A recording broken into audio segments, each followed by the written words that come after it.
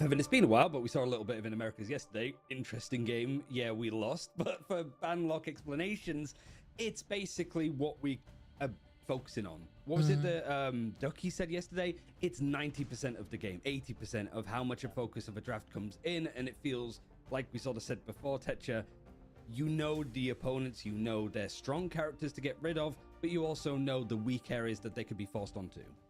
It's fascinating him saying that because we have seen so many very similar drafts from a lot of these teams where we start off and we've been banning heavily into the strategist pool with Mantis, of course, and Gambit being taken out in a lot of these games. Only a few teams are willing to potentially work around that. We've been seeing Invisible Woman become a real talking point between Yo, good morning, good morning. The last two spots Hold up, I'm trying to get the schedule for today. Big changes like a Vanguard Deadpool or something similar, or a Phoenix in one of those extra important games we had yesterday.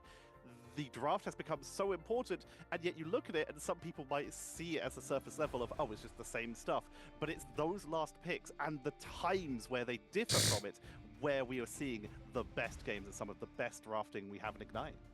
Yeah, it seems most of the focus was like Elsa Gambit. Good morning. Moxie, we got Good to cast, morning. A Utopia Good game morning. yesterday where both characters were moved on dive sides, and it was literally the meme with the flying cars and the like angelic white houses. It was busted brawl. It was a little bit messy, I suppose, with the engagement, but we are seeing teams try to move away from the obvious stuff because when it comes to some matchups, you can't beat your opponent pound for pound. Virtus Pro have always been good with a neutral draft, so you have to be a little bit more specific and try and find advantages elsewhere, right?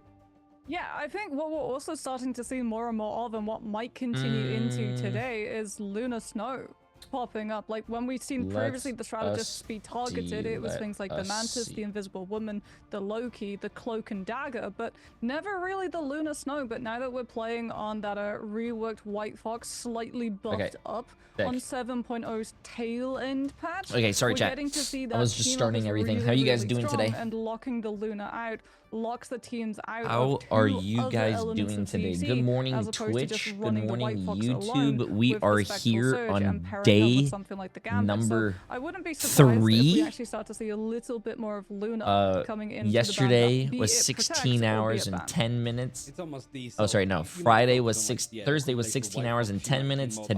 Yesterday was 16 hours and 30 minutes. Insert yourself in between people.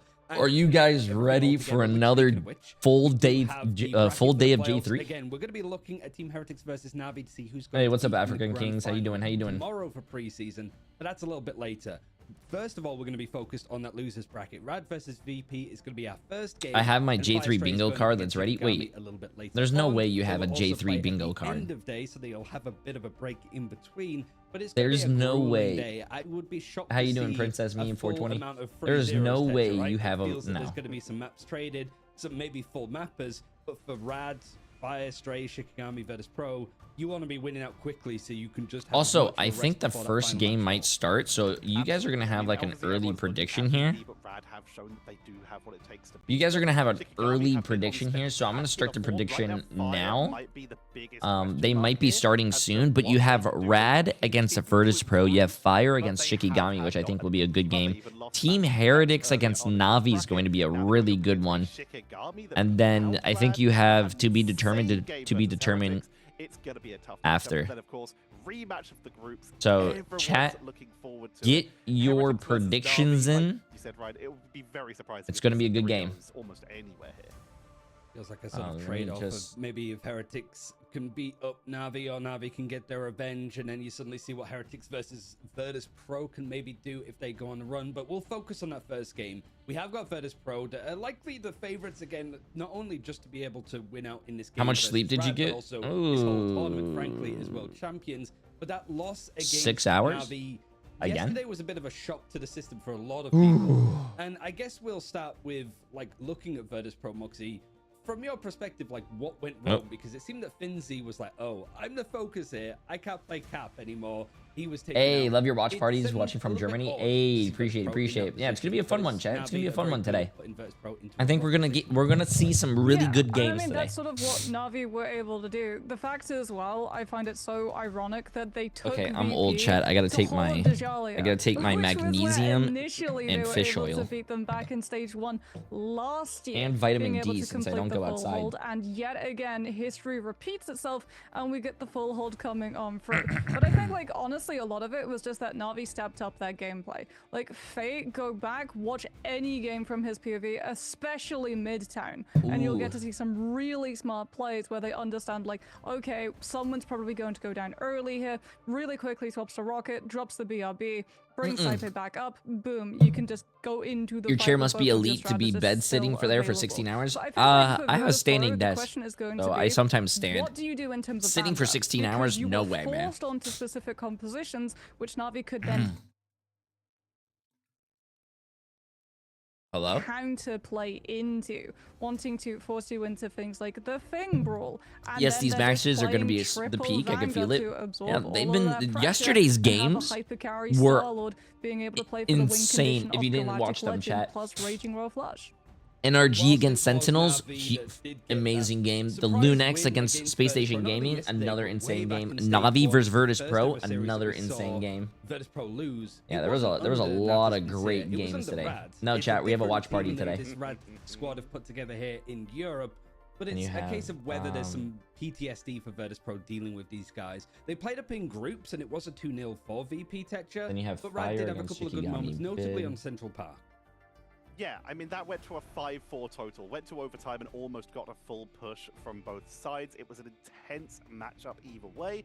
This Rad roster has just gone from strength to strength. Okay, Every time cool. they have fallen down, they've come back stronger. They lost to VP. They came Nah, to the bro, playoff I did a stage with 20-hour great Minecraft defense marathon so with my far. best friend, They and lost we to sat the Shikigami entire in that time. playoff No, stage. bro, There's if the you guys very game a strong lot, the threat. best things that you could This do is as a Rad gamer, that could get do yourself a what standing any desk IP and get would. yourself a Give them really enough good, time like, to do it, office and chair. Virtus Pro is part of anything. Last Not a time I gamer, checked, not a gaming and with chair. Virtus Gaming Pro chairs being are, shown in my that opinion, they not are really the vulnerable best. once again A in this normal early office stage, chair this could be that Rad's opportunity. is better.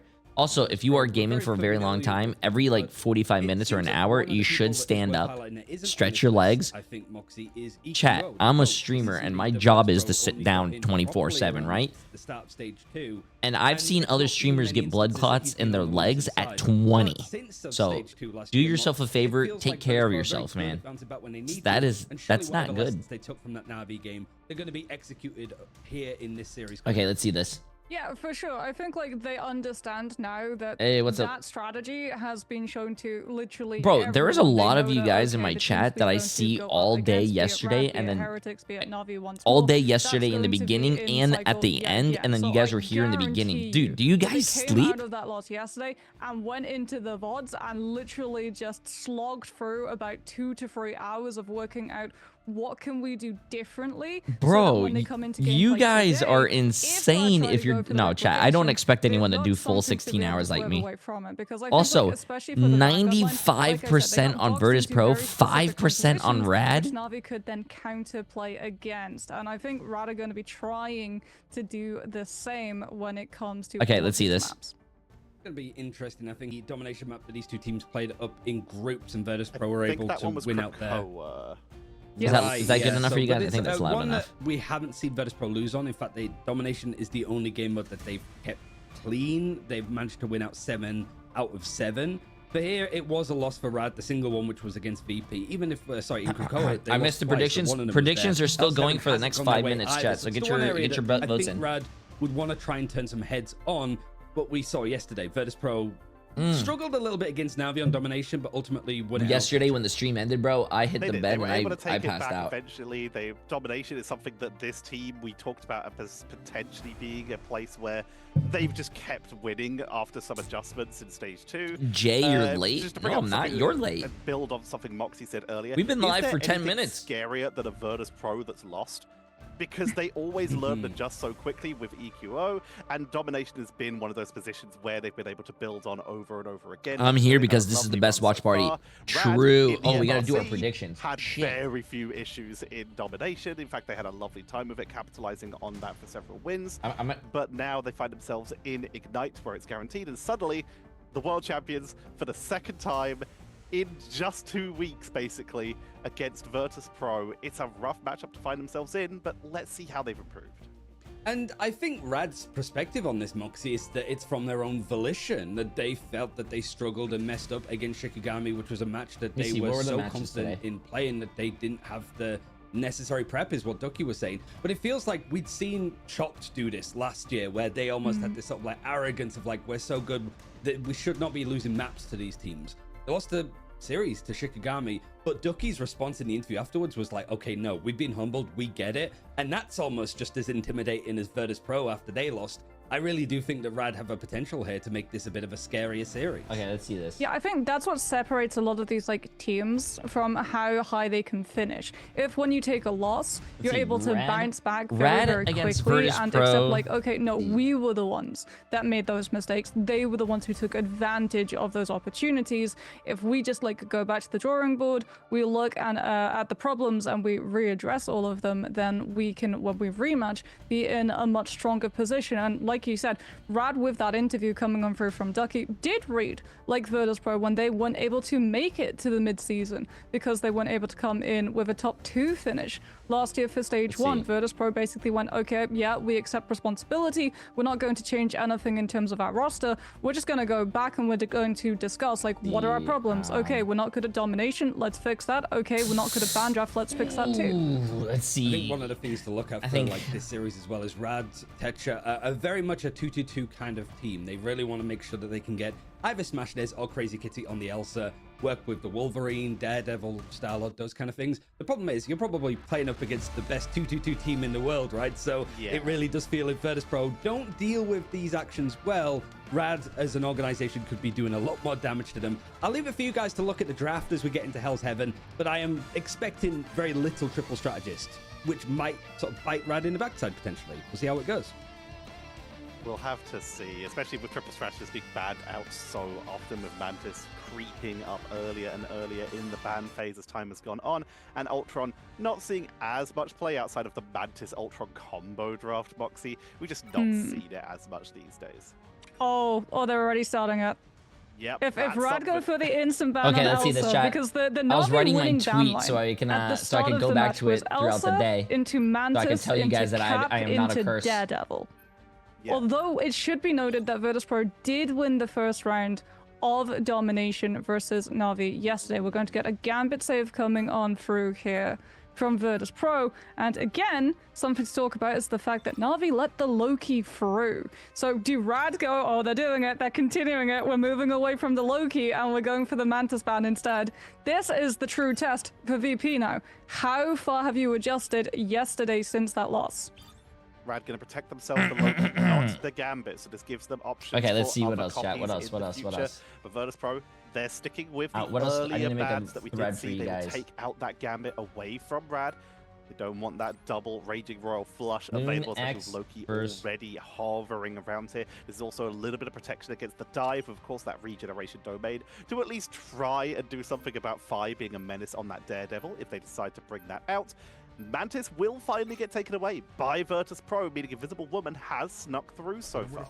Yeah, this is the swerve, so we're not following line for line the Na'Vi ban line, but like with the Invisible Woman, oh well, yeah, that's why we're getting the Invisible Woman ban. Not only is she a very strong strategist because of just like the healing potential when all of your players are stacked up, but also the utility of things like Force Physics to counterplay the Wolverine. And we were talking about, you know, Crazy Kitty, Smashness. Both of these guys have a mean Logan to their name, as Ducky's Groot.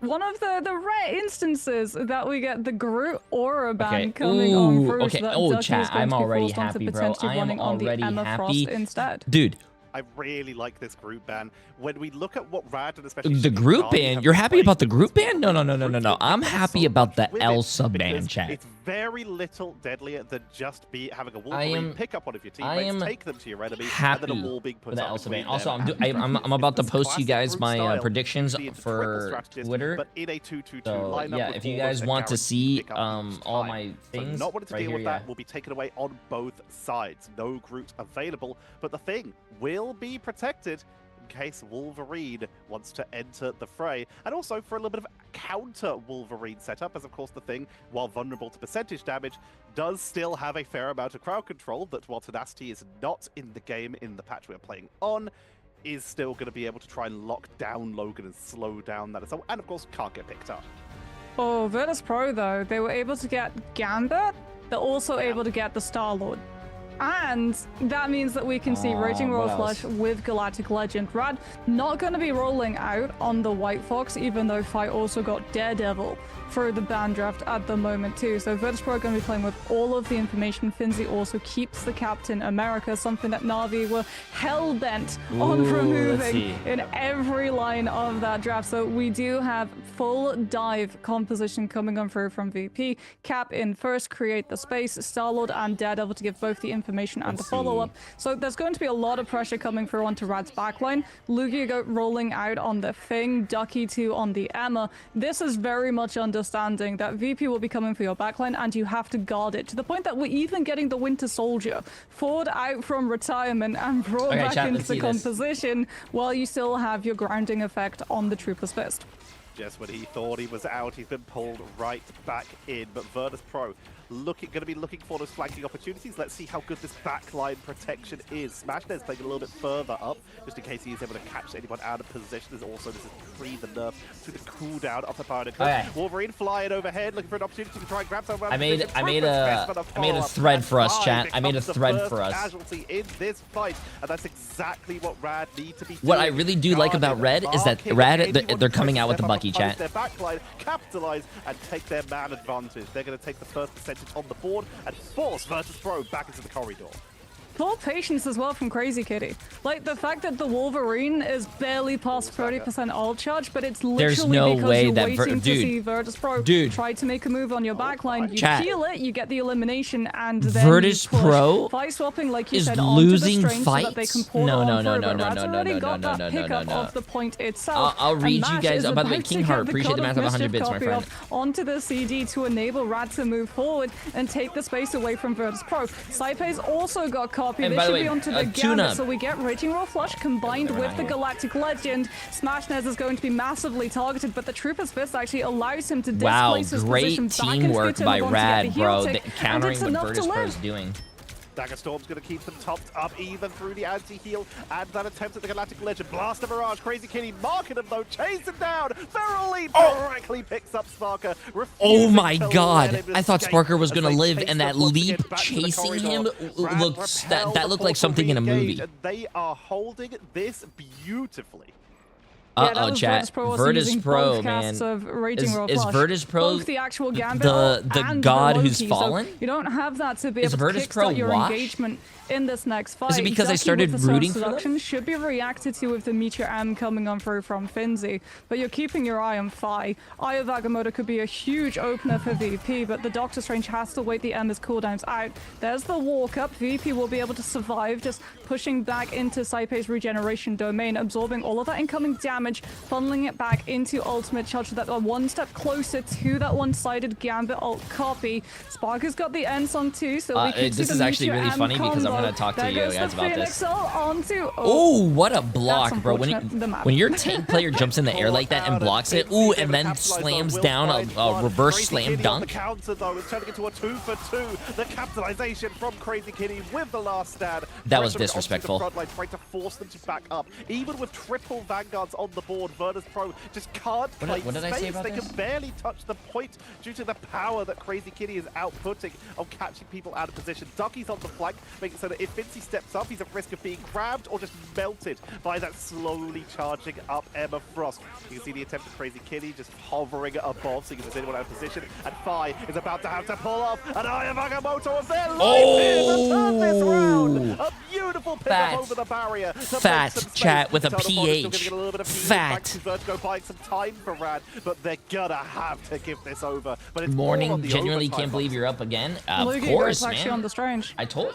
How can I be the best watch party if I'm not here for you guys? Or did they try to walk up? The problem for them, it looks like they're actually going to go for it. If they can jump onto Dridro and just take down the Gambit. How many hours have you slept? Oh, the past 2 days I slept 6 hours each. Raging Roll Flush but we've been live for first. almost 17 hours, 16 hours. Impact. Regeneration Domain as well on the other side of the portal, unfortunately, means that Crazy Kitty has fallen. And I don't think, Rad are not going to commit to this. But what they've done, Tetchia, is they baited Gambit Ultimate while holding theirs. You can walk forward with the Emma ult, or you can just go for a mashed copy to lead your way in when Virtus Pro have to rely on the Meteor M shutting Mash's ultimate down. If he gets the Gambit ult copy up, really this could be devastating for Virtus Pro to have to deal with, but no, it's Eternal Bond, and it all comes down to Finzi. Can he find the angle to take the Eternal Bond down? Finzi, come on, bro. Yo, Virtus Pro, I can't believe I'm saying this, but Virtus Pro is, for my first time, not looking like Virtus Pro.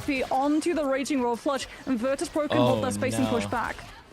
Here comes Ensong Inferno directly into the hallway to try and deal with them as they're grouped up. Ducky gets deleted. Lugia is looking not healthy. Neither is Crazy Kitty. Lugia gets healed up to full. Crazy Kitty not so lucky. And Virtus Pro, they are taking a beautiful hold here. There was so much discipline from Rad on that engage. Not a single charge onto Meteor That M. is true. No extra damage. And as they such, are playing a lot of tank killers. Well, not when going, but they just they're doing a lot of damage with Phoenix, but also Crazy Kitty.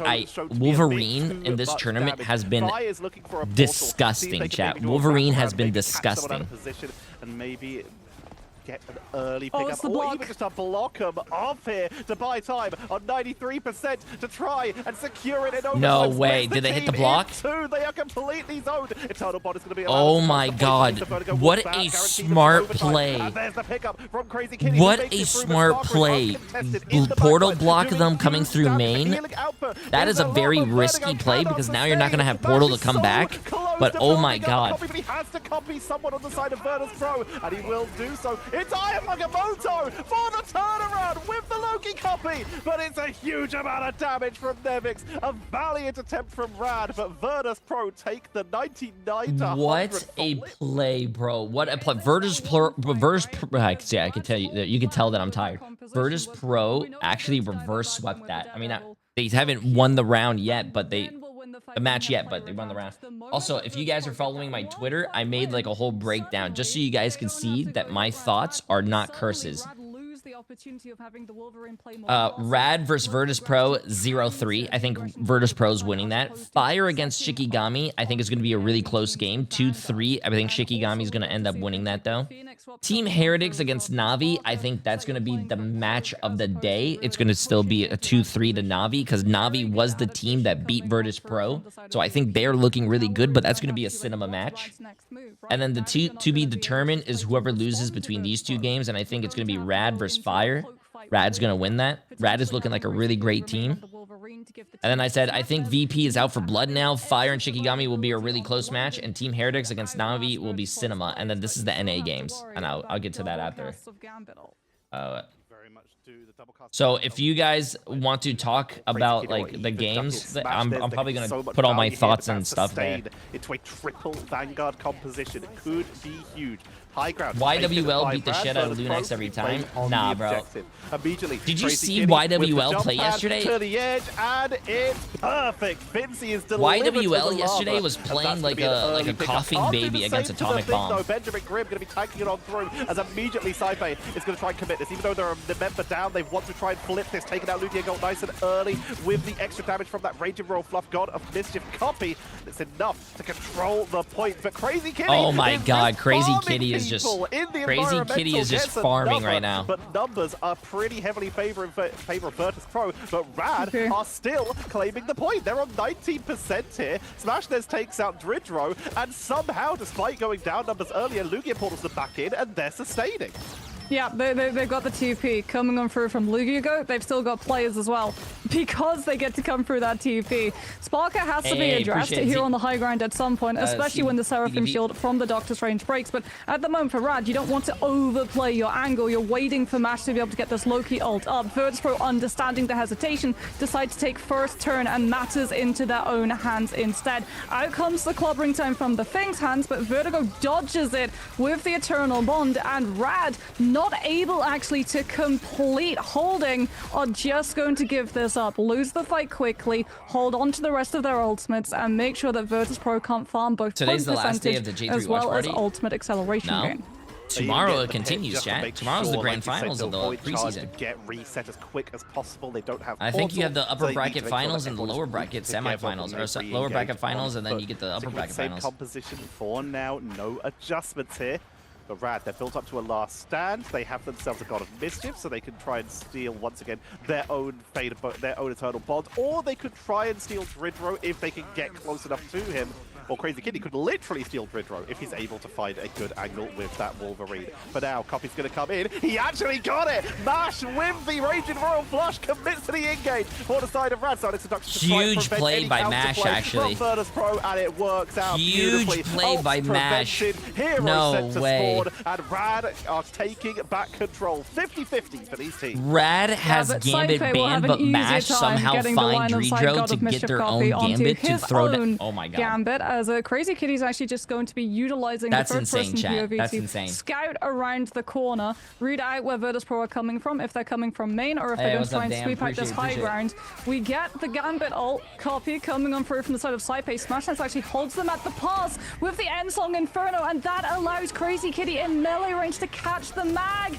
Massive Endsong Inferno detonates from Sparker, though. No chance for Rad to be able to break the summon in time, since the rest of the team was still playing on the low ground, on the point itself. And VP with player advantage just have to finish off these last players on Rad's end before Vertigo gets that Eternal Bond or has a Vanguard to actually have the confidence to commit to the ultimate. There we go. Point flips on the side of VP, but Techa, Rad are about to be coming on through with uncontested Eternal Bond sustainability. Wow. So Virtus I'm Pro, very impressed with Rad. And try to force the dashes out early.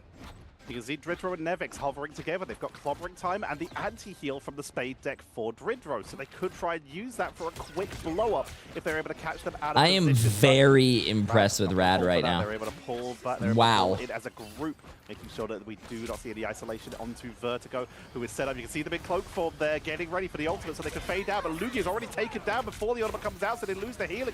Darky drop low as well. Fi retreating with the Cloak of Levitation to make sure that they're not caught out of position from Crazy Kitty, who's trying to play onto the high ground with the last stand to take out the backline. Dridro is finished off immediately. Fitzy with the Meteor M to try and take out one of the backline, but it's all about Sparker, who's taking advantage of the chaos and is just landing flames from the backline here. Bro, huge amounts of damage. Crazy Kitty is making...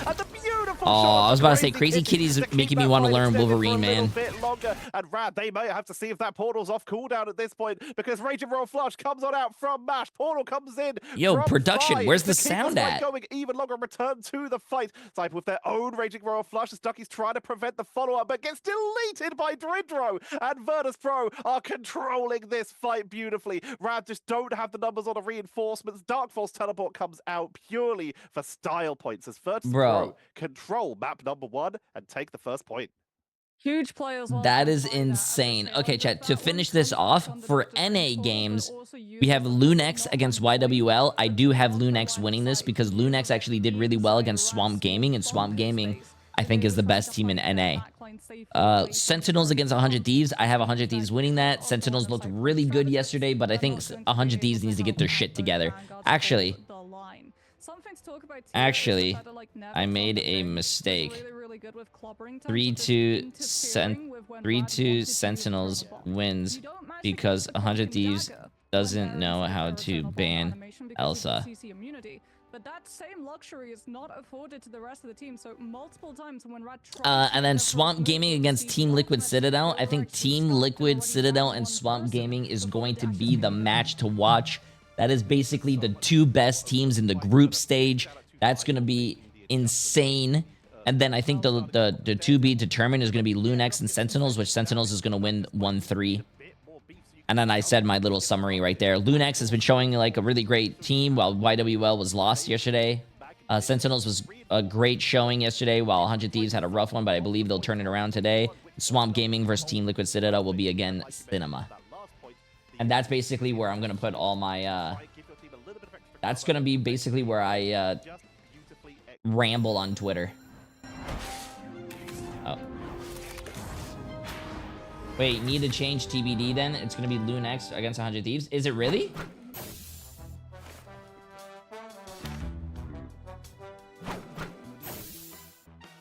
No. Because that doesn't make any sense, because isn't no, Lunex, these are the two teams who are in the lower bracket. If Lunex wins and 100 Thieves wins, they play against each other, don't they?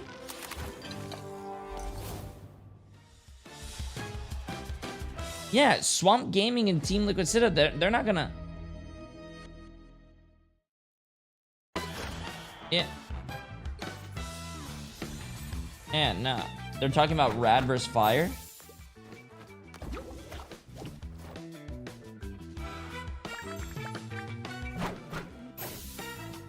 Wait.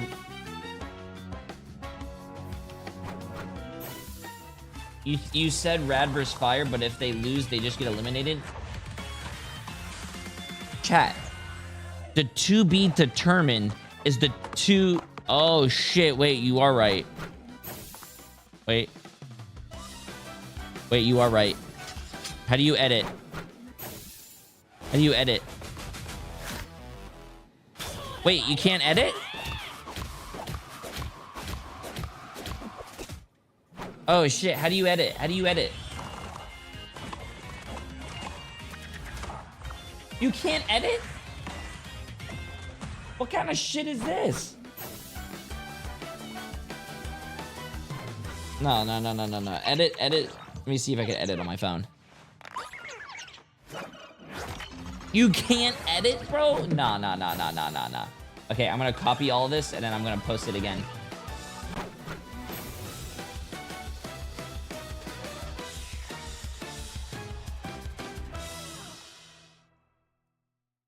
No way.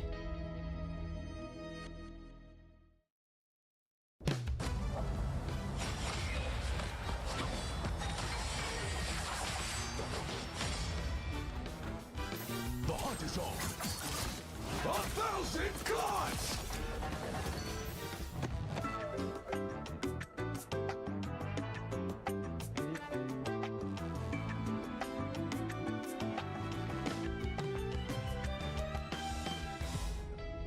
Hold up. I gotta... Dude, this whole thing got fucked. Rad at least leading a line first when it comes to domination, but losing out on Virtus.pro that haven't lost this game mode since the end of last year because of Na'Vi and Crisis, and we don't know where Crisis is. Stop asking us. Hopefully we'll see him in the future. Here, though, it is going to be Rad choosing Central Park as a map, which, like you mentioned, Tetcher, was very close the last time that they played up against Virtus.pro. The problem was just how those overtime defenses went, because they also showed up poorly against Shikigami in the playoffs a couple of days ago. So this feels like Rad need to tighten up how they play defensively, Sentinels. because their offense is pretty good. Yeah, we're starting to see a theme of a lot of these teams where it's like, oh, we triple capped and we got triple capped. Attack, Lunex? chill. We love our dives, we love our brawls, we love our Sentinels and 100 Thieves are in the lower love our bracket, yeah. isolations. But when it comes to trying to hold the position, we've started to see teams And then this struggle is, a little bit. Rad have Virtus had a day Pro. to try and work that out, and they've had over 2 weeks almost since they last played Virtus Pro in that situation to try and adjust from that as well. So they've got a little bit of time to see if they have locked that down a little bit more. Anything they would have tested going up against VP the first time, got retested against Shikigami. Let's see what they finally come out with. I wonder if the sort of draft ideas are going to change a little bit so far when you've got Rad having a bit more focus on getting Mantis to play like triple strategist here, Moxie. I think the question I had for you has a lot to do with Hell's Heaven, where we saw the first Protect, not only an EMEA of Thing, but across Ignite right at the end. And I think it's an interesting head-to-head because Nevix has been known to play the Thing pretty well, but also Lugia was dedicating a lot to it consistently across the I think I fixed it. I think I fixed it. When they were knocked down to the losers bracket. I fixed it. I fixed it. Tell about like the focus there, because we do sometimes see it on Central Park too. I mean, Thing is really, really strong as a Vanguard because, like, you have Okay, I damage fixed it. reduction, you have high mobility. Yo, especially D-Bert, if you appreciate ban the out massive Groot, 5 so the he subs, can't my just friend. wall Absolutely up the insane. line of Appreciate sight it, appreciate for you it. to be able to not jump to your teammates or to your enemies, and you also get to play around like corner cover. So if you're trying to play something like the Absolutely Thing, insane. you shouldn't be Appreciate standing it, out in appreciate it. open space. Audio You'll be only most of taking the way day. too Thank you, much Jay, for all damage. you're doing. You have to try and, Hey, like, appreciate it, obscure appreciate part it. of your hitbox around the corner, and then use the third-person POV to understand when to lead your punches with your primary, connecting onto multiple players as they try to round those areas. Hold up. I think when Bang. it comes to looking at the draft as well, one aspect of it was obviously the one-sided gambit that Virtus Pro were able to get. And there was a one-sided Bang. Invisible Woman that didn't see any action Bang. from Rad. I guess it was just a case of Good sure morning, that YouTube. Virtus Pro Sorry, were I was able to fixing play it. my They were more tweet. dedicated to getting the low-key cloak and dagger, so they could just keep going in for these dives. I guess I'm not going to ask like, What do you think about Bucky after the adjustments nerf? you wanna see, Texture, but I think for, like, I think I players have a and, like, video certain heroes coming that out, are or played on the side of Rad, who needs I to played show it on up, because Wednesday. I think Smash missing the Elsa a little bit. I don't think he's going to get his hands on it today, though. Probably not. I think there's a good chance it will. It's so weird not to have an edit button on social media.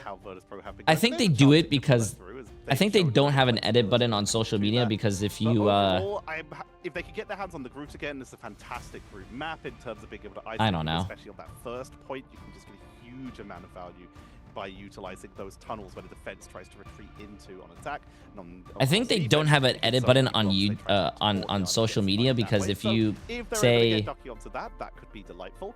I'm pretty happy for them to I don't know. continue with the Wolverine. No complaints there. That's been delightful and has been a fantastic tool for them. let's just say I made a tweet saying I like And I think birds, obviously before we see and then these you guys, liked that tweet, eventually and then I jump changed it into to the ball, I but like think, feet, it seems and then to be everyone like will the see that you Vanguard's liked gonna that be, like, a tweet, big focus of but how they we didn't. do They're not going to this. see that you said that you liked I like birds instead. Now it says I like feet. So what do you do? Gambit being more available, like Lugia is playing a little less rogue. It's been banned out more. Nevix is now starting to bring up a lot more of the Venom and Angela. You can't see liked But there's tweets more, anymore? like, Vanguard Really? version Oh, as GG's well. Like, chat. That sucks. We haven't seen that so far today. Wasn't touched in the draft. It feels like there's so many options for Vanguards to be playing with, to the point that now Retweet it then. Nah, bro, I'm It done. seems GG's. that there's just like a lot more bodies to get on objectives. That seems to be the win call. Yeah, I think like one of the big changes I really hope that we see Rad make though in regards to those Vanguards is just being able to time the strange TP recontests. Like a lot of the reason why Tetra was talking about, we're seeing these teams like really, really good at attack, and then they go to the other side, they have to defend, and it just looks entirely opposite of what they were able to pull off before. And a lot of it is coming down to the fact of like people are just taking really weird mistimed fights where they're going into an all-out contest, they're mistiming the strange TP regroup recontest, which then bleeds into the setup that they have available for first fight on second. And if you're not able Establish to dominance anchor by your doubling composition as a down. defense Oh, yeah. around that corner, it becomes very problematic for you to actually establish any form of hold to win one fight, which is all you need on Central Park. Like when you go onto second, all you need as a defense is one fight that you win, and then you get to close hold the attackers spawn, and they get forced into having to burn ultimates, burn time. They have zero map control too, because you have to just like go and take all of those angles, both main, flank, wraparound rotations. You have Bet none Jay of it Bucks you available take the a nap moment you step today. out from your spawn, and Oh, it really trust me, does bro, like I won't bleed take a a lot of nap time today. out of the bank. But multiple times now in the past, Rad have mistimed those TP plays and haven't had the Yo, opportunity what's to up? use Yeah, what's up, second gangs? to burn the time down if teams make it to third. So I think for me, I'm really hoping that's one of the areas that Rad have gone I find it back funny that at more people tune and into your looked watch at party than very they do on the official specifically. Marvels page. The fact that they're taking us to Not on Central Park Twitch. gives me Marvel hope Rivals has in that more on department. Twitch. YouTube maybe, but Has to be an adjustment. I no, suppose, not too, on yeah. not on Twitch. I think because on that subject, it's weird, Texture, that like Hey, Rad are making those kind but of, like, we are lack of coordination trying to Considering that overcome this the team Marvel would be Rivals together for space, quite bro. some time. You guys Certainly got to the spread the Vanguards, I word. think one of the other things I wanted to highlight is that we have the J3 Watch head-to-head Party. You gonna be there? or two Hand of out the flyers. Hand out serving, flyers. like, J3 Watch Vanguard Party? duos of J3 Watch Benji, Party? Nevix versus Ducky and Lugia. There's probably some that sort of beat them out for time because we haven't seen much like Ducky recent, like up until the start of this stage, because we missed him in stage 2 of last year. But it's the fact that he's been playing with Lugia since like the Invitational in part. So it feels like that's an interesting look in of like how the front lines are going to deal with the pressure. Certainly when it comes I told to everyone there being about more Jay3 flexible Watch Party options at for work, and I teams. got fired. Thanks, bro. You bring up They found out that you were a Daredevil player, one trick, especially, and they were like, yeah, you know what? We need more flexibility in this workplace. You're out. You're out. But when you look at how Out. long Virtus Pro have been together, it's like they're a whole new team in comparison. Whereas Rad have only come together into this form. We need flexibility in this workplace. For Ignite qualification. Whereas Virtus Pro have been essentially the exact same with minor changes since Team Cats in Season 0 MRC, which they won, as with every other tournament outside of Ignite Stage 1. They've been together that entire time in terms of. Do you think better/longer drops would help viewership? Probably. A lot of esport games now, when they're having a tournament, do drops to boost their viewership. I mean, it's smart at the same time, but it also makes it look like it's inflated. We But don't think that the Elsa will get through the ban draft, and it does seem that it's now in that space. And it's really like strange as well, because when we talked to players the first day of playoffs, they were like, yeah, you know what, the meta's moved, ban draft, it's Gambit instant ban now, Elsa save, and we're back again on the Elsa instant ban into, well, not a Gambit save yet again. Rather really like wanting to be able to prioritize this Loki did you pick post your coming bingo on card through, to my thing? which means that Virtus Pro will ban out the you can Gambit. post it to honestly, my, this is a move we're starting to see from predictions more today. teams. You're okay with letting the Loki through and the Gambit from the other team, because it just means that, yeah, you get Gambit banned out, but as long as you have a God of Mischief copy and direct line of sight onto the Gambit, Okay, let's see you this still get chat. the Raging Roll flush through, and that's the most broken element of Gambit's kit. It's so much extra damage, it's mobility. If you get walled off, you can jump over it. It's still one of the best ultimates. I think better and unique drops would help too.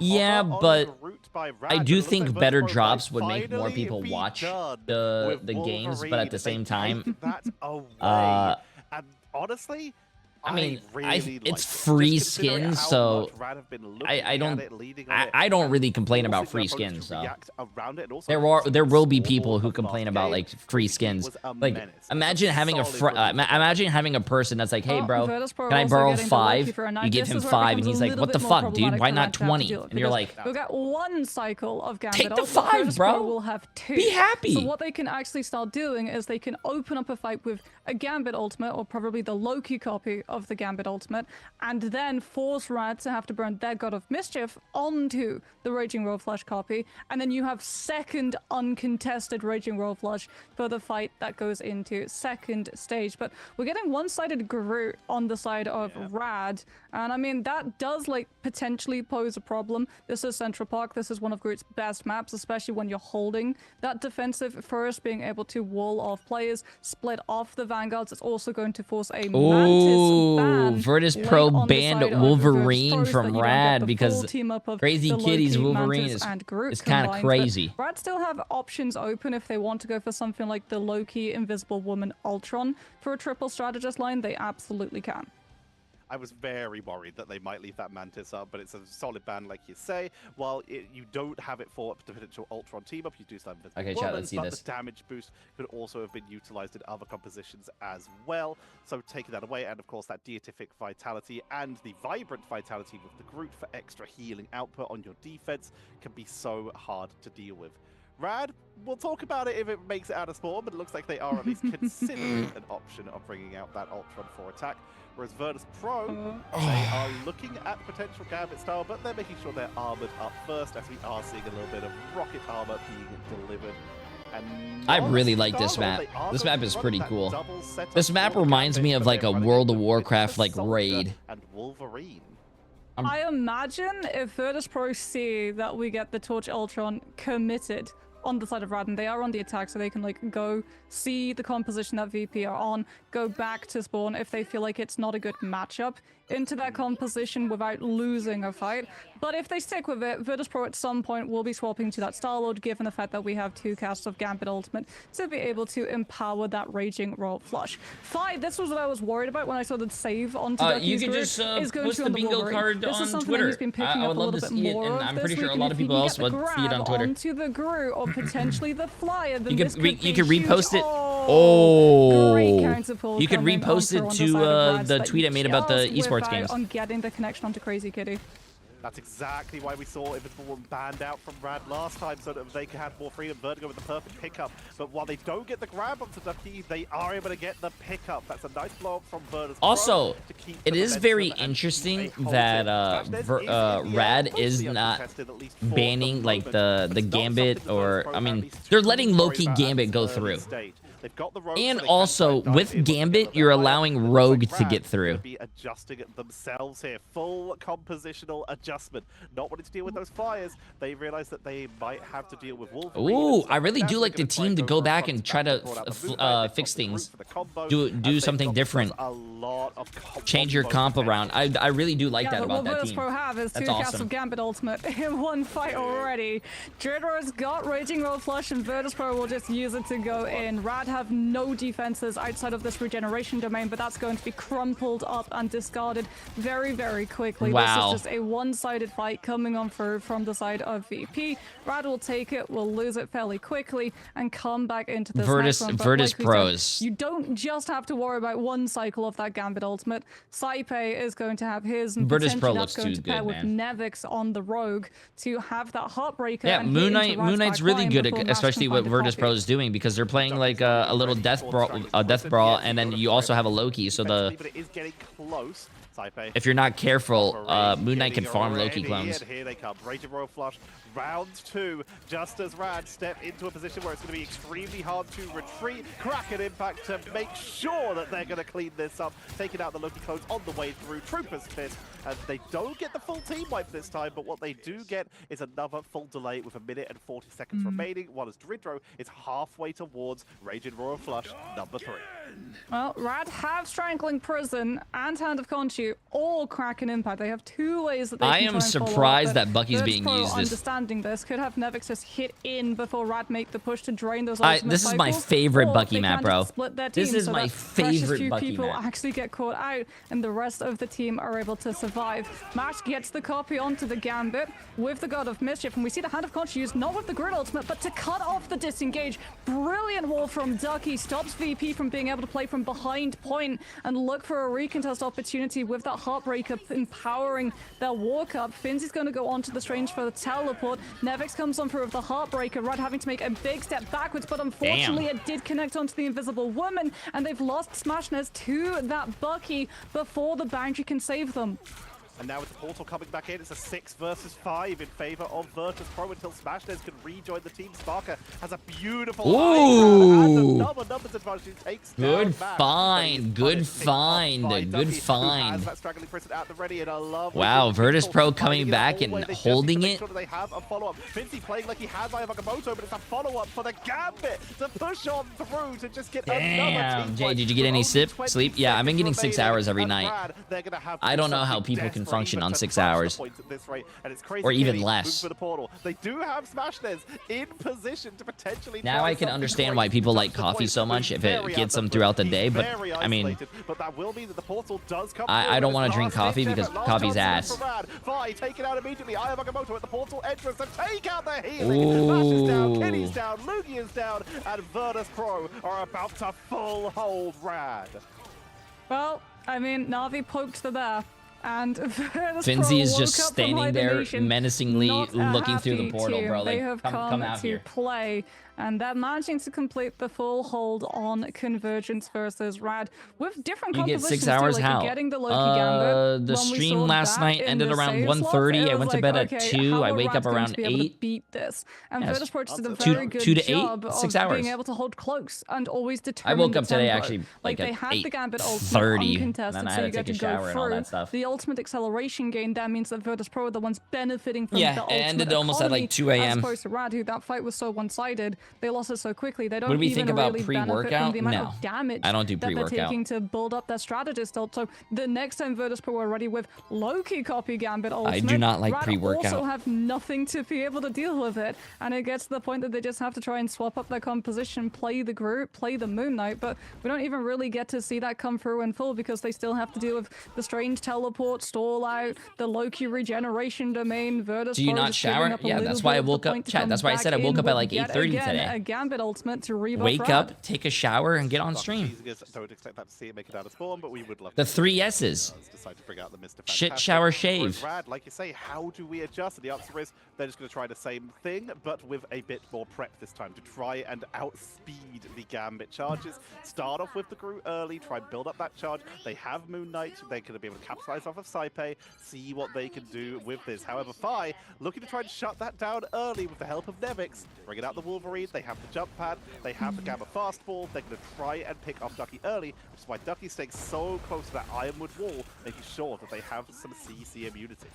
Well, the good thing for Rad is that they were able to pick up ticks on the point. It's not a case of if Virtus.pro get on point, you have to hold your ground and fight it. So if things go a little bit south in this first fight, oh, the Moon point. Knight coming out from both teams. Like Interesting. Groot's really defensive as a character, and you can literally just We are have Ducky wait seeing around that the corner. moon. No one's clearing out Fi at the moment, and this is getting very dangerous. If this Wolverine is able to find a grab onto a strategist with the rocket boots, this could be absolutely devastating for Rad's team to have to deal with. He's looking for his opportunity, takes the high ground. Vertigo has to be ready. This Invis has to get the counter pull with force physics, or Rad will lose a player. Mag's up there with him, so they're in position to try and engage onto this. Vertigo is currently the one playing close enough to it, so he could be the one who gets caught in it if they're not careful. Here comes the Raging Royal Flush, number one, with immediate drop of the hand of Conchu for the commitment, and the Banhammer from the Deadpool to try and hold this Smashless, barely surviving after the main engage. And this time Virtus.pro's initial engage is repelled, at least temporarily, but now they're fighting in the neutral, trying to get into that backline with Nevix, with that Gambit team off a huge amount of extra burst damage. Enough to take Oh, man. Crazy Kitty is picked off by Cypher. Sparkers on a Moon. Do you guys ever wonder how it feels to get punched by Rogue? The deflections are coming up dividends, and suddenly Virtus.pro have so much control. They get Kraken, Impact, Smash. This cleans out too. They've got a touch because it's right on the limit, and Loki is gonna be getting out of there, or that could be resets, utilizing the group wall for at least a little bit of protection, as Virtus.pro are still contesting this. Royal Flush from Dridro. Match gets the copy, but not onto the Gambit. Invisible Nice. Woman, unfortunately, I think this might be game, though, chat. This might be game. Match goes down too, which means Boundary falls, and Rad might be falling alongside it. Virtus.pro are able to complete the push. I really like the vision coming through from Rad's comp. The fact that they knew that Wolverine could be a problem. They're playing the group, but instead of leaning onto Lugia, going I said for Rad was the going thing, to beat which them is more immune to the Wolverine lose pressure. 0-3. They decide to field him onto the Vanguard Deadpool instead, because out of every hero in that lobby, he's the one who can actually keep pace with the Gambit build-up of Raging Royal Flush alongside that Loki. So we got I to wish see they the had Banhammer. Ryan We got Reynolds to see it voice being utilized in Deadpool full, where Rad can just have the in the hand of game, Conchu, or have a skin for each Banhammer. character When and Virtus.pro CU where tried the to make actors first are. move That with would the go Raging Royal crazy. Flush, Rad have means That sounds at like their a lot disposal of to money. be able to live the first stages of that I don't- fight. It was, I don't again, even just the want to know problem. how much you What would get happens paid next, right? to Nevix do a on the voice road get has for Hots the as game. one coming See, up through this from is Dridro. what's wrong with It's actually crazy, getting which the means that actors to Vanguard voice damage act in and neutral for a before game. you even Because if a equate new the character ultimate gets out, you potential need is so you need high that if they voice get actor into to that always pipeline, be ready Rad will and very quickly fall. record some new lines. Getting Ryan Reynolds or the voice or the actors that actually play those characters are never going to happen. I'm pretty sure they're too busy doing other stuff. But Rad just unable to keep Yeah, up. that will be way too much money, man. Plus, yeah, when a new character comes out, especially every month, you're going to need to record new voice lines, new interactions, new stuff with that character or the previous characters. There's no way. And I think the voice actors that they're getting for Marvel Rivals already are some of the best voice actors. So they don't need the actual people. Manage to win out the next map and continue in the series, or will Virtus.pro close us out 3-0? We'll be back with the next map after this break. We'll be back with the next map after this break. Yeah, I mean the DD voice actor is fucking sick. Isn't the DD voice actor like literally the guy who? Wait, no, it wasn't DD. It was Deadpool. The Deadpool's voice actor is a voice actor from one of the animes that I fucking love. I don't know too much about the DD voice actor, but he's awesome too. Wait, no, what anime was he in?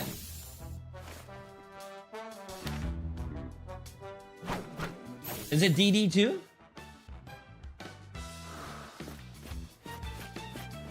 Daredevil is his solo leveling, and then Watch out, they're and heading our way. Jujutsu Kaisen. Oof. Don't mess with the amazing Spider-Man.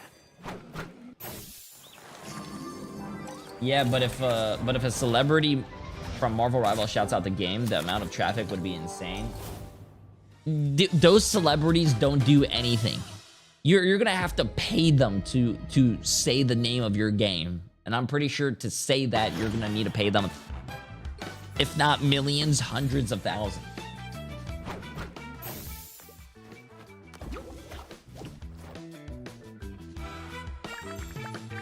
Did you know the Magneto's voice actor voiced in the voice of Minions? That's funny. Whoa, whoa, whoa, whoa, whoa, whoa, whoa, whoa, whoa. Zed pretty openly supports Overwatch and he's a big name. Zed did play a lot of Overwatch until, Overwatch never did a collaboration with him, and then he moved on to Valorant, and Valorant actually gave him a skin bundle, and he played a lot more Valorant than he did Overwatch now, so.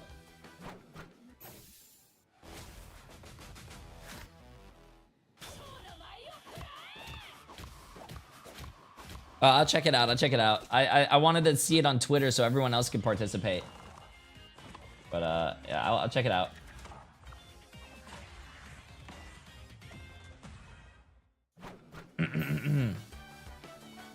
Charlie Cox said it was cool in an interview. Yeah, that's pretty cool.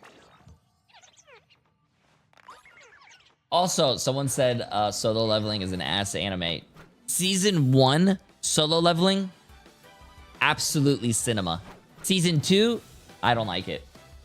It's like, nah, I don't like it. Bro, like, season 1, I love seeing the character go through all this stuff, you know, having a struggle and all this stuff. Season 2, I think it's ass. Do I think the action is cool? Yeah, but now season 2, the character is so monotone and he's too fucking cocky for me to like him now. Season 1 was like, oh yeah, let's go. We have to go over this hurdle together. Season 2 is, yeah. Oh, you like someone else that's strong for a very long time that had to get strong over time comes over and says, hey, how are you? He's like, yeah, don't talk to me, bro. Listen, you don't want to fight me. Oh, you want to fight me? Oh, I'm too strong for you. Oh yeah, bro. I have a massive ego, man. You don't want to fight me, man. Oh, I'm the best. Like, oh, bro, I hate it. Sure, we didn't see much of Central Park. They got full held, and then Virtus Pro able to make it 2-0. We were talking about how these teams have incredible aggressive setups and how they've been able to triple push basically every single time, and we broke that curse. Cast a curse in a full swing today as just chat. There's a difference between me joking around and having a great time with you guys and him actually being serious. What do you have to deal with it? They started to work out how to deal with it, but by that point it was far too late. As we looked at Yggdrasil next. Hot take. Solo leveling. Great anime chat. Like I said, because it's the hot take. Oldest team in Marvel Rivals esports on the oldest map, Moxie. It's a map that we haven't seen Rad actually play on at all, so it's them sort of... Wait, hold on. I'm going to give you guys a hot take. I just got to remember the name. But on the subject of cards, when you have Gambit on the other team and then a Loki copying the Gambit, so there's like 2 sets of cards held close to the chest, it feels that Virtus Pro are going to be leading the line with where these fights are happening and when, just because they can. Not just that too, but also Rogue and Magneto. And if they wanted to, Star-Lord as well. Like, I feel like when Rad go into like the ban draft, this I think is one of the reasons why a lot of people wanted to just take the Gambit out in the instant ban first, so you don't have to weigh up, like, do we take out the Rogue? Do we now have to take out the Star-Lord? And you can just focus on going for the strategists instead, as opposed hot to take. that the Gambit will be Sword Art Online would have been a better anime than Solo Leveling could ever be if they actually went floor by floor and did that whole thing instead of doing the love stuff. See her with Gambit, and she is very much a presence that is felt, both in terms of the backline, but also the Vanguards. The burst damage that she has with that team up, plus the ability to help sustain her I had to own remember the team name. is really, really strong. So looking at like what Red like to go for on just Convoy, Solo Leveling looked at an anime, was like, wow, I'm gonna copy that homework and make it better, and that's how they came up with Solo Leveling. Because they did lose Midtown and Museum of Contemplation yesterday in Na'vi, so they're 2 losses out of 4 total games played. It does feel a little bit like something has to give. we've mentioned it a lot with Dude, stop talking about anime. Why? Does it scare you? Ban everything. Something you have no idea what you're talking about. Would you want to see the pivot away from just getting rid YouTube of chat, by the way. Connected. Problem is that you give Sparker Elsa. So like, what the heck do you do? That guy, chat. Don't say opinions in my chat. Apparently, opinions scare some guy in YouTube. Elsa is one tool.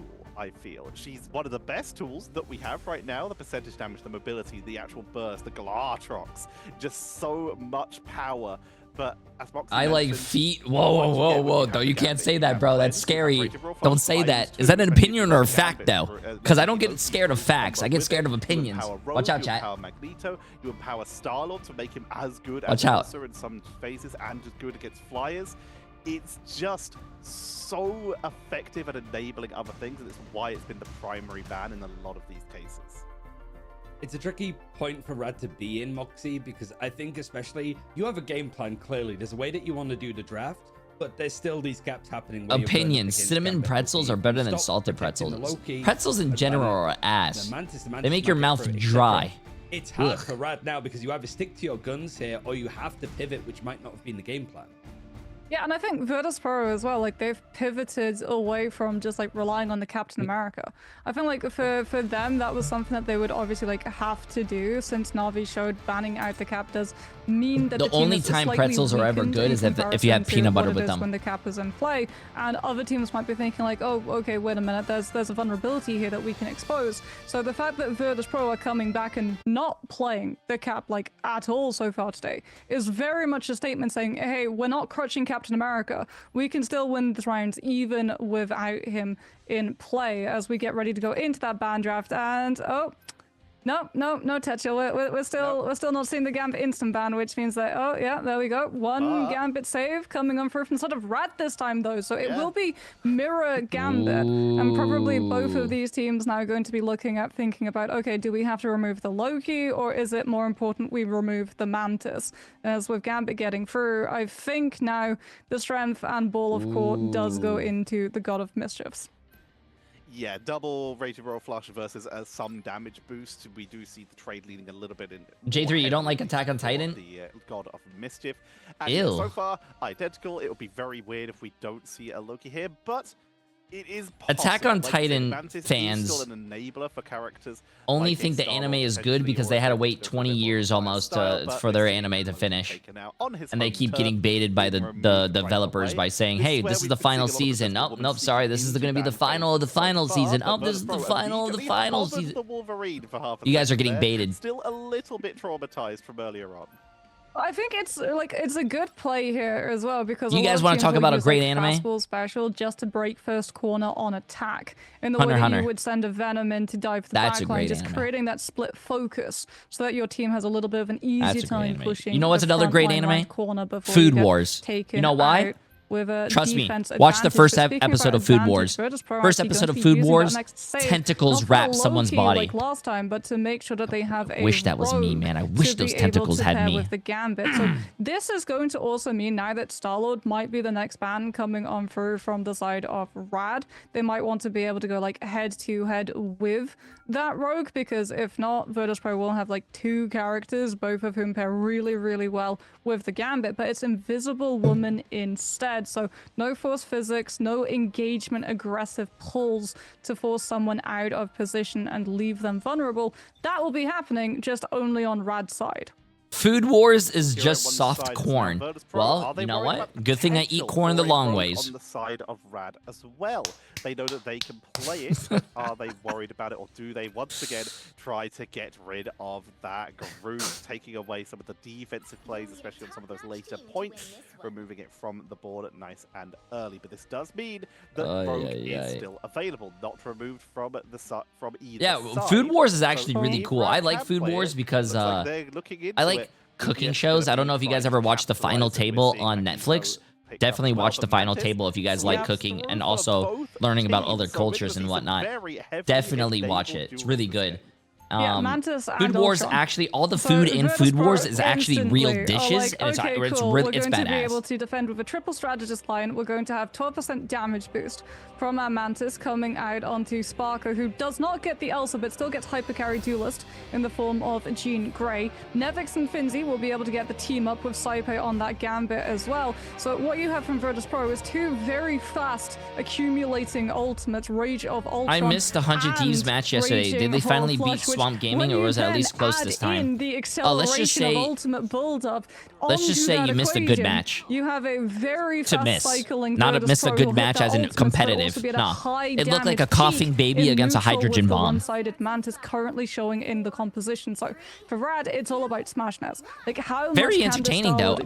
I think that was the best match for me to watch. It was very entertaining. Ultron, but also having to challenge the poke pressure coming on through from the Phoenix. SmashNet's exit spawn gets almost sent right back into it, but is able to tank on through. In terms of speed of ultimates, you are right with Virtus.pro charging up quickly, but it is a one-sided Vanguard Deadpool for Crazy Kitty to at least try and keep up, try and equal, similar to what we saw in the last round as well. Okay, chat, let's see if Rad can take a round. Or will my first prediction be right?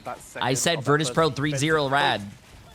Holding at the top of the hill, forcing Rad to step up into them, and they're going to do so with Rogue immediately diving into the backline, trying to chase on in. Lugia with a lot of extra pressure. Ducky takes some damage from it. Crazy Kitty is already charged up and commits to the backline, trying to take them down. Nevix will get dropped nice and early as Rad making the most of their quicker charge speed to push on in and take a nice little cheeky early bit of distance. And we're not seeing Portal here, so we're not going to see a Portal. I do like Rad's bans on Virtus.pro, but I also do like Virtus.pro bans on Rad. This is going to be a great game, chat. Yeah, they're going to try and bring in the reinforcements, but they have to worry about faster bull-up Gambit ultimate coming on through from the side of Rad. Rad aren't going to go for first turn, though, so Saipe has the opportunity to be able to match. Both the Raging Roll Flushes comes on through, but Crazy Kitty's already fallen, so Virtus.pro have 6 players up in comparison to Rad's 5. And that Raging Roll Flush was used before SmashNet hits Galactic Legend. Meteor M from Ducky still in play, so part of it will be protecting the Galactic Legend. Poor Sparker, bro. Sparker could not make it. Damn, why was Sparker all the way out there? Hasn't been able to take out the Ultron. Rage of Ultron attempts to stabilize VP's side. Vertigo still holding on to the invisible boundary. Has to have it in the pocket for when Drigger's Mantis' Soul Resurgence kicks in for Virtus.pro to set in motion yet another strategist. The stall that Virtus.pro is having right now is insane. The stall that they're doing right now is insane. No one's getting dropped low here. Media into the backline, but a beautiful dodge from Vertigo and Heartbreaker. Lugia chasing on in, knowing that they've managed to outlast most of their opponents, so they can just come in for a hard dive, shutting down any reinforcements, preventing an Aya Bakamoto, and that will be Rad claiming the first point. And finally, it looks like they're rolling it very effectively here, and they even get a nice stagger onto Dridro as he attempts to rejoin the team. Yeah, that's huge because now Rad can make much more of a forward play for space on second, right? Virtus.pro have no high ground control. They also don't have first corner control. So they're already going to be fighting up against, like, just taking all of this poke. Mash is equalizing ult build though. What do you mean with jinxing? Saipe, so VP won't be able to I have rely everything on on something Twitter. like first Literally Gambit everything's ultimate on into Galactic in the Legend to world. reopen those spaces. It's going to be a straight up mirror. As Mash gets the ult up first, VP were doing a little bit too much poke, and that allows Rad to move forward. Out comes uncontested Raging Roll Flush, and Virtus.pro just have to give up this fight. They know in the next one though, they've got advantage. It's base Galactic Legend versus Gambit empowered Galactic Legend. Which is a slight advantage, let's be honest. Some might call it one of the most powerful combos. Rad is rolling right now, though. 3 minutes for this whole second... they have more, but 3 minutes for the second phase, and they're almost at third. Damn. There's the wind-up. Saipe gonna pull the trigger to commit for this hold right in front of the objective. Lugia's gonna try and lock down some of the extra aggression. Meteor M is enough to take out Nevik. Wait, what did that... But Sparker is uncontested in the sky, drops low, but is enough to take down one as they remove. Wait, where the Magwell didn't hit anything? Vertigo's got a beautiful angle there, keeping their front line topped up without being too contested. Guardian Shield to keep them topped up as Virtus Pro are going to be able to push them off the board with the help of that Soul Resurgence. Vertigo is so close to that invisible boundary, holding it, charging, leaping for the objective to allow them to push onto it. Gives them the time just before the Heartbreaker of Nevix comes on out. Crazy Kitty rejoins the fight to keep the pressure on lockdown with Meteor M from above from Fincy to take Mantis out does show who she's healing. When you're playing Mantis and you damage boost or heal, it shows up on the bottom right of your screen. Also, when you damage boost someone, usually around their body is like up arrows, meaning like they're damage boosted in blue. And I think if you're healing someone, I think maybe it's like green. First, you just have to come through against this White Fox ultimate. Kumiho Unleashed is going to be put right back into White Fox base form as Sparker tries to come back on the Wolverine, though we do have a slight pause. So the action will come back to our cams in a moment as Rad will be able to pick up that second checkpoint. Wait, I was about to say, where do they see, slight pause? I didn't even see a slight pause. Positioning coming on through from Vertigo, because it's not just the positioning from the Invisible Woman who had such a good angle, getting to play that left side corner. It's also the fact that Rad understands, okay, Virtus Pro just got legendary Black Widow last night. They're about to hit Rogue Ultimate, which means we absolutely have to stack up all in one line to make sure that Vertigo's primary hits onto every one of us. Do you get avoided a lot? We have Invisible Boundary up in time to hold our ground, and we don't have to play full retake walk up onto Yggdrasil Path, which has been so problematic in the past. The moment you lose one fight on second, you get hold on choke. It worked out perfectly for them. They were also able to keep Gambit safe in that position as well, while Sparker's just farming people down the main walkway. These two are just making sure that Ducky is alive on the point. As long as one person's alive, you are taking resources away from Virtus Pro because they have to keep someone on the point or it's capturing second objective. So making sure that they had that positioning was absolutely essential. But I also want to bring up... You willingly played Black Widow for 240 hours? As the third Vanguard has been for Rad. We saw it as third Vanguard a little bit in our early group stages, then it sort of meant to second Vanguard for a bit, and now it's back as third Vanguard again, but it's just enough to outpace the members of Virtus Pro in a lot of these fights and give Rad some of these more aggressive positions that they've been desperately looking for this whole series. It sort of goes back to very like early on in the meta. If you want to sort of like peek behind the curtain, a lot of teams were actually okay with letting Gambit through. One-sided because they would just go for the Vanguard Deadpool. They What's knew your favorite how quickly animated Lord icon? My favorite? It dodged entirely the generation of ultimate nerfs because it has its own separate system. So it's just based around time as opposed to charge that you can pull I think it every off, new and character that they come out with, all the lords are like getting better, and the champion icons are getting better and better. But Virtus Pro are going to be swapping things up slightly. Besides Deadpool, I think Deadpool's Lord icon, it's different, but I think it's kind of ass. I would probably say White Fox. I think White Fox, Elsa, or with the hearts as one, White Fox or Elsa. Raging Roll Flush, and VP, they had no strategist. Gambit is good too. That was a steamroll in that fight there by Rad, taking advantage once again. Bucky, I like Bucky's.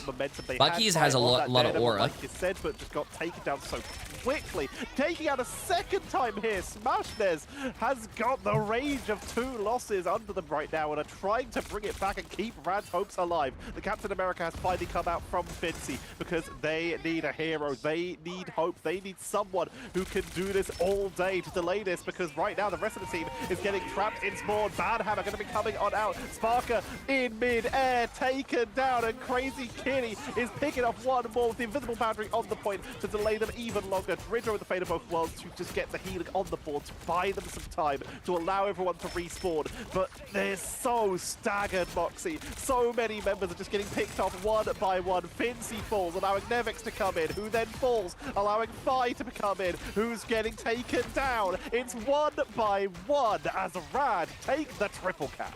Nice. Yeah, that unicorn shield as well from Crazy Nice. Kitty. Like when Virtus Pro, like you mentioned, have to basically play the relay race. It's we call crazy it to me point, right? to You'll see it see a lot on that the dominations, Virtus that you Pro extend your team whole can crystal. bleed. We also see Chat it all the rad time on capped with a Convoy minute as and a well, so half you can left. try and That's just like good. keep it there before it hits the final checkpoint, and you can funnel your players with the closer respawn from This is defense good. to, even if you're losing the fight, still chip down that time, because sometimes that can be enough, burning your opponent out of that time bank on their attack. So if you go into OT, you can still complete the lead.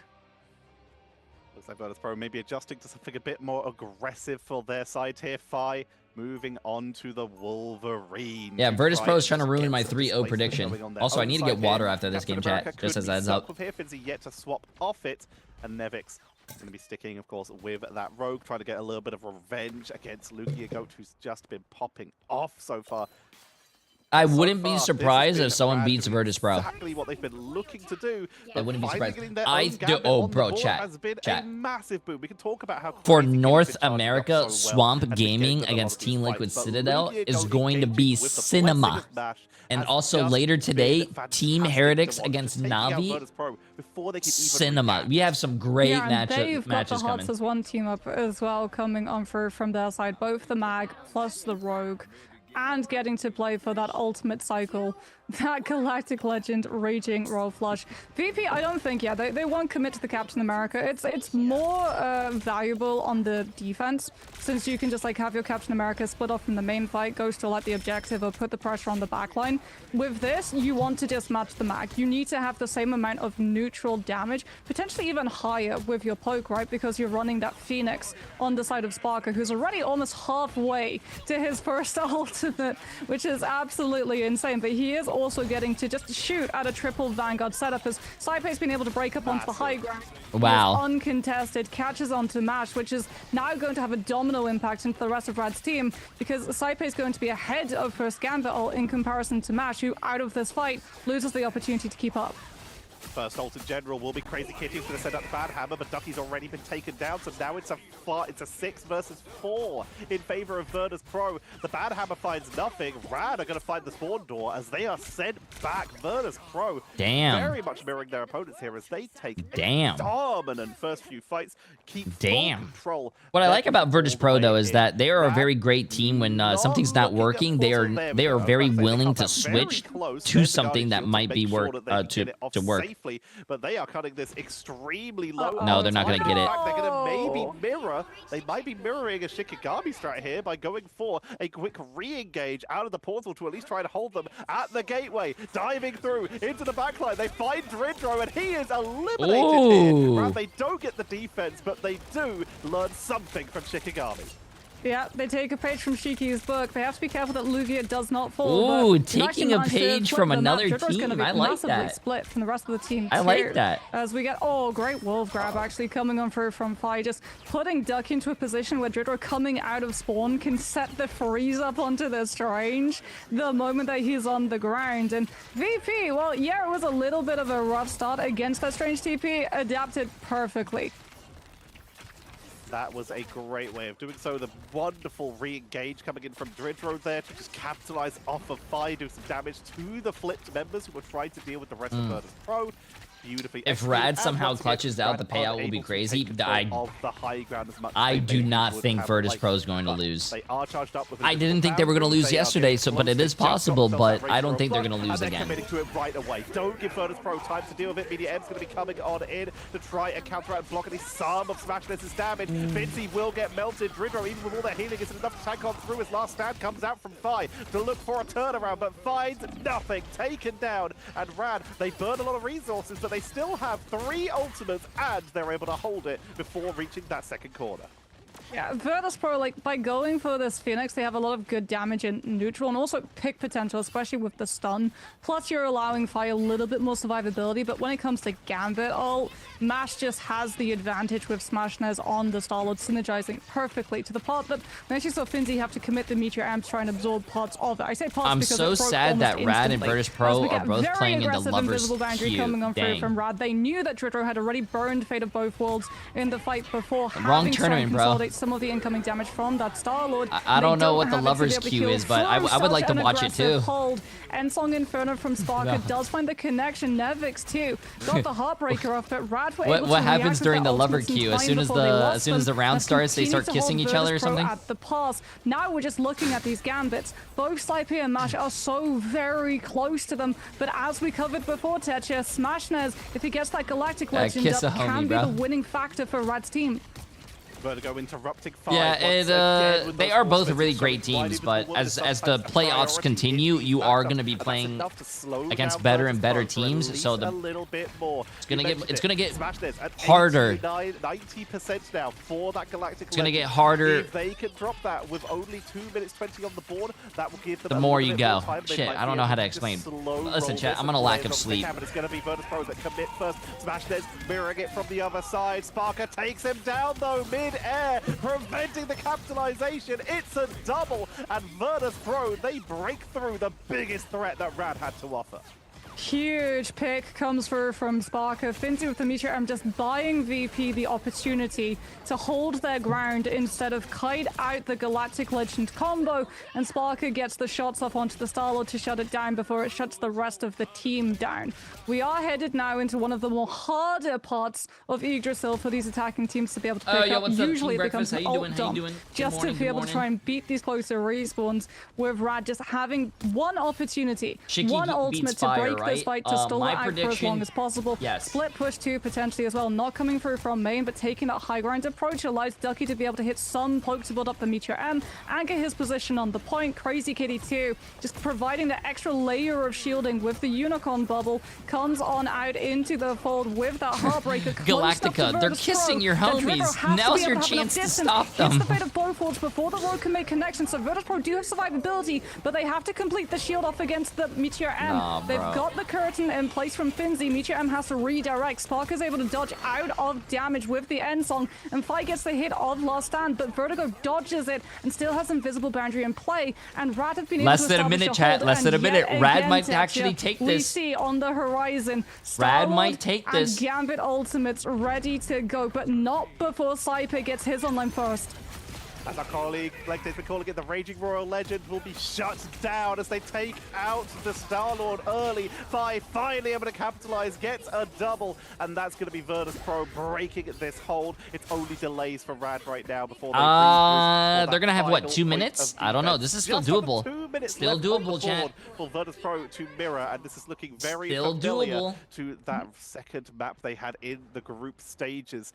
But the difference is, if Virtus Pro are able to take this, they are 3-0ing this series. If they can take this at overtime, if Rad can hold this, they're still in it. Appreciate the massive prime sub. I hope you have a great weekend. Massive W. But Star-Lord at the ready, Mash at the ready. The anti-heal is set up, trying to weaken them before they get the chance, and it's interrupted. Heartsealer gets it just up, and it's interrupting Smashnez before he can fully charge up the Galactic Legend, meaning they do not get the full setup here. It's enough to take down Finzi, but now Smashnez has a very disjointed Galactic Legend combined with Mash, who's already used the Raging Royal Flush. I will say for Rad though, this might actually work out better for them. Yeah, I think it works out better than them. They won the fight and they didn't need his ult. I think that's a lot better. Space. And Finzi, chat, knowing that if Smashnez uses his ult next fight and Finzi gets a hit, a meatball in the air on him, I will take my shirt off. Which is brilliant news for Rad, because that means that they'll know exactly when Sparker wants to use the end song to potentially look for that combination. There's the Meteor M. There's Galactic Legend though. Where did Finzi throw his meteor? React with the Meteor M, and we just get put into a state of limbo until both of those ultimates are done. Now we get the actual hit. Banhammer leads Lugia go into that back line, and Sparker disappears in a puff of smoke before you even get the opportunity to hit end song. Fate of Both Worlds came on out, but it's a 4 versus 6 right now. But spawns are close to Virtus Pro. They will be able to reinforce quickly. I think Rad takes this. You see Rad, they don't overextend. They know they've won the fight. They let them retreat. They pull back. They take cover. And more importantly, they make sure that they're not building up too many of Virtus Pro's ultimates so that they can re-engage. Once Virtus Pro step out of spawn with the Heartbreaker, Invisible Boundary, and Meteor M, because overtime huge plays by Rad. Huge plays. Take it out too. Dridro finishes off Crazy Kitty. Smashnez falls. Oh, and then you have the raid boss Sparker. You have the raid boss Sparker. Yep, I don't. You got Sparker mad, chat. As soon as you make Sparker mad, it's a different game, bro. He opens his third eye or some shit. They have Raging Roar Flush, but they don't have Galactic Legend.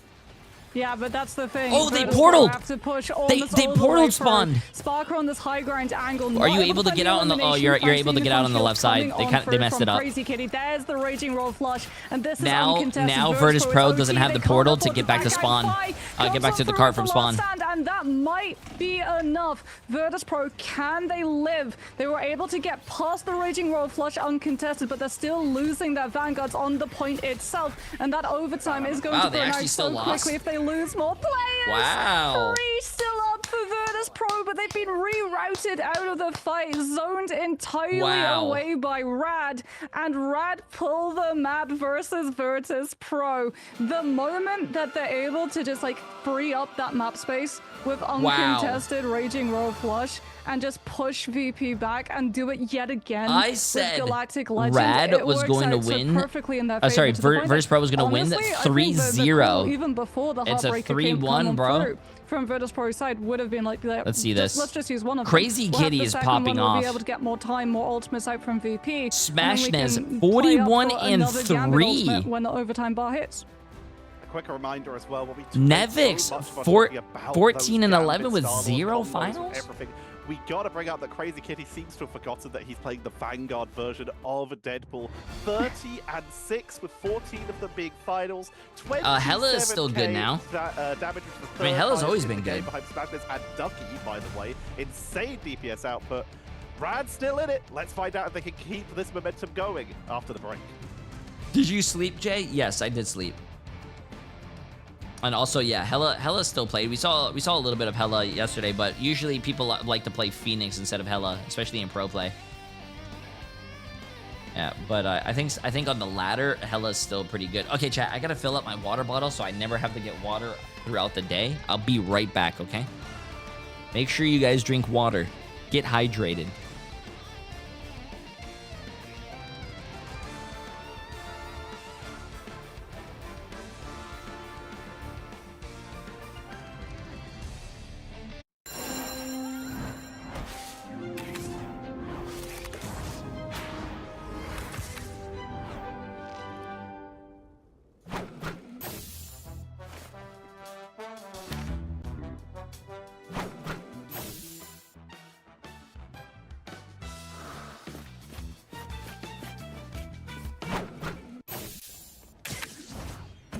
Watch out, they're headed our way! Don't mess with the amazing Spider-Man!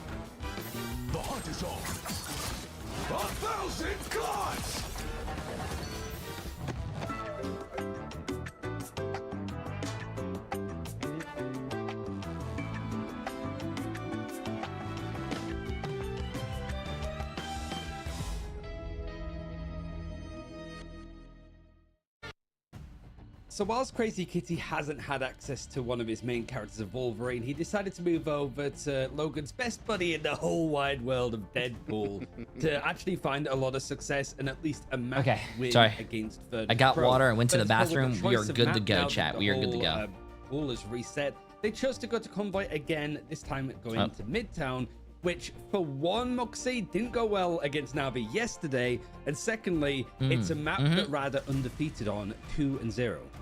Yeah, I mean, I'm just going to be looking at the ban draft, right? Are we going to see this continuation of both I'm teams sorry to hear getting that the again. gambit, Thanks for the watch party, Jay. It's helping me get through the recovery process for my motorcycle accident. Love your watch parties. Hey, appreciate it, but hey, get better, man. Now that Rad have started mirroring be careful, the chat. Take care of yourselves. The success that they had on that last take care of yourselves. If you don't take care of yourselves, that means that's less time to watch Jay3. When we go to yet another convoy. How surprising, I suppose, is it that we saw Rad being able to pick up that last map? Keto, that's just how new seasons and new characters are gonna happen, are just gonna be, bro. No one's gonna know how to play the new character. They're gonna lock it in your games, and then you're gonna have people throw your games. That's why I'm kind of glad that I'm not playing the first day of the season. Pretty even. Mash had a pretty good. And we're doing watch parties instead. instead. When you can put players like Lugia over on the likes of Rogue and play the likes of Star-Lord, and then just triple Vanguard because there's so much like utility that they all bring. How many times a week do you hit the gym? Depends. If we're doing watch parties, I don't hit the gym during watch party days, man. We do 16-hour streams and I go to bed. There's literally no time for the gym. And that was the best draft we've seen from Rad so far.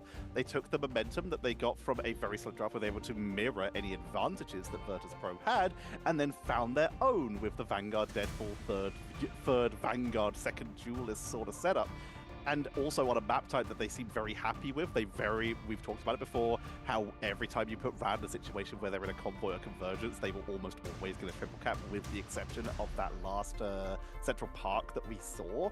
Whereas Virtus Pro, you mentioned it before, they've had a couple issues when it comes to that. They've seemed to be slipped on a couple of these convoy maps, including the last. Are you gonna go play GP in between? GP big play? We didn't have time yesterday, so I don't know if we're gonna have time today. So them taking us here is an interesting choice, but that's their comfort. Let's see how they do with it. One element of it as well, I think, Moxie, is that there's not many teams that would try to go for an even draft with Virtus Pro, and it was fairly similar there. The only one-sided thing that Virtus Pro had in their favor was the Wolverine, which we saw at the pivot from Crazy Kitty to go Deadpool Vanguard was pretty good. I am the chat. Other side, however, I don't have. First of all, I don't have a gym in my house. Second of all, I like going to the gym because going to the gym is my one time a day I get to leave the house and go have human interaction. It's pretty scary, and usually most of the time I poop my pants because I'm scared. But if I have a gym at my house, I'll never leave my house. And I don't think that's healthy. I mean, the Invisible Woman was like really instrumental in a lot of those fights too. You're sort of looking at how Virtus Pro played their own I have raging human role interaction at the gym, chat. Second to last fight. You guys don't have fellow gym bros? No, that it's going my favorite to be thing is a seeing one of my gym bros squatting, and I go behind them and I make sure I hold their ass to make sure they're doing a proper form and they're not hurting themselves. So you guys don't do that? Invisible boundary on the point. No, they go past it and actually use invisible boundary. I think the biggest misconception about the gym is that a lot of people think they go to the gym to look good, so they could like, hey, you know, I'm gonna go to the gym so I can look good and try to get a girlfriend. No, you go to the gym so you could get complimented by other guys. No, you don't. I love it when I go to the gym and my gym bros are like, damn, bro, your glutes are looking mad tight. Let me feel that. I love it. One of the things to highlight going into map 4 is just the amount of hero switches that Virtus Pro have had to do. Fi, Nevix, Finzi, all trying to adjust onto different types of compositions. We'll see what they have in mind for Midtown as you guys have a look towards the draft and whether there's going to be more Gambit play for both sides more than Actually, it was a leg day for me on Wednesday. Before I went to the watch parties, I did a leg day on Wednesday because I knew I was going to be sitting a lot. Finally, Rad were able to get their hands on a Gambit of their own. Will they continue to do so? So far, the hovers, we will see Elsa. I feel like I learn a lot from you. Thanks for your wisdom. Hey, no problem, man. I'm glad I could spread my wisdom. Next, the Gambit, as Virtus Pro, of course, continue the theme. The immersive rogue experience, if you will.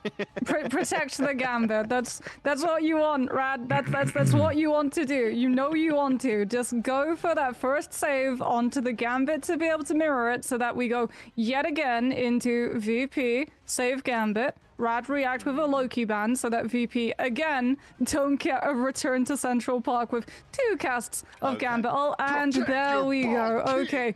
Rogue mission complete. Now the question is, do we get to see her with her husband? Rogue mission are we actually going to see complete. one of these teams divert from the ban draft lines that we've seen so far and try to remove her? Because Vanny, the appreciate Rogue the has massive been prime sub, my friend. How you very doing? crucial for both of these teams when Gambit is up at securing eliminations in neutral, but also putting the pressure Clever into Ren forcing guy. the ults when Heartbreaker is coming at the worst opportunity.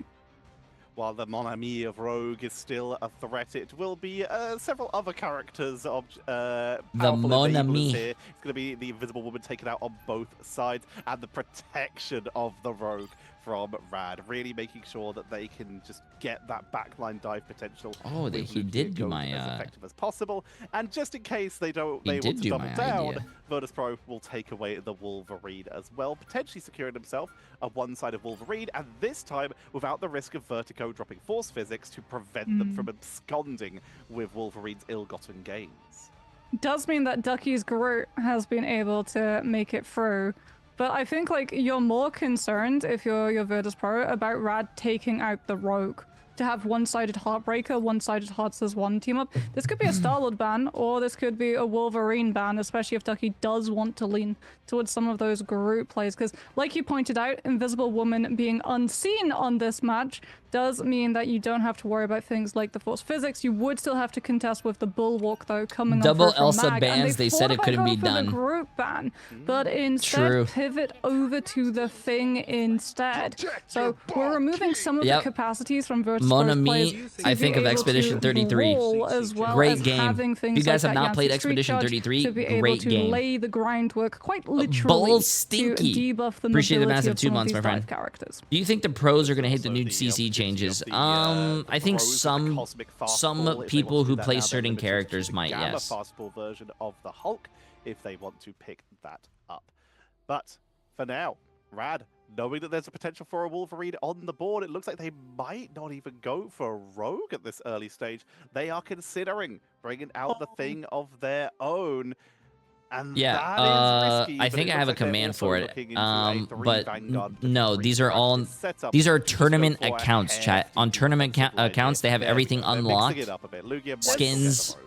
This is a throwback, Tetcha. Champion icons, okay, so everything. Iron Fist actually became meta They're not- for a while for professional These are not their teams real accounts. after Atlanta, because he was actually one of the best duelists at being able to go toe-to-toe with Nola. Groot and also What is that Mag, command? Oh, exclamation because mark of that tournament health server. There you go. percentage, Thank you. to damage that he's able to do. So Virtus Pro, they could potentially go for the Iron Fist. They're looking instead on going for that Punisher as Finzi on the Groot. Fire's going to be moving on to that Moon Knight just for this first push at least to try and build Oh, up shit. the Hand Yep, of I got you. Khonshu Strangling Prison combination. As Rad not actually going to be all that stacked up into these small side rooms. They're going to be relying on Ducky doing that instead. They're holding high ground instead before dropping down and contesting the objective actually moving.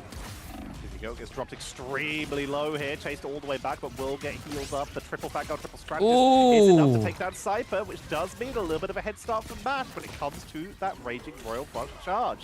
The 3 tanks, Forward, 3 once again, supports, it's man. The advantage of these corners to just charge up a little bit of bonus health, chase them back, but not overextending. If you get caught in the open as the Thing, you're in serious danger. You might have to use your main engage tool as a disengage tool to make sure that you don't get caught out of position.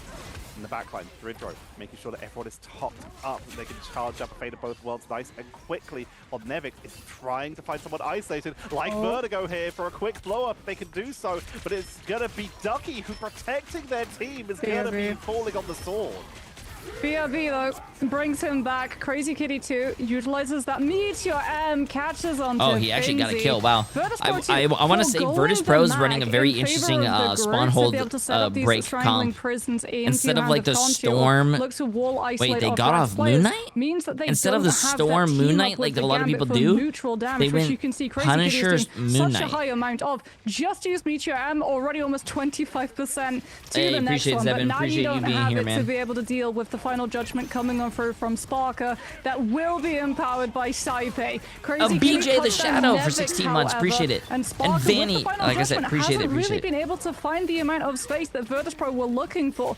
Very late strangling prison comes on through from the side of Finzi, setting everyone up to be caught out in the CC outside of Vertigo, who does come out with the Eternal Bond dodge of it, and Rad still being able to hold some of their players in position, could well decide to actually commit the Strange Portal recontest coming on through from Crazy Kitty that forces Lugia into having to go for the Heartbreaker just to be able to survive until the portal comes through. Shotgun Punisher. Vertigo goes down, Mash goes down, so it's going to be a waiting portal here. They're going to wait for everyone to go down so they can regroup together, and we're not going to see any risk of a regroup coming in. No attempt at a stagger from Virtus Pro, because if they wait for a stagger, then that's an opportunity for Rad to portal back on and keep that cart without any movement at all. So instead, portal comes out once everyone respawns, utilizing it as cover, making sure it's facing away from your opponents. Don't give them the chance to body block you on the way out or to punish you on the way through. But in comes Ensong Inferno from Fi to look for a little bit of capitalization damage. Body blocked out from Smashnez, who took to the sky there to eat a little bit of damage there. Crazy Kitty also looking to try and wrap around the eye of Agamotto, is going to be drained out with the Heartbreaker from Nevix, and it will be prevented before it can stun out that backline. But Sparker is uncontested in shotgun and Punisher form and is doing huge damage to anyone who finds himself isolated. Yeah, I mean, this next fight too, it's usually a coin flip when both teams have Raging Royal Flush, but it's going to be a I need to know what weighted coin Sparker's flip on the sensitivity side is. of It Virtus seems Pro. They've got very, Gambit, very, they'll also very, have very Final Judgment to be able to low. just catch Rad's players. Mash is already hovering that Gambit ult, but can they actually get players past Crazy Kitty with the Eye of Agamotto? Oh no, poor Crazy Kitty. Eye of Agamotto into a Punisher ulting with a Gambit ult. Oh my god. For the amount of pocket that Sparker had to be able to just hold down primary and fire away. He truly did become law-accurate Punisher in that moment. Bro. I am immune to damage because no one can damage me if they're already in the ground. Able to take down everyone before they can step up. And Virtus Pro getting some good distance here. You can see Saipe just going to be hovering at the choke point here at the top of the stairs into the basement of the Fisk building and the underground station. Looking to just ping some anti-heal and some damage to anyone who wants to step up. Lugia Goat already on the flank, has the Snowflake for a little, that idle aura for a little bit of extra sustain. Oh, they actually have the pro sensitivity. I know they have the pro crosshairs in the esports section, but they actually have the sensitivity? That's crazy. I wonder if they're ever going to add a streamer one. Who cares about streamers, chat? I hate streamers, actually. Streamers are all egotistical, bald, right? Because like you said, you use the strangling small, prison, you catch short onto Lugia's flank early noobs. Before the rogue has Heartbreaker and hits your backline and yeah, the pro section in this. Does any other? I don't play a lot of other games besides Overwatch. Chat. The map plays a little bit more into open space as well as verticality. So what they're going to do esports have like a good esports tab like Marvel Rivals does? Marvel Rivals does a really great job. You can see everything. You can watch replays, see sensitivity, crosshair settings. You can see. You can do predictions. It's pretty cool. To start leading the ultimate economy for the long term. Fi scouting this out is going to come through with this Ensong Inferno, getting to just bypass Fisk building, open space, absolutely ignored into the backline with the Ensong Inferno hitting onto the Gambit, and that means that Rad had to give up a lot of space. Lugia Goat, though, with that Heartbreaker, buys it all back, and Virtus Pro, already anticipating the rogue ult, kite out of it crucially with both of the strategist ults intact. They probably don't have any face cams today because there was a lot of issues yesterday with double audio. Face cams were ahead of the games, so it would actually spoil what's happening. So they probably don't have it today. Already going to make their way in with a numbers advantage. Raging Royal Flush comes on out, and wait, Valorant has a little bit and small amount of Rocket League, but nothing as good as Rivals. Ooh, I'm glad to see that Rivals is doing, you know, a great job. Force everyone back to spawn.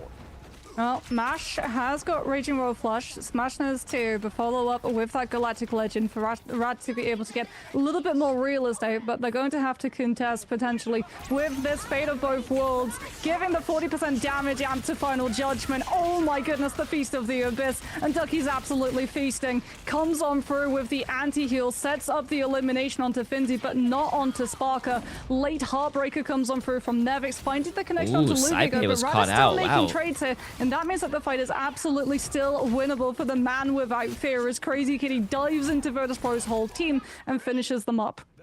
Nicely done by Rad. Great hold by Rad, bro. I thought they were losing that when Virtus.pro popped Sparker and Dreedro's ult. Even though they were the ones that called the engage, just to make sure that they did not get absolutely mowed down by Sparker with that Final Judgment, so they could re-engage once those ultimates were expired, the Fate of Both Worlds and the Final Judgment, so that they could get the more advantageous entry fight for finishing off any stragglers here. Lugia and Nevix going to be having a lovely duel of the rogues, both just trying to lock each other down. Two rogues punching each other. That's actually very funny. The devil is unleashed, and Virtus.pro are once again staggered in spawn, but the problem is, Moxie, they're running out of time. Yeah, it's wild actually that Lugia is able to survive. Crazy that. Kitty Gets grabbed out by Nevix is starting to and become one of my favorite isolated by Finzi, DPS players to see as well. This guy's really good.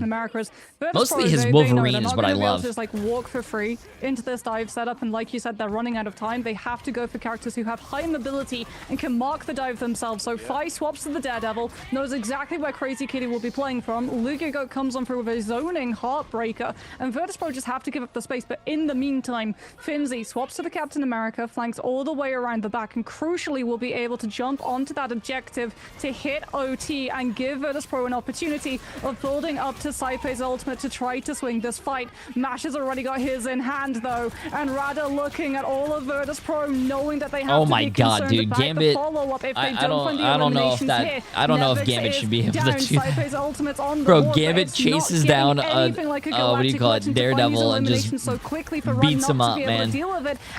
Poor guy, he's already blind. Why do you gotta bully him? Push. Hey, good hold by Rad. Good hold by Rad, chat. We might be able to see a game 5, maybe. To find the stability. We might be able to see a game 5. You can see in Marvel Rivals, and that is Fi on Daredevil in your backline. He said, "Nah, I'd win." Chases him down while his ultimate was still active with an anti-heal. Scores on the top of your screen, chat. Picks them off, and that prevented any Virtus.pro has 2. Any capitalization onto the backline if Rad has hadn't 1. been able to finish that off there and then. Beautiful performance here by Rad, and now they've finally been able to get Gambit in their hands. They're starting to stabilize, but that was still a huge push from Virtus.pro. 2 points down, huge distance towards the Avengers Tower. This is going to be difficult for Rad to replicate. Yeah, especially because like Virtus.pro, you've got the Groot now. If you're Rad, you have to be so worried about someone just stepping up a little bit too far forward and then getting wall isolated. But VP actually, instead of going for the Groot, they go for the Captain America. And I think I prefer this slightly more. I don't know why it says if you're A playing the and Groot, B. you would sort of just have to play main and low ground and look for wall isolation. It should say attack and defense, but that's what the logo's for. But I mean, A and B is probably the side. I don't and know. take those positions instead. Going for the Captain America means that you can actually just like take the fight somewhere else. You can stall the objective, you can try and guarantee that VP will get as many fights as possible on the defense, not necessarily to win them, but literally to just drain Rad's time bank, because this is not a sprint. This is a marathon. Virtus.pro are thinking about, okay, if we don't full hold, let's at least get a good 2 minutes off the time banks that Rad lose an opportunity on second and third.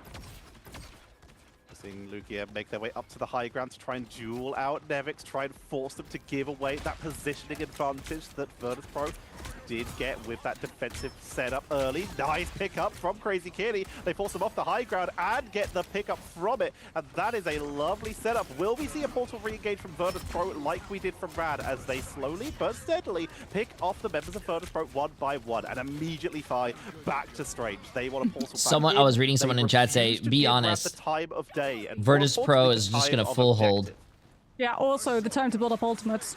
Because Crazy Doesn't Kitty look is like very close to a Kraken impact. Doesn't but look Virtus like Pro, it. they'll take the high ground approach and then drop their vanguards down onto the objective to stall it out with the bulwark, allowing the Strange to go down and get back up to the catwalk. But in the meantime, we've actually lost Finzi as we get a huge pickup coming on through from the side of Rad. Crazy Kitty's about to have the Kraken impact up and online, and Virtus Pro do not have Raging Roll Flush to get the Purify on the cast of it. Manages to get the Trooper's Fist connection onto Fi. BRB brings the Doctor Strange back, but can you pull off the magic trick of surviving the Kraken impact? One falls, we get a reset, finds the execution potentially onto Dredro, who Does he gets get another connected reset? Onto, has the Does he- turn on he board. does- The Virtus Pro oh, he want to doesn't use get to be that able to reset. stabilize their position in this fight and stop the reset coming on through, allowing Saipe to match the Raging Roll Flush coming on through from Ducky, but the Strangling Prison setup That from guy Ducky. didn't die? Gru ulted and they Gambit ulted and they were smacking the shit out of him and he still lived? Down, though. Finzi falls and Virtus Pro, they burn through the time, but Rad are able to come out ahead. And how That's refreshing is it to crazy, see bro. Crazy Kitty back on that Winter Soldier doing what they do best in stage 2 of last year. But Virtus Pro, it's now their opportunity. Raging Roll Flush comes on out via Vagamoto, but Smashless tanks on through. Final Judgment takes down 1, takes down 2. He's eating it, Moxie. They turn it around, and Virtus Pro are routed again. They are burning so many resources to try and delay, but the fact is, this is going to be point number 1 for Rad. Huge plays, bro. Huge plays. Probably we swapped to Jeff so we can get the speed bubbles, so that we get the opportunity while we used Strange Portal to get another fight before Rad hits checkpoint, and we can come through with Aya Vagamoto plus Raging Roll Flush. And who said they were going to get full fight health? attempted, Where are you? lost, now onto the Luna instead, as we're going to be utilizing the Idol Aura onto 5. We might see a match Daredevil, 5. But Rad have also swapped Crazy Kitty onto the Daredevil. Sparker is sorry, not Sparker. Virtus Pro is not looking like that very dominant team in EMEA anymore.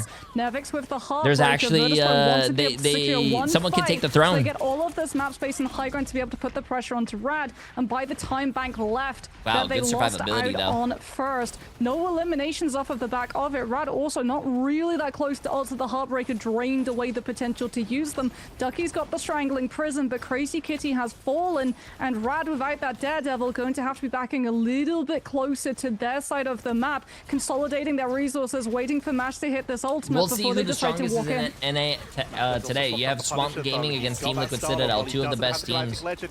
Also, you'll see something similar here. You have Navi against Team Heretics. That's going to be a really good game too. Wow, Crazy Kitty is a really great player, bro. Raging Roll Flush was activated as they chase down Virtus Pro into the subway, finishing off the structures. They want to get Nevix. If they can finish off Nevix on the way out, that will be a huge stagger. Dredro gets frozen. Dredro gets just absolutely capped here, as this is Rad pushing into the basement. Virtus Pro, they do still have delays though. They have Finzi, they have Fly, and they have Raging Roll Flush with 2 people down. They commit to this. They had to. If they didn't, Lugigo would just first turn with the Heartbreaker before Saipa gets the opportunity to use. So Virtus Pro have to commit the Gambit ultimate while they know that they still have it. But Vertigo, with the fate of both worlds, allows Rad to stabilize Oh my god. All of Rad is looking really good right now, bro. All of Rad is looking real good.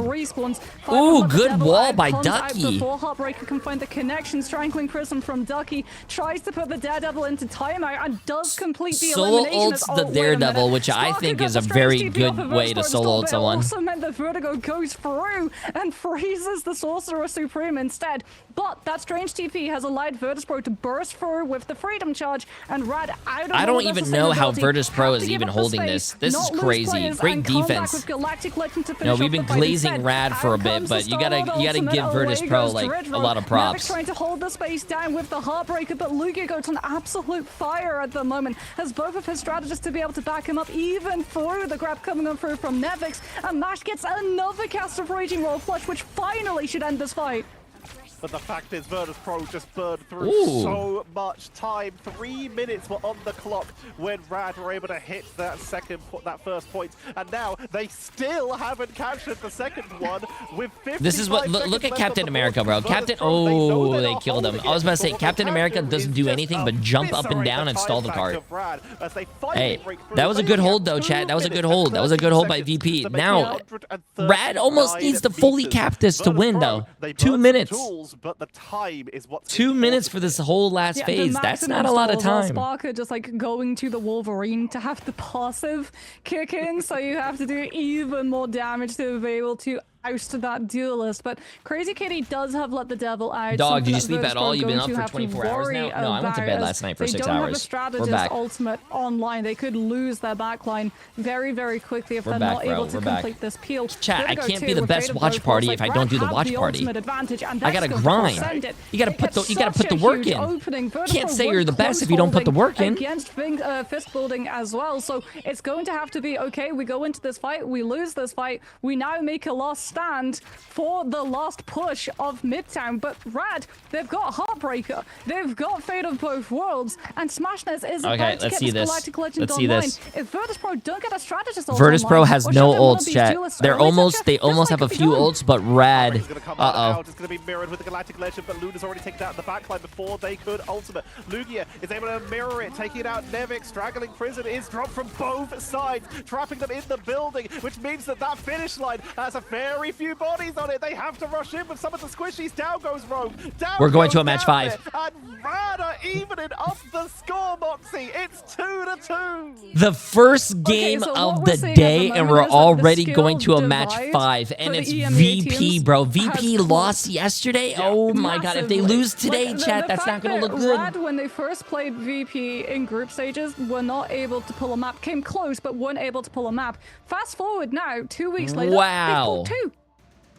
Yeah, it's completely different. They came close in the group stages. Wow, bro. I did not expect this. So quickly. They learned from Shikigami with a portal re-engage. I think I had Virtus Pro being my #1 EMEA team. To be honest with you, I think maybe they're battling for top 3 now.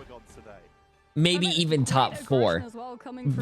I don't know if anyone is from like, you know, EMEA, but like, hey, their region is becoming very interesting with these matches, chat. Very interesting. Use all of our ultimates in one go to be able to complete that. In fact, we got to complete that fight in neutral, so we're closer to our ultimates. NA is very interesting as well. And we're just going to push before you can build up any economy to win a fight. Push us back into fist building, which would eviscerate our time bank to at least 1 minute remaining. Really good heads up play coming on through from Rad, showing that honestly where they needed to improve was the macro, and they've been able to achieve that. We're going all the way to a map 5, which we'll be back with after the break.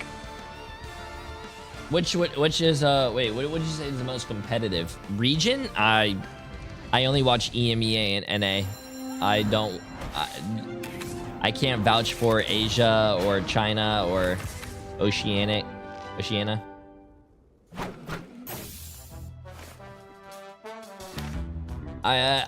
If I had to say which is more fun to watch, I think NA is a lot more fun to watch. But EMEA, they have a few good games. Yesterday there was a few good games. Today there's a few good games. I mean, today this is the first game, and this is already a great game.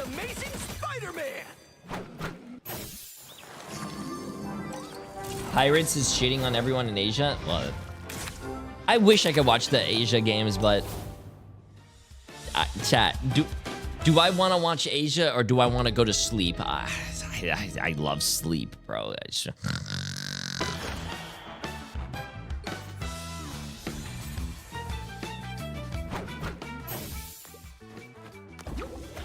Virtus Pro had their mental broken yesterday, and I bet they keep blaming one person for why they lose. I don't think so. Virtus Pro is actually a very... they're a much older team than a lot of these other teams. They're very mature. They all have backgrounds of Overwatch League. I don't think they're blaming each other. I don't think they blame each other.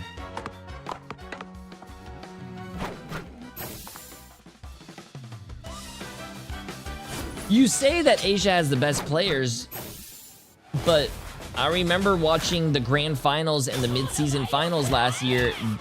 They did not look good, chat. They did not look good, bro. I think Asia were in China, at least if I remember, that Asia and China as the teams kind of like lost first. OUG and all those teams.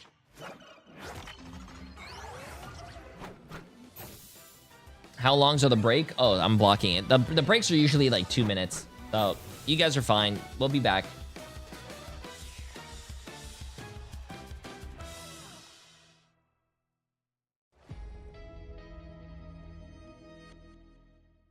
Jay, as an Asian, I will cry tears of joy if you do Asia as well. I would love to do Asia. We will get to the Asia games when there are LAN events, because in LAN events, everyone's in one location, and we will be able to do that. But chat, I think Asia starts at like 4 a.m. for me. I can't. I can't.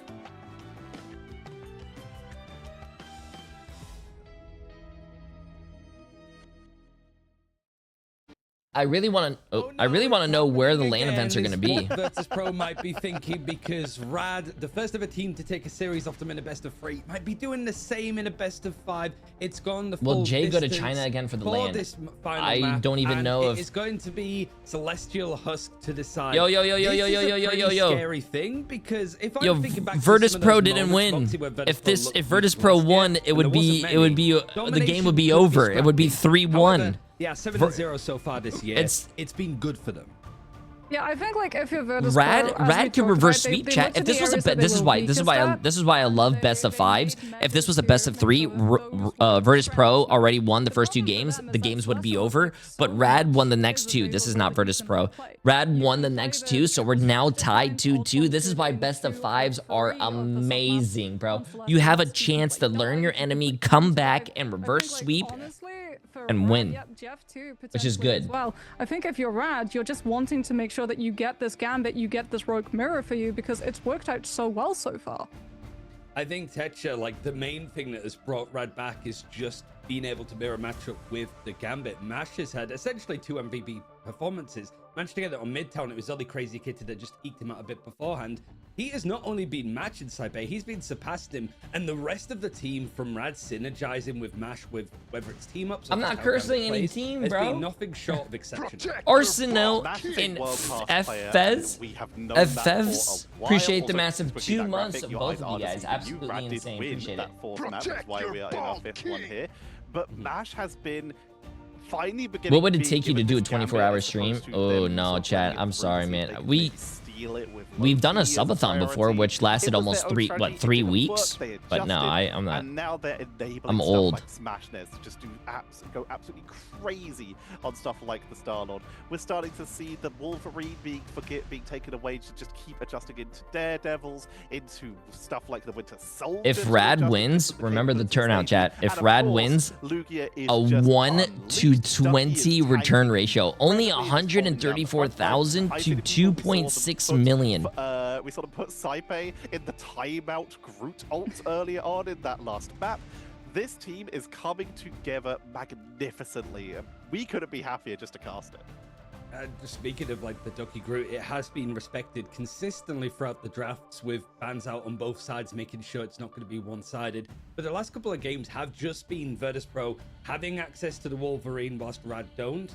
In the last game, it was the Thing, just right at the end, taken out. What element of this game, like Moxie, now that we're going away from like the objective game modes, is it the Vanguards, Duelists, or Strategists that are going to define this draft, or even just how these teams are playing? Because both these squads are just matching up, mirroring each other. I don't think anyone should do 24-hour stream. Doing well. So 24 hours is not that bad, but more than 24 hours is like straight bad. up your whole composition. Also, I had 6 hours. If you get Gambit through, if you get Someone's Gambit through, asking you're going to be for playing sleep. Star-Lord, you're going to be playing Rogue, you're going to be playing Mag. You would potentially still like play Mag without the Gambit, but you wouldn't really want to play the Rogue. And Staying up wouldn't want to take for a the very Star-Lord long too, time especially if the other side without gets the sleep Gambit. chat is So, actually no, really a lot bad of for your what both of body. these teams are going to be playing is It's going to be really. determined Have you on guys that ever first actually save read slot. What I'm the side really effects or wanting the to see, symptoms though, is that for staying Virtus up Pro very taking us to these Celestial Husks, very remember, as we've said, long periods you of time? can find these It's dives, and they've it's been actually trying to go really for the not dive. good for They've also you. been trying to circumvent it with It's Fire really going to not Wolverine good. a little bit later on towards their attacking side of the last map. Rad were really prepared to deal with Virtus.pro's dive. Like, they had full counter dive You measures get paid for this, in Jay? place to the point that Do I get Virtus.pro only paid started for winning streaming? Hell's Heaven Yes, rounds that's how I when make a they living, swapped yes. off of it entirely. Do I get So I'm paid by looking at Marvel that Rivals and to watch thinking, like, Marvel do Rivals Virtus.pro Ignite? continue removing No. things like the Wolverine? I'm doing it for the so love that of the game, Venom chat. and Jeff with symbiotic shenanigans finds more value when we go to this round of domination. Whilst this is a little bit more precarious ground for Virtus.pro, Tetra, I do remember going back to stage 2 of last year, FaZe almost beating Virtus.pro in a best of 5, but Virtus.pro just having a little bit of stamina to sort of win it out, and then they went on to win the grand finals by qualifying through that route, yada yada. We know the rest of the story, but it is like we have seen Virtus.pro. Whoever loses this match, yes, they are out of the tournament. Yes, it is a double elimination. Both of these teams already lost one, so if they lose again, this time, do you think the Virtus.pro are just like, this is a they're out on their radar, or do you feel like there's some element of the meta that's catching them out? Because looking at quick glances, people will say Vanguards, right? Why is there no Deadpool Vanguard for Finzi? Why is Finzi being targeted? It just feels that that's only just the tip of the iceberg, right? I think it would be foolish to like count Virtus.pro out. Like you said, they've looked. I want leg day to cast. I think the casters are switching every 2 games, so you guys will be fine. Series, and then you get to the global finals, and they win almost everything with little difficulty. This is a team that we've been talking about just how quickly Rad learned and adjusted.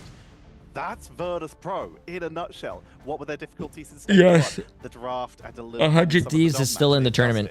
They learned so quickly. It's just right now. How are your Rad predictions? have a little bit of a head start on the adjustments for them. I said Virtus.pro was going to win 3-0. Here we are 2-2. And as such, Virtus.pro was still banning stuff away from Rad, whereas Rad are taking the tools from Virtus.pro and building on them.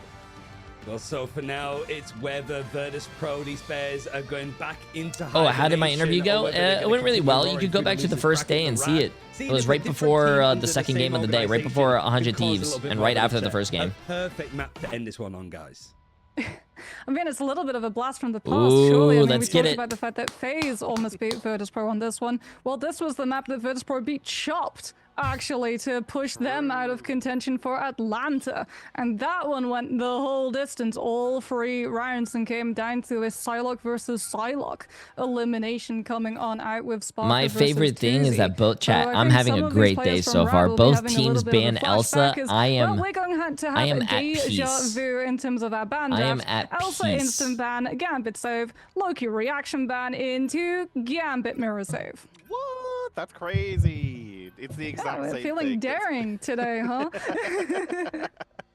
It's Ooh, the hello? rogue ban by no. Virtus.pro, We're seeing though. Virtus.pro ban out the rogue. That's And now they might have to give up on their middle ban of Invisible Woman or Wolverine or Groot in order to make sure they still get that Loki removal here because they slipped it through. They take out the Vanguard Deadpool. They are giving Rad the full option to go for that double Raging Royal Flush. They were like, well, you let us play it. Let's see how you do. Do you have the chops? Pun intended.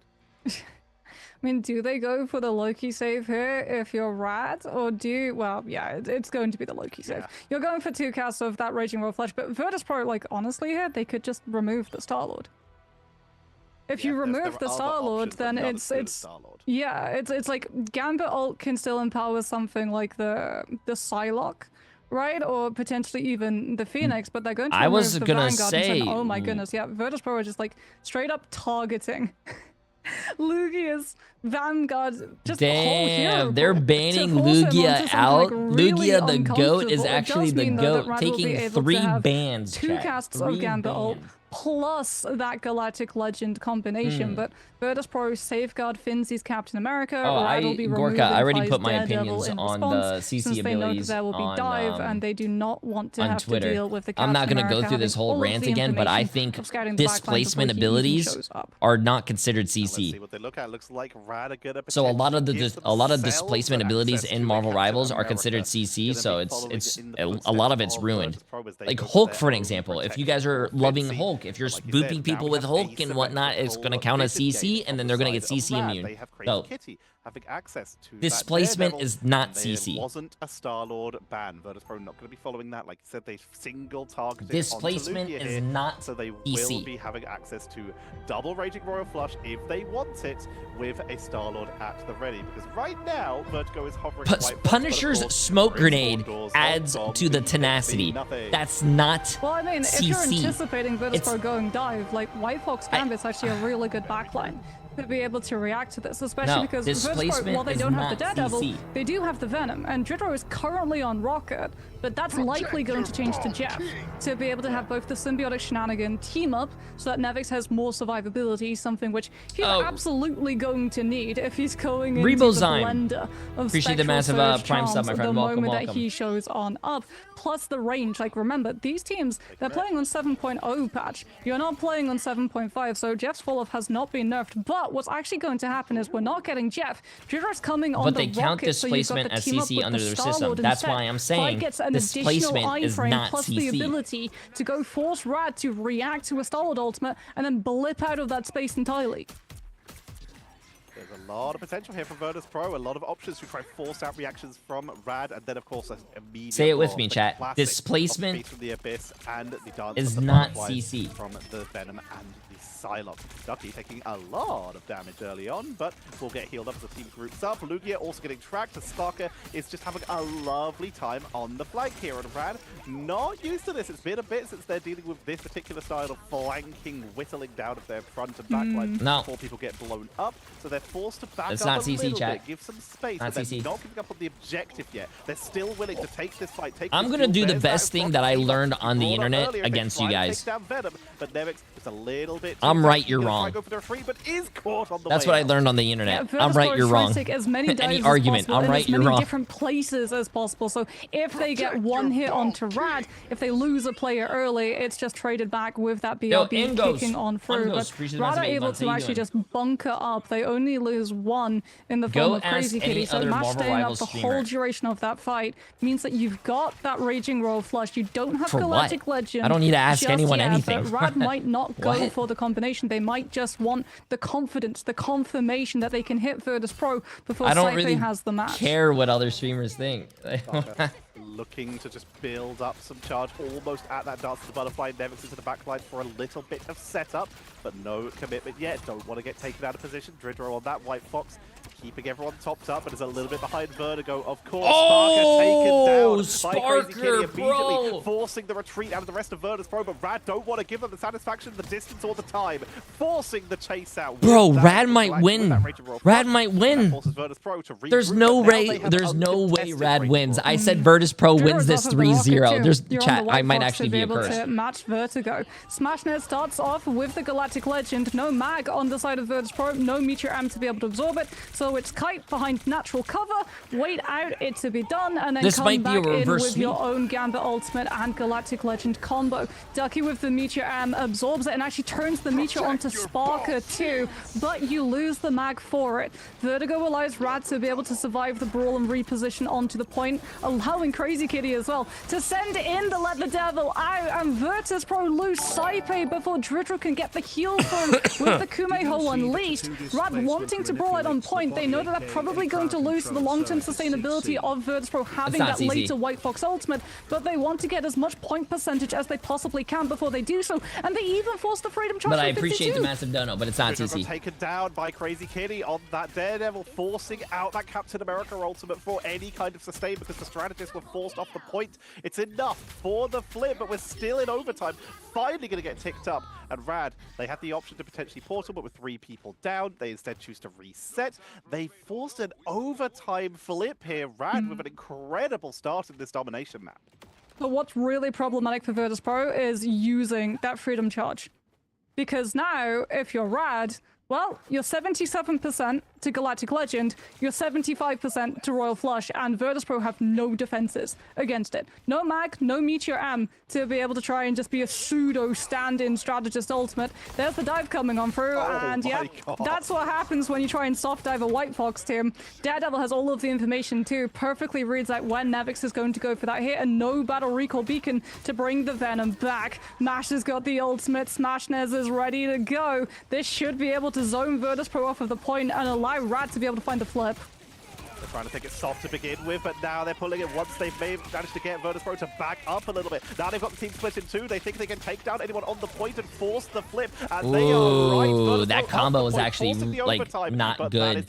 That's what's pro teams when they hear that combo. Usually in your ranked games, people would run out in the open and be like, "Oh, Star-Lord shooting with Gambit ult, let me die." But in pro gameplay, bro, they kite beautifully and they don't even die. And doesn't touch. They burn the Saipe. I'm not Saipe. Sparker just used his ult again and the round ended. Yeah, so he just had another wasted ult. What ends up happening, right, is Fi was the one contesting Sparker, point, bro. What? Sparker's not having a good day. Dance of the Butterflies. Sparker used his ult and they C9'd again. Oh my. It's the same as things like CD with Dark Teleportation, with the World Breaker Hulk, or any level of Hulk transformation too, because it gives you like that iframe. Basically, you're invulnerable through the whole duration, but the game basically says, okay, you're not in the lobby. You're still able to do damage, but you're not counted as being physically present. So what that means is that Virtus Pro this is crazy. If Virtus Pro loses, they are out of the tournament, chat. Do you know how crazy that sounds? Knowing how strong Virtus Pro has been? Now you have a dive composition who can play as split as they want to, because they don't have to worry about leaving that backline to get shredded by a Psylocke. 0% Psylocke charge. Think about that, bro. That's insane. At this point, you might as well just charge it and use it immediately. Just That's try insane. And make sure it's at least slightly back in sync with Sparker. As Rad, they have their feast from the abyss themselves. That's Duffy, insane. Magneto here is going to look at the group. Oh, you're mocking me. Good morning. Good morning. Central point area for the lower I tried to stay quiet for a long time. Be Rad. Fighting through the low ground. Virtus Pro take the high ground, trying to push must the be nice to get sleep, There's that piece from the abyss, exactly as wow. It's interrupted, must be though. real Never nice. the half cooldown. Focus down, barely gets out of there alive. As Fi, Galactic Legends try to commit early. I'm The dying. From Did you know? You're missing a really great game. Virtus Pro's losing. Also doing huge work on that first initial fight. They won the first two games. Rad won the next two games. This is the match 5. First game of the day. Other than Lugia goes from the abyss. The Devil's been unleashed with if Rad loses, they are out of the tournament. Yes, and they're actually down 1-0 right now in Kong. Some kind of healing output here. Mash is getting targeted as well by Nevix. They know that this Gambit has the ultimate ready to go before Saipe, but Saipe falls and Mash can just hold the ultimate. Rad's already been able to secure the eliminations to find the final win. Chat, the kings, the gods, they're falling. Legend, which means there's going to be new gods. The gods are falling. Galactic Legend, Virtus Pro still lose. Did you guys know actually in history there is one god who has actually never lost? I don't know if it's I don't know what god though is. Do you know that one god who's never lost and always is on top? You guys might have heard of it in your history classes. J3. High ground position to see if they can trap someone out of position to smash. Here comes the Raging Royal Flush with the Galactic Legend. True story. Ask any history person. Try and chase them down off the point. Mash is once again just playing so aggressively here. They take down 3 members of Virtus Pro, and Rad continues to hold a they call him Jay3 the hairless. That's funny. Ban him. The ult economy, though. Virtus Pro, like, they'll use the ban hammer from Finzi because if you fall, you lose all of that ultimate economy. They held their Gambit ultimate. They've got Dance of the Butterflies. Feast of the Abyss 2 means that Nevix has a little bit more self-sustainability, but Crazy Kitty on the Daredevil reads the rotation coming on through from the side of VP. Oh! Dance of the Butterflies. Sparker just used his ult again and killed nothing! Just the Blaster Barrage his actually third coming ult, that's useless! Sparker, bro, you are the grand finals MVP. What's happening? But Rat, they're not giving it up easy. Smashness comes back on the Strange, is likely going to try and teleport the team, but it's ever so slightly late. The flips already come through on the side of Virtus Pro, and that could mean later down the line, Rad have to play into an OT fight without a Strange TP to get the regroup. Everyone is there for that Feast of the Abyss, stacking on up versus Nevix, but at the moment, if you're Rad, you don't have an ultimate ready to go. You're waiting for that Galactic Legend, or actually, no, they can't go for the Galactic Legend combo. You're waiting for Mash's ultimate, but in the meantime, Virtus Pro take the initiative and the first turn, invading into Rad's spaces so that when the Gambit ult comes through, everyone's a little bit too low to be able to push back. Dragon Imprisonment comes on out. They're able to take out Saipe on the backline, but it's everyone on Rad. They just did not have to sustain after losing 2 members early on. The White Fox Vertigo is doing everything they can to sustain them through this, but Lugiago is just not getting the healing they need to hold on in this fight. Crazy Kitty is trying to just dash away to look for a reset. They do not want to get caught out here. As Virtus Pro, they've managed to capture the point, and they are not letting it go. They have Dance of the Butterfly, they have Galactic Legend, and they're approaching their own Raging Royal Flush. Very Jay, appreciate the massive dono, my friend. To be able to mirror them this time. I'm not sorry. I'm not doing that, bro. Okay with I'm just completely letting sorry. Rad walk closer to you, as opposed to trying to send Nevix in for an early hit with this Venom, since Crazy I don't Kitty even would be have able time to to scout do it out. anything else Fusco that would be able to let the charm through with that White Fox, the thing that was able to interfere with the Feast of the Abyss in that first fight. Sometimes pros even have off days, chat.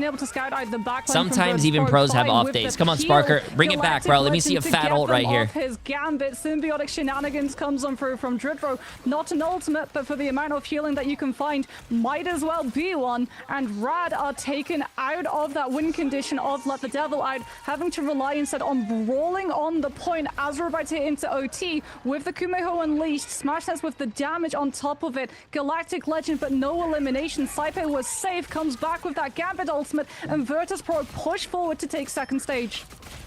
Looks like we're going to be evening this up. Oh my god. Oh my. Chat, this is literally the grand finals, that seems like. This literally feels like the grand finals. We are going to the last map of the King of the Hill. Oh my god. Through this lower bracket. Virtus Pro, was it Lugia who was the Sadly, there is no match, there is no other game. It's not a best of 7, chat. I wish it was a best of 7. We talked about, you know, the Chopped versus Virtus Pro for who would be able to come out with that last spot. Damn, bro. Yeah, no, that was decided on this very sub-map of Celestial Husk. So this is very much deja vu coming on for on the side of Rad. But it does mean that there's going to be a little bit more dive opportunities. These games are crazy. These are some of the best esport games I've ever seen in my life, and I've been watching a lot of esport games, chat. I'm considering taking my shirt off. That's how good this is. Because he has that Jeff just healing him up from afar, or with the team up, he's able to survive the scrutiny. It comes down to this. 1 point for pre-season survival. Otherwise, they're going to be waiting. Yo, production. You guys took away the sound again. Production. Get another chance at some glory here in EMEA. Production. Sticking with this Venom themselves. Vertigo's been putting on an absolute clinic on this White Fox, but needs to hold it as Ducky gets absolutely gagged up on. The healing attempt comes in, but Vertigo just falls on the sword as well. Virtus Pro with their own aggressive engagement. They're going to be getting Shikigami flashbacks as they once again to a portal engage. I don't chat. VP, this is the last round. Being able to just roll through that fight, but with the portal I hope and symbiotic Rad does not disband sure or like leave. I hope they stick together as a team, because even though if they do lose and get kicked out of the tournament, they are looking like a fantastic team, and I'm a fan. Try and push VP I out hope of they this stick together. position. Finzi very close to that ban hammer, might place it onto the Gambit, but not before the ult comes on out. Dridro with the It's Jeff might be able to find the E. Vertigo utilizes that teleport, puts the pressure onto the strange tail sweep, takes out Nevix. We get the ban hammer, Mash going low, the Fox having to turn around and peel Spectral Surge, looking to charm up the Deadfall, so he's just not able to complete the eliminations on the backline. But Sparker takes advantage of the split, comes through with Dance of the Butterflies, and starts softening these players up long enough that he can just complete the elimination with the dash through after the ult's done. Fire's down as well, though, so we're seeing Rad at least trying to keep some contention here. Mash making their way back in to try and keep the team topped up, because Ducky is extremely low, as is Crazy Kitty with the backline taken down. Virtus Pro, they see blood in the water. They seize the advantage, and they keep control. It was close, but with the strategist being the ones to fall on the side of Rad, it was sustained that one out for Virtus Pro, holding on for just a little bit longer. They hit 60%, but Rad, they have Feast from the Abyss, they have Galactic Legend, 59% of Raging Royal Flush. Come on, Rad. Come on, Rad. You guys have went this far, bro. You guys have went this far. Don't end like this. Yeah, here comes that Galactic Legend. This time from Virtus Pro, though, just stopping Rad from being able to take space, forcing them to have to basically take cover behind Ducky's Iron Curtain. That means that we're in almost last fight territory now, and Rad have not been able to take their space. They didn't lose anyone, though. The kite was good, so now we get both the Solid and the Gambit ultimate. They should be able to sweep this fight. Virtus Pro have very little to be able to stand in the way. Okay, okay, they're showing some signs of life. They're showing some signs of life, chat. There we go, there we go. Rad had to burn both the Gambit and the Solid ultimate, and you're at 94%. All you have to do for VP is come through with Gambit and Heartbreaker, because Nevix has swapped to the Rogue. He's done with this range. You've got the team up. Hearts as one, and this could be the thing that allows Virtus Pro to finally get past that checkpoint. Here comes the Rage of Royal Flush, Feast from the Abyss to try and capitalize, to try and take them down early, chasing them all the way. In the meantime, Vertigo comes into the Kumiho Unleashed to keep the team topped up, but is going to be ticked out of it so quickly. That's all the healing output they could have. Oh my god. To the backline, though, takes out Fi. Smash they're even. They're even. With all of the healing Sparker, output is he? Sparker. From Rad. Ducky's rock low, holds on for as long as he can, but Virtus Pro's damage output is overwhelming here. They're pushing on through Rad, who are desperately throwing bodies at the point to buy what time. The hell is going on with the point, bro? To give them any opportunity they can to delay this. It's not over yet, chat. It's not over yet. It's not over yet. It's not over yet. It's not over yet. That fight. Portal comes it's not over yet. They don't even use it as a protective portal here. It's just straight onto the point to try and buy as much time as possible. Meteor M for the backline. Do they hit? Do they hit? Do they hit? Oh my god, Ducky, Ducky. Come on, I need you to be LeBron James, Ducky. Not Tony Snell in overtime. Charging up 53% for Saipe. Why is Tony Snell on the court? At the right time, because Mash is already at the Come on, bro. Yeah, they weren't able to pick Mash. Hey, Rad does have Gambit ult though, chat. That's really good. They just used Gambit ult. You can't hear it, but they said Gambit never folds. They know that Virtus Pro have no defense. Oh my god. Oh my god. Approach, right? Oh my god, Virtus Pro needs a TP. They need a TP. Virtus Pro needs a TP. TP. Any TP? With greater ultimate economy in this TP. It's like Florida after before a hurricane. Is there any TP? Vertigo can get this. They're going to spawn to try to cancel the TP. Any TP? Then VP might be in a really bad position to actually get a touch. Oh my god! They might win! They might win! Rad wins! Rad wins! Knock them out of preseason. Oh my god! Dude, the channel points! The channel points, chat! Stage 1. Rad wins! Oh my god! VP knew exactly what to do. Lose early, portal back in, utilize your Rage of Royal Flush that was at 70%. Rad, they know exactly what that's what they need to do, because they just did it. They rolled at them like 2 isolated members, forced them off the teleport before they could reinforce, and Rad move on. I'm pretty sure at this point everyone's predictions are in tatters. My prediction was Rad. No, my prediction was Virtus Pro coming first. Oh my god. The deviated path from the previous chopped versus Virtus Pro matchup. What a play coming through from them. We talked about, the skill gap, just like shortening between all of the teams in EMEA, and you truly do feel let me turn this down real quick. To catch up the amount of improvements that they had. You guys don't understand. 2.6 million 142 people voted Virtus Pro winning.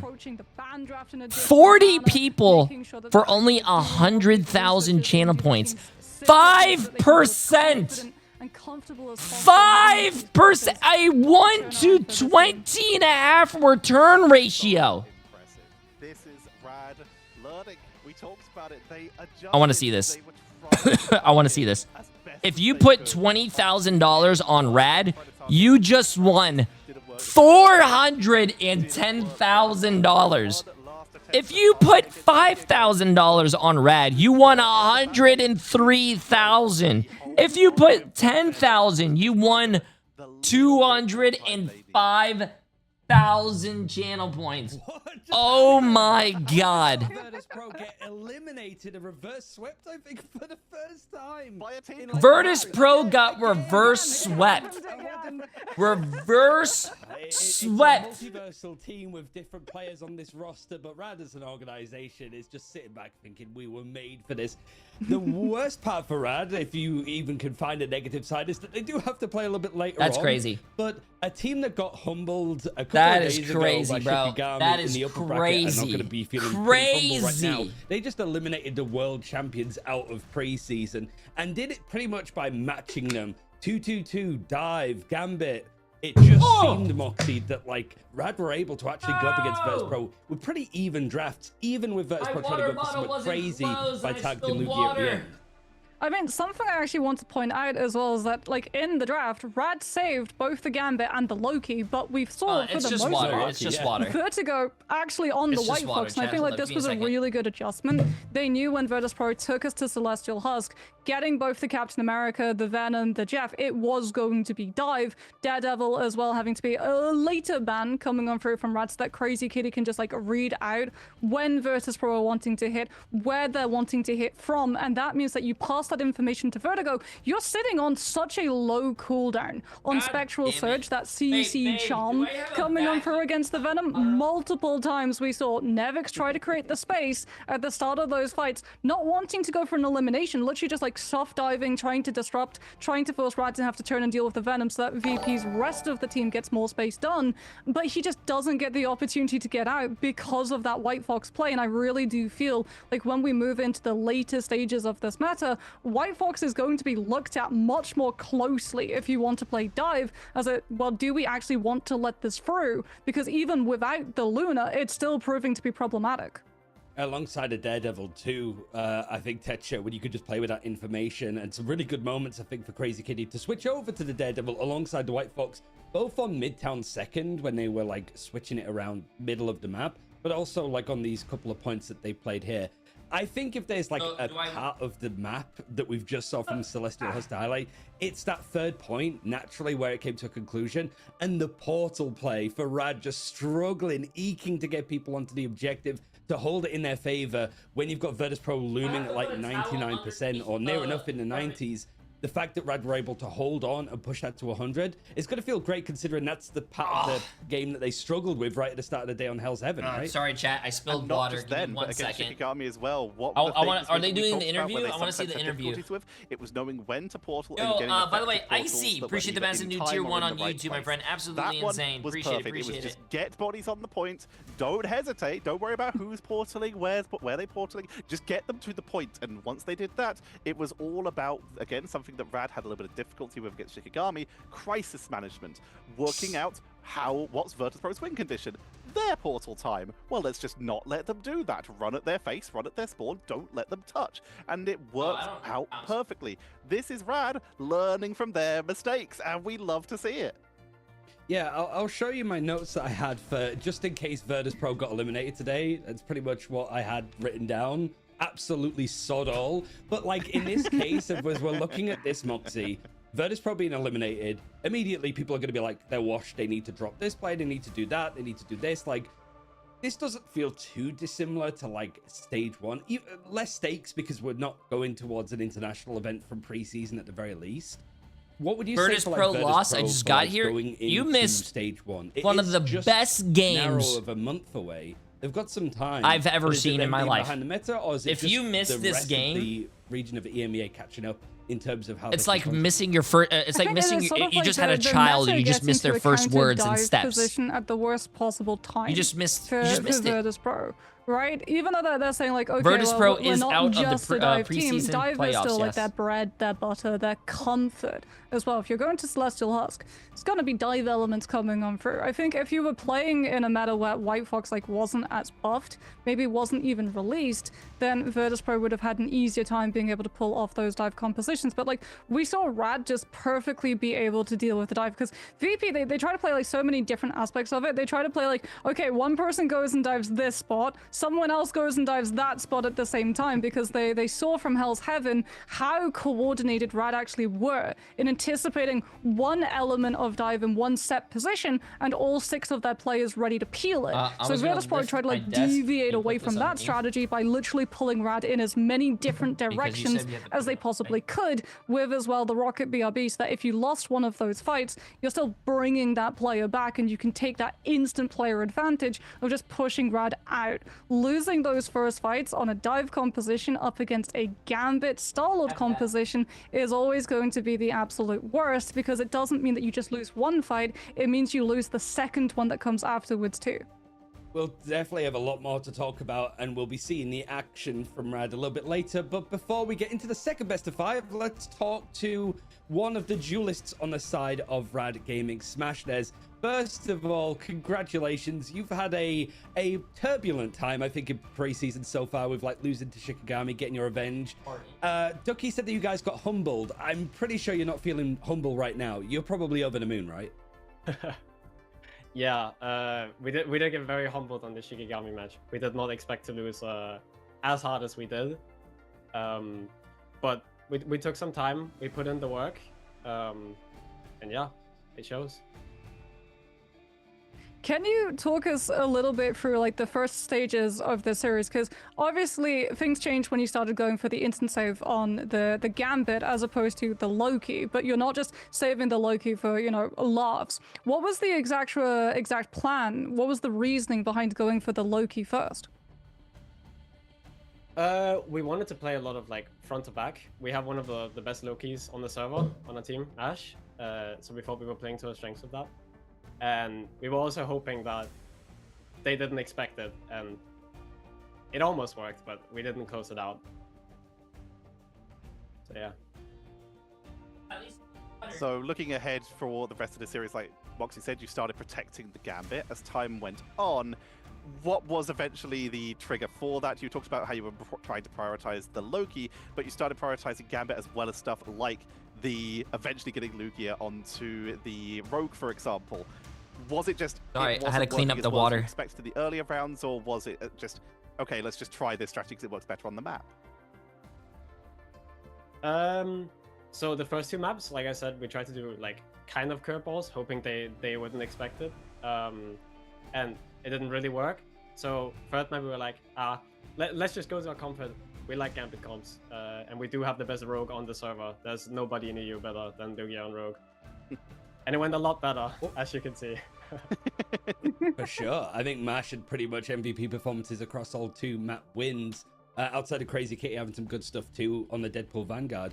I bet you that team is very happy, map, bro. What was Lugia's reaction when he saw the likes of like The Thing, Deadpool Vanguard, Rogue all be banned out in a row? Is he thinking like, oh man, like what are they saying screw me for? Or you think Rad should keep their piss low egos in check? They got so lucky, dude. Right in the draft. To be honest, when we saw that's rage bait, right? Ban, we started laughing, especially Lugia. It was like, why are they target banning me? What? But yeah, we they just really said because it did leave all our characters open, and we thought, hey, this is a good time to die. Oh yeah. What was it like in those last moments? Wait. Sorry, real quick. The play right at the end wait, that doesn't make any sense. He said piss low egos. He didn't say elo. Piss low egos in check, so that means they have no ego. Stop Virtus Pro from getting on there. I would be lying if I said I was a little bit nervous. I was like kind of shaking after I TP'd and we won the fight. And everyone just screamed, "They're TPing! Cancel it! Cancel!" Oh, this is a good interview. So, I like this interview. A little bit now, because obviously, like Virtus Pro being out, that means that predictions fully up in the air. I think for a lot of people, you've been able to go up against likes of Shikigami already. Smashnez is a good place kid. The power dynamics for God, am I EMEA? old? I'm like, saying who like do you think are the top people 3 probably teams? in their 20s are kids. I think at the top right now, I think it's Na'Vi. Oh, watch out! Someone's at the door. They showed a really good performance yesterday, and they're really good at the meta. They swap very fast when they need to. And then it's either also Heretics on second, and the other one is obviously third place, and then Shiki on fourth. We're hoping to beat them later today. Gonna show that we're better than we showed last they play time. again today, bro. Yeah, they'll be playing just after this, and then you've got a bit more of a break as Heretics and Na'Vi going to be fighting in the upper bracket. Final question about this, right? Because we did see Na'Vi beating Virtus Pro yesterday. It didn't feel like you sort of took what Na'Vi did and tried to use it yourselves. It did feel like you sort of beat them in a different way, a style that suited you, right? Was there anything from that loss against Na'Vi yesterday that you wanted to take into this series against Virtus Pro? We tried to take in, like, they played a lot of Wolverine. We tried to take that in, but they ended up banning it after first map, I think. And other than that, it was just you gotta be fast with the adaptations in this meta. There's so many things you have to play, and there's like one. Wait, logic these days. Someone makes a factual statement equals bait. Well, I won't even ask like who you think like the opponent is. I guess you want to get your. You said factual statement. These guys just beat one of the world. Actually, they beat the reigning world champions from last year. Really fun. And these guys are all top 500 players. Later on today. And you're saying logic. Asus only 50-62.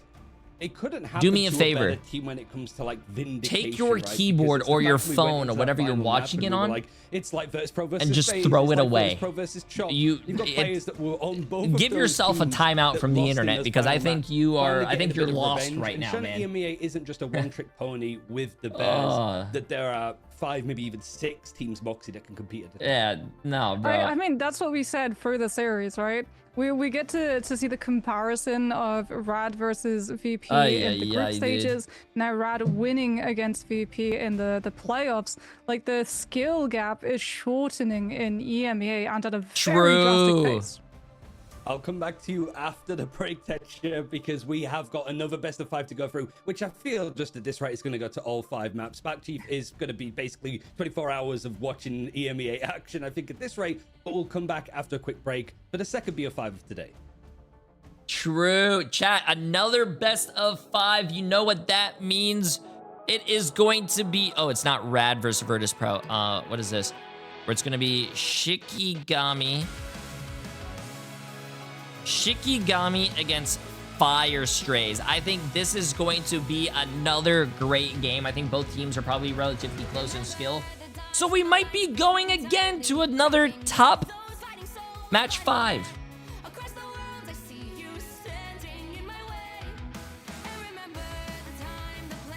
Jay, why is there no ban save in publicly available comp?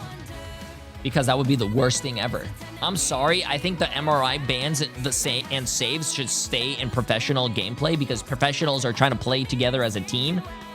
If you go into fucking ranked, people are gonna be like, hey man, the other team has a really good Spider-Man, but I'm the best Spider-Man in the world. Then let's not ban Spider-Man, and then your Spider-Man's gonna go 0 and 15 because you saved Spider-Man, and you're like, why the fuck did we save Spider-Man? You are absolutely dog shit. GG, no heals. You're avoided. No. It's ranked. What you see from the professionals and professional ranked gameplay is totally different. Oh, sorry, ranked gameplay. From the professional matches to your ranked games is totally different.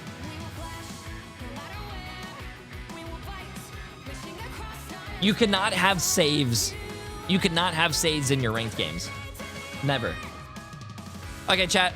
We have about 3 minutes left. I am starting the prediction. Good luck. Have fun. Put your money on the line. Get your channel points up. Let's get this. Come on.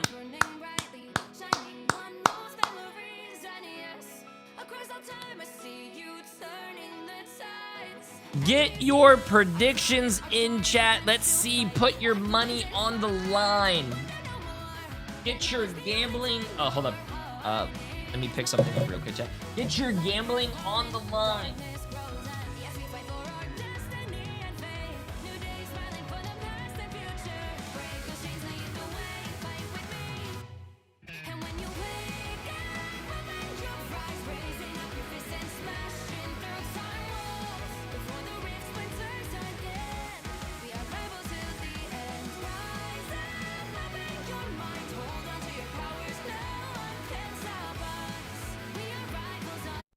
Talk when you hear a character who is a better solo duelist than Winter Soldier. Yo, here's my late tax for missing games earlier. Mr. Fantastic. That whiskey put me out last night. Iron Also Man. like the stream, y'all. Human Torch. Punisher. Hela. Duelist Deadpool. Psylocke. Jean Grey. Moon Knight. That's my boy on my life. to this day whoop anybody's cheeks all day. As solo to the moon, duelist. to the moon. Yeah, he'd take 1v6 for all I care. He'd take 1v11. All he does is 1v3 in his mind. He can take 1v11 in reality. He's got this. All right, Matsy's been stressing, but still holding out. Wolverine. Elsa Bloodstone. Okay. Oh, Wolverine. Yep. Why I was Wolverine? thinking too hard, man. I just love the way that the feral leaps can really enable fights. In comparison to what you see out of Bucky right now. I don't know, but I mean, in that sense, it's the solo engagements, and I think one of the same Wolverine with the what is it, Last Stand can just absolutely rip and tear anybody. I've seen many a Wolverine just a solo ult, tons of strategists, or for anyone for that matter. So, yep, I'm locked in on Wolverine. The claws are out.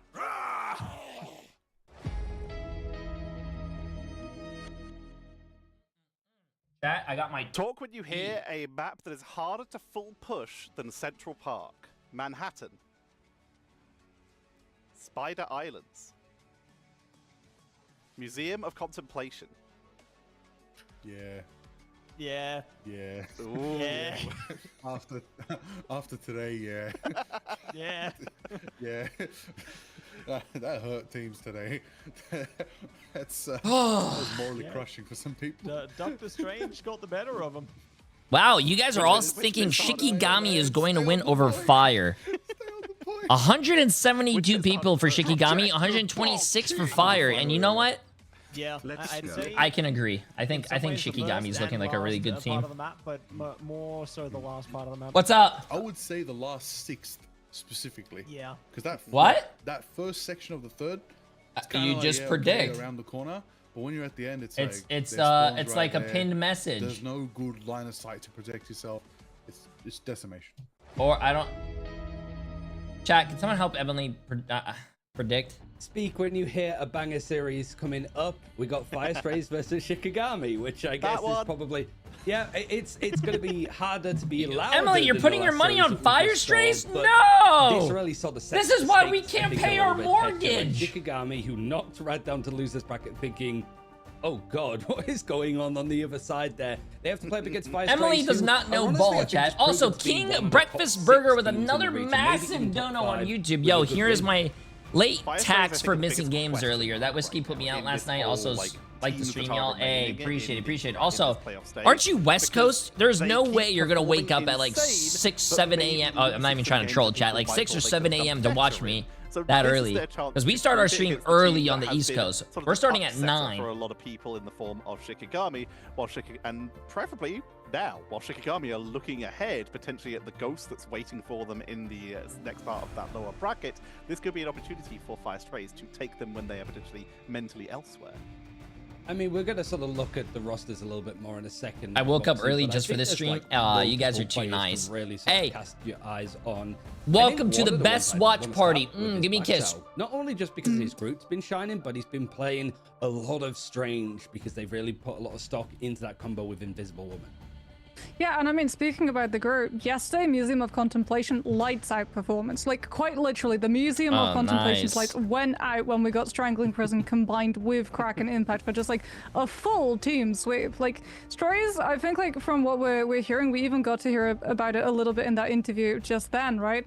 Playing for your comfort picks. They said, like, yeah, Mash is just, like, a really good gambit. Yeah. We want to play for our comfort comps. And I think that suits Strays as well. If they want to just, like, play for their comfort, play for things like the Groot, Sloppo 2 has been you're a looking legend. a lot flying, more comfortable. you were These days, flying had and watching the stream, got home, tried to wake up early for the stream. That's crazy. Back on Listen, that's insane. There's been like an interesting development for Fire Strays where they have been dedicating a lot to the triple strategy. Let me see this bingo to the point card. that Where is Demon's it? most played hero, Tetra, is White Fox. Surprisingly, as somebody that's one of the most scariest J3 like, bingo card. There's no way this is a thing. So we'll start with Fire Strays. I think the notable thing about this I'm gonna look at it after the the introductions. Gambit, they are going to ban it out. So maybe that's something that Shikigami can hit. Ban out the Elsa, just hover the Gambit and go, you guys aren't going to play it. Or maybe they do. We just haven't seen it in play. But they play the Loki. Yes, they leave you the Gambit and then they play the Loki. And Snoss had some insane exchanges on the Loki into copying the the Raging Roll Flush from God of Mischief. So I feel like maybe if you're Shikigami, you're looking more at the Loki, if anything. Yeah, but you've got some good, like, it's everything else around it too, right? Like the combinations. I guess like we haven't seen Firespace very much like Rogue. This is actually a fucking really good bingo card. Oh my god, that's awesome. So I think holy so much focus shit is going to go on like Slopodopoulos's performance on the Elsa. If he that is actually funny as shit. I gotta show chat this after the teams. Yo, blurt it out. Appreciate the massive prime sub, my friend. Welcome, welcome. How you doing? That accountant for 7 months too. Appreciate it. Who's been doing as well as Slopo on these Elsa Bloodstones is Leo, who's been doing some absolute crazy work every time it slipped through. But the thing I want to highlight here, we talked about Black Sao being one of the most prolific Groot players of all time in EMEA. Okay, well, I was gonna wait until they finish showing the teams. J3 bingo card. You get a free space. I like watching Hulk players is one of them. Gets a prediction wrong. Well, that's I already lost that one. Can I get 5 gifted? I love Watch Party. Clapping. That's huge. Ban Elsa. Playing RuneScape in the background. Well, that's automatically a check mark. It's like my Subway Surfers. Arms up and hands behind him. Boba touches his hair on head. What's wrong with me touching my hair, bro? It's hard to watch. Gets food. I'm doing a 16-hour stream. I have to get food. I have to eat, chat. You want me to die? 222. Okay. Gets water. I need to get water. Do you want me to die of dehydration? Forgets to move camera. Let's go. Oh my god, chat. I like streaming. Emily makes an appearance. Emily, you're banned from my stream room. No way, no way. Hope you're having a great day. Oh, and J3's dad in chat. Okay, my dad will show up. This is a great bingo card. Hey, you know what?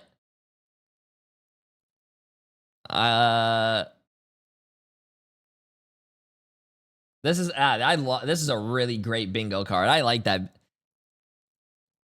Is across the whole game mode, whereas Fire Strays are 3 and 4. You gotta say though, adding in the fact that like the first week for Fire Strays was rough, it seemed that maybe, if I was to guess, Tetcher, that they put a lot of stock into playing around the White Fox because, like I mentioned, Demon's been on it almost exclusively outside of Star-Lord and Wolverine. That wasn't a patch where White Fox was a little bit weaker, right? So maybe there was just a week of just hold it off, we'll use it mostly for next time. Quite possibly, like you said, it was before the changes to where White Fox's ultimate gave them their tails back, so being able to have access to that has allowed Demon to, well, unleash a little bit more. Demon has always been one of those duelists who, when he's enabled... Okay, there you go. If you type exclamation mark bingo chat, you can get your own bingo card. There you go. Characters, which is kind of a full circle for Demon, where he's turning into not just a player who needs to be enabled, but an enabler. That's actually really good. I like that. Backline a little bit more with anti-dive capabilities of the White Fox, but also catching people with those charms and those invulnerabilities for his own team to allow his own team to really perform. Hey, that's a great bingo card. I like that. Been very keen on banning out Gambit the most on their side and protecting the Elsa Fire Strays. And apparently, it looks like chat loves to play bingo too. Hey, I like that. I like that. Low-key, like Moxie mentioned for Fire Strays. This is a great community, chat. This is a great, great community for a great fucking watch party. Actually, the best community for the best watch party, right? Oh, I can't clap. Sorry, that's one of the bingo. I'm not trying to give you guys bingo. Going to be eliminated from preseason. Sorry, can't clap anymore, chat. Can't go get water. Can't eat. Gala is open, Boba, and you're banned from my room. At the door is unsurprisingly going to be Elsa. Which means Gambit, nope, instant save invisible woman coming on through from the side of Strays. I mean, a lot of players have been very vocal. They banned the character that shall not be named for your bingo slot. Again, that does mean now that Shikigami will take out the Gambit, probably looking at addressing Honey the Loki Badger a with little the bit down the 5 line too. gifted They're still subs having to be as concerned well. about things like the Mantis, Insane. as I well appreciate as it. a potential triple strategist line, which And Shikigami have Aim shown as Pine well. with the There's massive Loki number ban of on gifted the subs side that of shall not be Strays. named. So I do appreciate it. Shikigami now Absolutely go insane. for a Loki ban Nope, or not a getting that bingo Mantis ban? slot. Turns out it will be the Mantis. So yet I again, got you Strays guys. more than happy letting that Gambit through as long as they keep the Loki online to be able to get the alt copy. Is this going to be a mirror Is it of Kaitha? what happened to Ran in the last How do you game, say your though? name? Is this a mistake? Because Shikigami, they're Kate, more than oh, happy it's to get Kate that the Gambit on their own Great. side, I and appreciate the that's massive new easy tier 1 protection sub. onto Honey the Badger road. with They the now number have of gifted incredible subs that I backline cannot roll read. I potential. appreciate There it. goes the Absolutely Star-Lord. insane. That You're is one something that gifted we did sub away not from see the last 67 in the Ooh. channel. Gambit on the board. Potential for that. There's And that white box Coco, protection. appreciate the massive Use 12 the months. How you demons doing? to How you use doing? that, Absolutely especially if there crazy. is going to be some Shit, how dive you from doing someone is a on bingo white slot. Rogue. Overall, these teams, this is Fire Strays playing their own style and drafting very carefully and very particularly in what they think the pain points are of this composition while trying to bait Shikigami into it. And Shikigami are more than happy to bite. Oh, Strange Pan, not Loki. Yeah. Strays very can go awesome. for the Loki if they want. And They stop can go for a gatekeeping potential the triple bingo strategist squares. line with the White Fox Ultron as well with that invisible woman. No. The Chat, Strange Ban, stop we popping did talk off, about the bro. fact that, You Black have Side's a been yell playing break a with lot of another Strange recently, and I think few on gifted Domination subs. 2, this could be like a Massive really W. Appreciate big it, appreciate it. factor in I am allowing playing RuneScape, Shikigami yes. to stop Strays from stalling out fights or even winning overtime, being able to come on through with that really fast regroup from the Strange TP.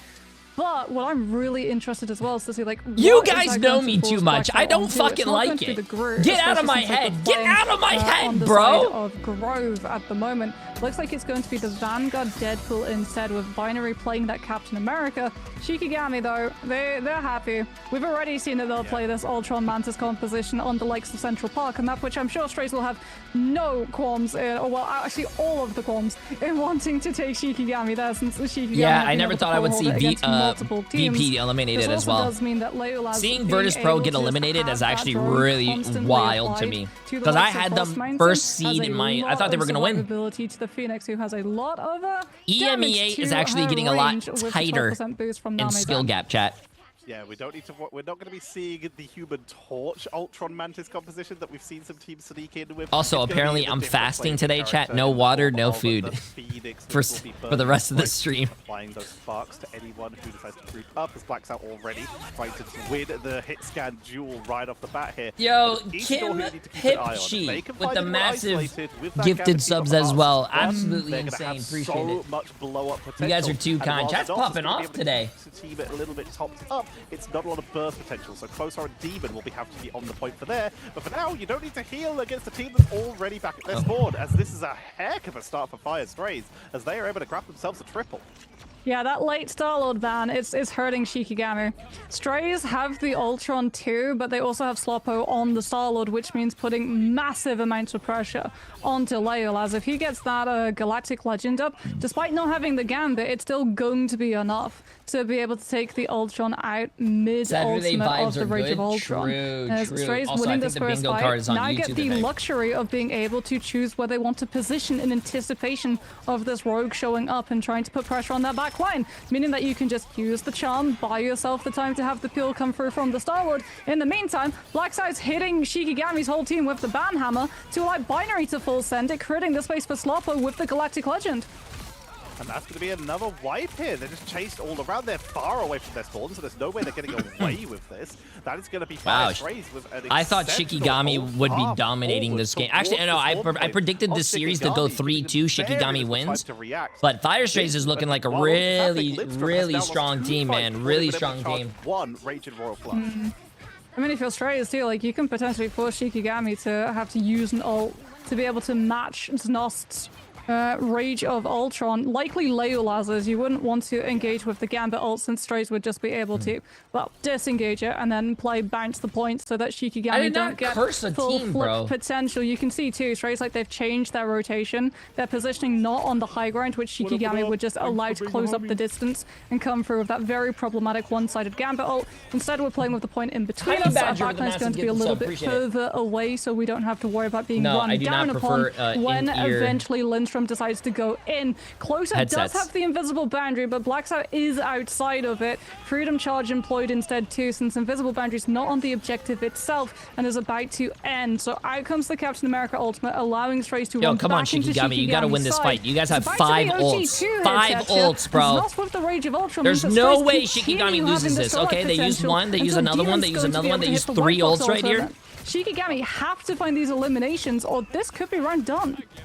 With the Soul Resurgence keeps it topped up a little bit, but that's all of their strategist ultimates now topped out. It's enough to force Fire Sprays off the point, and there's no portal. It was banned out, which means Shiki will flip this, but it's an overtime flip. Look at the ultimate charges now for Fire Sprays, 80% on the Galactic Legend, 26% a little bit further away for Invisible Boundary, but they will have Kumiho very shortly. Whereas you look at the defensive tools available for Shikigami, I don't like in-ears yet.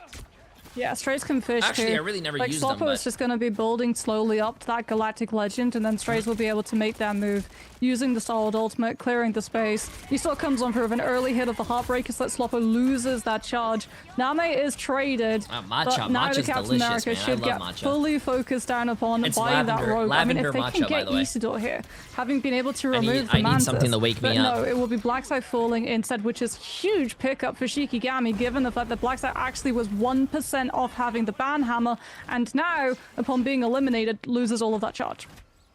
Reset to 0. Kaya already used theirs. Touch his hair, bingo? Nah, bro. But it's all buys time. I was touching my head, not my hair. Of the way towards that raging royal flush. Oh my god, I can't do anything anymore. I just gotta sit still like I'm a psycho. I just gotta be like this. Defensive tools to try and help deal with the Fire Sprays re-engage. We're at 63% versus the 99 of Fire Sprays as Galactic Legend comes on out. No defensive tools available for this, so they have to rely on their own shielding to try and hold through it. Slowpo is going to get locked down though. Isidore with the chase and the blow up doing huge work. Frost Mountain comes on down for the End Song Inferno. Really good rogue players are scary, especially when they have a Gambit team up, man. Chase onto Blackstar, who tried to ban hammer, tried to capitalize, but finds nothing. In fact, that's going to be a flush to take out the retreating members of Fire. That's a scary 1v1 to take. If they get staggered ooh, shit. For Shikigami. I think that was a slot when I say ooh. We're about to go into the OT. Will the ult be on point? It won't be with the Deadpool. Binary slams down just in time, but Rage of Ultron comes on through from Leolaz, and Strays, they're going to use the Freedom Charge to just run that position forward onto the point to get into a spot to use the invisible boundary once the Captain America ult's done. No Strange, but you do have the Venom, so Blackstar will be swinging back into the mix, allowing Strays to have one of their Vanguards back into this fray, but no elimination so far from their side. The Shikigami just disengage, wait for the regroup, and push back with the Mantis ultimate. Surely this means invisible boundary comes on from closer, but you have to be so careful that you don't lose that Mantis early. She gets taken down though. Ooh, pretty even, pretty even. Engage, which means Nos is going to be the next character up with a defensive ultimate here with that Rage of Ultron. Leo is going to be taken down. Pretty even. Might be able to flip this, but the difference is Shikigami, they have Portal, whereas Fire Sprays don't. So if they can keep this in their control and delay, they're going to be the ones who are able to reinforce. As Bad Hammer comes on out to try and take out the backline of Fire Sprays and prevent the reinforcement. Frost Mountain falls, but Portal will get them back into the fight once they respawn in time, and they will have that end. Wait, whose portal was that? Oh, that was Shikigami's portal. In the meantime, Leo swapped over to the rocket to make sure they have a quick revive on this re-engage. But yeah, they did portal. Dude, Fire Strays can't get off the point. If they get off the point, they lose. Healing Ensong to try and take it out quickly. Remove the healing, but Feast from the Abyss is wiping out Shikigami as they come on through. And Shikigami used the portal very already. Through Strays, but Strays are holding. Galactic Legend Slowpo has to play evasively here. If they're taken down, that's so much damage taken away. Bro, what is going on? No, No. Fire Strays, yeah, Fire Strays wins this. They have to. Demon with the shield to keep the team topped up. It's just everyone throwing bodies at the point here. It's quick reinforcements. Frost Mountains on Shikigami almost has rocket ult though. Uh-oh. They have to get rocket ult. They have to get rocket ult. Also, Frost Mountain is on the Spider-Man. Speaking about reinforcements, we've got the Freedom Charge, but that they have to get a kill. They have to get a kill. Oh, the dude, rocket ult, actually able bro. to break the beacon early. Closest built up a second invisible boundary. I think rocket ult needs a buff, man. Fight, and Shikigami do not have the damage to Oh, be able respawn to punch beacon. you through. Name on the Jeff outside of the fight the whole time, untouchable, just completing the healing. This is an insane overtime, overtime, bro. Slowly falling apart. Eastor's got the Heartbreaker, but Shikigami, they've still got that point control. They do not want to have to use ultimates that are not required, so they have them for this first fight. Shikigami should not have won that. Did not have a Strange Portal. The amount of time that they held that fight Shikigami should not have won that, bro. What a battle between these teams. Fire Strays are starting to scare me a bit. That was insane. Shikigami used Portal very early. They got to the point. The guy died again. They didn't have Portal to get back. There was like 3 people alive. It was like 1 tank, a Gambit, and the Rocket healing the tank that was staying on the point. Bro, oh my god. Shit, was oh my god on the thing. Oh, I gotta see something real quick. Objective in the end. But this already, we're looking like we might be oh my god, yes it is. Oh yeah, series, Moxie, as Shikigami take the lead. Well, technically I said oh my god, but I never said the C word. Take us to a so technically that I don't think that is. Goes to Daredevil, Leola's on. I don't think I said the C word. They're going to be looking for a fast hit connection with both the It's Jeff for sustainability and kidnap potential, as well as Isidore with the Heartbreaker to just remove any opportunity for Strays to generate. I didn't say oh my god the C word. I said oh my god by itself. This White Fox so technically that's not a to the Daredevil showing up with the Spectral Surge to allow Strays the opportunity of holding their backline together and buying space for Sloppo to try to find an elimination before Shikigami can close up the distance. There's the Heartbreaker, It's Jeff as well, capitalizing on the players. Not going to go for an eat attempt. This is actually just used to refresh, sustain the health bars from Shikigami's dive so they can match it up with the poke potential of the Phoenix.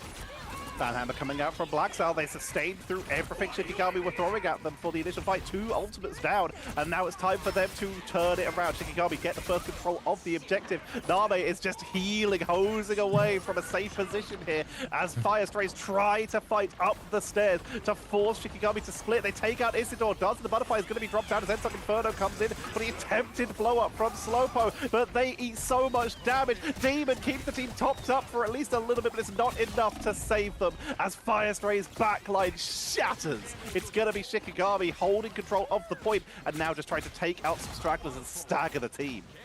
Tetcher, the greed of the fish knows no bounds. Namo uses ult in the first fight, 82% to the next one.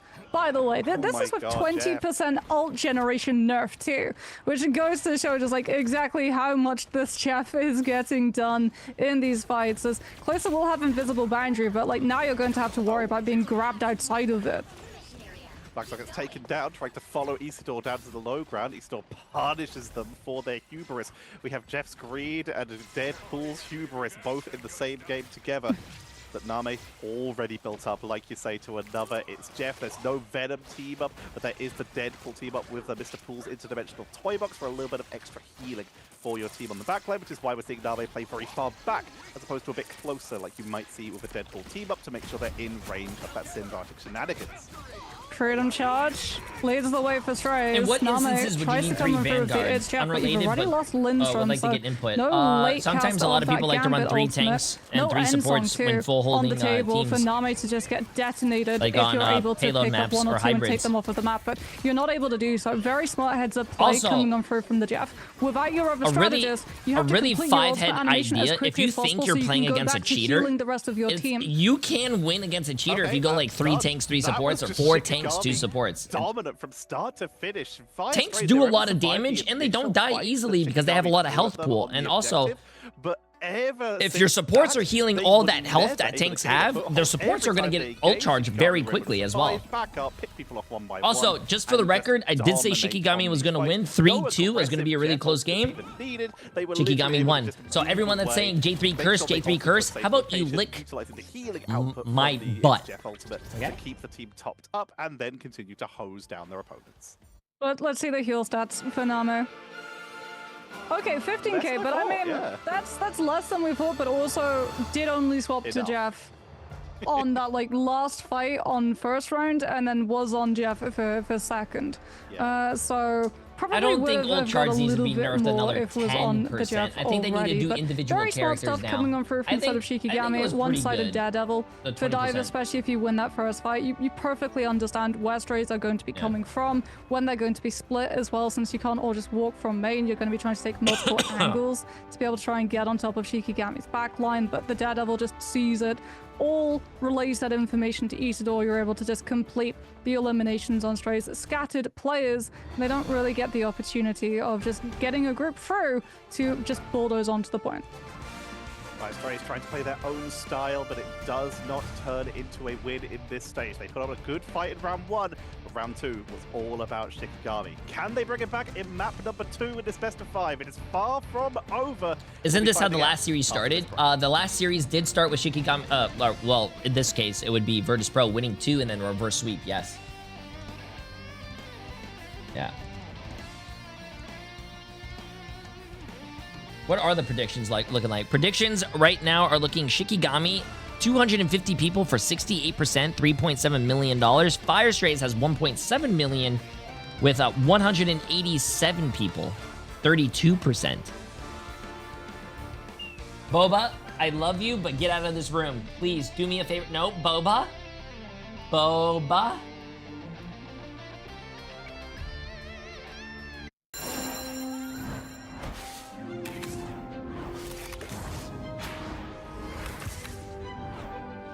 Boba, I love you, but come on.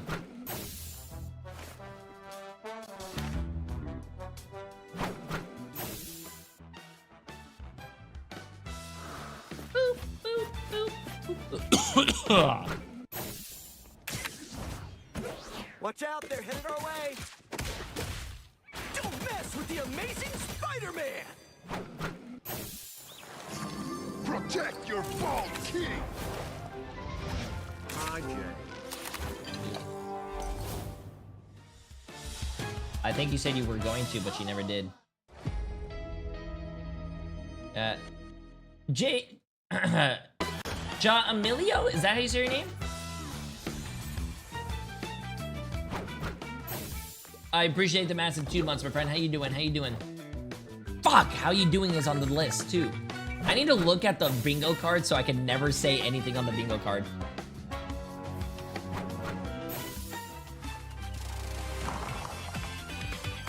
Whoa! This Spider-Man is like you, Jay, if you had hair, athleticism, and aura. Hey, first of all, I am a very athletic person.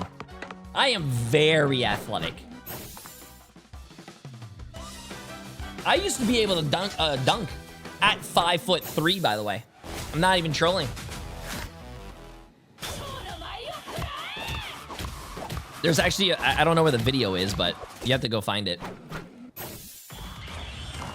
It's hope you're having a great day, so you're good. Oh, okay.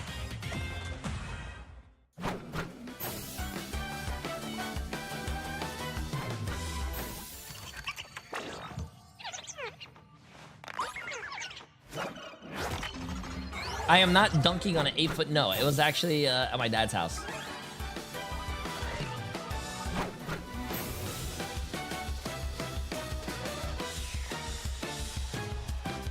Someone said Necros is you with hair, and now I can't unsee it. Ooh.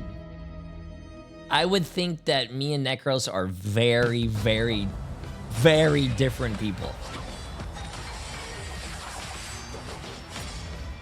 Yeah, I wouldn't... yeah, no.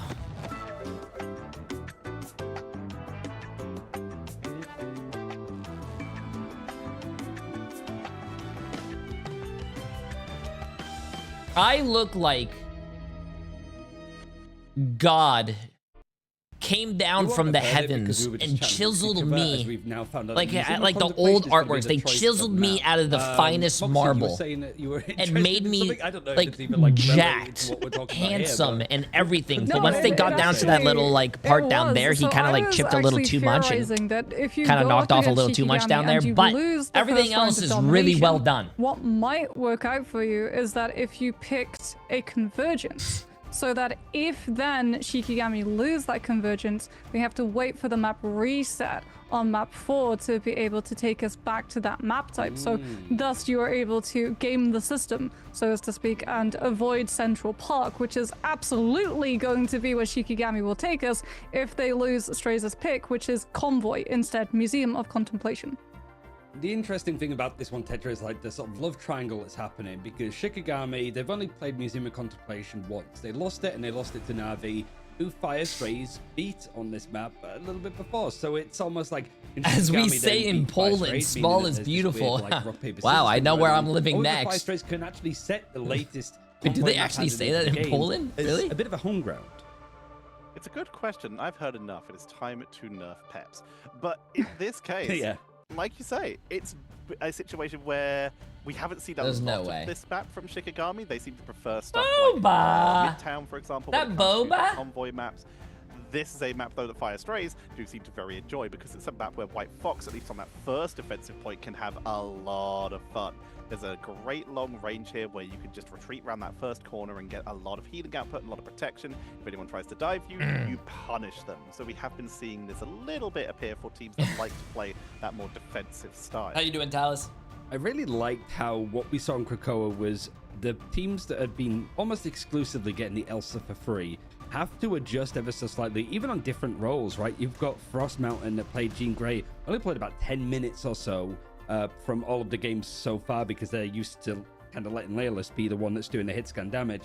But then you've also got like Black Sow kind of forced onto Deadpool Vanguard, right? Because the Stranger's banned out. He likes Wait, to Jay, use it should I in do combination Marching with Band or go to Invisible Woman, Universal which is a high Studios with priority. my friends? But also, he would play Groot. Problem is I didn't that put there my was hands protection behind on the my other head. side of the Gambit, so you have a pretty nasty cleanse from Shikigami. That meant that Black Sow was a little bit Rad uncomfortable. Still did played end well up in the winning Deadpool against Virtus Vanguard Pro. match, but it Really, did sort of feel a little really bit like good game. Shikigami are just trying to push Fire Strays away from a comp that they've almost exclusively No, I didn't. been on.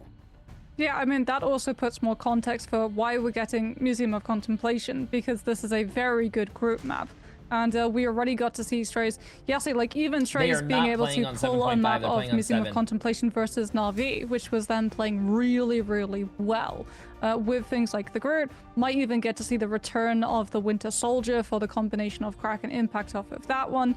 And also looking for those wall isolations. Even if you get Invisible Woman, you don't necessarily want to run it with the Why Doctor do you Strange. think It's Virtus very Pro good choked with so the hard? team up, but we cannot That's a say great enough question. about the potential When we of were a watching good that last force physics game, engagement pull into a lot of them Groot weren't wall doing really well, isolation. man. If you're a I think, strategist hey, main, sometimes you have a chat, Vanguard sometimes buddy, you have I sometimes you have absolutely off recommend days. going into your ranked games and trying to coordinate Sometimes those, because not a we lot all of have people off in days, just base chat. competitive know I how wouldn't to say do we that. all. I don't, I mean, but Tetsuya, you know. Fire Strays, a lot of eyes on them. They chose this map. Shikigami like to play dive. They can play triple strategist. We'll see how they want the draft to go.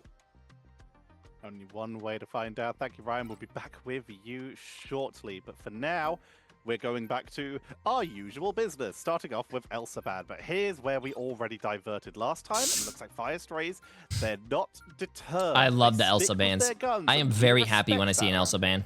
Yep, and that means that Shikigami will continue getting the second ban onto the Gambit, into potentially the one-sided Gambit. Yep, there we go. Strays, though, like, again, it's Convoy, so you can play, like, very much stacked up with your Vanguards in front of your Invisible Woman, making sure that you can get as much healing off as possible, because Closer did build up 2 Invisible Boundaries in 1 overtime fight. So you can see exactly how much healing that this Susan Storm is actually I have not outputting. tried the As well, latest Loki won't be new outputting Elsa, so anything. I have no He's going to idea. be banned out for both sides. Oh shit, my camera? We're going to be seeing that Invisible Woman, like you say, one-sided, Loki removed, so no double rated Royal Flushes. The opportunity on a map like this, it can get so much value. Rogue still going to be protected. It worked out beautifully well for Shikigami and for basically everyone who's had the chance to get that Hearts as one team up. So far, this is looking pretty familiar. This is looking almost identical to the bans last time. Mantis is going to be hovered from Fire Strays to prevent the Gambit Mantis team up for just massive capitalization for damage boost. We did see Shikigami actually get their hands on it last time, so finally a small adjustment to removing that damage boost. Yo, welcome, Matt. Yeah, Yo, last my time first it was J3 the Star-Lord stream, ban, guys. Welcome. We don't bite, bro. We don't bite. So it does mean that Trust. Shikigami will be able to get both the Rogue and the Star-Lord, and yet again they're going to ban out the Doctor Why don't Strange. they ban Strange again, with like, TP? even if Black Some wants teams to play do, the but it's Groot, very taking rare. out the Strange is still a very good move, especially on Convoy, where we see so many I teams. think like, there are especially when much they're better defending bans first, that do the whole besides Doctor strategy Strange. is basically But it is a take good fire. strat. Don't If get you me wrong. start It is a very good it's strat to okay. do. Everyone just make sure that you get eliminated on the objective. One person who goes down early, swaps the Strange, does not have to be your Vanguard player. You portal back in, you take a second fight, you take more time and more ultimates away from the attacks, that when they get to the last fight on first, they might actually lose it in the long term. So do appreciate the fact that we're still taking the Strange out, despite Blackside probably wanting to play more of the Groot than the Sorcerer Supreme for most of this map. Someone said, why do Fire Stray betters hate money? I don't know, man. That's a great question. Zerx, that was funny. It will of course be Demon who is meant to get on their hands on that, so they can try and isolate someone. Looking at this, currently, we are. Yo, actually, that's a hot take. Yo, position for Fire Strays, but they are on attack. Every time I come to your stream, you're watching this shit. Cool. I play Marvel Rivals every single day for thousands of hours. God forbid I spend 2 days watching the tournament going on. Wow. Yeah, Swapper going to be playing the Phoenix as well. Going to be receiving why is it that when I tell you guys to put your money on a team, you guys always do the opposite, and then you guys always say, oh my god, J3, can you give me more channel points? I'm poor. That's your fault! I tell you guys who's going to win every single time! The angle that the Phoenix will be looking for without having to physically be present I tell you who's gonna to win. clear it. As we can see, Easto just holding very close up from Strays' own side of high ground. Scouts out that it's a Groot, decides not to be too Trent, split from the team, so will man. not be wall isolated and punished. You got to GM, but that's not where you're stopping. Hit that eternity, bro. Charge up that ultimate, but it's a little bit behind Kaya. Kaya at 88%. Every time I come to your stream, you're watching this, and I appreciate it. W. Who's been hovering around the periphery. Demon's able to isolate Isidore, and Fire Strays able to just massively capitalize on their momentum. Kaya does drop the bad hammer, realizing that they're kind of the only person still up here, and might. Oh man, I forgot. I can't clap. Sorry, chat. What happens if I clap with my feet? Does that count as clapping? Yeah, and Strays have been doing a really good job of just rewriting what happens the if I heal clap with my thighs? coming on through Is that from clapping? Shikigami with these one-sided Groot walls, with the Unicorn Bubble shield as well coming on through from the side of Binary. So, Leia, you've got the Galactic Legend, but Closer has the invisible boundary to be able to react to it, and Lindstrom does not have that Raging Royal Flush to have pick potential despite having that Strategist ult up. Strangling Prison comes on through from Black Side. Name dodges it with the use of its Jeff. Galactic Legend, but as we just talked about, it's on its own. Invisible boundary is enough to be able to survive through, and Binary just sends the ban hammer out onto Peter Quill to force Star-Lord back to spawn. That's going to be a lot of XP gained from Binary there, as this attack is working exceptionally well for them. A lot of XP gained? No, don't say that. Don't let someone hear that. To their doom with that, it's Jeff. Don't say that. And it looks like we're abandoning the Deadpool. We're sticking with the Jeff, but it's now symbiotic shenanigans. We're going more heavy on the dive for Shikigami. It's time to try and just get onto Fire Strays and punish them for their aggression. Well, for Shikigami, it's also about taking as many fights as you possibly can, right? Now you can actually go for a fast hit from Kaya, with Leolad swapping off of the Star-Lord onto the Phoenix instead, so playing from range and trying to take advantage of the space that his Vanguard creates for him. Strays, though, they can decide to take this aggressively. They've got the Soul Resurgence to be able to react to first turn Gambit ultimate coming on through from the side of Shikigami, and they've been able to pick up Frost Mountain. Shikigami, without the Galactic Legend, this Gambit ultimate, it's solvable through just the sustainability of the Invisible Woman and Mantis. Because, by the way, Strays, despite having Mantis in play, no triple strat line. They're doing the best they can just with the damage boost, and it's working out. We don't need to any extra healing if there's no damage coming our way, because everyone's already KO'd. And as such, Shikigami running out of time. This is once again the burst coming in already towards that second point, but this is one of the hardest points to push on the map. Anti-heal. I do. Chat, is there like a map that you guys think is the hardest map to push? Because I've been talking about this map with you guys for the past few days. I think this is the hardest map. This is the hardest map to actually finish, and I usually finish a lot. Very fast maps, but this map is the hardest. Oh, Shin Shibuya is a really good hard map as well. That's a very hard map. Tools to try and delay this. They are being forced off the point. Black Sound getting one more. I think the two hardest maps would be Shin Shibuya and Museum. Wait, he did. Oh, he didn't get eaten because he was on the other side. Oh. Onto that objective. This group wall is really splitting the team in two. Venom buying so much time. Kai is doing huge work for their team, but the split from Black good wall. Putting so much pressure on him. Take down Portal coming in for Frost Mountain. They're delaying this as long as they can, and this is what Shikigami do best. Burn through those timers, but it is simply burning through the timer as whilst Nost goes down, the boundary is keeping so what I think the Jeff did is the Jeff ulted on the front of the hood of the car. The Jeff the Groot was behind the car, so he actually was out of LOS. We saw it yesterday actually. Doctor Strange flew in the air, landed on the front of the car, ulted, and everyone that was on the other side of the car didn't get hit by that ult. So come back into his own. He's been putting up such performances. And we did see that yesterday. Oh, did he have a CC wall? Previously, and I didn't see that, but you can LOS it. Also, 3 minutes on the last phase of this map. Fire Strays is rolling, bro. Side of the defense, and they've got a whole lot of ultimates to be able to snowball this next fight. You've got Strangling Prison. You can start your engagement with Soul Resurgence to run at Shikigami as well as. I don't think lower. Getting pretty low. There's not a lot of sample size for lower Manhattan. They want to try and take a fight just to be able to put pressure onto Strays and try and take some of this time. It's a relatively new map, so I can't really say if it's a hard map or not. But the end song Inferno in reaction just curtails all of the momentum that Kai was trying to set up. And they take out Gambit. Most importantly, that means there's more time where they're not building ult charge. Frost Mountain's already at 71% towards Galactic Legend after swapping to that Star-Lord. They're taken down as well, but Lindstrom's only at 52% on a Raging Royal Flush, falling a little bit further behind. And that is already with Doctor Strange moving quickly towards that third and final capture point. This is Shikigami running out of time to make something happen here, and Fire Strays with, like you say, if you put your portal on the floor, you're risking the other team blocking your portal, so you can't get through it. So a little bit in the air might be fine.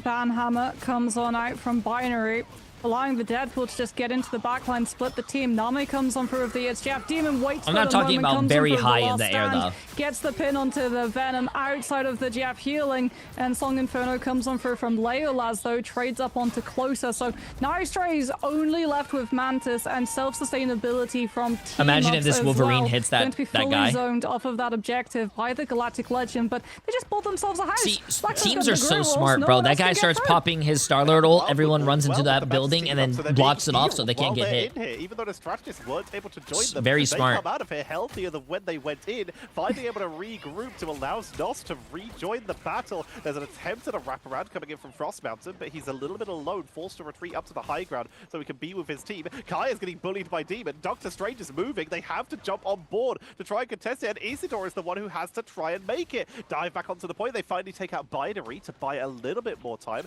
to keep them in this fight, but Sloppo is still dueling, doing huge damage into the backline. Beautiful pickup onto Kaya to remove yet one more defensive tool. Soul Resurgence from Znost. Black Sound with the Straggling Prism won't find a lot, but it's still allowing them to push on in. Shikigami with the Raging Royal Flush, allowing them as much damage as they can to clean out the members of Fire Strays, but the boundary says absolutely not. And Fire Strays are holding once again. And Shikigami, they're back to throwing bodies at the point one by one. If they fully cap this, I think Fire Strays wins. Actually, I think Fire Strays wins this regardless because they pushed it this far. Chat, quote me on that. Quote me right now. Fire Strays wins. Fire Strays wins this round. Watch. Black Soul's health bar has the end song too to be able to just take a couple of hits, keep the objective pressured and contested, take the damage, get the health reset off the ultimate, and allow Shikigami the opportunity to regroup. But Binary's just been let loose. Demon with the last stand. Name again dodges it with the Sorry, it's Jeff, but you have Was to it a be big so swallow? careful. How Was it many big? are off the map? But went everywhere. more Oh importantly, my how many god, are off bro! the They objectives, 'cause had that was the 3 OT people push, right and there. Strays Oh are my taken god! off of They the had chart, 3 which means people that right there. I mean, the Shikigami Phoenix I completes think the was whole. ulting, so she came back down. Name But a better bro, combo than Shikigami and the Bro. last second fight. Bro. Just throwing bodies at the point when there's almost no difference Bro. on the board. I'll wait. Good Because Jeff ult, by the Shikigami way, though, holds from one more time, but Name. Fire But Strays, like, an bro. incredible push, putting it on an Yeah, you absolute have to- show yeah, with the that- Mantis Invisible Woman doing huge I'm work not for going to them, start my and now they're rant the on defense, that they can go a objective little point. bit I think easier, it's a really... hovering onto that white Is it box unique? again, Yes, trying I to like that Marvel burn Rivals is through trying some new of that things, but I do not Shikigami like again that is going point. to try But... and outrace Shikigami, really nice wow, price I established still think once Fire Strays again, wins this. but it's the middle If I parts could of put that, all those my middle channel points points where Fire on a Strays team, are it would be still Fire Strays claiming right points, now. and they got a huge distance, 2 points, At least for this round. 142 meters, 55 centimeters. Oh wait, they I have the think we cameras. need a Someone heal mentioned the check cameras on earlier. Blacks It looks like they at the have the moment. Like, cameras now. How much has this group healed? Yeah. Because They the didn't fact have the that cameras for the Strays did, that Sentinels was game. just Not Sentinels. Mantis Invisible Woman. Virtus Don't Pro take this into your and own competitive games. I implore Rad you. game, though. It But now only they works have here it. on Strays composition because everyone else has WWW. sustainability. By the way, Phoenix Demonic gets the health reset Cupid, off of tier Ensom. 3 Groove gets the sub for ability to, as you 78 said, months. have those new Absolutely walls with the insane. Mantis Demonic team up Cupid, you healing are the too rest of the team. kind. But How also are with the you Phoenix doing? and playing the Wolverine, Oh, you've got the shit. health sustain coming on out with the lifesteal, basically on the Wolverine. And where also portions Green of that Sentinel, damage is appreciate Master actually Prime sub. converted to self-healing coming on through. Now that you're off of the Wolverine and on the defense, we're going to How see many much channel more points focus do you have? on Oh, I have sustainability. You know infinite. you're It's going my to be channel. taking a whole lot of incoming damage. That also Frost Mountain will be starting off on the Daredevil with Kaya to back him up on that Venom. So Demon is going to be on the White Fox instead. They're going to be pushing on out, building as much charge as they can, Ankh into the background, and then try to deal with anyone who isn't able to retreat around that first corner. Binary taken down quickly. Kaya going to make their way up a little bit higher and also wait for a bit of healing at Frost Mountain. Well, we talked about how sometimes White Fox can be one of the few characters that can take on a Daredevil in a backline dive, but not this time. Frost Mountain able to get the advantage and is already zoning out so many members of Fire Strays as their defense is already broken, but they have time. They can still make their way back in for another defense here, but with the Hand of Conju, that's certainly going to zone them away for a bit longer. Well, we talked about Eastlaw going toe-to-toe with Ducky earlier in playoffs. Now he's going toe-to-toe with Blacks, and these walls have been brutal for Strays to have to deal with. So too the Terror Cape coming out from Name. That vulnerability where you're taking increased damage from all sources. 5 yeah, minutes, that includes bro. Moonlight, which means that Legolas has just been putting Strays through an absolute blender. 5 Triple minutes, strategist feels like you only have 5 one minutes. strategist. Also, with the I amount do of like what time that you have to be Shikigami's able to doing. They react to are that running the much most broken incoming thing damage in such a small chat, if you amount guys of want to time, rank up as in Nami has in Eternal your Bond, matches, Lindstrom Groot, close to getting that Moon Razor Knight. Roll flush up It's, as well. the Close is going to combo have is to too use this broken. invisible Kills bandage through just to support hold ults. It's a Strays' position so guaranteed they team don't give up fight. more space. Throw That down your means Groot Eastlaw ult. could Throw potentially down your just Moon pull Knight you out ult of on it the with Groot Groot ult. GG easy. Groot's going to be coming It's- on it's in a- from it's- Isidore, perfectly timed there. You summoned it into existence as Leo takes advantage of everyone being grouped up, makes it a double, setting up for a triple with the help of Isidore. Blacksound drops their own straggling prison to look for a turnaround, but they get deleted. The boundary simply delays the push here, but Fire Strays, they've already had to back up, so they're not going to be delaying it any longer. And caught in the choke point on their retreat, Shikigami, they are not slowing down. Yeah, Kaya just catches them with the Feast of the Abyss, which applies the anti-heal, and then Leol has a couple of Anks thrown in, Primary Fire on top. Good block on the Terror Cape coming on out from that Groot wall, but Frost Mountain still able to come on through with the Let the Devil Out. Blackstar is taken down. Sloppo has to rely on the End Song Inferno, just holding it as long as possible for the health reset. Does take out the Daredevil, but doesn't get anyone else on the side of Shikigami, and crucially as well, no one from Strays able to keep the point contested. So Shikigami roll into third with over 5 minutes. Who was on the guy in time chat bank. that said Fire Strays was 5 winning minutes this because to they push pushed it very far, and I don't think a lot of 142 people meters, finished and this Fire map. Strays are Shikigami scrambling. has White 5 Fox minutes. Has been abandoned. Demon Who was is that? over to the Ultron, going to try and get some range advantage here, but you got to be careful. That guy deserves to be Arrogance Leo, banned. who's on that hit scan Giving of the giving my G chatters play, face could be trying to false gain some of confidence distance right here. if Come they're on. not careful. Blacks out 54% of their way towards a strangling prison, but Isidore already has theirs, already dropping theirs. Here's the dive from Kaya to try and take down the I still stay by what I say though. I think Fire Strays wins this. This third point is a very hard point to actually cap or even get far. Takes them down, making it a double, triple, quadruple, quintuple, and sextuple. Fire Strays off the board, and Shiki continue a casual ride for Dr. Strange towards that third point. Ultron Experiment tabled. Demon comes back on the Winter Soldier. We've still got grinding on Trooper's Fist. We've still got Bionic Hook as well, which can connect onto multiple bodies. And potentially as well, you're going to be able to build Kraken Impact up with the amount of players stacked up into those E's, the tainted voltages. The question is, can you keep your Groot up long enough to have the setup for the ult? Black's out is down. Nami just goes first. Eternal Bond for Shikigami sets up the sustainability. They have all of the confidence to just commit to the fight before Strays can build a win condition to stop it, and that looks like it's going to be Museum of Contemplation closed for business. Shikigami complete the push 3-2 with almost 4 minutes spare. That, well, we talked about it potentially being a triangle between Navi, Shikigami, and Fire, and it turns out that triangle is more of a line. As in this case, Shikigami were able to just smash on through with barely any hesitation. Fire did a really solid push on their own side, but Shiki's crisis management won out, meaning that they are able to push the full way. 15 final hits for Leo, going 20. I told you guys Shikigami was gonna win. That Phoenix working out beautifully for them in the long term. I just don't understand why you guys just don't trust me. Coming out on the side of Nami, like those terror capes. Yeah, like both Nami and Lindstrom really like helping out in terms of those eliminations, but the terror cape setups.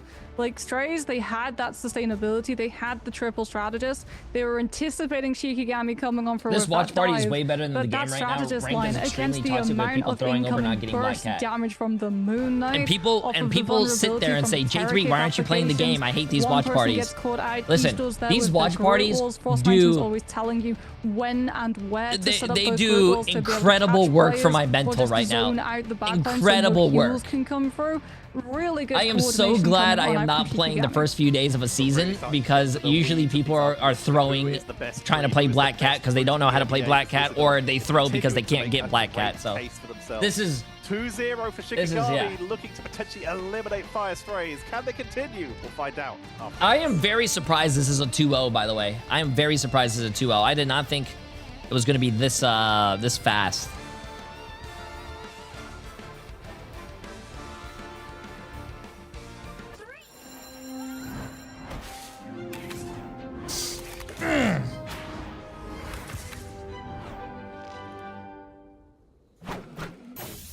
You said the curse isn't real? All I'm saying...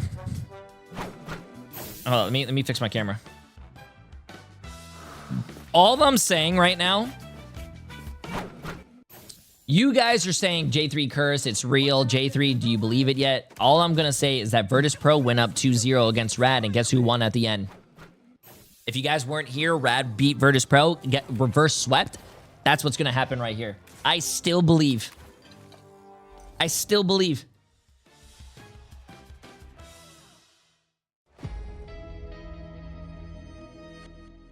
No, I still believe.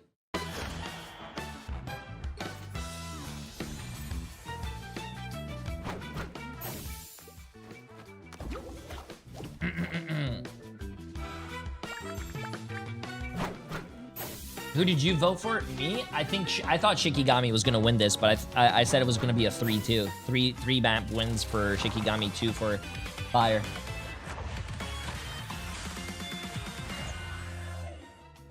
Hey, Sushi. Hey, Sushi. You're so beautiful.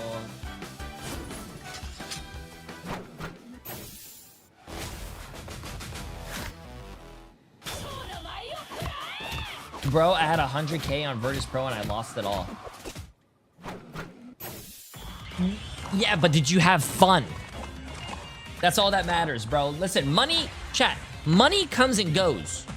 But did you have fun?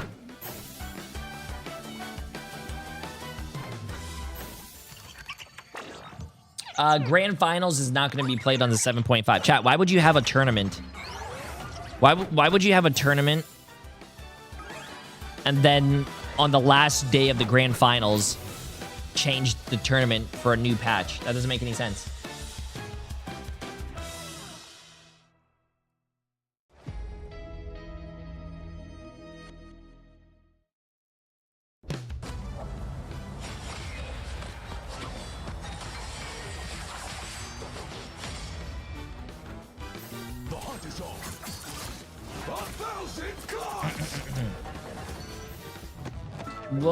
Well, they played with this White Fox updates after.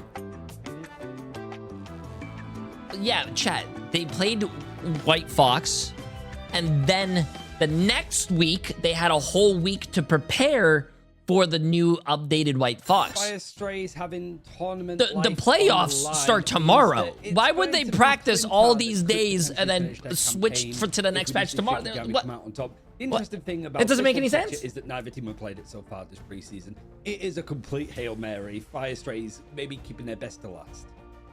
If you're talking about maps that can kind of upturn the way the game is played, we look at Clintar, as Moxie was talking about last time. Yeah, there are a lot of matches today. A lot of matches.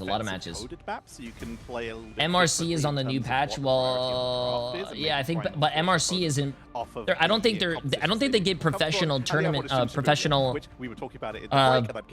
accounts for tournament accounts for MRC. Strange bad against you. That is exactly what Moxie said, and it is completely fair. So you're kind of down to one option there. Hey, appreciate it, username. I think also like for Fire also Strays, Vodable, aren't you on in the like after the series? Like Waxel's group was looking solid. The draft was good because they could get the Mantis and the Invisible Woman on their side.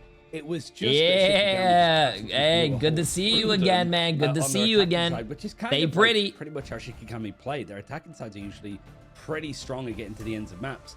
Oh, look at this. I mean, what do you want to see? Not a paid chatter, by the way. Like they're getting what they want. Hey Jay, I'm a big fan and watch a ton of your content, especially on YouTube. I don't interact a ton, but I want to say I love your content, brother. Keep up the good work. Chat, not a paid chatter. Hermit. That's strange. Which also then appreciate it, my friend. Appreciate it. Because that's another thing that some teams have done in like Asia. Not a paid chatter. Yeah, but then appreciate you're you being giving here, bro. up Appreciate you watching. Something else is the problem. Vicky and Cozy are North America casters. We are in a different region right now. In terms of just like being able to help give that Vanguard the extra level of damage, and also as we talked about the TP plays coming on through. But I think next week they'll be on 7.5. There is no watch party next week, chat. One, you wouldn't go. You guys are stuck with me playing ranked. But two, you also wouldn't use a Strange portal even if Strange was in play if you're trying to also Death Wizard 150 stream streak. Damn. But for a lot of the time, the defensive team would just want to have Vodable, do you know when the regular season starts? Isn't it like late May, like May 22nd or something, or May? Strange teleport into the mix, potentially losing that fight and losing then the first fight of second off of the back of it. May 22nd. Okay, chat. So after this week end, we have a whole month of no watch parties. So it is still something we need to keep an eye on. Watch parties will resume next month. Easily on their attacking round could start off with like, damn, bro. This is a callback. We saw it yesterday actually. When teams would open up their attack with Strange TP, you'd have a Storm, Asia will be playing next week. Yeah, but I think Asia plays at like 4 a.m. Chat. I'm not gonna be awake. You'd open the portal. I like my sleep. Come through from your cloak, and then boom, that Loki just disappears. I mean, it's also like when is the grand finals? Grand finals are, unless you're talking about the grand finals of this tournament for the preseason, that's tomorrow. The grand finals of Marvel Rivals Ignite is like November. You have a regular season, mid-season playoffs, second part of the regular season, grand finals. Seen a head-to-head of Demon. Hey, W Vodable, appreciate it. But it does feel like for both sides they are having to eke off of their like comfort picks ever so slightly. It's just that Shikigami, Kaya said it in week 1. 1v1 me. Yeah. Get on the game right now. I'm gonna stop my watch party to 1v1 you. Make sure to invite me. I think you might be right, but this is their time to show it. They've at least got their own style, which means they don't really have to be as flexible if they can, you know, get their own style to work. Are you gonna dress up for the grand finals? I don't think so. Needed to shut it down, I didn't. especially I don't plan phase on it. Shikigami feel like they're kind of just getting every single thing they could possibly want.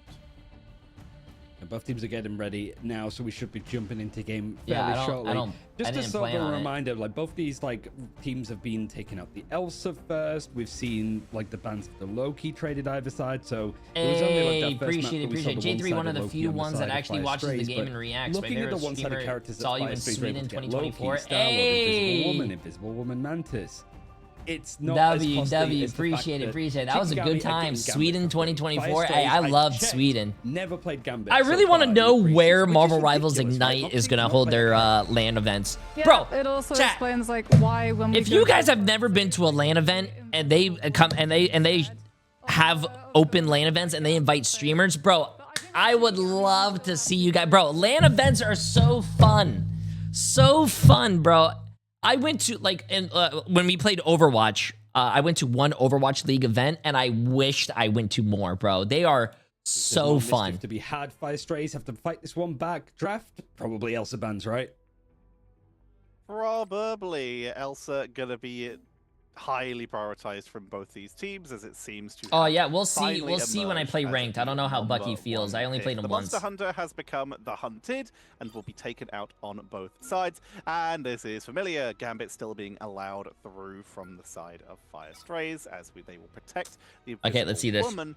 And Shikigami will immediately remove the raging cages. I went to Japan Apex LAN and it was oh my god, dude, I'm so jealous. The Apex LAN I heard was held in Japan. Oh my god, that is so fucking cool, dude. Point 3. Hey, there we go. Okay, Loki ban now has to come on out. My dad texted me on the side of Strays. Yeah, much faster in terms of locking that one. Just like, okay, we know what's going to happen. They'll go for the Gambit save. You'll go for the Loki ban. Shikigami will have to respond with a mirror Loki ban. Strays now might go for a Mantis ban here. Could potentially go I think they're contracted to have it in Japan for a few years, if I'm not mistaken. Coming on I don't really pay attention to Apex. Supreme. But Shikigami, we know they've already been splitting that one off as the rogue save comes on through. And Strays now have to weigh up, is it a Mantis ban? Is it a Star-Lord ban? What's it to be? Venom ban instead, it appears. That is interesting. So we've been seeing a couple teams go for that double dive setup, and when you're trying to...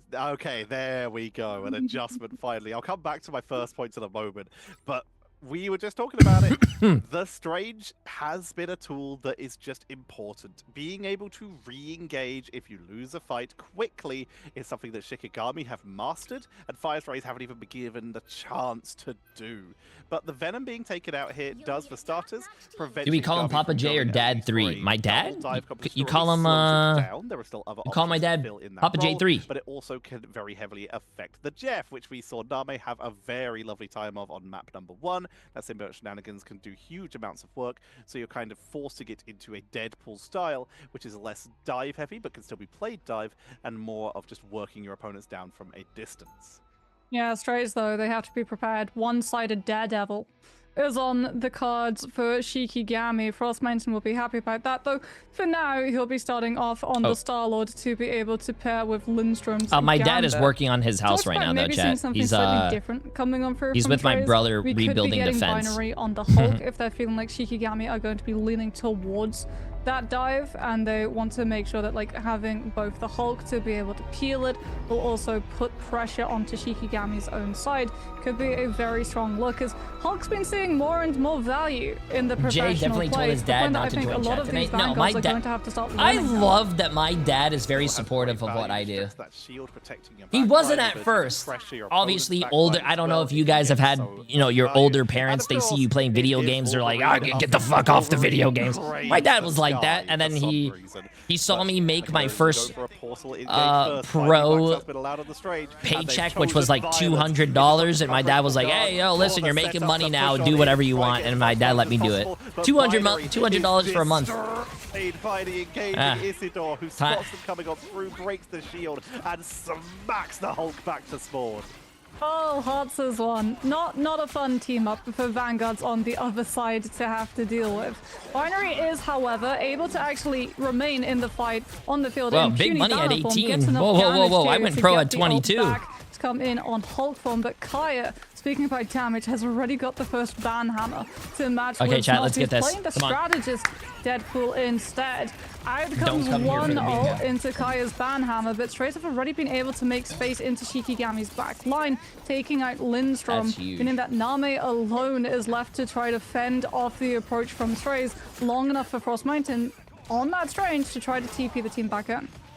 Find the right angle. Kaya's going to get focused down, forcing them off the point. That percentage starts to thank tick you. up, and Portal will not be in Hate time. Abandoned. As Shikigami, not only do they not get Portal, they are able to swap to Star-Lord in time. Leo is swapping Damn! to the ball. Fire, yo, bro, Fire Strays Strays always turns out to be good, but... From Shiki. They instead choose to retreat Chat, look to what the, Emily did. to the Okay, back listen, I'm point. gonna eat this And because Emily Portal made it for a look good, but look at classic this. Shikigami, Portal re-engage on the ramp to look for a quick She block made and hold the point as close egg to its and original position avocado as bagels. possible. Yeah, but with Strays, bacon. they're ready for it. They're actually able to absorb the incoming damage despite Nami coming on through with that Terror Cape. Kaya as well looking for the isolation with the uniform Emily did not make an appearance, though. Legolas falls. Slowpoke getting really close to that Galactic Legend. No Oh, Fire Gambit on Strays the is side popping. of Strays, though, to be able to empower it, but you're just wanting to try and force out the Eternal Bond from a fight that Shikigami have already lost, getting high ground possession. My putting friend thinks Shikigami you're off that ugly. point, Well, and tell they your just friend used I'd the rather be Strange ugly than TP2, have an so they're ugly-ass not going to be able to go personality. past Strays' close hold, which is why we're seeing all of the players just push up into those spaces and try to read where exactly that rotation is going to come from. Fire Strays getting some good distance out here, but Shiki will be able to break through using the far door to make sure that they can make their way back onto the point. But even looking for a little bit of a flank here, Frost Mountain, seeing if they can find anyone out of position, with Lindstrom being at the ready with the Raging Roar of Flush to capitalize on an initial engage. Fire Strays has 6 ults, bro. They have the defensive tools, they have the Kumiho even, to make sure that they can hold this, but with Leo building up to an Ensong Inferno, that Kumiho could get popped extremely quickly, but not if they're not on the board, as Leo is taken out early. Eternal Bond's going to be the first tool to be utilized, forcing out the invisible boundary. That's great news for Lindstrom, but they need to survive through this. Yo, and try to hold this second point before it gets any value. appreciate massive 5 months, my Problem friend. for How you them, though, doing? is that that's invisible boundary gone. Yo, how you you don't doing, girl? have it to be able to deal with Galactic Legend. Also, I'm really Raging surprised that Roar Fire Flush Strays is not winning this combination really, coming on like, from okay. Shikigami. Fire Yes, Strays had Snoss 6 has that ults, Kumiho bro. unleashed, but the healing I mean, is so just did not Shikigami, enough to be able but to keep damn. the team standing, since Starlord, he's up in the air. Fox can't slam down to be able to have the damage to get the self-heal through, and Snost's form just melts. But the Strange Dark teleport Rye with the is going to be Pokemon? coming through on the I'm side an of OG Strays, Pokemon guy, as bro. they were able to save the Doctor Strange, and they go for the map flip instead, giving up the high ground to get the objective behind them and for Shikigami to have to drop. If Drakrai was not the OG Pokemon, I'm sorry, man. My bad. Quick block, and they do. Close off, finished off. Demon dropped low. Kaya finishes off Sloppo thanks to that bad hammer. It lasted just long enough to get the finishing blow, and Fire Strays are cleaned out a second time in a row. Come on, Fire And Strays. Leo using that Ensong Inferno. is I'm basically cheering for all Fire it costs Strays right now, Shikigami. chat, because Kaya I with that don't hammer want them to charged get up in swept, no bro. time. Three zeros are Strays, not they've good. got a good engagement tool here off of the back of Galactic Legend, so it's not as problematic as if you weren't working with it, having to go into Eastall with that Heartbreaker. Strays can take first turn as opposed to having to walk into Shikigami using the Rogel early. Well, I played Pokemon and taking Blue all of that on my ult Game Boy. charges. With a little bit Blast- of poke pressure. Blastoise? Strays not wanting to take the high ground, not wanting to come into the close contact with the Rogue when they know the ultimate is up. Also, not going to want to take too long though, Tetra, because if they do, they risk allowing Shikigami to set up ultimate. Demon comes on for with a huge last stand, but Eastos hit the back line and find the connection onto the Starlord. So only risky. now is Loppo able to come on through with that Galactic Legend. Name able to get out of the damage. Kiting swaps over to that cloak form, utilizes the iframe and manages to get to the side of staircase, but Sloppo, even out of the ult, comes on through with the drop down. The rest of the team piling on through the corridor, able to complete the eliminations and take Shikigami's players down. There's still an opportunity for the contest though, because they didn't get Name, and Eternal Bond That's a might be enough huge Cloak and Dagger sustainability to ult. That's a keep Shikigami's huge players Cloak and Dagger getting ult, another bro. regroup. Nami gets Frost bouncing onto the point. She's a Leia to buy time as Leo's going to portal back in. And Is he gonna use his ult? built up enough charge for a raging royal flush with a minute Yeah, 10 on the board. that was a Try to hold huge ultimate Cloak case and they Dagger can ult, one so more their fight, as they team were can able to stall it and finish come off back Fire and win that Strays on fight. this Wow, one yo, more push. Fire Strays, you And had Fire 5 Strays, minutes, they bro. were basically everything for that. You Could guys have had even 5 used to try minutes. and hold, What's but they going are cleaned on? off the board 5. anyway.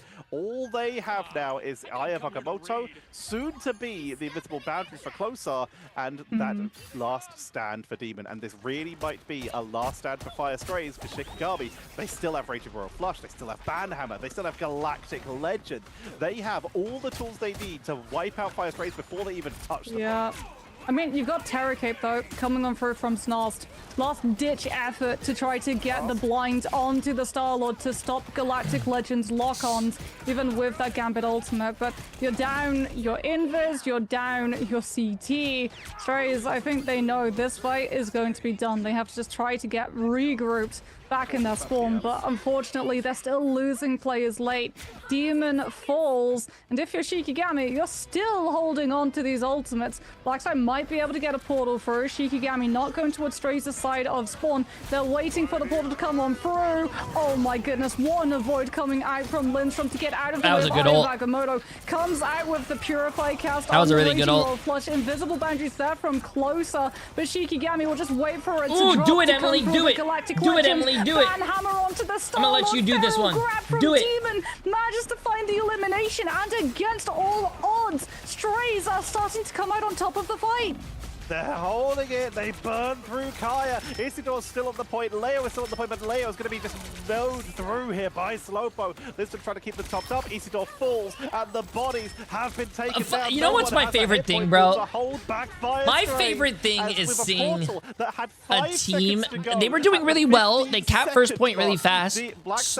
They struggle for 5 minutes to cap second, and then all of a sudden it's overtime. They kick it up a gear and they start winning. Have you guys ever won a game or lost a game because a team is just like an overtime team and you start kicking their ass the whole game, but as soon as it's overtime, they're like gods? It did cost them a whole lot of time. 1 minute left. This solid 1v1 could be such a big factor overtime in the next demons, fight, bro. because Frost Mountain doesn't take Slowpo down. The flank around the Galactic Legend forces Nami to have to use the Eternal Bond, invading into the space from Strays, but that means that Znos gets the second cast of it. Kai is going to wait with the Banhammer the moment that the CD does not have How bad would it be if they reduced the TP cooldowns from 150 seconds instead of 180? That would be real bad. That means you get a teleporter every what? Not 3 minutes, but 2.5. Demons poke onto Isidore. Shikigami know they have to throw players onto this card to buy that regroup opportunity, but Demon has the end song. If Closer gets the invisible boundary up here, Tetcha, this could be a full push. 15 seconds, but only a few meters to go. I am Agamoto! Oh my god.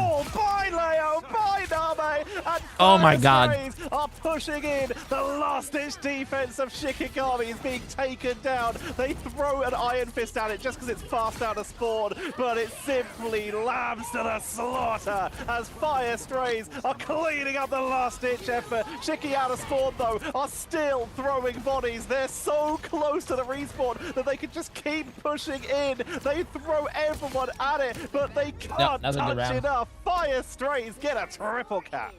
It's the boundary. The moment that Closer builds that boundary, it's like, okay, cool. Shikigami have Closer respawns, but they don't have enough damage to be able to find the eliminations. Do you guys think Shikigami closes it, or do you think Fire Strays pushed far enough to win? Buffs coming on through for some of these Strays players, because I swear they get a passive just like plot armor when they go to Symbiotic Surface. Demon's clutch potential on this map alone has now spanned 2 years separately of Marvel Rivals. I want to say Fire Strays wins this because they pushed it all the way through, but last time I said that, they lost. So I don't know what to think anymore. Because yet another pop-off. Who could possibly doubt Demon at this stage? Shikigami, they are forced into a situation where if they want to 3-0 this, they need a triple cap and then to win in that overtime. Good news for them. Fire Strays completed that map with no time in the bank at all, meaning that if Shiki can just be faster, then that's good news for them. They're going to have an easier time on the extra rounds. But otherwise, we might be heading to a map number 4, Moxie. Yeah, I mean, saying full cap on Symbiotic Surface is a lot easier said then done, simply because we can say that in the space of a good 10 seconds. Actually capping this map a lot of the time is, well, an arduous journey that ends in overtime or misery, as we're going to be seeing strays like Snot already. Like, this is what you do at the start of the round. Emily you stay in made, cloak form in case Shikigami make a strange portal play on your backline. Egg now they know that they're not avocado bagel. Back to the dagger, keep the team topped up, and they've even broken that side wall so that they have a good angle in case Shikigami go for a fast push. They get the high ground advantage, they have a way to wrap around into the main access points at the very back in case they need to, and this is a lovely position that has been set up by Fire Strays. But while all this is happening, we can look at those Deadpools. Kaya once again outpacing Binary at building up that charge with that Banhammer up to 86%, and we're only a few seconds into the round. I mean, the moment I have you not get played. it online, I played it for the green preview light season, for but not Shikigami in to ranked. complete this dive from multiple Yo, angles Nick. too. Slopo does mark Frost Mountain. You gotta so play Windrose with me and Chocolate, bro. Come through from that flank. Instead, it'll be Starlord and Phoenix and Kaya jumping into the Ooh, mix. nice shots. Sets up the Banhammer, slams down the Unicorn Shield for the isolation, blocking out Q line of sight. And this should be first fight one for the side of Shikigami. The patient Where would you play be without Emily? of just waiting for the Homeless. Deadpool ult to open things up, not overextending. We always talk about the discipline that this team has on dive, but you can see it in every comp that they play. There are controller pros, Fire yes. Strays, they don't go for portal, they go for high ground. This is what you were talking about yesterday. It's if you can't portal it there quick are a enough, few that controller high pros ground on position some gives you teams, so much but value. Not every team is like Shikigami. there are no console pros, I think. Console, I don't know. Console can sign up for MRC, but I don't think they make it far into MRC. Charge off of Blacks out up on that high ground as he begins to commit. Team is able to find a nice isolation onto Lindstrom, meaning that we're not getting any more charge up towards that Raging Royal Flush. Name falls as well. All the healing removed from Shikigami, and this push is coming to a grinding halt. Yeah, that high ground position, it's literally a bird's perch for a Phoenix player that Demon is able to take great advantage of. But if for Strays, I don't that know was if like MRC the has easier its own fight to win. This console next one's competition. much more problematic. Galactic Does it? Legend, Lindstrom, Does Raging MRC Royal have its own? Flush. Oh, okay, so there you Strays go. do have both strategist ultimates, but So even then I with think, one of them, so I don't it think the can top still MRC find the console elimination teams through actually with make that it to elevated MRI because. level of damage. There's the Gambit ult. Frost Mountain's actually holding the Galactic Legend because But they're I do gonna know force that top Strays into MRC burning teams on strategist PC make it ults to MRI. mirror. Like, Frost Mountain, meanwhile, holds his, what was it, chat? Like, uses it next Fire surely to Strays, force out the invisible boundary coming on through Lunex, from the side of Closer, which means that Peps, Shikigami can just trade out strategist ults and come through into YWL. the next fight with more of them. Kaya will be rejoining the team after getting taken down by the end. So Cafe Rose. 6. What Moxie's prediction was is likely coming. Oh wait, fast. Peps and Fire weren't MRC. Guess teams. I don't even. Push here.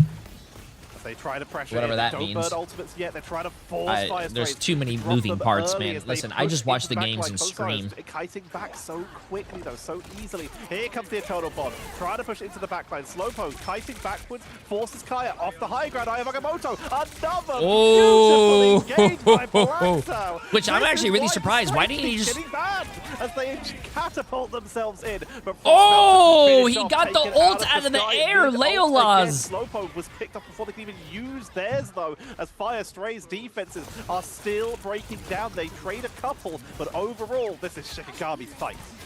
Yeah, strange TP as well, coming on through from Frost Mountain, potentially, as Leolas is going to have the Endsong Inferno, no strategist ults on the side of Strays to be able to shut it down. Just Znost with the cloak, with that iframe. Here comes the TP on the side of Blacksow. Terror Cape setup from the CD instead, but oh, the counter TP from Frost Mountain is good. Blacksow left behind, has to go but they back still are, through the they're still portal able to yet get there. again. That Nice means that he's counter not portal, in though. position to try interact with the Endsong Inferno coming on through from Leolas' side. Lindstrom falls to the Galactic Legend coming on through from Slopo. And Rad Strays was an MRC continue team? to make momentum in this fight.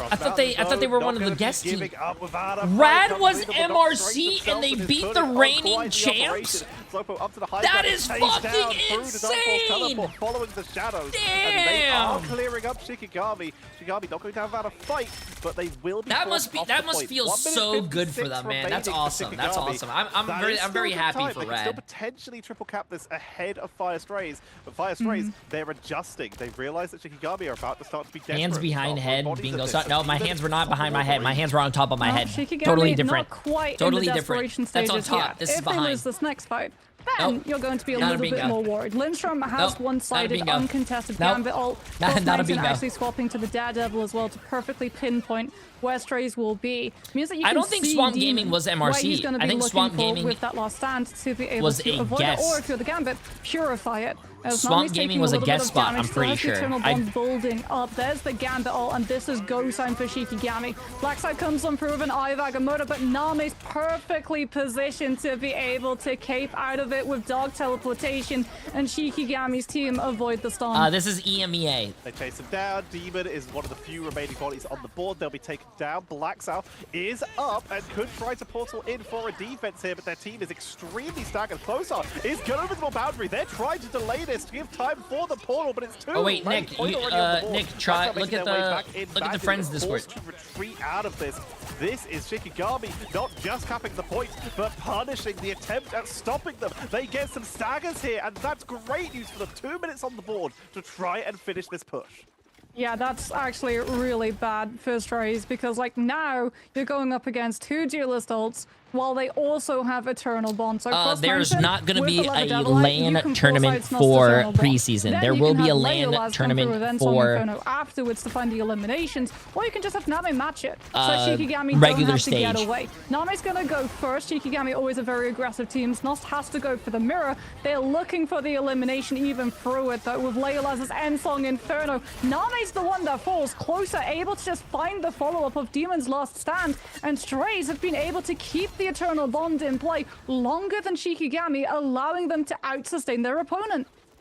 That time is ticking down. Even if Shikigami complete the map at this stage, there's going to be almost no difference in the time bank. But right now, they actually do have to finish the map because Fire Strays are putting on a fight. They build up halfway towards their own invisible boundary. Demons on the white box for some extra defense themselves. Here comes the Bad Hammer from Kaya into the backline to try and commit for this push to see if they can keep the pressure on. Binary will retreat to make sure that their team is safe. They have the Fluffy Unicorn shield used earlier, but it will be back up shortly for a little bit of extra defense. The Devil's been unleashed. They're going to try and take out Slobo, who's going to drop the Galactic Legend to chase on down, and Leo gets absolutely decimated from it. They do huge damage on the flank here. But there's a Heartbreaker attempt from Isidore, but their team is not there to reinforce them, and Shikigami forced off the point with 30 seconds remaining. Fire looking to take us to a map 4 if Shiki can't get to that point.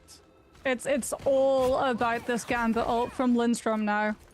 Can Shikigami get Raging Road Flush up in time, or will Strays be able to target out the Gambit? I mean, even if you build it up, Closer will have the invisible boundary. Blackside 2 can just come through with the Eye of Agamotto after you've used Curse the 3 cast of lifted. it, as opposed to Bro. waiting. There's the Gambit. Bro, there's I the put my invisible boundary in breakfast, I response. put my Blackside house, makes I it put the through, kids. still holds the I Eye say, of I Agamotto. think Fire Strays Shikigami wins has to be this. so Watch. worried about it. They don't know what Fire the Strays Strays wins are this. playing from. Watch. Leolaz dodges away, still holds the position, is trying to farm these Vanguards to build up the Dance of the Butterflies, while Frost Mountain goes for the wraparound onto the backline, tries to zone out both of the strategists. Banhammer from Kaya. No, we're gonna need a nerf on this character, bro. Come on, man. Marvel, what are we doing, bro? Nerf Spider-Man already. Gets Eternal Bond. They Like, can this is potentially crazy. hold, but someone has to go onto the touch. One's in time. The next Nah, one falls, Fire and Strays. Come on, man. I just said you guys out of were the holes winning. in OT. And now, Tetchia, we go Bro, to extra what innings. the- There's a chance for a draw. There's also a chance that we get to see more of Symbiotic Surface in the OT rounds. It's down to this. Fire Strays. A draw keeps them in. A win keeps them in if Shikigami can push a little bit further than Strays with 1 minute for both of these teams. That's on the fucking board. ridiculous, Then bro. Strays go home and have to wait for stage 1 to keep that journey going. Shikigami, they see Rad in their future. Rad is waiting for them for the run back. But Fire Strays, Nah, they dude, want to that's take just- that that's just fairy tale crazy. story of Shikigami and put it to an end by keeping themselves in this series. Shikigami have to be so paranoid about an opening Strange TP coming on through from Black Sao. I mean, it's such a risk though. If you manage to get it through and you get that instant elimination on the strategist, that's great because you can then just push 6 versus 5. The problem is that if it fails, you don't have the Strange TP for when overtime starts. How do they handle a draw? If they do draw, I think they just go next map. Because you have to win 3, I think. So he's just having fun with mobility. So yeah, if you draw this, they go to the next map, and if Shikigami wins, then they win. But oh, Kaya's scouting up. Kaya spots it, drops some damage. He can't interrupt it, but he does know it's happening, and they pull part way. They were trying to trap him, catch him early, and get. Oh, do they actually kill him? Oh, they did! They did! Oh my, that's huge! Hey, chat, Fire Strays wins. Fire Strays wins. I'm sticking with my gut. Fire Strays wins. Off the objective early and grab themselves that first point quickly. Kaya's on their way back on that Deadpool. They'll be able to reinforce quickly, but this was a huge boom for Fire. Yeah, no ult as well, because you call Kaya. Binary has the ban hammer, so that Strays can just continue applying pressure on Shikigami, pushing them off of that point, putting the pressure on the strategists, and allowing Strays to walk Fire away Strays, with Fire Strays, 99! 99! Kaya gets the ban hammer up, but they capped it! Oh wait, I thought the Wolverine took him off the point. Stabilize. They can't find the damage past Black Size Strange Shield. Dagger Dome comes out through from Name. OT actually starts, and Strays now have to make sure that they no, this is a great hold by Shikigami, but nah, Fire Strays holds it. Fire Strays caps this. Fire Strays caps. Have been holding on for. Fire Strays caps. Closer gets the invisible boundary through. Name has a terminal bomb, but you've already lost so many players in this fight. I don't think you commit it, even when you build it up. You might just try to hold on and save it for the next. Sloppo uses Galactic Legend. Name falls before the ultimate can come on through. Hey, I respect that. Use your ult to solidify the W and then get the cart moving and get your team back. I like that for the next team fight. I like that. I like that. To push and getting the full I like here. that. Like you say, means they get huge distance out of this. Fire Strays setting themselves up massively. They've got Chat, Eternal when Bomb. you guys get Jay3 behind your back and he's cheering for your team, whether it doesn't matter what it is, when Jay3 starts cheering for you, you know great things are about to happen. Setup here. Maybe not for your team, but great things are about to happen. Looking for anyone who steps up out of position. They need to make sure that they stay on the point, though. Na'Vi will get their ult off in time. Nost will match, making sure that both teams have as much healing as possible onto the board. Lindstrom falls early. Ayamagamoto, no one in it. Shikigami evade that. What was that? Comes in with the Heartbreaker. What was that? That looked like one of my ranked teammates playing Strange for the first time. They smash through Fire, and Shikigami will hold, but that was a good push for Fire.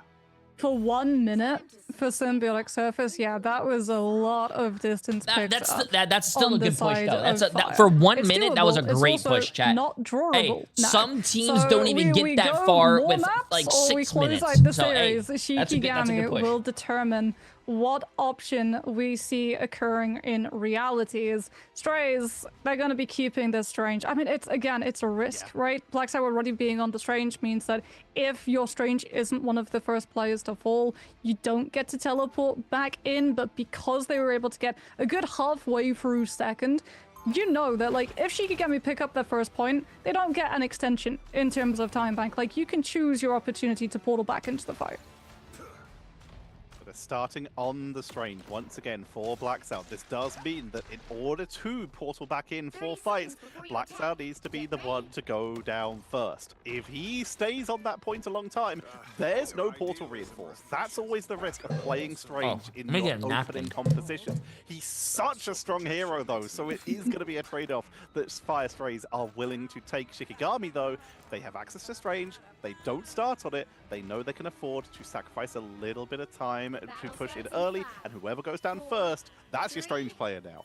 Yeah, Binary doing exactly... Oh, little bit of a pause, but yeah, we're seeing Binary basically do what Kaya did, which is scouting out if Shikigami are committing to that Strange TP, because what you can actually see it does is it forces your strategists on the defense to have to play Wait, did they okay, pause? there might be 6 people all of a sudden just jumping me, which is why you're seeing like Snost already in the cloak form. Name was doing the exact same thing, which Strays were taking basic advantage of, wanting to mean that like if they jump through, then you're not in your dagger form, you're not going to be able to heal the rest of your team. So the CD might not become the target, someone else on the team They might. paused that so Jay could come back. I just want to go get a Risk napkin. you need to take, obviously, if you are in that cloak form and teleported away, someone else not going to get the healing from you as well. So you're very much redirecting the aggro from any of those engages. But we don't have to worry about that in this case, as Shikigami will not be portal engaging. They are going to be walking in normally. The players are ready, but we'll be jumping back in just a moment. Oh, never mind, it's repaused. We'll be back as soon as the players are ready. We just need to make sure that, especially in We'll be back in a moment. Oh, never mind, they repaused. Everything is perfect for these players. These are some of the best teams, not just in EMEA, but in the world. And they are fighting for Jay3 shoe lifts. a pretty solid amount of prize money, seeding for stage 1. This is some of the peak of Rivals play. We need to make sure that they have every chance. Yeah, I mean, there's going to be chances too for both of these teams. Like 1 minute means that for sure a Deadpool ult will be built up. The question is, which teams will it be? Because like for both of these teams, if you start losing that fight, exit trades are going to be so important because getting the elimination onto that Deadpool, it's the only character in all of Marvel Rivals where if you get the elimination onto them, they lose all of their ult charge. And Banhammer, in these coordinated situations, it's a very impactful ult toucher. It really is, especially when it's like the first built up thing. You don't have Loki in play, so you can't just sort of be like, okay, one of us got hit by the taunt, let's just use regeneration domain and live it. No, you don't even have an ultimate from a strategist a lot of the time built up to be able to survive all of that tick damage. Yeah, you can even drop it onto a dual list, as we've seen. I needed a little bit of caffeine today as they try to just go in for damage, because I'm dying. More commonly, we'll see it dropped onto a strategist. Like you say, there's no Loki to just sustain through it. So suddenly, if your Invisible Woman wants to heal you, they have to drop a Guardian Shield onto themselves to make sure that that healing output can come in. Cloak has to Dagger Storm themselves just to make sure that they can keep healing. And that's not great because you want it to be in the right position sometimes. It's the value that you can see from these Deadpool ultimates. No, but that sounds good. Just be game-changing, especially in these overtime situations where it's the quickest thing.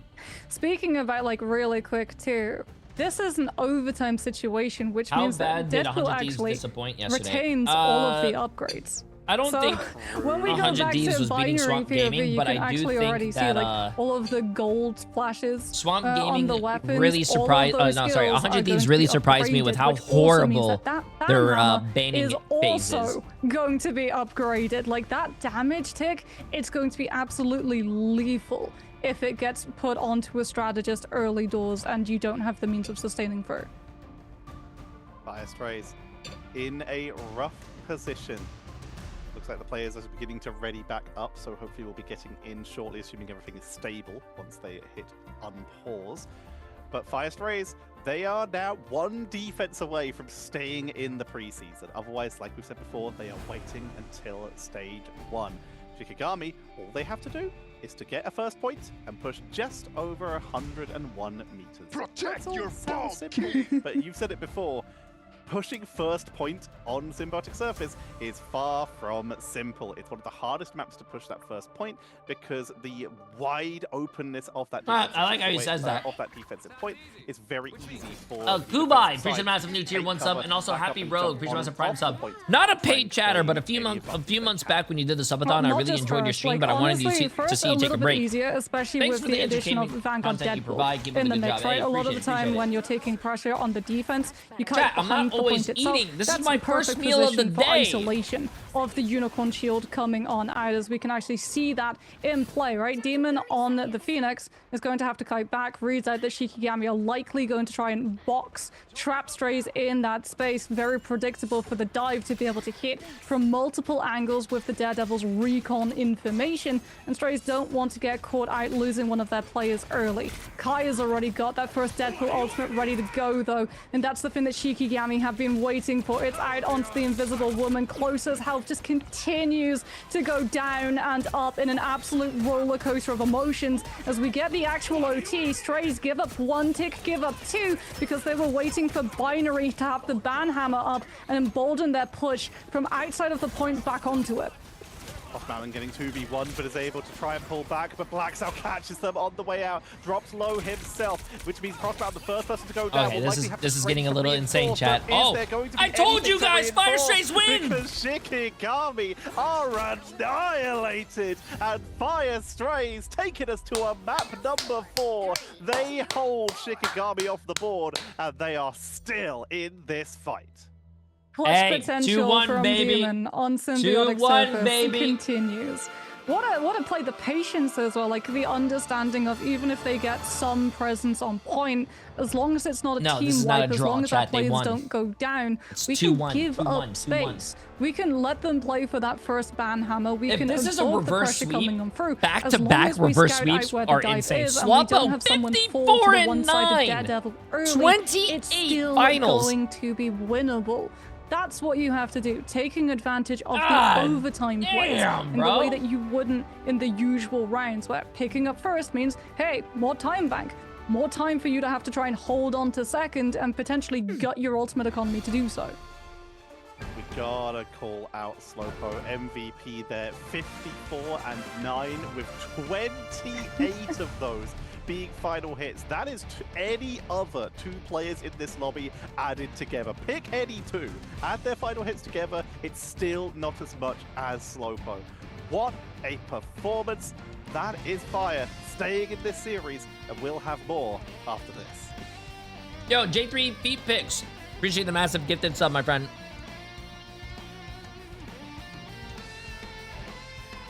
We don't need 3 match 5s in a row. Hey. Actually, it's 4. There's 4 matches still. Whoever loses this, whoever wins this, sorry, whoever loses is out. Whoever wins this goes to play on Rad, who just beat Virtus Pro today as the last match. Yeah.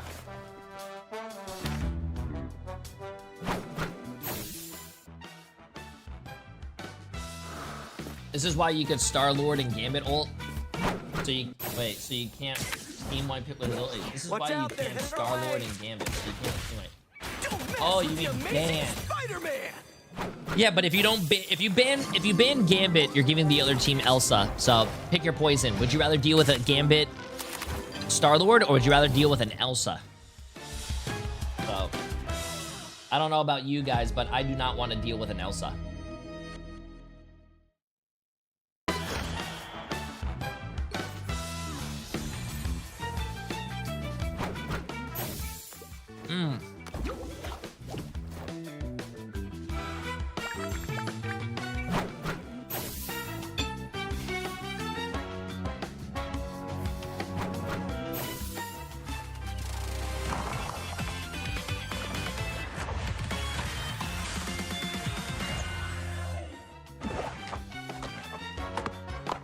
Yeah, I agree, because they even said if you ban Elsa first and give them Gambit, then they save Rogue. And their Rogue is one of the, I mean, Lugia Goat, he's a really good fucking Rogue player.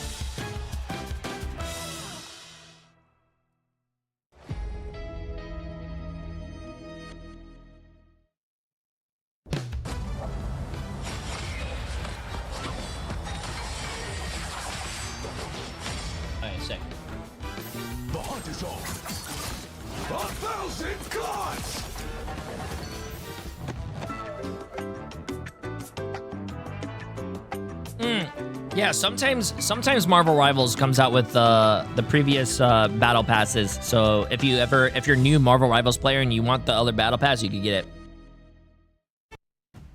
Fire3's at least making sure that they take a map in this best of 5 to fight back as they fight on for elimination or survival in this case for the preseason playoffs.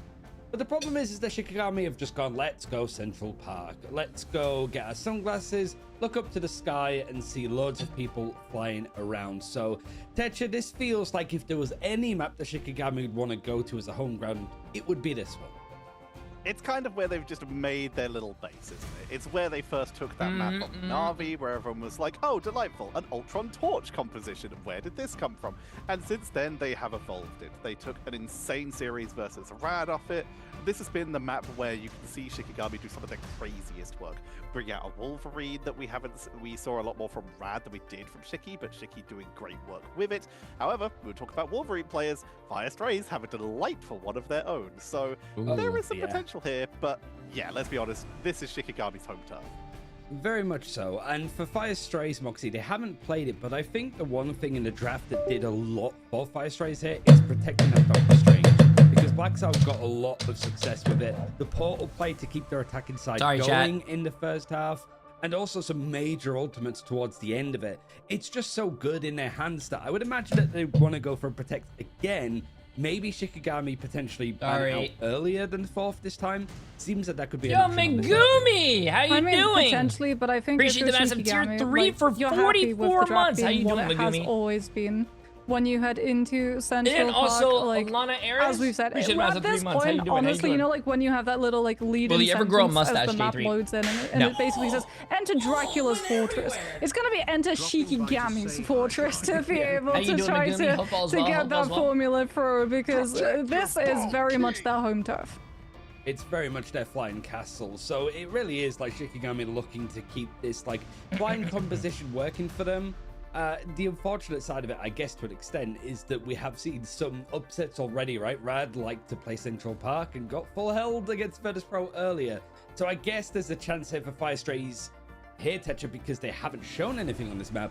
Maybe they play the same comp. Maybe they have the answer to it. They've shown that they're very effective when it comes to these defensive style compositions, including on what we expected to be the defense when it came to the Museum of Contemplation. Unfortunately, that did collapse a bit. But they have had what it takes to pull out some interesting compositions. This is a map where you can do some really good work on defense, and Shikigami have been ever so kind as to give Fire that first defensive position. However, first, everybody now, Elsa Bloodstone, first ban. See, imagine if this is the one time that they decide to swerve, and we go back to like the Jeff instant ban. Grow a really long mustache. No, chat, I don't like the facial hair. I can't get through the itchy phase, bro. I hate the itchy phase. Into the Loki ban, into the Gambit save. I mean, honestly, I think we're both sort of like interest peaked for the mid to late aspect of this ban draft more than anything, right? Strays once again going for this Invisible Woman save. Shikigami then going to be coming on for the Loki or a Mantis ban line. And if you're Strays, you're sort of like looking at Shikigami and the way that they've played Central Park in the past and probably thinking, is it worth trying to take out things like the Mantis and the Ultron line?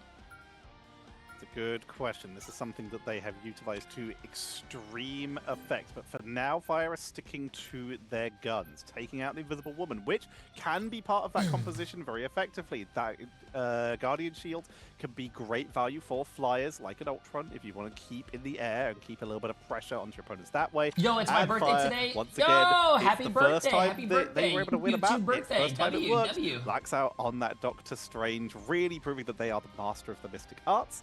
Hope you're having a great day. Hope you're having a great day. One more time. Potentially 2 more times if they're able to hold this map. Is this Daredevil ban again coming on through? Like, Daredevil's really, really strong. Feels birthday man on Central Park, you have that attacker's right side wraparound rotation where you can like run across the walls and then show up in the defense backline, as we're going to get a rogue save yet again coming on through on the side of Shikigami. They really love this pairing of basically having like that rogue being able to play the neutral team up. The fact as well that Strays are going to be like, okay, we have to ban Venom as well, or we'll be forced into having to run things like the White Fox. And that means that Shikigami now, they won't have the Venom for the soft dive engagements. They also won't be able to play for things like the symbiotic shenanigans, but they do have both the Mantis and the Ultron when they play the defense, as well as the Human Torch. They have a lot of options in the air and a lot of options on the ground, still having themselves a rogue for a little bit of brawl potential with that Gambit team up for the hearts as one. So they're going to be able to go for some quick blobs that way. Frost Mountain hovering on that Wolverine, which is something we have seen them. Chat? Hello? Bust out on this map in particular. Slayer was currently hovering a Black Panther. Could yeah, be, it's not my internet. Probably it's not isn't. my internet. Let's be honest. Let me just make sure I paid my internet. On the defense, it's not my internet. Out with to be expected, basically. They bring out that Doctor Strange, the Deadpool for that quick ultimate charge, and then their duelist, they're going to be sticking with Star-Lord in case of flyers, and the Phoenix just because it's 1 solid and 2 a hit scan. Yeah, it's not my internet, bro. Yeah, I mean, Slowpo on that Star-Lord will still be problematic for Shikigami, especially if we do see the Ultron composition on their defense, but without the Gambit, we're not behind. It's a little bit more manageable, as Eastor on the thing is just going to be here for a fastball special, throwing Frost Mountain into the whole stack of Strays players. Potentially getting a grab onto someone early, but no player deposited into enemy lines. Strays will be able to keep all 6 up, as they have to now kite out from Shikigami's brawl potential when they make a play for this high ground. They'll make their way up to the high ground via that little bit of flight that they get on the road. They push on in, using a little bit of their own damage reduction here to try and protect Kyra as they're forced to pull out that first initial point. But look at the speed of which Binary has charged up. They are asymmetrical Deadpool right now and are already at that first Bad Hammer. Getting locked down by Isidore though. They can't use it if they're picked off. They're in the book. Focus down. Taken down. What was that? Okay, so I see that we're not fans of book club coming up through from the side of Shikigami. Binary's probably like, hey, no fair, I'm reading it. What do you call it? The Wolverine movement just, is crazy. Also, giving Frost Mountain and Wolverine is kind of things up, scary. But you've lost your Invisible Woman. You're going to have to maybe go for a Strange TP, but there are already 3 ticks about to be just having that full point, and yet no one's going to be able to hold that position on point long enough to get a Strange TP through. Unfortunately for Strays, though, did use cooldown. So yet again, we're going to be seeing that map flip attempted Strange TP, catching Shikigami before they get out of castle. Good news for Binary, he's already up to 38% charge again, and this time the Banhammer will be upgraded.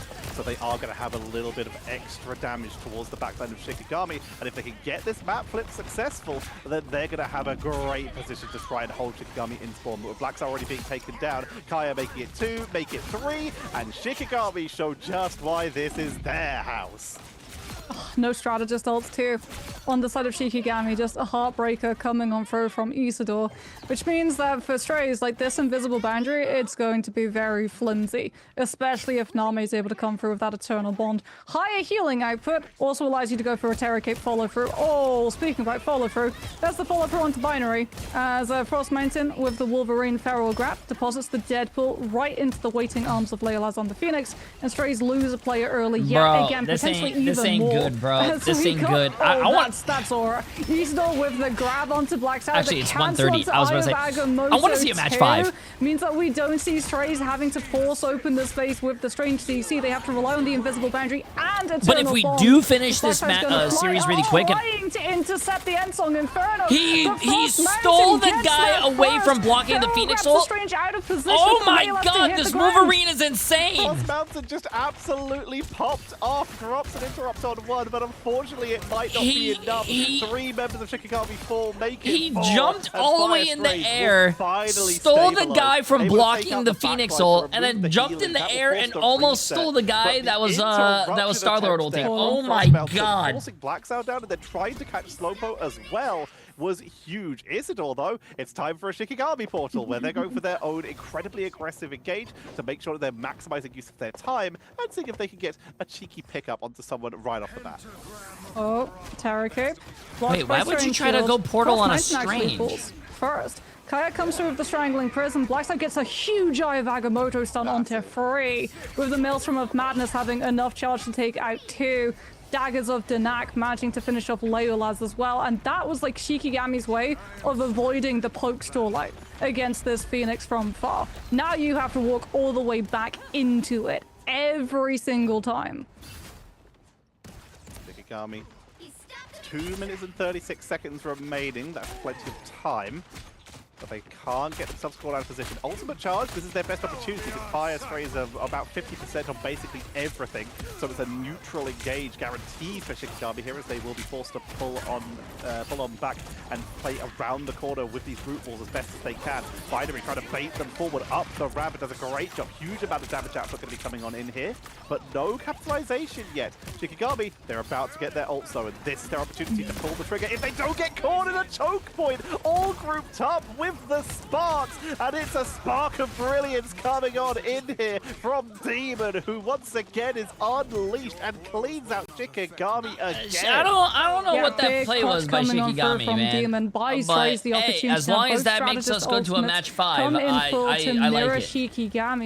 Shikigami got a lot of map space last time with Frostmountain swapping to the Daredevil, which meant that Strays had to start scouting out where that rotation could be, forcing the strategist to have to look the other way and potentially allowing Blackside to be vulnerable when Kaya looks for these group wall isolations. So a huge clutch factor from Strays that they're able to win out that fight and have ults to be able to match this next one. Eternal Bond kicks things off. Snost goes in with that mirror, but all eyes are on Lindstrom and Leolas up in that sky. Eye of Agamotto comes out, but Kaya is purified with the cast of Lindstrom's ultimate. There's the Galactic Legend. Invisible Boundary comes on through from closer. Demon 2 capitalizing on the plays from Shikigami, not wanting to be caught out in the Invisible Boundary with that slow, opens them up to being caught by the Phoenix Summon instead. But Shikigami, they've still got the ultimates. This has turned into a brawl, one that they think that they can win. Heartbreaker alongside Let the Devil Out, and Shikigami are still cleaning up players from Strays.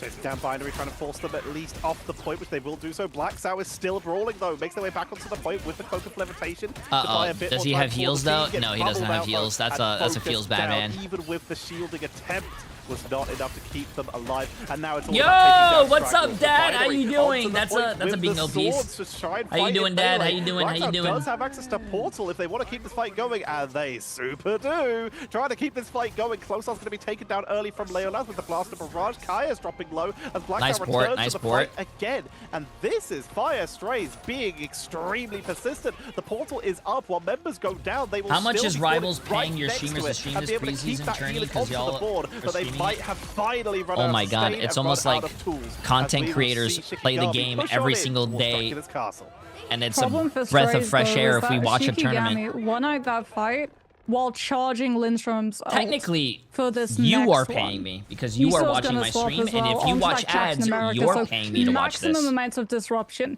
for Strays to have to deal with the Captain America and the Daredevil. This is about to be split push dive, all to make sure that Strays can't hold their position and have their front line absorb incoming pressure and channel it back into strategist ult charge, which means that Lindstrom can just hit. Can we get our money back from ads? Before Strays have the you could probably ask Twitch about to adjust. Don't even need it. I think Twitch Turbo does do the same thing, yeah. Now you've got your Gambit ultimate that forces Nos to have to come through with the Eternal Bond. I have Agamotto to try and shut it down, but it's a beautiful split by Shikigami to avoid it all. Kaya was Strangling Prism. They know they're going down, but they try to set up for some kind of counter, but it does not find targets. The Galactic Legend. Yo, how you doing, Dad? I hope you're having a great day, though. From the Gambit, but it's still a lot of damage output here. Make sure to drink a lot of water if you're working outside. Up together beautifully. Daredevil and Captain America. They unleash the Devil. They unleash the America. They're forced off the point as they go a little bit too deep, and they unleash themselves back to sport. Yeah, Freedom Charge, though, is about to come on through from the side of Eastall, so Shikigami will have sustainability to match and fight into this invisible boundary. The hands will be tied. They're going to have to. We're about to go into overtime. They can't just disengage this come on, one. let's see this. Out comes Close as well. Eastall comes on through with that Freedom Charge. Demon actually swapping onto the Wolverine. Come on, Fire Strays. Hold this so we can get a match 5. Hold this. Hold the door. Sets up the Hold the door. They have no ults. Shikigami has no ults. You guys have no ults. Almost. Or a play to be able to get past Strays from almost strange ult. Come on. Oh, what a grab. Grabbed out by Demon, so no Star-Lord utilizing those iframes to hold down the fort long enough for Captain America to come back through. Match 5. Match 5. Are held on third. We are possibly going to a this is where the problems start. It feels right. 5. We're talking about the fact that Shikigami loves Central Park. It's not the attacking rounds that they're known for. It's their defense. And already we can see Frost Mountain on the Human Torch. Yep, we're going back to it. There's the Ultron. They do have access to Mantis if they wanted it. That would be Name potentially swapping over, but that means they would be Gambit Mantis for the setup, but Gambit is very good right now, so that's exactly what they're going to do. Thinking about it, they have options if they do wish to switch off Fire Strays. They know that this is going to be a thing. So how do you deal with multiple people in the sky? Answer, you take them out the sky. We're looking at that Wolverine coming in once again, and they've brought the Hulk this time. Not only can the Hulk deliver the Canadian missile in the form of the Wolverine to those flyers to try and catch them out in the air, but the Hulk jumps can actually catch people in midair as well, pre the tenacity changes. So being able to potentially grab these fires if they try and get onto, if you're able to get into that central courtyard and catch them before they're able to take cover, then you can get some huge value for your team here. Binary, their work's going to be cut out for them, but they can do something incredible here. Yeah, batter up. We've got Fastball Special in play. Demon already locked, loaded in Binary's hands. Wait a minute, are we getting Strange TP Fastball third? Oh my. Strange TP up in the sky. Are we getting a Wolverine? It's gonna be jumping them. No, Wolverine's already in. Eastall gets grabbed out, but unfortunately, that portal delay means that Binary's not in time to be able to give the bubble to Demon. So the Unbreakable Guard not going to be there to save the Wolverine. Demon instead swaps onto the Phoenix, but you Torch is good, chat. Shikigami runs Torch on this map all the time. Able to tax your walk up. They actually full held Navi on this map. Can try to get on top of him and look for the one clip, but he gets taken down in the 1v1. This is dangerous for Strays. That was their play with the Strange TP. Yet again, they now have to walk through the gauntlet of incoming pressure that Frost Mountain will be cooking up. This is a really good chat. Shikigami, you might think Torch. What the hell? Torch is really good, bro. And they have an Ultron beacon on him, and not only an Ultron beacon, but also a Mantis damage boost. Venom for Binary. A Black Cell going to be trying to remove some people from the air themselves with the Thor, Storm Surge to reach them, and then that Mantis is really strong, guys, and Ultron really strong. A lot of people are sleeping on Mantis Ultron. Hits the backline, gets slept, gets low, has to use the shield, back out to the rest of the team. Demon's taken high ground position though. Frost Mountain is coming under quite a lot of fire. Binary's back into that backline. Demon wants to try and take advantage of the space that the Venom's creating, but Frost Mountain's being very problematic for this Phoenix to have to deal with. Gets the Bulwark from the Mantis has been strong for a very long time, but people think Mantis is bad. Mantis is not that good in a 2-2-2 team comp. Going to be starting to build. There you go. There's another spot. On the point, but she is very good in a 2-1-3. So Byron's going to throw himself directly at the whole team with the Feast of the Abyss for the anti-heal. But here comes the Raging Royal Flush. Shikigami are down 2 members, but they want to fight it anyway. Coming on down with as much damage as they can. Isidore dropping low. It's single strategist healing right now. As Leolas is taken down, it's all up to Lindstrom. Nice. Match 5, chat. Match 5. Away. Fire Strays Match break open 5. Shikigami's courtyard and immediately move up to try and send them right back into castle. Starting to see why that Venom is being banned out usually. When Shikigami play into Central Park, that Feast of the Abyss, the anti-heal, just cuts through the sustain of the Raging Royal Flush, taking 2 players out, so Shikigami could just not get back onto that point Sloppo's got the Galactic Legend. Leolas goes first though. Rage of Ultron. Sloppo uses the Galactic Legend, might be able to find an angle to take the Ultron down, but Name with the Soul Resurgence keeps them up.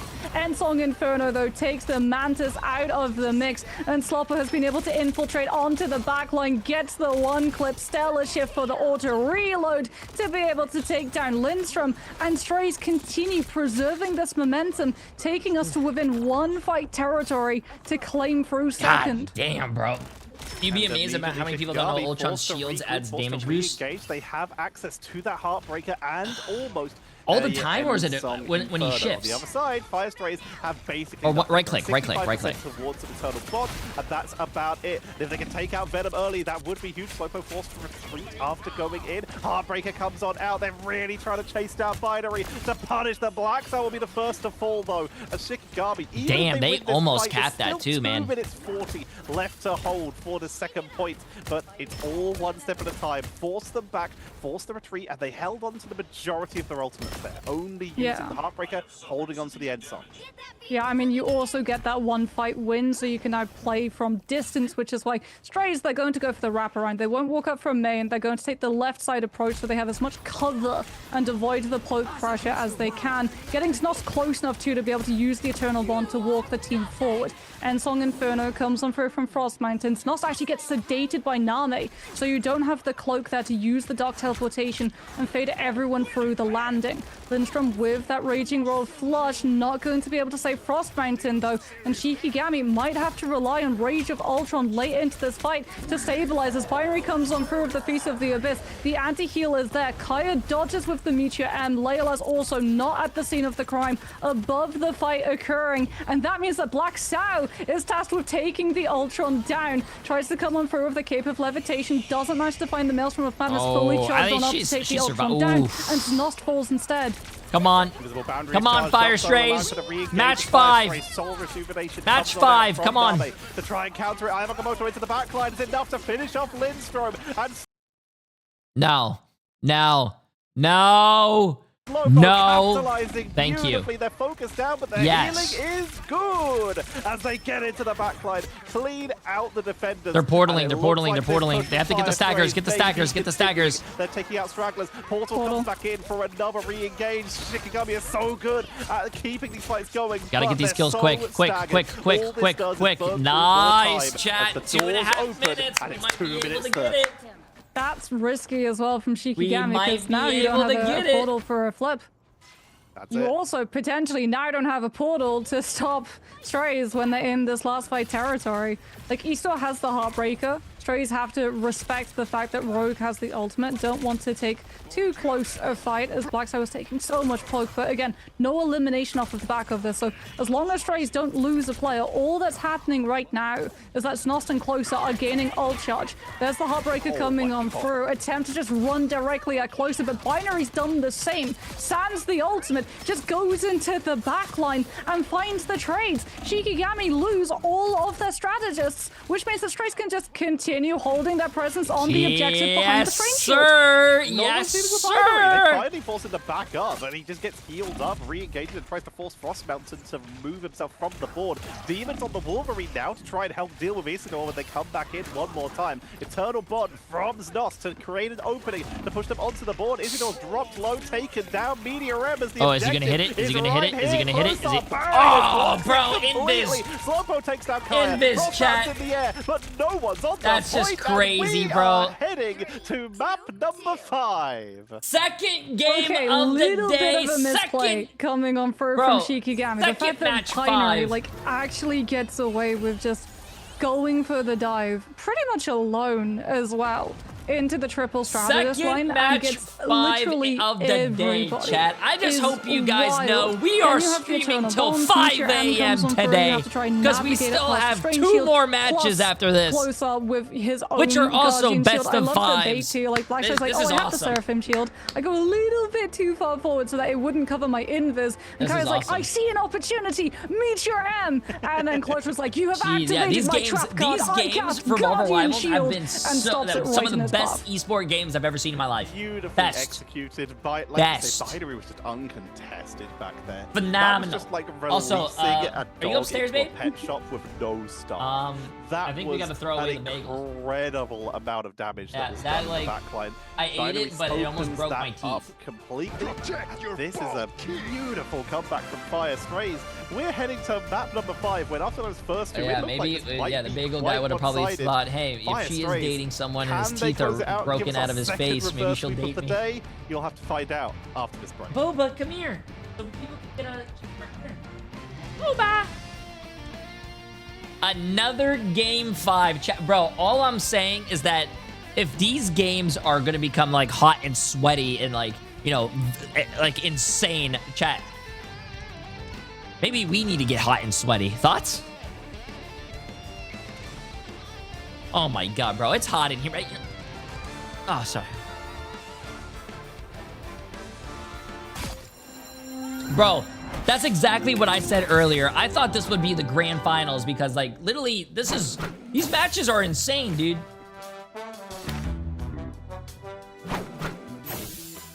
These matches are literally insane.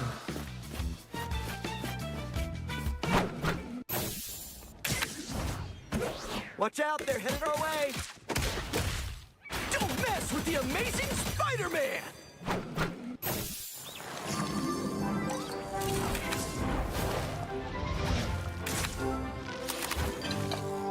Nice, nice, nice.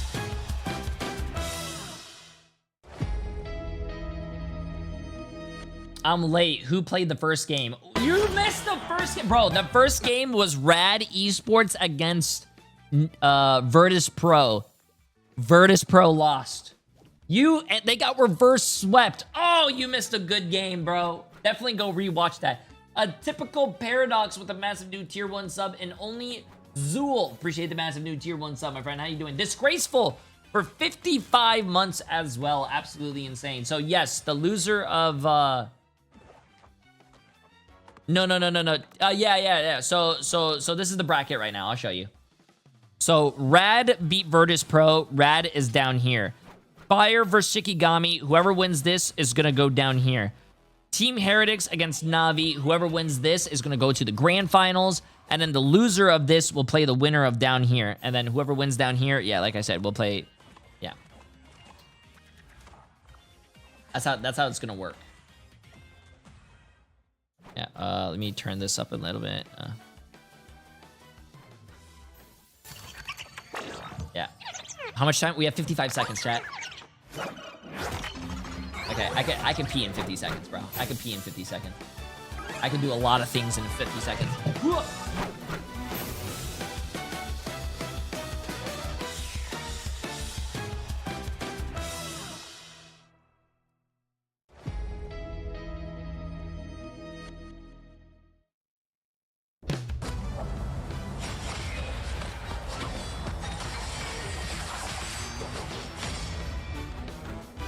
The hunt is on. 1,000 gods!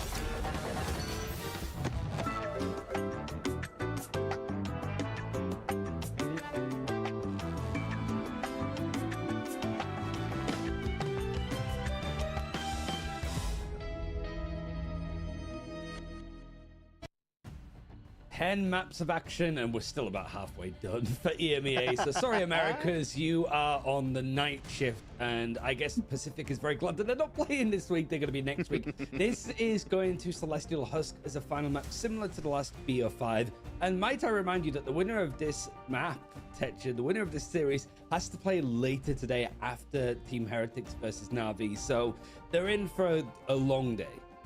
Yeah, Rad are waiting for the winner of this. Will it be the team that was in their group, Fire Strays, or will it be Shikigami, the team that sent them to this lower bracket?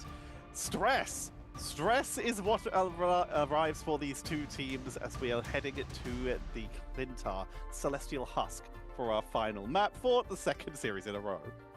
I guess, like, looking at Fire Strays as being the team that potentially give us our second reverse sweep, Moxie, like, which are the players that have, like, risen to the occasion through each of the maps? Do you right? want the Because other it's such a slow piece start of this? for them. maps like Museum not going their way, but now they've actually been able to not only bring this back to a 2-2 scoreline, but to beat the likes of Shikigami on a map like Central Park. It says a lot. I mean, binary on the Venom for sure on that last map, Central Park. Third point on absolute fire. Demon had standout moments too on Symbiotic Surface, but as a whole, it's been like a team effort, to be wholly honest. Like they've been having to best of 5, chat. Like best of 5. Take us to another best of. With just CD, Invisible Woman, and just Strange Shields too. Like the amount of trust that they have in each of these players, understanding like, okay, yeah, if that ultimate comes through, I have to be behind your shield or I will go down and we will lose this fight. But they've been able to pull it off perfectly. Still a question, Tetra, like for Shikigami to make sure that they don't get reverse swept here and eliminate J3 clapping for bingo. Who are you looking to? Are you looking to the backline, Lindstrom, that experienced player, any of the duelists, cooking with Kaya, the Kaya himself? Like, who is it on your eyes that needs to see Shikigami run? No, Talus. It's a really tough question, honestly, because we just came out of a series previously where it was, if you're not picking Gambit, you are losing in this case. They tried some tricks, but Rad tried some tricks, didn't work, had to adjust. We're only 2 series in and it's already 1 o'clock. Yeah, it's 2 o'clock. We're 2 games in, it's been 5 hours. Looking at these compositions, we still have another 2 games, by the way, chat. Key linchpin, and it's not working yet. Shikigami, in terms of what I think might need to like be different, maybe the front line, but the front line's been so good. The duelists have been great. I don't know what they change here. I mean, I tell you what, this ban draft is going to be very impactful. So too will be your starting composition on domination.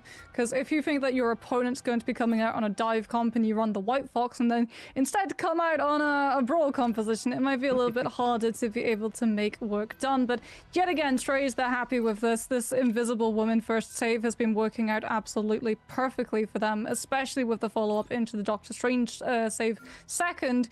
So Shikigami, like here, they have to make this choice. What do you ban out? This is your only opportunity to remove the Doctor Strange before Strays get it through, and there it is.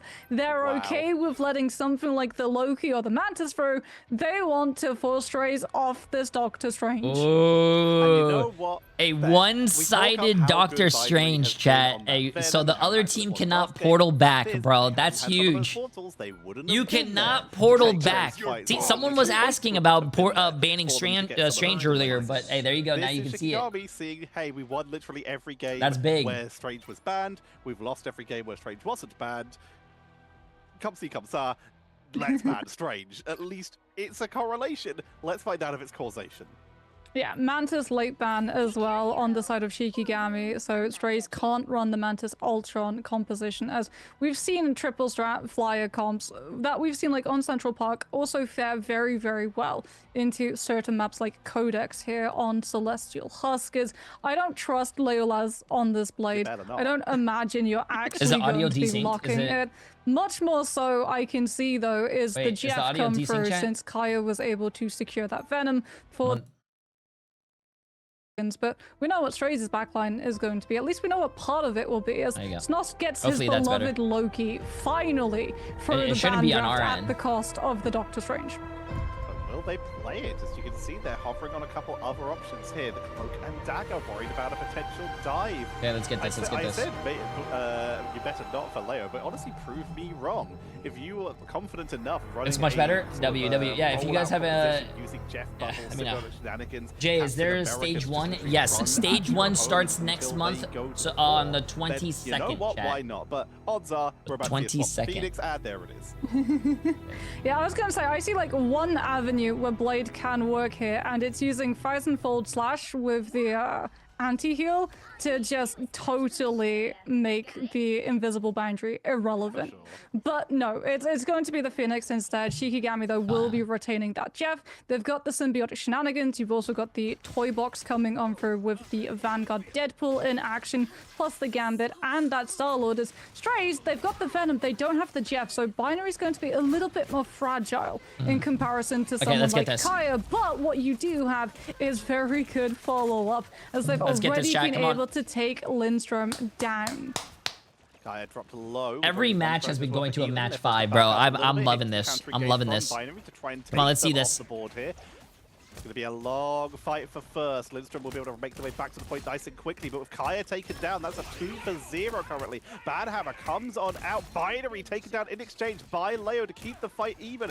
Looking to finish off Slowpoke, but they retreat into the Dagger Storm to keep themselves topped up. Damer goes down. It's a 2-for-2 currently, but Banhammer from Black's out to try and counter it, but they are the one focused down. Demon swaps over to the Daredevil because they realize that their team is getting picked off here, and it's time for a more aggressive rollout. It's crazy watching how long it takes these teams to like capture the point, because they're always going so like back and forth. That flips things. Strays have one-sided sustainability, and they'll use the Eternal Bond aggressively. Shikigami, like, they know this fight, it's going to be done, at least on the tail end of the Eternal Bond. If Kaya can stay up long enough for Leylaz to be able to get the Strange Portal before Strays can get that point cap, it's still fightable for the side of Shikigami. Like I said, chat, and it's Nami's still gonna come going. through with the itch jab. We're gonna follow Znost's POV. Does your He's ass waiting for hurt that thank ever you. Swaps to the cloak in the form. long days But of the Nami's chair? just gonna hold the ult I have a long standing enough to desk, force so Znost to have sometimes to I be stand. out My of ass heal hurts for other state. reasons, though. Sloppo comes on through with the Galactic Legend, catches the backline, and Shikigami in tatters after they've lost out on the Jeff Yo, they ultimate. finally, chat. That was all the first fight of the game. Chat, shut up. They finally capped, bro. A beautiful hold, and they've managed to build themselves up to an invisible boundary and a let the devil house. They have huge defensive tools at the ready, which is great news because Lindstrom is approaching. Yeah, it took 2 hours to cap, dude. So hey, any kind of ability to just try and delay, try and hold it. Loser goes home. So whoever wins this moves on. They are fighting for their lives here, chat. They don't want to be a Virtus Pro. Too soon. Sorry, too soon. The backlones isolate Kaya, who went for the piece of the abyss, but the shield means there's no follow-up here. Oh, that's invisible boundary out early too, which means that Shikigami, yeah. Raging Roll Flush, Galactic Legend, Strays just instantly lose this fight. I hope you're having a great day, this nerd. You can manage to pull through since Binary's is going to play Ring Around the Rosies, running around that tree, refusing to go down, slams the ground, gets some shields, stalls out for a few more point percentage, but as Strays have been banned out of the Strange, no teleport play off of the back of it. Shikigami, though, that was like their big strategist cycle. Shikigami won the first 2 rounds, right? Is going to be something that they have to be very If Fire Strays does win this, this is another reverse sweep. Could use it to stop the momentum take coming on through from the This will be another reverse sweep back to back. Oh my god. Onto the point, but Slowpoke's already on the flag looking for the backline. Then Inferno forced out defensively here, but it might be enough to focus down Demon, who's forced to go into deflex, which does mean they sustain on through. Nice kill. Down Leylaz with the help of that Let the Devil Out, and Slowpoke. Wait, why does Sloppo look like he's looking down? Oh, bro, into the backline to try and focus them down. Frostmountain forced to retreat for the rest of the team. It's Jeff for the healing output. It's gonna grab only Black's out, but they are able to hold on through the majority of that fight. Not going to be enough for a finishing blow as Binary dives to the backline. It's a 2 versus 4 in the backline of Shikigami, whereas Fire Strays are keeping their own backline alive with the Eternal Bomb, but they've already lost Slowpoke. Yeah, Sloppo unfortunately close to Galactic Legend, but not in a position to gain access to that Eternal Bond. Frost Mountain 2 is just spawn camping. Forces out both of the iframes, still has the AoE with the Blasted Barrage, and takes Sloppo down. That's so an no ego Galactic check, Legend, which bro. is That massive is for the side an of ego Shikigami because check. they wouldn't have a strategist ult to be able to survive it. By taking out the Star-Lord, Strays don't have the flip potential for their ultimates, and they have to give up this fight, allowing Shikigami, who are in control of the point the whole time, by the way, to barrel towards final fight territory. And there's no Strange reinforce here, so this is going to have to be an on-foot retake. Fire Strays, they get one, maybe I've been playing for about 20 20 hours, and they started me at Silver 3 in ranked. Is that good for a newbie? Yeah. Daredevil, but Shikigami, gotta start somewhere. That's good. Royal Flush. They have to only win one of these fights quickly. It can only go up, right? With a little bit of a longer duration. They're going to try and force out some of these tools early. With Galactic Legend coming on out, Invisible Boundary having to be used off the objective. Overtime is going to be activated, but Slowpoke does find a wraparound, catches Frostmountain as their ultimate finishes. A lot of damage onto Kaya, who will just be able to tank that with the help of that Symbiotic Resilience from their own E here to keep them with that bonus health. Slowpoke into the backline. There's that Raging Royal Flush expiring here, so there's nothing left. Nami is going to ult into the backline safely. Not going to go for any of the eats. With Demon dives onto the backline, takes out Lindstrom with the help of Black's out, and chases the fish. It's green, knows no bounds. Oh, poor fish, bro. Yeah, actually, you know, fish deserve that. Strays will likely get the flip here. Shikigami not going down without a fight because they still have Portal if needed.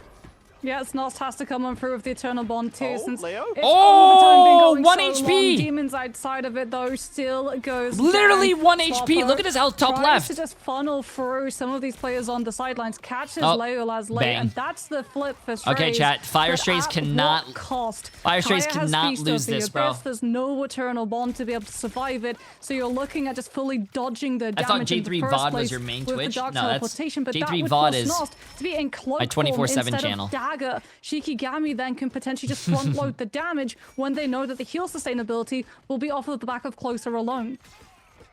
Nossa staying in their dagger form, though, wants to keep the team topped up. They can't afford to lose anyone early. In comes Kaya, face from the Abyss, into the backline. Binary drops low, Closer and Sloppo barely tanking through and is holding the line as immediately Fire just aren't healing quick enough. They lose Blacksow. Binary's drops low, barely holding on together. And while all this is happening, ultimates are building for Shikigami. They're approaching range of Fire Strays, Fire Strays, Fire Strays. You're dropping the ball right now. Fire Strays.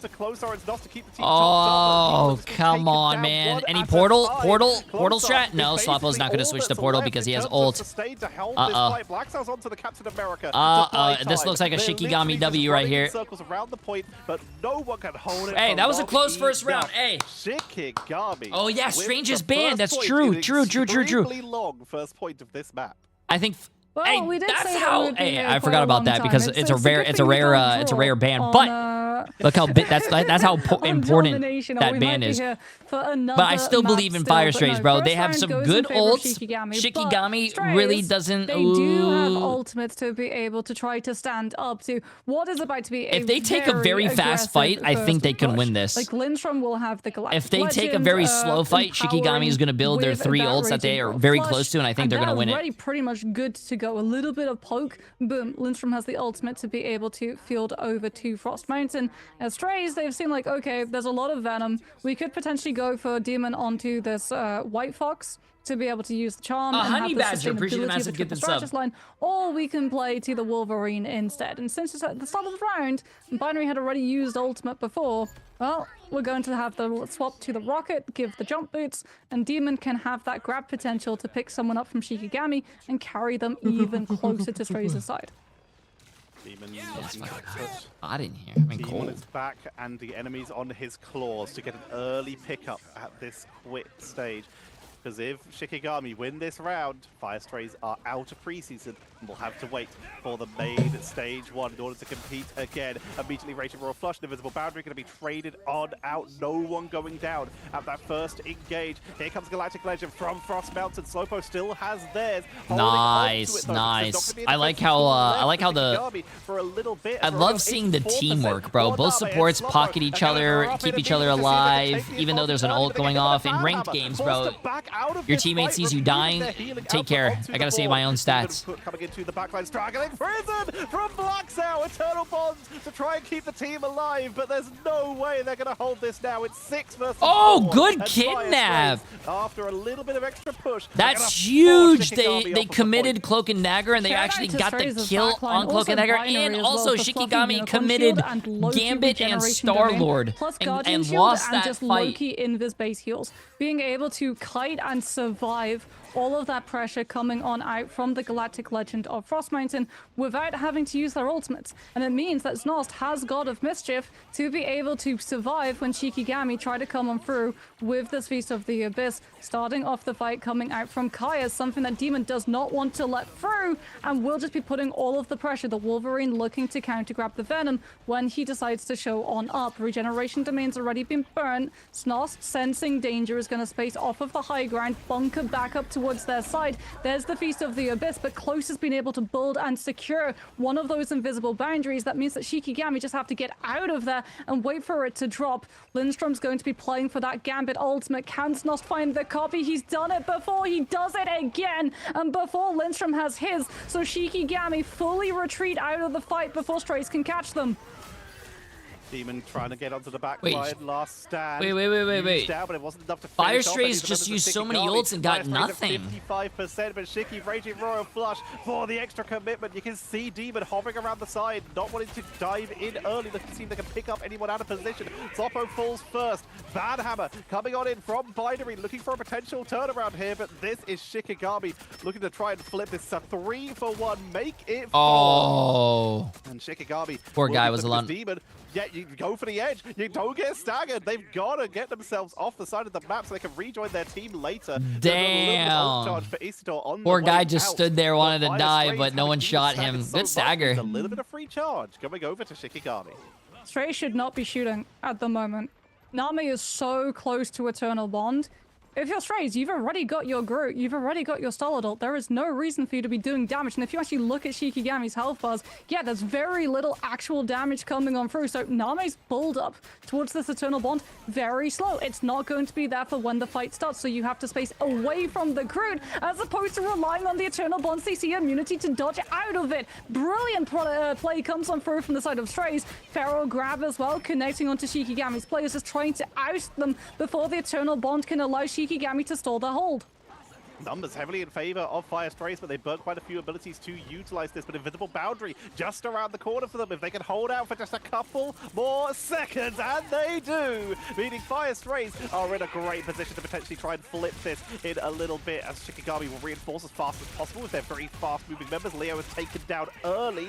Fast Mountain trying to mirror, trying to keep this fight going for as long as possible. As now I don't understand why people Frost Mountain will take out Demon to keep this Deadpool ult a Star-Lord because he's not gonna miss. To take the lead, but numbers are quite heavily in favor of Fire Strays right now as we see second Invisible Boundary zoning people off the point. I mean, unless you're ulting to live yourself, but you're not gonna. He's not gonna die. Name. Beautiful chase from Binary there as Isidore.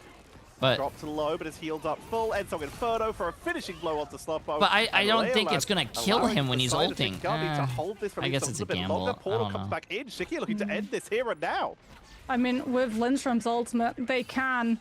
It's going to come down to one Raging Roll Flush to end this series. I just think it's better to use it on a support, activated. But Strays have no choice. They have to walk directly into the Gambit. Chat, Fire Strays, chat, this might be an 07 for Fire Strays. Has already had to burn through the shields. Snoth not close enough to a God of Mischief copy to be able to gain the upper hand, and that is where the series ends. Damn, bro. Hey, that was still a good series. It went all the way up to a match 5, bro. Celestial Husk required to finish out a 5-match series. Shikigami moves on, chat, and Shikigami versus Fire Strays goes that's gonna be home. No longer in the playoffs. Performance from Fire Strays.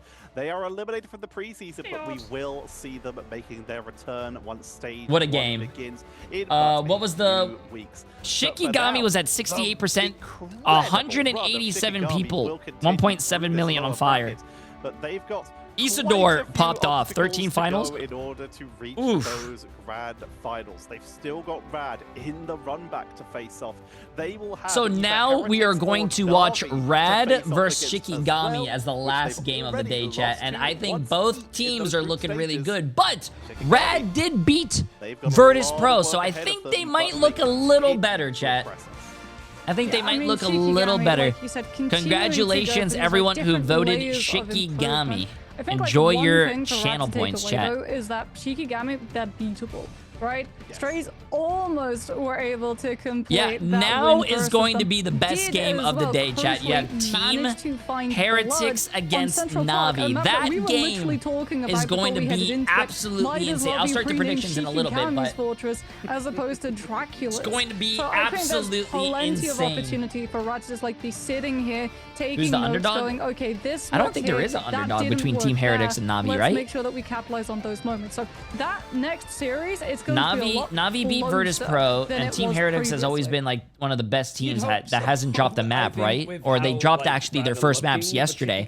So both teams are looking very good. Pro and Na'Vi isn't going to be just a very quick stomp because Team Heretics beat Na'Vi during preseason, so Fire Strays did push them all the way till the end. So Na'Vi is the underdog, is what you guys are saying. With all of the focus being on the likes of Elsa and Gambit, sort of goes to show that like Gambit isn't a be-all and end-all when Fire Strays can find out their identity and play around it.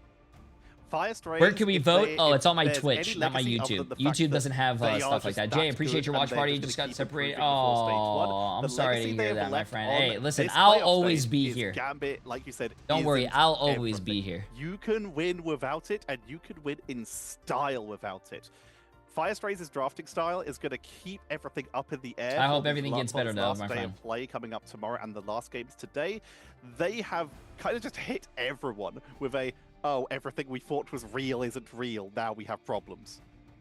It feels very much in the case of like Fire Strays have certainly moved up to the Cool Boys Club of like a top 6 team. I think like it's sort of shown that they belong amongst that conversation with Shikigami and Rad, but I feel like with those two teams in particular that are going to face off later, Moxie, it's a battle of attrition. It's you could have all of the prep in the world, you could be very Did Team Heretics almost lose the focused on some of these to like, Shikigami yesterday? Now it's a case of do you have the legs to be able to play when you're That was a good tired, game. You're exhausted, some elements. Oh yeah, that was a good game. It's a whole different. Damn, test dude, that the likes Shikigami. of Okay, Navi, wait. And Virtus Pro at some points have had to deal with themselves, right? Wait.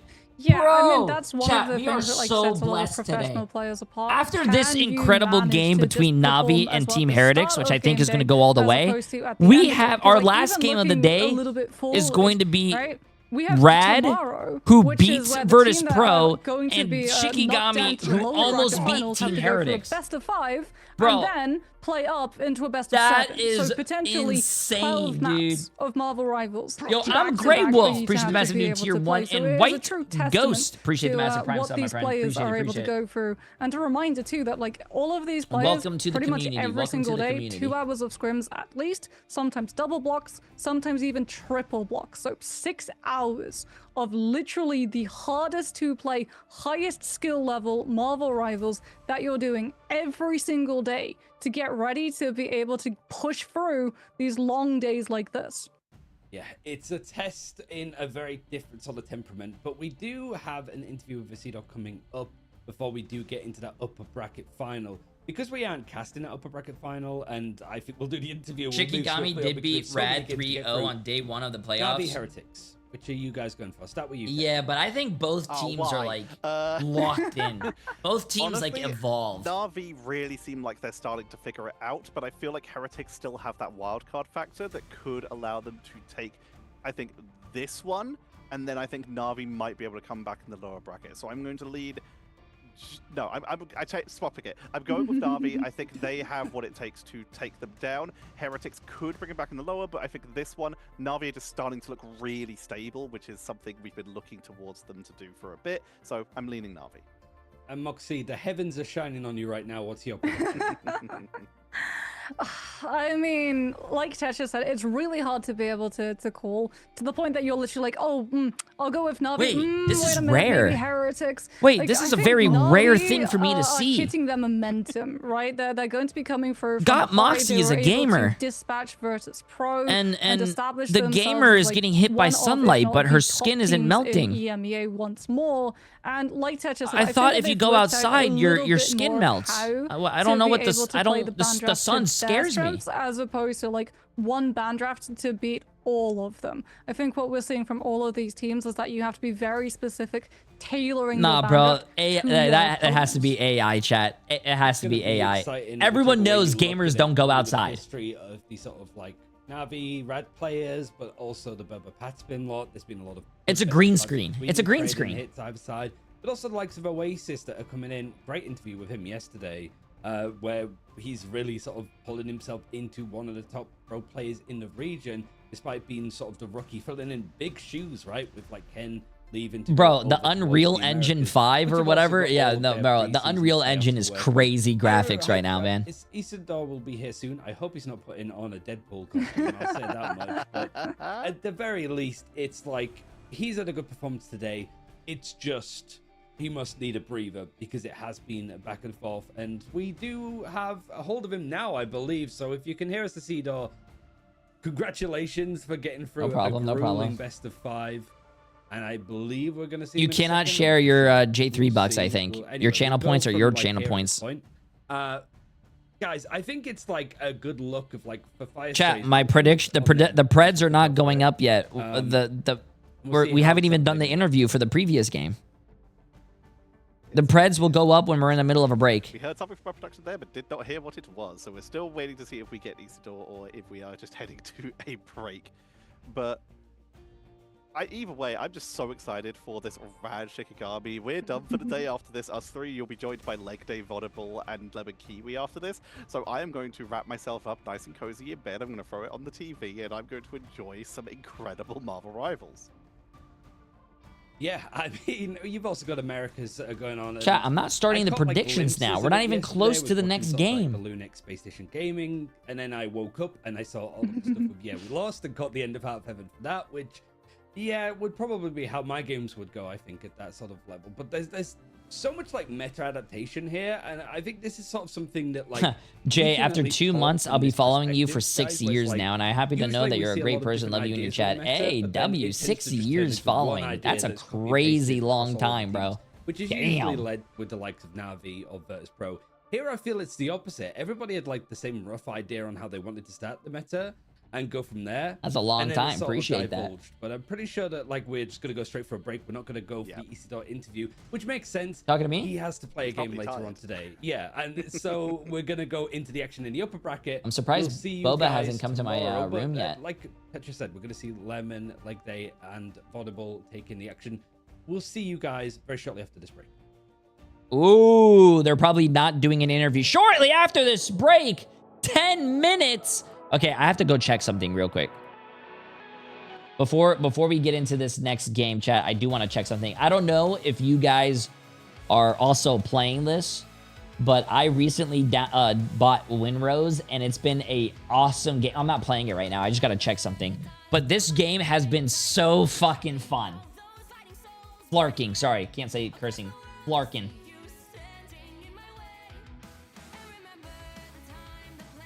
Bro, it's not an ad. Chat, everything, when I say an opinion, if I say I like water, do you think I'm sponsored by a water? No. What up, what up? Emily with the massive gifted sub. I appreciate it. No. I just like playing Winrose because it's a pirate game and I like playing with my friends and plunder each other's booty. There's nothing wrong with that. Okay, I just gotta look at something right here. Okay, this is what I needed to look at, chat. I just needed to look at the...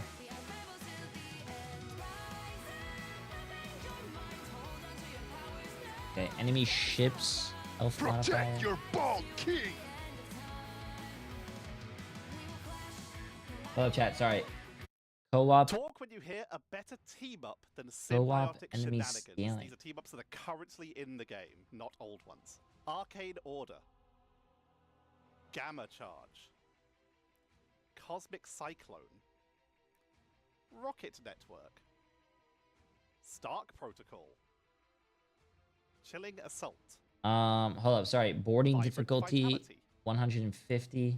Yeah. Co-op enemy scaling. I think Vibrant Vitality. I can't say it. It's Enemy that good. damage It's too hard to say. multiplier is Tongue I mean, twister. the healing and the damage boost is so good. and enemy ships it's like- damage you get so much modifier. out of it. It's like 3 meta heroes all at the same time. That like, yeah, it's just the best there is, I think. Dan is suffering, so we shall continue. Okay, that's all I wanted to do. Do you guys like what my character looks like? I want to show chat what my character looks like. Toy box. How do you? Sword of Duality. Do you guys like what I did with my hair? Oh wait, I can't. This is what I did with my hair. I can't show it on my character, I guess, right now, but I made my hair that. I could go bald, but I like this hair a little bit more. Okay, anyways. Rival Flame. Parker Power-Up. Explosive Entanglement. Blade of Khonshu. It's a 1x1. Thank you. Okay, let me see how much time we have left. We have 6 minutes. No, I'm not starting the prediction yet, chat. Sorry. Enables Jeff, right? You can either play him really far back. That's what he's usually doing. But with Symbiote Shenanigans, you can really play up close. You can even facilitate dive with it. But like, I got so close to talking over Vibrant Vitality. I was like, oh, maybe it's stronger. I don't know. I mean, to be fair, it does get pick banned a lot. But did you consider that the Jay, who won between Shikigami and Fire? Shikigami won. Okay, chat. Let me see something real quick. When you hear a team that you think could beat Gen G tomorrow. Chiefs. XOXO01. SLZZ. Fury. Oh, chat. 2 seconds, and we're gonna get back to the game. You guys can look at my beautiful face real quick. I know you guys love looking at my beautiful face. Yeah, we lost. Pirates. Yeah. Um. I'm going back to we lost because it's Okay, not I'm gonna start the will prediction. they, it's that they can, and I do think that we lost can beat anybody. Will they? Probably not. But they are. They are capable. Do I still get drops if Jay isn't playing Rivals? Yes, chat. I'm in the Marvel Rivals category. You guys still get drops. We are co-streaming the games. You still get drops. Like they win by attrition, and you know if they. I do not wear have the a other team million out, gold you know? as well. Come on, man. I think they can do it. All right, we'll keep going for Dan. Pirates. Yep, I think Pirates can beat Gen G. I think they have the chance. They are looking concerned that they're an MRC team. Yeah, they're an MRC team, but my God, they got so. Next up is Navi against Team Heretics. They're all looking really. A chocolate rain. Appreciate the massive new tier 1 sub as well, my friend. Honestly, Absolutely insane. I'm excited if I see Pirates Appreciate it. Oh my God, that is going to be absolute cinema.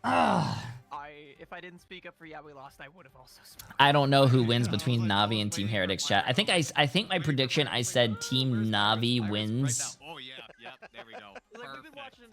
I think I said Team Navi wins 3-2. So past 2 weeks, I think I think they're ready for Gen G. Okay, once it hits around 3 minutes, chat, I'm gonna start the prediction so you guys can gamble your lives away. Hey guys, my name is Ryan Central, and what's the meta? Eventually, we will get to a point where you guys in the chat are responding, "What's the meta?" To you, but we've got the whole Ignite season. Yeah, do you want me to start it now? We've finally seen all 4 major regions play now in Pacific Asia, China, EMEA, and Emily Americas. asked me if I was starting the gambling, and she ran from the bathroom all the way to her computer so she could gamble. Do I need to be concerned? Fell down a bit in popularity to the point that Gambit is the first time actually overtaken. Okay, I guess Emily. Okay, you guys ready, chat? Let the gambling begin. Who do you think is going to win? Team Heretics or Navi? Team Heretics was looking like a very, very good team. They are undefeated so far. They're best in their groups. They almost lost to Shikigami, who won today, but Navi on the other side of this game has been looking, I think, pretty good. They beat Virtus Pro yesterday, and they're probably feeling themselves right now. They're probably on they're probably feeling really hot. But what happens when an unstoppable force meets an unmovable object? Chat, we are about to see right now. Wow, I'm such a great caster. I should probably cast. In Asia Pacific. Just didn't decide to touch her. Come on, chat. I want everyone. If you have money, put your money on the line, chat. Doesn't mean that she's just not popular or she's not strong. It just means Navi rolled Virtus Pro. I wouldn't say rolled. It was a 3-2, and it went all the way down to like literally the last few seconds. Let's relax here, chat. It wasn't a roll. But anybody can play around Elsa, whether you're playing dive, triple strategist, convergence, convoy. Wait, what? Skinny Dick's halfway in is a motel in Alaska. You remove that, you kind of force other teams to be a little bit more uncomfortable. Well, it sounds like I want to go on vacation now. And if the other team decide to try and protect Gambit instead, that's fine, because we'll remove the likes of Star-Lord. Because come on, chat.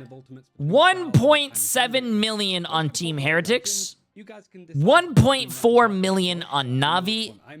170 people think Navi's going to win. 120 people think Team Heretics is going to win. Come on, chat. More money. Put more money on the line. If he is protected, and a lot of teams tend to start to struggle. So Elsa is being protected less and banned out a little bit more. And whilst she is being banned out first in a lot of games still, more money. 93 out of 100 score is still S+. So yeah, she's still strong. but other teams are still very much committed to getting rid of the Gambit. But if Elsa's not being protected anymore, who is? Who's contesting her there? Well, Gambit for one, but also Mantis has gone up massively in popularity. Notably as a protect option because Mantis has amazing team-ups with the likes of Loki and Can you Quick, loan who me are still 250k? good I with wish I protection, could loan you because guys, the but likes I of cannot. Mantis's damage boost, she synergizes with everybody. Soul Resurgence is a really good offensive and defensive ultimate, and most importantly, she is one of the staple characters when it comes to triple strategist. She can pair with whoever. If the other team decide to ban out Loki, Invisible Woman, the Mantis can make other characters around her work pretty well, and she has a lot of offensive capabilities, which means running triple strategists doesn't feel like you don't have that threatening firepower, bang, I guess. bang. But if I had to show you guys a graphic of what this would look like... Why can't I bet J3 bucks? If you cannot bet J3 bucks, it's probably because you live in a country that does not allow gambling, and there's gambling laws, because gambling on stream with channel points is considered gambling. Yeah.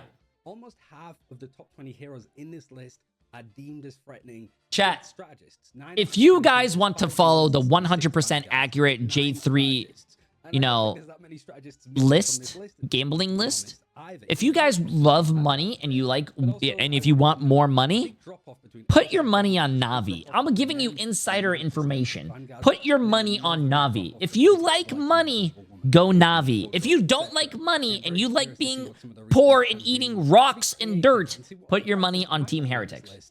Might be starting to climb when people realize how good they are. But until then, thanks for watching, and I'll see you next time. Wait, what do you mean GG's Navi lost? Hey, no. Welcome back, everyone. We're here to close out the show with the most important matches of the day. I mean, we had some really good ones earlier on. I can't. Let's get it, chat. Let's get it. Let's get it. Let's get it. No longer in the competition, Lemon. I feel like this is anybody's game. I don't know if I'm living a nightmare, if I'm waking up from a coma. Depends on who you're a fan of, because this is one for the history books. Guys, this is just the preseason, and we are witnessing absolute cinema. And for VP to have one of their worst placings is insane. But don't worry, all the fans, like, this doesn't affect stage 1, but this does give us hints that, hey, even the best can be defeated. That is the big thing, is parity at the top. This is no longer a one-team region, and anyone can come out with a better composition or just a better game plan. And Lemon could spit on me and I'd be happy. What? Bro, you good? Both of these teams were about to witness Heretics and Navi. Brother, what? Of the odds against them, they could come out on top. And it didn't matter which composition was thrown their way. Team Heretics specifically were thrown off their roster. With that said, I'm rooting for the underdog because Jay They says had a Navi will 13-map win. win streak, and then eventually Emily. losing those two to Shikigami. Don't you listen to me? Heavy, like, bowling pin-shaped dolls that you, like, have to punch really hard and it just balances and eventually flat I back got up my to straight. friend Lady Really Vex to good join me on the at watch party. adjusting Hey, to more whatever friends the stimulus is better. coming their way. W. Usually comes in the form of Naga being the one to swap around. How do you get more channel points? J3 points? You could either sub. If you sub, you get more channel points. If you give bits, I think you get a little bit, but subbing gives you more. Having watch streaks gives you channel points. Gifting subs, I think, gives you channel points. Winning your bets gives you channel points. Listening to J3 on who's going to win for predictions gives you channel points. Jeff player to now one of the most appreciated ones. Like, he had a game-winning flank on Jeff. Yo, to, Ren like, guy with the massive 5 gifted subs. So Oasis can be that Insane. playmaker, and this whole backline is so ban-proof. I gambled. I voted with 0 channel points. Do I get something? You get so many strong parts of this Heretics a team. participation But trophy. an interesting thing when talking about this matchup specifically, last time they had a grudge match because Naga used to be on this Navi roster for the grand finals. Was doing Okay, really chat, good. let's see this. Playing the role that now Jerky has had to fill for this team, and like I feel like Jerky's been so much Gonna more be a great flexible than game, we've known him man. to be in the past, and that's really helped this team out. I mean, we've seen the Jerky Hulk, which has been a little bit weird. Hasn't Yeah. had a huge amount of success yet, but the fact that it's no one's complaining on the team, you know, means that they do really trust in Jerky's flexibility. And Navi are a team that just have so much innovation in their blood.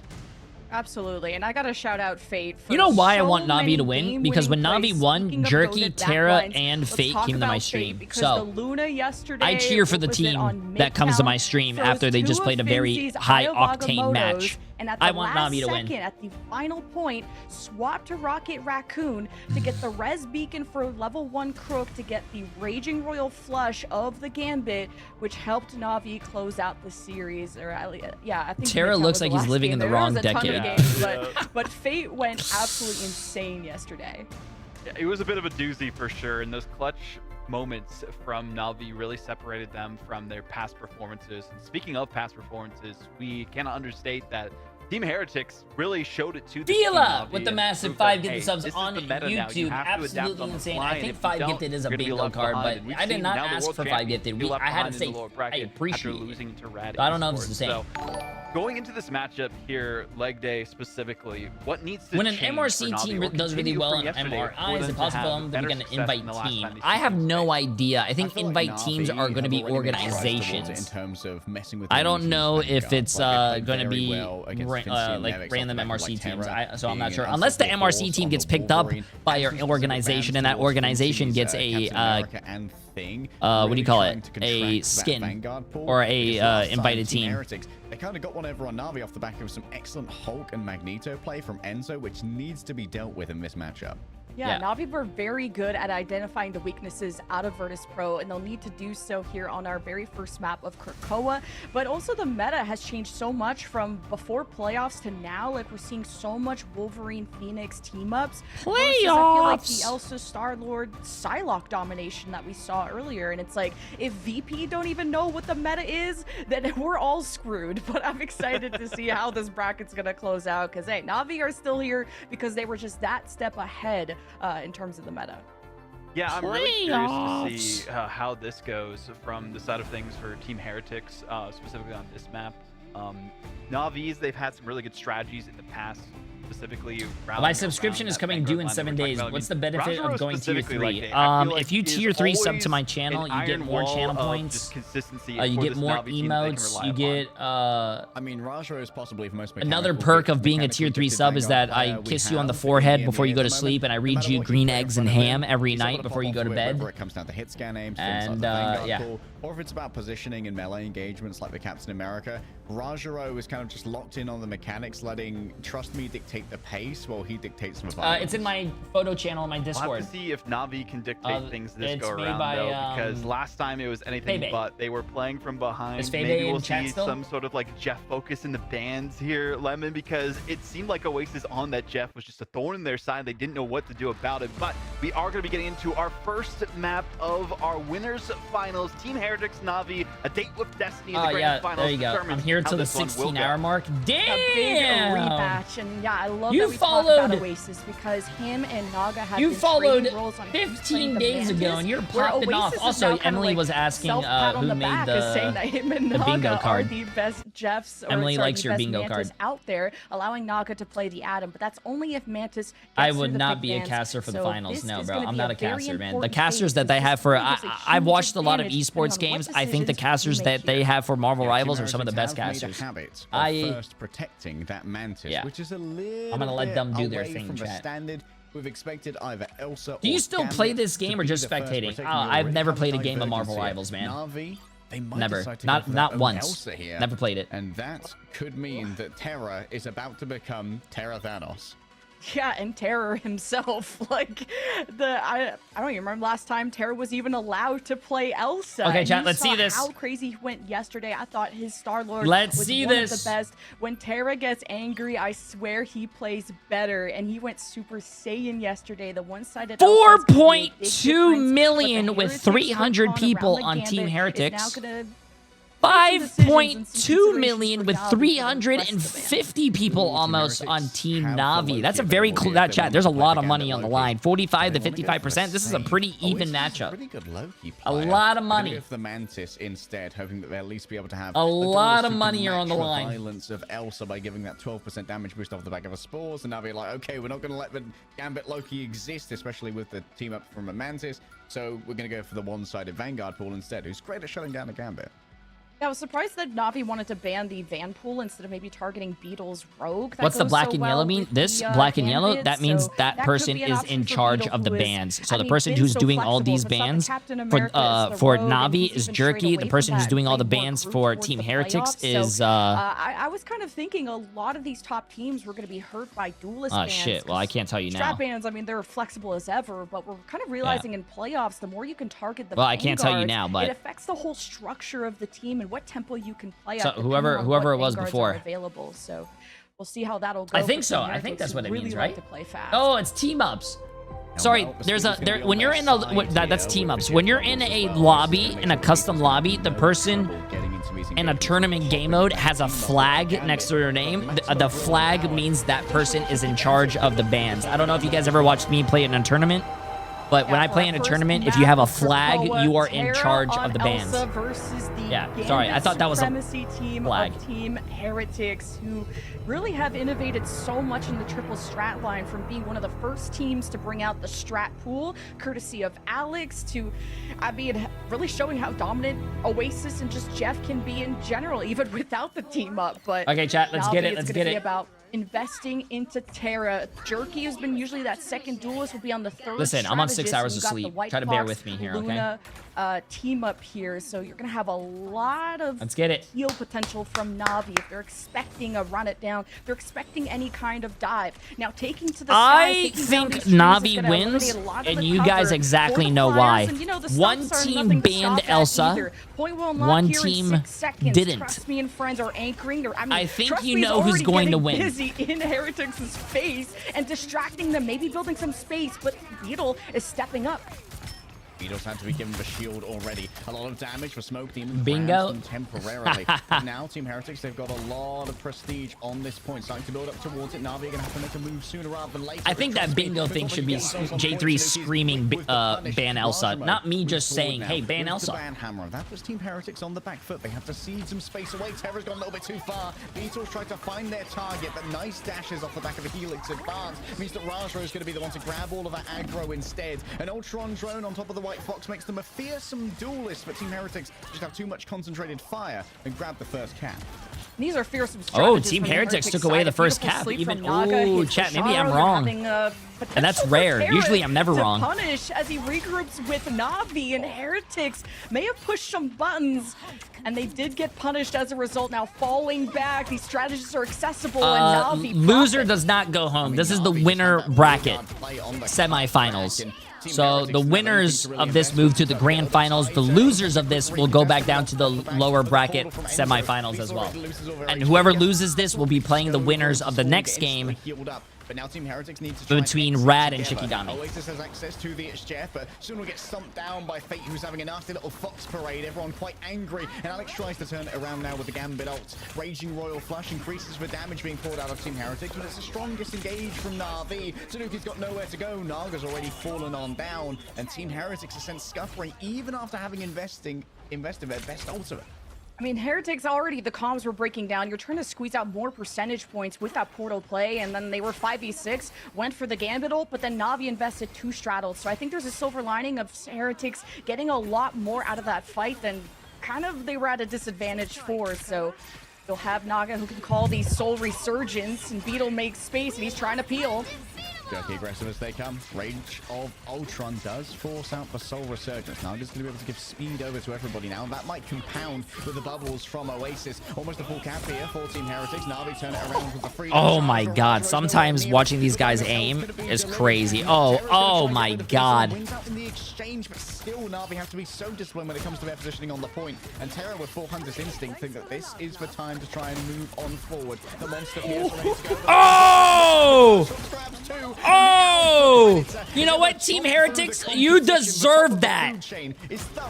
And you know exactly why. If you don't ban this character, you deserve to have that happen to you. Closer to his team, though, maybe not as survivable as the amount of dashes that an Elsa can have, but the Endsong Inferno does mean you can take more risk as you can get out of dodge. Na'Vi, though, approaching to the 90%. This is the final fight for them to win, as you don't have immediate ultimates. So looking for Oasis, maybe to have a good grab, namely have a nice puddle to lay down for your Vanguards to brawl through.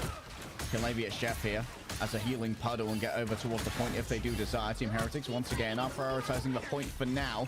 Not so necessary for Na'Vi to keep this one contested, given that they've already got 99%, and Rajara going down means that all of that's going to fall onto Trust Me. Oasis in this happy little humble... What hero are they supposed to ban? I didn't hear you. The one with the pew pew and the one that says release.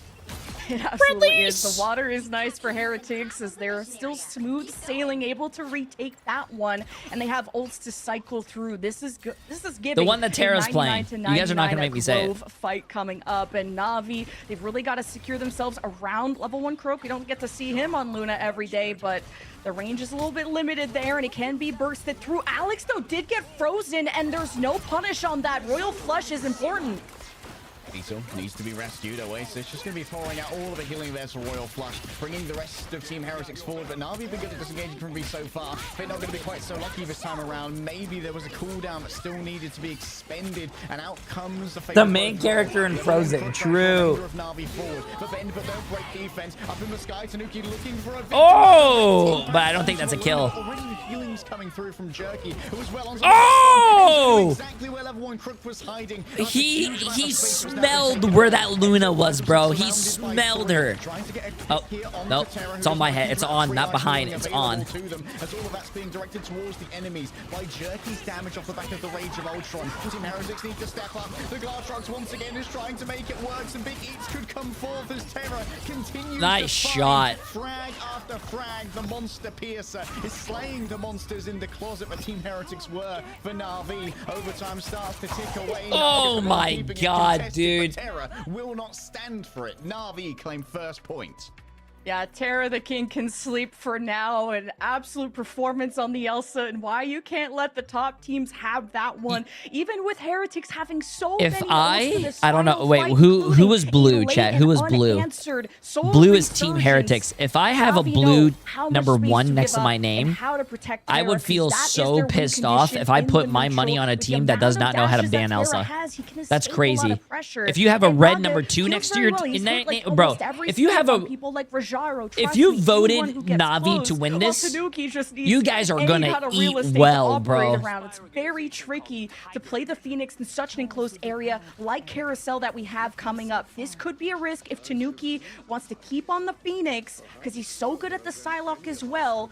But we'll see what Heretics, how this will work. And Team Heretics is gonna have to go outside after this, after losing all their money, to go like find a tree and eat the bark off the tree. Na'Vi is gonna be sitting in their house. Whoever voted on Na'Vi is going to be sitting in their house eating a nice lobster and steak dinner with so much butter. Oh, it's going to be delicious. To protect Tanuki in, but point is unlocked here in 14 seconds. Na'Vi are going to try to secure the perimeter. Heretics don't want to find themselves in the middle of an island if there is no point to be in such an open space, but they find themselves asleep onto Crook.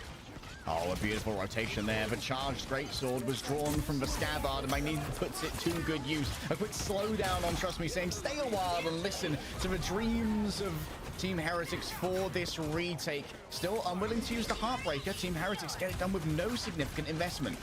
How is a Mantis getting in range of your Luna? This has to be better tracking from Na'Vi. The matches right now are... When you have group stages, you're going to see a lot of 3-0s, 3-0s, or 2-0s, very one-sided matchups. But once you get to the playoffs and you get these like very tight matches that go to match 5, literally to the last fight, that's what I live for. These games are awesome. A quick wake up, and it seems like the disengage here from Na'Vi is good. Beetle doesn't want to go any further, does demand the mag bubble to try and keep them peeled. The magnetic curtain is drawn behind them as they escape towards the point. A raging Royal Flush now from Team Heretics, sensing that Na'Vi want to come forth and try and make something happen. They're looking for Terra as Tanuki's already gone on down, and they need to equalize in terms of those duelists. A turnaround now coming through from Razro using that ban hammer. I think they actually might have gone for the jackpot to try and turn this one around. An Apex Predator. I do think Oasis may have eaten some of the victims there trying to escape. Yes, Alex is well saved by the shenanigans of Oasis, but they do sacrifice their own life for it. And now level 1 Crook just able to mechanically outplay on the point. Oh, Fate and Crook making the big plays and really kind of puts a lot of stress onto Beetle, looking out for freezes and charms. As soon as you overextend even an inch, Navi will punish you for it. Hey, and even through the Boba, full are you gonna come on resurgence of stream? Naga, that wasn't enough to help Beetle bail himself out, and Enzo only has so much utility he can gift over, but if it's not utility, it's a Meteor M, and he secured that elimination on Crook in the last round, as Heretics hope to send us into round 3. They keep the lead for now, but Navi are gunning for it. Trust me, that's a freedom charge. Extra sustainability on demand if it is going to be needed. Fate's going to have to unleash from Navi. Wait, I think leg day's lagging. A quick wrap around, nothing to be gained from the Meteor M. Team Heretics will disengage through the portal, and Navi are a little bit cautious as to whether Team Heretics is going to do yet another map flip. Yeah, a lot of better escape tools on this map compared to Grove to take the teleport, like you said, away from the Meteor M, but Tanuki is isolated. He needs to be protected, and here comes Naga to save the day. Deadpool in your area, upgrades the fire rate of Rajro, pumping out plenty of damage, almost has yet another banhammer to try and work with. Tanuki's got the off angle, watching the approach of Terra, the rage of Ultron unleashed, and Tanuki takes to the sky. Oh my god! Did you guys see? Did you guys not see that the Phoenix was trying to hit the Ultron in the middle of the air? Oh my god! Out of the line of fire, out comes the glass rock, sending the Vanguard to a briny grave on the other side. Enzo's going to be coming back later as the Heartbreaker chases after. Yes, another freeze from level 1 Crook. He's been lights out on the mechanics all the way through this bracket. There's even more to be gained off the back of those. Bro, that guy, Tanuki just tried to go for a hero play and completely missed, man. Have done enough here. It should be a quick flip around. Jerky's going to be granted no mercy, and Fate's going to be staggered off the back. Yeah, huge. Good plays by Team Heretics, man. Good plays. From Navi, but Heretics do not cower. They had no shield, so instead of defense, they brought offense and were able to eliminate the Vanguards of Navi. This is going to be a final fight here coming up to see if Navi can win the map, or can Heretics send us into Cradle. There's no ults from the Heretics side. Trust me, close to his, and it's Heretics in control. They can't give up the cap. Eyes on the captain here. Trust me, almost has a freedom charge. Could use it to force Team Heretics off the point. Oh, nice shots, bro. Oh my god. Hey, keep in mind, chat. Keep in mind, this is not buffed Luna. This is Luna on Season 7. This is not Luna Season 7.5 with the damage change. Oh my goodness. K-pop. Luna, I don't even know why Luna's a support character. She should be a DPS. And this is a deadly backline. Navi are expecting the touch here from Heretics, and they don't do it. Navi, I've done it. Naga was lurking by the TP, hoping they'd just be able to run up and get that tap. No one on Team Heretics was going to swap. It was Oasis who had to do it, swapping over to the Doctor Strange. They just didn't have time to maneuver the portal. Damn. Likely tried to Tokyo drift it all the way from Spawn. Navi is taking off a map from Team Heretics. Where's all the Team Heretics, What are you going to do against the voters of Terra? He's coming in hot out the gates. Oh, don't ban Elsa. Don't worry. Don't ban Elsa. Don't listen to J3. Just let the enemy team's Elsa go 26-0 with 13 final hits. Yeah. No, Elsa's not a problem. Let's keep her in the game. Haha. Lol. XD. Who really needs to be enabled, because if she's not close to anyone, nah, she's bro. an old battery. If you don't ban Elsa, you do not belong in the championships. Rotations of Heretics, Navi kept themselves afloat. You do not belong in the finals if you don't ban Elsa. Insane backlines of who can enable their duelist carry, and you saw how level 1 Crook was fragging like a duelist on the Luna. Fate was punishing Beetle with these charms, forcing him forward, and Naga was hitting every sleep on Trust Me and Rajaro. And then of course you have the Raging Royal Flushes from Alex, and when that trigger needed to be pulled from Heretics was always at a good time. Map 1 goes to Navi, but that could have been anyone's game. That could have been anyone's game. Are we not seeing someone? No. I'm going to the bathroom. I gotta go number 2. I'm gonna be right back. Saying that could have been anyone's game pissed me off. You don't ban Elsa, you deserve to lose. Elsa, don't ban Elsa, lose. I gotta go let the devil out, chat. Walking away with 5 final blows, as much as anyone on Team Heretics. She's getting buffed in 7.5, by the way, so expect to see a little bit more Luna in pro play. Yeah, and Na'Vi yesterday, they usually start off slow. They lost that domination to VP and then swept the series from there on out. And Na'Vi didn't even take a single map off of Heretics in their first encounter. It was a best of 3, so not as much wiggle room to kind of read your opponent. Their first encounter of the whole season. So Na'Vi have clearly done their homework, and I feel like they've really, I don't even know about innovating the meta per se, but just know what their win conditions are more than ever. And this is a team that just needed coordination and more confidence and composure. And Na'Vi have really hit that stride well. I mean, Na'Vi just seem to have rediscovered themselves after those initial hiccups that we saw in the group stage, and that's the best time to find your defeats, right? Because you go into the playoffs knowing exactly where you're going to be at your weakest, where you can really shore up your defenses, and Na'Vi have done a perfect job of making use of the talent they have. We'll see if Team Heretics can bring it back on their own map pick after this break.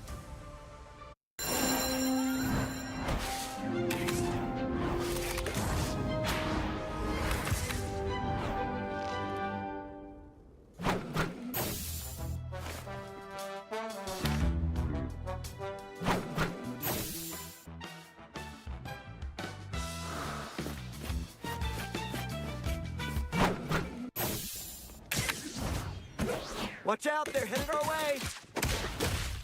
Don't mess with the amazing Spider-Man!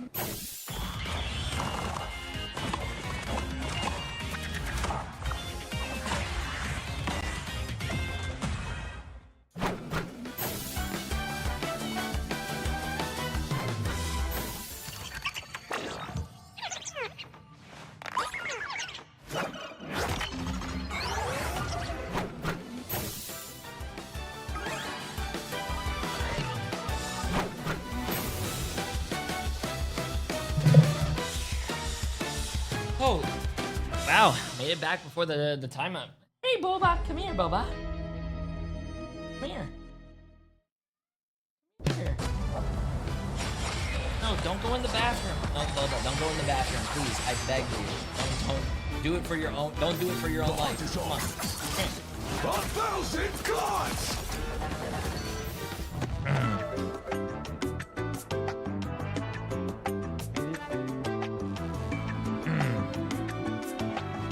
Zio, appreciate the massive prime sub, my friend. How you doing? Welcome, welcome.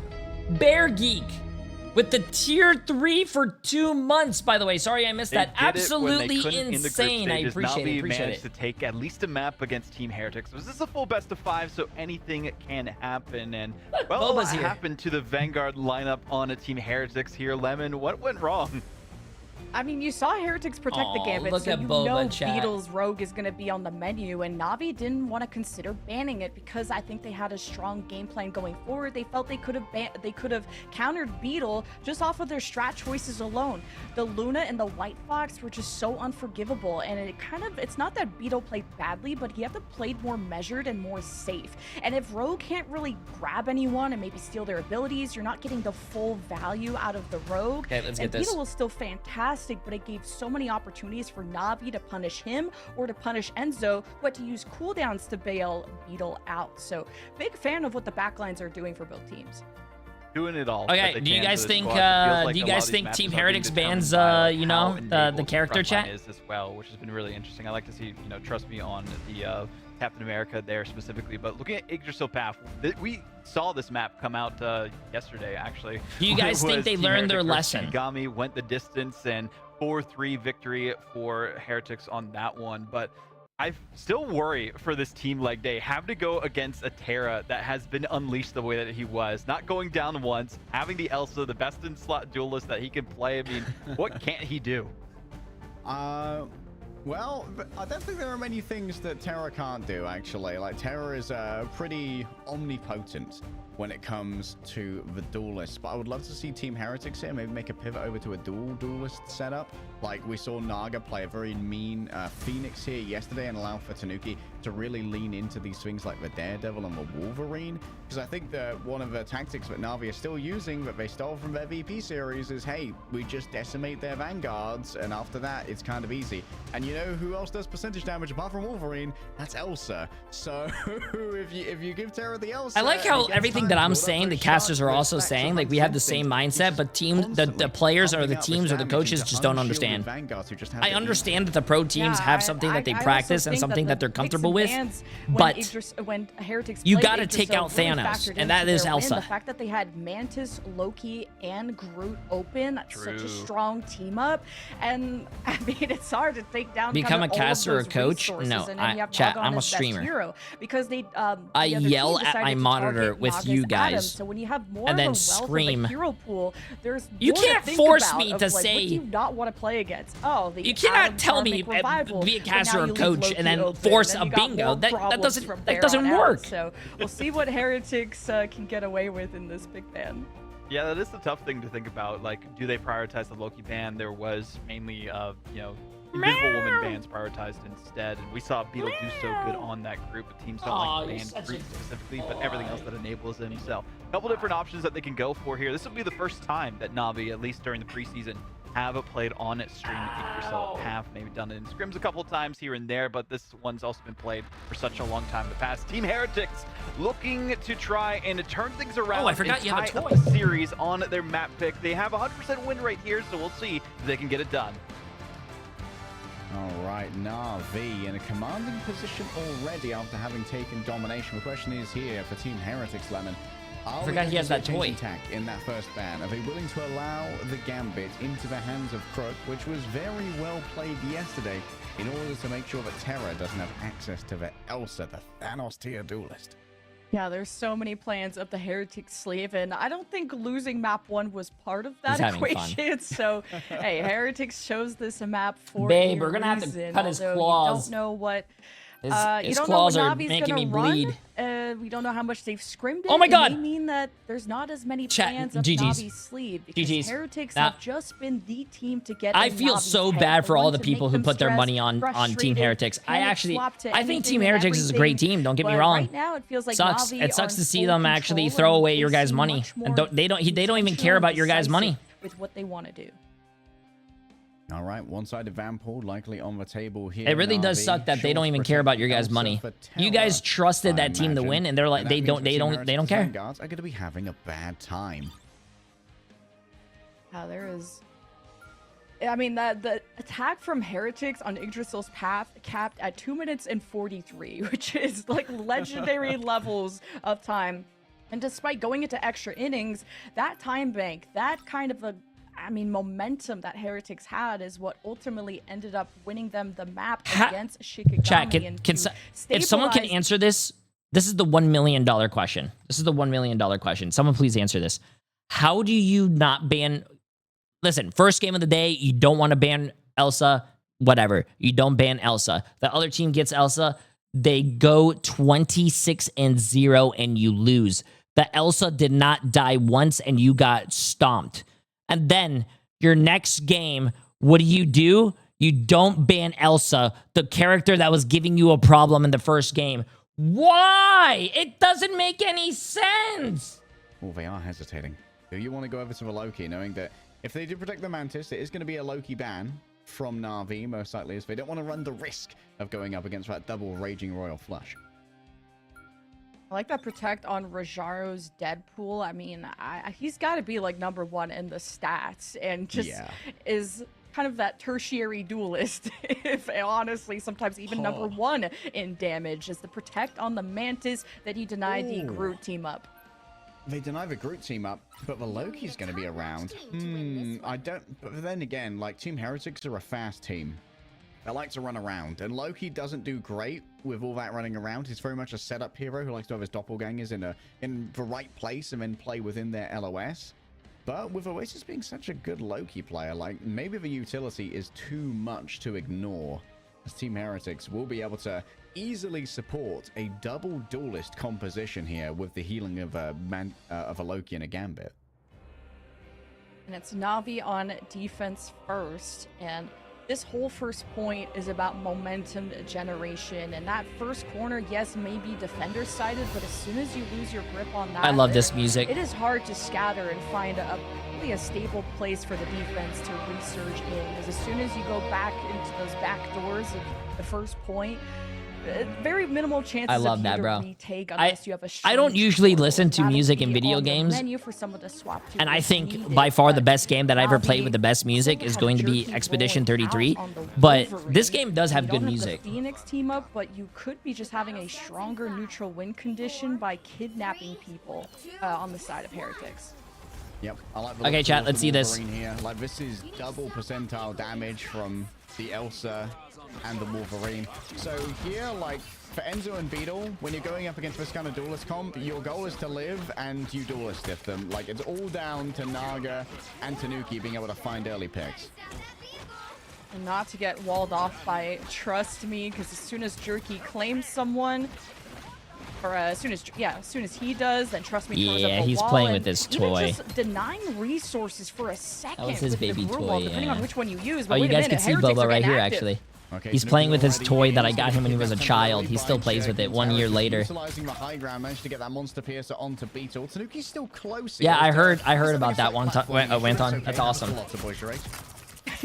Crook is just Beetle's op today and doesn't even want to mess with the rogue. It's just you can't even get close because Crook hit a nasty freeze and Beetle evaporated in the air. So now you're going to try to close the gap even faster with a Venom.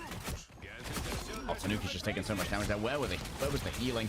Evidently, everyone was focused elsewhere. There must have been some skirmishing going on the high ground. And Oasis going to be forced to disengage here. Navi are holding strong.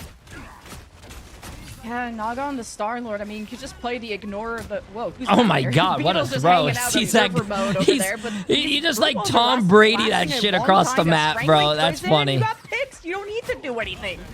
Oh, this is just such a bit... This is kind of a tilted engage here from Team Heretics. They're kind of making these unassisted engages, allowing Navi to have consistent, like, 2 or 3 versus 1s on these off angles. You have half your time bank gone if you're Heretics and you're facing Apex Predator, Strangling Prison, Eternal Bond. Like, it's going to be a good initiative from Heretics off the Raging Royal Flush, but Navi could also create an obstacle course with Groot, so this is going to be quite the exchange. Let's see when Heretics want to pull that out. Okay, Jerky noted thus far already. The Raging Royal Flush comes on in, and guess who takes to the sky to try and shut this one down? Oh no! But LeBronzo can't connect. Fate is nice when it comes to the maneuvers. Good shit by Fate, but also that's very unfortunate by Enzo, dude. You have to hit those. You have to hit those. To take out Fate just off of splash damage. That was a cheap fight too. Wow, Navi is a by the way, I just want to say, I got to glaze Navi over here real quick because they let the other team have Gambit and Loki, and they're still doing really good on defense. This corner unless Heretics stack up, and you just can't pressure this high ground that Terra is sitting on. There are so many neutral fight picks from Navi that end the fight before it even starts. Uh-oh, chat. Uh-oh. What do you think's going to happen? Could be real. Enzo marking the engagement here by already bringing out the charged greatsword. That's a big investment during the poke. What's this video about? Oh, we're doing Guess the Hacker. I'm trying to find the hacker in this game. The glass shot surely is going to be dropped here from Terra, but level 1 Crook's going to answer the violence immediately with the fate of both worlds. They attempt to try and grab some players' souls here and make them look at the pretty lady instead of a backline. A nice grab onto Oasis, and Naga's fallen down too. Terra gets the timing that was needed, and Tanuki... Chat, it doesn't make any sense. It doesn't make any sense. And you know what's crazy? Team Heretics is going to go down 2-0, and they're going to, you know what they're going to say? They were preventing let's Navi ban from Gambit escaping, next game. And Terra knew that was his moment to shine and swings the It doesn't fight make back any in Navi's favor. sense. Another strangling prison, a wolf ult that could just end the backline if Jerky feels like it, and Tanuki feels he has to match it, and Heretics, they're going for it all, or they're going to be full held, and that's just going to be a killer. Last stand, ready to go. Here comes the Meteor M once again, but can Fate dodge? It seems like the positioning thus far is good. Terra's just sitting in an eternal bond in the back. Nimax, appreciate the massive 12 months. How you doing, my friend? Absolutely crazy. 1 year. Appreciate it. Appreciate it. Uh-oh, let's see this. One Crook taken down, but now it's Jerky's turn. And have they got too much off the back of this one? It seems that Alex is down. It's the emergency healing coming through from Oasis on the other side, but Jeffers, it really isn't that much. Tanuki grabs in multiple players, burning through them now. There has been a burnt passive from a Ooh, level 1 Crook is on the tank now. That's Navi's support. Jerky, which was a DPS as a DPS flex player, is now going on Luna. So their support player is now on Strange, and their DPS player is now on support. So it's just going to be I'm liking this. and sustain angle from Navi. They also have to keep watch on the cart. So on the off angle, trust me, returning on the ping. Similar thoughts from both Angles to try and deal with these Wolverines. They need to stay on the car. Oh my god. The support player on tank got 2 kills. That's disgusting. Is going to remain. Yes, it's a good dodge here from Tanuki to try and avoid the incoming Glartrox, but none of Heretics are on the point, and they have been absolutely embarrassed by Na'Vi. Wow, it feels like the Heretics backline got Thanos. Yo, where's all the people Every who voted time Team you look Heretics? back Are you guys and happy right now? They have a footing in the fight. Na'Vi are behind them, whether it's with an Apex Predator, Rajaro, like ruining everything back there. And Heretics, that was the most stable part about this team, is how Naga and friends, especially Alex, can dictate fights around the Raging Royal Flush, and Alex is cowering in the closet, just like shaking because you're getting dove on by a Wolverine or whatever else. I said I was rooting for the underdogs, and I stick with that. I mean, Heretics, I did not expect a full hold. Underdogs are going to make you when poor. You have Royal Flushes, 2 of them even, and that still wasn't enough. I'm not gonna lie, I'm not vibing with the Magneto pick here. I think hey, appreciate it, Blue Crimson. Momentum to make it past the cart when faced with the danger of both being walled off by Trust Me with no mobility to get out of it, and Jerky's potential approach on the Wolverine. I would have loved to have seen Enzo maybe pick up the Venom instead of Beetle so they could continue to get that rogue team up from the Gambit, which is hyper valuable for these brawls. But Team Heretics, though, they just... I wish they could show us the stats in the middle of the rounds, like at the halfway mark, like they used to do. Any kind of duelist battle. And just the fact that yo, Graham, appreciate the massive Prime sub. Welcome to the chat, man. Appreciate it. She'll just dash away. Hope you're having a great one. Hope that Tanuki can do his best Elsa impression. Beetle's just going to be haymakering around the corner, just trying to be that stable. Okay, now they're going to run goats, chat. 3 tanks, 3 supports. Team Heretics does have a good. Oh wait, no. They have a Phoenix. Never mind. They're not running goats. They're running 2-1-3. Regardless, so Navi, they're trying to get Jerky in position to harass the high ground. It's working. Wrapping around using the Ice Arts. Na'Vi have claimed a lot of space for Team Heretics had trouble with, but now they have to deal with a charged great sword of Enzo. It's a lot of poke to try and deal with. Rajo manages to make it out though, and that's a huge kidnap onto a Magneto. Just about manages to make it into regeneration domain, and then the extrication will come courtesy of the Adam Warlock. Oh, nice walls by Trust Me. Oh, nice walls. Dagger proves to be a brutal factor in the midst of this fight. Tanuki noted amongst the masses. Level 1 Crookers once again. What's up, Graham? No, this is season 7 patch, not 7.5. So Black Cat is not going to be in this. Team Heretics are going to desperately portal back, but I think this one's already cooked, Lemon. Yeah, Enzo is waiting for everyone to respawn, but I think Na'Vi might be the best team in EMEA. Not Virtus Pro anymore. Na'Vi are strangling them. Going directly into the Yance as well, so we don't have any movement ability to try and work with. Finally, there's going to be a breakout. Oh, that's going to be a big usage of the clobbering time from Beetle. Multiple stuns. Oh my. Boys, Terra sends out the glass. You deserve it. You deserve it. At the end of the day, you deserve it. You are down 2-0. You lost 2 games, not banning Elsa. Elsa went 29-0 the first game, and Elsa wins. Had on this one, but If it's not him, it's Rajaro jumping into this back line. One of Elsa the best went? ban pools that we have in EMEA. And I think Heretics kind of had the same thing. 21 and Shikigami. They kept 29 and 0. 21 and 0. Hey, what should we ban? That's a big reason why Gambit Shikigami again. took a lot of maps from Heretics. Heretics were trying to dismantle everything that supports the Elsa, but it Terra doesn't really make any doesn't sense, bro. need It doesn't make anybody any else sense. than himself. Who He's are kind of these alone stood on the coaches? platform, namely, Coaches! so many Why are neutral you fight letting your picks players into just for Terra. lose?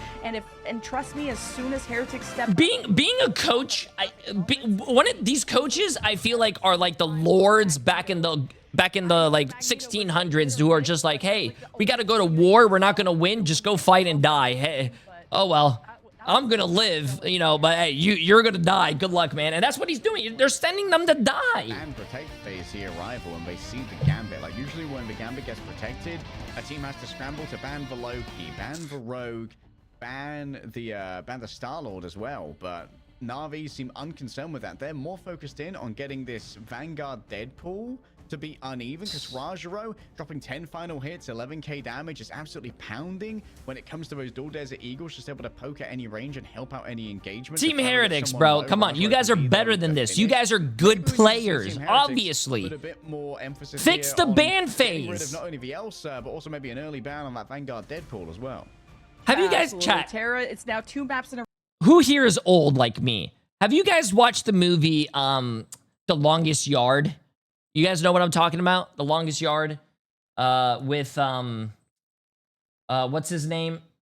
God, what's the guy's name? Adam Sandler. Do you guys remember that specific scene where the guy was he gets back to go drink the Gatorade and he goes, "Who drank all the damn Gatorade?" And he flips the desk and he's like, "Damn it, that's me right now with Elsa. Fucking ban Elsa! Damn it! Jesus Christ, man!" Amazing Spider-Man! Bro, I'm over here saying ban Elsa and flipping tables and shit, and you know what Na'Vi is? Na'Vi is literally, Na'Vi is the, in the Longest Yard, Na'Vi is, God, my favorite actor, what's his name? Terry Crews. Na'Vi is tackling the shit out of Team Heretics, reaching down their pants and pulling out, what do you call it? The McDonald's sandwich. You know what I'm saying? Oh my God. Come on, bro. Team Heretics, fix your shit, man. It ain't easy being cheesy. Oh, yeah. If you guys have never watched that movie, definitely watch it. One of the funniest movies. I love Terry Crews. He's my favorite. I love him in Brooklyn Nine-Nine. I love him in, you know, obviously the movie that we just said, The Longest Yard. He was also in one of my favorite TV series, Everybody Hates Chris. White Chicks. I love Terry Crews. I love Terry Crews. He's my favorite, man.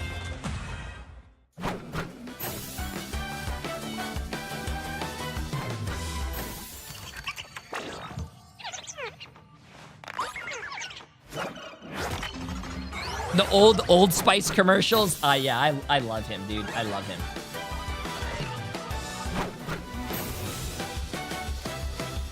Can they just protect Elsa? You cannot save a character that is banned, and usually when the ban phases happen, both teams have a ban first. So technically, usually what happens is they ban Elsa, no team can play Elsa. But when you ban Elsa first, you're giving the other team the option to save another character, which could be the Gambit. Gambit is a very strong character, but in my opinion, like we just saw, even though Team Heretics had the Gambit and the Loki for a double Gambit ult, they still lost to, guess what? You said it here first, the Elsa. Woo! Yeah, sucks. Welcome back, everyone. Well, this is an opposite day in comparison to what we saw in appreciate the the group massive stages 3 months, between my these friend. How two you doing? teams. How you It was a 2-0 sweep one direction. Now it's on the way to a 3-0 sweep in the favor of Na'Vi here. And Jen, like, what would you say is the biggest difference that we've seen out of Na'Vi in this playoffs in comparison? It's just like kind of what Tara said in his interview yesterday. They like fixed all of their issues and they are confident more than ever, and that's really what they needed. I think a lot of trust in each other and having a solid game plan, and just to ban out things that are kind of niche, like the Groot from Heretics, knowing that they chose this map probably to play around Beetle's Groot or something like that. He's played a lot of the Groot in playoffs. That was really interesting.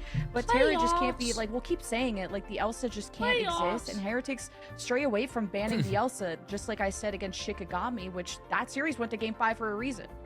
Ooh, Heart of Heaven, though, for the map choice that we have here, leg day. I mean, we've seen middling results from a lot of teams. Heretics, they haven't necessarily chosen this. Did he just call her Jen? Yeah, Lemon Kiwi. I think her real name is Jen. So other side of things, Heart of Heaven. Actually, no, they haven't even. Neither of these teams have played this. I was thinking of Hell's Heaven. Excuse me.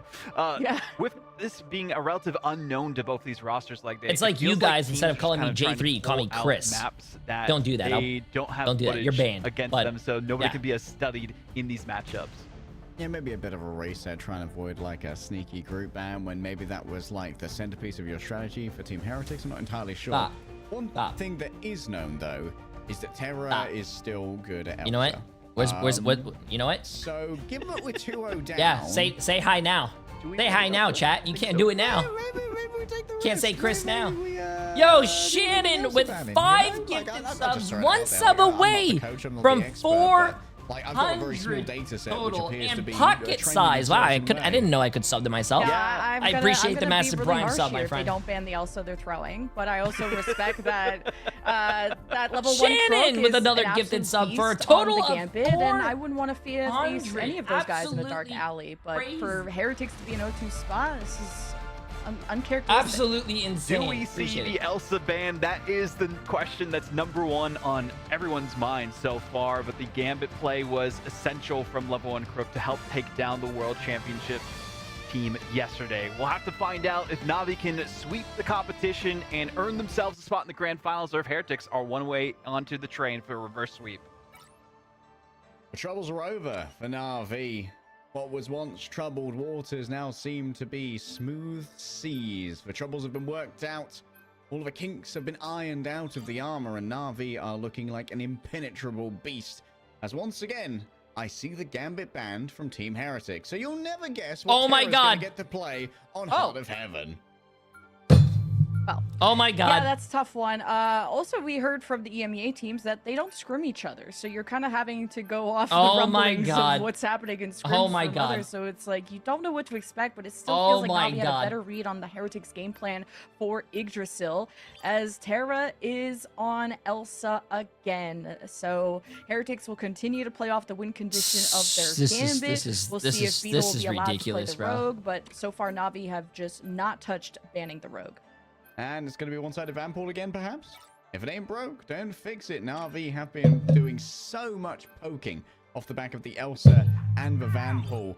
And, well, I don't want to be a doomer. I would love to see a banger of a series here, but Team Heretics don't appear to really trust me, you're not being a doomer. This game was this game is over. Whoever's doing the ban phase for Team Heretics. It's GG's, bro. It's GG's.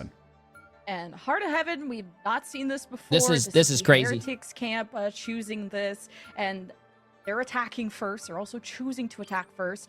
I think this is a pretty defender-sided first point to tap. I mean, it's such a long stretch. So this is where these ranged duelists really have to stand up. So I'm looking at Tanuki's Phoenix, which is going to be on the menu. And he's been trying to go toe-to-toe, but the Ensung Inferno doesn't have the same level of spice as an Apex Predator from Terra. Bro, Tetcher, are you watching this, bro? Listen, the ultimate and this is just ridiculous. So it's this is ridiculous. Got away with on Yggdrasil's path. Chat, it's the definition of insanity, bro. If you played 2 games banning Gambit first and it doesn't work out, wouldn't you want to try something new? There was actually, I'm pretty sure there was a match. I don't remember it was. I think it was in group stage where a team banned Gambit first. They lost both matches. The third match, they ended up banning. No, it wasn't group stages because it's a best of. I don't know. Anyways, there was a team that banned Elsa the third match and then ended up winning, and then they banned it again and ended up winning, and then they banned it again and ended up winning the series. Actually, I think it was recently. It's just crazy, bro. I've had a good brawl, have had decent dives, but I think if you could have a really confident Venom just jump on Terra, even just distract him a little, but it's such a risk, right? With the health percentage damage that... Yeah, bro, that's just ridiculous. Yo, mid! Venom extra Appreciate the massive new tier 1 sub, my friend. How you doing? How you doing? State for Venom to be in, which no Venom now for Heretics. They're actually portaling to see if they can catch Na'Vi off guard, and they're watching for it. It's a bit of a fake right here, though. I wonder where Enzo's opening this portal to begin. Oh, Beetle's right next to him. Maybe they're just going to try and gun down the... Oh, this is crazy, bro. He's already made it out of the range of the portal. Bro, this is... Map flip here from Na'Vi should get them out of the range. What's making me laugh is that how do you see Terra go 29-0 and then 21-0 and then think that's not a problem? Bye, Boba. But now has been sent over onto the Doctor Strange, having a cloak of levitation away as fast as possible. Oh, sorry. Over now onto level 1 Crook, which demands the peel, and here it comes in the form of both the Deadpool and the White Fox, who could just keep the Venom in a box over here. Yeah, I said Heretics discovering the dive, but they're discovering the power of Navi's backlight as well. You still have the freezes from King Crook Dan that for were 3 months. pivotal Appreciate on it. Krakoa, and of course the charms from Fate, the same sort of backline they run before that Heretics are well, discovering the hard way, but also the power of the Angela here on Trust Me to kind of deny Heretics from pressuring the high ground too much. It could also push you into a fight you are not appreciate the ready massive prime for. sub as well, my friend. Angela Welcome. Hope you're having a great day. If you don't have the counters to it, needing CC, needing Naga to be the one to deter Trust Me, who's really not going to full commit to this. Terra was on 100 Thieves. He's now on EU for this time. He left 100 Thieves to join Na'Vi. Forever to deny that.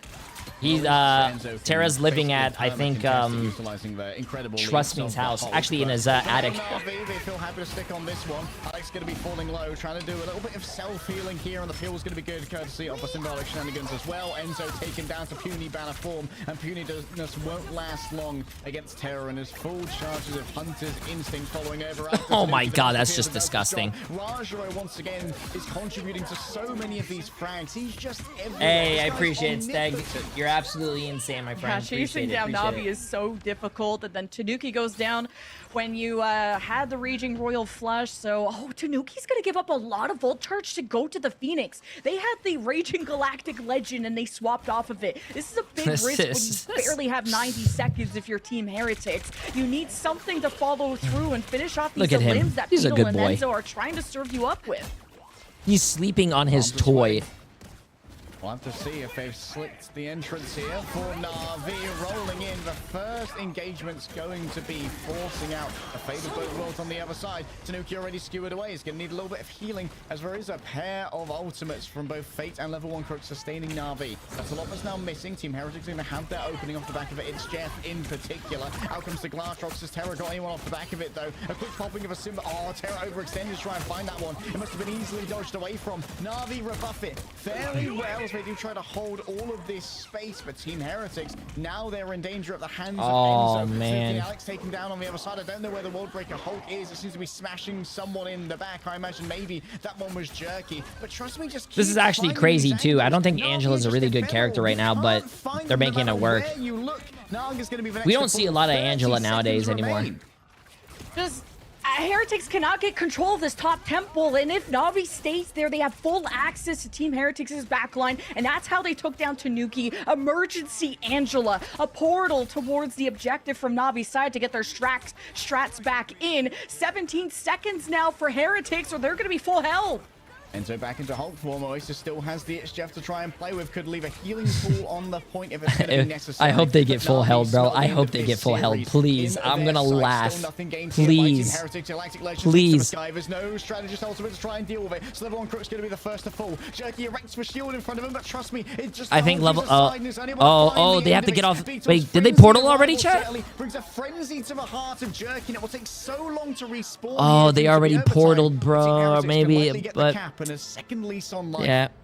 At least you have a win condition to play around. I did not think you're calling 911 and Tanuki's Angela was going to be the one to answer, but was able to have the speed to follow through with Beetle and Enzo. You can't underestimate the ability of Angela to isolate and also get the executions. A considerable amount of damage when you have the charged spear, along with being able to interrupt any escape utility that Na'Vi had. Finally accessing people like Crook was a huge boon for Heretics, but now it's momentum that they need to maintain, and you have the Raging Royal Flush to do just that. Na'Vi are watching from above though, so as soon as they drop, Heretics will be ready to pounce.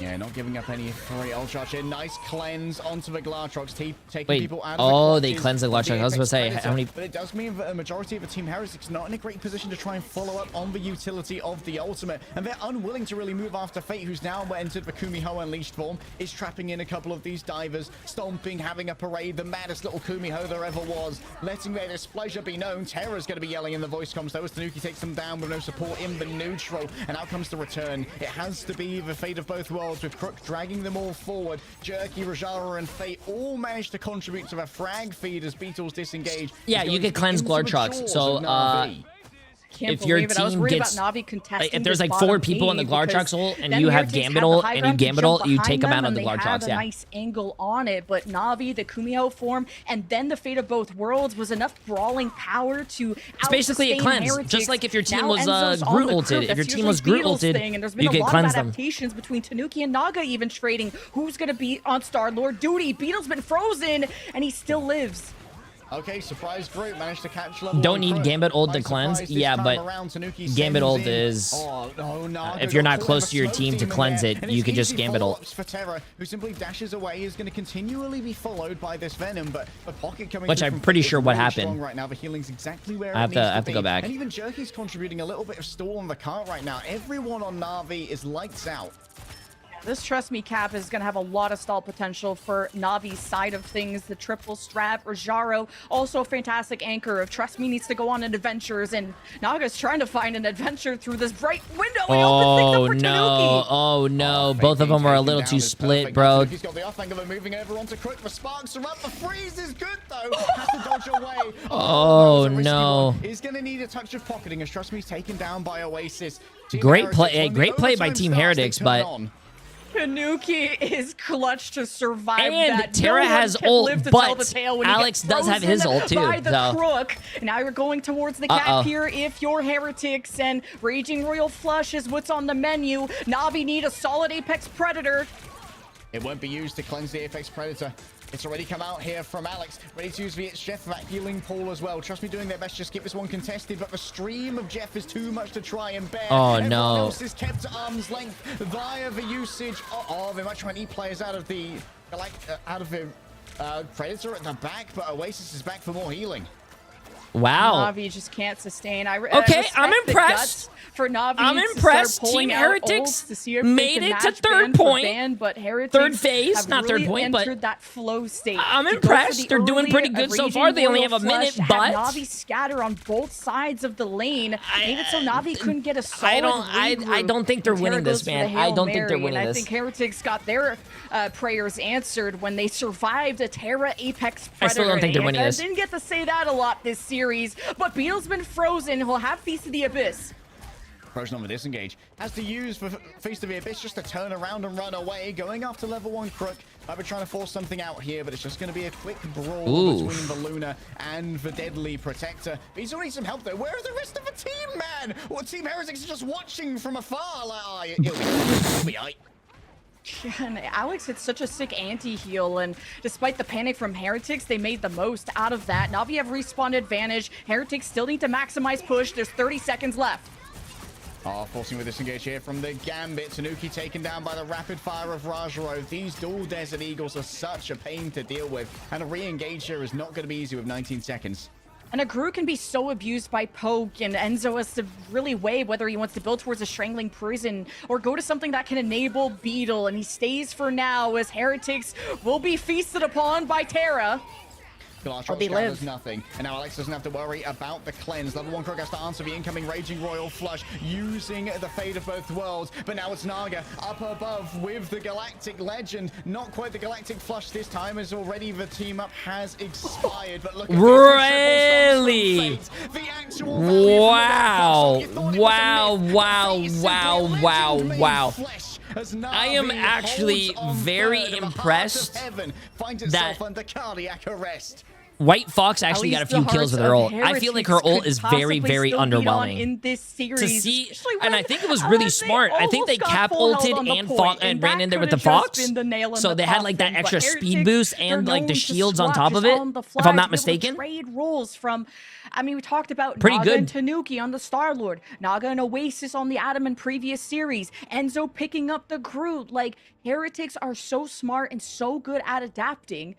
And they've just never been in a position where they've had to be the ones to bounce to different comps. They're the ones who swept Na'Vi last time, but man, have Na'Vi done their homework. But this is also a different Terra. Heretics have found their way to just positionally get away from the top here. Predator It says through it using Alex. And also just being able to take a fight right before Na'Vi thinks too hard. That's been a huge thing for Heretics to fight fast. 2-0. I got Vodable's analysis fairy on my shoulder talking about how Team Heretics are focusing Terra quite a bit in this matchup as well, which might be the I really do like what the production team does here.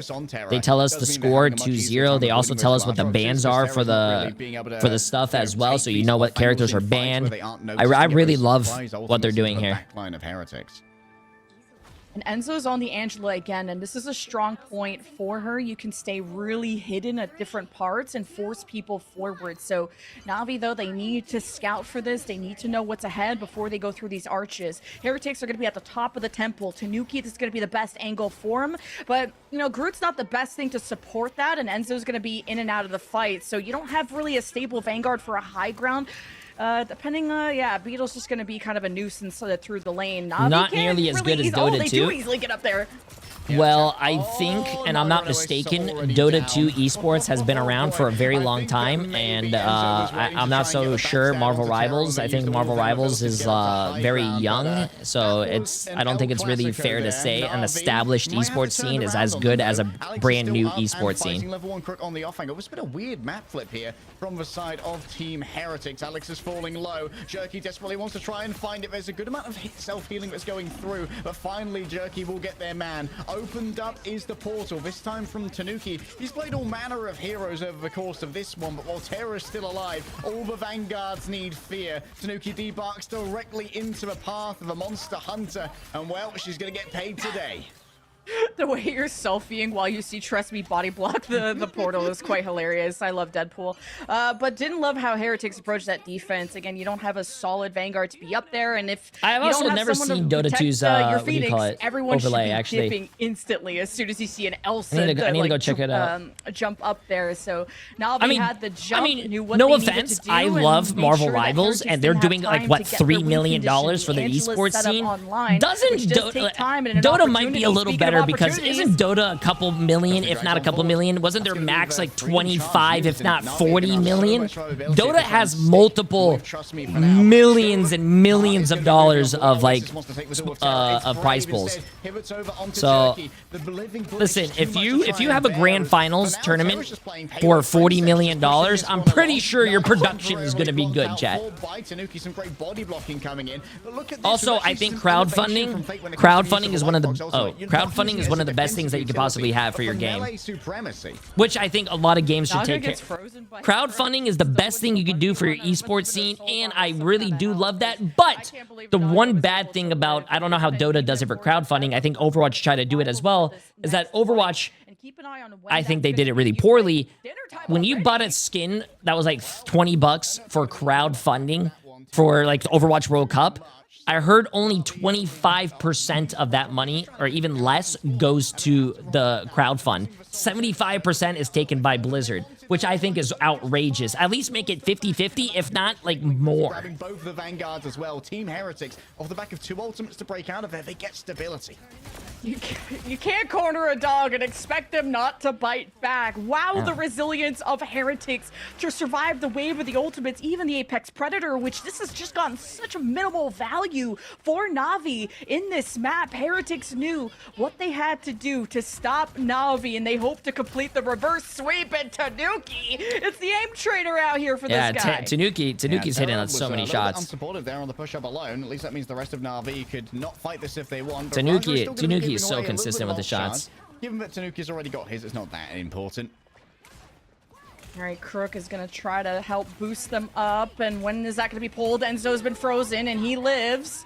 Oh, straight down upon them here with the Ensong Inferno, waiting to try and force out the Lunar Ultimate, and there it is going to be. Rajra now turns around. There's no escape for Tanuki. A healing wall is brought up by Beetle, and that's going to be a quick resurrection here from Naga, looking over towards the second part of a fight. Do you have the wherewithal to make this one work? Terra's going to try and tear through them. Beetle's already gone down. Should be returned in quick succession. Ooh, nice turnaround. Good call-outs by the team to help their backline. Stacks are building on up. Terra's going to get Monster Piercer shot after Monster Piercer shot, and here comes the counter-attack from Heretics. Well, are you not surprised that Blizzard was very greedy? Did you not see the interview that Jeff Kaplan had?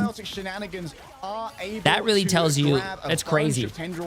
Jeff Kaplan said that the Blizzard CEO told him if he didn't make like $500 million for the year, 1,000 people would get fired because of him. A little bit off kilter for Heretics, not combining the CFO, sorry, CFO, whatever, CEO, They were just kind of CFO, trying to weigh when that level CMO, 1 fate of both GTFO, worlds was going to come whatever. out, but that res from Naga is what stabilized everything. That's 3 crazy. picks Can from you Na'Vi, imagine all brought having to back make from the like strategist X of amount of money, and if you Heretics. don't They make that survive, much, but do they you are thrive? going to So get 2 minutes for 1,000 Na'Vi, people 2 fired because caps. of that? That's crazy. All right, opening up now with the Rage of Ultron. Beetle's going to be taking a lot of that damage. You can see Oasis is currently going to be catching some of it as well. Tanuki grabs in multiple players, and the counterplay off the back of this That's crazy, bro. Like Beetle didn't really achieve anything off the back of that one. Yeah. CP3O, UFO, Vanguards are well sustained, and it's going to have to be an absolute Helm's Deep-esque hold for Team Heretics. No, Tetra, I completely agree with you, bro. This corner. This could be a really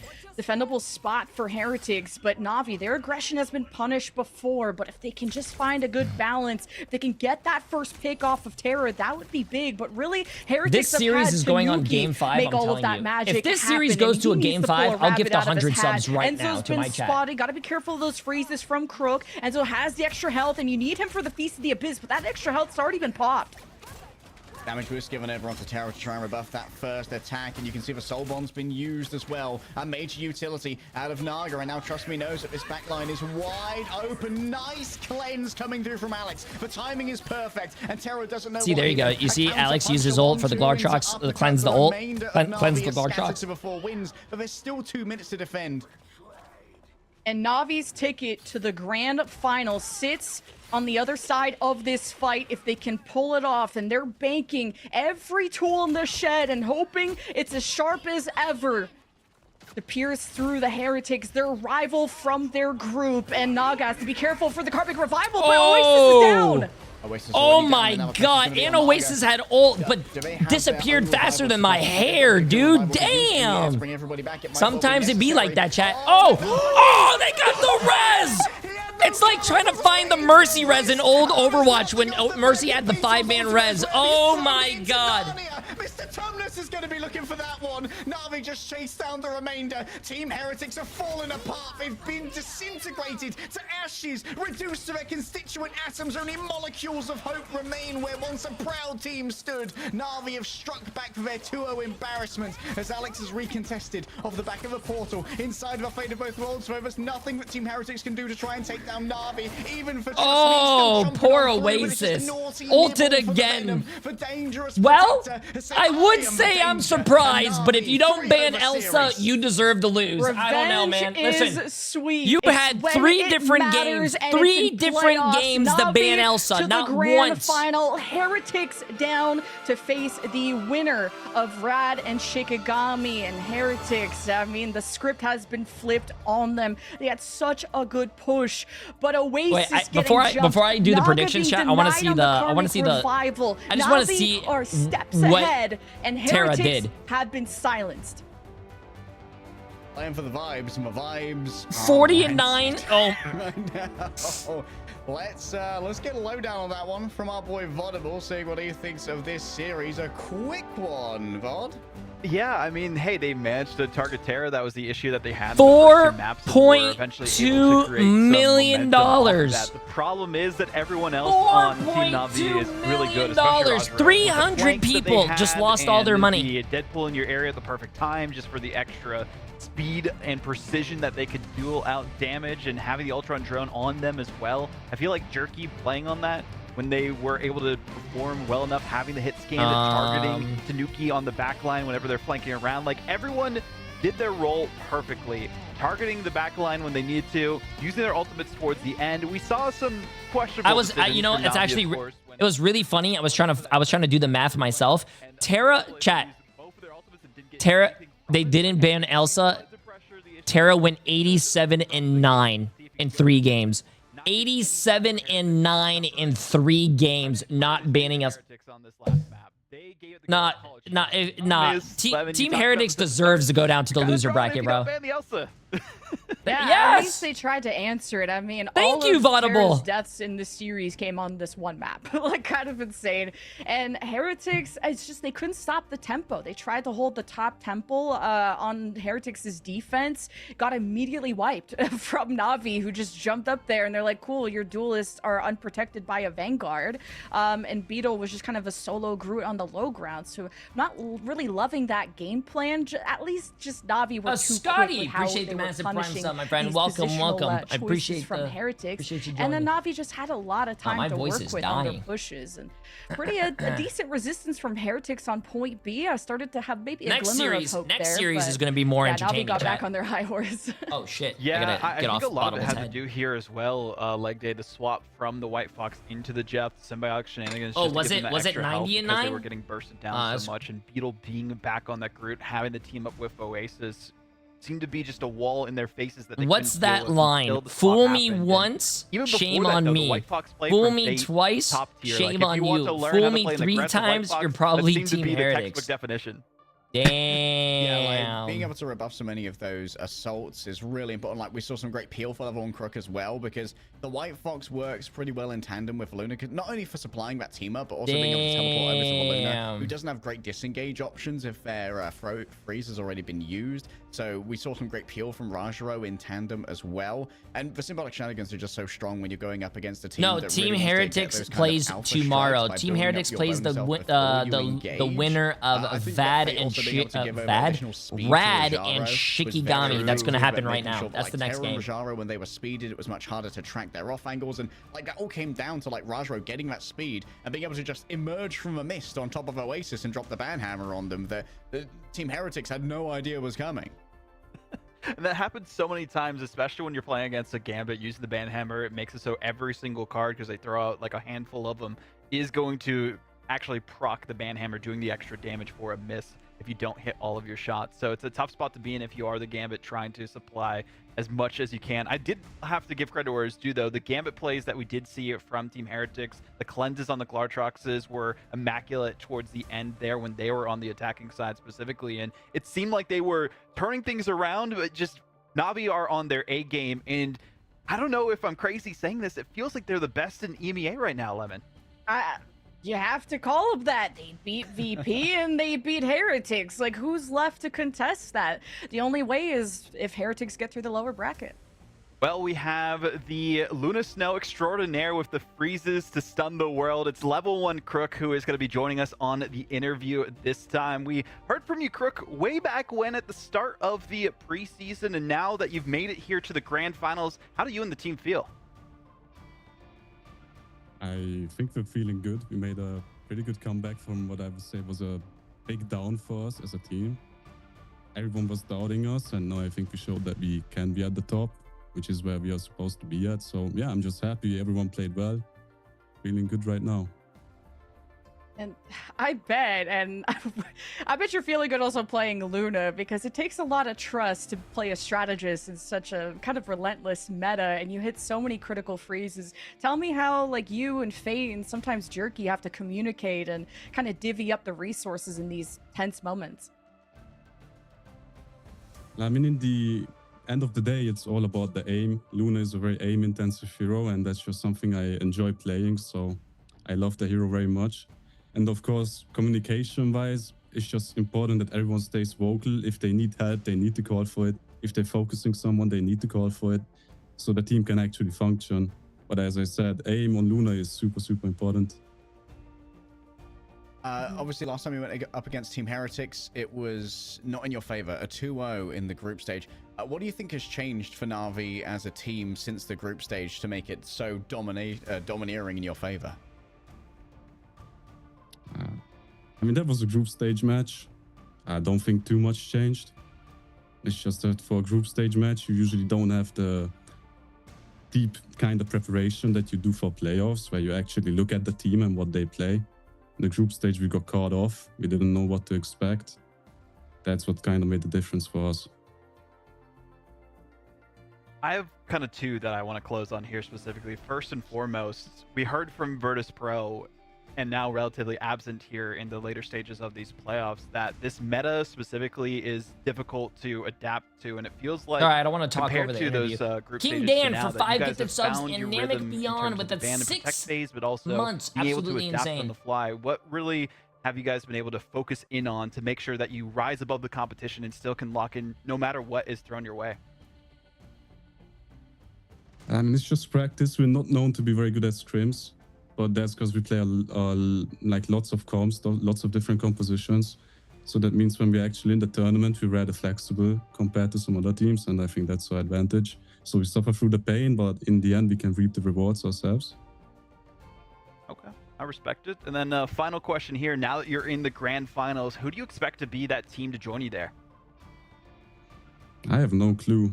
I'm just looking forward for the grand final, honestly. Nah. That's valid. I was hoping we could get some insight, but the predictors out there are in shambles after all the brackets have been broken. Well, thank you, Level 1 Crook, for joining us. Congrats on making it back into the good graces of Marvel Rivals, into the grand finals, and we'll see you there tomorrow. Thank you very much. Thanks for having me. Thank you. I can tell you who's going to make it to the grand finals. He's on the best strategist in the game. I mean, we have no hope. I can tell you who's going to make it to the grand finals. The team that's going to ban Elsa. I mean, great interview, of course, from Level 1 Crook, and he said himself, sometimes, they don't have the best results in scrims, but they still practice so many different compositions. I think that's so important to prepare for this stage. Yeah, and he just talked about the focus fire, and I don't even want to call it like a Na'Vi redemption arc, because Heretics have been really the only team that beat them, and they stomped everyone else minus that one Shikigami map. But Na'Vi really have just improved tremendously from kind of, we weren't sure what looks we were going to get out of them, and it was consistency that we were questioning. And the sweep, yeah, that's pretty consistent. Well, we had one redemption arc here, essentially, with Revenge served cold. Na'Vi getting the 3L. Maybe one more on the horizon. Rad tried to take revenge against Shikigami for our last EMEA series of the day. Okay, chat, I'm going to start the predictions here pretty soon for the last match of the day. Rad against Shikigami. Both of these games, this game is going to be insane. Bro, you can see it right here. Rad 3-2 and beat the defending champs Virtus Pro, and Shikigami 3-2'd Fire. So, I mean, I think Rad is looking a little stronger here, but Shikigami can definitely pull an upset. Good luck. Have fun. Enjoy your channel points betting. Yes, Rad beat Virtus Pro. You do have 10 minutes to make a prediction. Right now, there's 3 minutes left on this break. You will probably be able to see what the teams are and what they're banning if they move fast. I don't know. Watch out, they're headed our way. You could wait to the last second to do a bet if you want as well, chat. You don't have to make a bet right now.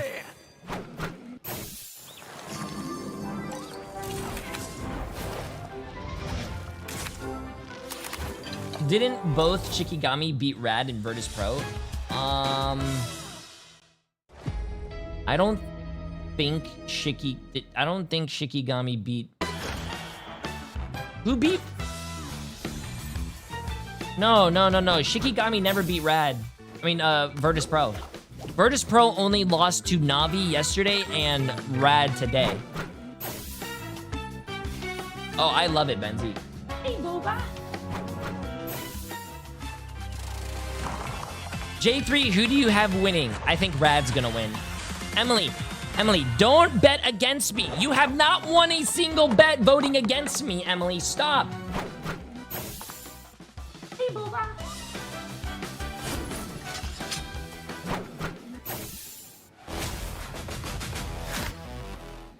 I would play Winrose on stream with you guys, but yeah. Brule, appreciate the massive 8 months. Okay, chat, I'm gonna go pee real quick while you guys get your predictions going. I gotta go pee.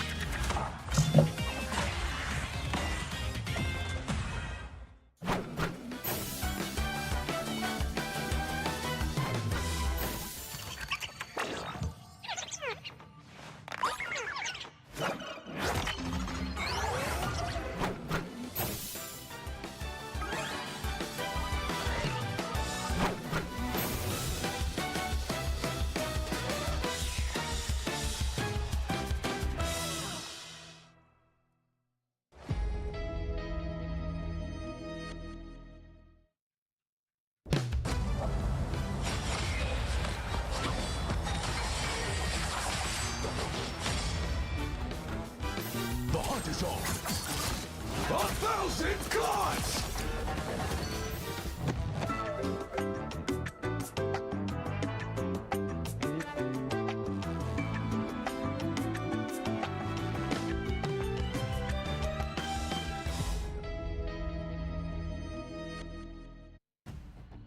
Welcome back, everyone. We just saw Navi sweep up the competition, get their revenge, and now are patiently waiting for tomorrow's action in the grand finals. They have a best of 7 that they'll be playing in that, but we still have some more best of 5 action in the lowers. We still have another series even before that tomorrow. So much action to go on, but this is going to be Rad Esports versus Shikigami. And Lemon, it feels like these are two different teams that are coming into this matchup compared to the last time that they faced off against each other. Yeah, one that beat VP and the other one that, well, hasn't really got a chance. But Rad just coming off that game 5. This is now a team that has to do 2 best of 5s in one day, and you have to reverse sweep VP. So I'm more worried. I have a public service announcement. Emily, I walked by Emily's room when I went to the bathroom, and I quote, Emily said she had 2 million channel points yesterday. Now she's been voting against what teams I've been saying are going to win. She has 243K. She is down 1.75 million. Had a messier series than Rad overall. Like, they were dragged through the trenches by Fire Strays in that lower bracket game. I'm thinking that Rad, they probably have a lot of momentum, specifically because, like, they managed to take down Virtus Pro on Celestial Husk. For those of you who don't know, G Buttersnaps, appreciate the massive prime sub, my friend. Who were denied their land spot at Atlanta in a best of 5 5th map. Celestial Husk versus VP. So there was a lot of revenge in the hearts of Rad that's going to buoy them now. I mean, going straight back to you leg day on this one, because talking about that chopped roster, Crazy Kitty was online and unlocked. It felt like nobody could stop them. I'm expecting big things from them in this series.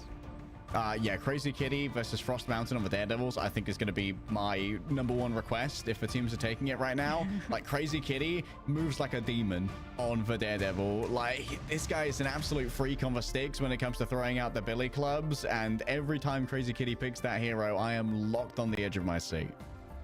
looking back at the previous series for this Rad roster, you know, they prioritized the Wait, Loki, Tetcher's even voting with the Tetcher Tetcher's saved at one point, which was surprising. Shikigami, you think Shikigami's going to win? No, bro. It feels like Rad this team is Rad, going to in win. comparison to last time, Lemon, Rad really wins. locked in on having a flexible comp in comparison to where we saw them facing off against Shikigami, and they just kept throwing the same darts at the board and nothing was hitting.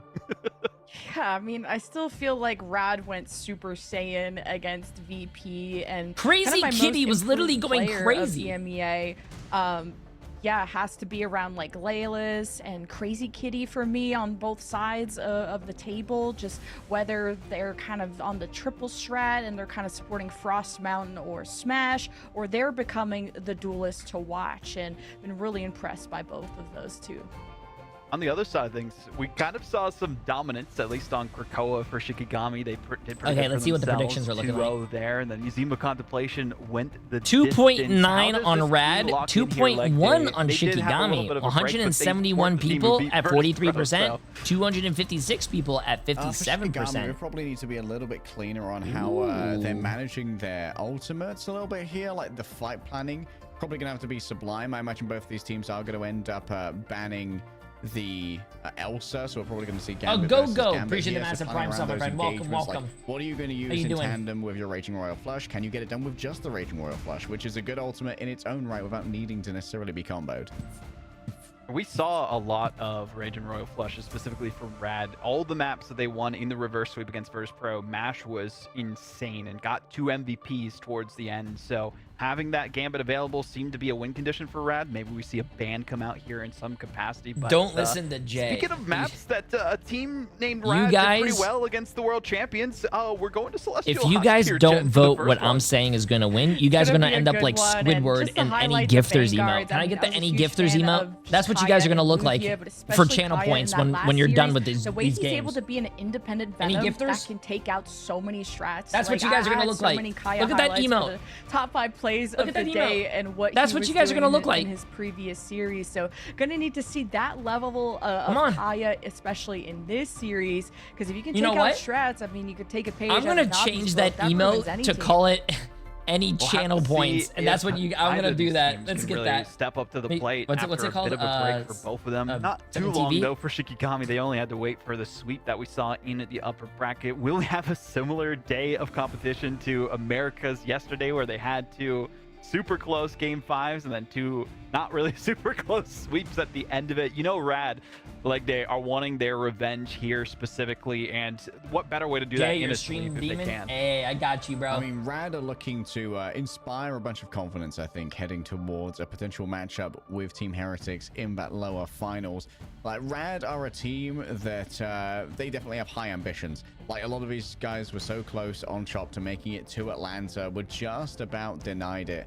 And Shikigami, like, I don't think many people expected Shikigami to make it this far when they first saw this team, but each of these players has improved so significantly since 2025 that they are a true dark horse contender that can bring it to anybody. Shikigami are a team that really do play to their opponent's level sometimes.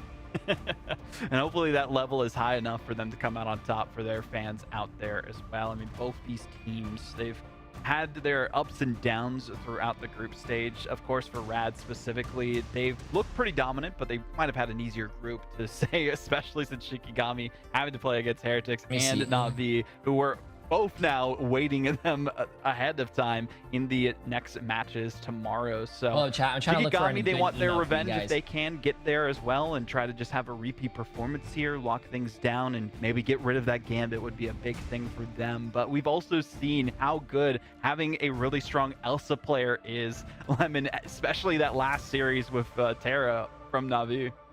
Yeah, that was no joke, and it's kind of like, how much respect do you want to give to the carry duelists of each side? You know what? This is for gonna be my new Shikigami email. too. It's the kind of the strategist and what's going to be available. I think Lindstrom from Shikigami has looked fantastic on the Loki and has been such a boon in that department. And if they look get at this new Gambit, email then chat. Isidore Bang. on the Rogue, I think could be just a solo carry Vanguard. He's one of the better rogues that we've seen in EMEA.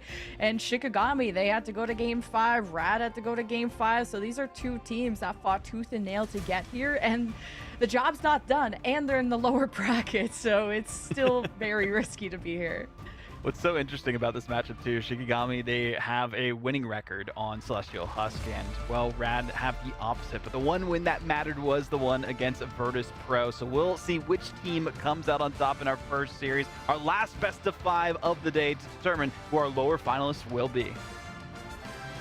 Okay, Shikigami. I think I Rad. added a new. They both have a little bit of a rest, but for Rad, it has been a significantly longer one due to the length of our second series and the interceding one thereafter. For Shikigami, okay, any channel points as the new emote as well.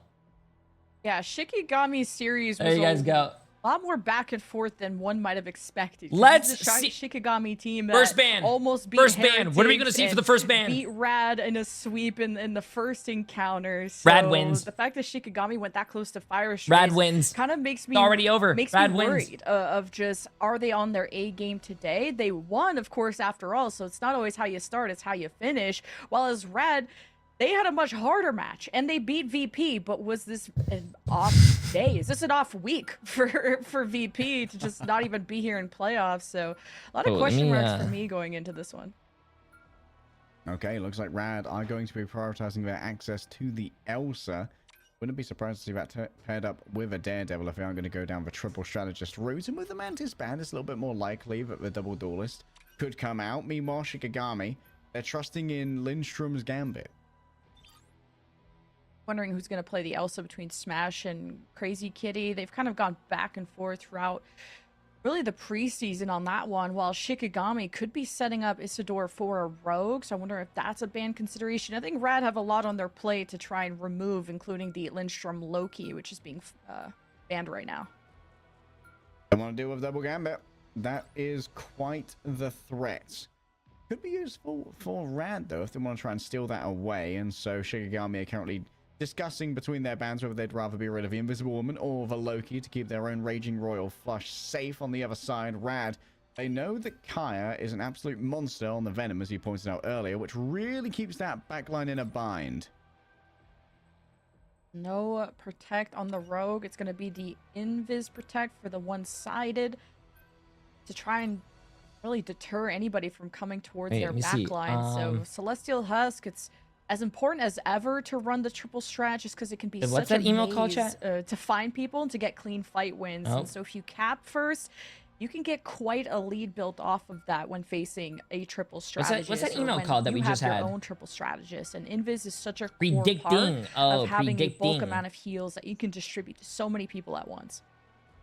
Yeah, being able to take part in those off-angle duels for your duelists as well by giving over the Guardian Shield can be such an imperative. Okay, hold up. I'm making a new thing for you guys. Okay, maybe they are expecting something like a Frost Mountain Wolverine here with the Protect on the thing. Meanwhile, Shikigami very much enthusiastically enabling their own backline and taking a bunch of strategists away from Rad, who might have to cobble together a triple.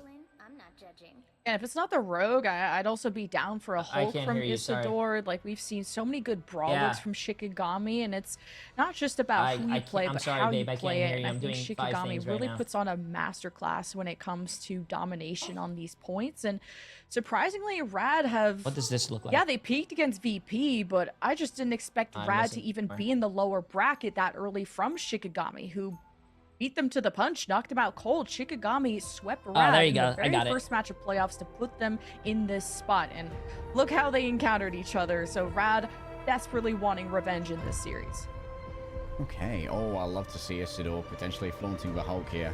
Isidore's had like such a breakout preseason as well, really showing off the depth of his hero pool as well as the skill that's going to be inherent there. Crazy Kitty, I was looking forward to seeing the Daredevil, but it's going to be picking up the Elsa this time around. And it's interesting to see that Smashnez is going to be sticking out here with the additional damage boost on the Ultron. This really is popular on this point in particular of Celestial Husk.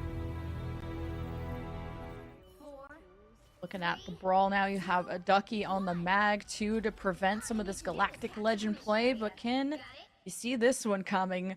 Kaya wants to get a jump on Rad's backline, not going to block off the cave, just that initial high ground approach at a safe distance actually, so that Layla's can maybe find an angle. And this is quite one of the mazes here of Celestial Husk. You could play around the low ground, go through the caves, and surprise people, especially with the dive. Point will unlock here in 5 seconds, so that's what Okay, I made a new thing for predicting, and I made you guys a new command. Type exclamation mark. Already exiled there. Channel points, chat. Type exclamation mark channel points. You guys are welcome. Gives over a multitude of bubbles off of the indestructible guard, but it wants to continue body blocking for Kaya. It's a very defensive game here from Shikigami. Oh shit! Wait, wrong email. Wrong email. Fuck! What up? Wait, give me a second. I gotta fix it. Can build up. Fuck! Wrong email. To that ultimate. Not predicting. 70%. Crazy Kitty is absolutely farming right now against this triple strategist, but it does mean that Name on the other side is almost already good to go with the turnaround. Quick banhammer sent out by Frost Mountain. I imagine that one was onto Mash, and Layla's just making sure that Lugia is kept at bay. Okay, yeah, he's I fixed it. I fixed it. Fly right now, just annoying Shikigami, who are gonna force at the focus at the front. But look at this. Oh, it doesn't work on YouTube. I think. Grabbed on in. Healing seems to be enough for Shikigami though. Crazy Kitty can't quite convert as Lugia goes. He needs to be healed up desperately by the Rage of Ultron. You've got to turn around, Smash Nares, and indeed he does. Lugia will get healed up off the back of it. Name's going to try and make it work with just for 4 of them. That does force out Mash's own ultimate. Still no cap coming through from either of these sides, and Kaya emerges. Oh, Kaya with the... Oh, no one dies, though. No one dies. Already, the Freedom Charge is ready to go. It was a massive fight between massive ult, but no one dies, bro. I would be so pissed. See, Rad are forced to press W. Oh, that was a good reaction from Kaya, but I would be so pissed, bro. A little bit more focus fire, and you can try to burst through that Fate of Both Worlds. I like the Isidore Hulk too, as the bubbles can try to deter something from the Apex Predator, and you're not as cooldown dependent with your jumps compared to a Rogue, so you can try to escape the Elsa, who's just gonna burn through your health pool in the blink of an eye. But it is Rad with the first cap. Triple Strat 2 is gonna make this fight last a nice long time, especially when Shikigami burned through a lot of their win conditions for this first fight, so it's not going to be an easy task for Shikigami. Almost another Apex Predator, but Lindstrom is growing. Another Apex Predator. Boundary. It's not a great answer though. A nice Isidore straight away. Oh, you can see that all of those Gamma Cups are actually being eaten up right now by Ducky, and it also eats up let's see it. Let's see it. Let's see it. Towards that Hulk. What a heads-up play from oh, is he going to use it? Is he going to use it here? That ultimate and make sure there was no real mischief that could be achieved by the Jolly Green What's Giant. up, Boba? That's okay for Shikigami to just take a neutral fight and build up towards some ults. They weren't going to win it without it. But Rad now are encroaching on 60%, and the Apex Predator down this lane is going to be disastrous unless Shikigami can cleanse it. They are going to be dreaming of a cleanse, so Nami needs to play wide right now. Already Frost Mountain is having trouble on the approach. Banhammer gives over a little bit of additional health to Frost Mountain, but you still have to worry about the Elsa coming on in. Lindstrom brings up the invisible boundary. Crazy Kitty's ready to drag them all out of it. There could be some follow-up. Oh my. There it is, Kaya and Lindstrom. The invisible boundary is slain and vanquished. Shikigami don't know what hit him. Crazy Kitty, but crazy smart to throw the Apex Predator in the midst of the invisible boundary, but to draw them out of that strategist ultimate. Next level play from I sound Rad, like a broken record, so I'm not going to say it, but I don't understand why people don't ban it. All eyes are on Layla's. If he can get away with this galactic legend. And of course, you have the Raging Royal Flush. You guys already know what I'm going to say, but... Prepare for the Galactic Flush if Layla decides to use it. For now, it's going to be holding on to that. Has already forced out the ultimate here from Mash. It stuns, no, not going to be delivered here from Kaya. Stunned out of it temporarily. Now it's Lugia going Wait, they stunned him. Oh my god. The unprotected backline. Smash. I'm pretty sure they charmed him. Down in the cave, able to pump out a bunch of healing via the Rage. What a good charm. Disengage here from Rad. They handle their threats so well. Lugia's just able to go back to the cradle that was prepared for him by the back line. Lindstrom's under assault. Democracy comes and it breathes down your neck, and there are no sweet whispers. Democracy comes. This time, yet another Glatrox ready to be unleashed. The Apex Predator will stay in its cage, however, because the exhibition is closed. The zoo's done for the day. Please leave a tip and a good review on TripAdvisor. Damn, bro. Yo.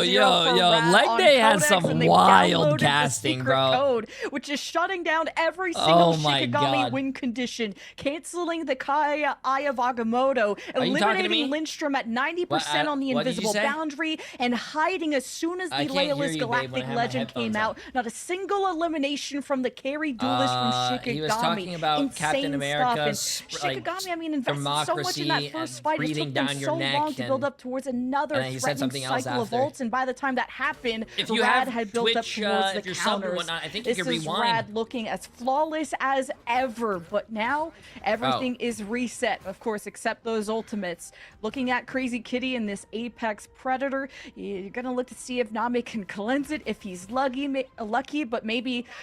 Oh, we're getting rid of the Hulk ultimate to swap to the Captain America. Big risk here. Of course, the Hulk's ultimate isn't anything to write home about, but it is something to consider for that extra health he would have needed to sustain.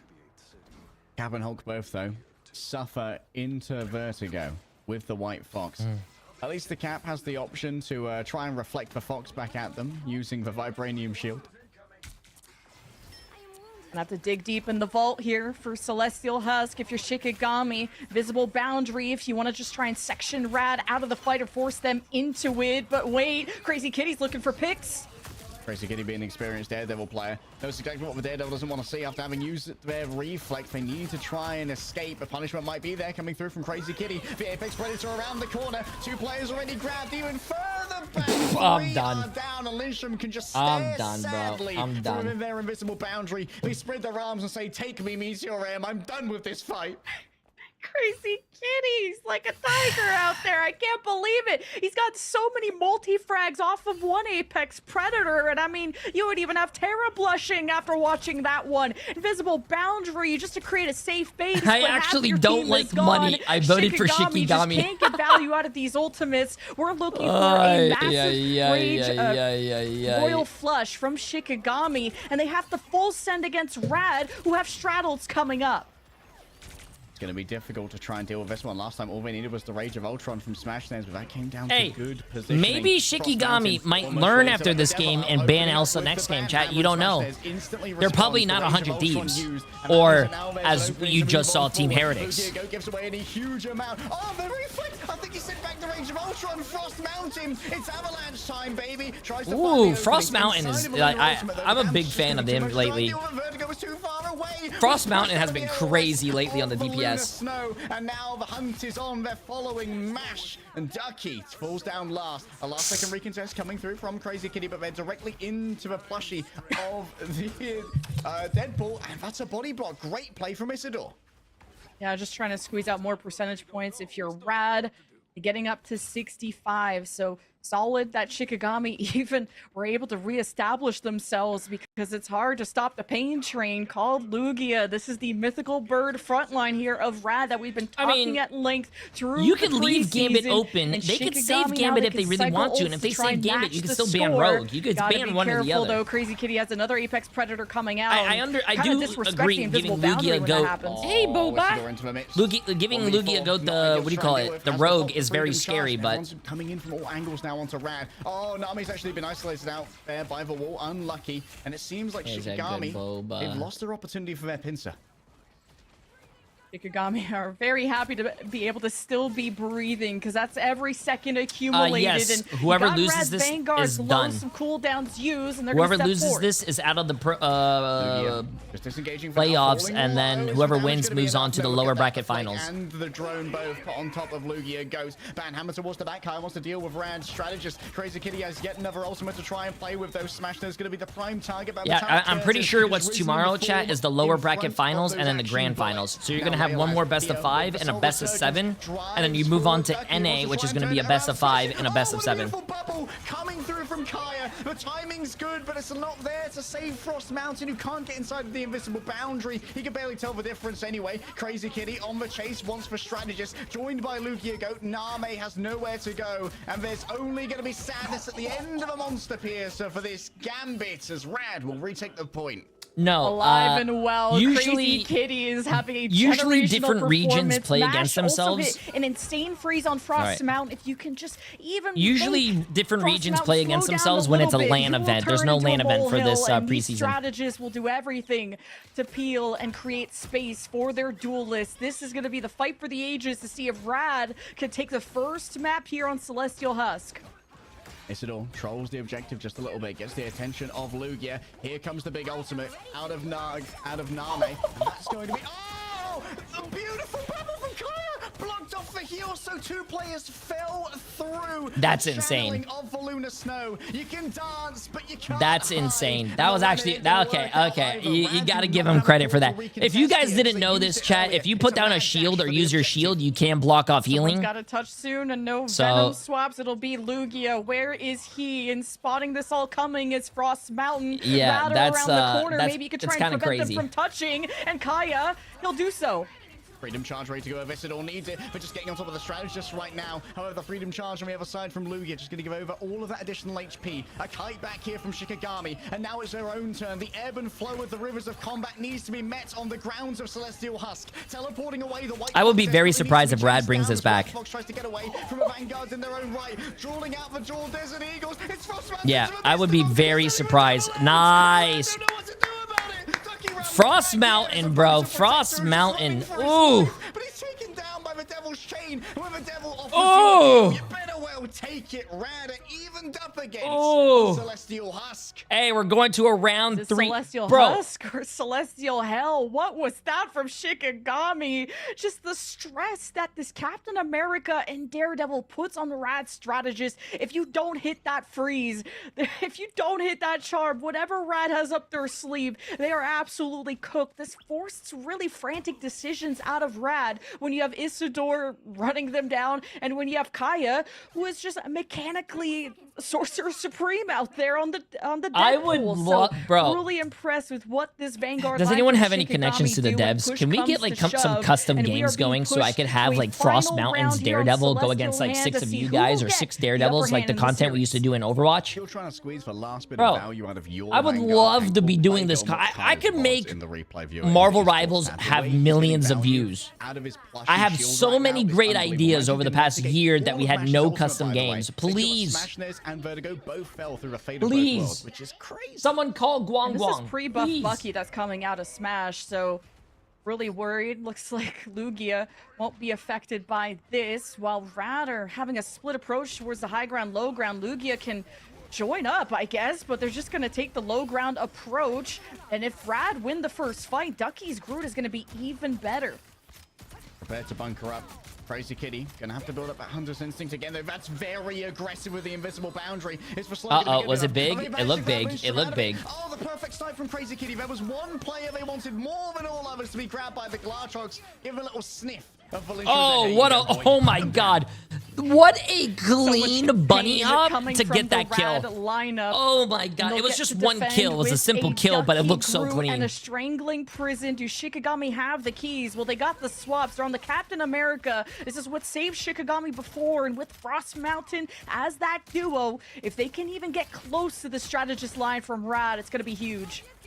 Istam's demanding attention. Crazy Kitty's going to be the one to give it. Well settled for dealing with this. Name waiting for Isidore to get into range, and that's going to be the Raging Royal Flush. And now the collapse is coming through nice and quickly. An attempt to try and rebuff it, utilizing the Eternal Bond. Vertigo is going to be able to make sure that everyone stays inside of a healing path to sustain themselves through this. You can see Isidore currently just lurking around in the back, ready to jump in on these strategists at a moment's notice. And Leolaz still has that emergency backline as well, in the form of the Soul Resurgence. Shikigami, this is Shikigami versus Rad already. Speaking of that, Straddle's now being exchanged. Rad are gonna step in, strangling prison. Shikigami are stuck in it, but they're still thriving because they have Leolaz still active, and they have an invisible boundary. So Rad have now given up the point, and Shikigami are farming.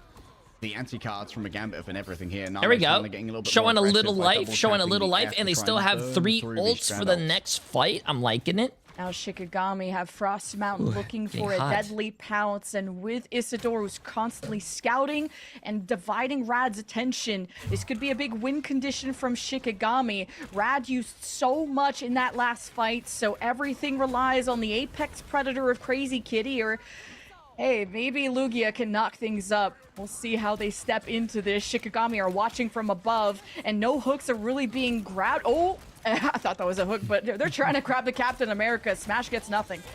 They want to go for the aggressive ult again. Indeed, they do. Inside of this ultimate, Frost Mountain has all the carry could possibly ask for, even after being stunned by Lugia. Clobbering time is over. Frost Mountain time has begun. Jesus Christ, bro. Oh my God. He is a very good DPS player. I'm worried about Rad constantly going to this low ground. If Shikigami are the gonna past watch 2 days above, we've been watching him, chat. He's been when that fight crazy, happens. dude. Rad can only He's just been sit and really shelter crazy. and hope that the cover will be enough from the storm. But the storm is really Shikigami Why are they playing again, but trying BP to doesn't? end this Because they round won? 3. Start BP off the didn't? series, and here's BP's a out. fastball. Crazy Kitty does not connect. This is double elimination. Virtus Pro lost twice already. They're out. With these errant vanguards, with the Wolverine. And Name releases the Raging Royal Flush. Now you have to answer with the Eternal Bond. Vertigo swings on forward. Takes a moment. He's just going to be able to send out their own pressure towards the back. Smashnez overwhelmed, though. Wasn't inside of the Eternal Bond. There was unlimited healing available. The greed is what went to their soul. Shikigami now trying to make it work with a Freedom Charge. Isidore surviving despite all of the damage that was being head towards them. And Kaya finds the off angle. Mash and Vertigo both down. Rad had it in their hands. It crumbled. No way.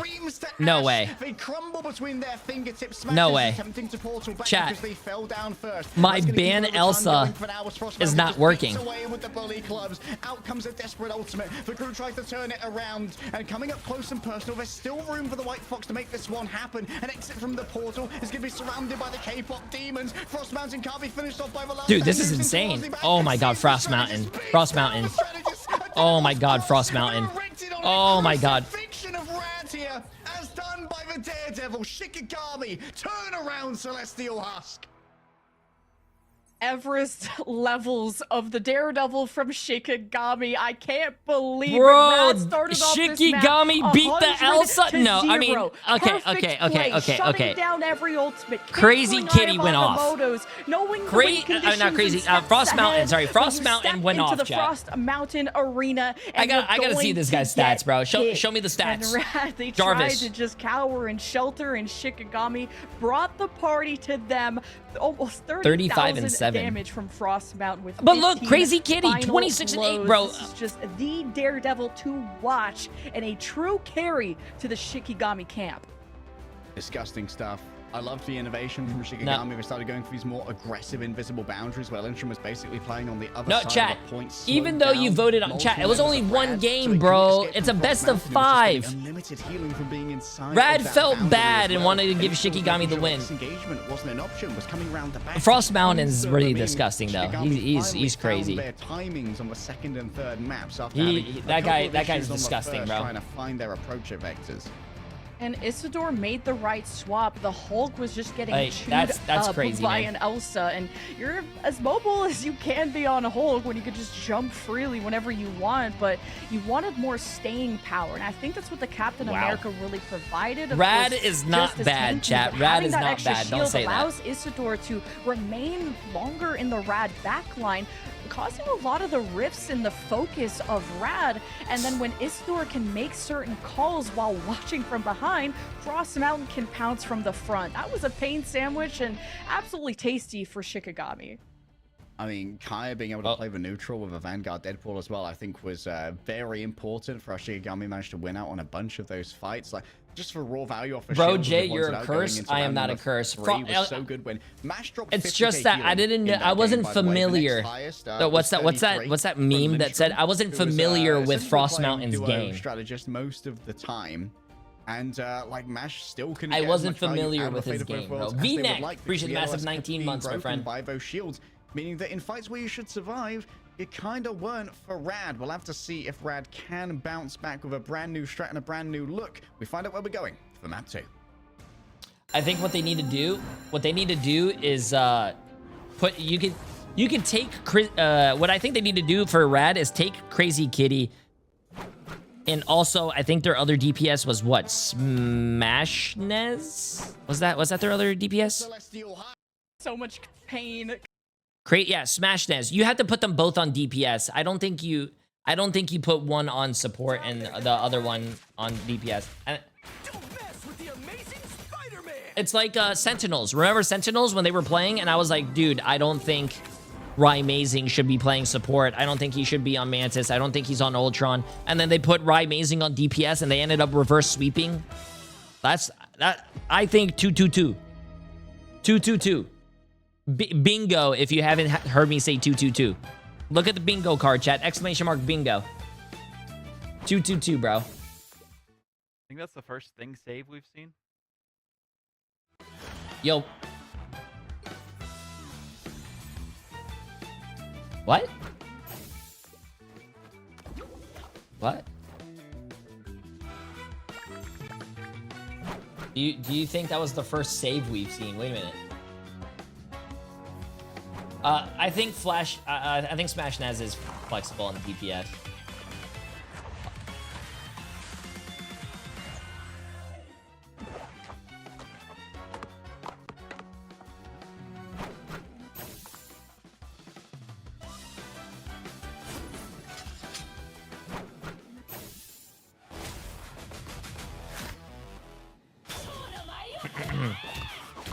Yo, Thanklin for 4 months. Appreciate it, appreciate it. I'm gonna cry if Rad doesn't win. I'm not worried.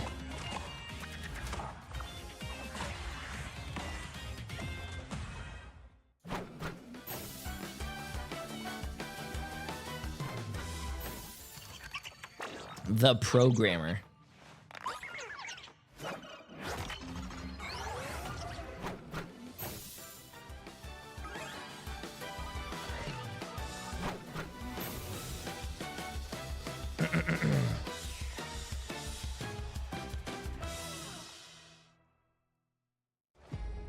You guys are saying Psylocke prints money, but I actually don't.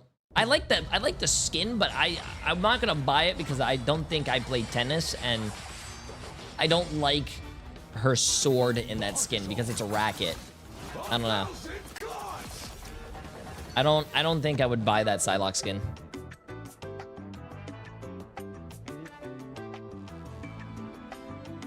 Yeah, I don't think so. Unless that's the. Welcome back, everyone. We just saw a very nail-biting. That's part of the $690 credit thing, right? Their new event coming out. Well, or the new event that already came out. For a second, as we get into frame for this series specifically, map. I'll probably buy the event and end up getting the skin, but I don't think they're gonna use that skin. This was the counter pick, Lemon, that worked out so well against Virtus Pro last time for the side of Rad. So seems to be their comfort zone for trying to turn things around in a series. Yeah, I mean, if you can beat VP on it, who can you not beat on it? But I mean, Rad start off ahead, but it's got to be studied the way that those shoelaces get a little mixed up towards the finish line. But I think it was just solid adaptations from Shikigami. We talked about the change in the Vanguard line. It's Rad tried to change their Elsa line look at that. Smash and speaking of Crazy Kitty. Crazy I mean, Kitty. Rad are a resilient team. They know how to come back from the brink of defeat, just like they did against VP. So I have no doubts for Rad. Well, looking on the other side of things, Shikigami, they seem to be on another level when it comes to the late game here, and especially the deflection that we saw from Where's my Isidore Crazy on Kitty, the man? Ult. That was pretty insane. We also saw some great looks You have my Crazy from Kitty? Frost Mountain towards the end. It just seemed like the Daredevil was the difference maker here like that. Do you think you could cast? He's just a really good lawyer. Are you saying that for bingo? Really... And you know what? If I want and you're saying that for bingo. No, I do not think I can cast. Defending me.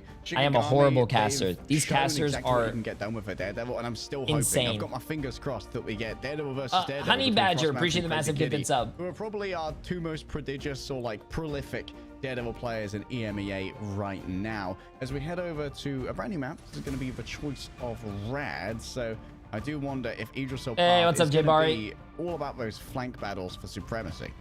Yeah, I mean, looking specifically at what Rad played last time here against Virtus Pro, you know, they tried to stick with the Gambit play. This was the first time they pulled out the Gambit against them, and they had some different prioritization in the other maps. But I feel like the Gambit ban worked out so much better than it's not professional to have your cat distracting us on screen. Who cares, bro? It's a cat. I think Rad have really talented. What do you want him to do? You want him to pull?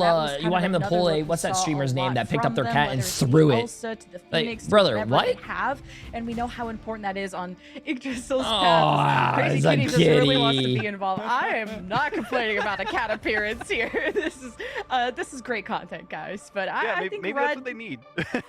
Yeah, they need their own cat appearance. We have Black Cat in the game. We got Crazy Kitty in this matchup, and that could be the difference maker here for this team. I really really wondering if the there you go, Gage. If it's going to be Smash Nez instead, playing that a little bit more Wolverine play that we saw work so well for Rad specifically against Virtus Pro. So a couple of different options that they can go for there. But do want to tout Kaya's heroics that we saw specifically on the Vanguard pool. That was on another level. The flanks, the 1v1s, Isidore with the flanks as well on the Captain America.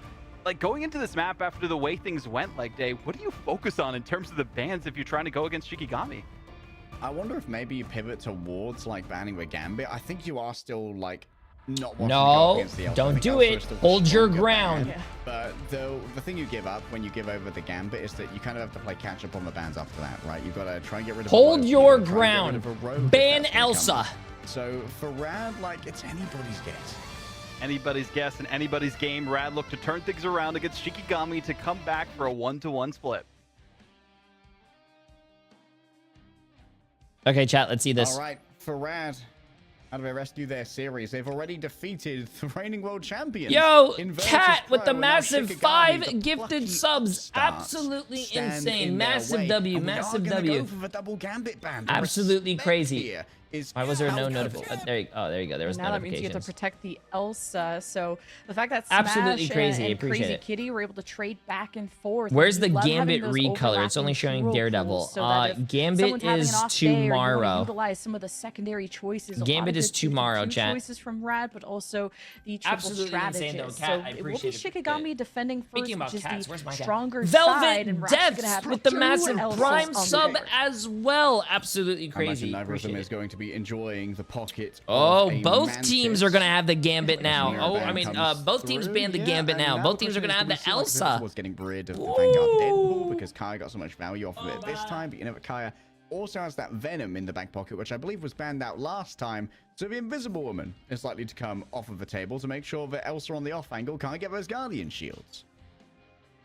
You got to think about the Loki too, because Shikigami will get to protect before Rad, and this was pretty huge for Lindstrom. You're not going to have the double Royal Flush, but you could have an absolute army back there for the back line, which makes it very hard to dive and whatnot. But hey, this will be the first appearance of the Shikigami Elsa in quite a while, although they've been proving that you almost want to ban Daredevil against them, and it's the protect on the Wolverine for Frost Mountain. So good shout from Vaudable on that one.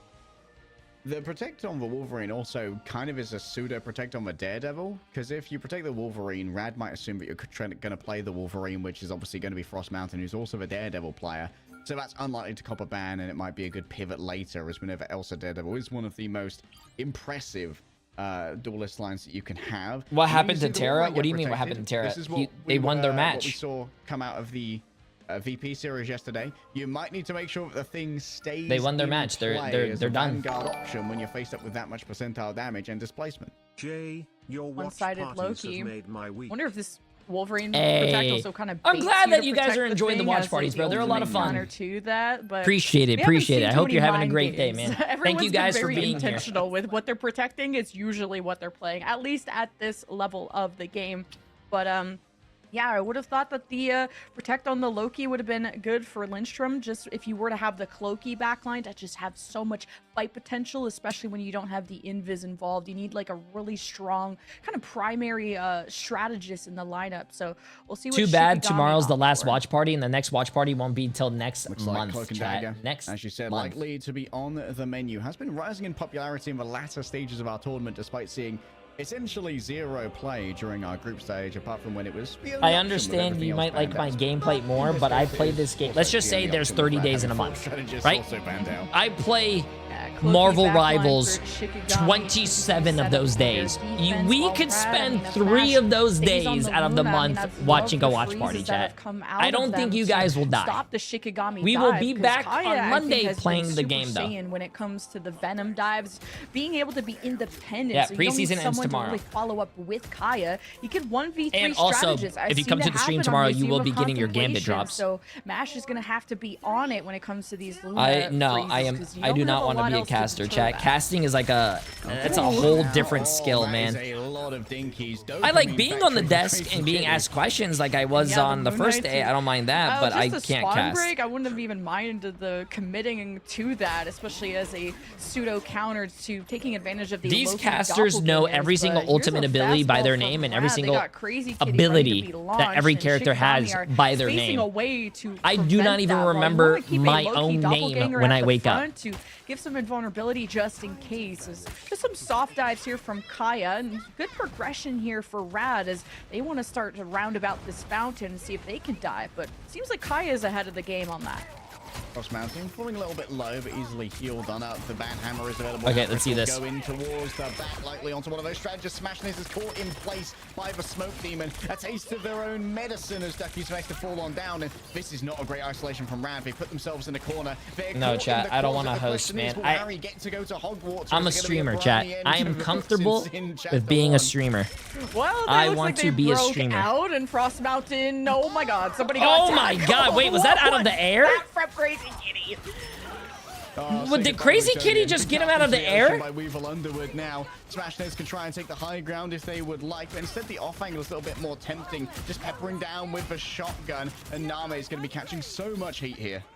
Yeah, Rad to be able to stabilize, and now they're one fight. Never thought I would enjoy watching esports, but these have been fun and useful, so I fucked with the 3 days of not playing. AW. Yeah, I like co-streaming as well because like I don't think a lot of you guys would be watching the Marvel Rivals esports if it wasn't because of the watch party, and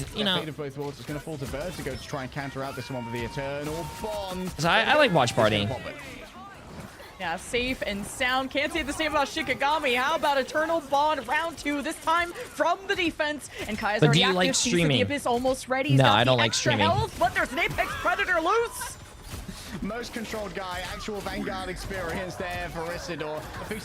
Also, this is exactly what I said for Rad to do. Put Smashnaz on a DPS and put Crazy Kitty on a DPS. Run 2-2-2, and they're a much better team. Maelstroms of darkness, and now even more so we have this continual pressure coming through from the Wolverine. Right now, Crazy Kitty is well on top of them. Almost has access to the last stand. Someone's going to move on to a point here to get this one contested. Also, I wouldn't say... Oh, shit. God damn it, babe. I wouldn't say watching esports is like fun. It depends on where you're watching the esports. And you've come to the best watch party stream in the world. Also, I just dipped my hands in this because Shikigami were just setting up the perfect dive, and it was a lot of soft dives at the beginning, to be fair, from Kaya, and that's been the guy to watch. And rather like worried about him. They are reacting at all times, and as soon as Kaya disengages, Crazy Kitty gets lobbed into the fight, and Lugia just jumps in with them. So Rad are ready to pounce at a moment's notice. Shikigami, though, will take to the sky. It's going to be a better... You would think a better point here for Frost Mountain. Kaya gets frozen! Oh, Bash is huge for that, but oh my God, the tackle on the Venom! Guess who was ready and waiting? You got to give them hope. That's how you truly break a man. And Crazy Kitty is ready to break Shikigami over his knee. 2 players stunned up. Oh, Name never stood a chance. Isidore thinks that it might be turnable off the back of a potential jackpot here. The final exam Oh, he can't get up, man. But it has at least survived through this one. And yet another quick throw with the Wolverine. Can Kaya escape this time? Seems like they will get out. Dude, the freeze and the mid-air leap from Crazy Kitty. Are you serious? From the Elsa goat to the Wolverine counter to the Venom? Man, that guy should die. Radar heading towards a cap. Wait, how did they lose a person? What? Crazy Kitty's down, and Frost Mountain almost has their ultimate here, but Rad have everything they need to answer it. They have 3 ways to try and deal with it, whether it's either their showing just ultimates or the Meteor M. At this point, Frost Mountain hey, W Schlaughter, WW. Resources in exchange. 56 HP. He's gonna have to take a seat as Mash has already been forced to use a straddle because of the Kaya dive, and he's just waiting for that to expire. And Lindstrom is already copied and kind of have some overlap. Oh, Ducky gonna try and shut this one down, but I think the cover might well be good from a cloak and dagger. Ducky cannot force. Go, Honey Badger. Appreciate the massive gifted sub, my friend. A slow play. Vertigo on the other side, ready with their own Eternal Bond. Like they're gonna be waiting for Frost Mountain here, but damn, that actually does suck too. Saving your meatball. Oh my. Oh my. Oh my goodness. Saving your meatball for a cloak and dagger ult, and the cloak and dagger dodges your ult, and your ult becomes useless. Oof. Cold on down. The second that this Eternal Bond has gone away, Frost Mountain has the opening. A big clobbering time. Kaya needs to be rescued. The Eternal Bond reaches them just in time. And Name's there with yet more to play with. Ducky gonna have to be forced to disengage. The percentage damage tears through the Vanguards, and Smashnez just flees for his life. Just an incredible macro game from Shikigami. If it's not the Frost Mountain flank on the Star-Lord they have to worry about, it's Layla's there too, and Smash knows he can't be pulled out of the fight for too long. He needs to win that 1v1 decisively or play with the team, so he disengages from Layla's, but the Shikigami flank threat continues to It's much more fun watching you talk about it. Oh my god. You know what was really fun? The 100 Thieves game yesterday. I was going off on 100 Thieves, bro. Comes out of the air. Unreal. Frost Mountain will be able to get away with that one, but the stun has perturbed the plan. Still, while you look towards the Frost Mountain, you grabbed and dragged down to terra firma. You're not looking towards the windows. At least the silver lining is Rad losing this quickly, and the staggers are not helping. 30 seconds. Do you think of a portal play here? Because even just getting through this choke is costing you precious seconds here from Rad. Ducky will at least be on the Venom to pull Shikigami towards the point, but Frost Mountain will just flank with the Galactic Legend. He's getting into position. Gonna be joined here by Kaya. That backline's gonna be in trouble. A quick usage of a smoke demon around the back. Crazy Kitty almost has the last stand as well. They want Kaya so badly. Everyone debuff. The healing that they receive is going Shikigami won Season 5 MRC. They have improved a lot from then. Is this the same team from Shikigami, though, from Season 5? I don't know if they're the same players. Wants to put it onto the Luna. Mashes down. Smashnez too. First go needs to get something done here, but has to fade away temporarily. Crazy Kitty wanted a clutch and might well find one off the back of Lindstrom. Wow. Wow. My prediction was thinking that Rad was going to win. They can still do this, but Shikigami's looking like a really good team.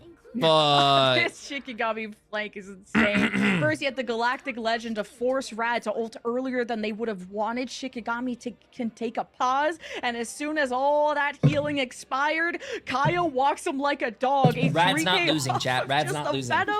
Like, that Rad's is not insane. Kaya can just do it all on his own. There are so many threats on the Shikigami side, and they just feel like they puppeteered Rad's not losing, bro. Rad. Trust. And every step I will never lie to you guys. Have I ever lied to you guys? Come on. Ready to strike. Again, if it's not Layla's, it's Frost Mountain. Rad can't continuously look behind them. I have never lied to you guys of once. The splits, because when you're flanking, it's not all 6 of you flanking, but Rad just didn't have any decisive wins on any front that they took. But that is also one of the most difficult parts of the map to push, especially if you can't maintain momentum. So that will be where the attack stops for Rad and where the win condition is set for Shikigami. If they can go cap towards the second point, they will go to match point and be a step closer to knocking Rad out of the bracket.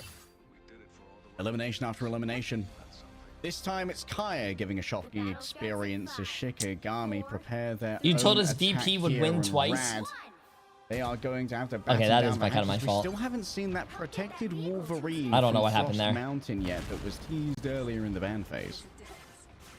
Yeah, after seeing what was it, Crazy Kitty did on the Wolverine, I'm like, I can't top that. Like, the mid-air tackle on the Venom was something for the book, something to go and clip after, but Shikigami still have the Elsa. That is the raid boss of this lobby, with Lindstrom having a way to copy and give anything. The fighting that they can do with the Eternal Bond, and 2 of them is, speaking of fighting, Kaya with the soft dive. Does open up a little bit of space for Layla on the off angle, but I think the Smashnez has fought them off for now. Frost Mountain going to try and follow in after Crazy Kitty on the Daredevil. This is what I wanted to see. Crazy on the sticks and Bully on the Billy clubs. In towards the back, you can see the assault of the Captain America is pretty easily rebuffed by bringing out the Dagger Storm heals from Name. This gives them a moment to try and just fade out a couple of members towards the back. Kaya's yet again claimed a victim. Mash didn't even know what hit him. Trying to stay on top of the White Fox now, but the melee prowess of the White Fox can get rid of that Venom in quick order. How do you get away with picking off a strategist while the Elsa is looking? Kaya is so quick with it. As soon as these healers take any kind of damage, Kaya pounces. He smells blood in the water, and Shikigami smell the end of the point. Lugia wraps around the back, wants to try and keep this point contested to give everyone else a little bit more time. Puts the shield to the back of Frost Mountain head. He's going to be waking up with a couple lost memories after that one. And Shikigami, no, but without Frost Mountain, this one's going to be difficult. And a sweat spot for 3. Yeah, see if you can tackle someone to the front lines, and it's gonna be tough. Rad are very inaccessible. They're gonna be playing at range, and maybe you can try and punish Crazy Kitty. You see that Frostbound's looking at him. Crazy Kitty's on a bit of a flank. Eternal Bond ready to go. Could be counted out here by Smashnez with the Predator. If they can wrap around behind there. Oh, he missed the Predator! Oh, no. I looked up just to see that whole miss, bro. Oh, my God. He's absolutely robbed them. Blind in the daylight. Now that Frost Mountain flank too. Him and Kaya in tandem eliminated all the strategists from Rad and made it impossible to come back. There's a portal play, which interesting here. This is a long cooldown, and this is not a long map that you have left.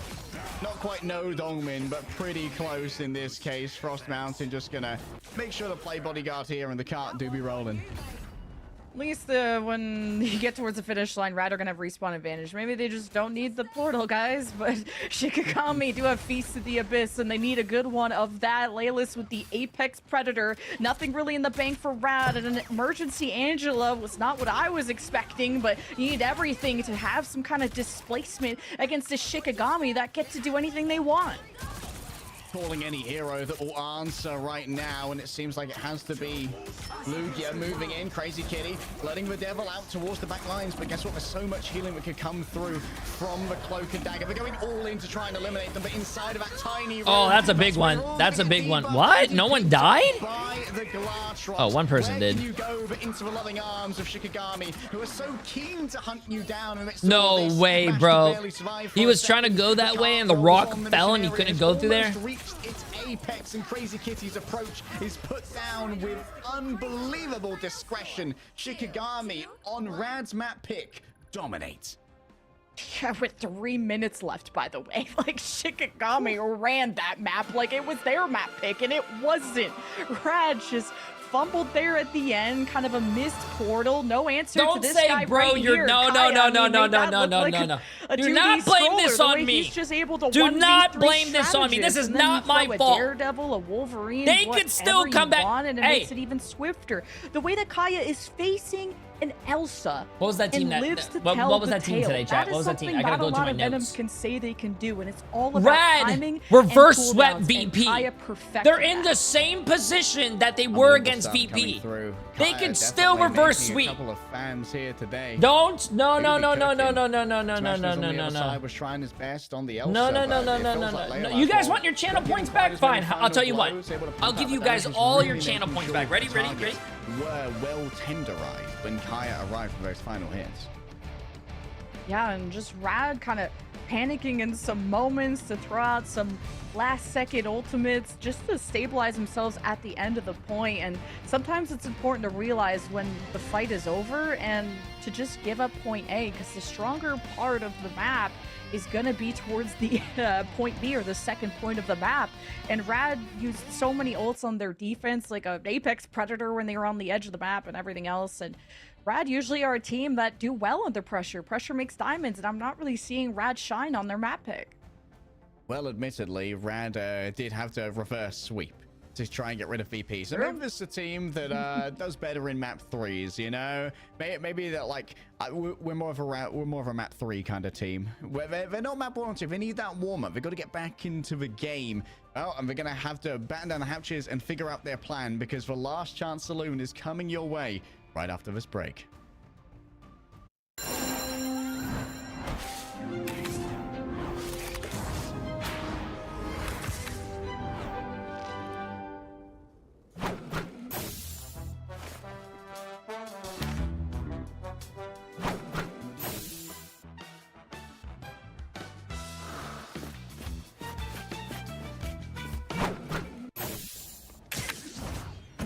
Watch out, they're headed our way! Don't mess with the amazing Spider-Man!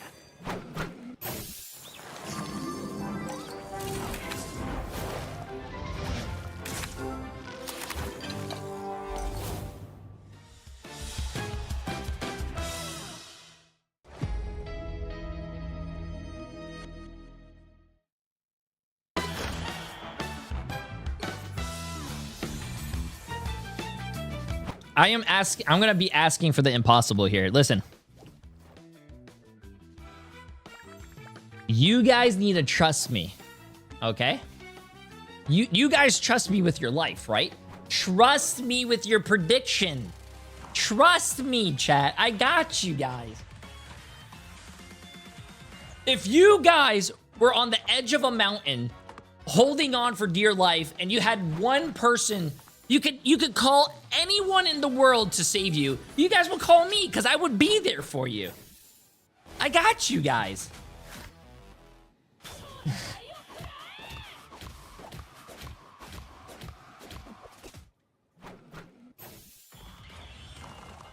I got you guys, bro. Hey, Boba. Hey, Boba.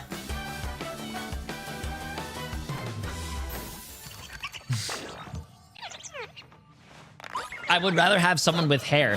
Why would you rather have someone with hair, though? Because the hair, while they're trying to help you and pick you up to save your life, their hair could get in their eyes, then they can't see, and then they don't know what they're doing, then they could slip and fall, and then both of you guys could die. No, at least with me, you don't have to worry about that. No hair will get in my eyes, and I can save you. No, bro, come on. I lost 750,000 channel points in 2 days because VP will win. VP will win. Rad will win. Well, did they win?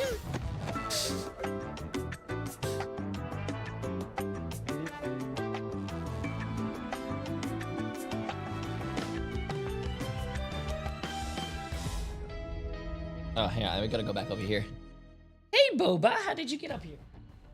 Well, unfortunately for the Crazy Kitty fans here, no more appearances that are going to be happening. But Crazy Kitty specifically and the rest of this Rat Squad really need to dig deep. They pulled up a reverse sweep against the best team in the world. What's to say that they can't do it here? True. That's what I said. That's what I said. They did get a sweep from them before, but unfortunately for Rad, it just feels like they haven't found the rhythm in this series, Lemon.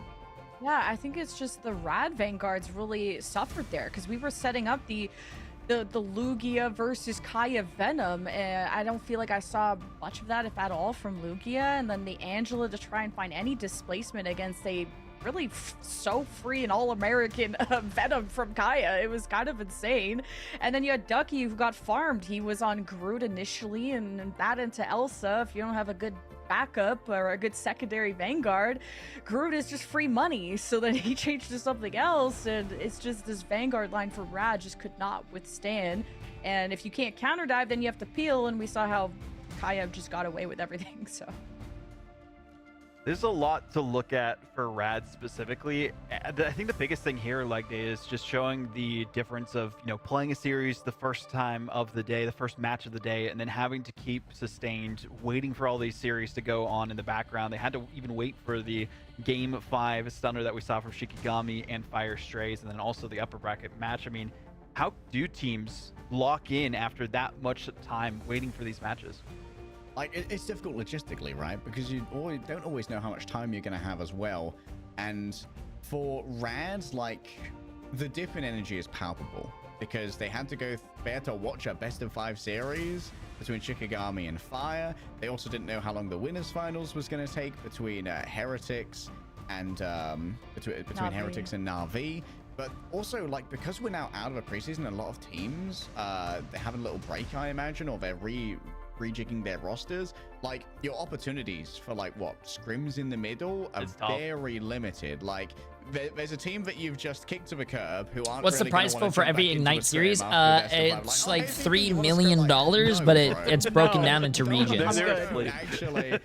So right now the preseason's 50K. Stage 1 is probably going to be 200K. Mid-season finals is probably going to be 500K. Then the other stage 2 is going to be 200K, and then the grand finals is $1 million. Now. That's the big difference here too, right? Compared to the day and the previous days of competition, is this is the first time we've had teams have to play 2 best of 5s in the same day against different opponents throughout all of the preseason. So they aren't as prepared as they could be. But we are going to Hall of the Jolly for this one between Shikigami and Rad Esports. Shikigami looking to close things out. The mid-season and grand finals are all together, so it's 500K for the whole thing and 1 million for the whole thing. But each region, pick maps that like this for an example, every region at EMEA, okay, but NA, reverse sweepable here for Rad. China, Asia, Oceania. I think they all have like 50K. I don't even care. And then how all far the other into this ones like tournament NA, they get. EMEA, Like, they're the goats, etc. But like judging on normal some of the seasons are all slip-ups that we 200K. saw and how not really close Yggdrasil's path was, like Shikigami won exclamation mark MRI if you guys want to know more around 3 information and all that minutes left stuff. in the bank. Like that was decisively in Shikigami's favor. So I really hope this isn't the end of Rad, at least in this fashion, and I hope that this is the secret up their sleeve to push them to the edge.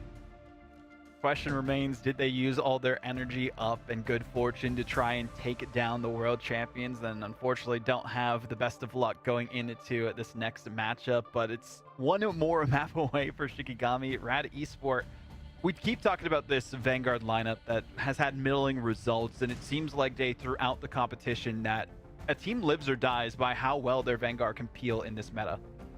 Yeah, like when you get to these upper echelon levels of EMEA, which I think we can all agree is the most viable competitive region. Like we've got the best teams. Like fight planning is EMEA like, has the best right? Like, teams. you know what you're going up against in terms of strategist ultimates. You know your disengagement paths man. to try and deal with them. So a lot of your like inching of value is not going to be in the ults versus ults. It's going to be getting neutral value from things like Wolverine, like Daredevil, and having these pincers when it's not part of the fight plan, when EMEA it's did not win what's both the expected mid-season to finals come and the out grand from your finals last team year, so in the enemy's own planning. Speaking of that planning, I think a big difficulty for a lot of teams in this meta is that flexibility. We saw it from Team Heretics in the past, but then they also struggled against Na'Vi because they couldn't adapt fast enough. Even Virtus Pro, who were playing against Rand, got reverse swept, said that this was probably their least favorite meta, that they didn't really have as much of a grasp on it and have a lot of work to do before now in stage 1. So Shikigami looking to take down the world beaters in Rad Esports in another sweep, a repeat performance from their upper bracket matchup. We'll see how it goes. One last chance for Rad Esports. Come on, chat. Let's go, Rad. Right? Rad's gonna win this. Come on. Bring it home, Rad. Bring it home. Bring it home. They're hoping to bring themselves towards a losers finals. It would be a brand new height for not only this organization, but for these players as well, who have come to brush with greatness before, but never quite risen up the stone steps. How you doing, Fnacu? It's not rigged, trust me. Watch, it's not rigged. Watch this. Shikigami up those steps. See? It's not rigged. Heretics, the team that put them in this position in the first place, but you gotta count your chickens before they hatch or something like that. And I'm counting on this Elsa here once again from Crazy Kitty. Ooh, a one-sided Elsa. Rad doing it again. This series. It's kind of surprising. Yeah, come on, Rad. Has been omnipresent. Shikigami, once again, going to be first banning out that Gambit. It would appear that they have gotten over their fear of the Smashnez Crazy Kitty Elsa after being 2-0 up in the series, and perhaps they're just more comfortable having Name on this playmaking role where you can really control the tempo of fights off the back of that Raging Royal flush. A one-sided Gambit versus a one-sided Elsa. Really, really worried about ban this Rogue. one. And Rogue. Going Rogue. to Rogue. This is such an open map. I think you're gonna have to ban Rogue, bro. We really ban just Rogue. saw a masterclass of dive from Shikigami when it came to Daredevil. Kaya, Ooh, taking away Frost Mountain's Daredevil. I kind of like that, but you're gonna have to ban Rogue. I think they're gonna save Rogue. Use the low-key, which Rad took off the menu. All right, Shikigami, second protect here. What do they want to do? I like the ban on the Daredevil, honestly. I think you ban Rogue. Getting a lot done on the hero. And looks like the preferred backline of Shikigami will once again be created. We saw a big change up in how Shikigami were playing there. I'm surprised you're not banning Rogue. Ults from Lindstrom. Rogue Gambit too strong, no? Usually covered the approach of a Daredevil who won't be part of the engagement this time.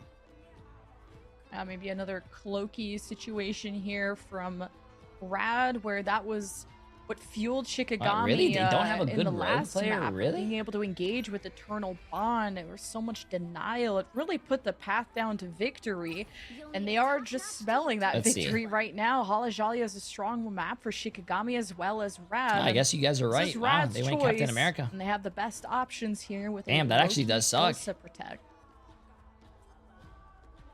Well, we've seen some tricky customers with Veloki going up against Gambit, using their duplicitous exchange off the back of a doppelganger to get LOS on a Gambit, steal away the Raging Royal Flush, and buff up the team as they engage into the Gambit squad. 1 more hour till Galactica Daredevil. The same case here, but Shikigami will be starting on the defense, and once again, oh, I was about to say, okay. I thought you meant the Galactica due to the ban, but can still Gambit. That's tried and true that was tomorrow. Of a Vanguard Deadpool.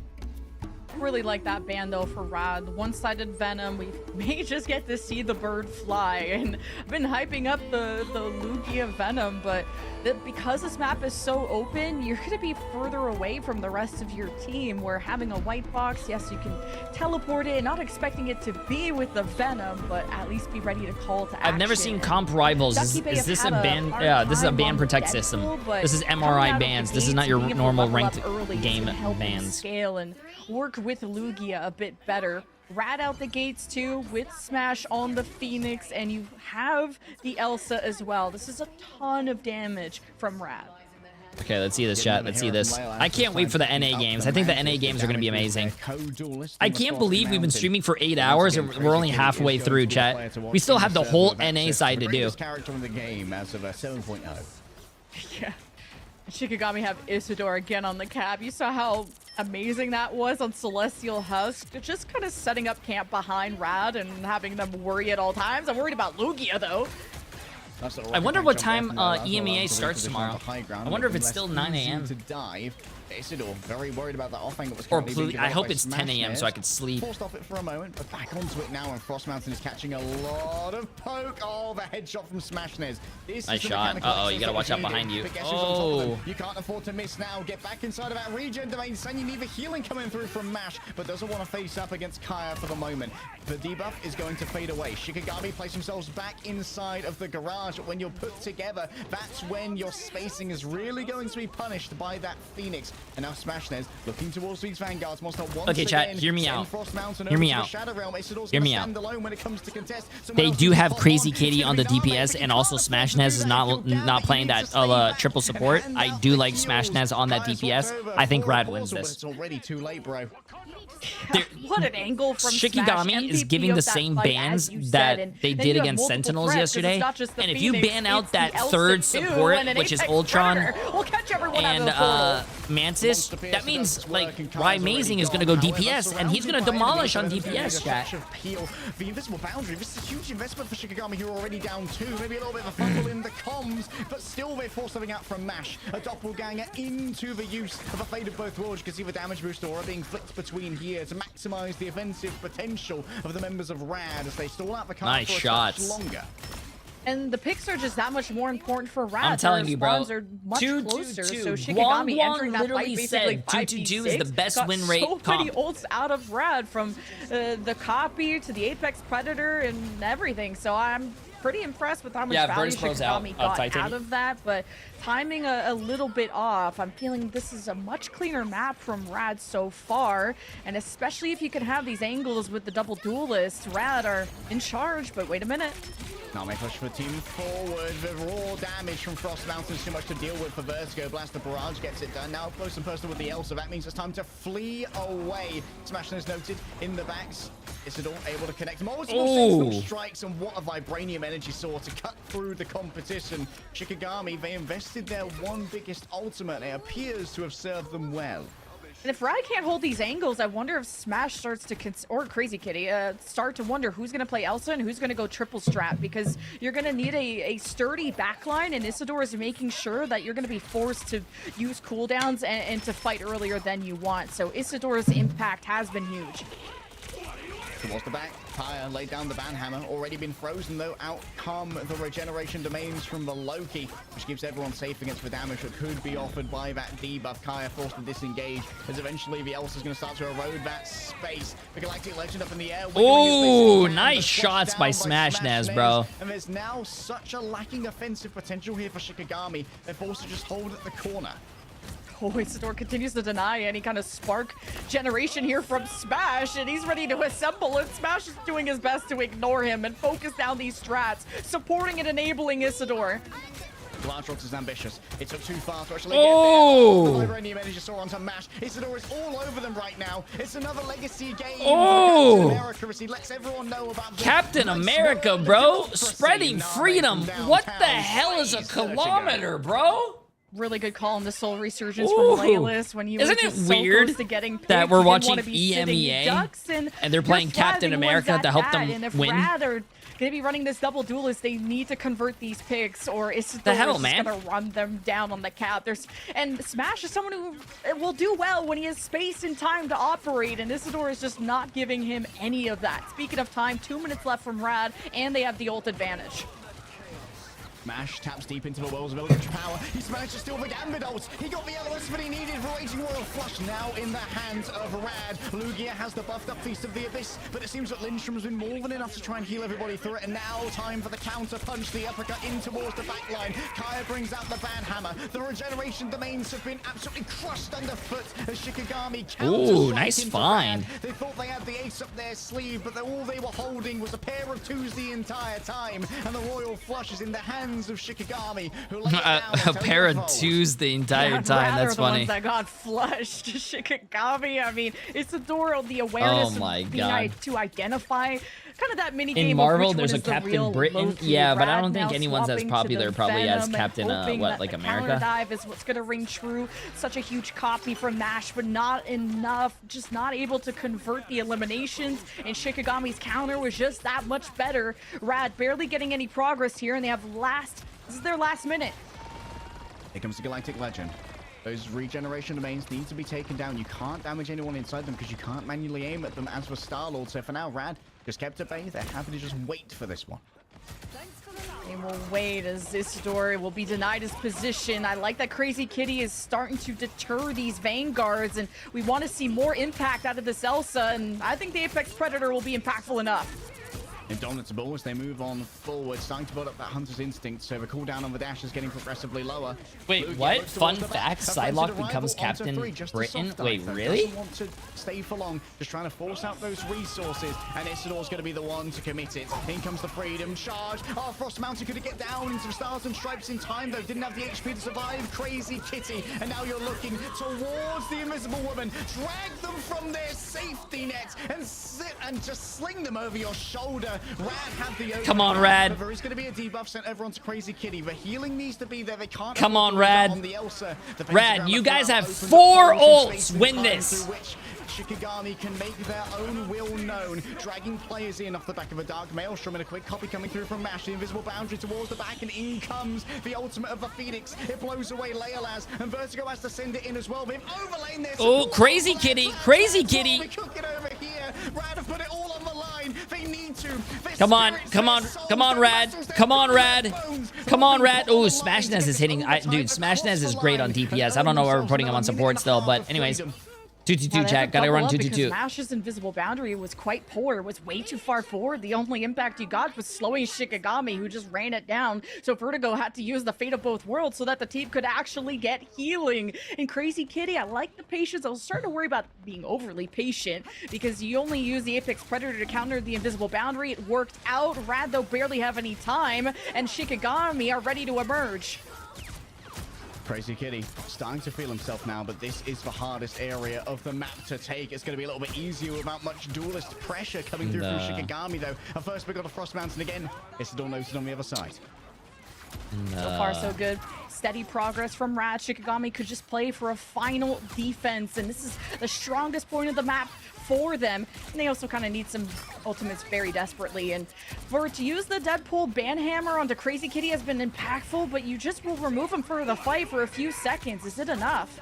The gods of Wakanda favored Isidore there. Obfuscated his escape. Frost Mountain's going to be the one to win out the duel this time around. But that hammer's given on. Yeah, these guys are fighting for their life right now, bro. Well, more Rad than Shikigami. Shikigami's like been destroying Rad, but like Rad needs to win this, chat. Their playoff hopes and dreams are on the line with this game right here. Shikigami has a good cushion being up 2 maps. Only emerging, waiting for the Apex Predator, not wanting to be stacked up against it, and no eliminations came from that. Crazy Kitty is portaling, but they're not going to have all 6. They open it up. Ducky had to give their life for it, though. You can see the availability of Frost Mountain's ultimate here, simply waiting above them. The dual element guns of Damocles ready to crash down upon the heads of Rad. Mash still waiting to use the Fate of Both Worlds that was copied over earlier, and Lindstrom is exchanging ultimates here to give us survivability over. There's more progress on the card, so this is what Rad were looking for. Smashness takes to the skies. They don't have a great angle here. They're waiting for Shikigami to overextend so they can bring down the Phoenix upon their heads. The this exchange from Mash, and Ducky's been slain once again. Crazy Kitty can walk on forward. Nah, I think Shikigami has the better ult. I don't know, man. Shikigami has the later support ult. I mean, Lugia, if Lugia gets his ult, oh no, come on, Lugia, Lugia carry, Lugia carry, Lugia carry. You again and again. He's cooking on the outside. Shikigami stopped them short of a completion. That's a good push. Freeze made it a breeze for Shikigami, eliminating a big win con. The Frost really good push. I still believe in my Rad. They will not complete the map. I still believe in my Rad, chat. Push for No, don't save my money, Jay. Rad is gonna win, bro. I got you. Points, so reverse sweepable. I mean, hold on, everybody. It is not over. Shikigami have to match that, and they looked quite shaky at the start of the map. They got just wiped from a well-placed Phoenix from Rad. Shikigami had a late portal to walk into an Apex Predator. Shikigami only started winning fights at the end of the second point, just because Rad don't say my money, Jay. No, chat. You're making me feel bad, bro. Got pressured. Isidore had to go to the Captain America to get some value, and Rad were really stumped on how to deal with that until and it's not my fault, bro. Finally focused. Rad should be winning. To get this. Don't say it's because of me. If Rad played better, it's they would be winning. Not my fault. I'm not in the game. Is going to make an excellent angle guard for the area where we saw Smashness get so much value previously, and the rare Namor. No team up given over. But this is a fantastic area for the Namor. You play the same area that you did when you were assaulting the point in the first place. Get those double squids set up, hit your right click, the Wrath of the Seven There goes Seas, my rent for the month. Need a really swift cap if you're Shikigami, and this Namor is gonna demand that you pay attention. It's already a separate mini game to find all of the squids and to make sure that those. I will be your financial advisor, bro. Shikigami have Isidore. Don't worry, I got you guys. They can just stick to the left corridor to avoid as much poke damage from the defense as possible. Isidore leads the charge while Rad want to put a stop to that. You have to be careful of the freezes and an Elsa, and Isidore balances that aggression well. Once Rad wins this game, everyone complaining about their money is going to be happy. You guys are going to be like, wow, Jay3, thank you. I knew I should trust you. Watch. Dealt with by the mobility the Elsa has. Shikigami is a steady pace right now, just trying to push Rad off this platform. Not successful at doing so. There's a lot more respect given to Isidore, and he spots some strategists, and now as the dodge the freeze, Mash looks away. Shikigami, get active. The anti-heal was good, but Lindstrom's been picked off in the back. Crazy Kitty and Vertigo working the angles. They are well developed. Oh, Kai might have trouble disengaging here. Lugia coming in for the body block. He's going to be able to feed over a bunch Damn, of he just punched. He just punched that guy to death. Damn. Yeah, Rad being able to know when to ignore Isidore and when to slay everyone around him. That has been really key, because every second you spend not healing your team is seconds that Shikigami could be burning you down. So really shout out to the strategists and the composure they have against Isidore. Oh my god, he's getting if they hit that, oof. On my watch, he's policing that one well. He lived too. I was very surprised. He was like 1 HP. Good strategist ult charge from that. Shikigami are surprised. Okay. Why did Crazy Kitty just pop ult? 5 members of Shikigami in main, and that's a major tool that Rad now don't have. At least Rad are winning on time. This is not only 2 minutes left for Shikigami, and they just now got the Galactic Legend. Just haven't been able to farm that up as easily. Oh, Frost Mountain is very close to this hole. It's a dangerous territory to try and be around, but just, oh, the machine crazy kitty through the ultimate. That's unbelievable. That must have been Kaya again with some bubble plays to make sure that healing was cut off. Now I have to look towards that second duelist. It's going to be Ducky up in the sky with the big... Oh! The big meatball! Down on the ground there by the Horn of Proteus, but there's still plenty of healing inside of the invisible boundary. Just two strategists going to have to make it work. One hit here for Leolas will give them everything that they need in terms of a soul resurgence, but perhaps too much has already been lost. Shikigami back to a drawing board. Much better. You just can't easily get to this point because of this darn Namor. So Frost Mountain can't build up the Galactic Legend, at least not faster than the straddles come up. And then once Smash reestablishes, Frost Mountain can't go in without dealing with that. And no one else from Shikigami can easily see those squids other than flyers. So this is a really good defensive setup from Rad. Oh, now Rad are stuck on their triple Vanguard, though. They've got double shield, so not able to easily contest the off angles. Kaya's going to try and get there, though, with their little katana dashes. Looking towards Lugia, still has the ability to get mad, and it is indeed anger that's displayed now. Lugia wants Isidore so bad, who brings out the freedom. Wow, that Hulk actually got demolished, bro. Oh my god. And he drags his allies with him into a glorious charge forward. Lugia's been taken first, and now you look upon the K-pop star, who's no match for the flinging shield of a super soldier Steve Rogers. Bro, is this guy's health going down? He's fighting 4 people up there, and his health is not going down. Hey, that was a good hold, though. That was a good hold, though. They got them down all the way to 30 seconds. The ship for Shikigami, finally being able to access and deny these strategists. And once that Namor was removed, everyone got to play the game. So Shikigami, they pulled through, but at a huge cost of their time bank. Only 2.5 minutes. Yeah, I don't know what Crazy Kitty was doing with that ult. They literally threw the ult, wasted it, and nothing happened. Especially in the beginning of a team fight. You should have waited until the middle of the team fight. But Shikigami, if they can just get ahead in the positions, trying to access these high grounds, Isidore's already on the prowl, and Lugia is marking him so that at least Rad have a heads up on when this is coming.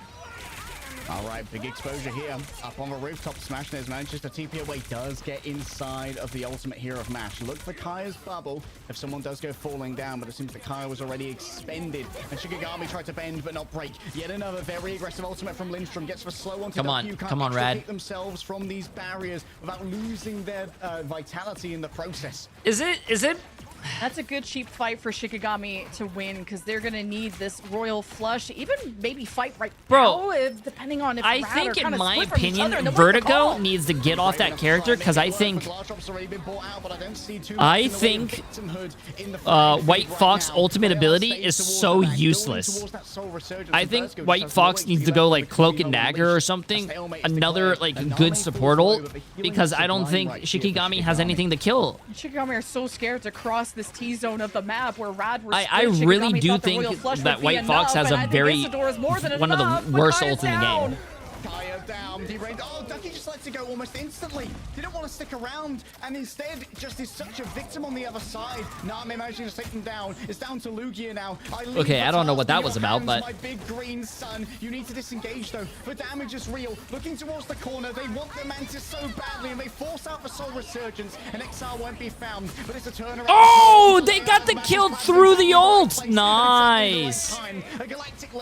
Or you could Loki double Luna ult. Yeah, you could probably do that. Mountain reigns over all that he sees. Everything the light touches. The kingdom of Shikigami, and Kaya's ready to be the usurper of the throne, trying to shut Damn, that sucks. He used his ult on a ult basically. Lindstrom on the other side is able to match their strategist ultimate. A fresh opening of a portal as Smashnes brings forth the pentagram of Farala, and a debarking of the Wolverine from the counter portal as well. No, Crazy caught. Kaya's just untouched on the off angle. Ducky's surrounded on all sides, and there's nowhere to look but down to the next point. Lugia goat Crazy Kitty, they fall one by one like dominoes, and there's nothing radical about this because Shiki are gaming. Yeah, and gaming for how long though? 90 seconds. Kaya also hit the Banhammer on an ulting Luna, which isn't gonna get max value, but what you did get was Frost Mountain above, looking down at Rad like ants, and that was impactful. Rad had to use all the strategist ultimates just to shave down every second that Shikigami had, but to no avail. And now Rad are exhausted from ultimates, and exhausted and probably energy is what a pull from Lindstrom. And here comes the Raging Royal Flush. Shikigami think they can end it here if they get themselves a good fight. And Crazy Kitty going down first, exactly what they wanted. The remainder of Rad have to feed onto the cart here and just exchange their lives for more time. This is huge for Shikigami to win such a fast fight, and now it'll come down to Okay, one to win the map, to go to the next round, or will Rad put up a defense of a lifetime? They didn't even get to really brawl to build up towards some ults, so all eyes are on Frost Mountain. Does he go amidst the smoke? Does he have an angle? He wants to stay near his team and be as risk-free as possible. Switches over now onto Maloki, knowing that in this zone it's difficult to try and deal with. Isidor's going to drag everyone forward. Once again, the freedom charge is declared, and Frost Mountain is feeling the freedom. Vertigo is already down. Who can try and rescue this one? Mash is still so far away from their ultimate. Ducky's fallen as well. There's no one on the cards, and Shikigami have pulled it off yet again. 6-0 against Rad, and the Slayers of Bears have been slain in their own right as Shikigami begin to ascend the mountain of championship. Teamwork makes the dream work, and man, they made it happen. To deny the reverse sweep from Fire Strays, to come out even cleaner than ever. They will get their rematch against Team Heretics, the team that put them in this position in the first place. Shikigami, I can't believe it. An all-star squad, from the Isidore impact in the backline to Frost Mountain getting to rain hell on the Rad players on the other side. This was, and then the fight calling was beautiful, and the Lindstrom pulls to force Rad into fights that they were so awkward in, to Name pulling the ace up the sleeve with the royal flushes, win conditions, uploading and tonight the truth the about the from Jay3 Shikigami scamming to take situation. this Bro, in a sweep. bro, no. I did not scam you guys. Rad was going to win, but no offense, those last few ults from some players on Rad, I think Marvel Rivals is going to need a run in investigation on those bank accounts, because I'm pretty sure a deposit has been made, and I'm pretty sure I said Rad was going to win. Rad was going to win, but someone in my chat probably paid off the right people, and that's what's going on here. There's some conspiracy theory that I have to come up with and put a tinfoil hat on, because someone in my chat's paying people off to make me look like I have the worst luck in the no chat. I am not unlucky. No. Feel for you. Kaya doing that exact thing. Same for Isidore on the Captain America. So who won, right? We talked Rad, about right? this in the previous maps, right? I'm just sounding like a broken record. The Vanguard line seems to be a big difference here. We saw a lot better performances from Rad, but also some missed Meteor M's here and there from Ducky. So maybe not the best performance that they could have hoped for at the end there, but hey, top 4. Best that an MRC team has been able to do, because they made it from the open qualifiers all the way into Ignite. Tetra, bro. Huge accolade for them, but unfortunately, what I feel team like did the you long vote wait for? here was a little bit too much for them to overcome. Lemon.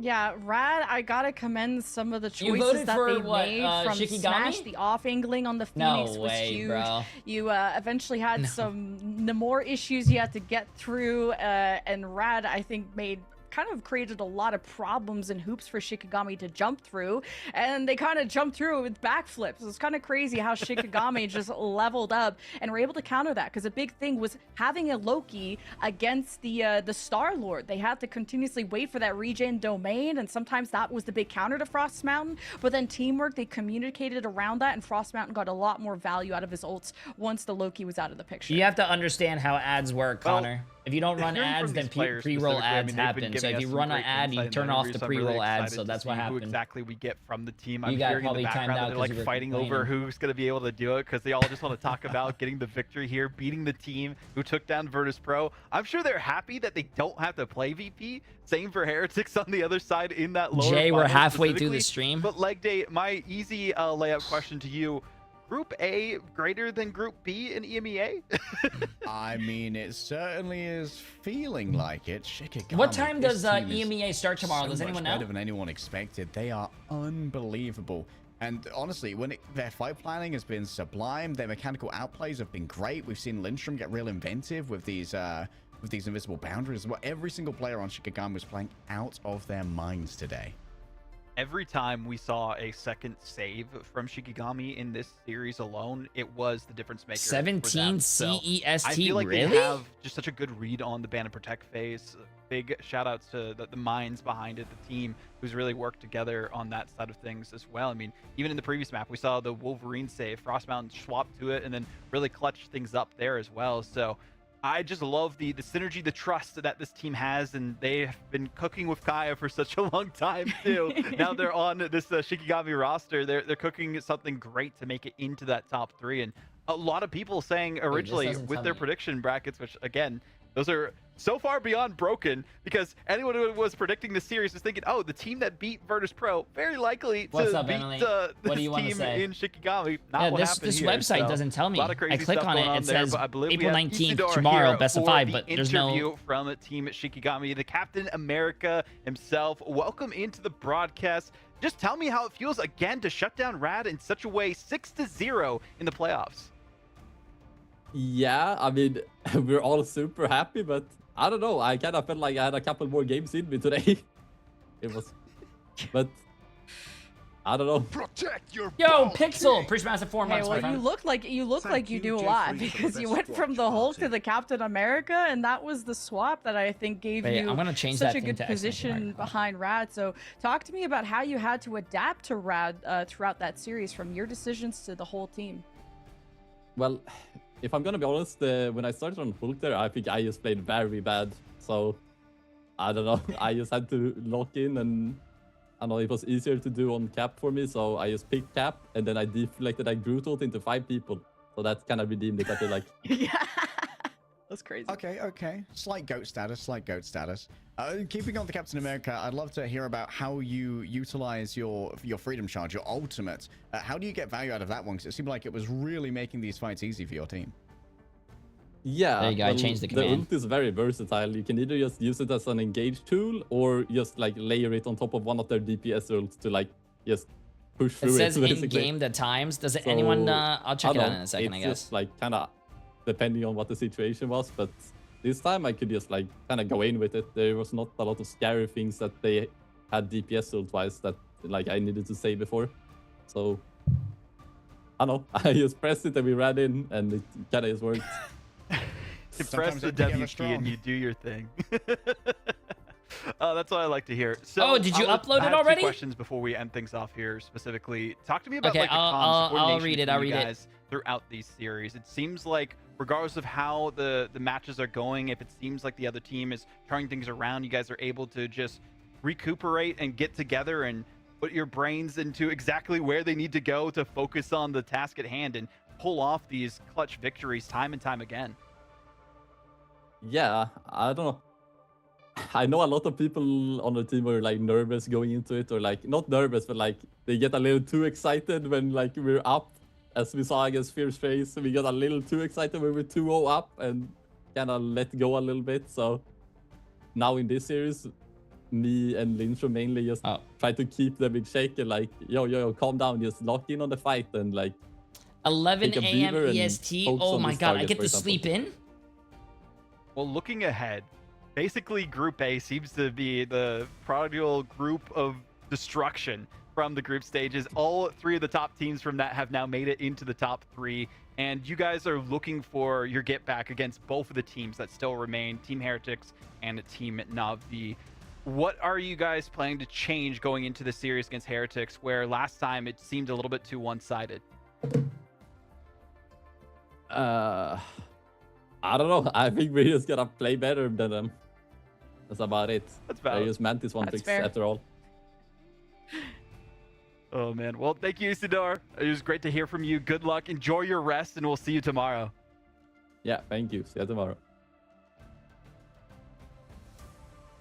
Hard to make a lot of words and sense after a crazy day of competition, playing 2 best-of-5s, one that was almost a reverse sweep and the other a sweep yourselves against the team who took down Virtus Pro, mind you. Whoa, you're an adult? What do you mean sleep in, wake up at 6 a.m. like the rest of us old people? Looking ahead to the future here, leg day I go to bed very late. I go to bed at like 2 a.m. You want me to wake up at 6? You're on crack.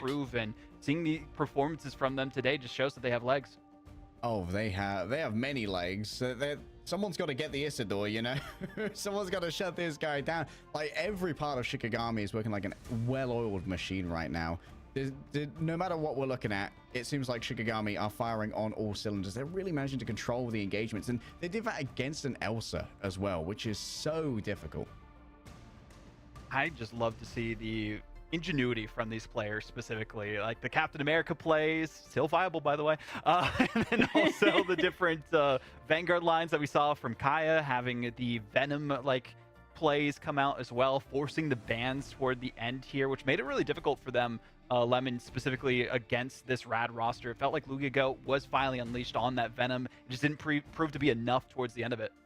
And any slip-ups you make in the strategist line is how your whole game How did falls VP apart. lose? But Oh, you should definitely watch that earlier, game if you missed it. About That was a really who good is game. the better group. Well, Group B has officially, every single one of them, been eliminated from playoffs, and now it's the battle between first, second, and third seed from Group A. So pretty insane considering no one would have predicted. There's got to be a 0% win rate on brackets. I don't think anyone's getting 100% on this one. If they do, then we need the script from them or something. But here's the bracket so far from the preseason playoffs. How's it holding up to your predictions? Let us know on socials. Rivals Esports on Twitter, by the way. Definitely recommend getting engaged with the content there. But Shikigami versus Heretics will be our first best of 5 tomorrow. Then directly afterwards, it will be the grand finals winner facing off against Navi. You can see the schedule. Virtus Pro is kicked out of the preseason. They lost. You set your clocks right and tune into the action. You can sleep in on Sunday. So we'll catch you not as bright and early, but it's definitely going to be 2 matches you don't want to miss here like that. Oh. Yeah, you do not want to miss either of those. And of course, shout out to all our co-streamers as well, who I'm sure is getting as hyped as we were to enjoy all of that action. And tomorrow, don't forget, exclusive drops for Gambit skin is going to be available, as well as the Will of Galactic emote. So all of you who say Gambit skin, Gambit skin, Gambit skin, tomorrow. Gambit skin. Well, speaking of things that are out already, we do have Black Cat that is available to be played with the new 7.5. It says on... Introducing Black Cat, specifically one of the world's premier thieves, Felicia Hardy glides across the battlefield with swift precision, not Swiss, and a dancer's grace, ever ready to purloin an opponent's fortune. And if you've been seeing the clips on social media, she could do some crazy stuff. The portals with her own CC cleanse that she has, the Mento fish that can ground and slow so enemies. 1700 plus crazy combos as UTC well. plus I definitely 2 recommend is looking at 11 all the a.m., content right? that those amazing Marvel Rivals partners are putting out on socials. It's been an interesting thing to watch. Next season is going to be nuts when she even comes into pro play or whatnot. And, I mean, all the tech that's coming out. But I get hey, to sleep look like an good. extra hour. Bringing out that tech with the Urban Predator skin coming Oh out my for God, Black Cat. chat. And of course, Oh my Peter God. Parker, out of his suit, it's the photographer, and he's got some cereal instead of other breakfast choices or whatnot. Only available until ask May Emily. 15th. And then I you look have like a Blair. zombie We this don't get morning. to see him in action too much, but when you do, you could be looking flashy and as fly as ever with the Starlit Shadow Blade skin, and available on April 17th. Whoa, what do you mean 14-hour days? No. We First day was 16 hours and 10 minutes. The second day was 16 hours and 30 minutes. Today we're already on almost 9 hours. Marvel Rivals and get yourself a Hey, free we're Daredevil fucking locked costume. in. I'm The strapped Will of in and Galacta. strapped If you on, look bro. like the most cyberpunky lawyer that ever cybered some punk, then these are the drops for you, alongside some sprays, nameplates, and a Devil's Drill emote, so you can alpha pose on all of your victims. Great to see the costumes available for people to enjoy just by tuning into the broadcast here. And as you were mentioning earlier, Leg Day, the Gambit ones are going to be available tomorrow for those finals. So What do you mean breaks don't count between matches? So it was 13 hours. Breaks definitely do count. That have to determine who their top 3 are going to be here as well. We had to push things back a What do you little mean bit. breaks Sorry, don't count? Smart Chief, it'll be okay. It'll be starting soon. But Lemon, before we send things off, what are your final thoughts for now? I mean, this is only preseason. And it's absolute cinema. We are seeing peak Marvel Rivals. The What is my best, the most YouTube undefeated saying? teams are suffering their first game losses. Look at that Heretics lost their YouTube comment first series. section. VP are not My even girlfriend in the top also 4. puts on a It's strap-on absolute sometimes while insanity, wearing and a like, I Deadpool just can't wait costume. for stage 1. I am on the edge of my seat. Our colleagues Bro, will bring you all the what? action tomorrow, but we will be right there in the chat with you, cheering on all of the best teams in the world. Thank you so much for watching with us. It's been an absolute pleasure. From myself, Lemon, and Vaudable, have a wonderful night, and we will see you tomorrow. Hello? Police? Yeah, that guy right there in my fucking YouTube chat. Yeah, that's the one. Get his ass out of here. Hey, you... Oh, wait a minute.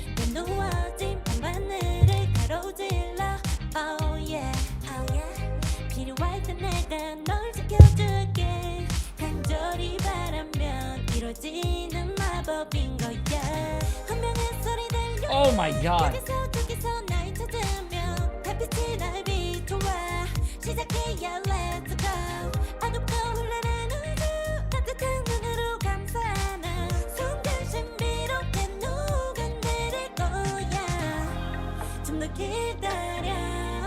Oh my god, the chat, the drop is about to happen. This is my favorite part. The drop is my favorite part. You ready?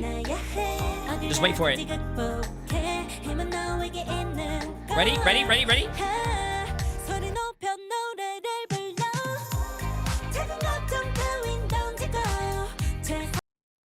Oh!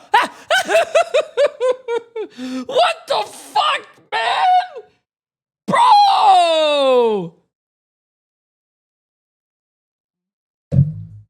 I can't be happy today. I can't be happy. Oh, Jay3 thinks this team's gonna win? Okay, you lose. Oh, you like this song? Oh, guess what? It's turning off. Bro, my interview. Hey, I want to stick around. Shuts off. Like, what the? Come on, man. No, no, no, no, no, no, no, no, no, no, no, no, no, no. Nah, nah, nah, nah, nah, nah, nah. Okay, I think they're gonna start the NA pretty soon here, chat, because NA was supposed to start up. What a beautiful freeze, man. What a let's go full cam real quick. What a beautiful freeze, bro. Look at that. Oh my god, what a beautiful freeze, man. Oh my god. I'm done. My teams lose that I predict. My music turns off that I like. My face cam freezes. I can't take a break today, man. It's fine. You know what? You know what? When NA starts, quote me. Quote me. Take. Hey. Ready? Well, give me a second. I'm gonna prove to you guys right now. Watch this. Watch this. Hold up. Watch this. So you guys can't think I'm lying. Ready? Watch this. You have Loon X versus YWL.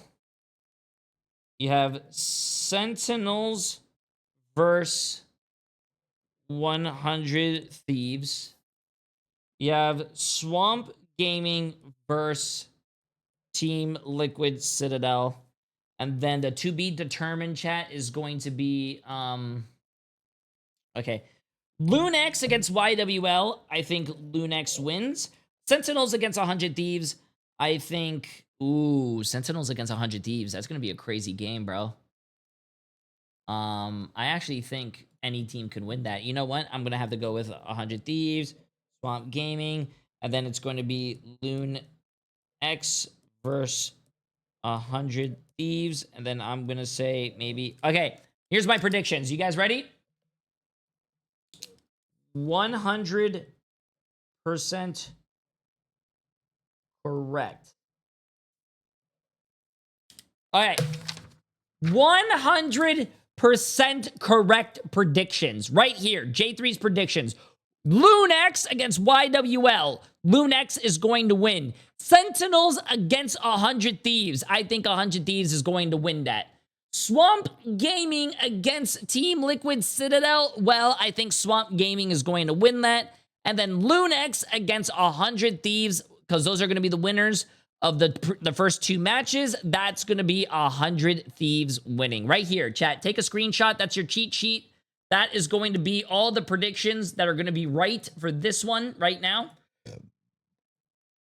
Take a screenshot if you guys need to know where to put your money. I'm literally giving you the answers to what stocks that you should buy before they pop off. This is like insider trading right here. Okay? Hey, and I'm going to show you guys this throughout all the matches so I can show you guys, be like, hey, I had these right. I had these right. Watch. Okay, where is the thing? No, they're not live yet. J3 predictions probably wrong. What the? My predictions are never wrong, bro. Let me talk to my CEO real quick to see if my predictions are wrong.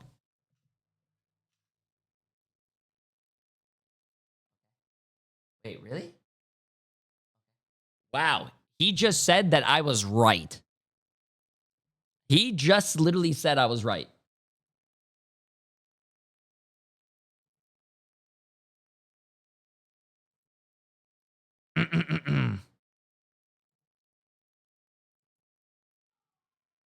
Wait, did he flip over? Oh, he's so cute. He's such a good cat.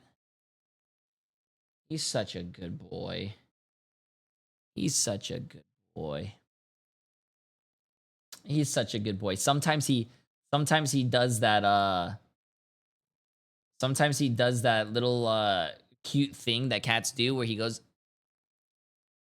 oh, yeah, he's really cute. I actually think that the cutest thing in the world is actually not the cats doing that thing. I think the cutest thing in the world is when have you guys ever seen a fly? You guys are probably going to be like, what the hell, J3? What do you mean a fly? Yes, chat, I'm talking about a fly. Have you guys ever seen a fly eat?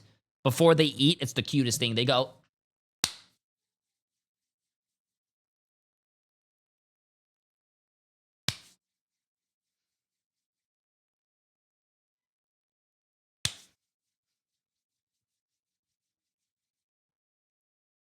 That's the cutest thing, bro.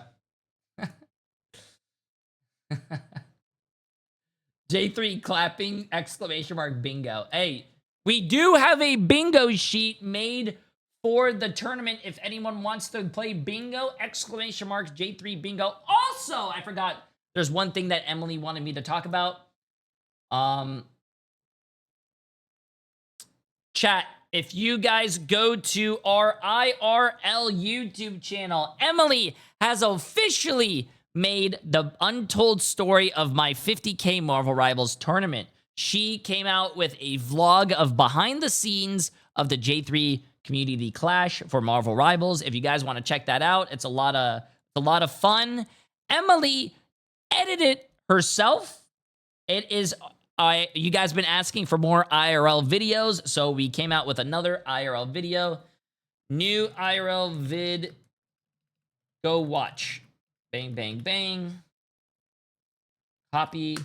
Bang. Bang. I pinned it for you guys if you want. YouTube, I'm about to pin that for you guys right now. Bang. Definitely go watch it, chat. Definitely go watch it. And Emily wanted me to say as well, you guys are going to like the end. Make sure you guys go watch it all the way to the end because the end has a super lickable ending, whatever she means by that.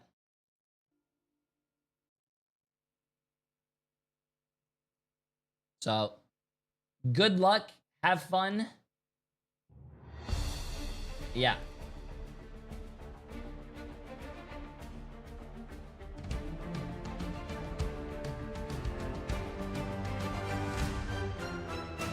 Ooh, uh-oh, they don't have potion for this one.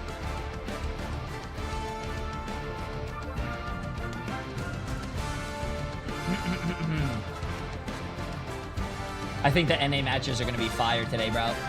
I can't wait.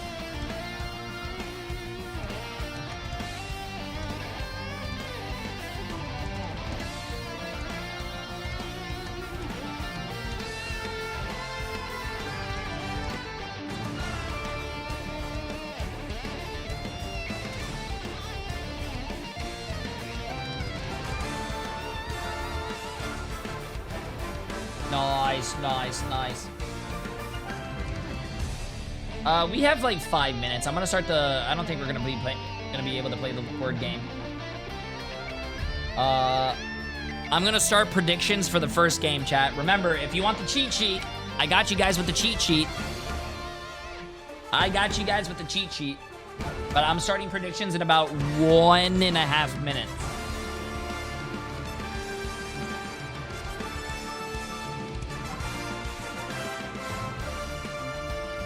Yeah.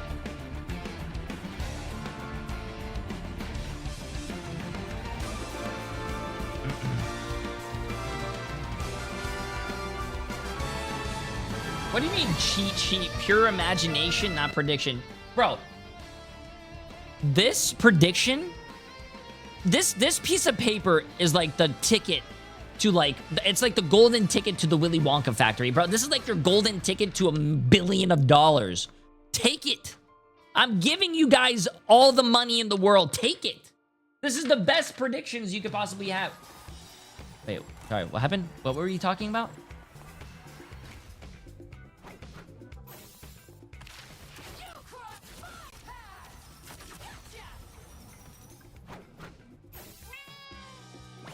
Boba.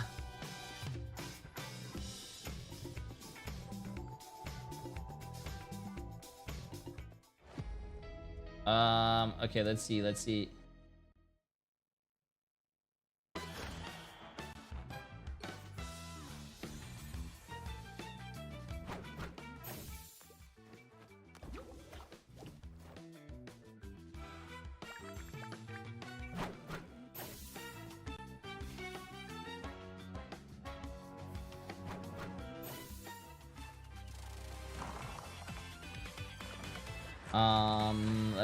Hold up. I'm just making sure that bang.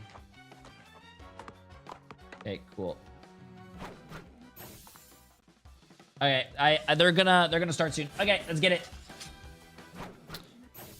Let's get the show on the road, chat. First up, Loon X against YWL. Good luck and have fun. Your money is going on the line.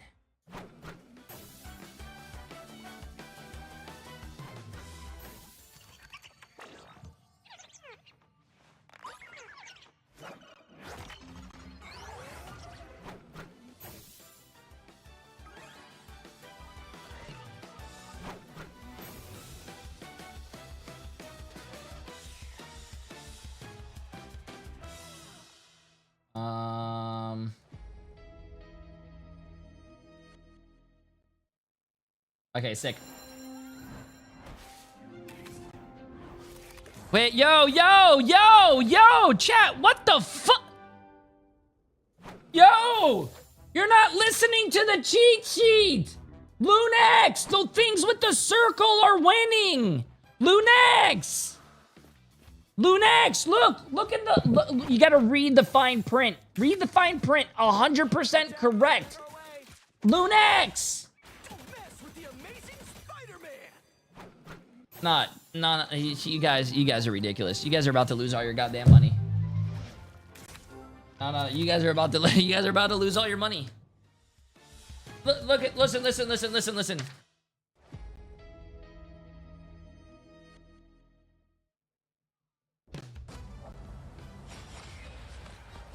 Look, I just made a book. This is the book. How to Get Rich. Lunex! Oh, Lunex!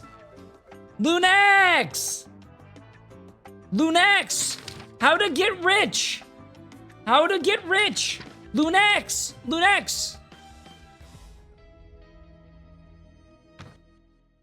Bro. Thank you! 200 people on Lunex for 2.2 million. Thank you! Wow, some people want to get rich. Thank you. Some people enjoy money. I mean, who doesn't? Come on. 220 people like money. No. Let's make a deal.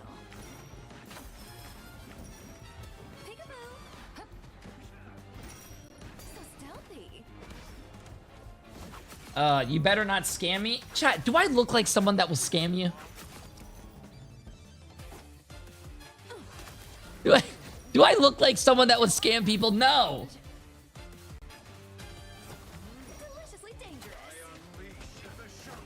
No.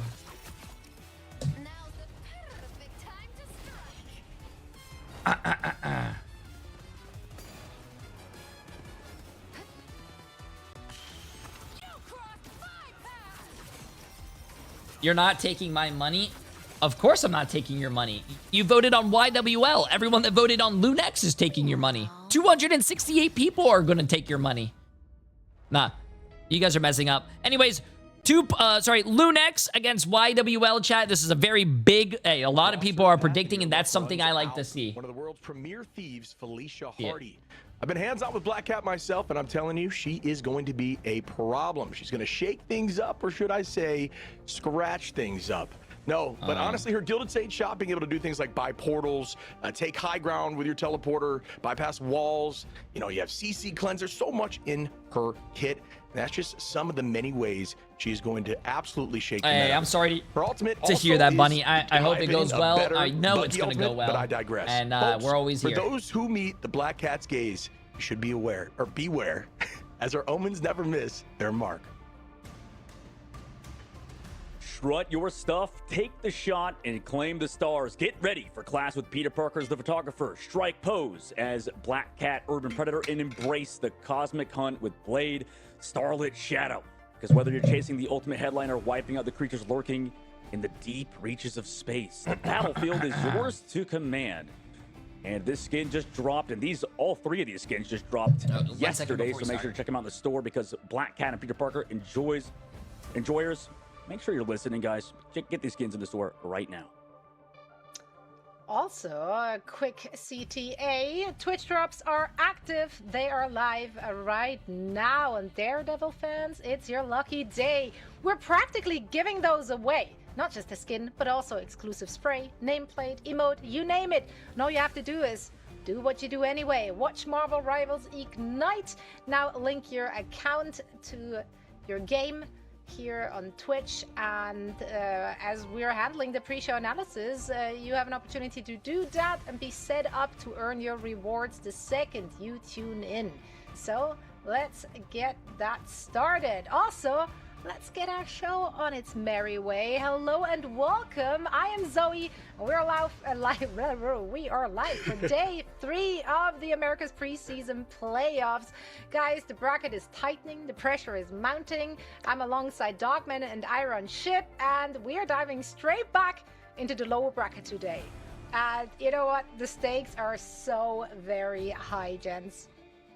They are, Zoe. They are. I mean, I can't wait to see what's going to happen as we move on, right? Like you mentioned, lower bracket to start us off, and then we, get to see who's going to eventually become the champion tomorrow on Sunday. It's all building up for the final. Sorry, I had to go to the bathroom, bro. I had to go to the bathroom, It's chat, before the matches crazy that it's start. already come down to this. So fast it feels like time flies when you're having fun. But yeah, I mean, yesterday's games were nutty, buddy, right? Like we got to all the way to game 5 both times for our matchups. Looking forward to seeing what that looks like today. It seems like once teams get down to this lower side of the bracket, they don't want to go home. They want to take this home. They want to have that notoriety. It's just there's a lot on the line for these teams right now.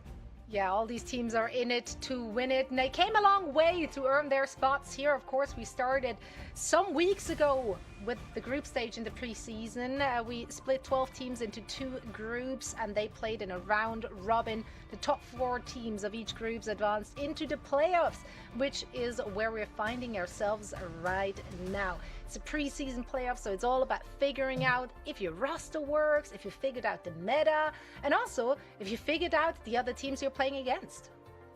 Yeah, I mean, that's kind of the big thing is matchups, right? Like, I feel like the more we know about specific teams, and how they do against each other, the more we kind of have a good idea, a good read. But same thing with these teams, right? Like, I feel like the exact opposite of what we expected happened yesterday, right? With the fact that Sentinels came through over NRG Shock, both teams kind of figuring out each other's situations, weaknesses, and stuff. What are the Jay3 bucks, and why do I have thousands of them? The more we know, they're channel points on my Twitch channel. It's like everybody's brackets The are just YWL exploding. lose, I mean, they haven't of which, played yet. VP is They out lost of the yesterday, tournament really over bad, the EMEA but they region. haven't There's played just yet. so much going on right now. It really is. A Speaking of Tubble a lot in going space. on, Appreciate the massive prime sub, my friend. How you doing? Yo, make sure to join our Spanish watch party as well. They're still going strong, so make sure to tune in for all the action covered in Spanish as well. Love that squad, so make sure to share some love. And listen, while the watch party and us here we're just hanging out, we're having a good time, we're sitting comfy, we're being entertained.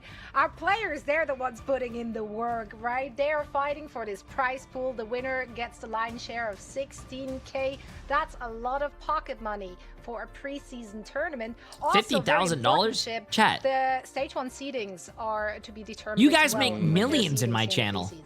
Yeah, I feel like that's something that I Who cares about 50,000 US dollars when you can make millions gambling in J3's stream for J3 bucks? Was going to go farther. They struggled and lost against Yeah We Lost, and if the seeding was different, that could have been a different story. So it is definitely important, especially as these prize pools get ever larger. Indeed. And of course, also a quick look at our map pool for those who haven't seen yet the new, shiny, wonderful map pool for 2026 season. Shin Shibuya back in the mix.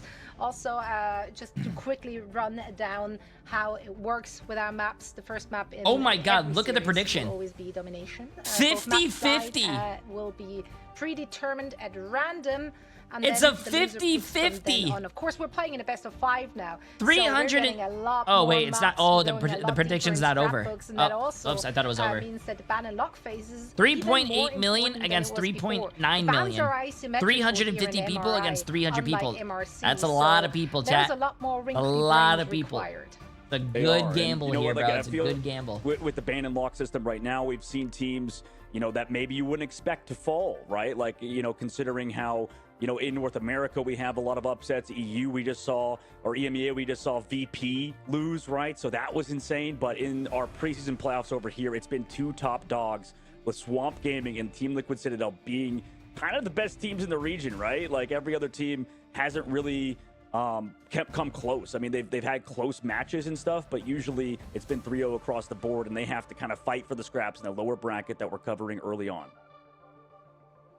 Yeah, shit, but it's the lower bracket. That's where the sparks will fly today. This is going to be so exciting because we essentially have the battle of the MRC teams and Lunex versus Yeah We Lost. They're so familiar with each other, so I can't wait to dig into that matchup. But then it's also a kind of an El Clasico, right? Sentinels versus 100 Thieves. Like, we expect that one to go the distance as well. Last time they faced off in week 2, it was not a close affair. Let's see how the teams have leveled up since. But we get to those. Also, of course, there is the big dogs, Swamp Gaming and TLC. Yeah, that game. I think the next 2 games are going to be awesome, chat. Team Liquid Citadel against Swamp Gaming, and also Sentinels against 100 Thieves. Those are going to be some insane games. We're going to see the lower bracket final today. Again, folks, finals coming tomorrow, the grand finals. This is just, there's a lot happening. Lower brackets has been absolutely nutty. The top side bracket, like you said, seeing Swamp and Liquid Citadel go after it. We've all been waiting for that. We want to see what that looks like because that's the battle of the top seeds. And we get to actually see if, Liquid Citadel has a weakness. Because I'll tell you what, right now, they don't look like it. Nope. Both teams had, honestly, a field trip in their semi-final match, so they made it look easy. Maybe it's just them making it look easy. Maybe it's the other team, let's get it. What's dropping after this? the spaghetti.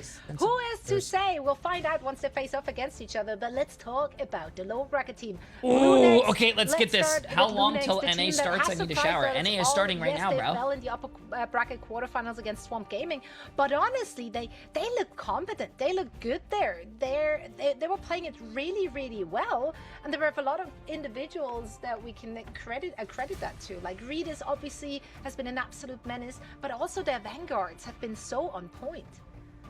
Yeah, this Lunex squad was kind of really has been improving throughout the whole tournament, and Yeah We Lost.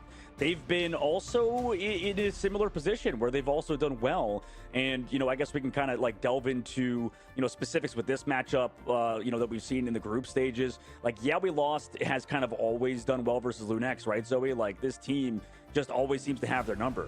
It seems to be their kryptonite, whilst the Lunex manages to if look YWL so wins, it'll be fun for 2 reasons. Jay is wrong again. Above them, their name is still lying. They can punch up, but once they face Yeah We Lost, there's just something about that team.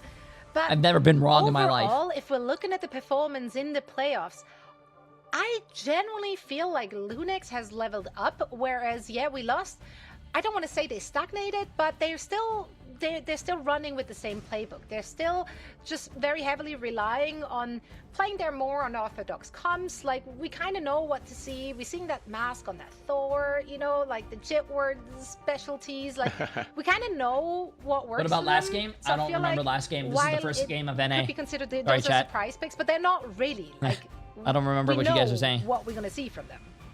Yeah, I mean, it seems like, and it's tricky. You know, they have a ton of fans. They're incredibly fun to watch, right? And that team of, we lost as we see them heading over to Krakoa. But it seems like when the team is able to stop that snowbally rush comp, they struggle heavily. So we'll predictions see are for 10 minutes. You know, if you haven't bet in 10 minutes, chat, predictions are closed. Battle back on our first map. Sorry. Be Krakoa.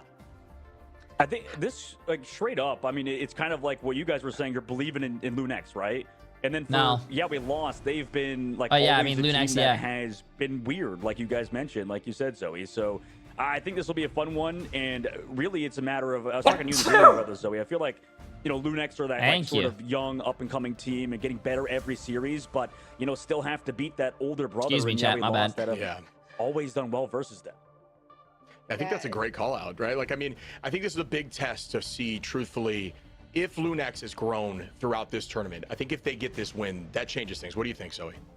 Yeah, it's like, we lost is like the person from the past who's like ruining your chances with your new friend group. You're like, no, I'm with them. And then like, we lost is coming. That's kind of the vibes I'm getting from this one. But yeah, I mean, we lost is entertaining and as fun as they are. I mean, their last match yesterday, that just turned into like. Is this streamer still giving incorrect predictions? There, No. like, Chat, tell them about the book that I wrote. Tell them The about the book that I wrote. Blade was being played, so. How to get I rich. think doing the homework. These are the teams that are winning today. You're welcome. Probably not a lot. Copy it, screenshot it, take a picture. If you want billions, not a couple hundred, chat. If you want billions of dollars, copy this. I want to see a very You're welcome. close match, and I want to see if Lunex truly has leveled up as we think they have. And this is our first map here in our lower bracket match. Guys, please take it away. All right, so we've seen the match before, and it was definitely in we lost favor, but it's a best of 5 now. Things are definitely going to be different, and we'll see if Lunex has done enough homework to bounce back, because we lost against certain teams. They're just absolutely dominant, but it seems like they do have a little bit of a weakness sometimes. Yeah, these first bans have always been, you know, the Gambit and the Elsa first on opposite sides. So, like, the Daredevil Protect is definitely really interesting for the side. Watch! We lost to make sure that we're paying for Jitward. Yeah, good call out. But wait, Lunex. This wasn't in the teams. I mean, this wasn't in the book. You got to ban Elsa. Liquid Citadel, but they're kind of making every team look like an amateur team almost. And this rematch, it just really hilariously fitting because back in season 6 of MRC, season what? I mean, we lost. And Lunex and Cafe was all qualified through that way, and you know, we lost, kind of dominated everybody in the upper bracket finals. They 3-1 last time against Lunex, and then in the final matchup, it was a 4-0 where they won on every match, including Hell's Heaven and those maps as well. And then in the group stages, they had a closer match versus Lunex for sure because it wasn't just like first point holds all the time. It was at least, you know, they got the second phase, but regardless, it's always been we lost favored even throughout the group stages back all the way to MRC. Jay, if you jinxed it for Lunex, I'm making you accountable for my J3 It's just like, again, if you cannot figure out a way to stop this straight up rush at you, I have not lied to you guys part ever. Dive, part just like stacking as a ball and walking forward. You can't figure it out. You lose to it, and that's their strength. And I'm looking forward to seeing what it looks like now. Oh, the Doctor Star-Lord here. The Doctor Strange band is something that they've definitely learned because Kendrick is absolutely absurd on that hero. Very interesting. He is, and this is like a team as a whole really good at flexibility. And you know, same thing for Lunex. That's why a lot of these guys get picked up for those organizations is because they've shown that flexibility. And I'm sure both of these teams are already being looked at for how far they've gotten. Gambit and Star-Lord. It's tough to not say that, okay, if I'm an organization, I would be down to just pick up the entirety of either squad now. Like even Cafe Rose too, right, Shib? Like they were also a good team and close to qualifying if just one or two. Wow, and we lost saved Elsa last. See how strong that character could be into the triple. And it seems like Shib nowadays people are even running triple strategist with like the Loki Cloak and Dagger and stuff, but it's the Hulk band on the opposite side for Cart Lover, so very targeted for we lost, right? Yeah, agreed. And I think, you mentioned the triple Very backline. interesting bans, I while will we're say. talking about that, worth mentioning, folks, just if you don't know, they're playing on the last patch here, so we don't have the new patch. You're not going to see the Ultron changes, although I do think he's still strong at this level of play prior to that. So some of that stuff won't be in play right now. So if you are expecting it, maybe asking where Black Cat is, it's not going to be seen on the screen. But yeah, I mean, there is a lot of diversity in comp options for both teams here, but I think that we lost hasn't necessarily needed to diversify their comp too much, because whenever they run this comp, they find they success are playing in season unless 7 it's patch, against the very top teams, like we've kind of reiterated. But Lunex, they really have played a ton of different stuff. They can run the Rogue, and that's why you're going to see that banned out, because Gambit was allowed through. But even with allowing Gambit through, they're electing to not run it right now, and they have a Jeff Ultron backline. Yeah, that's definitely going to be an interesting one, Shiv. Like, you could make it work. I mean, you can. It's possible. For sure. Silent, but, like, I mean, I guess they'll probably speed boost out of spawn, maybe switch it back. But, yeah, that would be still to do, like you said, run that Ultron alongside, really anything in the backline is, that two-shredded backline is very unique. But also, I don't believe we've seen these teams play on Krakoa versus each other just yet. It's been a lot of Celestial Husk and a lot of Hell's Heaven. So this is going to be the first time that we get to see these two teams specifically match up here on this map. But no, it's as you said, Chip, they are doing it with the Venom team up, maybe assuming that there's enough healing there with that sort of combination. And well, they're kind of taking a page out of Yeah We Lost book, because Logan made the switch over to Strat Pool there to have that as an option. So I think the idea is maybe get some levels in here. And, Vanpool's off the table, so I don't know if we are going to see a switch there, but electing to use some more damage. As Mask's able to find one here, and that's an early start for the side of Yeah We Lost. Make it a two-piece. Zaytex and Mask again, finding the rest of the squad, setting the tone and saying, all right, welcome into MRI. We're moving forward, and they're going to try to walk with this momentum. Yeah, but I like it. Just immediately winning that first fight. Just able to pressure off the side of Lunex. And it's funny because, Yeah We Lost, I don't think we're really like Vanpool believers until this week, like this past week specifically. It was only the like, first fight, Jitward, bro. That's like like reading a the book. Pool. It seemed like Deadpool. That's like reading a book. But okay. You can't read a book from its cover. You know what I'm saying? And, well, I guess that's why I don't want to give Zaytex the Elsa, right, dude? Yeah, Zaytek's got insane aim. Really good tracking there, finding a pick as Xantho takes out Redis, and this is looking dominant already with Yeah We Lost. They are just like the counter. It's like fire and water for Lunex. You can't judge a book by like its cover. There you go. That one. 33% in, because Yeah We Lost haven't dropped a single body yet on their side. Lunex is falling over left and right. They essentially just got to regroup, no? Absolutely. I mean, they Chris, have an do you early want to ultimate explain committed your by Mask. picks? They Yeah, go I can deep explain again, it, chat. Chip, like you said, are you this guys looking fire at me? is being put out. It's like it was a roaring blaze that has been absolutely snuffed by the side of Yeah We Lost.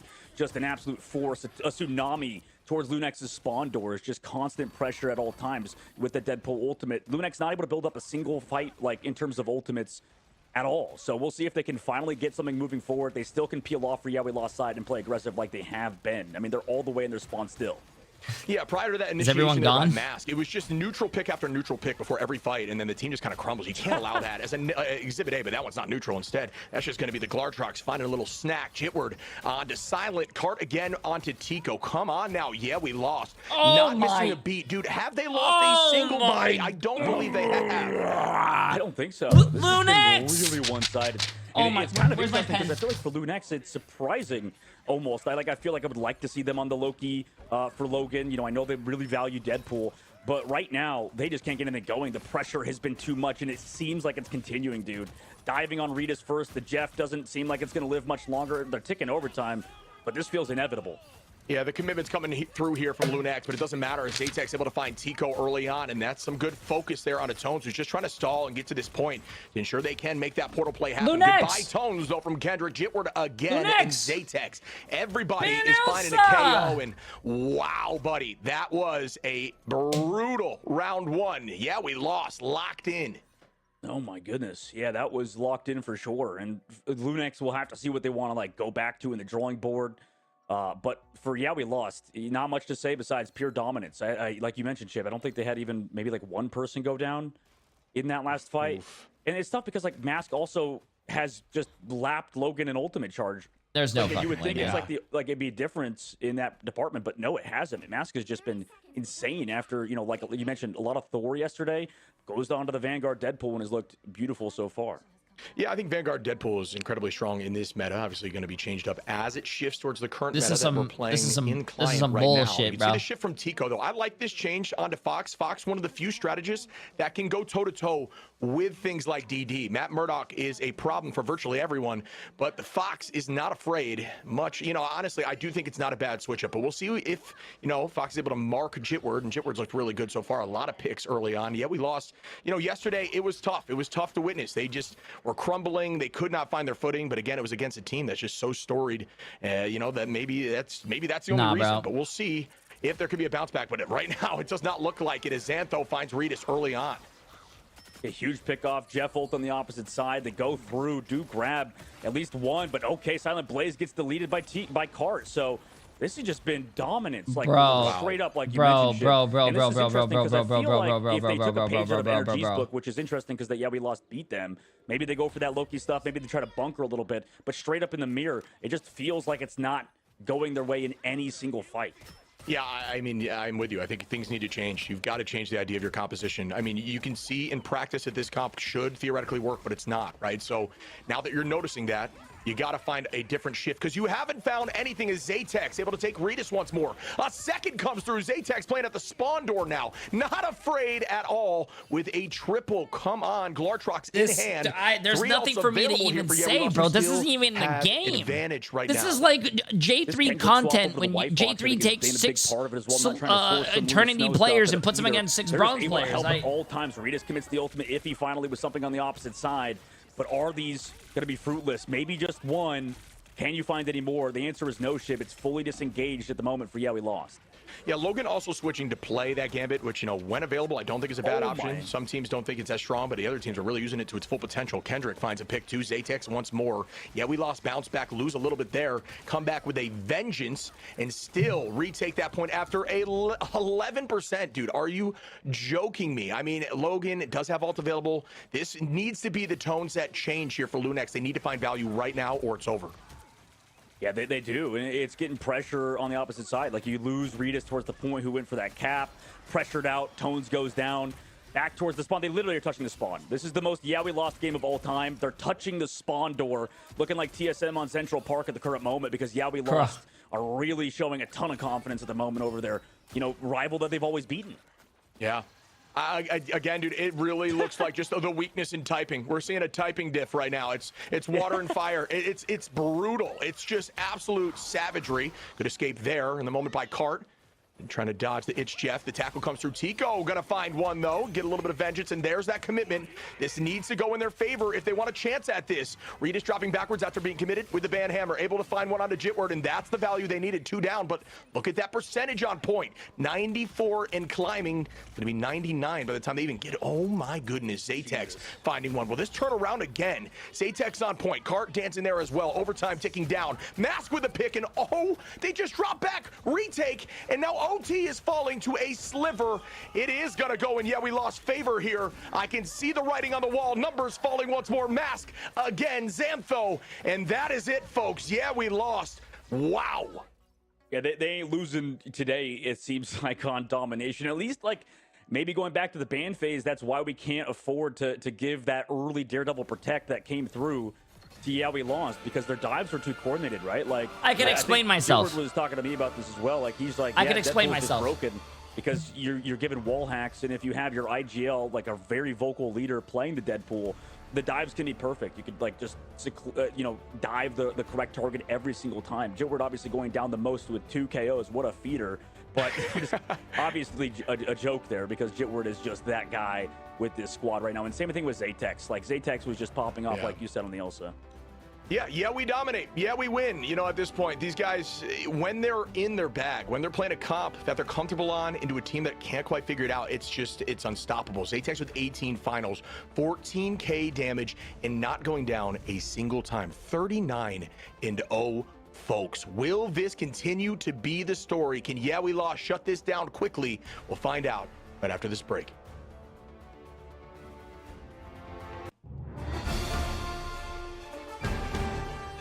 No. Before you guys blame me, I'm gonna go full screen. Before you guys, What happened? What happened? Before you guys blame me, you gotta look at the fine print. Ban Elsa. Lunex, no ban Elsa, no win. Lunex, YWL, ban Elsa, YWL win. If Lunex ban Elsa, Lunex win. 100% correct. Bro.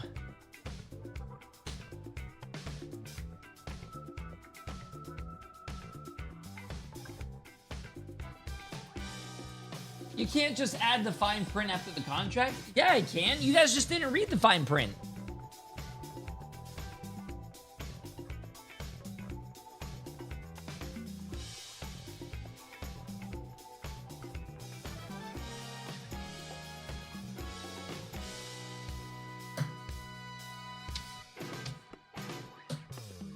See?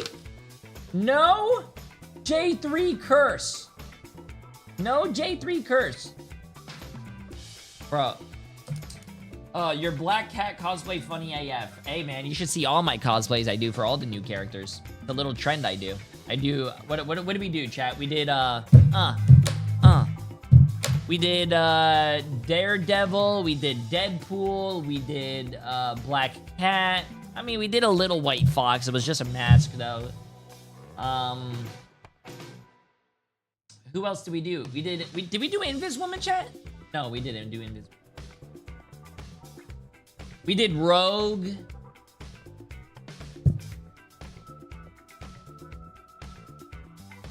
Whoa! I trust Jay as much as I trust those ads for hot single moms in my area. Well, have you tried it? I mean, you don't know that.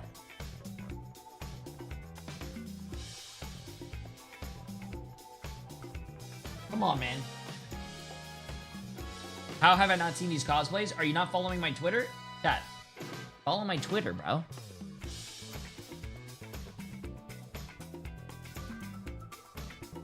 Yeah, it does well. Well, it appears to be a speed run attempt here from Yeah We Lost. They came back with a vengeance from what happened to them yesterday, and now Lunex. Follow my Twitter, bro. My Twitter pops off. Like the bear has been poked.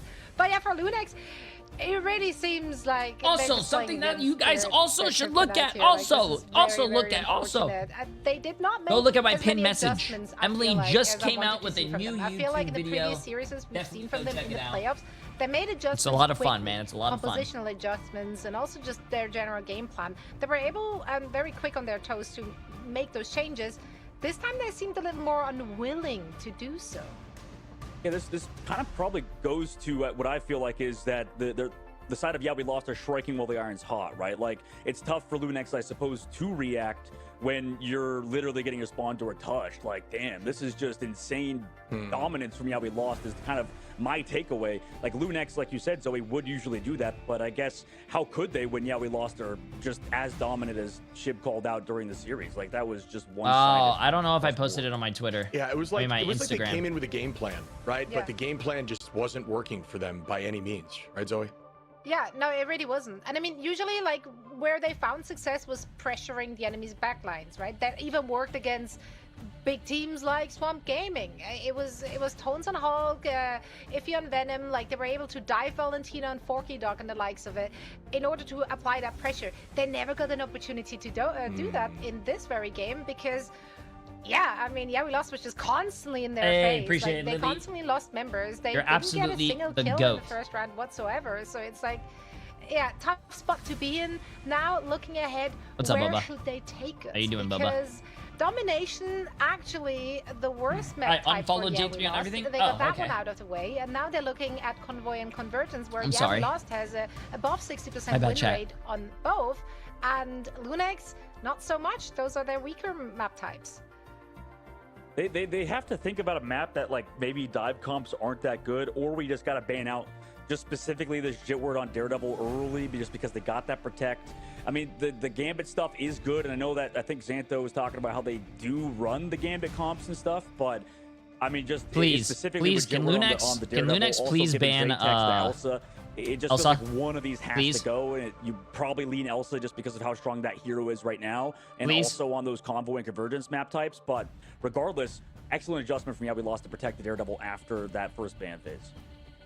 It looks like we're going over to Midtown too, so that is going to enable those brawly style comps, which do pretty well into these rush dive compositions. So we'll see if they, pull something out. I do think, they want to run that rogue stuff that I don't think would be horrendous into this comp, but I'm just not sure they can get it because the ban phase from I think Emily's really betting targeted, against Jay. Oh no, she is. Every time I said so one team's well. gonna win, she bets on the other team. It did indeed. Yeah, but Lunex, again, they're familiar with their opponent here. They know what is coming out. They know what they should be focusing on. It's not. Well, it's not Emily is down money. All right, Lunex know that. Let's see what they have in store for us for the second ban phase and for the second map. Hopefully. Okay, let's see what's gonna happen, chat. What is Lunex gonna ban first? Here we go. As we can see, the Gambit float on the side of Lunex, removing that.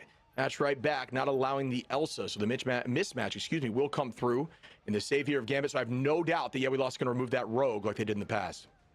Yeah, I think that's interesting considering the last map. I mean, I could see the Gambit doing well. That's why they go for the Rogue Protect or ban on the opposite side after the Gambit. But this kind of goes back to what we were talking about in the green room a little bit, Shib, as the Daredevil Protect comes through. Everything is kind of good. Fi and VP were tweeting or Xing rather. They were like, man, everything is good, but also bad at the same time. You brought that up, right, Shib? But it does feel that way. Everything is so good that you might as well play to your strengths. And I feel like some of these teams think they're good at the Gambit comps, but I don't know if it's worth protecting this early on. If your strength for Lunex, for example, are playing around Logan's Loki, and they were doing good with the even Cloak and Dagger stuff. How many people voted on Lunex? So I feel like going for early protects of what you're good at is kind of a smart play, no? Hey. No, beautifully put. I think that's kind of also a sign of a good meta. You guys believe in me? Just keep on continuing to believe in me. I am going to. I will never lead you astray. Again, Mantis enables so much, folks. A lot of those climbing ladder may not see the light of Mantis, but that damage boost does more than just enable. I told you guys. I would never lie to you guys. Never. As you see the removal here, never. Or the lock-in of Jeff. Everyone that has a red 2 next to their name. We lost our totally. I hope when you go outside, a bird poops on you, and you don't know, and you walk everywhere, and people look at you and laugh. Lunex aren't taking advantage of. This time, they go for that Van Pool ban. But I guess the problem with Lunex's ban phase to me is that, or I guess maybe the strength of we lost ban phase and how it's going.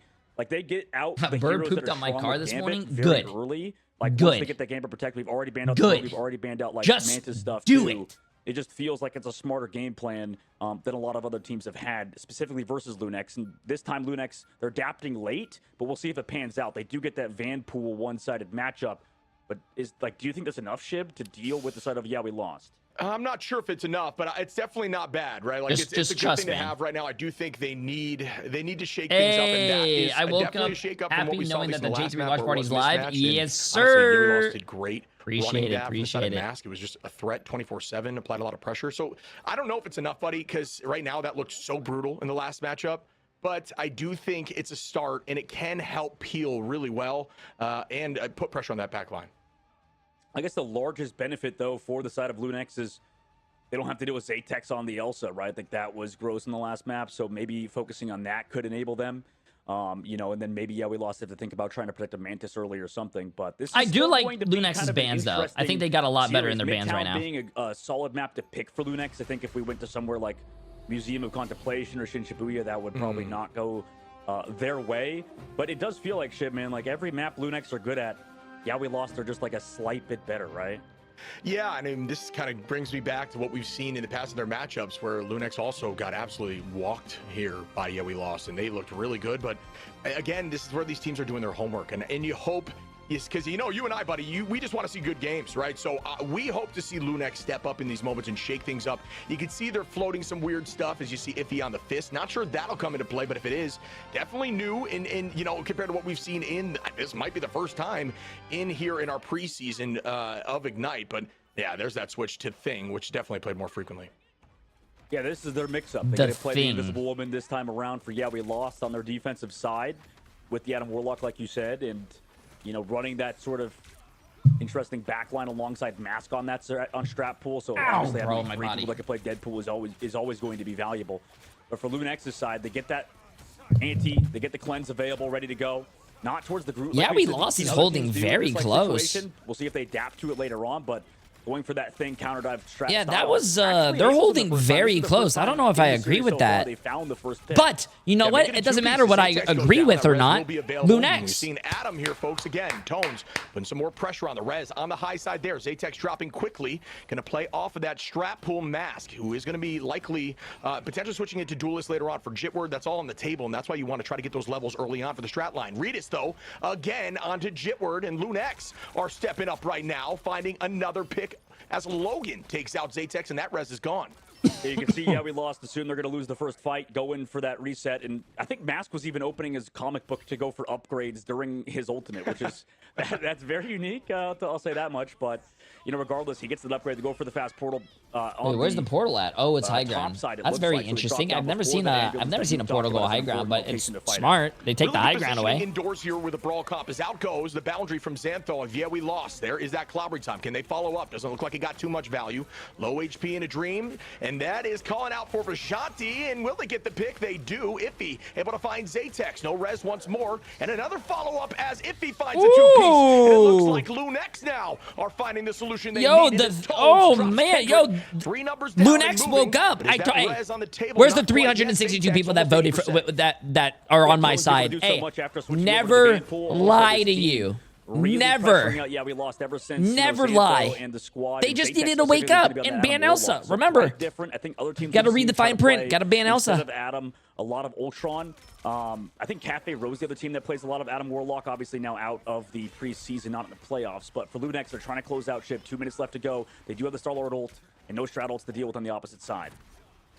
This is going to be intense here. They are just stacking on this point as you see the drop back. Out goes the commitment, the Galactic Legend, and it's combined. Oh, Zaytex almost has his reds though. You have to kill Zaytex. That doesn't Zaytex. seem to cause too much mayhem. Mask walking forward quickly, driving them backwards. A huge opportunity here. Is it going to win? It is, as a massive eye comes through from Kendrick, and 2 go down, make it 3. Tone's able to trade 1, but the numbers are now back, and yeah, we lost favor. 1 minute and 20 seconds on, the folks. cart's still moving.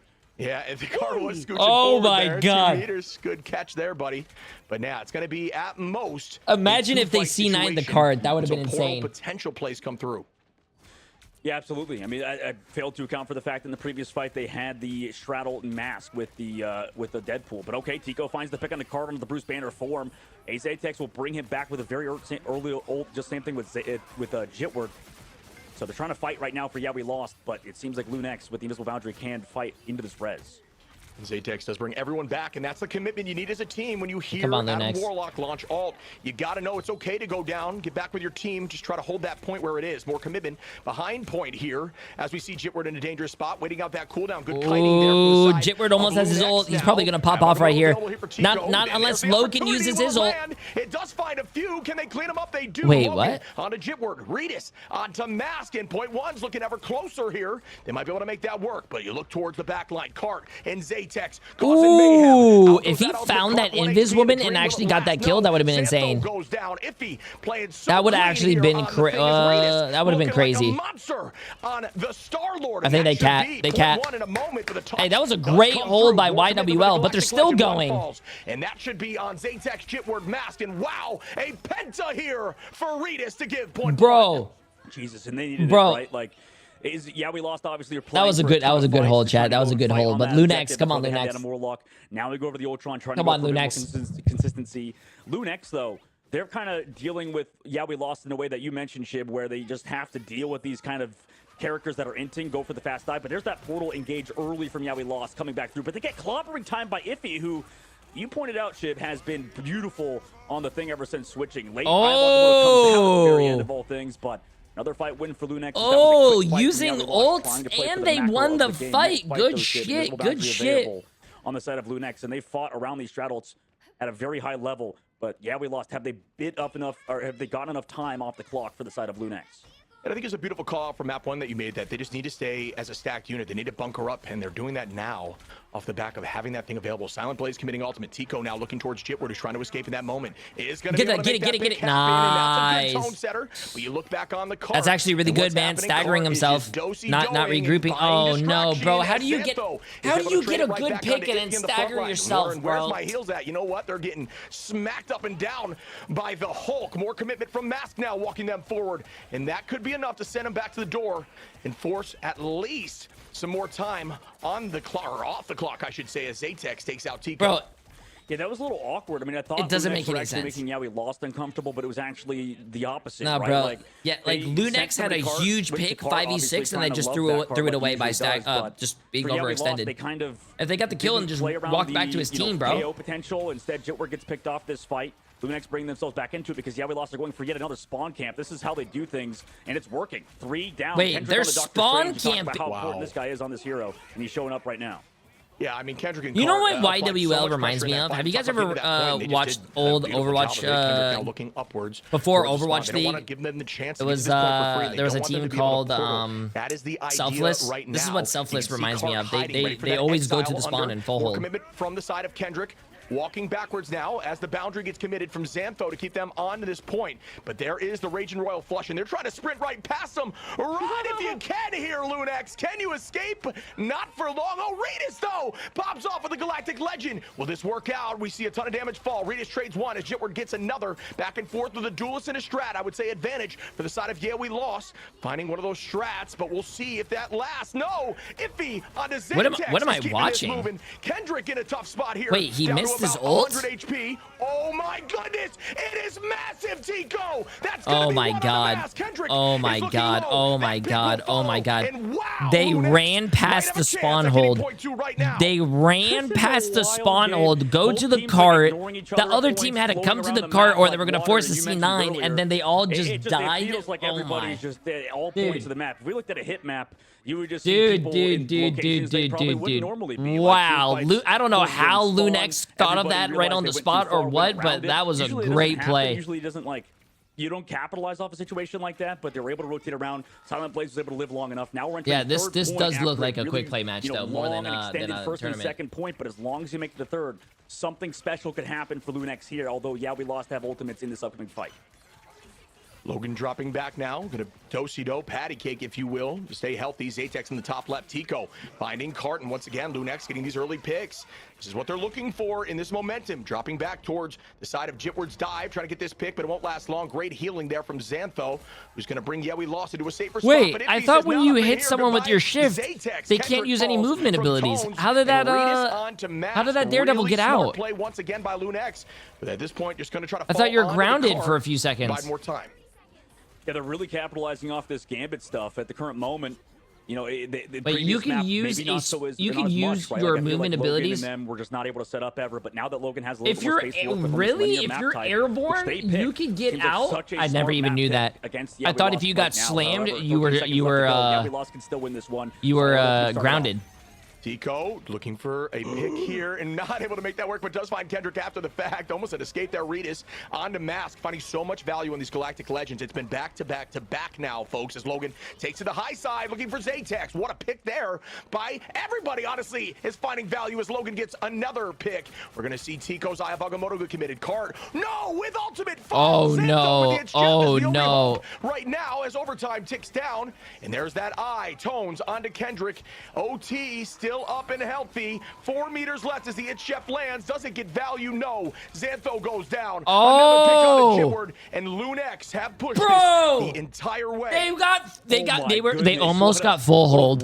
They almost got held on second. They were getting spawn camped. The spawn camp got flipped. They were able to somehow get to the cart, get on the cart, cap the cart, cap second, and then they just rolled all of third point. Oh my god. Yeah, that's Ship's commentating. Second point, the Portal plays first point. Chip and Dog the ambulance, the Adam Warlock, going down, getting KO'd on the card at the very beginning just to make sure he could use his cocoon early to have maximum uptime. So, we lost to me. Seemed like they tried to play it hard for removing the time bank and not necessarily for just winning any specific fight, just making it really tough on Lunex. Hey, I don't want to start any drama, but the people who voted on we lost, you could tell they're quiet now, chat. Yeah, you could tell they're quiet. Who are now switching sides over to yeah. Put it. I mean, how about that Usain Bolt passed their team right here at spawn for point 2? That was genius, because it is so difficult to get out of the door, especially when you can't portal, because they're waiting for you. They're expecting that portal play, so you gambit and run. Who's and up 1-0? A few picks and won them. Bro, it's like playing against your little brother. You let them score a few times and let them be happy. Yeah, let's see. I mean, they and played then well first, while they're but happy obviously now and at the Lost peak have of a their chance to up life, the tempo. Now you that they're crush on their attack like soul Lunex and did. make them sad and It's like you take mentioned, it that all the was actually way some sick and locations defeat and them. movement as a team. Everyone knows that. Cohesion has been right there for Lunex, but let's see if it can happen on defense. Playing iffy on the thing has also been game-changing, but will it also get the same value on the defensive side where, yeah, we lost move back over to Cart Lever on the Hulk and Kendrick onto the Doctor Strange once more. Feeling a little more comfortable there in this composition for them, trying to build some of that Deadpool leveling as Mask's able to find one. Playing so aggressive here with I will never willingly let my brother be happy. What the hell kind of family is that? Trying to find this, and Will onto Redis, a two-piece now. And this is a tough start here for Lunex. The tone is being set by, yeah, we lost. They want this space, and they want it now as they will clean up the rest. Ooh, counter portal. Oh yeah, counter portal. Let's see if that like actually enables them here. Going to the third phase, right, just to dump them off into the train side. And he's going to actually try to catch anybody, but they're not going for the portal play. Maybe he can catch somebody trying to fall back. Oh my God! Find Silent Blaze. He actually got some. And once more, yeah, we lost it. All right. Let's go back to what we did on domination. That was a good portal. That was a really good portal by him, man. And they are just pushing. That was a really good portal to put it behind the team when they fall backwards. Then they go. Then they fall off the map. At the same time as that's a good portal. I don't know how long it can last as Zatex with a nice shot there on Aretas, making a two-piece on a Silent. Zatex on this Ultron. Somebody stop this man.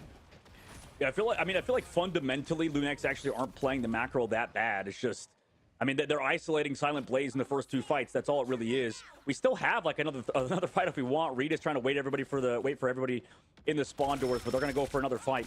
We need to probably do what we did on offense a little bit, just try to keep Silent Blaze a little more healthy. Logan was in positions to keep him up. Same thing with Iffy. They're getting a little split, and that's mainly because of the positioning of Yeah We Lost, who now have ultimates, and Lunex need to get maybe a tempo change up with this Raging Roll Rush. Yeah, the flush going to be coming in here in a bit. Jitward able to find Silent. Iffy onto Zatex. Jitward again onto Logan, and Jitward on his TD has always been a problem, but is showcasing why. Xantho now finding Tones, and there has been a trade fest, but it's very much in the favor of Yeah We Lost. And just look at this momentum and this pressure. They never even have to be near the card. They have them at the door at every single fight, and they're winning every single fight on this attack. I like the switch up at least for Silent Blaze to go over to that White Fox to play for more survivability. It's just been hard for them to live. You know, the Loki ban has been huge because I think Silent Blaze requires that, but they go in aggressively with the Deadpool. Can they outlive this dive this time? Raging Roll Flush. Also, Eye of Agamotto to slow Iffy down to help heal, but everybody's still alive. Mask can't really find these KOs, and okay, finally Xantho's going down. Eventually, the clobbering time slows down the attack too, but Jitward. Oh man, I feel like they're over ulting though. Okay, Jitward still goes off. I guess not. Wow. Yeah, Kendrick now going to be chasing another pick there on Aretas after Aretas takes out Zatex, and it's been a bit back and forth, but Tones is the last hope, able to find another, getting exiled for days, and snaps a quick. This is insane. This is insane. Now going to be seeing if Hulk can fall, but yeah, well played by Tones. He got the kill on the Strange, got a little bit of a stall, got the immortality. Wow, good play. Opinion on this is good play by Tones. This stacking comp is much more difficult to play. Tones has been a lot of fun to watch lately. 24/7 and staggering. They needed a point to kind of camp on. Yeah, this time they tried to make that play, and it's like you mentioned, Shib. They have to play around that. Jitward does go down, finally removing a lot of that damage that has been, you know, sort of a consistency in terms of throughput onto the side of Lunex. And you know, they have to make the moves, like you mentioned, Shib, and they're finally doing so. Xantho goes down again. You know, difference of opinion now for Yeah We Lost. They try to play around that cart, but at this point, we've lost too many members. And Lunex are kind of coming online, Shib. They're doing, as you said, just kind of rotating around the map, doing what they did on offense a little bit more, playing around Iffy, playing around the back line a bit, trying to pick off Xantho and playing a little bit more proactively. That's really enabled them. And Yeah We Lost are trying to play a little maybe too aggressively now, because now Xantho's the one that's being feasted upon, unlike Silent Blaze. Yeah, and at this point, I feel they're just trying to essentially, this is like where they need to hold for their composition. One pick comes in right now. Cart falls. Zatex, though, with a quick trade on a Logan, and that is pure value, folks, on a huge pick. Is massive, but does it get another pick? Not quite yet, as the Fox is now launched for the side of Lunex. Silent Blaze. Tico takes out Jitward. The trade's still there, but this time in the favor of Lunex, who have sweeped the entirety of Yeah We Lost. Excellent read by Silent Blaze and excellent read by the team to play around that White Fox ultimate. I think ever since that they've switched over to that White Fox off of the Invisible Woman, it's been really good. And for Yeah We Lost, maybe they could take a page out of their book. Maybe they don't want to play the Invis. And we're playing triple strategist and still somehow losing Xantho in these fights. Last one, obviously, they scatter. So a little bit tough. Still having a solid time bank, unlike Lunex on their attack, but the macro of Lunex has been very smooth. Yeah, it's like they woke up and finally started. Jay3 curse activate? No, sorry. Another massive pick. No. Finding a lot of these early finals. Mask trying to turn that right back, though. Does have level available. Going to get that commitment and finds a huge pick on a Tico in the front line. Ayabagomoto goes out from the side of Kendrick to Yeah, we lost. I will admit, playing like a great team, chat. I don't know what's going on with Lunex. Lunex is not looking like the team that I saw yesterday. Huge, once again, ultimate in the back line by Xantho. Tones onto Mask, Kendrick, and Jitward. Oh, disgusting. And wow, it's been back and forth, but this time, yeah, we lost now. Up in numbers. Portal gets committed. Cart trying to find a way through, and instead is just not going to be able to get too much value with this ult at the current moment. Yeah, I mean, the huge portal to get it off before getting CC'd. Wait, what? Where did that? What? Where was that eye? Yet again, they move towards Wait, that eye got stunned. Did he just try to go through that portal of the enemy team and try to eye and then got stunned? Lunex to keep holding chip. 30 seconds left to go now. Oh, he probably got charmed. Pressure. Here comes the Ultra Rage with Jitward's ultimate, but if they don't find at least the KO through this White Fox ult, they might be screwed. Final fight potential, and I believe Portal was already committed. More dive right now. Tones trying to get Zatex. This would be massive, and it does find that pick. And now Lunex up in numbers in a final fight situation. They've learned to clutch up in I do think they probably troll a little too hard, but gonna take some damage. 7 seconds in a dream here. Hey, they won the first. They rolled first point, bro. Off the left side, but the team has noticed that, and they're bouncing back, trying to get that pick to turn the numbers in their favor. Redis marking Jitward on the back line. We see more follow-up. Ayabagomoto again from Lunex. And folks. Lunex are gonna find all of them, and that's gonna make it where's the who? J3 what? Lunex. J3 curse? What? On defense. What? Second phase specifically was what? Just so smart. Notice. I think Lunex right Notice. now, the big Look at the thing for paper. me was the Notice. Vanpool ban, and then also being ban able to play Elsa. Like you said, Tones was getting a lot of value on these flank angles, dealing with them. No J3 curse. A menace on the first Lunex. point, but once Tones played that Vanpool, he was 100% correct. And you know, also Silent Blaze going for the White Box to help with that. Wait, I could literally tell you guys the future, bro. I could tell you guys the future. Oh my god. For comical. This is the most hilarious stat line I think we can see. 20 and 19, 16 and 16, 61 and 2. We're gonna make a TikTok about this game, dude. This is 55 and 7. No, bro. Okay, this team wants to play for time. Other team just playing for the win like a normal squad. Just hilarious. And it looks so much closer, folks. And that's why, dog, I love when you say it, because I agree. You say stats don't always matter. Don't look at stats to tell the story. It's not always about finals. It's about how you want to play the game. And yeah, we lost. They knew point was super, important. But Lunex locked in. We'll see if this Tones has been really fun to watch, though. Like I said, chat, he's been a very, very fun player to just watch. Also, Cart on Yeah We Lost has been a lot of fun to watch because I think it's on the bingo card. But yeah, Hulk, yes, chat. Hulk gameplay is so fun to watch. I will say it.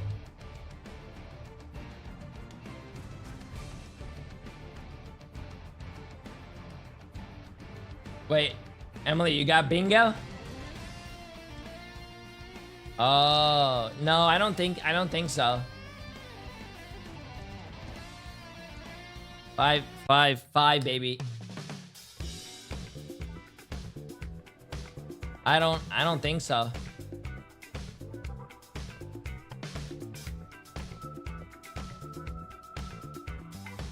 I don't think so. Dude, this game is a I feel like I'm watching a ranked game, like a ranked match against like professional players, but like the ranked players are not doing that bad. It's pretty funny, like Dogman said. It's pretty comical, but yeah.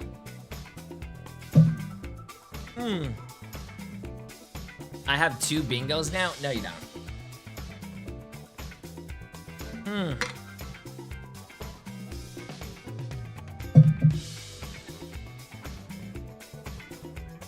Oh, my cat's Swamp Gaming and Swamp Gaming against Team Liquid Citadel. It's gonna be a great game. That is gonna be a banger, actually. Okay, let me see something here, chat. Nice, awesome, cool. Okay, I'm gonna, 37 seconds. I'm gonna go pee real quick. I bet you I can come back before 30 seconds. Oh, actually, 8 nuts. Good.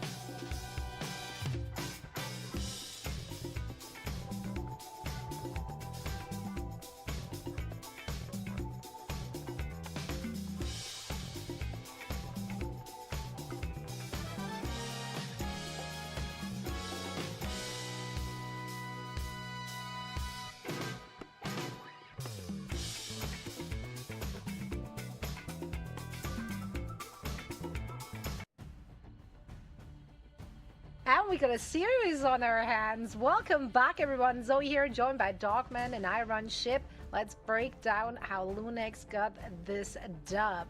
I think it was very interesting already in the ban phase here, because we've seen already historically during the group stage and also here in the playoffs that Lunex is putting a lot more stocks in Vanpool. Just generally, they like to ban and also like to pick him a lot. Whereas, yeah, we lost, not really. We've only really recently seen them like picking it up more, and I feel like that ban on Vanpool actually really gave them a leg up. Yeah, and they really like to run that duelist pool and strap pool too. And I think Dog, you touched on, and you can reiterate the conversation again, like they want to have that strap pool to build for whatever pool they want to pull out in the moment, right? Yeah, absolutely. I mean, they do it well at the right time, at the right place. And, you know, it's tough because I think this is still coming down to Vanpool being just a little bit stronger, no matter the, ult charge or however it may be, just having extra 500 HP, the overall damage reduction and the E. Just there's so much value to tank pool for sure. And, we've seen that map 1 and then map 2, they played around it super well, right? Like Lunex ship, what was the reason that they kind of came back and it felt like they just played it so well? Yeah, as you can see here, we're going to be heading to Shinshibuya next. But yeah, I mean, Lunex, their idea of their composition, which I thought was a great call up by you on map 1, was they need to bunker up. They need to group up because they're separated, they're getting staggered, and they're walked to their door 24/7. And that worked great for them when they could bunker on point on attack, but they struggled heavy when they were defending because they essentially, same story, were getting walked to the door separately until they got indoors on point 2, where it's just one room in your team, and that played exactly into their comp. They played around the thing, protect that backline, and next thing you know, they come home with a W. Yeah, they did want to play that brawl there already, but the first part of the map was just insane. Dogman, you talked about it, you laughed about it, because fights were happening literally everywhere. Oh, sorry. Had to go to the bathroom. I've never seen before, just because sorry. that's where they took us. Yeah, they were all over the I place. also went to go get hopefully a crispy rice strawberry treat. Like that, but yeah, I mean, they were just like constant rotations. Both teams, it just felt like a dog chasing its own tail at points. So huge plays, I think, from Lunex to sort of lean into that more. This is kind of like the mirror matchup to that degree slightly, where both teams are kind of like, play similarly, kind of like the Energy versus Sentinels game, where you kind of keep leaning into that side. And it just, did you wash your hands? Oh, never. When I go to the bathroom, I just dip my hands in the toilet while it's flushing. Yeah, I'm just happy something you mentioned as well during the cast ship, that Lunex has learned to clutch. I don't know if this is going to be good. In previous matches, they always came so close, but then they couldn't clutch it up. So for them to actually show that they do have the clutch factor too in this match when everything is on the line, that's some good sight to see.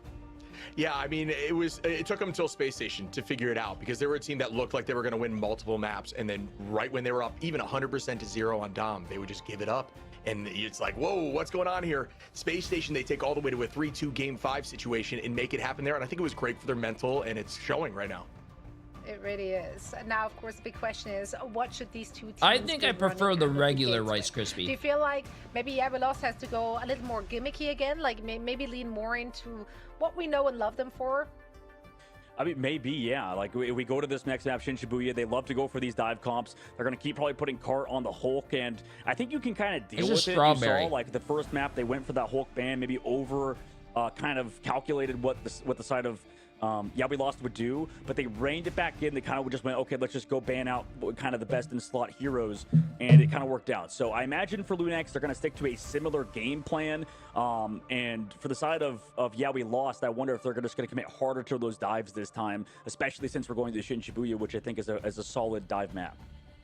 Yeah, I do think, you know, it's weird because Yeah We Lost, it seems like they can play whatever as long as they make enough chaos. When they start the chaos, that's where teams crumble. And the only teams that have been able to beat them are the teams that cut through the noise in terms of comms. It's like, can we, you know, find a direct point of who we want to focus while everyone's getting attacked from a billion different angles?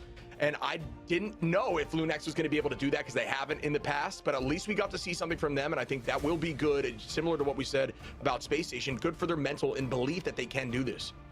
Yeah, they definitely kept their calm there as well. They made like smaller adjustments and didn't like throw like the baby in the bathwater out of the window. So they made small adjustments, the right adjustments in order to like. Do you want to try this? Tell me what you think of it. Here. So I'm super excited to see what both of these teams have in store for us as we're heading onto map 3.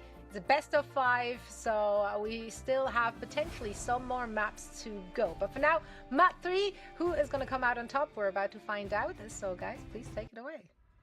All right, heading in again, my friend. Shin Shibuya on the line here. I don't know if I like this one. I'll take the other one. 1-to-1 situation. Where's the other one at? Do you think we're going to see the removal of Vanpool? Any interviews from you? You look like a different character last time. Yeah, it might be a part do I actually look like a different character when I'm in an interview? That, you know, Yeah We Lost, get the map pick. We go. No, I don't. Shin Shibuya. I look like the same guy. First, I think a lot of teams want to start the tempo up with attack first, but for Shin Shibuya, feeling more comfortable going defense first. So let's see what happens in terms of their play style. Like you mentioned, maybe going for that Vanpool ban. Maybe the Vanpool Protect would come out towards the very end for Lunax, but for Yeah We Lost, they've kind of been a team that sticks to their ban phase, especially with the Gambit. So we're probably going to see the Rogue and then the Mantis. It's kind of that last ban that we'll have to see gets adapted to. Also, I think a lot of teams should like to play some more Wolverine and stuff too. Like I wouldn't mind seeing that, considering, you know, we saw a lot of the Thing. We saw a lot of those kind of characters come through. We've seen how good Wolverine can be, especially against this like kind of brawly style that both teams are honestly playing, even though there's a lot of divers in the lobby.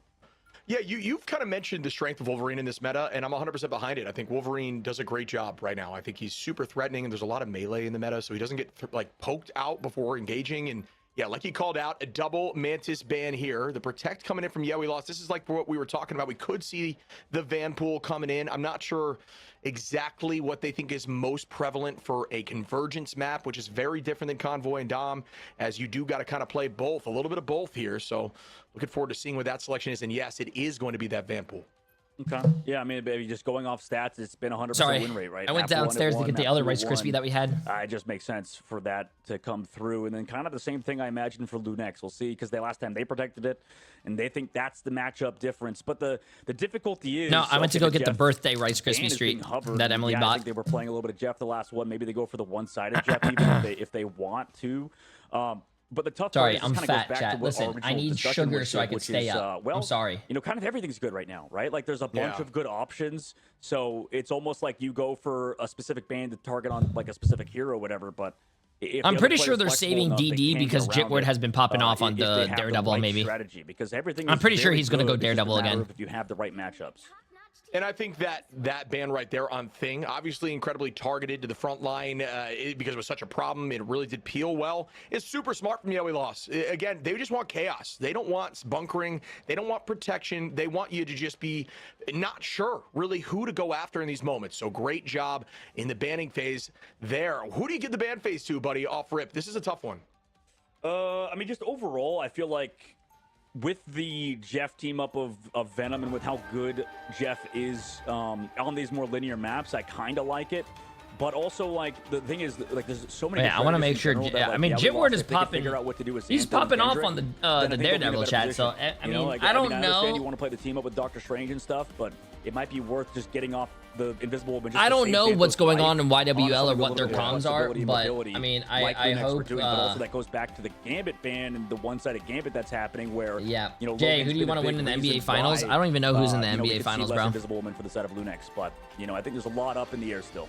Yeah, and I thought it was strange that they weren't running it on Dom. You kind of mentioned some teams are saying that Gambit's quote-unquote fallen off, but he's been pretty much played by every top team in the Americas region when available. So it's tough to fully, buy into that stock, right? Yeah, 100%. I mean, this is a tough meta to read. It's been really hard for professional levels play. They stunned the TP. Really? No shield, no bubble? Was it just wow? Too late or something? What a stun there by Zatex. Wow, what a stun by Zatex, bro. The shield, I believe, was there. Oh, no, I guess it wasn't. It wasn't. I don't know. Yeah, so no option there for that moment. But first fight going to come into play now. Redis trying to take an off angle on the attack. Trying to look upwards towards this height, which is a really defensible position. We're going to break some of that structure, force people down so the team can move forward quickly. Redis on a Xantho. Xantho, the nice jump away. Won't be holding for too long, though. He's looking very dangerous. Oh, yeah, this poor guy's getting bullied, bro. Great play there. I think that's, I think that's a great play by Lunex. Dive, kill one of the supports, dive the support. You only have one support left, and they just bully the rest of the team. Was already in a pretty hard position. We might see a portal to come back, but excellent play by Redis to control that. And honestly, a bit of a mistake, I think, from Meow we lost and Jitward to not maybe the hair cams are digs at me, bro, because they're saying dude, I mean, look what we 5 had minutes and 20 seconds on point one. I don't think we've seen a take that fast ever on this map. Because teams typically will drop back, right? Drop back and you defend in the arcade and you play differently. But Tones start walking forward now. Tico on that Psylocke. Just going to be dealing a ton of damage onto the Vanguards to get out quickly. I do like the Psylocke pick. I think Psylocke is very strong. Zatex now and Lunex again are walking, finding these early picks as Redis takes out Kendrick. Yeah, right now this is just pure dominance out of the side of Lunex, and I think, like I said, still misplays by we lost the side. They want to set up Xantho like aggressively on some of these characters that can't really afford to, right? Like we don't have the Jeff now, especially with like Venom team up and stuff to keep it alive. We're playing the White Fox, I get that, but like their backline's getting caught out in positions where they don't really want to be, and I know they want to play aggressive. The playoffs didn't even start yet. But right now, I think they need to care of them a little more because these are the playoffs. This is the preseason playoffs, chat. Which is huge plays by Lunex to make we lost look uncomfortable for the first time since Team Liquid Citadel. But the beautiful thing about we lost is you can see, folks, someone's on cart that whole time, right? And it is going to be cart. And we see Tico fall and Jitward now. Everybody going to stack, and they come in heavy. So that whole take of them finding value doesn't matter because the cart hasn't scooched. Doesn't the NBA start like... The reason you're going to want to see teams constantly playing on that cart, even if you lose a few early on. Get on that cart before you go down. Zatex. Also, I didn't get to see Tico's ult. I was reading chat. Shit, what happened? Did he just die in his ult? Well, we're talking about teams like, I think, playing the Phoenix when they probably want to play the Psylocke since they're so aggressive, but White Fox ult to counter that, and okay, Redis goes down. Yeah, and the Itch Chef comes in, matched right back by the dance of that Cutterfly, and they will get that pick on a Silent Blaze. Just too much focus and great. Oh my God, they're spawn camping again, bro. They're spawn camping again. Comes through onto Tones, and now a spawn door hole comes in. Oh my God, that's exactly why they wanted to save Daredevil, chat. Jitward is I like the adjustment. Jitward is really pounding them with those batons, bro. The Phoenix is a little less dynamic than the Psylocke is. Wait, are you serious? LeBron actually announced his retirement? More space, also synergize with that Snowflake a little bit more and give it to somebody else maybe that needs it. Maybe he just doesn't want to make it. I mean, he's already he has enough money. Maybe he just wants to take care of his body now. Or teams trying to one up each other. You know, whatever you could do, I could do better. Oh no, he didn't. Agreed.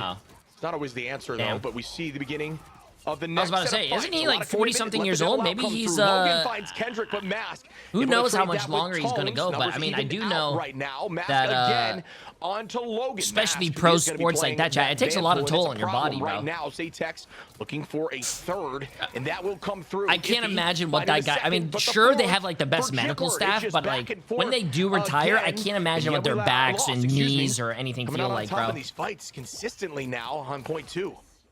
Yeah, Jitward going down in spawn, focusing onto Logan. But yeah, it's like you said, they're coming up on top. I mean, Zatex has kind of just been everywhere. Look, again on Tico, goes invisible, comes through, gets the little melee animation cancel at the very end. But overall, just I think the pressure has been too much. You throw the Deadpool ultimate, throwing the bubble out to make sure it doesn't get healing, and again, Tico goes down. Excellent work again by Yeah We Lost. That's wow, 3 fights in a dude. row. And they're winning them Lunex, with, like, man. only a minute in the bank each time. Like this, we've seen 3 fast fights. Ship. Yeah, this is really clean as Mask's able to take out Logan while we have downtime. But I mean, this is crazy right now. It's like, yeah, we lost, have locked back in, similar to what we saw point 2 from Lunex on defense in Midtown. And now we will see ult advantage for Lunex. This is the fight they have to win. Zaytex has that dance available. Commitment comes through from Tones, who will be playing that Hulk now, and is going to find Kendrick early with some cleanup from Iffy. Great Dude, timing there I on a think 3-2-1 when I've been call. watching this game, I've seen Lunex more at their spawn than actually like. Lunex cap first point really flarking fast, but like now all of a sudden they can't even get out of their spawn. The problem with these close spawn holds is that they just spent 5 minutes finally trying to get out of their spawn, bro. So many times within such a little amount of time, right? So for Yeah We Lost because of it, if they make one single mistake towards the spawn, it's immediately capped back. And Lunex are still in it, right? We saw this previously on the last one. It was close fights on defense, but because Yeah We Lost are playing a very offensive play style, it's not really playing for the macro as well as Lunex have been. Yeah, and that switch off of the Gambit as the commitment comes through. Redis trying to find some more damage. The Exile comes through onto the front line of Cart. We'll be out of that now. Trading in terms of cooldowns. Iffy, the first pick onto Xantho. We see the boundary committed by Silent Blaze, who's just playing healthy while being ban-hammered. Still playing healthy on the back line again, and still just dropping back and playing slow as Zaytex now is going to try to find that pick, and it looks like it might come through. It does, as Tones takes out Jitward. Zaytex wants more. Yeah, bro, I'm loving the Psylocke, man. I'm loving the Psylocke. Charge in the last fight, and wow, this Hulk play is clean. Shout out to the Hulk mains. Yeah, absolutely. Exactly, right now, bro. Hey, that's on my bingo card. He said it. Damage up. We're going for another spawn camp. Probably. It's so fun watching Hulk players. Lunex need to rely on Tones to get this CC and spawn, maybe to stun out somebody this right side angle and pop off. And on the Jitward is on the Spider-Man to not only touch the cart but create pressure. We're gonna see some more follow up here. Kendrick using a great choke position to make sure they're forced into trance. Silent, able to take out Zaytex, and the start of that fight is a good start here for Lunex, who needs something to happen now as the OT has begun. On the dance floor, on the point, and even the mechanical spider is dancing a little bit as Xantho's trying to find that pick with a team up from Fox. Not able to make that work, still playing slow and dropping back, biding more time, knowing they only have to touch before that point cap comes through. But Lunex does have that percentage in terms of push that they need to at least guarantee a tricky fight. The final fight comes through. Dance of the Cutterfly goes out from Zaytex, finds Redis. Oh no, Redis went into the ult to try to like balance the damage and they're dying. Oh no, bro. Instantly, Tico onto Mask. Might not be enough here. The point's still moving forward, but that is a huge KO there onto the backline of that Gambit. Jitward came back on Spider-Man at the very least. Tones goes down. Huge cancel, like you said, might be the shifting thing that stops Lunex here in the streets phase. The very end, Iffy trying to clutch up. Does get one. Did get the full jackpot. Able to get Kendrick too, so both backline gone. No healing at the very least for Yeah We Lost, who have switched to full stagger mode. Chrissy, here from Redis too, so Lunex will get people back in the fight. And somehow, some way, Jitward finds Logan in the backline without any heals, so they're all gone. Tico comes back and finds Jitward. There's no way that Lunex actually brings this back, bro. 1v1 between Tico and Zaytex in the high ground. Wins it, though, is Tico. And with no time left in the overtime at all, the BRB brings Mask back in the fight, so they should have more members on the defense ship, but overall, they need to win this fight with ults coming up in a sec, but Cart Lover has it. If he finds Mask, Cart can stall it out for a little bit longer, and he switches into the Monster Hulk 4. And the spectacular spin on the back line doesn't get much value after Jitward's finding a lot of value earlier in the neutral, not able to make it work there. Redis does have ult available. You see Hulk just putting so much pressure onto the Vanguards. Cart trying to stall, does just that, still full HP. What a play there, down goes two. Dude, I don't Lunex, understand, dude. It looks like one team is winning, then the other team is winning, then the next other team is winning, the other team. Redis finds one though, but it won't matter. What a hold there by What a fucking hold, dude. What a hold, then what a great offense, and then what another great hold, dude. Also, I will say, like, this team is just so impressive. Every time I see what everybody else is doing, like, I'm pretty sure her neutral's good, White Fox, but I think her ult is one of the most horrible ults right now for in the game. Bro, I see a White Fox pop her ult, everyone just use their movement abilities, and then she's useless. She's just slamming the ground, feeding ult charge, 900 HP ult charge. On that switch, because yeah, it really did get value. I think you know, we talk about Spidey being incredibly strong What in do the you right mean? I don't want hands, to listen you to see your the people predictions saying, anymore. "Buff Bro, the Spidey, game's not okay, even maybe over. They slow can up a still little bit. Watch some win. Jitward play. So much commitment, and it is always a problem for that backline, even on heroes that quote-unquote counter Spidey, like the Invis, just still getting value. Even on Fox, it's just looking so clean, and even on the Gambit as well. So well done across the board on the defensive side of, yeah, we lost, but I will say I think point 2 right there is so hard to push through. Yeah, they had so much distance between them and Xanto. It's not right? even like, over, comparing Chat. it to the last map, Dude, we saw Lunex can Xanto still full hold. really contested it a lot and going down. But this time, like, Lunex could not pressure Xanto. There was too much pressure from everybody across the board. And I think that kind of comes down to the fact that they're not having to play the Phoenix. I think it slows down their playstyle a little bit. But regardless, we still have a chance here, Ship, right? Like, Lunex aren't out of it just yet. Lunex still wins, they bro. still are able Lunex to set still up their wins. defensive positioning a little bit. Maybe allow Tico to pop off on the Psylocke. Just in that matchup, Zatex looks a little bit better right now alongside Kendrick because, you know, Kendrick going aggressive, you know, bloodthirsty has been super good. And I think Silent Blaze and Tico have been a little bit slower on that department at the moment. Yeah, and it might have been Zatex who got that pick on that Gambit and all, and that was potentially point winning. But we're going to see now the defense of Lunex. They need to find more time. Hey, remember, this is very defensive heavy, so... But Kendrick says, nope, that's not going to matter as Redis goes down early. Will there Remember, be this map is very defensive-sided, chat, so... Zatex is going to be able to take out Tico. Mask on that Thor finds another pick, and wow, that's a lot of pressure. Goodbye here to Lunex, and a portal play will need to be committed if they want to get back chat, here. they can still full hold, bro. They can still full hold. You know, right now, Kendrick is looking a lot like Nero. Like, Kendrick on the White Fox has been so clean, so smooth, finding that pick with everybody else in the squad. They go for those coordinated dives, whereas the peel coming through from Lunex on the opposite side. Redis goes down again to Kendrick, who has the help, obviously, from everybody else. It's not just Kendrick, but the fact that they're making plays, the fact that they're setting up with his White Fox, this team looks like they're unstoppable right now, just like we've seen out of other teams with aggressive White Fox players. I'm really loving this Xantho Kendrick backline, buddy. All right, like, I mean, it's looking so good. Xantho's providing so much damage, but also has that additional trance there given from the team up with Fox and Kendrick, like you're saying. Lunex did the same thing and got full held, so remember that. Pressure on, doing exactly what Yeah We Lost has always done. Press the W key, and at this point, the W key is just broken. It's just constantly being slammed down as if he's already been driven backwards. Tico, though, able to find Jitward, who's likely playing on that back line, and yes, he was. Yeah, that's interesting. They switch over to Bucky, so they're trying to switch back to counter drive. So instead of kind of going back towards, you know, playing and reverting back to a play style that's going to be good for Yeah We Lost to deal with and at least to match it, they switch to Bucky. They're switching to a lot of heroes, or at least to switch to characters that can deal with the Thor maybe as well. And Logan finds Xantho on that high ground, like you said. He's been a problem, but Zatex trades out Redis at the very least. They do have somebody at least contesting the cart, though. So they're slowing down the push of Yeah We Lost, which is what they need to figure things out. Zatex finds Silent Blaze, and Mask on this Thor has been an issue, and it will continue to be an issue. As you know, just gonna walk them down once more. Plenty of time on, but the major difference here is Lunex has not been stalling that card like Yeah We Lost has. This team has been such an issue for teams to figure out. They're continuing to do so. Mask almost finds another pick. Outgoing with the God of Thunder. Will this get value? It doesn't look like it will. Answered quickly by the Fox. Coming to unleash. Logan, though, finding Jitward is a good setting of pace as they're trying to get back on that point to stall it. Yeah, Logan's been low-key insane. Nice hook. Lunex has no answer for Yeah We Lost DPS. Bucky has kind of given them so much counter dive. They just don't. Think Bucky and Phoenix kind of do similar things. Yeah We Lost DPS players are doing whatever they want. Peel, he's been clean. So they finally, again, get another fight win and have dealt with Jitward for the second time in a row. So as long as, you know, they keep doing that, keep focusing around this back line, they can maybe win, but 3 minutes and 30 is going to be an incredibly long hold to do. Zatex also gets KO'd on Logan, or KOs Logan early.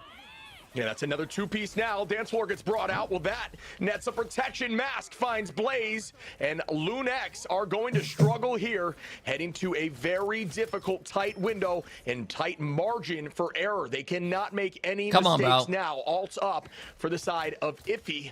And exactly. Cart how are you supposed to make a plan against a team that has no plan? Xantho finds Tones. Goodbye, Vanpool, and there's that commitment from Cart. That was an excellent hold there. Now aggressive forward by Cart, like you said. He could end them. Push them back into the spawn. Make sure they can't go for a TP. Make sure they can't even leave. Like, look at this, bro. Shove that big Hulk body towards the spawn. Make sure nobody can get in touch with this Cart. It's just on the Venom.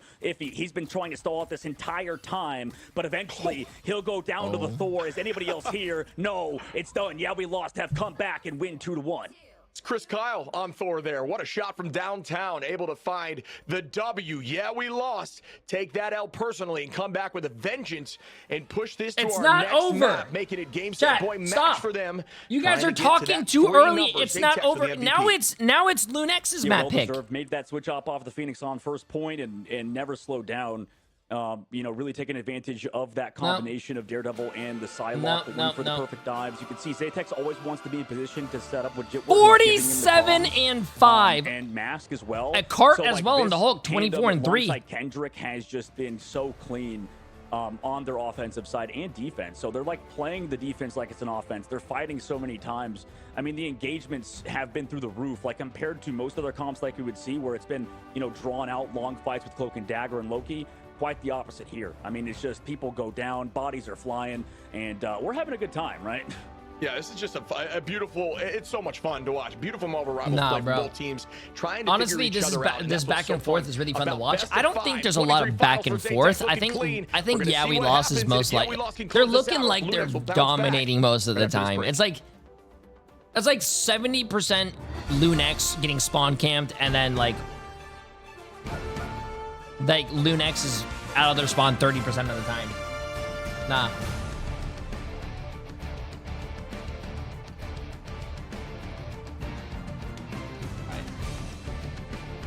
Oh, wow.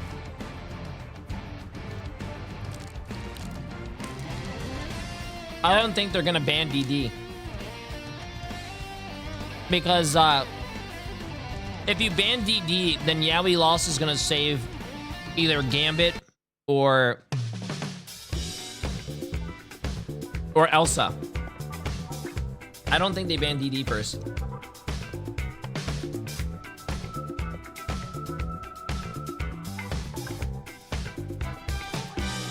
Yeah, I don't.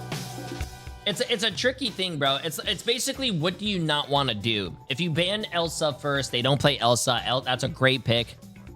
And they might save Gambit or Daredevil. But if you ban Daredevil first, well, they're gonna save probably Elsa first. So, yeah. This is why it's very good to be able to play multiple characters and have a wide hero pool and not be a very, like a one-trick. Or, sorry, not one-trick, specialist. Oh. Yeah, another 16-hour stream today, man. I'm trying to keep myself awake. I need Emily to smack me. My nose itches.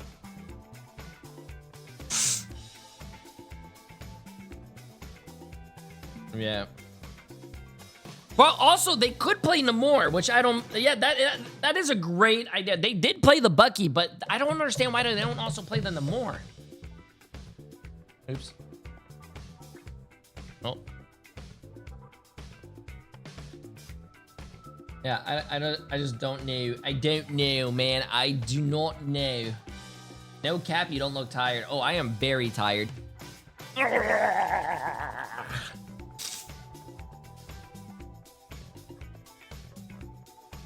YWL has been my favorite to watch. I hope they win. They definitely have been fun to watch. I voted Lunex to win this because I think Lunex is more consistent. YWL yesterday did not look good. They looked like they were just trolling. But, yeah. Okay, let's get back to this. Welcome back, everyone. Zoe here, joined by Dogman and I run ship. And once again, we do see, yeah, we lost being up in the series, but what an explosive performance. I mean, we know they love playing aggressive, so obviously... No, I have a standing desk. Sometimes I stand. It was just so oppressive. It was kind of criminal to watch. I think one thing that stood out to me here was just the different approach they take into, like, trying to go aggressive, right? When we lost are going aggressive, they are still prioritizing cards. They are not card the player, but the card. So they're actually getting like some movement there. Whereas Lunex, they're trying to win those engagements, but then they're not getting any push. And then in the end, they're running out of time really to get anything done. But like the card on card focus was quite on point. Now I'm back to the point where I feel like maybe we do have to ban out the Hulk, even though it wasn't an issue in that second map. It clearly was an issue in the past, hence we banned it the first map. I mean, hence even Liquid Citadel put some respect on the name and banned out the card Hulk. So.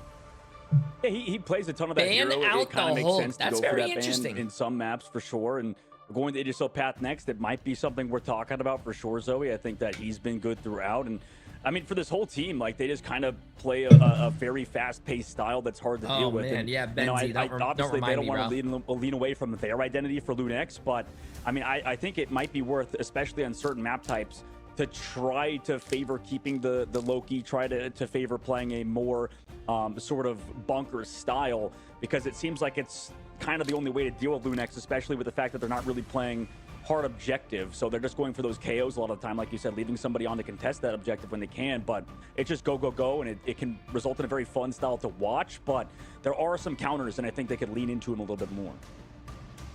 Yeah, absolutely. And it's funny you guys are mentioning the Hulk, because if you just head over to the stats, you'd be like, oh, it looks like Cart really didn't get that much value. But like Zoe was saying, he's always on the point is why. And and I'd argue that is so much value, maybe even quote unquote MVP. And you may not get it in the stats, but really stalled a ton of fights that were won, even by the side of Lunex, didn't matter at all. So really clean play. I think, yeah, like you're saying, I think you can find some counters that could work into it. You just need some real raw damage to stop the Hulk. Yeah, go Punisher, shotgun him. Are you trying to match the aggression that is coming out from Yeah We Lost, or is there more value in just trying to slow it down? Like, what's the better approach historically, looking at teams that managed to win against Yeah We Lost? Yeah, I think it's slowing it down a bit. You know, obviously, if you want to try to match them and play them to a higher level, that's what we've seen like Team Liquid Citadel do. But you know, it's hard to kind of match the roll for roll basis that Team Liquid Citadel are on right now. Next map, Zoe, this is going to be a ton of fun though to see if Lunex can come back and bring us to a map 5. And they have to, because this one's for all the marbles. It is their playoffs live on the line. Match point for Yeah We Lost. Can they close it out? Let's find out. All right, buddy. And you can see the same mismatch we've been seeing the whole time. Goodbye to Elsa, goodbye to Gambit. And Gambit will be selected, even though Lunex has had times where they feel like it's not always the pick, but they always seem to go back to it after the fact. So a little bit of mismanagement in terms of what their ideal comp is. Oh, this is a Rice Krispie team like Yeah We Lost. Yeah, I think they've been able to do at least on the second map through like characters like the Thing, also making sure they dive on Xantho, because like we said, he's going to be in an aggressive spot most of the time. I hope they change up their ban phase. Don't do your normal ban phase. You can't ban Luna Snow, for example, if he's going to play it, because the ban phase looks like it's happening in a very similar way. Right? That's fair. You got you don't want Zatex on that character. Rogue early, maybe to remove that, but also kind of interesting that we get to see still the Elsa ban. I would like to. So for Lunex, the Mantis, I think they're going more of a safe. Word on Daredevil so far. It's been prioritized. 100 Thieves have been seen doing stuff like that with Self, and Yeah We Lost. They might go for that early White Fox protect this time around, and it's also that early ban under the Thing. So smart move, I think, from Yeah We Lost. It could be an overemphasis. I hope they do ban the Hulk. I hope they do ban the Hulk. But they're going to get that Deadpool Vanguard through again in that protect phase. Yeah, I think it's a good call out. They saw it might be a little bit of overcommitment to that one comp, and saying if they do shake things up, that would be, you know what I mean? We kind of misjudged and didn't handle our opportunities as much. But yeah, I think locking in Vanpool here is a great idea. So you can run that strat early on should you desire, and you could switch later on to a fully juiced out Vanpool. We're going to see the removal of the side of Jeff, who Kendrick is not afraid to run. We're going to see what the final lock is here for Lunex, and I'm not sure what their answer would be. It could be Vanpool as well. I don't think that's a bad decision because they had a ton of success on map 2. Yeah, it could be. Let's see. I mean, they go for the Jeff ban instead. I kind of would have actually maybe been okay with the Venom ban even that you brought up before, but the Mantis... Jeff is... I'm pretty sure they run Jeff as well to help their dive. Because the Thing banned on the opposite side. So, Shib, what do you think about that? Like, that's definitely a good read. Yeah, I think we were just talking about, you want to try to find a way to get through Hulk. And you know what? If you damage boost some strong duelists, that's how you get through the Hulk. You just got to overpower Hulk's overextension. And when he's on that point, you delete him. You need to be focusing on that 24/7. NA is fucking drunk, bro. Triple, watch 100 Thieves don't your ban duelists to become an absolute raid boss, as we are going to see what they elect to run in a moment. Looking forward to Idrisil, my personal favorite map, buddy. Let's go. Let's go, man. 100 they went Thieves, for that every low-key single ban on the time they opposite do a side to match, help, 100 Thieves does potentially deal with the very group stuff that they extensive could research on do. the other But team. man, that Mantis getting through is going to be interesting. They We've spend seen in other 28 tournaments hours and a day also in EMEA. It just doing feels like research Mantis stuff against is the crazy, team. dude. Like Mantis Ultron's been good. Mantis really anything is good. It might not so, be the right but, I mean, research. let's see if Lunex It might not can even actually be capitalize off of it this time research around, in because, yeah, we general, lost. but hey, might have, they overcooked. they're doing something. as Zoe likes to say. Mantis Groot too, right? Like you're gonna have those ults super quickly, and you kind of mentioned, I believe, map 1. You're like, I don't think Groot's bad to slow up the pace either, and I'm with you, bud. I don't think that's a bad decision on attack because you just cut the LOS of whoever is trying to make a play on your backline. You just completely remove them from their own strats LOS, and you try to focus that together. And then you farm out super quick if you do have that Mantis on your side. So we'll see Remix is still if the they're coach, able to do that. I just think it's super good versus most of these teams that don't really play a ton of Wolverine so far, right? Like I feel like if you're going to play the Groot, and then you have the thing in your back pocket, you might as well. And also, okay, come on, let's see Lunex win. I want to see Lunex win so we can go to a match 5. I don't think we lost has shown a ton of Wolverine gameplay. Let's see it. I agree. I don't think we've seen that from them almost at all. We'd have to go back and look at the stats. Zatex on the high side, putting pressure on, trying to keep them tight to the point. And that's just what we lost has always done out of their spawn. And you can see a little bit of hesitation, and I think that's kind of a problem. Watching so you gotta believe that dry you can handle and then some of this congratulating dueling, you can each play other out of the when door it if the team's trying to hold dries. you here. Nah, So bro. don't completely disregard it as Tico is able to find Cart and set the tone a little bit for Lunex, who needed that momentum. But here comes the engage on that back line from Jitward. We know that's a problem. Xantho's looking dangerous. Goodbye. As Tico makes a play. That was a little crazy. It's a little crazy. He's setting up for the dive again on the back line, but they're not able to do so. That's the problem with letting Mantis Ultron through. They're looking pretty good, Chad. I like the Wolverine. Cohesively, except Tones, obviously, who just went aggressive with the Deadpool ultimate, able to take down that off angle. But I like it. I mean, so far, it's going to be really hard to deal with the comp of Lunex just because they got the Mantis through, they got the Ultron through, which is at points turned into like a god composition. You have the Phoenix to counter Mantis ult and stuff, but will it be enough? Yeah, I'm with you. I think this is a comp that you maybe are seeing in ladder and you shed a tear, but in pro play, it can be a huge problem because you don't need a ton of healing if you play around natural cover properly, and you can make your own cover with your Groot, and you have that heal wall to help supplement the heals. Iffy finding Cart, Regis onto Kendrick and Lunex. Hey, they're looking pretty good right now. I mean, they are doing the triple heals, don't get me wrong, but they're looking alive. 5 minutes, point 2. I mean, they're looking alive, chat. They're looking alive. We saw this team struggle playing Mantis comp before, but it looks like they look much better with this Wolverine alongside to help peel for the backline since they're not trying to hard control off angles. Also, the fact that they got Gambit through too. So the Loki band playing Mantis on a controller, that's crazy. They still have that Ultron Mantis with a damage boost, and then obviously Logan's just going to play Gambit. But a huge pick off on the opposite side to slow down the offense. Yeah, I missed that. For some reason, I missed the Gambit in the moment. But yeah, Gambit's obviously a huge influence who can play hyper aggro and has, honestly, KO potential in the neutral. As Mask is owning this high side, Logan finds Jitward. Out goes the answer with a resurgence from Silent Blaze, who is going to start them walking. There's the boundary matched by Xantho, but pays for it. Goodbye goes the boundary. Wow, they're Kendrick rolling able to right trade now. with Tico, though. Well done by We Lost to try to keep the numbers even, but losing that strat ult was huge for the side of Lunex, as they will find Kendrick on that high side. Oh, the Gambit flanking another support. So good at the neutral, and then Logan proceeds to get 3 KOs. 4 KOs! Dude, just brings the hammer down and force Zatex. Jesus Christ. Dude, your call there just cracked me up. You're clairvoyant. You're reading the tea leaves. You're a witch as well.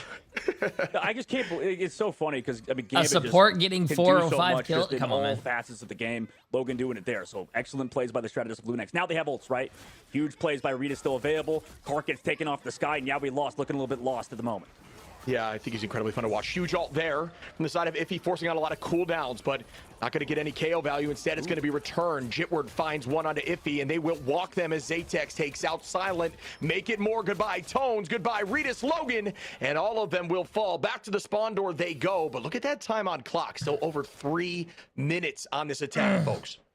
Yeah, sometimes I think with this comp, it can be a bit difficult to follow up on Groot ults. They're going for a spawn camp, by the way. After everything that's happened, they want to play at this choke again. So expect it. This is what I like to see, bro. I like the spawn camp. I love the spawn camping. Acquainted dealt with by the side of Lunex. Here goes some commitment now. Jitward with a let the devil out is going to lead to a 2-piece now, driving them back to the door. And I was going to say, I don't think we'll see too many more KOs as they'll probably get to the spawn door, but Psychi lied as everyone gets deleted. But Yeah, we also have 2 ults available on the side of Cart and Mask. We look over at Lunax, and soon we will see the scariest ult of them all. When is the Raging Heretics Royal game? Flush from Logan. Ooh, potential portal play to get out of here by Iffy. If you go back in time, probably like 8 hours. Able to find Ritas prior to that, though, which is Unless a huge trade. But they get on this point quickly, forcing everyone to get through this portal. Tomorrow's the grand finals. I'm just wondering why Ritas is not on Daredevil instead of the Bucky. I mean, I feel like we haven't seen too much Bucky through the tournament.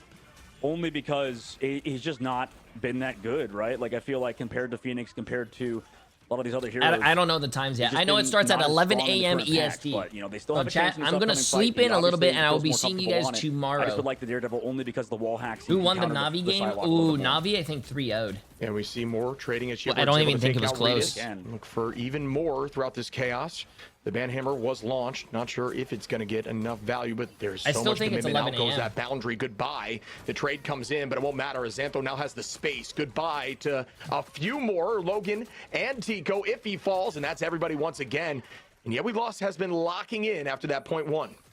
I think. Wait. Regis could play the Daredevil, right? Or Tico mainly. Like. Regardless. Okay, they go over to the Star-Lord instead to synergize with the Gambit. I get it. It makes sense. I kind of would like maybe even Ritas to go over to the Star-Lord and Tico to play some of those off characters. But Silent, nice pick. Zatex goes down early with the Psylocke ult too. That would have been huge to maybe force out Mantis early. I'm still streaming Monday. And doing so on the sticks. I'm probably going to sleep a lot. Playing on controller for those who may be in the audience thinking, you know, they might want to switch over to PC and see if controller's still viable. Definitely is. As we see some success here. Silent Blaze with ult available. Zatex starts off early on, though, and tries to get the Cutterfly to work out. Oh, that's a huge eye. That's committed as Iffy finds Oh, my goodness. I wish we could have saw the other guy's perspective, but who are ever that was massive. To point 2, 47 seconds on the clock here. And there is no ults available. It will be a neutral fight. Tones, though, very close. I gotta go blow my nose. The Banhammer. Let the Devil Out comes out from Jitward, who is down to 100 HP in a dream, holding on at 77. Still finds one and does go down after Ritas gets that trade. Come on, Lunax, bro. Come on, Lunax. But another pick from Tones. Bro, if Lunax wins this and we actually do go to a game 5. Still have the White Fox ultimate. The follow-up needs to be there by Carter. Bro, I'm not even mad, dude. I'm not even mad. Damage up, but here comes the piece of the business on the inside. Does find Tones, but in the sky, Star-Lord. Yeah, Navi did really well today. Really well. Around the shield. So this Star-Lord's ultimate completely negated, and with 7 seconds left to go, we lost are finding more and more value. And they are looking really solid right now, even after that. And they can't get. Wait, they all just ran away to protect their stats, really bro. Go die on point. On the defense, that's a very defensible position. How many days does this go on for? Tomorrow is the last day. Tomorrow you are going to be watching the lower bracket finals and then the grand finals, which is going to be a best of 5, then a best of 7, and then you're also going to watch the same thing for NA. I mean, like, man, I feel like they really, had their moments and stuff, and the Star-Lord with the Gambit could have worked, like maybe, but never predict again, bro. The game's not over. The match is not over. I could still be right. It was so clean, but then we lost, figured it out in the streets phase, in the second phase out of all things, and started going for those aggressive dives. And then Logan slowed down too. Like I think we saw more. The game's not over, chat. Like you mentioned. Don't be one of those ranked teammates where you quit because the game might be hard. Don't do that. That weakness that is on Lunax's side, and Rita's trying to switch to a character that has a little more survivability. Makes sense to switch over to the Star-Lord. I just maybe I'm crazy, but I kind of would have preferred the Daredevil. This team has also struggled, I think, playing this triple comp generally. So we'll see if that changes. Wait, what? Crouching in bushes. Appreciate massive 64 months. Hold on, wait. I was passively watching on mute, but seeing that you had a Lunax running on your random piece of scratch paper was the moment I knew that 250k needed to go on YWL. Yeah, you're banned from my chat, bro. I think a change in competition was you're never betting a little again. Bit earlier. They tried that Star-Lord switch, but it was down to what, a minute at that point, bud. So it's like that's when we don't want to see the changes. Your chance of you even getting ult becomes dicey. And likely going to have to use it at the very end of the fight. As we start now, Zatex going to walk out forward with that Van Pool, and we can see the positioning from Lunax playing a little more traditional around Groot, who will be placing that wall a little safe. You can notice that location on screen right now, back into that corner. That'll give a slight ring forward, so he actually can be CC immune up here on this ramp just a little bit. That CC immunity going to be a big deal, big player for Iffy. He goes aggressive immediately off of it. Good call, Shib. Xantho goes down, removes that Invisible Woman who wants to go aggressively. That's hey, good D, bro. Good D for Zatex, but at this point, everybody else is gone. Good D. Logan again with multiple KOs in that fight. Good A. That is a nice start here. For the side defense of Lunax, wins championships, chat. Remember that. Just need to make sure they can find a few fight wins. Only going to need 2 here, as typically when teams want to try to force 3 fights, they'll fight right at the door, portal back in. Logan and Iffy, you can notice Iffy now setting up walls and unique locations that aren't necessarily forced to be burned so that they can be available should they need them. Zaytex, though, going to find the first pick there on a Tico. The commitment from Jitward on this DD has been a problem, will continue to be a problem. But that is another trade, even more from Redis onto Mask. But Kendrick finds one. Iffy again onto Kendrick. Would you let me go to a back casino? and forth once more as Tones takes out Zaytex. Would you let me put the house? They're trading, and I mean, like, they're gonna get caught at the very end, maybe 2. He shields off his own teammate in the corner, eventually backs up. You got to figure out who the target is. Dude, Lunax is going to win this. I'm not even worried. I would be sweating right now if I was worried, chat. Try to play a bit safer around them. In the meanwhile, I mean, that was not a bad fight from Lunax. They can still have a chance on this first point, especially since they have TP still available, and Ultimate's coming up from Iffy. Oh, that could be huge. It does find one instead, and that's just a body block situation there. Good idea from Iffy, who wants to make a play, but there's more commitment. Out goes that Galactic Legend. You see Fox in that off angle playing from the alleyway. Good all there to buy good job by yeah, we lost the kite. Wait, get back in your ult, bro. Oh, he chased the kill. Nice. Mjolnir getting some action today as we see Tico up in height and is going to be very low, trying to buy more time as Xantho takes out Redis. Goodbye to Tico. This might be a problem. Yo, can we get a TP going? Can we get a TP going? Yeah, they very well could. I mean, oh no, Logan alone with the Raging Roll Flush too. Oh no, they don't even get the TP going. Tough read. I mean, it was a really hard fight, I think, to win. Lunax actually fought pretty valiantly, but you can see, you know, Redis winning for that dive for the high ground. Tico pops the Ultron's Rage, notices that Redis is calling out the help on his dive with the Blaster Barrage, but they just could not find the KOs. The patty cake too well, or played too strongly from Yeah, we lost there. 4 minutes, though, second phase of the map. Yeah, we lost ultimates here still available. We portal play early from Lunax. I imagine their game plan is to farm ults, maybe force more out of Yeah, we lost, to actually slow it down, looking for the right target to dive, which will probably be Logan. Yeah, I love Jitward's setup, though, right? I mean, it's just so scary as we see now Zaytex diving in. And is going to be able to find backline early. Why not just run back to your spawn? Your spawn door's right there, bro. That would have been a wasted ult, and you would have lived. As everybody else is back in that spawn room, and I just don't understand. I like it. They didn't panic their ship, the side of Yeah, we lost, right? Like, they are looking through walls. They set up the dive. It was so smooth. Wrong spawn. Never mind, chat. I'm stupid. Out. Probably going to try to do the same, right? But they did use a decent amount of ults in the last fight. Wrong team, bro. Wrong team. I was so fucking confused right there. Tico now going over to the Wolverine. Kind of what I wanted to see tells you how tired I am. In the series. Tones going over to the Captain America. Yeah, it's a good call. Xantho starts up again with the pick. We've seen a lot of that from Invis. Well done, Xantho. He's been a problem. Will continue to be a problem. Cart onto Silent, but now the touch needs to come in here from Tones.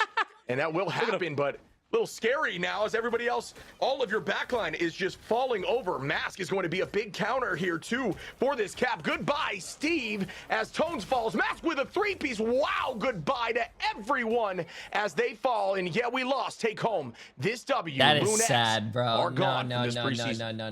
Yeah, what a fun series. Huge shout out to Lunax for competing and putting up such a good fight and improving throughout the whole tournament. Like you and Zoe mentioned, they just look like a very good team. It's tough because sometimes, you know, you have to play against the team that has your number. Crazy. And Kendrick going to be the MVP. What do you mean never predict? Kind of has been one of these unsung players of the whole tournament. Regardless, huge plays from Yeah, we lost. They get it done.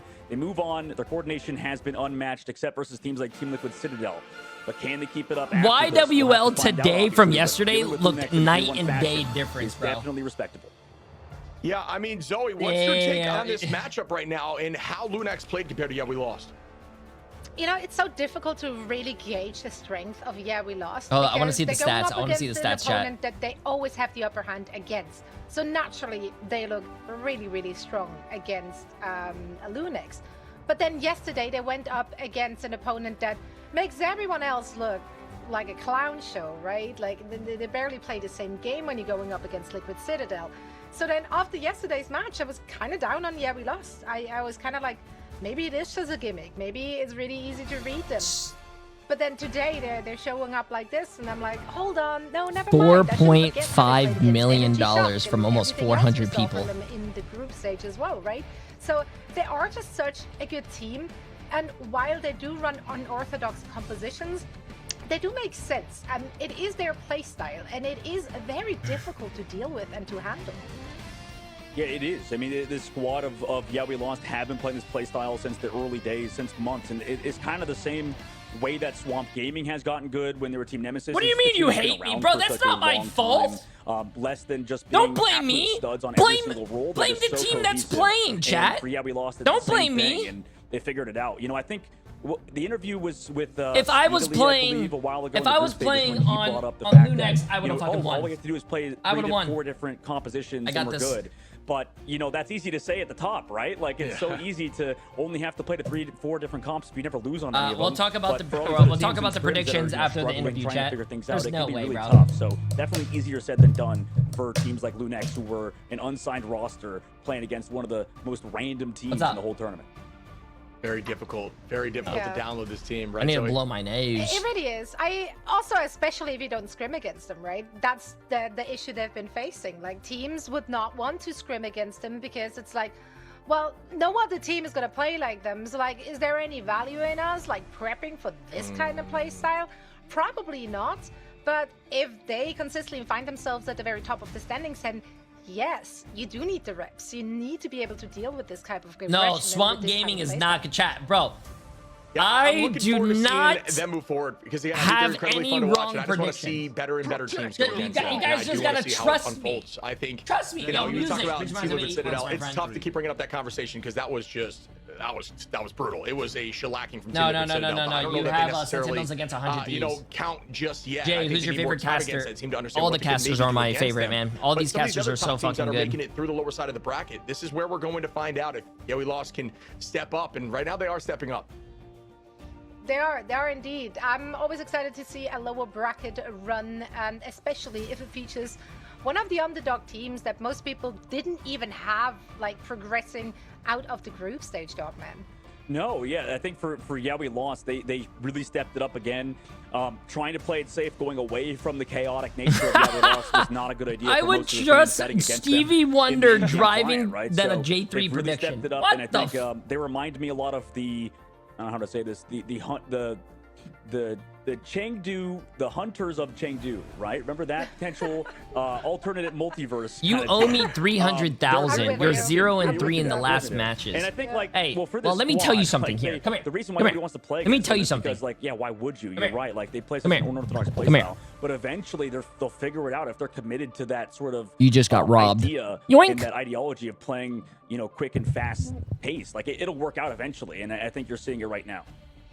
Yeah, I mean, there's one thing to be said about, like, scrimming against teams like that. It's like, if you can deal with them, you probably can deal with it. No, trust me. Like, chat. You've seen it all. They are so I will never though. do like, another remember, prediction if my next prediction is wrong. Like a B team at 100 Thieves. Look, I even X'd this one out because I was wrong. I put an X. 100 Thieves beat Sentinels. 100 Thieves beat Sentinels. Because it shouldn't work. Trust. Like, on paper, it's like not the better composition, but it trips you up because, like, if you play the standard, if you play what's right. Chat.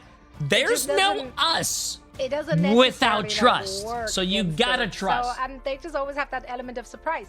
That said, though, it's not like Yeah We Lost. No way my guy picked Swamp over Team Liquid Citadel. What? Swamp is gonna roll and spank that ass. Normal competitions as well. So Swamp it's Gaming not like you is going to make Team Liquid Citadel wish they never even played in the tournament. They made it very clear that this is how they think the game is supposed to be played.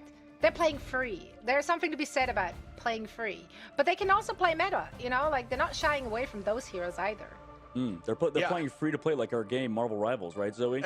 That's all right. That's so true. Okay, I'm pretty cringe for that one, I'll be honest. But okay, Swamp is definitely beating Team Liquid Citadel. Watch. You guys are gonna say, "Wow, J3." I think I never doubt you. Why they're doing it though is because, I mean, there's something to be said about, like you said, being free to play, being a team that doesn't have, I don't know, like, kind of expectations, right? Like, if you don't have expectations, if you assume, you know, the worst, it's kind of, we're already at rock bottom. We might as well do whatever. For this, for the side of for the side of we lost, like, none of their players wanted to get picked up. Like, people look at Cart Lover's hero pool. He plays like shield. I think Jay3 was talking about it even in the scrim.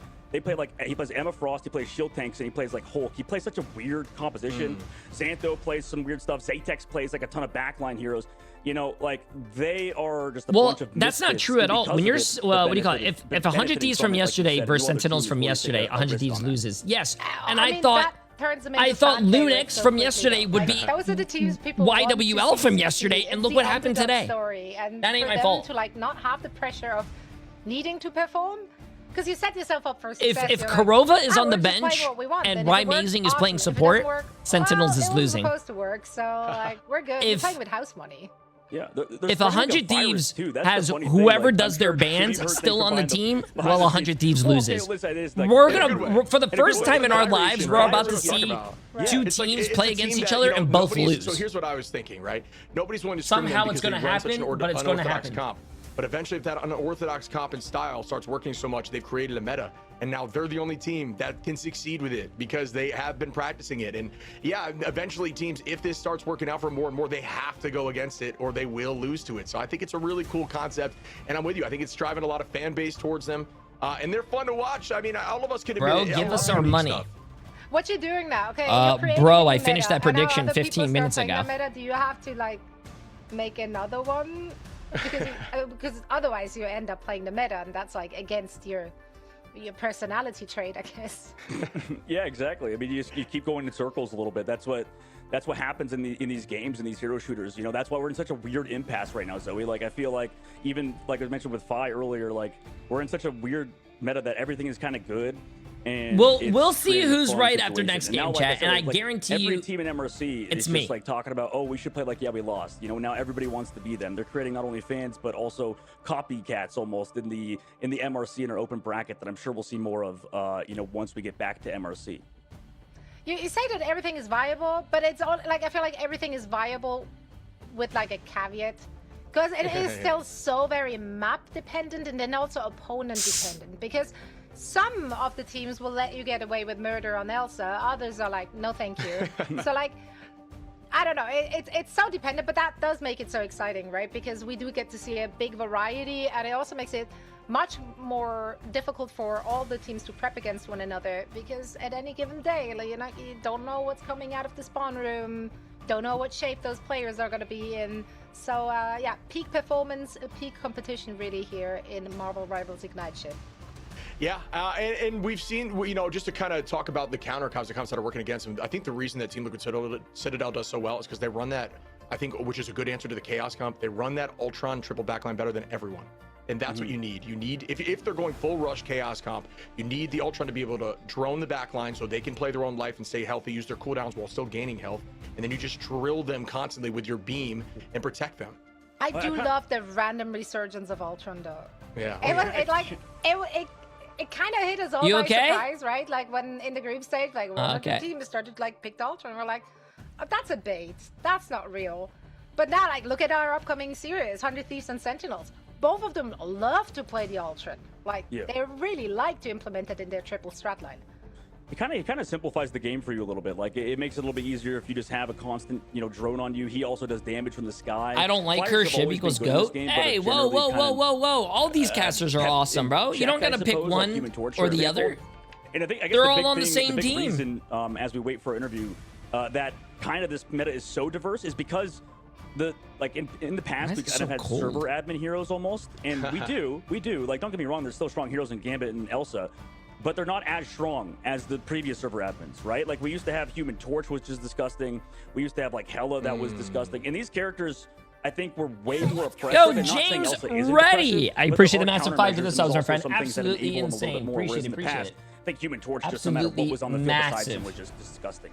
And they play well into a bunch of different comps, right? That's the beauty of, like, Jay, should I go all in for next match? Gambit and Elsa go both all can kind of fit into virtually whatever and put you want to run. all your money and that makes it so on there's 100 a lot of Ds, other comps that and are you kind of would sliding not forward. be And then disappointed. sometimes you just completely remove those two characters. You don't even need them. Trust. Well, maybe not Elsa. Trust. Well, no, not ready. I have good news, guys. The waffling may stop, we do have our interview ready. So let's bring Mask in for a quick chat after this very dominant and entertaining performance we got to see from Yeah, We Lost. Mask, congratulations. Thank you so much for taking the time for a quick chat. Let's talk about how you got it done, though, because this is an opponent you're very familiar with, right? And you always seem to have the upper hand against them. Was there anything that you learned from what they've shown us in the playoffs that you had to take into consideration, or were you able to just rock up with the same game plan you always had against them? It was sort of a bit of the same game plan. Obviously, Regis is a very good player, very talented. Our goal is to make sure he is unable to play the game, and I think we did a very good job. So, shutting him down, and just kept the same game plan basically. And I think like Mask, like you're playing. I think the only other team that plays a lot of Thor is like Na'Vi or whatever, where like Trust Me goes it sometimes. But like for you, I feel like you whip it out a lot more than people will like kind of expect. Like why the hell are you going Thor first of all? And then like maybe is there alternatives, or are you just like I think Thor's best here? Thor's Thor. It's pretty fun. I think Thor is Thor, pretty fun. Best in slots at times. Other times I definitely do troll picking him, but I think it's just a brick wall. You can't ignore him. You have to get through him. You have to get around him. You have to do something. So I think it's a very good pick. Very fun to play. So is there? Just kind of piggybacking off that, and congrats, by the way. We were talking about how your team is incredibly fun to watch, and I think you're one of the few Thors that is playing in the Americas region at all. So the question is piggybacking off that is there times where you feel like he struggles, and is it specific hero base, or is it just comp?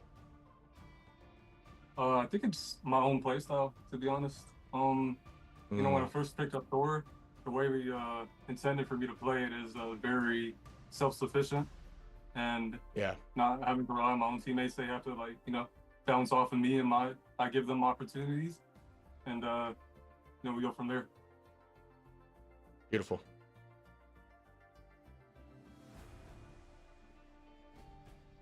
Oh, she's muted.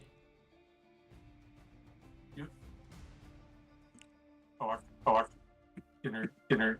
Never mind, I'm muted because I have because we're sick of it. Okay, what I wanted to ask was very insightful. You guys are running so many unorthodox compositions, right, and heroes. Is there anyone reining you in? Muted Jay3 and Marvel Rivals, and I'm addicted to both. Hey, Roro, appreciate it, my friend. Nah. Wait, but you've been following. You've been here since 2022, brother. Use case, you might see Widow, Mantis, Wanda, Sproger. You might not see a paid chatter, bro. We got a lot of stuff cooking up still. We're struggling finding scrims, but once we get that rolling, Thor is D tier but fun. Roster one day from RWO. I absolutely love to hear that. We're so excited to see more from I have to sneeze. Squad. And of what course, is continue your run in the lower bracket now. One last question. Where did you get D tier at? Is there a team you would rather face off against? Not really. I'm just hoping sneeze, bro. My nose is like match 5. Oof. Nat 5 banger. That's right. That's what we're all signed up for. Thank you so much for joining me. Best of luck in your next match, and have a good rest of your day. Awesome. Thanks for your time, bud. What a beauty. What a gorgeous human being. And what great insight. I do love that nothing is off limits for them. Yeah. That's what I wanted to hear, because that's that's what I gotta blow my nose. They're joining the server, and we're like, we might be in for something crazy. That's the kind of energy you always have when they are in the match. So I hope they continue in exactly that way. Now they will, of course, be moving on. I gotta start. I can't leave until I start predictions, chat. I can't. Who's that gonna be? Well, we will be finding out after. I can't be getting sick as well, bro. I've been in my house for the last 3 days co-streaming. I have not been outside. Besides the time I went to the gym and I lick bars.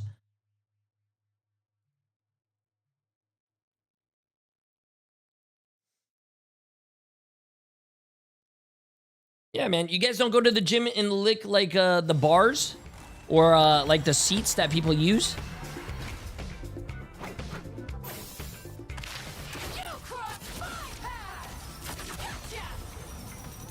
Wait, I just noticed something. They don't have a timer. They don't have a timer for how long they're gonna be gone for. Uh-oh.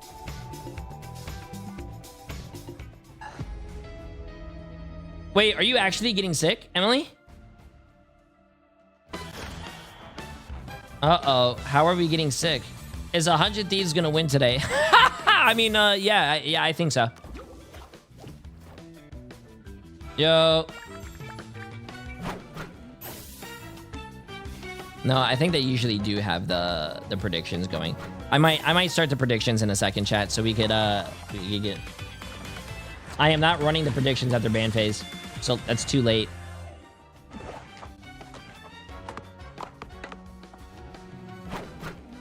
That is too late, man.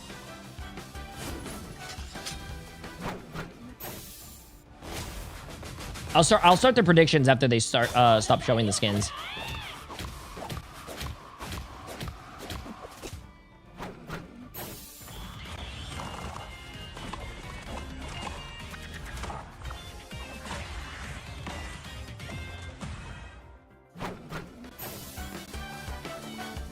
Yeah.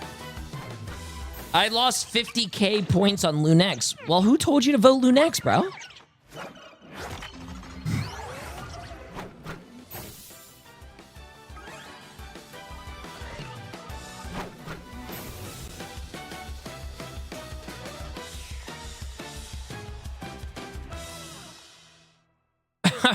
Are you okay?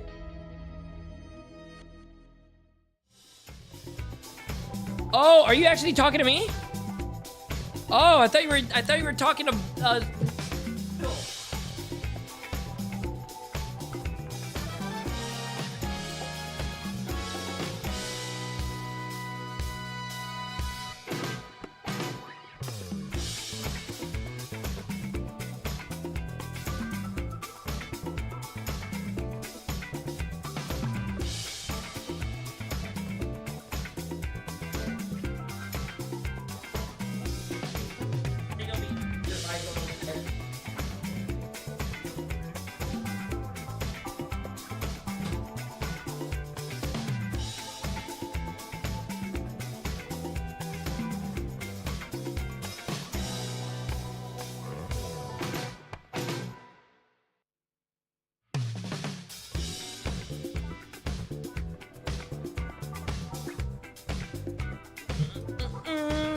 Okay, chat, you guys ready for predictions?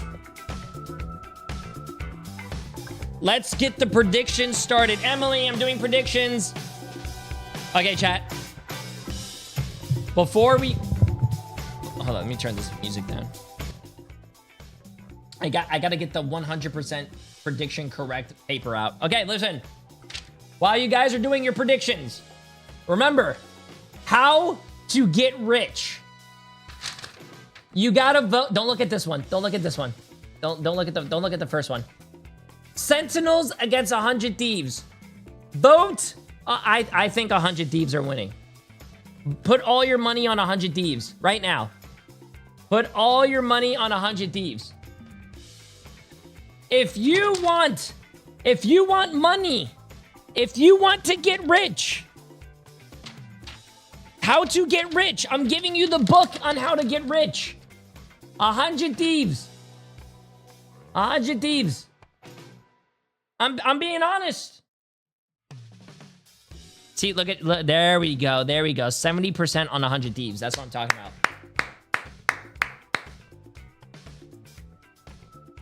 Nah, 100 Thieves is winning that, chat. I'm sorry, but 100 Thieves are gonna win 3-1. Watch, 3-1.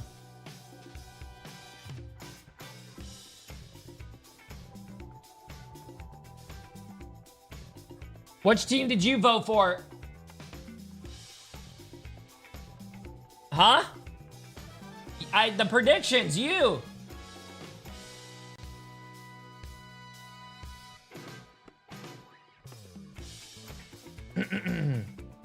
I clicked Sentinels by accident. I know for goddamn sure you did not do that on accident. You don't believe in the Jay3 100% prediction prophecy?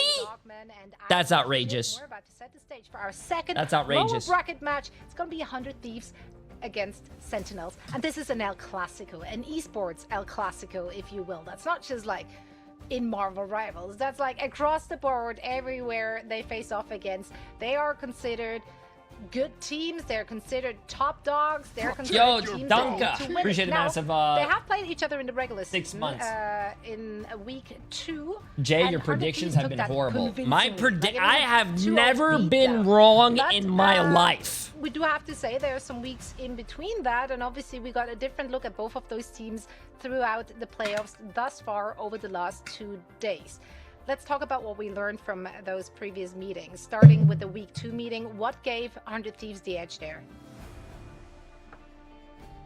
Yeah, so for 100 Thieves on week 2, if we're talking early on, honestly, I think it was Sentinels really just, well, I don't know, it's getting dicey because I think Sentinels just weren't in their bag at all. They just weren't playing as good as we see Sentinels on the screen. Hopefully, here. okay. But we've seen a lot. I'm gonna break it down for you guys. Sentinels will win if they put Kurova in and they take Rymazing off support jail and put him on DPS. But 100 Thieves will win if they fire anyone who doesn't fucking ban Elsa. Back in to their more, trusted comps and playing better. But yeah, now if 100 Thieves doesn't ban Elsa, they'll lose. And if Sentinels don't put in Kurova and put in Rymazing on DPS, they'll like lose. Their old selves, and we had yet to see that from them. So I am excited for this matchup today.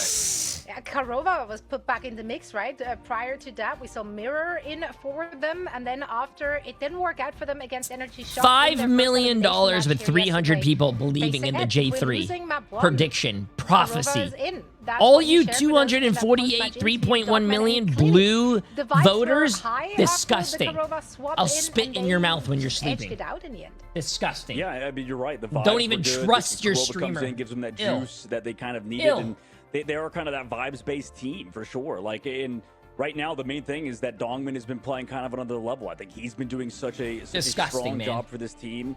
Always has been. He's kind of the star player for most of these squads, but I think he's that sort of rock that everybody needs on that Sentinel squad, and then Kurova comes in. Yo, TTK, you better wake up today, bro. And here at 100 Thieves, of course, we know what to expect from each and every single one of those players. Self, being the new guy on the block, has been filling big shoes and did so well. Delena and Self have really been such an oppressive, powerful duelist combo.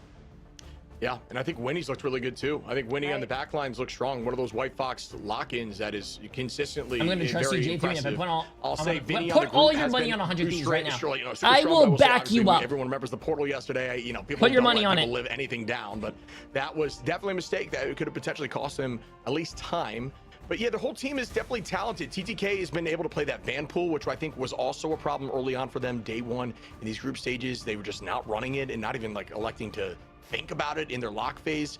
And now that he's been kind of unleashed, it seems like this team is coming into their own. So shout out across the board.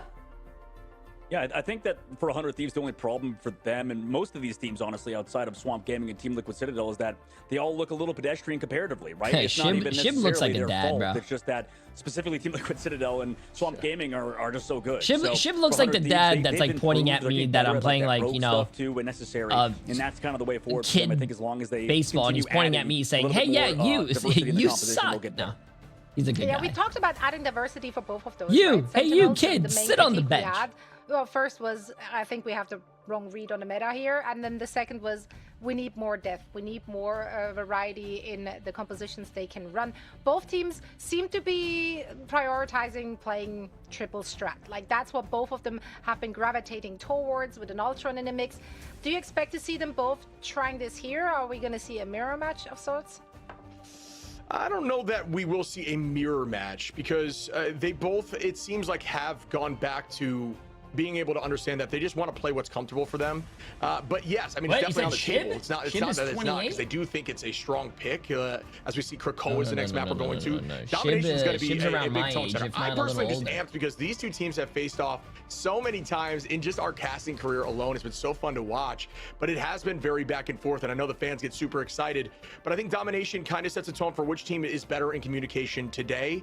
and that could change things as we move You need to forward tell in these this time. casters to stop calling tank Absolutely, pool and I think for Vanguard 100 Thieves pool. side, you know, obviously we've seen, I think Sentinels Well, be better. if I'm not at that sort of mistaken, Ultron it stuff, is and called then for the Vanguard opposite side, Strategist I think and 100 Thieves have Duelist. been better, So those are the correct playing a lot of names. these sort of, And these diving guys comps, are the probably Daredevil getting stuff. I would like paid both teams to by implement Marvel at Rivals least the to do Gambit this Dallas that don't get stream. through, or So if, I'm you pretty know, sure maybe they're going to Dallas does listen get to through, who or pays like, them rather the Gambit for instead 100 of Thieves. I Twitch want to see chat. more of the Psylocke Daredevil kind of tandem. Like we saw in the last series, I think it was good if we can go for these hard dives. And I think that kind of comes down to the Vanguard line at that point. But still a very fun matchup. I think that there's some strengths that slightly lean specific ways. But it all comes down to that ban phase for specifically this team, and also not letting really strong things through, like we saw yesterday from really every team that lost.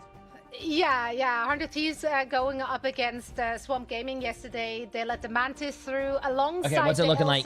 and that caused 400 people voting on 100 They did, Thieves. That's what I'm talking about. you know, 400 people, trust me. they ended 300 up people banning are one of the against me. two, That's they 300 didn't make hate Mantis watchers. because Swamp Gaming rolled over Hate them watchers. without utilizing Mantis when it was available as well. But yeah, overall, you know, honestly, I think 100 Thieves might have the edge here just based on the fact that there is so much tape on Sentinels playing such a close 5-map series against Energy Shock. Whereas for Sentinels, if they're looking at the tape from 100 Thieves against Swamp Gaming, I mean, there's not much you can derive from that. Yeah, but that could be a momentum shift. There's so many different avenues we could say this could play out, right? The momentum is just in the dumpster. Who knows? But, you know, whatever I think narrative you want to follow. I think it's worth calling out. I do think just historically, 100 Thieves have a better Wolverine option with Self and DD, which I think is very strong should a lot of the meta stuff be burnt out or banned out, right? So that is an advantage, but Sentinels, you just never can give up on this team for some reason in these high-stakes situations. They clutch up, they look clean despite the composition that they're on, and we saw that yesterday. Oh, no. Yeah, I think you're right. Like, It definitely Wolverine's been matters the impactful. composition that like, they're on. Realistically, for both squads, and this we were talking about earlier, Zoe, like, I don't know. I mean, I'm being a little bit of a hypocrite because I know the ban phase does matter, but specifically against like the top teams too, like if you're just kind of good at everything, you're not bannable against, you know, like you have to try some stuff out. Like I think I saw people like, for example, clowning on Remix and stuff in their game, but to be honest, like if your team just getting dominated, like it's not going to come down to the ban phase at that point. They're just a better team. Yeah.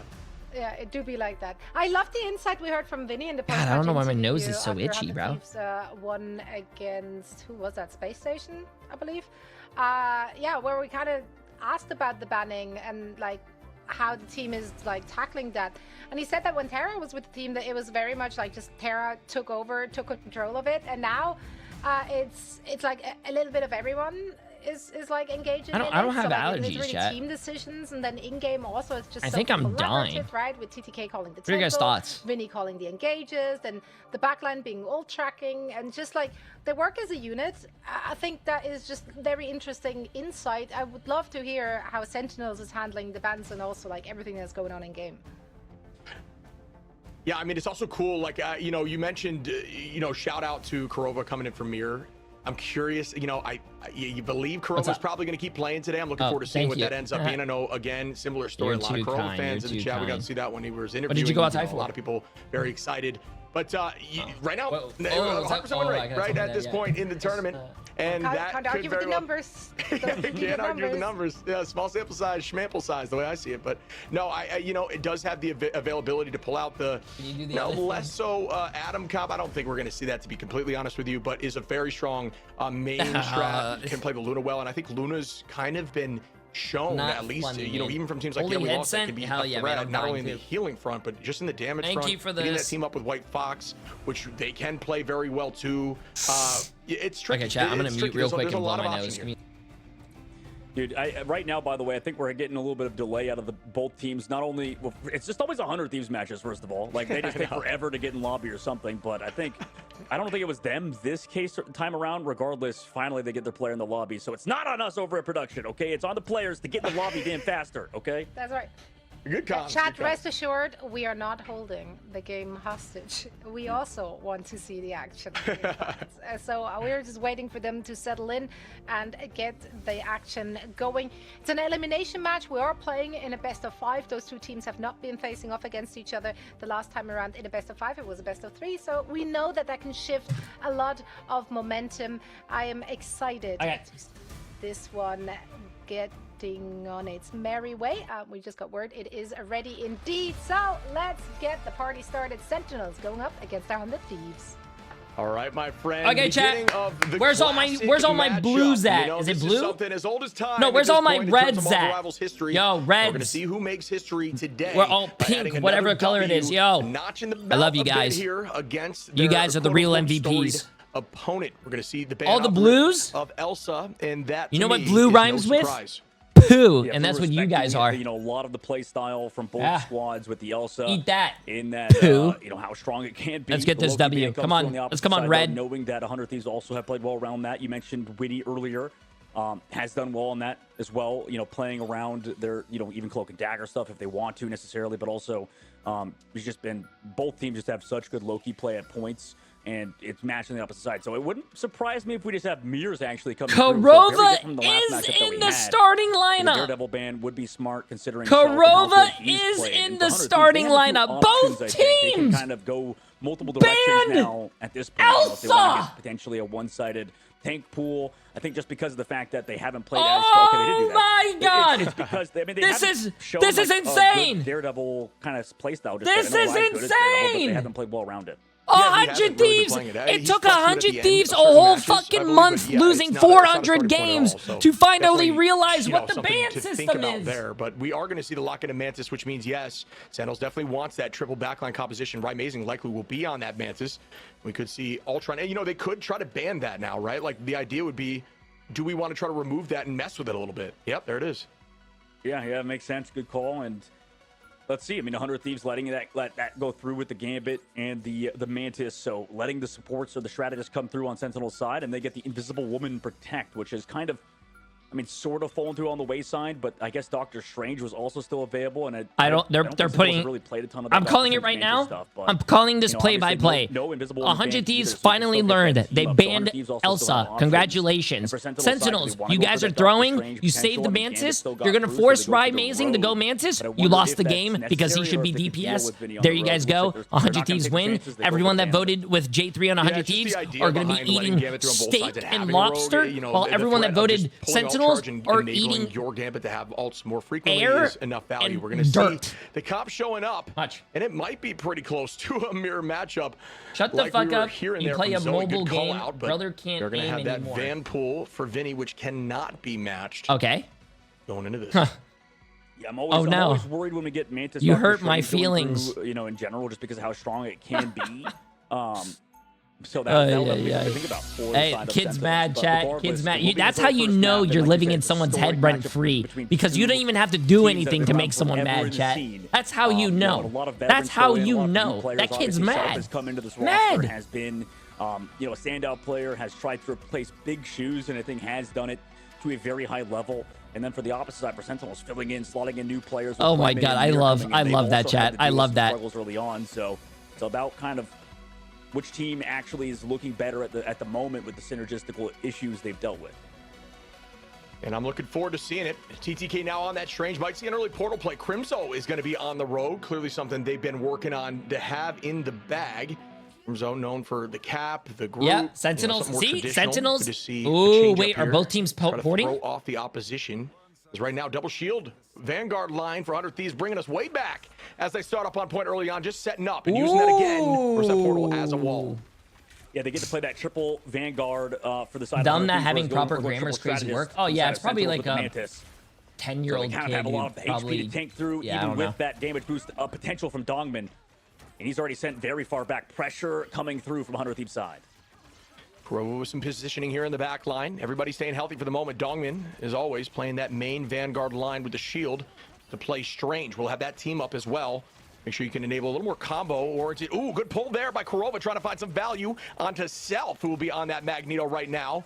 But that's that triple Van line that they are running, and driven backwards is the entirety of Sentinels. 100 Thieves will have advantage with that early ultimate from Vinny. Matched now by Winnie on that point to keep this space owned. Yeah, they have to keep falling back, though. No straddles until now. Korova pops his own 100 Thieves. Wait, 100 Thieves is running triple tank? Let's see if they disengage it in the upcoming fight. Crimzo is going to copy up there, seal this end song. Inferno from the sky will land. Bang! Is it get value? No, it does not. Delena tries to make something work out. TTK holding on to the Eye of Agamotto. Matched right back by Yusher. You can't get Elsa. Go ahead and run the Phoenix. Bang! Right down onto Millennia. Yusher able to find the first pick of this series. Crimzo now onto TTK, and all of Thieves will fall slowly but surely, and that should give point retake, but 31% here for Thieves so far. Yeah, it is funny that the pace of play for both of these squads is slowed down. Delena is like aura walking. But that's what happens, I suppose, when Mantis is in the lineup. 100 Thieves obviously prioritizing keeping Vinny on the tank pool in this situation instead of TTK. But it hasn't worked out in that first fight. Sentinels disengaged. They get the damage boost on Yusher. He's able to take down Millennia across the map. Excellent first fight from Sentinels, even though they did use the Raging Royal Flush in the previous one. Invisible Boundary coming up soon. We'll see if they can take advantage as well, as the Mantis does have uncontested ultimate. Eye of Agamotto is still available for both teams. In the run of that triple Vanguard line, and actually Yusher can run a pretty mean Wolf too, so curious if that ends up coming out if they're struggling more, but we'll see in a moment as Thieves do have control of point. Heartbreaker goes out here for Crimzo, trying to steal some of that alt-charge. Winnie from downtown finds Yusher, just making sure they are going to maintain presence on point in a moment. 43% in climbing for Sentinels, though. Can Thieves get on there? Ultimate's being committed by Rymazing now with that Soul Resurgence, and that will drive attention now backwards. Matched by Winnie with the Invisible Boundary, but it won't give them enough space to take this point, so they just have to kite here. Self is going to be leading that charge on the Vanguard, and that is something we don't see too frequently on Dom. Invisible Boundary, they're committed on the defensive side, and like you said, it hasn't been seen too frequently. Eye of Agamotto comes out to peel forward as the Meteor M. Counter Eye comes out, but no KO is down. Nice block there from the Vanguard line of Dogman as well. The shield comes back in from TTK. Help peel the gets pushed back away, I believe, by Kurova in that fight. What so nice the heck? That's the point. What? Pretty much negated to be useless. Those are the types of ults that he do in my game, bro. As they come up with the Rage Royal Flush soon, and Yusher's ult, but Crimzo gets taken down so low. Come on, and falls TTK. down. Nice job counter-engaged by 100 Thieves. Phoenix in the sky doesn't seem to get too much besides burning cooldowns. Delena gonna find two. He's better than that, Chad. He's better than that. Yusher. But Gambit does not fold, folks, as the commitment continues. And again, Flamme finds one as Delena takes out Rymazing. TTK finding Flame as Kurova also falls. TTK on this Strange, bringing us back here a couple seasons, and now Thieves will have control of point, but Sentinels just need to win one, and they're coming back quickly. Doesn't Self play Wolverine? So tough to chunk through on the side of 100 Thieves side. You know, I wonder why they're trying to force the triple tank and not put Self on like Wolverine. So low, but Wolverine has been like really good this tournament. Almost claiming the point. And we're going to see more commitment now as Dongman is looking to find one and does onto Self. Yusher with the Phoenix just reborn again, but does not get a KO as Rymazing says, I'll do that, no worries. 96% in climbing here for Sentinels. Nice sleep by Rymazing.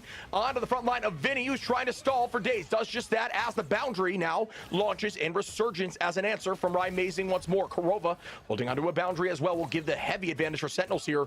Thieves are in a tough spot on this point. Nice. Oh, nice shots, bro. Nice shots. And it might be a matter of time here, folks, if these strat ults are committed properly. But TTK and Self could have ult if they buy enough time. OT ticking down, and that could be it. No, it's not. What a touch there by TTK with millimeters on the bar. And that is point one, Sentinels.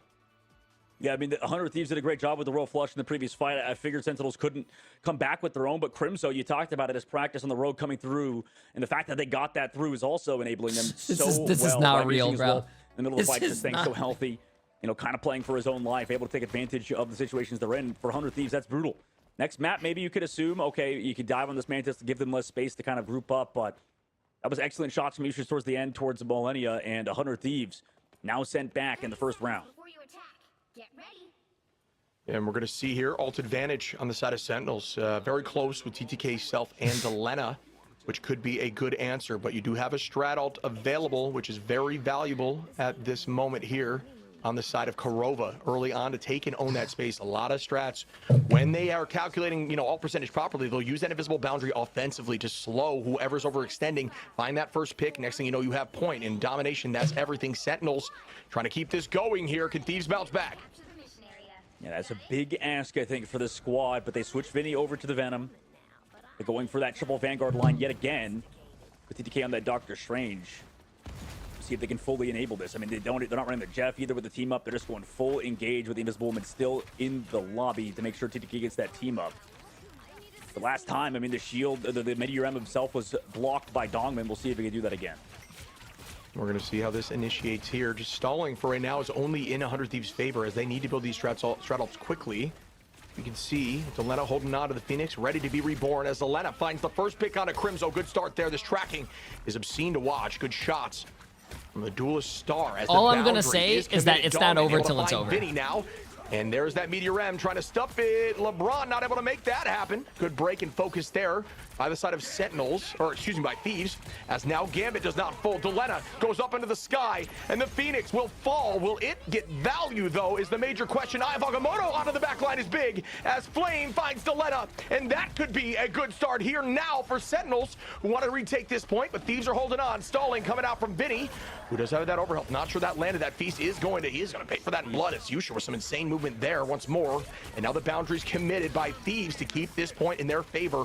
They're doing a great job holding on. God damn, TTK's aim with that controller is fucking insane, and his tracking and awareness, Jesus. Force them away and then goes down, that's crazy, bro.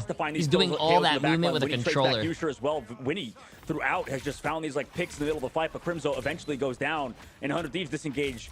Just works out. Oh! Point, building it up to 40%. Oh! Yet again, and for say something now. In the previous say, one, Jay3, I'm never questioning you. Jay3, scam not too much value. Say something now. And this time, I mean, they keep disengaging Vinny. Say something.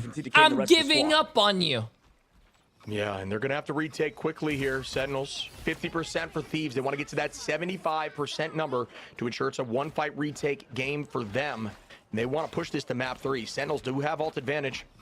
It's not even over yet. It's over, bro. It's over. I can literally predict the future. Watch. As always, Amazing's commitment now. They're all diving in heavy. 100 Thieves wins this map. To try to force back some of that momentum. I can predict the future, chat. As Yusher says, not up in here. Goodbye, Delena. Trying to match right back with one of the most well-known hit scan players, both of which just dominated so far in Ignite in this preseason, making a name for themselves. Absolutely. I mean, the hit scan role is definitely showing to be stacked in North America. Vinny goes down to Yusher on the point. Oh, I forgot to use my. I forgot to use so this. Eventually, they're whittled down to not many left. I forgot to use this when we were doing predictions. Where they, are fine losing this fight, maybe going next with ultimates. They still potentially will have a portal up in a sec. Winnie's getting staggered on the objective as well. Not fun to see for the squad, but regardless, 100 Thieves. Upcoming fight, I mean, we've seen in the middle of it, they keep picking Crimzo. Oh, I changed the exclamation mark channel points to exclamation mark poor. Help and support it. But maybe they have to trade, get some more damage onto Vinny. Regardless, they're losing their Vanguard a little bit earlier than Hunt 3s have been. Yeah, and they're going to be close to a ton here, Sentinels, on this attack. The question is, will they overcommit? They cannot right now as Thieves the ball's in their court at this moment. They need to win one real fight to force them into a portal panic play. TTK with the eye. Does it land? It does not on anyone. Forces out a little bit of direction, but that's about it. As the I'm going to start doing push-ups every time TTK hits someone right now, with his ultimate. Every one person he hits, 5 push-ups. Right now, I don't have to do any. Vinny going in with the feast. Delena from the sky. The Phoenix descending. Bang. Does not seem to get enough value. What a play there, dodging that Meteor M onto Self, and I love this view. Shout out observers as we look now at Yusher, waiting to dunk onto that back line.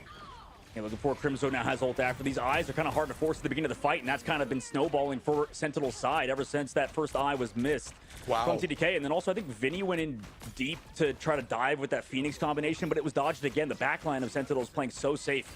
People mentioning Korova has been a huge step up. Oh, if you don't have 7TV downloaded, Carl, you're not going to see the emails. To get him and KO him. And then that early eye was just, it's hard to pull off Eye of Agamotto to think in this comp for both of these. You have to download 7TV. It's a Chrome extension. On the height. If you guys are just seeing long words and no emotes, you guys should definitely download. Put the pressure back on 100 Thieves. Yeah. Great calls there. As you can see, Sentinels are going to be up and alt charge. Thieves really committing on that. I should probably make that a command. Dongman playing around this natural cover with Crimzo here, does have Eye available, and you can use it to take vertical and use it very quickly on that vertical leave to find value on second floors, as we see now. That Banhammer, I'm not sure was meant for that front line. Might have meant to go towards the back. That's huge for Sentinels here as Korova finds TTK now. Vinny being driven backwards is going to be purpled and will pay for it from Korova once more. Sentinels have this in their grasp. Can they close this out? The touch comes in, but not for long. Sentinels, map 1. Excellent map 1 indeed by Sentinels, and a bit of a tough one to see for 100 Thieves. We'll see if they can come back on a map that favors them, but domination, I think, is where these two teams was at. It was favored towards 100 Thieves, but regardless, this still feels, again, like back to the original Vanguard issue this team is kind of having, is that there's overlapping heroes played for their Vanguards. And it feels like a lot of these different teams have this problem. Sentinel sometimes do as well with Dongman and Crimzo. But realistically, like our Venom player probably should be TTK because we want him to have him on the Vanguard pool sometimes. If Vinny's going to switch to Vanguard pool, like we have to have TTK on the Venom, surely. No, J3's not here anymore. It's Cat 3. Yeah, significantly more. I think you put TTK on that Van pool, who's always been very Don't worry, strong guys. on that I'm hero. Black Cat. I will steal your channel points back. You just disrupt backline a little bit. You try to get them looking elsewhere, and then you have another answer with the Freedom Charge. I think maybe that is your solution, but I am a professional thief. To find a single final throughout that entire series. And you can see here the opposition on the side of Sen. They look clean across the board. Shout out to this start right now of a storied matchup, folks. We will take you to map 2 right after this break. Self had 0 final hits. Sorry, not TTK. Vinny had 0 final hits. Bro. What the fuck, man? Why don't my predictions go right?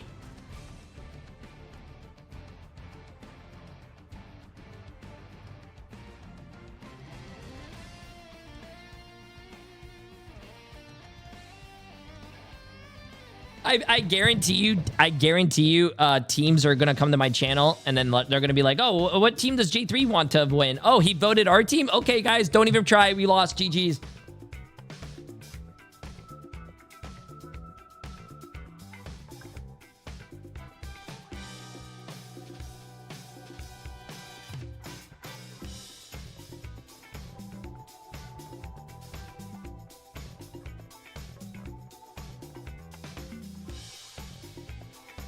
Bro, what in the world is going on?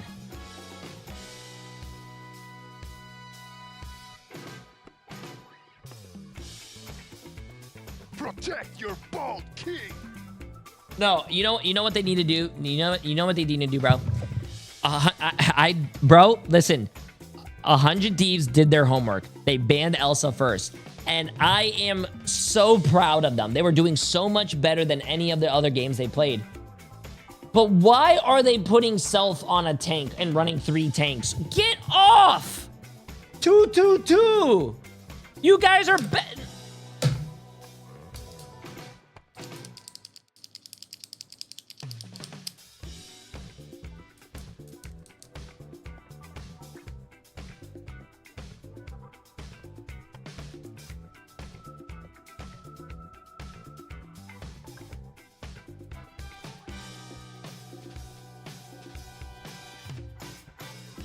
Aw, Boba, you're such a good boy. What's that, Boba? What's that? Boba just said, J3, Dad, stop stressing. 100 Thieves is going to end up winning. So I got to trust Boba.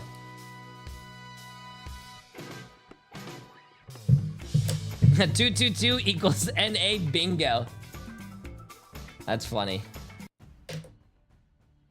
Welcome back, everyone. Sen up in the series 1-0 against 100 Thief, and it was just thieves, plural.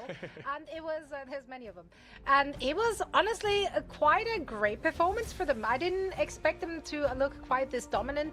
They run that triple strat that we expected to see from them, something they've heavily tried to implement in the last few matches. But I think what stood out like straight out of the gate for me, Ship, was seeing Crimzo on the Rogue, having him adding to his hero pool, which honestly, like literally the first week of group stage, I think he just like hard stuck to Angela and it didn't work at all. So everyone was like, oh, and then he like went back to the cap and that looked great. So like, it is so great to see him getting value out of the Rogue.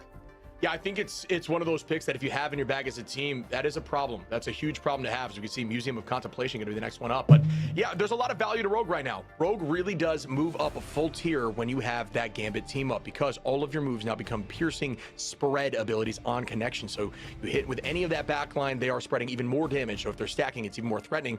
But outside of that, the Heartbreaker is just huge against strategists. And when you're running triple strat into a 2, if you can steal alt charge from a strategist and make them have less answers at all times, it is big value. Do you expect a ban coming out here? Since a lot of teams feel like Rogue deserves a ban. Is that a priority you are making as 100 Thieves now moving into the second map, Dogman? Yeah, probably. I mean, I think I made the same mistake that I guess Remix did in that previous map, due to the fact that he went for the Deadpool Vanguard ban instead of the Rogue. Well, let's see what they have in store for us on this second map. Can 100 Thieves bring it back? We're about to find out. All right, as we go in again, my friend, that one in Sentinel's favor looked really strong there. Not sure I love the triple Vanguard comp from Thieves. Think they need to change it up? Yeah, I think so. I mean, the triple Vanguard is good, and I think we heard a lot about it coming into each week, but, you know, it depends on the heroes you get for sure. Like, and I feel like it's also maybe the right players and the right heroes, you know, like that's kind of a part of it. But we'll see if that changes up. This time, though, 100 Thieves go for that ban of the Gambit instead of the Elsa. Meaning we're probably going to see the Usher Elsa come through, and then no Gambit because they don't want to play the Gambit mirror anymore.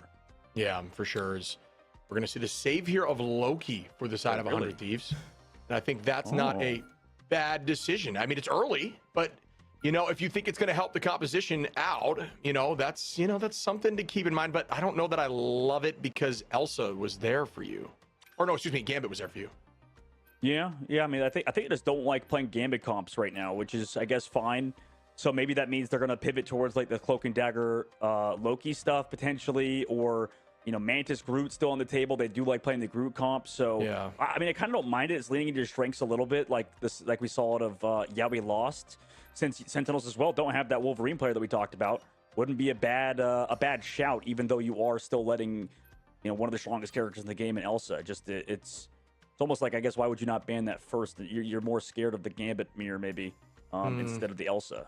Yeah, I mean, maybe that's even more playing into the fact that you want to run the Groot composition, right? Like maybe that's the read here for Sentinels, if they want to shut that down if they do have a free ban available, because they don't want to have to deal with the cleanse. I mean, I don't know, because I'm with you. I don't know that I love it so far, but I'm not sure it's the ideal comp. But again, I do think that this is a solid map for those more traditional front to back comps, especially Groot. There's a lot of tight access points that you can play around with setup. So we'll see if they elect to make that happen for 100 Thieves. But Sentinels, in my opinion, so far are winning this ban phase. I mean, I think it's only Sentinels obviously want to play the group mirror or the group mirror 2. They've shown that they like doing it with Crimzo. True. And then the Invisible Woman ban, I don't know if it's maybe I'm crazy, but I don't think it's necessary if we already ban out the Mantis. Like we go for then the Doctor Strange doesn't become as crazy if you have Invisible Woman Doctor Strange team up. And I know it's good still, but I don't know. I feel like it's really benefiting from Mantis damage boosts and is not as strong, especially on this like front to back map. But I could be wrong about that. That's a good ban there, and theoretically, I think they would lock it as well. We'll see if that comes through. But I'm with you. I think they're just hard targeting the triple backline. They don't want to deal with it. So that's the thought of this composition. Having Loki there is more so an answer if you want to run less, less healing focused compositions. And they're going to save the Mantis themselves. Okay, we'll see what 100 Thieves are cooking and how it works out for them here, as they will be on attack. I think Self is going to go on the Daredevil though. Is going to be, drumroll, that invis right back. All right. I mean, I think Sentinels also showed that they were not really scared of the Mantis stuff, considering, the fact they banned Wolverine instead of Mantis on their side. So I don't even know if 100 Thieves needed to protect it, but I guess it is making Sentinels have to react with the Invisible Woman, maybe showing they wanted to ban Mantis last. But it is interesting. I think this ban phase is unique for 100 What Thieves. does Pick do? I'm new to watching esports and I'm confused. Does it make him not be able to be banned or something else? Yes. So you ban for the other team. Like a lot of these teams are so if a team bans Mantis, the other team cannot play Mantis. You can still play Mantis unless they ban it. And then you could save a character. Usually you could save a character that you want to play, but you cannot save a character that is But regardless, they get banned. to play the Mantis stuff with Self on Ultron, and I think he's going to have to step it up yet again. Kind of a lot of pressure on to both the Mantis player and the Ultron player on this map as we enter the Museum of Contemplation, where we know dive can also be quite strong if certain bans happen. And we get to see TTK on the Emma. I know a lot of folks are going to be stoked about that. Emma mains in the chat rise up. I think he got MVP last time we saw him here on the Emma. It looked really, really strong. But we're going to see if that will still happen into a comp of a more front to back with, especially with that Elsa pressure, right? Like there's just so much damage available here for Sentinels with Usher on that Elsa and Ryan Mazing up in the sky. But they haven't found as much success here, Sentinels, with this triple comp. But I think, I like the change of at least having the cloak so you can immediately double ult in to engage hard. But I'm looking forward to seeing how this shakes out as we start out right now. Yusher gonna start applying pressure and get that alt charge 6%, climbing quickly. Vinny on that Groot like we expected, and just like you called out, matched right back by Crimzo. Yeah, I mean, they want it. They don't want to deal with Self on Wolverine because Self can play pretty good Wolverine. Well, so, let's see what happens kinda makes this sense. And for them, game. they haven't shown a ton of Wolverine, so 100 Thieves obviously not scared in that department. Honestly, not a terrible ban phase, like I said, for 100 Thieves, when they have that Cloak and Dagger too, instead of the Invisible Woman, which was banned out earlier on. But this is kind of a more synergistical approach to it, in my opinion, anyways. Yeah, and I really like Flame on that Loki as Yusher trades that right back onto Winnie. Delena is able to find one there, but again, numbers evened out. Out go Crystals. Delena doing a good job pulling out a bunch of cooldowns while still getting value. Notice that heal wall in the sky.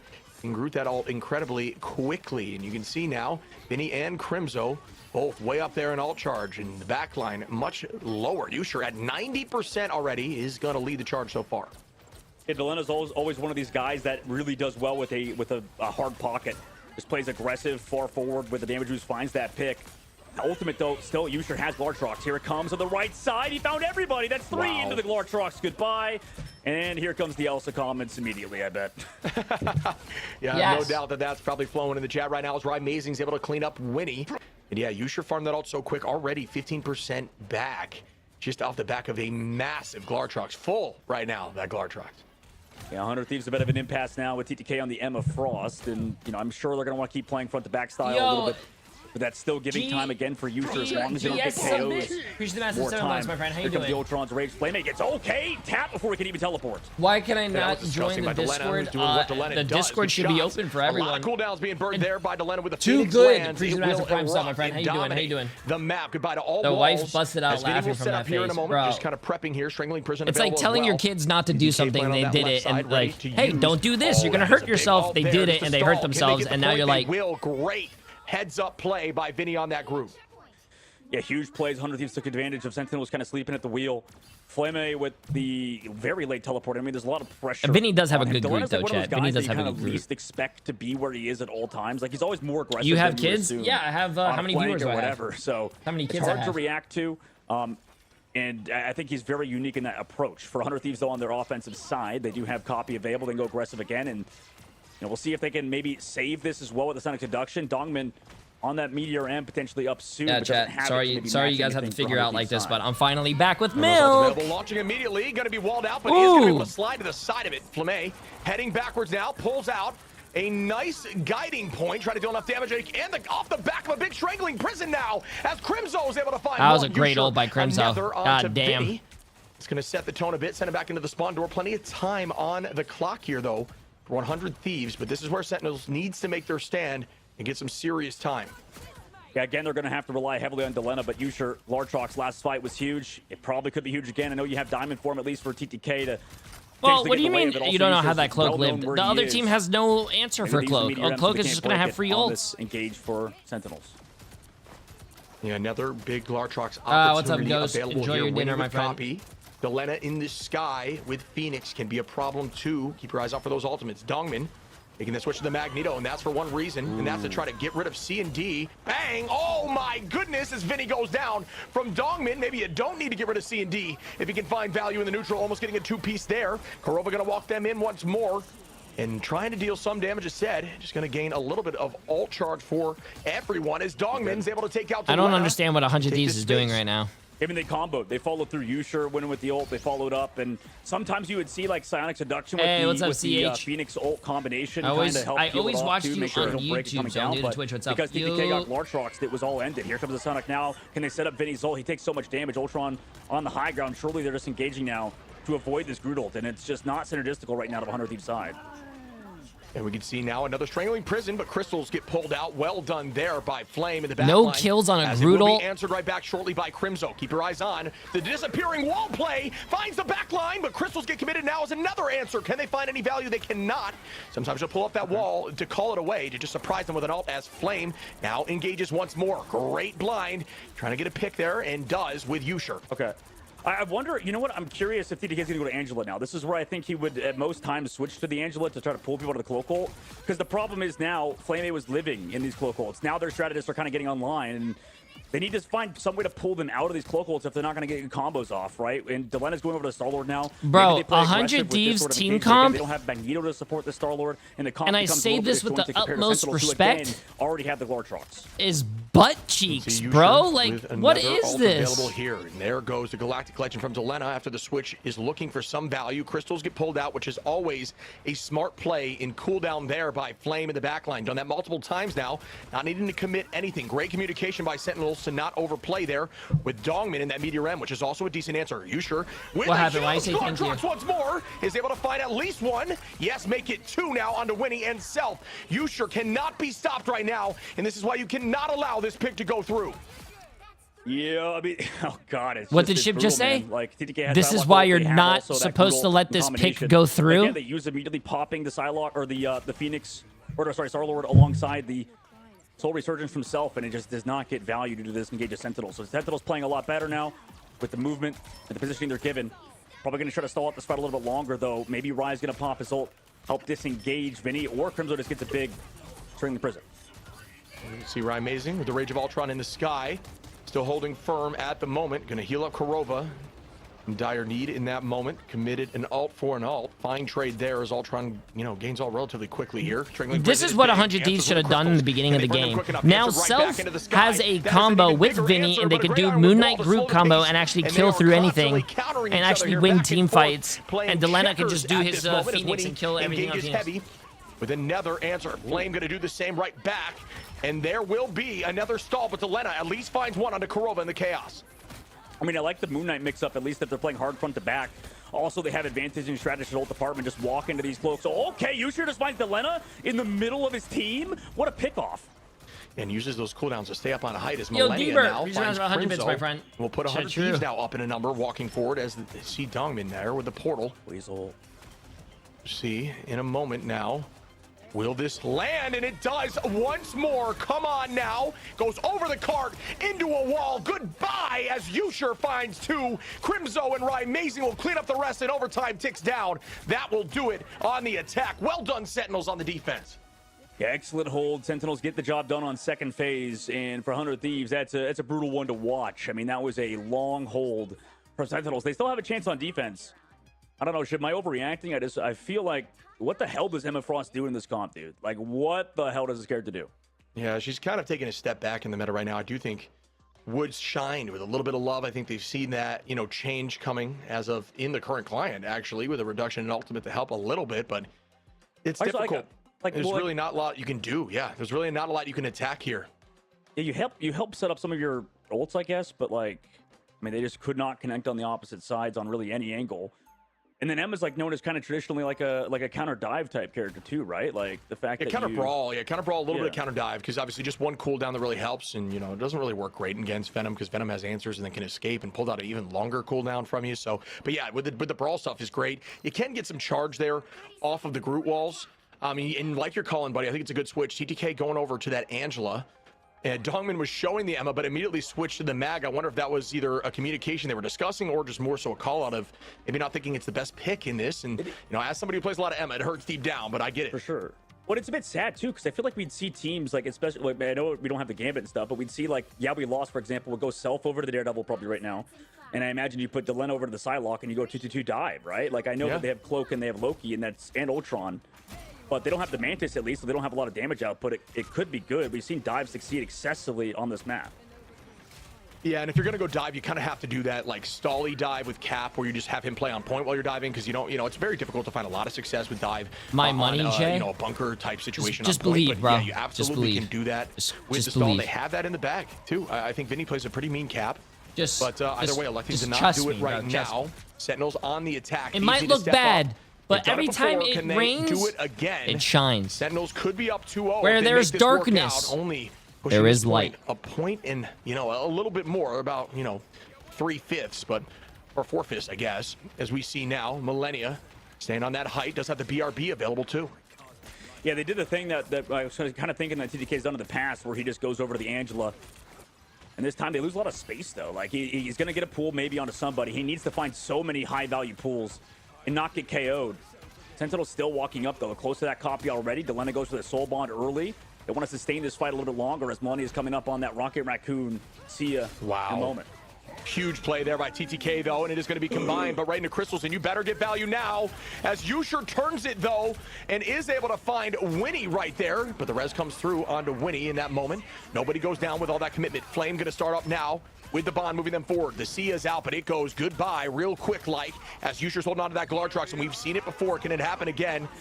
And we see some follow-up there. Goodbye once more to Vinny on that Strange in the Glartrox. What do you know? It's absolutely massive again in the cleanup of Winnie and TTK. But Delena gonna bring everyone back. Big res by Delena, though. Oh, but Dongman has the ult in a second, dude. No ult on the opposite side. Vinny's gonna have to block it. You know, the synergy is not there, too. Maybe if they Rocket Raccooned into that group, maybe they would have had the damage output. But Dongman ready and waiting. Here comes Crimzo brought in, but is the damage output there to kill them or KO them? No. TTK can also block in the sky, too. Not a bad answer, you know, and TTK is definitely going to be all over that, so definitely something you can do to stop the Meteor Ram. I'm impressed with the 100 Thieves defense so far, but Flame able to find one there. Res right back again with this Loki getting value. Self falls as well to Dongman. Korova onto Vinny, and speak about a curse. They all go down. Portal play might need to be about a curse? Here. From Self, who's switching now and will start. Can a touch come in to buy them enough time? It looks like it will from TTK, who pays for it immediately, and I'm not sure they can get there. They can't. No.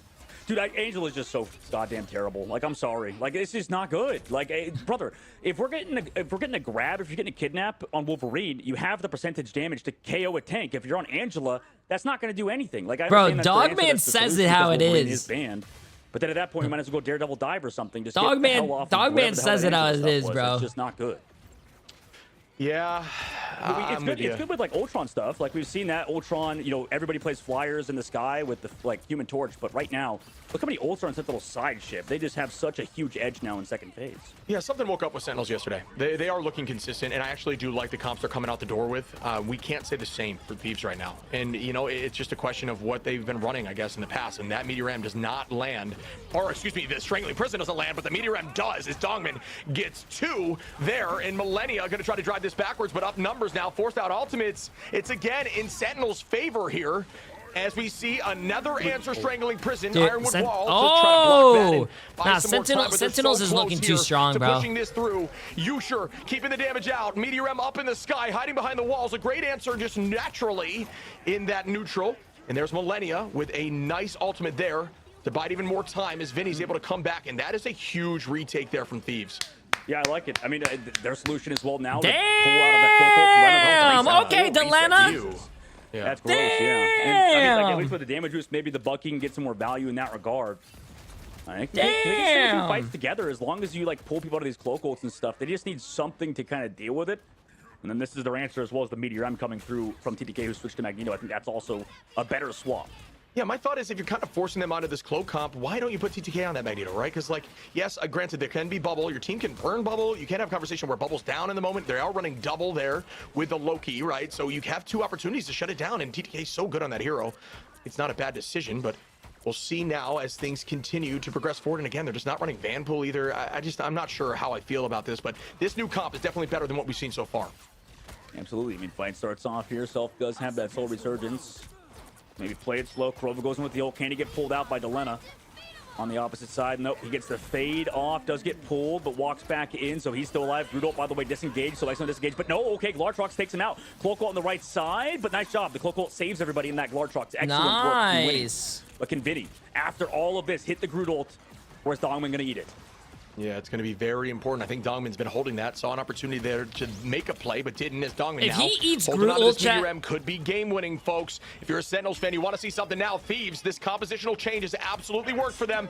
Amazing in the sky, bubble out. Rage of Ultron, does that get value? Up goes the Meteor M, tries to counter. TTK on a Yusher is massive here for Thieves, who have a minute left on the clock. An answer back from Korova onto Vinny off the back of the Meteor M could be even more valuable now, as they're so close to this point. Delena gonna reset for days. The Kraken impact 1. Do we see it again? And that's a good block there, even though it does land a little bit. It's not going to be another again in that moment. And both teams are going to stall out for the current set of pace. Vinny now is going to start up with the portal to get back the point. And they blew their portal. 100 Thieves, okay. I mean, Flame has copy. There we go. Goes for it this time. I thought maybe Delena would get the hook there, but now we don't have any straddles at all. Vinny falls. Does anybody else go down too? I mean, they have no straddles on the opposite angle. TTK as well. And with 30 seconds left, yeah, that's everything. It's done. Sentinels win this map and are now on map point over 100 Thieves. Yeah, I think they found their solution too late, in Sentinels just kind of making the right switches at the right time and looked very, very solid, not only on defense there in point 2, on their defense, but on attack as well. But, you know, I do think Thieves, like, once they made those switches and they went I want to see one specific character stats real quick, chat. It looked good. I just don't know. Fate's great. Get this up, my friend. I think it's on the table for your team there, and I don't know. I think it could have looked solid. Just want to see something real quick. Yeah. I think there's definitely some interesting features there. Actually, no way. So I think they got it through, and then the Wolverine got banned on the opposite side. So regardless, you're right. Yeah, they could have. But regardless, it's kind of interesting because the only real maybe weaknesses of Sentinels, for example, was like Flame being a little too late with these ults, sometimes getting picked off. Stopped happening towards the end, dude. And then after that, 100 Thieves collapsed. Yeah, I mean, even through that, Flame coming out on top with 41K, which is evening Winnie there, both on, evening out, excuse me, with Winnie. But we will see what happens again. It is game set point match here for Sentinels, who could 3-0 100 Thieves, folks. Keep it locked right here. We'll be back right after this break.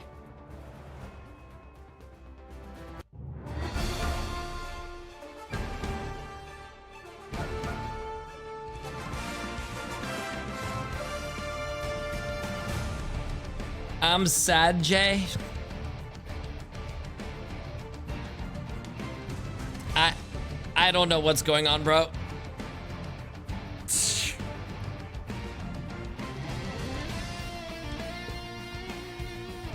I just don't know why they won't run 2-2-2.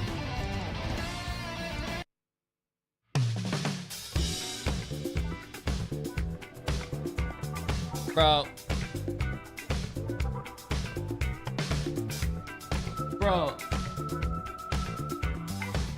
2-2-2 bingo card spawn. Yep, chat, if you guys want to play bingo, type ! bingo. Bro, it doesn't make any sense. This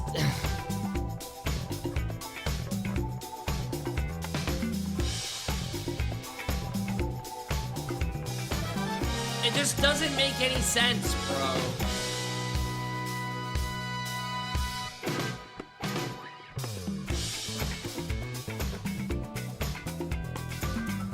Well, they banned Elsa the first game, but my problem with them banning Elsa for the first game, why are they running triple fucking tank, bro? I feel like 100 Thieves doesn't know what they're doing as a team, bro. It never looks like they know what they're doing as a team. One game, sorry, yesterday they don't ban Elsa, they lose. Today they ban Elsa, they go triple tank. Like every day, it seems like they spin a wheel. And whatever the wheel hits, they're like, oh shit, that's what we're doing today, woo! And they're like, what? What are you guys doing? Why? Self never went on Daredevil. Self is a great Daredevil. Self, I'm pretty sure, plays what do you call it? Wolverine as well. Wolverine's great right now. I mean, it doesn't make any sense. It doesn't make any sense. It just doesn't make any sense, chat. It doesn't make any sense.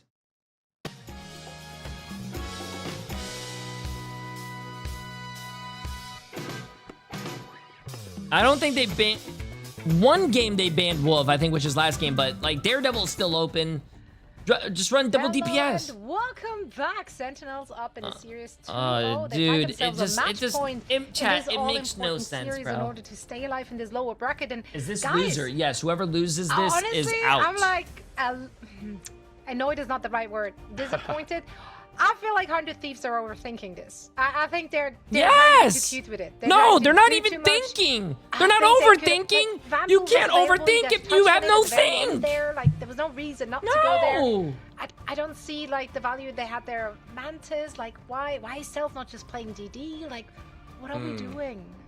Yeah, I think that's a good call out. I think, seeing Self's DD over the past few weeks has been a testament to super chat. I'm gonna go get water before like this next game starts, if you use that's another bingo spot right there. Which is also going to apply a lot of pressure to that back line and help distract while DD does his thing. That's a great synergistic combo, especially on attack.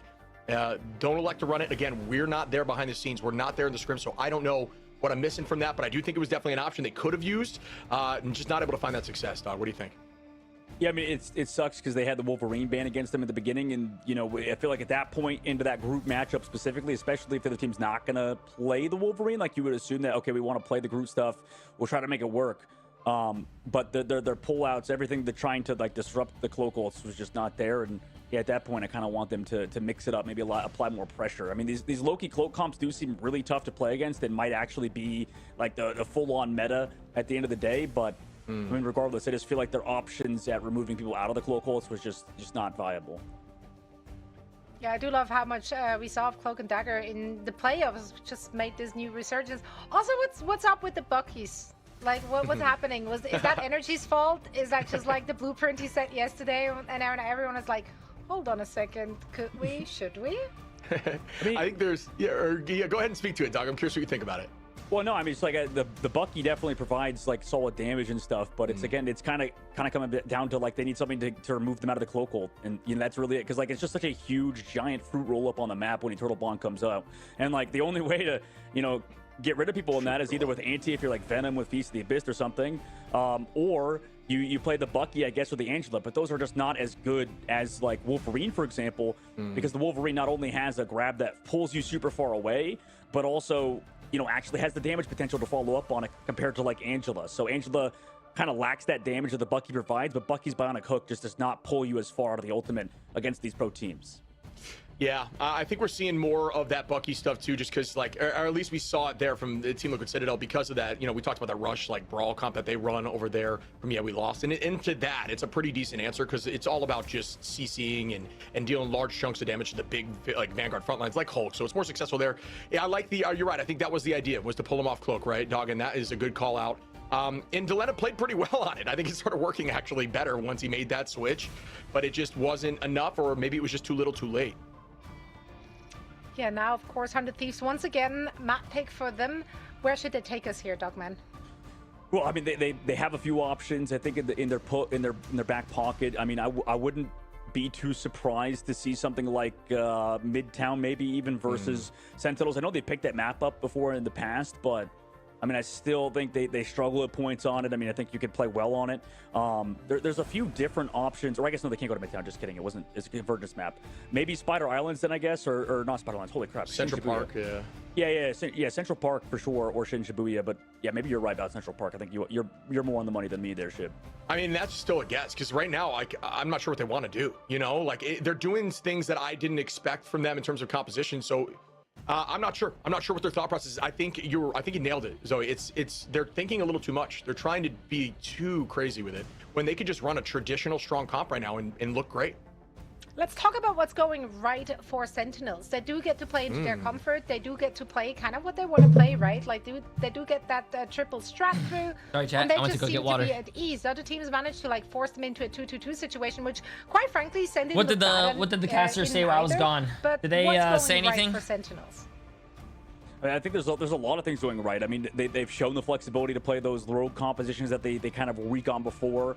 They've been constantly improving. And then it's kind of been the opposite for 100 Thieves. I think that everybody thought, they were like, okay, this team maybe is back. Maybe they're going to start playing good again.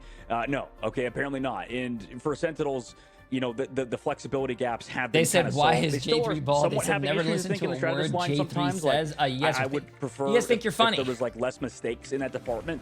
But they're still playing a lot better across the board, and I think there's something to be said about Korova as well coming in over Mir. I think that was definitely something a lot of people talked about for a very good reason. Still 100%, actually. That's crazy. That's a good call out, buddy. Still 100%. That is disgusting. I do love that. Love that for Korova. Love that for the team as well. What a great turnaround. Put Korova on the team, and he's undefeated, by the way, so far, chat. This is not over yet. Korova is still undefeated. Can still happen. That said, though, is match point for Sentinels. Can they make it a 3-0 statement? Hey, W Marble, thank you. Emily did everything though. I didn't do anything. All right, Emily is the carry. In a moment here, Symbiotic Surface is going to be just a fun one. I mean, this is last time we saw, Sentinels look really good here too. So it's a little tricky. I'm not sure exactly what the thought is, but it's going to be a doozy to watch. We can see now the float of Strat Pool, but you know, I don't know if that means that they want to run that Van Pool. Maybe start off Strat to build up some charge or some experience, excuse me, and then make that switch. But we're going to see the removal, which I had no doubt. Goodbye to that Elsa. I think every team is starting to pick that up a little bit more. If they, by the way, both Elsa's banned this time, not protecting the Loki as the side of 100 Thieves, going to take advantage of the Gambito in this fight. But you know, it's going to be interesting to see because, like you mentioned, I think teams are picking up this Strat Pool at the very beginning first fight with TPs. Definitely going to see that a lot more just because it builds ult so fast. But obviously, you know, Van Pool also could build ult. They could fall back and build it as well. But that's definitely been kind of something both teams are doing. 100 Thieves, I just got one sentence to say before this game starts. Versus Sentinels, who are looking better and better, especially against this sort of mirror composition. There has been reverse sweeps. Not trying to mix it up and are sticking to their original game plan. Yeah, 100%. And just to call it, I think attack is good. Oh, and you can see the Mantis removal and the DD there. The side of Sentinels making sure that now Self can't run that pick, and they are going to lock in that rogue. There has been reverse sweeps. Dude, they really have expanded their horizons of their composition literally since a few days ago, right? Like, and that is crucial. Being able to adapt like that is a sign of a team that's going to excel here in Ignite. So I'm looking forward to seeing this comp being run again. Yeah. I mean, I am as well, and I think I agree that sure, like the Daredevil is tough to play against the Loki, and that's why maybe like now that the Lokis are banned, you could play it. But that's a smart ban, I think, by them, right, to get ahead of the curve. But, you know, this is another one of those things, like maybe they're getting too cute with it for Sentinel's side, whereas maybe you're predicting something that 100 Thieves weren't even planning to do, because now the Mantis is not one-sided. It will be in the side of 100 Thieves once more. Yeah, so we will likely see that triple backline being run, but with the Mantis does enable things, definitely, although we've seen it before, not necessarily work out for them. It's a new map, I don't know what that means. A new mode here. And those who are rooting for 100 Thieves, you better lock in right now. It's no, bans are not universal for the tournament. Preseason. No. But MRC, folks, remember, yes. The seasons MRI, are ever no. changing. The metas are ever changing. So if this may not be a team's meta now, you don't know what's going to happen once things move forward into our new patches, especially once Black Cat gets involved. I'm looking forward to that. And again, for those who don't know, that patch, just to kind of hit the nail on the head, is not currently available for these pros. So they're playing off of the last patch. All right. I mean, we'll see the TP play come out first, probably, but, you know, a lot is left open now for 100 Thieves after that rogue ban comes through. You know, they get the Mantis, first of all, but they can play Doctor Strange. I don't think 100 Thieves is winning. Well, and that's always tough, but I guess 100 Thieves haven't shown that they could play that to a super high level. There's a lot of interesting decisions now for 100 Thieves. I think they kind of have a decent ban phase here straight up, but it's a matter of can they take advantage of it, especially in the tank line, too, and Sentinels.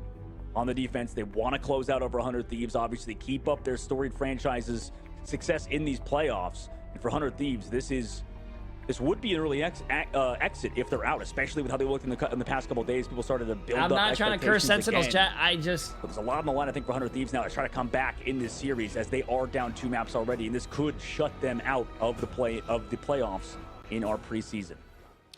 Yeah, you and I both like seeing series go far, so we got to see if 100 Thieves can lock look in. Look at 100 Thieves, bro. Take Self off that goddamn character. Put him on Wolverine, bro. On defense, they you can't play DD. Maybe that will bleed into play this Wolverine. Map. The Sentinels are holding on the defense. You can see that rogue in play, and Crimzo's on that Van Pool, which I think is a smart play.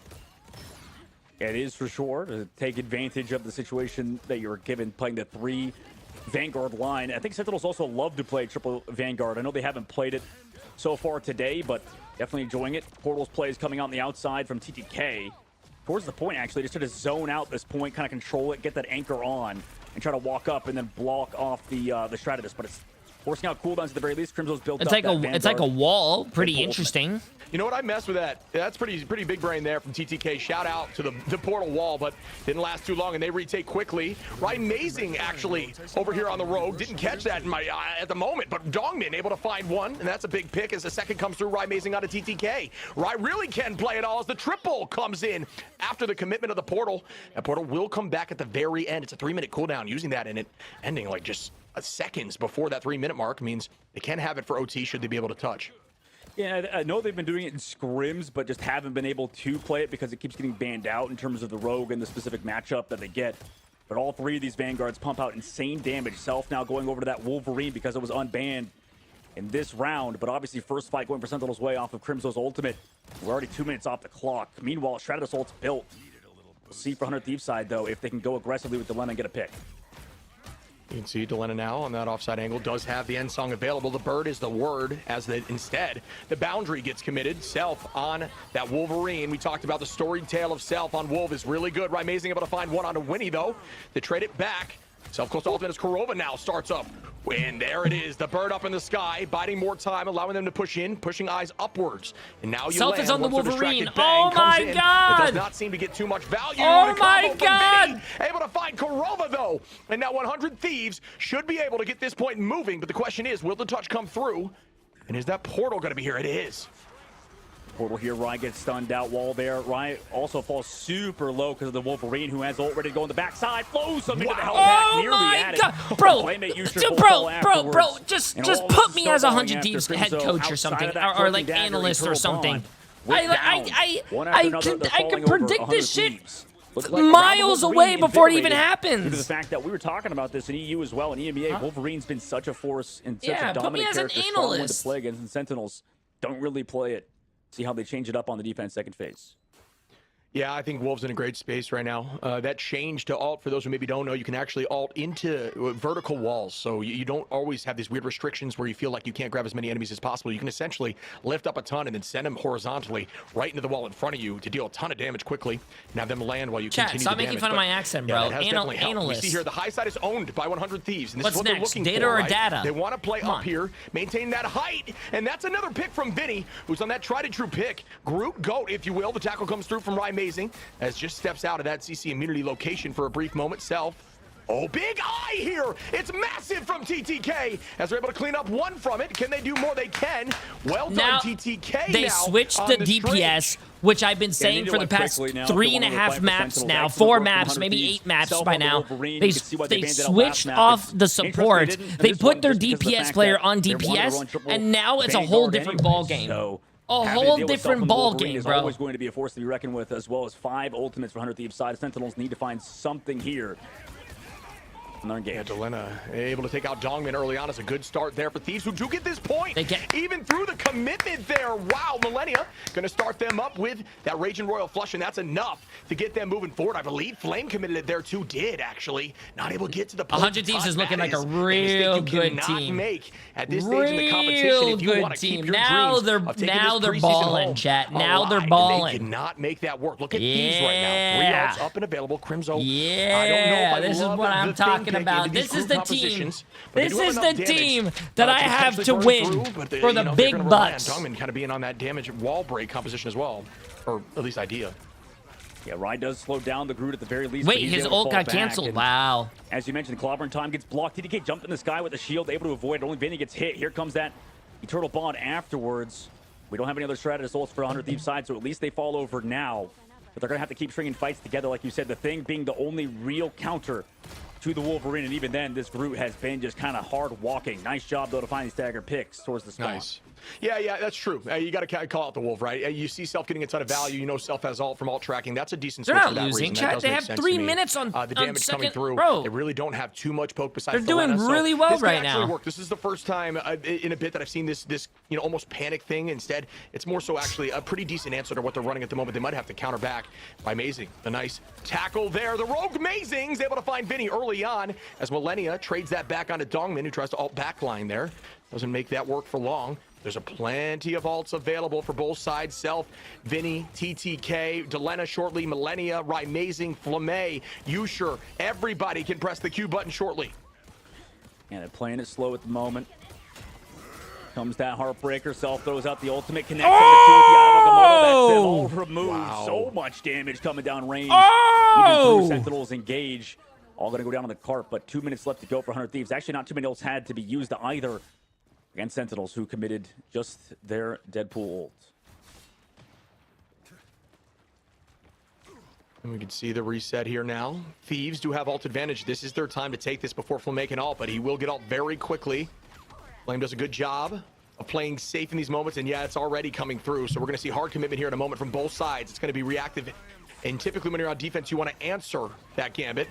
Yep, and there it is, the answer right back from Flame. We see up in the sky, waiting for a big Groot opportunity is Vinny. Crimzo with the first punch, though, onto Vinny after using that ultimate. Checks it to the face, and it doesn't matter. That's a 2-for-1 They're trade. even. Hey, they can win this. They can win this. They can win this. Finds Amazing, though, to try to turn this back in their favor. Hits the sky and lands down. Excuse me, Yusher now onto Millennia there. Flame trying to find some value on the chase onto Delena, and Will. Nice work there, back and forth, both sides, putting it all on the line. And now ult advantage is going to go over to Sentinels. Yeah, for sure. I mean, but the 100 Thieves, they're actually winning. This is really bad for 100 Thieves. 100 Thieves has no ult. Sentinels has 4, I'm a little surprised, I think, for the side of 100 Thieves, or not side of 100 Thieves, side of Sentinels, that they didn't, opt for maybe even Luna and Gambit backline, only because you are playing kind of front-to-back style. Also, they could pull you out of your own Eternal Bond. Early ult from Dongmin, try to slow down the attack of 100 Thieves. Maybe he resulted in a pick, though. Big ante on to basically everybody. Yeah, and some more commitment comes in right now as Kurova walks them forward with the Eternal Bond. Crimzo with the clobbering time. Not sure it landed on much, but instead drives everyone backwards. Thieves doing an incredible job avoiding multiple ultimates there and just kiting. Notice just losing Winnie in that fight in terms of ultimate charge, trading it for 3. That is a huge trade for Thieves as they start up now. Oh, okay. 100 Thieves wins this chat. I'm calling it right now. They're coming up on all their ults. Sentinels just use 3 right now. Can they make this work? Nah. On the back if 100 Thieves does not win this, I'll eat my socks. Oh, nice push away. I mean, that slows down Rise Heartbreaker. Delena also finds Crimzo in the middle of the fight due to the fact the thing kind of caught in the open. So opening pick, like you said, Raging Royal Flush allowing itself to do that. Amazing falls, has ultimate available as well. 2 down for the Sentinel side. Okay, wait, last stand doesn't get anything. Dongmin dodges it on the outside. Or was it the cleanse that kept him healthy? Regardless, Flame still trying to pocket him, can't. Delena finds him over the skybox, though. Here comes Yusher, waiting for it, trying to dive back onto a backline, find the Gambit, but cannot. The heals are there to keep Delena alive as well. And right now, 100 Thieves are walking down the rest of Team Sentinels. The Raging Royal Flush enters too late. Big job, finding Crimzo, trying to stall. Vinny able to find TTK again. And they will push this thing all the way in OT. That is going to be Thieves ensuring they guarantee overtime.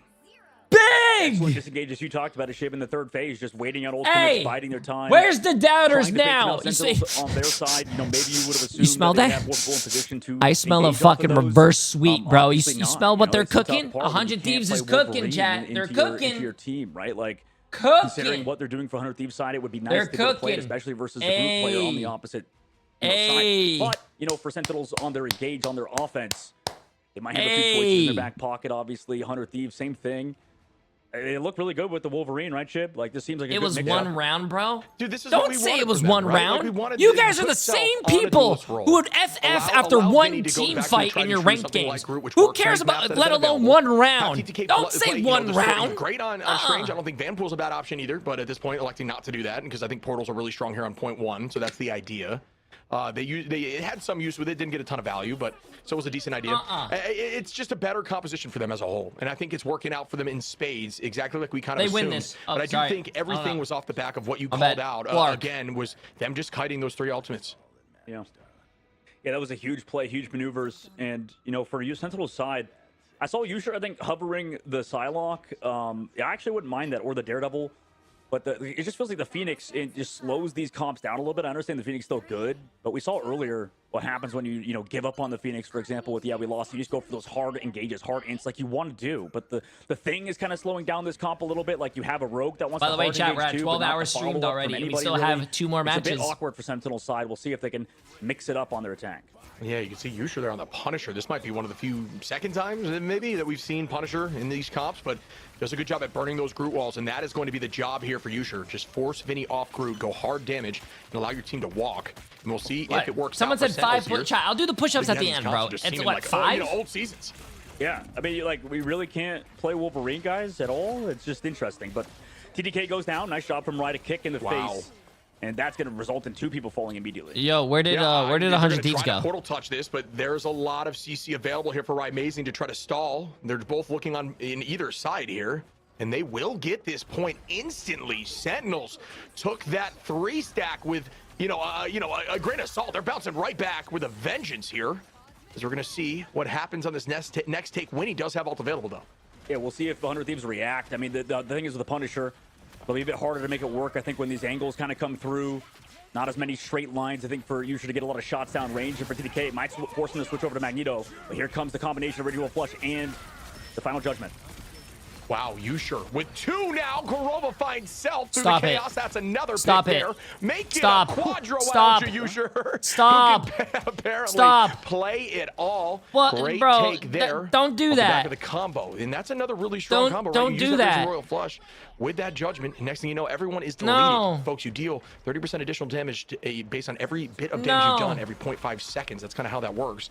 As we see TTK portal right in to try to stall this and guarantee another fight. Should they win this fight or lose this fight? We see Delena, TTK, everybody popping ults. Who gets more value? I seems to land, and it's big as Self and TTK clean up 2, and that could be enough to buy them enough time here as Amazing starts with a Heartbreaker. Yeah, he does kind of come back in this fight, slowing down ultimate charge as well, making sure Vinny can't get off that Grudal. I mean, he's just getting absolutely shredded, but they're still getting pocketed. Nice heals from Millennia, eventually going to go down. But Rai kind of opens the door back for 100 for Sentinels coming back into it, so they're going to use the Meteor M. Self still has ult afterwards if they don't go down. Nice dodge. Oh, no one died. Wow. Legend, this guy, but he's low HP. He needs to get pocketed, so he can't go probably too far. Nice Grudal. Huge! Huge! They all got stunned. Huge! Excellent follow-up. You know what, folks, I said by the end of preseason, whoever has the biggest Grudal, I'll buy their skin for Vanpool. You know what? I think right now it has to be that. That was a 5-stack there from Vinny, which cleaned up everyone else. Really smart decision to buy some time. Hey. Again, there's so much time on the clock here for Sentinels on this attack. Yo, if 100 Thieves keeps this up, bro, I'm gonna start clapping without my hands. Come on. Doctor Strange. Let's go, 100 Thieves. I wouldn't even mind him to switch to Magneto, but 3 minutes and 35 seconds in the Streets phase is still a decent time bank for Sentinels to work with. Maybe they can get that Original Flush. Final judgment for you, sure, but here's a quick engage from 100 Thieves. Yeah, coming in hot as TTK finds one out of Korova. Flame able to take out Self, though, to trade that a little bit. A Strat for a Duelist. Which one's more valuable? I'd say a Strat as TTK drops Dongmin. And that's another pick here for Thieves who are locking in. And TTK on this range is looking built different right now. An absolute raid boss with his team up. Still holding on to ults. Nice early engage by the side of 100 Thieves, but they did use the Invisible Boundary. They also commit the Phoenix ultimate in the previous fight, whereas Sentinel's not really using anything. But again, their big engage this upcoming fight is going to be Yusher and Flame, right? At least they don't have to worry about the Invisible Boundary on the opposite side, but that means 100 Thieves might want to play it differently and maybe melt Self. Or sorry, melt... oh, did they stop it? Oh. TP from Crimzo, by the way. Commitment comes in now. Portal onto the high ground. Winnie does have ult. Or excuse me, TTK does have ult available. Korova and Flame able to start now. And they're using that Razor Royal Flush combination with Yusher once more. Goodbye to Vinny immediately. Making it 2. Yusher, do I see more with a 3-piece? We do, as we lose Self. And another as a quadra. Oh my goodness, Yusher. Somebody stop this man who almost finds all 6. This guy's literally Punisher. He's literally Punisher, bro. He's literally, this is lore accurate Punisher. Being said, or sorry, too many people in social media saying Punisher is bad or is OP. You can see Yusher getting insane value from it. Again, I just want to see TK maybe switch over to that. They capped. Magneto Wow. to peel it off, but at least that ult's gone. Dongman though finds Vinny. Oh, big spawn camp, big. They do take it. Wow, that's a big. That was clean play. Very clean play. Yeah, I mean, that was interesting. I mean, they went in with Original Flush. That's the thing, is that's like kind of Mantis damage boost gives. Why can't Jay3 play Punisher like this? Oh, I do. It's just that my teammates never heal me and have honestly, like, just get on that point, not even worrying about Yeah. it. Like that's the only focus. It's like, all right, go ahead, use whatever you got, I guess. Yeah, they've been playing it well so far, playing the macro. So Here's the GG one don't hard heals. flank was all the way towards their own spawn, goes for the ultimate. Cloak and Dagger, actually used by Korova in the middle of that to just go towards that cart. They're going to try to flip map probably, as Rai actually tries to chase down the Dilemma. Nice by Korova, killing the... Pretty decent I mean, not Self killing Korova on the Cloakle. Like we're talking about, ult advantage going to be up here for Sentinels on the attack still. Vinny now is has to get off that group. I mean, this is just like wild though. Like both teams in this like hard flank for Vinny. It makes sense out of him. Rai's just trying to match and mark the flank. But again, Cart's still not controlled by Sentinels. TDK. Oh, good idea. Oh, still finds one. Even through the fade right there. Great fade. But yeah, it didn't matter. Bubble comes through. More commitment. Wow, Yusher able to find that. As they dip inside of that boundary in that moment. Yusher trying to find a second Crimzo onto Self now. And that will put Vinny in a tough spot trying to hold on. And he goes down from Flame. Winnie trades it with Dongmin. But once more, oh my goodness, the turnaround from Crimzo and Rai now, who are taking control of this point. Yeah, it's just on the left. They're able to kind of follow through. Excellent work from them. You know, I'm curious. So Self goes over off of Wolf. They go for a How's quick that 5 play from push-ups, TDK, chat? What? trying to get Plus as many 5. fights as possible. Again, like we've seen in previous How are you guys matches, up to but it's happening 40? even more so today, trying to maybe force Sentinels to use some ults out of What? the portal. As 100 Thieves, maybe they have an opportunity to use their own. Yeah, there it is. Portal on. Korova with a 2-piece. Rai able to find Winnie. Yusher is finding value. I'm gonna need with you guys this to stop the judgment count. every single time off the back of the combo with Flame. And I'm telling you right now, it really does look incredibly strong into Thieves' composition as they don't have that Magneto. I guess the benefit from Thieves, though, is that they just use the Capel. Vinny switches over to Mag There it now. is. Yep. But regardless, you got 2 ults out. And also, Crimson used Clover time. So these 3 in the previous fight, maybe overcommitment from Sentinel's side. You can find some out of Korova. They need to maybe pull somebody or push somebody out of the Cloakle. But Millennia, again, maybe they can get KOs even with the Raging Royal Flush. Yeah, Royal Flush comes out, match right back by the Eternal Bond walking forward. Yusher able to find TTK. You can't believe it with this shot. He just locked in right now. Answers are both out there. I'll tell you what, Thieves, I thought had the advantage on this defense. They need to retake and have it one more I don't know time. why they got off Final Wolverine, fight though. I think territory here, Wolverine's a folks. much better pick. If Yo, you Del want Star for Sentinels 10 to months. take this, Appreciate they it. need to Appreciate push it. this to OT on this push. Whole team got to regroup. Great recommit here from the Hey, side of appreciate Thieves. it, my friend. We're coming back as a 6-stack. You hear the commitment of the Galactic Legend now with Star-Lord on the back line from Self. Does that seem to land value? We're not sure just yet, as it doesn't look like it does. We're watching the card for a bit there as the Star-Lord ult happens and the Phoenix ult didn't find anything, so at least we didn't miss much. But Delena finds Yusher again, early pick. Nice job to take him out. Pace of play switch up. 19 seconds left to go. Yusher might have to go for the TP out of spawn This could be huge. TTK's ultimate in this indoor location, using your vertical jump to propel forwards and electing to not think it's needed. Now trying to find that Gambit. If that comes down, as Flame is in a dangerous spot, but he is going to be able to drop back using some of those cooldowns. Self-peel and self-heal. Portal comes through now from the side of Yusher on the OT. Thieves need to clutch this up. Up in the sky goes Dongmin, bang! It does find Delena as they are holding now once more. They can still do this. They can still do this. Has a chance at this up in numbers. Look at Winnie's positioning way on the flank. Now Vinny goes up with the Meteor M trying to find something. Does that land? It does! Answered right back onto a huge pick of the Gambit. It's anyone's game right now. I mean, also Dongman used the Meteor M before going through the portal, so I don't think they heard the Meteor M coming out until last second. Delena was obviously a bit AFK there. Wow. Oh my goodness. Yusher! He got 2. Gambit ready to do a flush on the defensive side too for Millennia, so maybe they can clutch up. This is anyone still. What a battle there. What an E from Yusher. Still trying to maintain presence on point, TTK. It's looking dicey. Clobbering time does not seem to land. Likely jumped and shielded there by TTK. Veteran move. Has the eye available now once more. And that is going to be committed on the backline. Looking for Invis. It does. What a play there. Onto Winnie. Yusher finds the pick. Oh my Can they God. take this and push this to OT? They will. Wow. What a fight from Sentinels. Oh my God.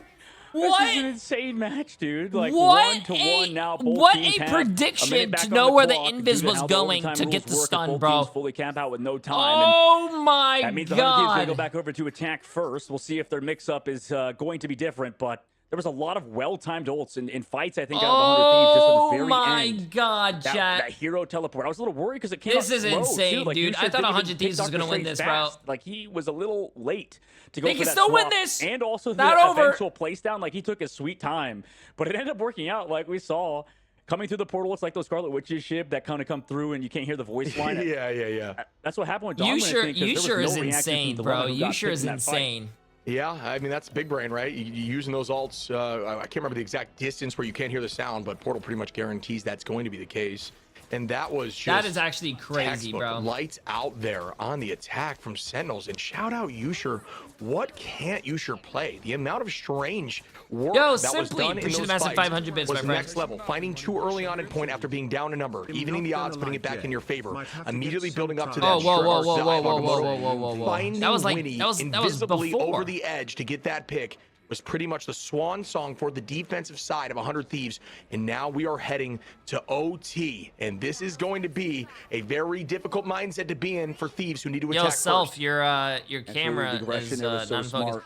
Bro, I like Self on the Wolverine. Utilize first. TDK wants to He save for carries overtime. when he's on Wolverine. We're gonna walk up with the same comp they were on before. No Magneto versus the side of Sentinels, who maybe expected Wolverine and had Crimzo on the thing, but obviously he's not. We're looking now on the retake. Everybody a little nervous. You can see it on the non-initiation. No one wants to give that alt charge to the backline of Gambit, both of which Wait, he got off roughly at similar Wolverine. percentages. Millennia going to be slightly in the advance at 30% here. Flame going to be 10% behind, should have it pretty close. As we see, everybody's just afraid to go down. No one wants to be the first one to go down. Walls are committed now. No Punisher off rip here from either side. Looks like Vinny is doing a good job trying to own that space. Takes a ton of damage and now essentially feeds Millennia on the backline on that all charge. And now Millennia's wow, at this guy's 70%. like automatic with his aim. About 10% over. Yusha's given so much space. This is usually where we see like Delena kind of come through in the clutch on the off angles, but oh gosh, it's the damage that you talked about. Yusha on defense. They still have to give a lot of space. Also available now for Winnie. They know straddle first, but okay. Oh! Self goes down. Amazing, doing a great job here, finding one, but takes a ton of damage. And now Vinny. What I don't understand is that Wolverine must be so much better because they're running 3 tanks. Also, Vinny. Onto Crimzo, and that will do it here for Thieves on attack. They will get this point and get it walking. Oh my God. I mean, where's our shadows in that say fight, something now, chat. Say something now. It's over. It's It's over. Obviously, because the cart moves. Reverse sweep. You smell it? You smell what the 100 Thieves are cooking? But that's just interesting. They didn't raise and roll flush or anything in the previous fight. They want to go for it now. Now they have ult advantage coming into 100 Thieves. Portal comes in. They're going to play off that to attack early. They want to ensure that it doesn't get too much space. Very smart play. But it's... Oh, wow, Crimzo. Deletus there onto Vinny. Out goes a big eye of Agamotto. Doesn't find value. Isn't enough. Delena takes he out got stunned. Delena in the sky now with the end zone. Bang. Goodbye. Goes TTK. Yusha, excuse me. And that should shut it on down as Dongmin gets a pick. Yeah, excellent re-engage by Sentinels there, but regardless, 100 Thieves capped the first point, got to that location. All they needed to do was cap first point. Oh my God, it was close. Watch. And, you know, Quote me. Quote me. All they needed to do was cap first point. From Winnie, that kind of won the first fight. Easy. Offense though should like, does Sentinels mix it up? You know, they're not against the Wolverine anymore. Do we get off the thing maybe? Yeah, I mean, I would say so, on offense at least, but we'll see what they decide to do in a moment. Yeah, I mean, that's a huge attack from Thieves. Whether, you know, you say, all right, they're barely pushing on point 2, that enables this side of Thieves to have a guaranteed portal fight on point 2, as long as they don't commit portal on point 1, which I don't anticipate happening with a minute. Which means they have a chance, no matter what, to stop this. So shout out Thieves, who are looking good right now. You can see Yusha is predicting potentially Vinny on that Groot, and guess what? That's exactly the plan right now for Thieves. And is it too predictable here? Yusha, that could be a big counter and give them enough space for Sentinel's attack to take this home. They're doing the play, Shib. They're doing the play. They're doing the strat. Oh, they are. I love it. Yeah, we're gonna see that cheese, you know, go quick TP play in, try to build ult fast, win the fight. As you know, as soon as possible. The Jag. Appreciate the new tier 1 sub, my friend. For the Wolverine, going for the Psylocke this time around. It wasn't the solo earlier. Don't mind that mix-up, but let's see if Sentinels can take advantage of this quick Stratus ult that we built from Flame. And let the games begin. Yeah, oh, it's a little early on the stun. And that is going to give them enough time for the portal. Good idea from Delena. If it was just literally a millisecond later, they have that stun and disrupt this plan. Dongmin playing it safe, though, on the backside. This is going to give guaranteed height. And honestly, if he had that stun a split second later, bro. With Thing, because you have this corridor to battle and protect your backline on. And that's the idea of this comp. They just want to play this slow and guarantee they can take this. I wonder if you just don't shoot, but then it's too late because you have to shoot him on that angle. Build your own ults. Here comes that Bane Hammer on the backside, but can they capitalize? Are they aggressive enough? Looks like they go low. Eventually, they're still in there, but no KOs just yet. Everybody's so low, cooldowns forced down. Yeah, this is a crazy start right now. Flame used that ult early to stay healthy, but pays for it as Delena now finds oneself. And Delena with a 2-piece, stepping up in a clutch moment. Goodbye to Dongmin here, and they might try to stagger Yusha if available. Say something. They don't even need to. Portal was committed at 7 seconds on. They can't get here. I do not believe, unless this Venom can touch if they go Venom. And they will not. Quote me. We are going to see. Quote me. All you guys need to do is cap first. Map here, and that's just how it goes with these two teams. What? This is just crazy. Like, why are we still on the thing when they're not on Wolf anymore? I don't know. Dude. Hey. But, you know, maybe Crimson likes playing the thing. I get it. I understand it. But, man, that just was crazy back and forth between both squads. Winnie going to be the MVP. I was kicking my feet up, bro. I was drinking some coconut water from a coconut, relaxing on the beach, catching some sun and some Z's, bro. Say something, chat. All they need to do is put Self back on the DPS, bro. We've seen it done before so far in these playoffs. Don't put him on support. Don't put him on support. Doesn't always tell the full story. You just hear the finish, and it's all about who wins. Also, Ryan Mazing is an insane flex player, bro. Insane. But I will say, Amazing is an insane flex player, bro. He's playing tank, he's playing DPS, he's playing support, bro. Ult early and commit with, hoping that would be enough to keep the thing healthy, to walk in and get a clobbering time, which you can farm pretty quick. The idea of their comp was just get ults fast, but it was not, it was just to no avail, I guess, on that attack. But folks, we are going to see what happens as it is a 2-1 situation right after this break. That's what I'm talking about, bro. Chat. Bro. You guys are saying, oh my god, it's a 2-1. You know what's going to happen? Well, guess what? Rad against Virtus Pro was a 2-0. And guess what Rad did? Rad reverse swept the best team in the EMEA. Best, by the way. Hey, anything is possible. Anything. Yo, you know what? You're right. 100 Thieves ain't rad. You know why?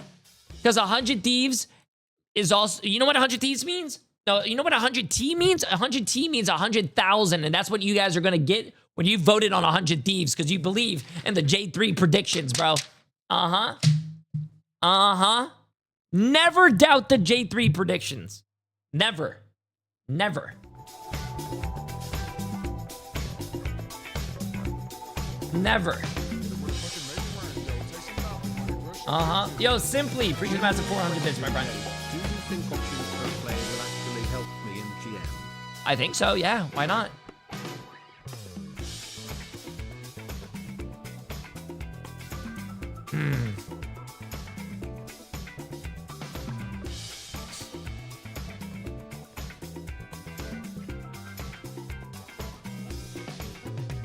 What about the YWL and the Lunex one? I don't remember that prediction. I don't remember that far ago.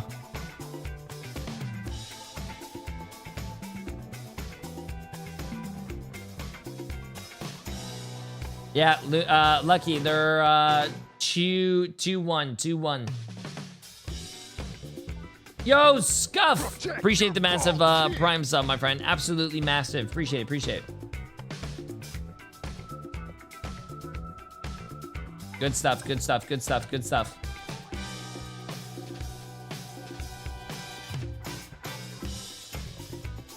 I mean, it just makes sense, man. It just makes sense. Get Self off of support. Put him on a DPS. Put him on Wolverine. If they ban Wolverine, put him on Daredevil. If they ban, it's easy. It's literally easy math, chat. It's easy.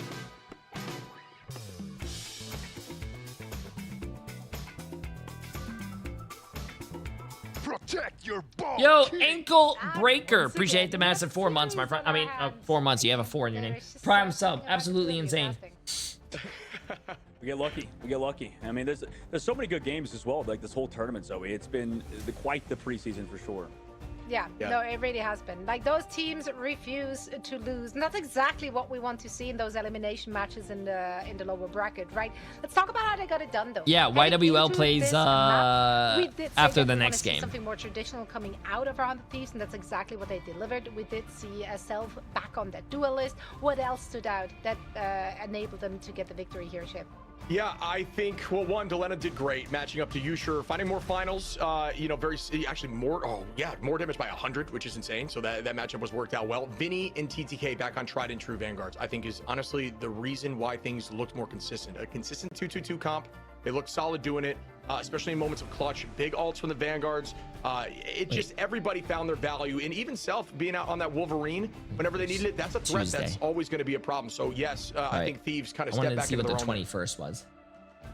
I think the only real negative with the 100 Thieves side is, they still kind of made mistakes. Like, I still would have liked to see maybe TTK go over to the Magneto or something. There's definitely debate to be made there with the Invisible Woman team up, but I mean, still, I wouldn't mind it. And also on the opposite side for Sentinel, Yusher went over to Punisher. VP are out of preseason playoffs. They're still in MRI, chat. The regular season for MRI doesn't start till May 22nd. Next month to the 22nd, bro. Yeah, I mean, in Yusher's defense, it worked until it didn't work, right? We saw the switch over to Magneto, and then the Punisher was kind of meh. But if you all still find some value there, the switch up just may have not come quick enough. Also, preseason chat. Preseason is for 50K and play is that what we're going seeding in the regular season. it was good, really good. 14 finals, 26K damage. I mean, and just the pressure. I shout out Amazing on that rogue. It's good to be able to have who also plays Mantis, can really play every single role for that team. Hey, appreciate no samples. This game, here's that guy. I mean, he can play everything. Everybody that has the flexibility in this game are really starting to make it towards the latter half of the tournament. Celestial has to be the next map, but this is like such a game of, honestly, mistakes almost. Like, it feels like we see teams like Team Liquid, Citadel, and it always is like this. Like, whenever I watch back VODs, I'm just like, okay, you know, how do we lose this fight? That's really the most important question, I think, for every team to answer is what's happening? How are we losing? Is it a comp issue? Is it a player issue? Is it like a location issue? Because even the smallest mistakes are going to cost you these games, and you know, you can't make mistakes for both teams. Yeah, I feel like comp issues or like draft issues, like that's an easy fix to some extent, especially when the players have flexibility to like just switch it up. But yeah, when it comes to just like mechanical mistakes, that's just everyone has to play their best. Everyone has to lock in. You can just not afford it, not on this level where the other team will pounce. They will pounce on any mistake, any opening they can find. Yeah, and you got to be clutch in OT. That's huge too. I mean, Thieves looked really good in OT. They walked him. It was just so much pressure. Everybody was, see, that's the downside. I think the weird everybody's hesitant to give Gambit alt charge, right? So everyone plays safe. But the next thing you know, in an OT situation, you're backed into a corner. You lose one, and then you're like, all right, why did we just not deal damage on the way in and try to find a pick? It's tricky, and Thieves definitely took advantage of that. Looked really good. They really did. And now we're going back to a domination map, obviously, in the best of 5 after the third map. The other map types and everything that hasn't been played so far opens back up again. Domination, I feel like that's something that Sentinels likes to play, though, so it makes sense for them to take us back here. Also, for the people that were saying about ads, bro, chat, I run ads during the breaks, so they're not, Twitch is not going to run them during the game. So you guys are missing absolutely nothing. And also, Overwatch casters are going to be here just because casters need to work too, chat. They're not tied down to one game, like streamers. If I wanted to go play Hello Kitty Islands of Adventure instead of Marvel Rivals, I can do that. I think if they can keep playing Wolf stuff, maybe keep it into like casters got to work too. I mean, look at Vicky Kitty. Vicky Kitty, great caster, does Smash, Apex, Overwatch. I think sometimes even Valorant and Marvel Rivals, bro. Not out of the question by any means again on Dom, but I do think when you have Cap available and both of which can play Cap pretty well, the Venom, if you're feeling comfortable, chat, behave, bro, behave. I mean, you just want to try to stay on this point as long as possible. Both teams haven't done it better than I would say some of these other teams that are in Ignite right now. They don't have the confidence on it, but they do have the potential to run it. That's the weird thing about these teams. Like, they have so much versatility, but it's not like they're just the very, very best of the line right now at any of those comps. Yeah, it feels like they needed more time. Like, everyone else was just ever so slightly ahead of them, and both 100 Thieves and Sentinels are just like a week behind, or maybe 1.5 weeks behind. Or am I tripping? That's kind of the sense I'm getting here, Dogman. Yeah, they're making like those small mechanical mistakes that are sort of ironed out through, more playtime. How do the casters work, or like what's the metric games used to pay them? That's a great question, man. I have no idea. I'm just a streamer. Does this 100 Thieves team need to make changes, especially in the Vanguard department? When we talk about 100 or for Sentinels, maybe changing it up in the Duelist department. The fact that we can't play Wolverine is kind of a big deal.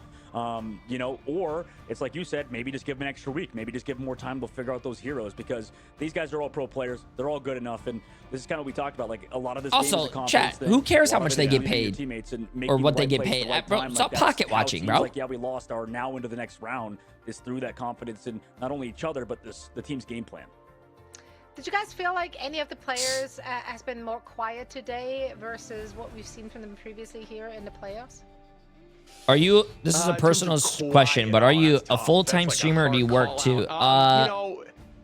I'm a male online entertainer on Twitch during the day, and then at night, well, I drop the Twitch part and I go crazy. Really good on that Strange, on that mag. Didn't get as much value with it. Did a lot of damage, but final department just wasn't as significant. When you look at like TTK with 14, Vinny with 9, it ends it with 5. But that is just finals.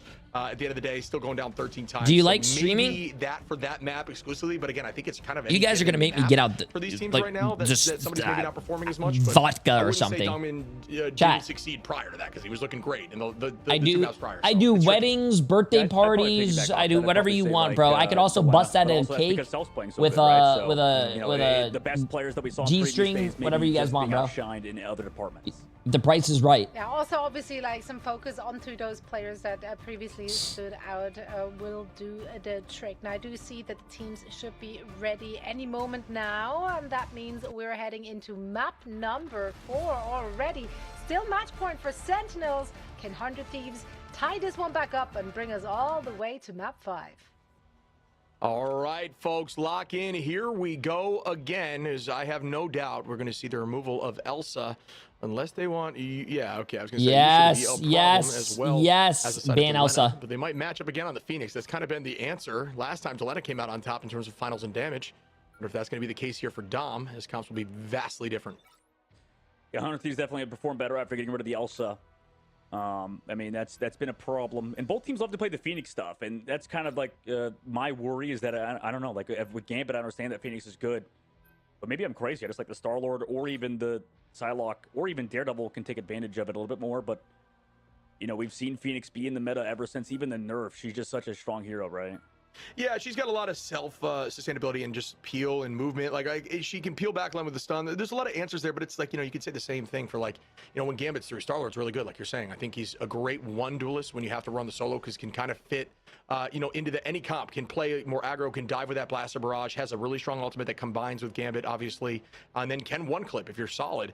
Ooh. At this level. The removal of DD here for Sentinels. The removal of Daredevil. I wonder if their last ban is going to be. Particularly, there's a lot of flank angles and height to take. Ooh, thank you. They banned this out last time instead of the Wolf, and it kind of led to being a bit of a mistake for Sentinels. But they do at least get Invis this time. That was banned out at the very end. Here, actually. We'll see what the side of 100 Thieves want to do because they go for that Rogue Protect last time. Didn't fully capitalize off of it. At least if you have the Invis, maybe you can counter the Wolf is kind of in their head. And then I guess if the Daredevil was less counterable than the Wolf. But still, regardless, I mean, I'm curious if that really enables them because both teams actually go for the Invis Protect. So are we going to see a similar thing on both sides? Yeah, and just to reiterate or just to follow up on what you're saying, to explain, when you have Invis on your team, folks, you can use that force physics to disrupt the tackle there, that feral leap, when you see Wolverine just, you know, hugging somebody and carrying them a mile away. That's the idea there. Okay, Chad, I got dinner. I'm happy. As you're climbing ladder, but at the top is a big issue for Wolverine as a whole. And does things like counter a lot of those movement cooldowns from Cap, from Venom, from Strange, even getting rid of Eye, but... And it also enables, right, when you have the Invis, you enable your Strange, as we're seeing Dongmin floating that Strange here, which could be a big problem. But we're going to see. I like the comps so far. I want to see what they actually come out of the door on. You can never really see the true comp until the game starts. I'm not complaining, just saying there's ads during the games. I can guarantee you no ads are being ran during the games. Right? Obviously, Sentinels won the first 2, 100 Thieves now winning 1. I guarantee. I see when my pre-roll ads are running, I see everything. Like, just need to start getting them momentum back on. I have not gotten ads. I think they won the last map. Thank you. Despite some, you know, subtle compositional for proving that guy wrong. Thank you. Player mistakes, whereas Sentinels obviously. I make sure you guys get the best viewing experience in the best watch party. Thieves, you know, do they start coming back after another Sentinels map pick? Considering they've, you know, looked good in days prior, but again are still up and down, inconsistent compared to you guys brought up earlier, Swamp Gaming and TLC. I gotta say, I really do think that this start here for Thieves is a good look. This is a really good comp. This is a very solid comp for them. How come I get ads for Rogaine? Got to get those levels early on though, before it's starting to become the problem. Crimzo doing the same. Both teams got a pretty decent start in composition here. We'll see whose is more valuable, and both of which are running that Star-Lord. Let the game let's get this. Come on. Placement here as the portal just used as protection for the moment. 100 Thieves is going to win this game. They put Self on DPS. Oh, Very interesting. Sentinels is on DPS with Rymazing as well. Sort of front to back style, so I'm curious how chat. enabled are they by these off angles? How controlled are they on Delena? Like, he just needs to not go down, not die. TTK already with a fast ultimate. Also, I do dual stream on YouTube. Yeah, they're gonna try to make something work. YouTube there. has Like no ads looking too. for a level before it's committed, and there is the commitment now. Crimzo trying to do the same. Does not. Enjoy find the King value Breakfast. yet on either side. You see here now, both teams playing a little bit passively, trying to test each other, get a feel for the comps, get those alt charge, that alt charge up. Excuse me. Yusher finds Delena, and that's the first start here for Sentinels. That's what they need to start getting that momentum and move forward. But you can see in the back line, Vinny trying to. How about we keep our thoughts to ourselves and not curse them? 100 Thieves caps this point and wins. Flame, I said it. and take out Self. I don't curse. And now The Sentinels curse is a will get lie. this point early on. Yeah, I mean, I agree with you. I like the comp. I just don't know. Like, I don't like what 100 Thieves are doing. I mean, they're playing slow. Sentinels were obviously playing slow and looking for Delena. That's why we were saying, like, the main thing with this comp, especially, is just to kind of live and play your life. And I don't know, like, maybe take a page out of Sparker book. Rest in peace, now eliminated. But, you know, play that front to back style on the Psylocke. Don't have to force the off angles. I think somebody like Nectar does a similar thing. But different fight. Both teams are going to have the Raging Roll flushes, maybe combinations available for Yusher. We've seen these fights end just as fast as they start. Absolutely true now. Crimzo gonna put out that bubble. Drop backwards as Yusher's ready for the same. A lot of commitment comes in as Rymazing finds one on himself with the combination. Yusher takes out Delena and is on the chase here off the back of that. Oh, flush. That's just going to be a full delete as Rymazing finds another Yusher again on the Millennia. And everybody on the Thieves falls down and heads back to the spawn door. 45% in climbing here for Sentinels. Korova, Yusher, Dongmin, Crimzo will be alts in the next fight. With the answers coming in from Winnie and Vinny. Didn't mean to rhyme there. Natural, as Delena also has that dance. Hey. Yeah, it's available, and they need to. It's like a bow and arrow. To go forward, you got to get pulled backwards. Obviously, it's easier on the defensive side. But again, trying to focus 100 Thieves is like a bow and arrow. In that last one, Delena goes with the ult. Vinny there to maybe help support it, but they need to get a KO with it, or at least force out Shroud ults, and they don't. And nothing yet, just driving them back into that corner. That's not necessarily a win, because now Stack and be prepared to answer. And there was no commitment yet. As we see TTK and Crimzo both start. Rymazing immediately finds Self now. And once again, Rise coming out on top of these early picks. And that's sometimes all it takes. Vinny trying to escape there on the cap. TTK playing off on the right side again. Still building towards that experience. But Sentinels already are up 90% on the first map. We've seen stories of comebacks before, comebacks before, excuse me. But will this be one of those tales? They're going to have to really push it now.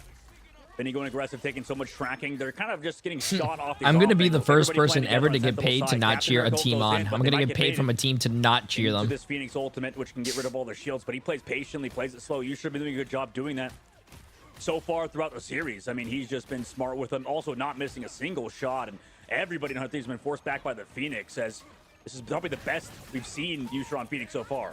Commitment comes in now as we see Flame able to find one on Winnie. That's a number up as the bird's in the sky. Will that find value? TTK gets very low, but not low enough. Delena at like 100 HP, 2 escapes as TTK, Vinny, Delena are able to find 3. Hey. They turn this back, but Rise says it's not over yet. Trying to take out Self, but it's too little too late. Yeah. Just kind of dancing around that natural cover, and 100 Thieves are going to get their first ever percentage on this point on this map. When he switches over to the Jeff now, so that's what I'm talking about, bro. That's what I'm talking about. Reverse this shit. Reverse this shit. Winnie's gonna be the one on the Luna. Went back to spawn just for the speed. They got this, chat. They got this. But for Sentinel's side, I mean, they do a good job playing it slow, but maybe they play it too slow now. 100 Thieves have control of these angles. We need to not take too much damage from Yusher, but look how hard it is. I mean, this guy just does not miss. I know, right? This is the kind of aim you dream about, as you can see. Yusher providing that pressure right now, dropping backwards, trying to stop Delena. They're stacking right now as a unit playing around that shield. Great moves there. TTK finds one, but Yusher able to trade that right back into Vinny, who tried to play on top of that Psylocke. Dance of the Cutterfly. Delena escapes after the fact, which is some good movement because everybody was prepared for that, but now the only ults available are going to be TTK and Dongmin for this current moment. Crimzo is going to be right behind TTK. Yo, TTK, hit a fat one, bro. Hit a fat one. Come on. There it is, folks. See it. Everybody diving in. Crimzo frozen in the moment. Does have that ult. Decides to what not a freeze. use it. Oh, he got so TTK low. And Self are nice, picks, TTK. Start them up. And once again, Thieves are going to come out on top, but they do not. Great movement by Crimzo to live that, though. That was wild. Those are 2 answers that can buy them more time on point. Yeah, they're kind of stringing together, you know, the space as well. Chat's quiet now. Ever since, hey, chat's quiet now. They're not saying the curse anymore. Quiet. From the pressure the Phoenix you guys are mad that 100 Thieves is taking this round. You know, not reverse, baby. Come on. This is the beginning of the reverse. Capitalize, push up, take space, but the disengage after that was perfect from 100 Thieves, who are now setting up with another flush and the Star-Lord Galactic Legend, which will be a lot easier to set up on defense, and Sentinels don't have that very same combination. Going to rely heavily on Crimzo connecting down south in the sky, and maybe Kurova's ult. There's that invisible boundary now. As we can see, Kurova holding them onto the point, giving them enough space to be able to touch so that it can guarantee OT stays up there in percentage. TTK providing that pressure, and now Thieves are looking locked in as Vinny starts up. Match right back. Invisible. Nice freeze! Wow, doesn't seem to land and get much value. Crimzo commits. Same with Winnie now and Vinny as Self starts up in the sky. Will that be enough as Amazing answers it right back? Nice, nice, nice, nice. Usher with the bird, gonna come down and dunk onto the backline. Bang! Does that say something, chat? Say something. Say something. Say something. That's the way. I like it. Hey, J3 curse. And that's a huge win for 100 Thieves, especially on Celestial. And that map, I think, no. is sort of enabling the Sentinels playstyle with the sort of bunker Phoenix comp. Let's now go. We move over to another map. I mean, sure, it's going to be more open, but I think the Strats are not going to be able to bunker as much as they did. Regardless, excellent work from 100 Thieves. The dives coming through perfectly. The Captain America plays out of Vinny have been nice as well, and Sentinels, I'm sure, good shit, bro. Good shit. Good shit. Another round loss. I could smell it. 100 Thieves, you have to be worried now as a Sentinels I can fan. smell what 100 Thieves are cooking, bro. You smell it? Airship. They had it 99, and Sentinels just reverse sweeped it. Yeah, I mean, that's just on your mental at that point. That's just on your comms and your decision making at that point, because realistically you can lose some fights. Your only goal. It's funny how a little bit ago you looked like you were gonna cry. And it seems like they maybe I was gonna cry. Multiple, different because 100 Thieves is doing greatness. It's like I'm gonna cry when my kid no matter what is gonna say "dada" as the first words. It's gonna make me cry because it's a beautiful moment. Just like how I'm about to cry right now because 100 Thieves, I know they're gonna reverse sweep. It's a beautiful moment. Starting off, we're gonna have Winnie with the team. Beautiful. With Vinny. And 100 Thieves obviously putting TDK back on the tank pool has looked good too. He's been a prominent figure, a reason why 100 Thieves have been winning this for sure. But Sentinels do have that flush. Nothing on 100 Thieves' side. They have to take advantage before any ults are built. But again, TDK is close to ult already. Flame going to start off with that Royal Flush, using these cooldowns to stay healthy, and that's kind of how you have to play the game. But now, Crimzo with a nice pick there on a Millennia on this cap, and Crimzo. It doesn't matter. It doesn't matter. They're trading. 100 Thieves is going to win this first. Watch. They're going to set the momentum. They traded. Once again, front line looking dicey, but what do you know? It's a cap, and that's going to be a nice pick. Good Prio in that moment to get the pick prior to the heals and go back to Crimzo after the fact. And now, this is just such a battle. These teams do not want to go down to each other, and it's a beautiful thing to watch. Self trades back right, amazing too. So it's a good pull by Kurova to enable them to get that KO, but they still have to give up all this space. They also use the taunt out of the Deadpool, so cooldowns mean we need to back up. We have nobody to secure the point. Donovan does dive in, but again, it's like you said, chat. Have you guys ever like said something and then it was like true, and then you just felt like a genius, bro? That's what I feel like. I feel like Albert Einstein. I feel like Jimmy Neutron about to go brain blast. DD available there. We see Crimzo. Does have that freedom charge. Kurova with the invisible boundary. Like my brain needs to be studied because of how smart I am and how good I am at predicting. In this fight, but it can be answered here by Crimzo, which should give the ult charge boost to Flame to have his ult as an answer. Remember, folks, Cap not only gives you that over health, but you do also get ult charge increase 20% here after the changes. As we see the pick come in from TTK, who looks so good on this hero. Wondering where this was in the past. Kurova. That's true. I wonder why were they not putting TTK on Tank Deadpool? Hasn't he been practicing that? Like they're trying to mix it up, though. Having to walk in, like you said. I know he's been practicing Tank Deadpool because I've seen him go 3 and 12 in my games. They actually pop in with TK's ult early. Raging Roll Flush on the opposite side met, and Self actually decides to pop the ultimate this time. And we can see, again, match back and forth, but using it on Self there is tough mid-all because it won't miss, but it doesn't matter with a good chase down. Dongman finds that pick right. Amazing onto Millennia is another one there for Sentinels who want this point. Can't seem to get it. Yeah, at the current moment, forced away. I mean, TTK shoves TTK, or gets shoved over to the health pack side when he able to check down Ryan Mazing and himself off the map. Nice. I love it when Self is on DPS, bro. I don't know why. I don't know whose decision it is to make him go on support. Tracks down Usher, who has been quiet so far, finally switches over to Psylocke. Kind of what I wanted to do on the previous round. Nice movement. Considering how fast-paced 100 Thieves are now moving.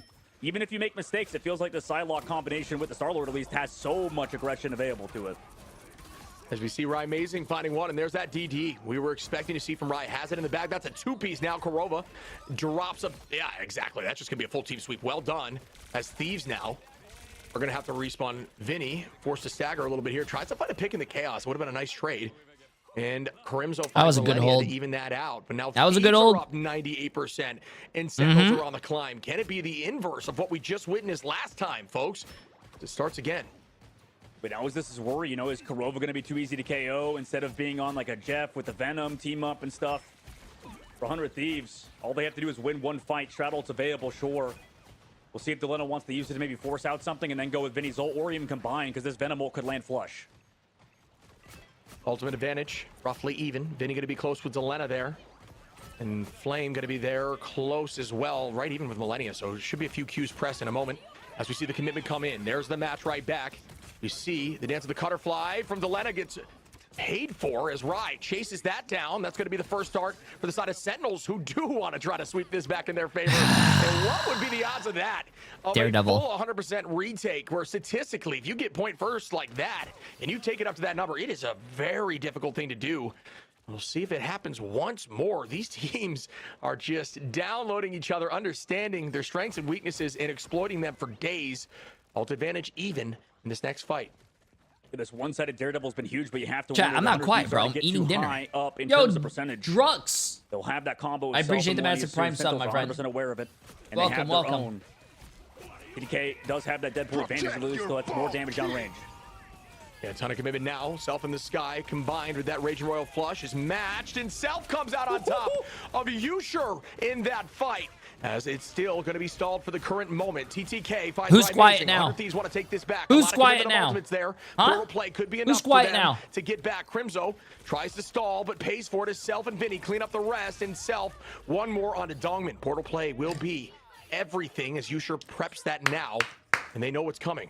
Can they make this happen and retake, folks? As we are in an OT situation, Thieves could take this and push to Game 5 if they win this. Sentinels would end, or at least push us to map 3, excuse me, on domination. You got to get on the point, bro. You got to get on the point. Oh my. Oh my. Let's. That is a tough watch right there. Say something. That Say something. is Say something. insanity. Say something. Single Come on. frame I'm right here, chat.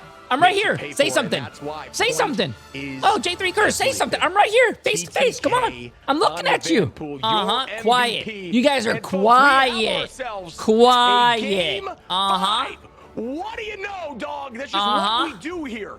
It just seems to be this case. And all you guys that are saying J3 Curse, quiet. I said, hey, reverse sweep, chat. It's 2-0. Doesn't matter. You can't sleep on 100 Thieves. Reverse sweep. Reverse sweep. Take Self. Get him off support. You're losing with him on support. Go DPS. Look what they did. I think I remixes in my chat. Fucking just watching what I'm saying and then doing it, and that's why they're winning. Ban Elsa. Get Self. Put him on DPS. GG. Oh. This is just absolute cinema indeed, folks. That's the first time I've ever said it on cast because I can't believe it. Game 5 we go. Keep it locked right here. We'll be back right after this break. Wait, Delena with one final? That's why I said put Self on DPS. Delena, one final? One? God damn.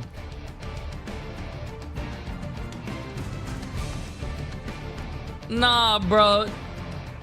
Delena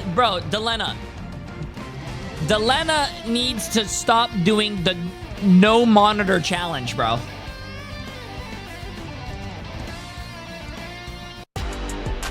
Oh.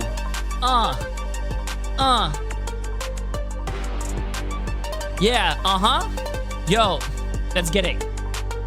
Yo, 100 Thieves is about to fucking win. They're gonna do a reverse sweep and call that a comeback. No, I'm not talking about a Kim Kardashian comeback. Hey!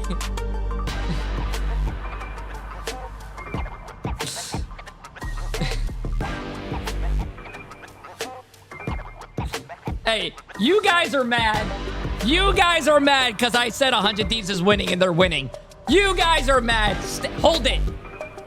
Hold it. Hold it. Hold it. Wait, chat. Oh my God. I gotta show you guys something. I gotta show you guys something. I gotta show you guys something.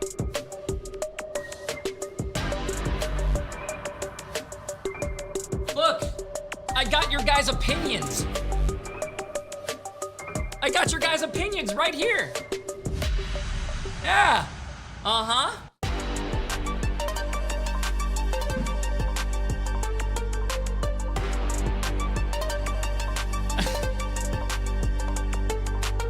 Wait, headphone den? I don't have a headphone den.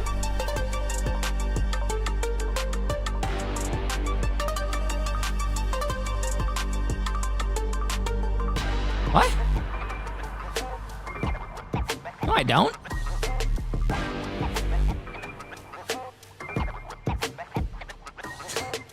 Okay, chat, I have 20 seconds though. Hey, 20 seconds. I haven't said this today, so I'll say it one more time. Hey, how you doing, Dad? Yo, I just want to say thank you everyone for following, hanging out, and just memeing in chat, bro. Hey, you make the watch parties so much fun. Thank you for making us the best watch party. Hey, it's been a lot of fun, guys. It's been a lot of fun. Well, and here we are. Wait, best watch party in NA. Because, boy, that one hurt though. That was it's not just NA. That is, that's. You're that's welcome. Thank you, Dad. Dad. Oh, come over tomorrow morning because we have a new dog food for you and some stuff for the dogs. Sky, appreciate the massive gifted sub as well. Absolutely insane. So that's what we wanted. We wanted a close series. We got a close series. Let's talk about what went down here because honestly, 100 Thieves played this one really, really well. Yeah, I'll deliver it to you tomorrow morning. Able to just recover, not get into their heads, and just come on, really start the game. I want 100 Thieves to win already, so I can tell my chat to shut up. 100% on map 1 come on. is already a feat in and of itself. Come on, let's get it going. But then looking really good there on map 2 for sure. TTK on the Vanpool. I mean, we were saying that from map 1. I mean, game 1. We were like, why is that not happening? It's just, this is so fun to watch, dude. I'm having such a good time with this, but it's just these teams, man. Oh my God, chocolate! That was so funny. They're just it's the match made in heaven. You know, it's kind of like Lunex. How you doing, chocolate? Lost, similar thing, right? Like it just feels like these two teams always go together. And same thing with Sentinels. Sentinels also had another close game with NRG. So this team also loves to just make everything stressful as hell. Yeah, stressful as hell. That's pretty much the theme here. I do see or love to see the evolution of those teams and players individually. You just pointed out TTK, right, playing that man pool, and that worked so well for them, right? And then on the other side, like, yeah, right, amazing on the road. Bye, like, appreciate a massive tier 3 for 76 months, my friend. Put in so much work. Appreciate obviously, like the rogue ban had to come out for this one. It's like they have to like download them, but like it's really map by map. 76 months tier 3, absolutely crazy, right? I appreciate it. You can't just come in with one single game plan. You Bingo, have to be your dad is here. Hey, W. From map to map. Yeah, it seemed like Yusher was being more marked there. Didn't have the freedom to do as much in terms of finals. Was getting a lot of damage still. Rai though up on that. I think we get Cozy and Vicky next. Yeah. Made the switch over to DD, which also looked great. Had 9 finals. I think that's something they should play around more. I don't think it's a bad comp for them to run things like these DD cap Venom plays early on and provide more pressure to the backline. But yeah, I mean, it's really been everybody's had a moment here to look good in this matchup. But it's all about this final map and who clutches, and I love it. I love it so much. Oh man, script writers, they've been cooking. What's up, Dad? Dogman, what do you want to see? Or first of all, where do you want to see us go? Because this is once again Sentinels map. It doesn't matter where we go. 100 Thieves wins. That's not Central Park, I guess. Doesn't matter where we go. 100 Thieves wins. I mean, maybe we go to like the Midtown or something. I mean, I called that out last time. I was definitely wrong, I guess, because we went to I believe Symbiotic Surface at that point. So that was also 100 Thieves map pick. So this is going to be a tough choice. Regardless, I mean, we just need to see some like more stability here because like the compositions, I like when we're playing the Loki stuff. I like we're playing Cloak and Dagger. So you know, maybe even for Sentinels, it could be worth protecting that early on instead of the Gambit compositions. I know it's good. I know it works for them. But if we're gonna play that slow, if we're gonna play bunker style, we might as well play around it. Just because when we're not doing that, we just adapt too late, right? Like I feel like if we're given the Daredevil, if we're given those sort of heroes, let's play them early on. Otherwise, I'm freezing. If you want to turn it to 76, you can. And Cloak and Dagger and just play something slow, something like that. Yeah, I like that idea. I think that makes sense. Yeah, teams aren't really running the Cloak without the Loki around. It seems like at least not right now, unless it's like an overtime situation. I'll turn it to quick and you just have the longer ultimate. 74 again. And that's just like we've talked about for those who maybe missed it. It's because in the neutral, not as much KO potential, right? Like as something like the Jeff. Bro, I'm freezing. A ton of damage. You know, even the Gambit, right? So, yeah, I'm not sure. I'm freezing. Where they're going, what the answer is. Both teams have played a ton of different heroes in these 4 matches. So, again, I think you and I have kind of been able to see off the rip which team looks better based on their comp out the spawn gate. As soon as we see that, we're kind of like, okay. Like even like we said for I would say for Thieves, when we saw TTK on that van pool, we saw Vinny on the cap. I was like, oh, this is looking like a comp that they could probably win this on. I think this is something that they should have done for the Sentinels. I love that they have to it don't matter where we go. Always like another layer to it, right? It don't matter where we go. I'm winning my chat some channel points today. We haven't really seen another thing that might be working, and finding ways to like edge out those victories, and that's why we're ending up in a map 5 now. Regardless of what's going to go down here, the winner will be facing off against we lost in the lower bracket. Is there a team you feel like has better chances against them, or the other way around, that we lost has better chances against?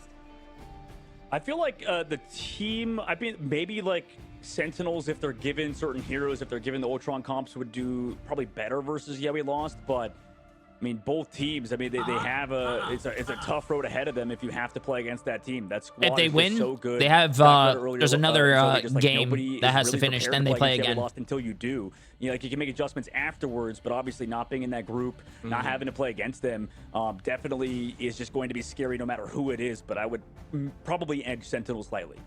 I like that. And I also think that Sen, I think they called out, was one of the teams that scrimmed them. So at least they had some practice. Yo, Jay3, I've been watching the stream for 10 hours and still not having the Daredevil skin. Is it a scam or what? That they run and no. Did you mute the stream? If you have the stream muted and you're watching it, you're not going to get the drop. Do they get there though? You know? Do they get there? If you, I mean, of course, it's a reverse sweep right now. Don't have your account connected to Marvel Rivals. You are not going to get the drop. But do you guys have any predictions of, is it going to be just the strat line again? I assume so, because that's where the comfort lies, right? Like, if Sentinels gets to play the strat line they want to play, like, that's when they look the best. That's Jay, I hope you're having fun streaming for us, making content. Hey, I always have fun, man. Different strats, like, kind of combinations, and then also, like, basically they had to, like, abandon what they're most comfortable with. So, yeah, I personally would target that, but Gambit drop tomorrow, yeah, chat. Where they're taking us. Yeah, they'll have to think about that, and they're still taking their sweet time deciding the map. I don't curse. I don't curse. You have to let me know, Maddington. People have stuff to do. So I can shut the front door. Yeah, hurry up and pick the damn map, or go to the bathroom. Or how about we just invent esport diapers? That could be a good solution if these guys go to the bathroom. We're getting to that part of the broadcast because mine as well with how long these players. Yeah. I can smell the money. There's a business right there, Dogman. I think you're onto something. Smell. I can smell it. It's right there. Ka-ching. Yeah, honestly, no, that's a good business model, especially for esports, and we do have to find out All right, we're digging into this it. economy. Let's open up the financial. In this economy, you know. Do we have a plan? Do we have a business plan? Appreciate it. Been watching since Virtus Pro and Rad. Maybe we can go for Team Ego Death because Self is You were the only streamer entertaining enough to keep me watching that long. You're the best streamer I know of. Hey, love you, Don. Thank you for the great work. Chat, why can't you guys be like free streams, bro? Appreciate it. Warden Junior, appreciate the massive prime sub as well. Keeps you locked in. That's what this is all about. This is it's a performance diaper. Yeah. You have the best ideas, Zoe. We gotta keep you around you're the ideas girl. I love it. From the back seat, I'm reaching up, grabbing the wheel, and yoinking us back on track here with this. Delena, dude, I just looked at the stats while we were just sitting there because that's not a page for a moment. Delena only had one final on in that last man. That's actually so the Psylocke. I know you mentioned the Psylocke stuff. You know, across the board, the lowest in the entire lobby. you know, without the Loki around. So what's your Man, thoughts I on love that? water, bro. My voice is dying. I've been screaming so much for the past 3 days. Track with this one, because I think like the Psylocke overall, like you don't have to make no the plays, more Overwatch casters. WTF is this? Exterminator. I think Psylocke is that type of character, but people gotta work, bro. Now. Like, how about you go get a go work yourself? Like you saw how broken that punch was, that 1-2 punch was. But now new Psylocke, it's just about cooldowns, you know, and uptime. It's like an APM type character, so it's a very different style of play. For sure. Marvel Rivals has the best casters I have ever seen like in any if Ryan switched to esports. Daredevil sooner, would have been a fan of that. Kind of same thing. Kind of can live for a long time with the overhealth and the damage output. And then the Star-Lord stuff, I mean, that could also work. But we're going to Shin Shibuya. Shin Shibuya, chat. Shin Shibuya. Was wrong. Yo, Michael Ray. Appreciate the massive 24 months as well. How you doing? Just like everybody's. Yep. You and everybody's really. You're not alone in that boat. Okay, Shin Shibuya. Shib, how do you feel about this pick? I love Jay Shin casting, Shibuya, repeating like you know 18 times. I mean, hey, in terms of you know you got to do what you got to do. What I've written over time, I do say you know a lot. I need to stop it. But, Emily yells at me. It's a controversial map, I say. I think point one is either the best defense ever or people get rolled instantaneously. And I'm not sure why that is the case, but it just always is the case. So yeah, I'm not sure who comes out on top, but it's going to be about their strategy of attack on point one. I think that really sets the tone. You know. So what kind of strategy usually succeeds here? Like what's the spawn buster? What are you rocking up with the rollout? You know, chat. We just gotta like go to that height, control it real quick. It's really crazy knowing that 365 people are about to lose almost $5 million, bro. Right? There's a lot of things that depend on the match. 100 Thieves are about to make $5 more million. Can you guys believe that? The Gambit comps. It's a matter of do we get the Invisible back into the game, and do we dive the Invisible Woman? It's crazy. The Invisible Woman actually is somewhat easy to dive. That's the problem with like I am about to make 431 people a lot of money because they follow the book. You know what book that is? Especially with a lot of these melee characters. You know what the book that is? Her shield and the amount of damage that output from the dive. The How to Get Rich book with the J3 predictions. I know both teams still like to play triple strategists, especially Sentinels, but they haven't been able to do so because of the amount of what does that say right there, chat? Coming through on the opposite side. What does that say right there? I said that's 100 Thieves winning the series. It's like you think Invis and you think a lot of the self peel. You got invisibility. You have that shield, but it's so difficult into a 3-2-1 coordinated comp. Everybody at this level understands how to do that. In dive, as you're climbing through ladder, people just think like, all right, I go after backline, I perish, I blame the balance. What about the first game? I don't remember that far ahead. Play, they will set up. I don't remember that far. They're gonna be like, all right, I'm on height, I'm ready. All I know is the 3, 2, 1, I live in the now. This is gone. Like that's I live in the now. If you want to play dive successfully, it's not. I don't live in the past. No flame, just calling you out a little bit of whoever blames their heroes for maybe not succeeding. But yeah, I mean, it is difficult no matter what, and I think you really do need a strategist that can escape heavy, like Jeff, like the side of Gambit, who has a lot of self-heal escape outside of just self-contained self-healing. So which backline has impressed you more thus far in order or in regards to like just sustaining themselves? I would say arguably 100 Thieves side. I mean, like I like what Sentinels are doing sometimes. I'm not saying they're bad necessarily. It's just they've made more mistakes throughout. Like there were times, especially on, I think, did they win Museum of Contemplation? I think Sentinels did. They were winning despite mistakes. I feel like there were times, when we would cloak and dagger roll and we would die outside of it. Sometimes Crimzo would do that. Sometimes Flame, and it depends on the CC obviously across the board. But I think there's just been less of that on 100 Thieves side. That's why I would say definitely Winnie and Millennia are probably my better backline. I think. Well, we're actually heading into a quick break until our players are ready. Of course, the series going the distance. We want to make sure that they are locked ready for this one to give it a all on map number 5. Quick break, and then we're back with more. Bro, if you are a professional player, charge your headset before match day. Charge your keyboard. Charge your mouse. You should not be having like any technical difficulties. What is going on here, bro? If you have, does someone have diarrhea or something? It doesn't matter if you have diarrhea. Shit yourself. Let it go down your leg. Wear those pajama bottoms that have a dispensable hole in the back, so then you can just be like, Mom, Bathroom! And then have her come in with a bucket. And then she could call you good boy. Come on.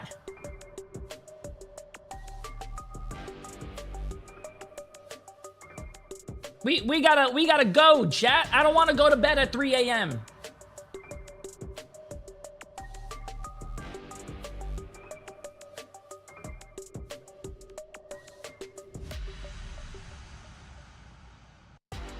That's oddly specific. What? You don't watch South Park, bro? The best episode ever. It was World of Warcraft. Who has taste? Who knows what I'm talking about? Come on, man. Come on, chat.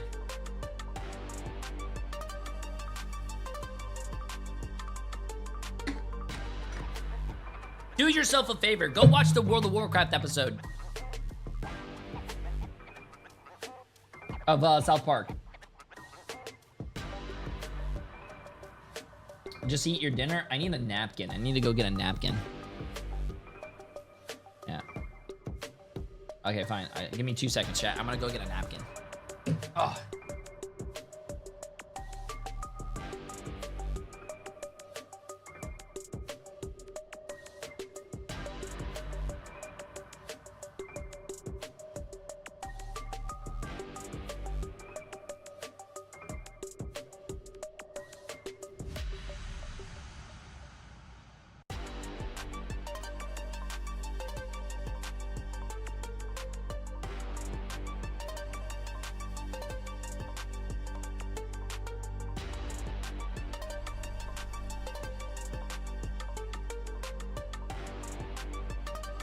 Yo, napkin secured, bro. Napkin secured.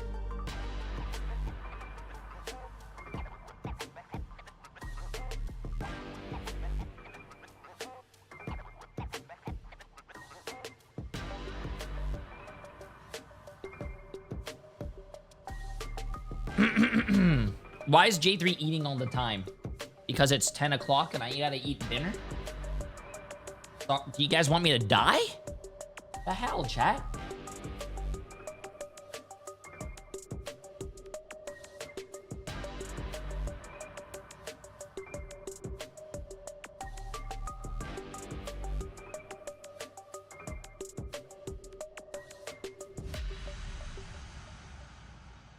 We have 2 minutes. I don't think we can play words on stream.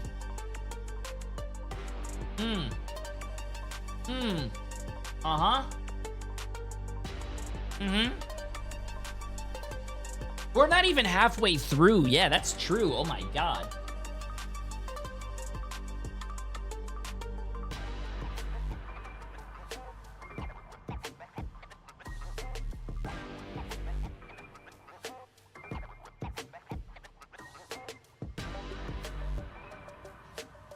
Spicy.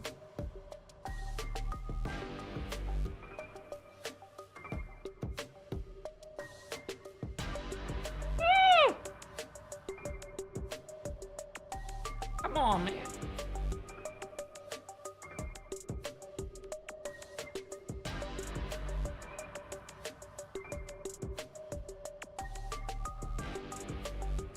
I think so.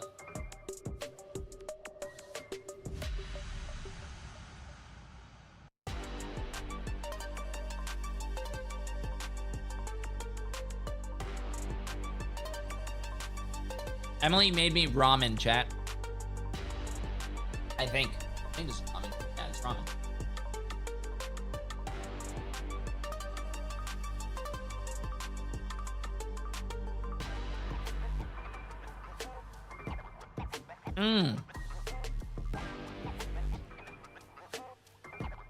Okay, chat, let's get back into the show. Let's get it.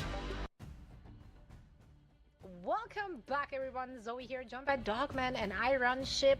This is the posse that somehow speaks map 5s into existence, and we did it once again for you, dear viewers, so you're welcome. We're gonna see what both of these teams have in store for us as the bans are about to take place. So no more waiting. We've decided on a server. Everyone went to the bathroom. Everyone is locked in and ready. And so are we for this last map in this series. All right, let's go, Zoe. Let's freaking go, dude. I mean, where are we? I don't know why this is taking forever. Everyone knows 100 Thieves is going to win. I assume so. Yeah, you nailed it. Maybe they decided on the server. Everyone knows 100 Thieves wins, bro. Diapers. Oh God. Our viewers already hate us. We have lost all credibility as casters. That's a full circle, though. Brought it back. Here we are in the banning phase, folks. Shin Shibuya, as discussed. Looking forward to seeing what the teams want to run. It has been a bit of chaos between teams on this map. But we're going to see now the Elsa ban on both sides, which I can promise you will happen. Yeah, everybody learned their lesson after the early aspect of the tournament.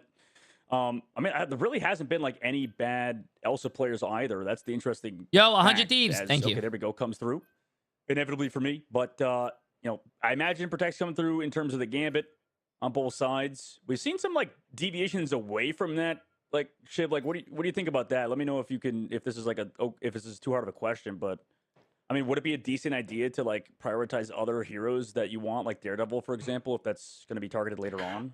I don't think it's a bad idea. I mean, we saw we lost through that a little bit, no? So it's like it's definitely it's like are you scared to do it? It's almost like if I was a coach, if I made that decision, how much flack would I catch if I did that and I lost, right? Like I think that's kind of the tricky. Yeah. It's like, are you brave enough, right? I'm kind of with you. So you're scared of like the public backlash, basically what would happen. I'm not saying that's the right decision. I'm just saying that's probably why we're not seeing it as much. You know what I mean? Yeah, it's like you're kind of right, but also I don't know if I feel like who taught you how to use chopsticks? As a coach, care about what the public has to say about your ban phase. You can't. Yeah. Yeah, like you don't want to listen to the public. Like they're kind of like a little silly in the brain sometimes. I have to know how to use like it's chopsticks. Obviously Captain Hindsight, even us, like as casters. That's why like pro players will say like, hey, you guys probably shouldn't listen to us because like you guys obviously are in the know. You're the one in scrims all the time. You believe kind of each other, and that's the big thing. You want to listen to each other in the dialogue, and there we go. We get that Daredevil ban on the self before Protects come through. Yeah, I like that ban. Outside of that, it was pretty traditional across the board. Mantis being removed. I don't doubt that might happen from the side of Sentinels, banning that out for 100 Thieves. The lock-in of Invis, like we're talking about, and it enables that strange, it's good. We talk about there is some value. That Ultimate's obviously strong, and you don't have the Glartrox pulling you out. That's, always good to have. And she just does a ton of damage. We've seen both sides get a ton of value on the Invis, but instead of getting rid of the Mantis, electing to remove the Rogue. Yeah, for the Gambit stuff, they don't want to let that through. They've shown that before.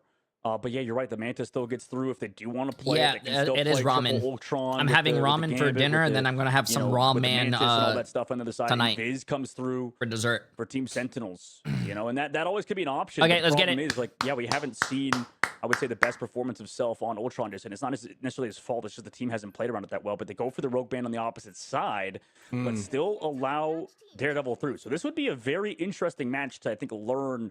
But what is kind of going on between both teams' chopsticks more than like a fork. But obviously, you can't do any more learning when you're out of the tournament. So we'll see who kind of comes out on top in this first 5 mapper this deep into the tournament. Well, that's a little the spicy comp for Sentinels right now looks great. Okay, let's get this. Similar, they want to go that triple backline. I'm assuming, for here for the side of 100 Thieves. So I think both teams. Okay, let's see what we're running with. I'll be hearing that one for a while. I'm sure that's in the comments, the. Okay, I'm liking this. I'm liking this. Right? Like, let me see. Show me the team comps. After this triple backline, I'm gonna tell you who's gonna win right now when I see the team comps. Watch in a moment.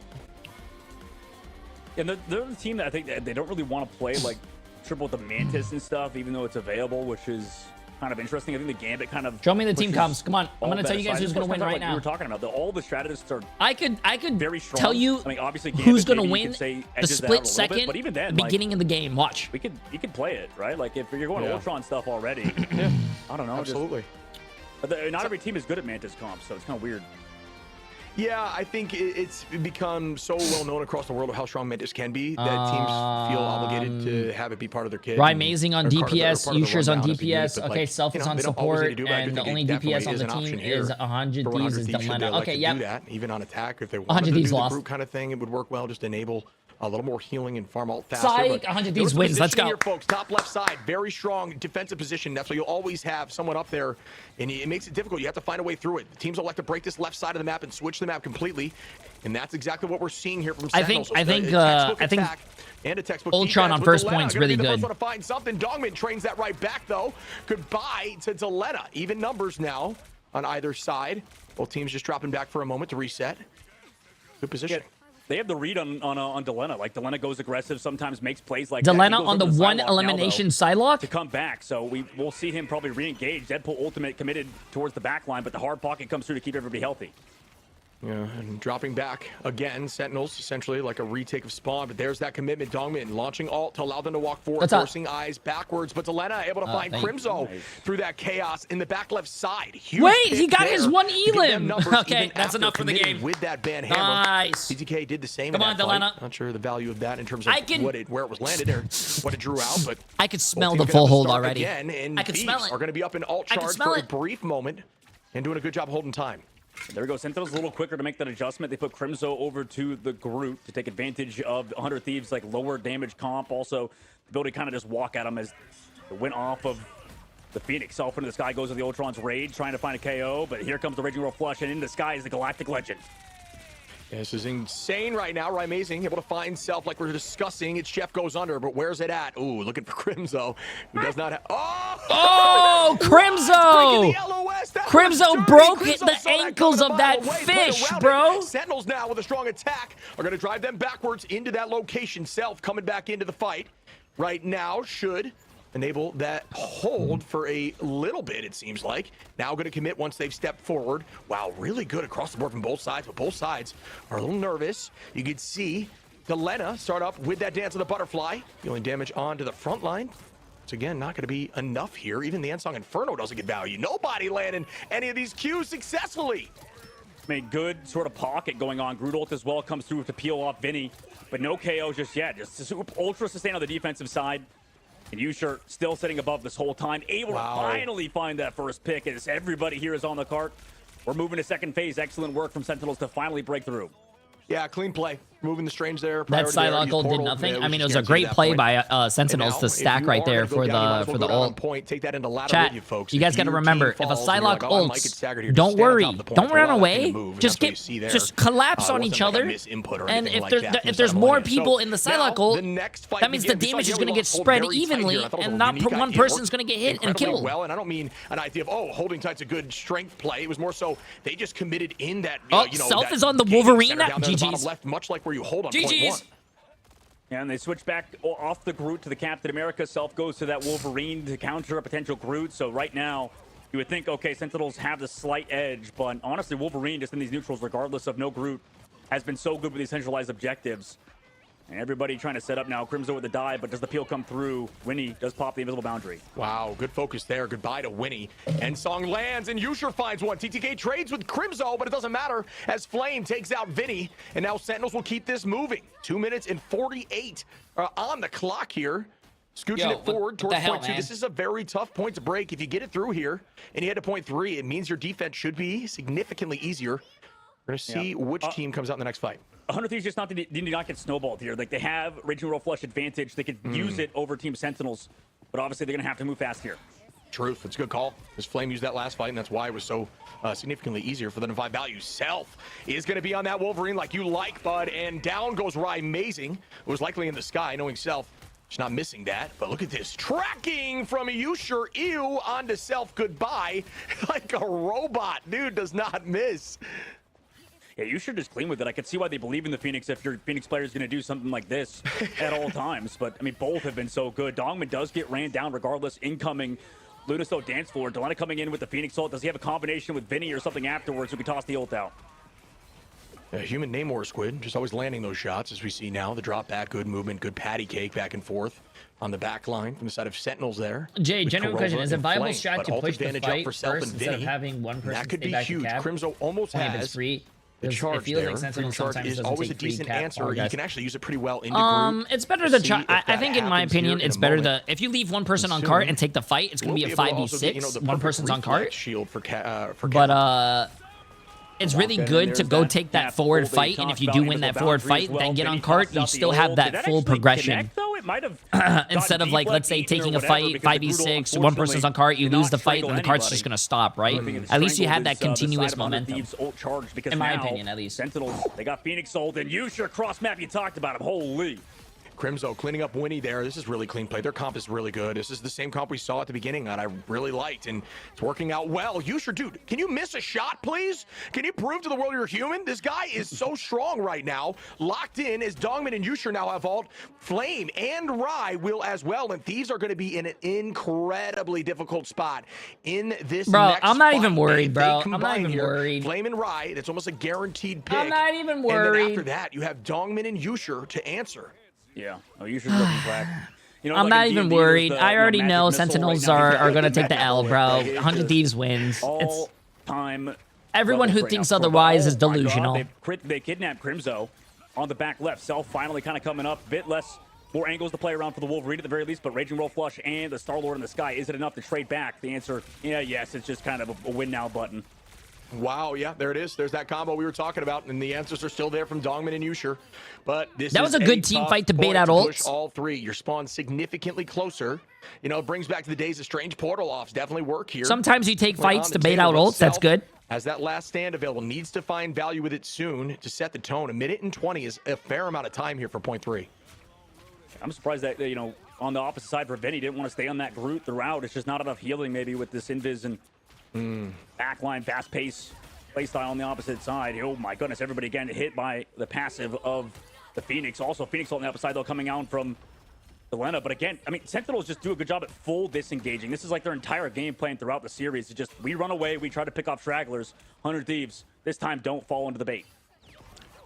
Dongman now pressing forward, looking at Self, but there's that last stand. Does it land? It does, as the cleanup comes. Oh, Psych, I lied. Where's the follow-up, man? Turning it around. Yeah, I'm not sure where the comms were there. It seemed like no one else was on that same page. Maybe it was just an aggro play. It didn't work out. Crimzo doing an incredible job here on Cap. You're wondering why they had to switch off the Groot. Crimzo's constantly on that backline. Look, He was they just can't look testing the anywhere waters. else. It's fine. Groot cannot get healed. It's- Goodbye, Rymazing. Yusher finds two. it's Millennia fine. trades with Rymazing, but Crimzo onto Winnie, and this could be it here, as Vinny's trying to stall for as long as possible. Kurova with the damage boost. Crimzo takes out Vinny, and now Kurova, ew, what a cleanup there with the freeze on a TTK. Point 3 is ever closer. Can they clutch this? Can they clinch this? And it looks like it's held for a moment, but not for long. This looks like it will go Sentinel's favor. They're going to get all 3 on this push. They're trying to stall it out a little bit longer, but the answer is no. Freedom charge, assemble, nothing. He's going to have to assemble his, body parts back together after Sentinels 3. This is easy. Dude, like, why are we not playing This is like the Groot? easiest Why are we playing the fucking win Sentinels for game plan? 100 People Thieves. are Sorry, trying to make plays, Flarkin self trying to win make a play, for Dylan trying to 100 make a play, Thieves, but bro. nobody's there Sorry. to follow up. This It's is actually easy. just, like, straight up upsetting me. Like, can we just, like, make a, like, we're playing a dive comp, Diamonds we're playing are Captain America formed stuff. under Like, pressure. Can we help out? And our guys 100 trying to make Thieves plays? Can we do are something? diamonds in Yeah, the it's sky. tough. I think the problem that they're having is, like I was saying, Crimzo on that back line is just pulling enough focus and make it very difficult for your team to look forward. And that's where that triple line, strat line can work out if you really need to, if you're struggling that much. We've heard stories of Crimzo's cap. We haven't seen a lot of it in the preseason here. I'm excited that it's back now, taking a seat in the forefront. But yeah, I'm with you, but I'm not sure. I mean, that comp was just clearly not it by any means. Thank you. I think it can't be it. Like it really can't. Like 100 Thieves have the potential. They have the players and the pressure to do so, and they showed that. I mean, the fact that it was an overtime could be nerves. Both teams have that similar playstyle that Energy Shock does, where they like always kind of want to revert to sort of peel jobs. But then, like, if you do that, obviously, depending on what you're playing against, it's not going to work out. Yeah, but maybe, you can't be looking backwards all the time. Yeah. Yeah, you could still blame Self, I guess, a little bit there. Like maybe he shouldn't go for those plays. Maybe they should bunker up and deal with Crimzo, like you said. But Crimzo's adapted and done a good job at playing his life and doing what you said is best done for Captain America players and just kind of harassing. Yeah, I mean, feel free, folks, to go in and watch replays and watch some of these caps do what they do. You'll see a lot of time it's just all about showing your presence. It's not necessarily getting 1,000 KOs. It's about saying, hey, I'm here, look at me, and then your team takes the space off that. As we see, I'm calling it right now. Watch this. 100 Thieves is going to TP. They're going to cap the point instantly, and they're going to use that momentum and cap all 3 points with 2 minutes and 45 seconds remaining. Watch. Doing something Calling different it right now. Essentially spawn switching at this moment. They're doing the thing. When he built up the ult already. Yep. Little hoppity skip. Little hoppity skip as they press forward now. When he does have that ult, should they need it. So they're going to play on point here and try to just battle whoever's going to contend. Trying to with Vinny on the point, or not Vinny, sorry, Crimzo on the point to delay it off, but there's that ult. Throws out immediately onto who on the opposite side. It's actually tough to tell, but can't get the jackpot just yet. Building it up.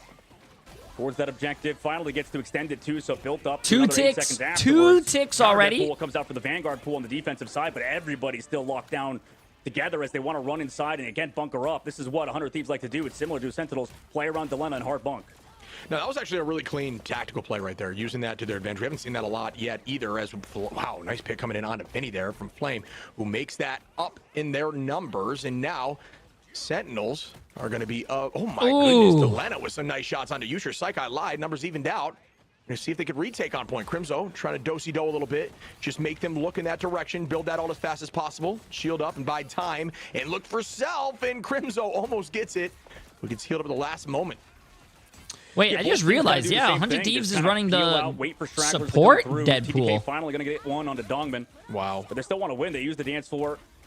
Now maybe a Doctor Strange portal to come back, but Yusher commits his ult, and also Lunasto dance floor damage boost gives them the KO. Yeah, actually, no, they don't chat, get the KO. It's the opposite for Delena to get one. Yeah, using that. Oh, Delena! Just locked in right now. Coming back with a vengeance. Sentinels has after Yusher looks so great good. defense though right here. Tracking, eyes up in the sky here. Can they make this? It's shut down. Oh, Self with a potential tackle. Oh! I don't. Yo, that was very disrespectful, bro. I don't think you needed to do that. Right back, go. I don't think you needed to do that. Now trying to find a third onto the back line, but there is more commitment again. Oh, but not for long. Goodbye, Winnie. Well, he's switching, and then we probably got TTK going over the Deadpool. Maybe after that, or does he just not? It might be too late. It might be too late, dude. Oh no, it is happening. No. It's not late, well, bro. It's not late. For such like a long time that they had no choice but to stay on it, because Sentinels were just like letting them stay on it, surround them, getting the right KOs. Now upcoming fight, Sentinels still have the edge. But you are right in that it has potentially been too long for 100 Thieves now, as they've already chewed off 3 minutes of the clock. That was a good defense by Sentinels. Offense. Crazy defense, yeah, crazy so for stall those who too. Didn't understand, which caught me off for a moment, is Strap Pool to build all that experience. Now you make the switch as TTK using that experience to his advantage. Finds Dongman in that fight, make it a 2-piece now. Ooh, put this dude on nice headshot. But Crimzo on that cap, same story. Millennia goes down. Vinny able to find one onto Kurova. Another pick onto Crimzo. And Delena are amazing, and they will be walking. There they go. Yeah, that one switch up was huge, like you mentioned. Sentinels, though, they have to feel somewhat confident about that. That good shit, guys. Good hold. shit. However, good shit. We've seen 100 Thieves snowball in situations like this before. Whereas, like I said, it's like watching a mirror for both teams. Both squads just love to play it slow. You know, allow these Deadpools to kind of get online when there is a Deadpool, rather. As Dongman obviously has that motor ready to go. But we'll see who kind of can find the straggler first. Sentinels or 100 Thieves on the attack. You know, they obviously have that cart moving forward and can look for these Vanguards that try to anchor. There's no real answer to I right now. If you landed on Millennia in the backline on that Gambit, that's going to be your priority because the cleanse is very much still a thing. It's on the table here. These pros know how to do that properly. Yusher on this off-angle flank with the stun tries to stop the pressure from TTK, but TTK says nope, goodbye Kurova. Flame able to, or excuse me, Vinny with a 2-piece as TTK finds another. Oh my! It's like eating ribs, Chad. Have you guys ever ate a nice like this is another like one of those nice spots that we ribs like to talk and about. it's delicious really, and you had really strong on the defensive side. It is playing it slow, try to play oh my god, that's what it is right now. And for that, and now that's what it is right now, bro. Crimson still has the option delicious. He wants to see for the upcoming fight, regardless. Raging Roll Flush itself available. Galactic Legend. Wow, another pick from TTK. He cannot be stopped right now. That's just so clean. Another onto with Delena. Self finds Dongman. Vinny onto Crimzo. And 100 Thieves are not done yet, folks, as they will be this close to point 2, heading towards 3 with just as much time. I bet you everyone right now that voted for Sentinels is shaking. Yeah, they are shaking. Come through from Crimzo. Oh, you're right. They are shaking right now, bro. Maybe after as well. So he's touching with the Captain America Ultimate in the meantime. And God, it is so nice to wake up in the morning and listen to Jay3's predictions to make you a billionaire. Not even, no, scratch billionaire. Trillionaire. That freedom charge to answer. Great answer there. But now Gambit great old cycle from both teams, though. Ready for it. No alter charge. What a retouch there by Crimzo and Sentinels, who are now going to have that priority. A minute on still. Crimzo, Dongman, and again, Amazing. Just duking it out there back and forth. The boxing match, really well done by Sentinels in a situation that was dicey. What a touch by Crimzo. Yep, and that really enabled them. And also the follow-up. Everybody came through on Ryan's side. You know, Dongman came through to go for that ult. TDK again, though. You talked about it before. He's got Deadpool ready to go, and as well Self and Millennia will have that Raging Roll Flush up in a moment. Let the games begin, folks. This is the intense moments. Both sides of the fandom, I'm sure, are losing it right now. Right Amazing playing aggro onto Winnie. Winnie with a good push, though. Trying to duke it out, but this is that double oppressive nature of this dive. Winnie is going to fall. Delena trades that with Yusher, though, but a Strat goes down, and that's advantage. Oh, except for when Delena does that. Ew. Right Amazing trying to escape, cannot. Oh, and yeah. Delena is sweeping everyone right now. This is looking like a great game, dude. Just a back and forth right now. Crimzo touches obviously with the snowflake, but cannot. Great. Hey, I thought 100 Thieves were gonna lose that fight. Crimzo and Ryan Amazing, great flank. 2 minutes now. Added to the bank nearly. Oh! They also have the flush combination. Oh, I don't know if anyone else is sweaty. For Magneto to try to maybe soft counter it a little because bit. I'm not. Because I already know when 100 Thieves really wins that you guys are going to be like, oh my god, Jay3, you're so smart, talented, and handsome. Too long as, like you said, Delena hit shot after shot. In this third phase, though, they have to keep snowballing. They have to probably not overcommit in the upcoming fight or deal with Sentinel's ult coming up as well. Yeah, there's going to be a lot of follow-up here from 100 Thieves. Millennia's ult is available. Flame's not going to quite be there yet. Flame does a good job of gaining quickly, and wow, 80% already, just flying through it. Amazing, not in that combo yet, and if I'm 100 Thieves, I'm trying to make something happen now before that does come into fruition, unless you want to be retroactive or responsive, I guess, is now there goes the dance floor. The combo's out. Oh my goodness, the focus was disgusting. Goodbye to the dance floor. Delena able to clean up too, and that is all of them now as Sentinels are down heavy in numbers. The retake commitment will come through. Crimzo, Yusher, Flame, and I believe Ryan Amazing should have ults here where it's going to be Winnie, Vinny, TTK. And this is all about who gets the early picks in value, because ult advantage should theoretically be on Sentinel's side. Portal play would need to come through if this does not work for 100 Thieves. What a freeze there on TTK, who tries to launch that ultimate. And Yusher and Dongman are going to sweep everyone, and now it's going to be a forced portal, so you know what's going to happen. Sentinels are going to push forward like crazy and try to not allow that to happen, likely. Oh, yeah. We'll see. Hey, did they go for the spawn stun? Did they go for it, Jim? I don't know, actually. We can't see. Vinny stalling for now, doing a good job, but ooh, gets deleted.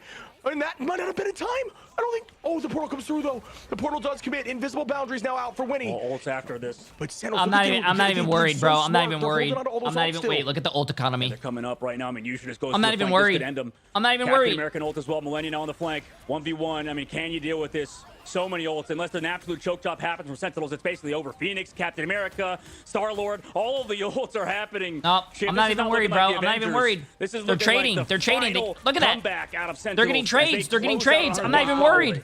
And Sentinels are sweeping everyone. Portal is gone. That is going to be game, set, match. Goodbye to 100 Thieves. Sentinels clutching up and taking home the W. No.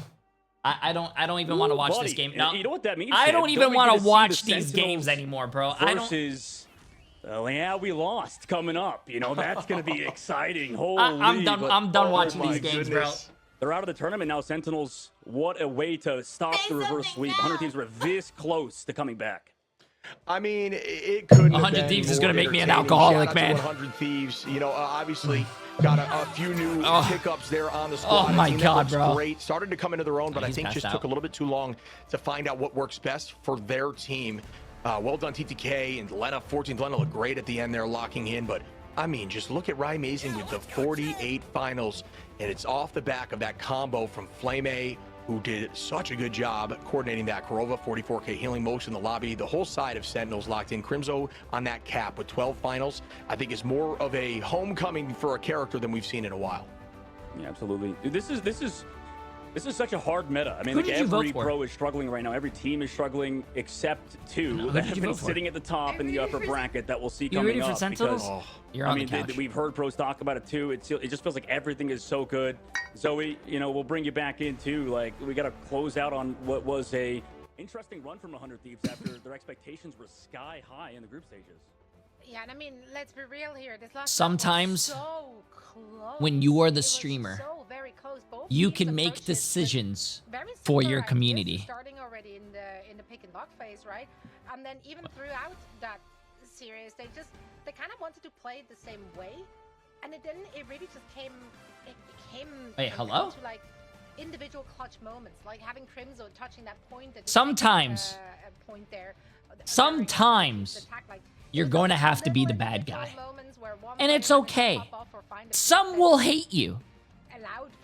But the rest will love you. it really could have. And I think like both of these squads, I'm sure they'll have a lot to take away from this tournament. You know, and I know I was being a bit harsh, I think, during the series, during the matches. Your ball you care. Yeah, everybody is struggling right now, exactly, and it's tough to see these teams, I think, struggle, especially pro teams at this level. But that's what happens when, you know, there's team ups, there's ban phases, there's so much, you know, included. And obviously we give you Captain Hindsight over here and you'd be like, okay, can you make that change faster? But in the heat of the moment, when you also have to focus on your mechanics, it can be really hard. We also just never know. Yeah, I was about to say, there's more to it. We don't know what's going on in their comms. We don't know what they practice. We don't know how things look like in scrims. Yeah, fully. And it's like, you know, you're losing alt charge. You don't, yeah, exactly. You don't know what's looked like in before against a similar comp that's worked for you in scrims. Maybe the map, it feels more comfortable. There's a lot going into it, but yeah, I mean, and this guy's passed out, bro. Constantly changing, right? This is an insane meta. Teams this are guy because it's kind of like, there's so many different viable things you can run, but it's also, I don't know, man. This is just chaos right now. I love it. It changes in a month, right? Like things just constantly change all the time. That's why you need to be on the fly. And while it may not be some teams' meta, shout out to 100 Thieves who struggled a little bit, but did look a lot more like themselves throughout this tournament later on. It could be coming up in the future as, you know, these new balance patches come into play. Oh yeah, absolutely. But I'm excited. I'm excited to see more of them. I mean, this could have been an upper bracket like final match as well if it wasn't for, you know, Liquid Citadel and Swamp Gaming being the dominant forces that they are currently. And I feel like no matter who is making it through the lower bracket, one of these teams will be facing off against either Swamp Gaming or Liquid Citadel, and it feels like that's kind of where their run will end. So yeah, it's a tough road. It's so stacked. It honestly is such a stacked region. I mean, we said it already about the groups where we initially thought like Group A is the group of death and Group B is just meh, but then like it started getting really competitive and really topsy-turvy and ended up being so much more competitive. And we see that right now as those two groups are facing off against one another. I'm like the dad after he just saw his favorite football team lose. This intense 5-map banger that we just got to see. So let's bring Flamay in for a quick chat. Flamay, congratulations. First of all, how do you feel? This was a very long match. Speechless, to be honest. I'm very excited we won. I don't know, it just means a lot. Yeah, man, it's been a banger to watch. Seriousness, such a back and forth. Both teams played amazing, bro. Listen. Like, it was such a I'm not trying to backtrack though. Both teams did amazing, and that was a great game. That was a very good game, was there anything you felt Match like, 5, if we make this change, we're gonna come literally out on last fight, that was good. Going into map 5, we wanted to take. Also, I'm very glad that Sentinels played Karova. We were planning on walking out DD. Karova, man, he's popping. We heard their comp and we're like, nah, we're not gonna do that. And so we ended up just playing that comp, which we do practice a lot and we have really good success on. And I'm very excited we're, you know, able to execute it really well. Yeah, fair enough, fair play. And obviously, you've been a newcomer in this roster and stuff, and it's awesome to finally have you, you know, alongside some of these top dogs in the scene. But I mean, I know we've seen like other pros, for example, Phi and like the VP guys just got eliminated over in EMEA, but they said this is like the hardest meta that they've ever had to kind of cover because so many things are good, so many things are also not good. Stayed up to watch the series to the end at 4 a.m. and my pockets just got cleaned by false prophets. How many things that are potentially in the cards? I don't know who that is. Yeah, I would agree with the VP players. It's very difficult. Things are always shifting. It also depends on the team. I feel like regardless, I feel like this whole season alone, bands have been, you know, developing, depends on who you're going against, and it's just very all over the place and very complicated to say the least. Like, you know, Gambit's either first ban or Elsa, but a lot of people are banning Elsa first now. Awesome. It's good to see you, buddy. How have you been? I hope everything is well. But hey, I got to ask quick, real fast. I mean, you're going against, we lost here. So that's going to be coming up next. I know you guys have scrimmed against them in the future. Do you feel like you've downloaded the kind of weird comp that they run that can throw some teams for a loop? Or is this going to be kind of a on the fly, we're learning situation? I wouldn't say we scrimmed them recently. I would say we scrimmed them maybe earlier this month, but I wouldn't say like recently. But I think obviously a really good team. They showed themselves really well against Lunex, and I hope that, you know, what we do, or, you know, what we do is what we do, and I think we'll do it best, especially against we lost. Beautiful. Wow. We get to see that in action on the server tomorrow. So I'm going to let you rest up. It's a short turnaround. We're very excited to see that match. Best of luck, and thank you so much for joining us for a quick chat. Good luck, buddy. Thank you. Have a good one. Bye-bye. He's a good guy, man. He's a good guy. That was a good interview. I like that. 5-map banger. What a treat. I mean, it's got to be you guys. Like, you just always cast 5-map series, apparently. Yeah, it's 3 in 2 days. It's actually insane, but it's been so much fun. I wouldn't change it for the world. I always say as casters, like, we just want it to go to game 5 because it just makes it so fun for us as well. We love all these players. We've seen them forever, whether it's in LAN or throughout these tournaments, and seeing them shine, have big moments, maybe moments that they're not succeeding as much. It's all part of the game, and it's beautiful. It's so much fun. Low key, it's the prediction gods. The channel points just want to be ruined for anybody participating in the Twitch channel points. So, I mean, Gambit gods not favoring anybody today. Oh, also, since we're running numbers here, the Gambit gods just gotta listen to me. Yeah, I guess. Well, it's a match, though. He's got to bench himself for the next match, you're saying, then, if they lose.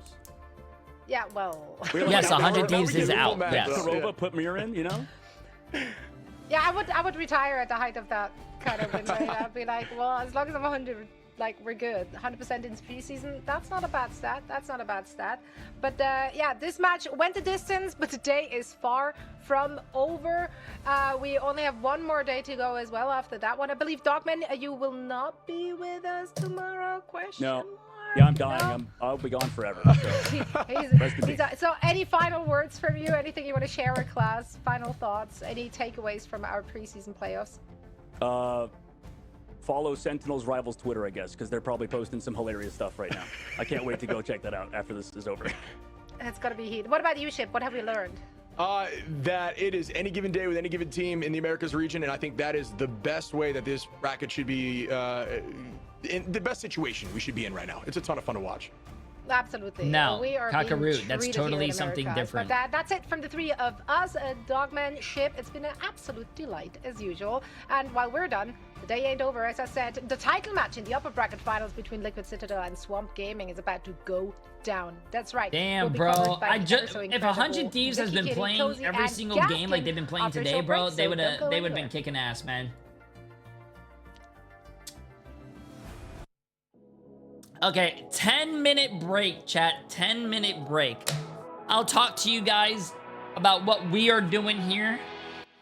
I think if you guys want to... where is it? I think, what is it? Swamp Gaming against Team Liquid Citadel. Okay, chat. So, going back to how to get rich. Don't look at the first two gambles though. Don't look at the first two gambles. If you look at Swamp Gaming against Team Liquid Citadel, our third game of the day, Swamp Gaming is going to take that W, bro. Swamp Gaming, chat, trust in the votes, bro. Trust in the votes. Look. 100% correct voting. This is literally the leaked script of what's happening today. Okay? Swamp Gaming beats Team Liquid Citadel. Team Liquid Citadel loses today. Quote me on that.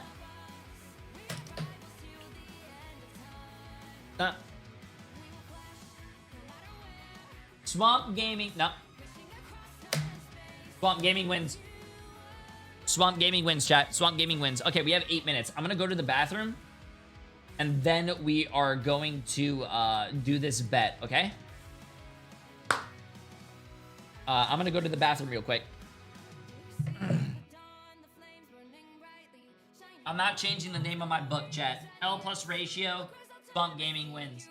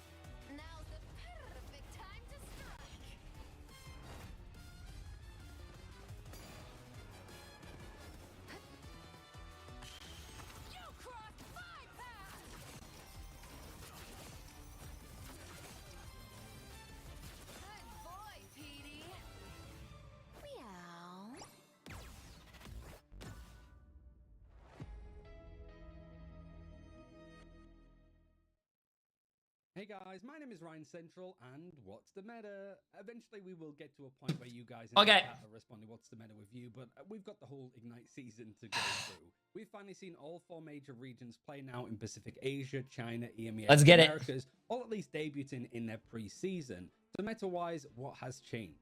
So we have to start with the Glortrox in the room, which is Elsa, who actually fell down a bit in popularity to the point that Gambit is the first time actually overtaken her to be the most powerful, most impactful character. If you want money, and a lot of people ask me, like, Swamp how do you Gaming. gauge this? How do I know all of this stuff? Well, I have a system that I use with That's all all the I'm gonna drafts say. that we've seen across all 200. Just a casual random for 2 months. Appreciate it. If you like money, 100 being an Avengers level threat, hotly contested, Swamp Gaming, very influential character when it comes to the draft and compositions of the meta so far. And out of a score, that's all I'm gonna say. Elsa's score was 90. If you want to wake up and be like, wow, my bank account has billions of dollars, Swamp Gaming. The context is 95, which is sort of stabilized in that point. Swamp this Gaming doesn't mean that Elsa was involved in 93% of drafts and 7% of the time she wasn't used. She has been involved in every single game of Ignite so far, other than one, where Rejects and RVLE in Asia Pacific just didn't decide to touch her in draft at all. That's one game out of 225, might I add. A drop in score doesn't mean that she's just not popular or she's not strong. It just means that she's not as contested as much in the start of drafts, which is really where those threatening characters tend to stay. And because after this Elsa is good in is every type of composition, removing her is just a good way to influence the draft more. Anybody can play around Elsa, whether you're playing Dive, Triple Strategist, Convergence, Convoy, Domination, any type of map, Elsa is just good on it. With the stuff you can do. It's good to see that a majority of my stream still believes in me and votes Swamp Gaming. 150 to the fake 136 people. That means between Star-Lord and Gambit, which half of my chat are hate watchers. Half. But I know which one I'm picking. You can get rid of the Star-Lord if a Gambit is protected, or even the likes of Rogue that go up so much when it comes to her strength because of that combination with Gambit. You just remove the characters around Gambit if he is protected, and a lot of teams tend to start to struggle. So Elsa is being protected less and banned out a little bit more. And whilst she is being banned out first in a lot of games still, she is still very strong, might I add. 93 out of 100 score is still S+, so yeah, she's still strong. But other teams are still very much committed to getting rid of the Gambit. But if Elsa is not being protected anymore, who is? Who's contesting her there? Well, Gambit, for one, but also Mantis has gone up massively in popularity. Notably as a protect option because Mantis has amazing team-ups with the likes of Loki and Groot, who are still pretty good with that combination. But because the likes of Mantis has damage boost, she synergizes with everybody. Team Liquid Citadel didn't lose a game or map. Swamp Gaming did. And most importantly, she is one of the staple characters when it comes to triple strategist. She can pair with whoever. If the other team decide to ban out Loki, Invisible Woman, the Mantis can make other Did Team Liquid Citadel not lose a map? And she has a lot of offensive capabilities, which means running triple I'm pretty sure they did. I feel like you don't have that threatening firepower, I guess. But if I had to show you guys a graphic of what this would look like, it would look like the following. Granted, graphic design isn't really my passion here, and it's not a perfect system. I'm pretty sure they did, chat. Hero shooter. We're just talking about the draft. Which characters have been banned out and protected? The hero shooter, you can switch characters at any given point. The two things I want to know. Almost half of the top 20 heroes. Well, you know what? You know what? It's strategists. 9 out of Virtus Pro hasn't lost a single map, but guess what? The past 2 days, sometimes the gods can fall. And I think Swamp Gaming are those gods. But also, holy wow, this is a very even look. 2.9, 2.9, 235, 240. This is a very even matchup. We get to the likes of Invisible Woman, Loki, Ultron, etc. I'm very curious to see what some of the regions can do to be creative. This is a very even matchup here. Might be starting to climb when people realize how good they are. But until then, thanks for watching, and I'll see you next time. Oop.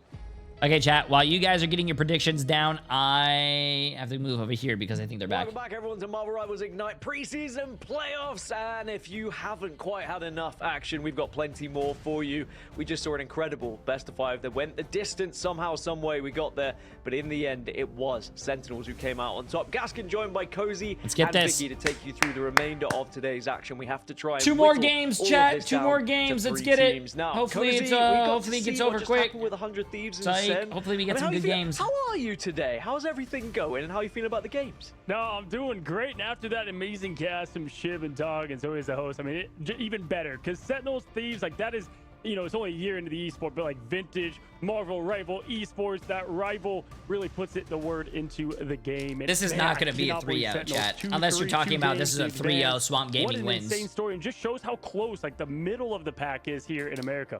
And Vicky, before that, we saw, we lost, get over the finish line as well, make up for their performance yesterday. Do you think that they can make a comeback through the elimination bracket?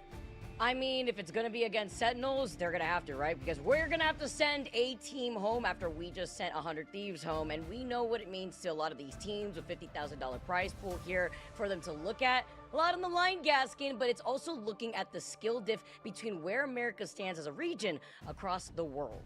Well, now we get a chance to look Is the voice low for you guys? We have a big one on our hands. We have the two biggest teams in this region. We've got Swamp Gaming against Team Liquid Citadel. This has been the matchup we've been talking about for weeks as the possibility, the hope that we will get this.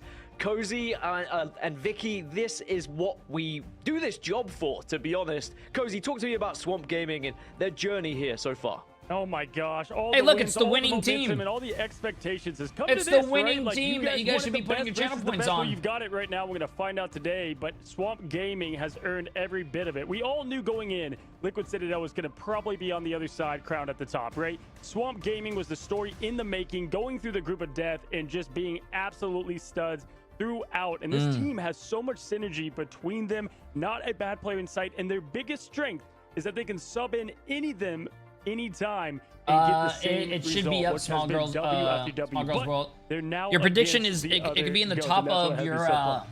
And Vicky, top what of do your you think about channel. Swamp Gaming? Because they are Some a team countries that don't have just impressed us allow more and more gambling as they've gone on. with prediction I'm points. so excited to see just the keep that in backline mind. be backline, right? That's kind of been like what I've been hinting at in the interviews that we've had between both these teams. Also, like following up on Cozy's point, whether we're going to see a Madian or Mello be the first one to go into this lineup starting off on this game. I also think, you know, when it comes to the Clash of the Titans in Americas, because that's literally what this series is going to be about, it's going to be very different. 299, 300 people for Swamp Gaming for $4 million. 300 people for Team Liquid Citadel for 4.6 million. After I was able to talk to Swamp Gaming, we've heard it in the 46 to 54%. This is a big, boy payout, chat. A big boy payout. But I'm hearing that Liquid Citadel do have their number against Swamp Gaming in the back room, so we got to see how this is going to play out when it matters in the tournament series. Well, Liquid Citadel, unbeaten still, have yet to drop a map, let alone a match. And we'll have to see whether they will be challenged, at least here by Swamp Gaming. Cozy, what do you think? Do you think the Liquid Citadel here, I mean, obviously they are favorites, right? But we're surely expecting a closer game than some of the other matches we've seen previously. Yeah, definitely closer. I mean, they haven't really showed any weaknesses, but when you have like the specific matchups, that's what has me so excited. Like Days versus what Speedery is going to bring. Obviously, the Daredevil's there, but just the play styles that they have in particular. I mean, come on, Mello versus Energy. The Tank's Craft has been so good on the Captain America, but that's Paulie Shield, right? So these are going to be the things I'm looking forward to. If I wasn't casting, like, I'd still be such a fan of this. Like, I'm just giddy to cast it because I'm in love with the esport and the game. It's so fun that we get to see a new kind of king of America as far as the teams go, right? And that is something we haven't been able to see and tell for a while, obviously going back to last year. And Vicky, we're going to be on Hell's Heaven to start with for this one. I think it's the only time we've seen Swamp Gaming This is going to be a great game. Is on this map, so I think it's an unfortunate one for them to start off of. What do you think about this map in general? Do you think it does favor Team Liquid Citadel with right here. Yeah, I definitely do. And I'm glad that you pinpoint that here, Gaskin, because even though Swamp Gaming love domination, Hell's Heaven specifically is their lowest win rate domination map. Usually, like, they have like a 70% win rate against Liquid Citadel, specifically in scrims. And when it comes to Hell's Heaven, it's a 45% win rate. So we got to see how this gigabanger of a series is going to play out, Gaskin. This is what you've all been waiting for, folks. It's Swamp Gaming versus TLC. It's ready, guys. Take it away. The debate ends here, Vicky. I mean, the debate ends here, bro. As you said best, and here we go. Gambit being banned on both sides. There's the instant respect Gambit to the being banned on both sides. Cooper Okay, very and interesting. Valentina not going to be able to carry the crown of MVP. They have to do at least on the man with the cards. Elsa going to be protected on both sides as well. Vicky with the Mantis ban to start and to match. These two play at such a high staple meta level, Vicky. So expect this ban line a lot between the two. I agree, and you know, looking at the way that Swamp Gaming and Liquid Citadel have handled the pick and both teams banned Elsa. Both teams saved. Gambit. Both teams banned Gambit. Both teams saved Elsa. Oh, one-sided tank pool though. Also, these individual teams, and you see the Van pool get protected. I gotta message GTK after, bro. We saw what Polly I feel bad, man. With that Van pool, but not even just that, right? Guys, it's kind of a give and take. Because even if you ban out the Van pool, we know what that Captain America could do.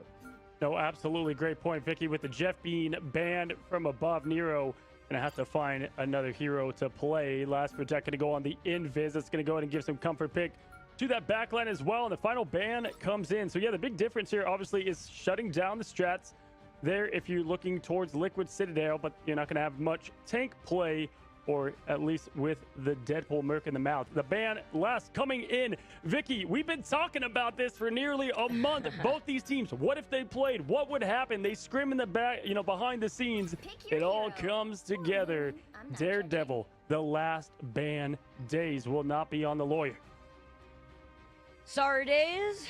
But looking on the other side, at least he's got that Wolverine, and that could come in clutch when it comes to dealing with Spartif, who's already lingering over onto that Captain America. That's another thing, right? Because, Cozy, the reason why both these teams are at the very top of the Americas is the flexibility that both of these squads could provide. Mello obviously going to be over onto the Elsa, but they don't really need that Mantis damage. Okay, guys, let's get it. Both sides, right? Because it's going to be the Elsa duel. Will the Jay3 curse be broken? I don't have a curse, bro.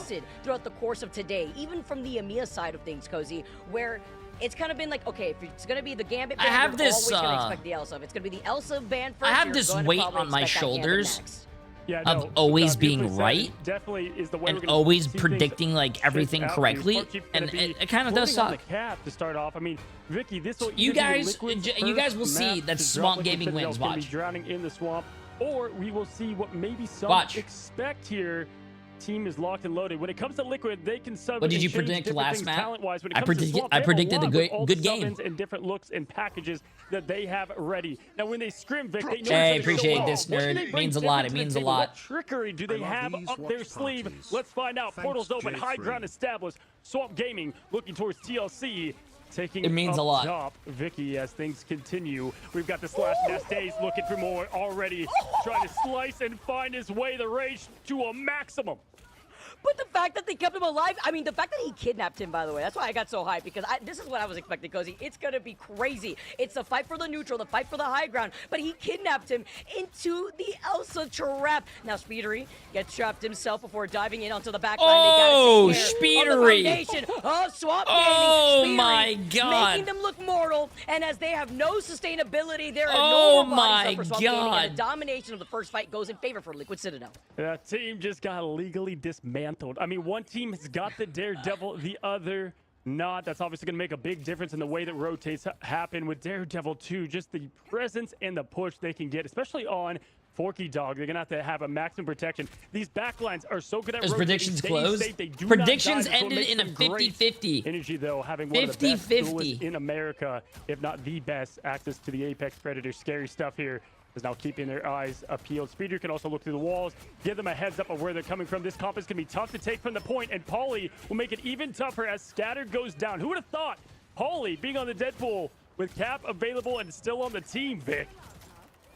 It's crazy here. He tries to get another kidnap with those adamantium claws, and Energy has a different plan here. I object before going in together with Speedery the Lure. They got to look right behind him and make sure that they don't overextend, but also still controlling this space. Look at this communication that we're seeing from Liquid Citadel, and also look at these ultimates, Cozy. They're very close to having that Camille unleashed from Nero, so they can cycle that together with the invisible boundary. Fastball Special has to go crazy here in Kras's hands and together with Days. Yeah, no, great point. Honestly, we're just seeing good rotations all around. You're seeing them use the map to their advantage perfectly. Now Kraz going to go ahead and throw in the Days, trying to find more. Not going to go overextend, right? We're not going to see anyone try to do the hero play, at least this early, but the... Oh my, we didn't even get Oh my God. It's disgusting. 3 go down immediately, making 4. Oh my God. Energy gets 4? Energy finding the Loki that could have been invisible. Spectators, I would love to see more, but my gosh, absolutely disgusting from Energy. Lagging in real life, no way, but Energy's gonna be able to back away now. Energy going crazy with their own highlight reel. What the quick little 4K before backing away. Swamp Gaming have everything in the bank in terms of ult economy, but Liquid Citadel have those answers. They have all the stall potential. The Glar trucks are coming out. The protection from the Loki lamps. Daze does find Speedery in the process. Did they get one with that? Taken away in favor for Liquid Citadel. They have the advantage, but they trade it off with Energy. Bro. This guy, the back-to-back from Energy. Somebody has Someone needs to check this guy's computer. At this young gun legend that we got to interview just yesterday. The invisible boundary now is going to be expended. The stun onto Cooper as the Hulk goes crazy from Kraz, but after you let the devil out, it's been too much. Spark then follows up. That's another 2, and this is the first round going in favor for Liquid Citadel. Energy Spark surging, folks. We just saw Liquid Citadel do what they do best, and that is dominate in the first zone. Domination. Super Soldier Factory going over to TLC. Swamp Gaming, look. Hey, the same thing happened with 100 Thieves. It's crazy too, because and guess what? They went all the way to a map 3, game 3, literally last fight. That's all I gotta say. Better, and when we look at matchups, right? We have not seen Swamp really struggle all that much. Gaskin did say earlier, this map may be, unfortunate a bit there in terms of where they did struggle. You beat Q7. Appreciate 2 months, my friend. How you doing? Ago. But either way, Scatter, Daze do have the ults. They didn't commit everything, honestly, because they couldn't there. At least gives them an opening fight shot. Nero, Spark Chief to follow. If Liquid Citadel gets a point first, Spark Chief and that ult, oh boy, it's going to be tough to peel them away from it. Swamp Gaming ready to go, though. They know what they need to do. Domination gates opening. Wow, I have not seen Swamp Gaming in a seat like this. And the big detriment, too, was unfortunately, Valentina was getting caught off by Energy a lot. Something that is very unusual, but that's what happens when you're dealing with such crazy duelists from the enemy team. Making that swap over to the Cloak and Dagger. Getting off that Loki, even with Speedery still being on that Daredevil. Where did everybody go? As with the portal plays, they've controlled the high ground right now. They're just waiting for Liquid Citadel to contest them from that low ground. Yeah, just good patience, right? On this first, initiation of attack, Vic. It's so important to win this, so their teams are just finding the right moment and angle to slice and dice from Daze. Has that ult, you bet they know he has it as well as the tracking happens. We've been looking at this Wolverine a lot lately as he's going to go ahead and put on the extra survivability. Down goes Scatter with the pop. The AoE, no connection from it. Ults are coming, but nothing Solo ults a Captain America? Just like that. We're going to rotate on over. Look at the sky cam now as the team's going to be pushing in. This is an absolutely Swamp Gaming's using so many ults but getting zero value. Going to throw out once again that Glartrox not coming up with anything. Oh, let's play no games because Polly is back in the spawn room gates. It is Daze who finds that pick. Speedery trying to dismantle this backline. The patty cake between Forky Dog and Valentina after Valentina was able to paint the floor there with that Eternal Bond, keeping everybody alive, finding another pick. You don't want to stagger here as Daze finds the next victim and Mellow to pop off onto Energy. Nice. I love this back and forth action, man. I love this back and forth action. Let's not forget, Liquid Citadel, we're able to get at least some extra credit with the 30%. Absolutely. Daze does it again. Dialed in. Every slice matters here. Now with the rotation, the Glartrox on their side with Forky have a little bit of the offense, defense special, exactly what they need. Look for them to try to trigger Cooper. They know that ult's ready. Get that ult going, then throw in the Glartrox. That's going to be their best success. It's going to be Kraz now jumping in, throwing up the game of bubble, trying to bait some. Does going to find a little bit of a target, and there it is. The oh no. Just like that, quite literally the invisible woman. They disappeared themselves. That's not what you like to see off the invisible boundary before Nero gets the next victim off to Kraz. Slight little stagger here after reclaiming the point. And Cooper still has their invisible boundary. It's going to be really this Glartrox going crazy from Mellow. And Valentina getting the Eternal Bond. Forky Dog now gonna have to just regain that ultimate from scratch after letting that invisible boundary unleash. And I'm also looking at Scatter too with the Eye of Agamotto, but all the survivability here, Cozy, from Liquid Citadel side. Nothing is going Swamp Gaming's way right now, man. Cooper throwing it up. The protection's ready. The Roman Coliseum of fighting in the boundary is here. Cooper finds 2 in his own boundary, and they are now just farming the swamp and putting down pavement to set up the fortress that is the Citadel. Oh my God, look at this spot. Look at this spot. Here. Oh my God. Again, oh my God, look where he is. So look where he is. So Forky Dog had made the swap over to the Rocket to get this quick BRB. Going to be able to swap right back over to the Invisible Woman, something that we saw at the very end of Midtown there over in the Amiya side just yesterday. The trap and the catch. And Days does find Speedery. That's really big. He was stuck inside that side room here, and he can let the devil out once he's back from the spawn room gates, but they have to recontest on the point here because you're near 90%. Oh, they found him! They found him! Spark also gets stunned. Nero has a survivability with the Kumio Unleashing Spark. Isolates Days. Not going to be able to get pocketed right here. And with 99% upcoming, they got to contest on this point. Yeah, good trades back and forth. I have to capitalize off of these, right? Vic now 99% and up. They know it's going to be the fight here held at the location of the zone.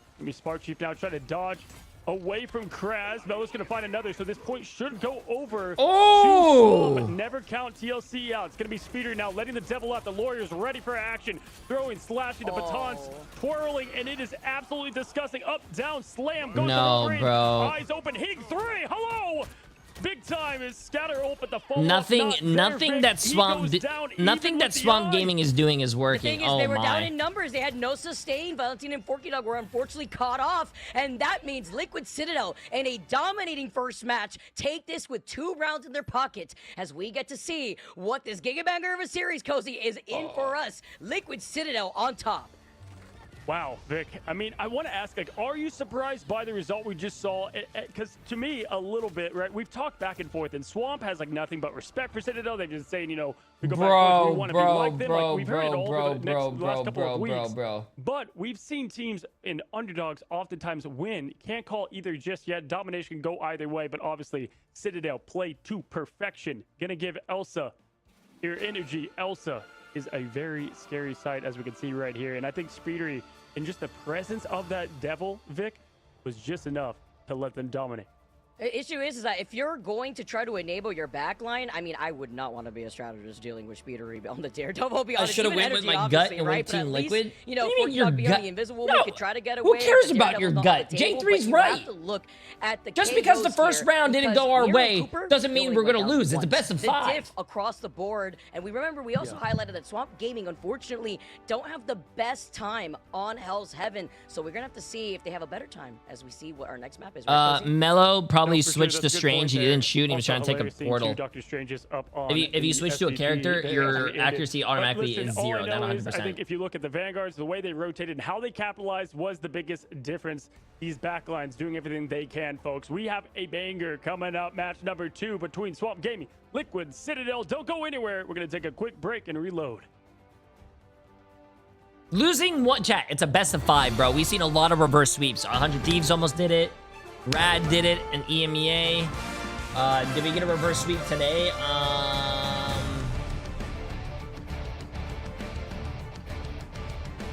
Fire against Shikigami. I don't know if that was a reverse sweep. Yeah.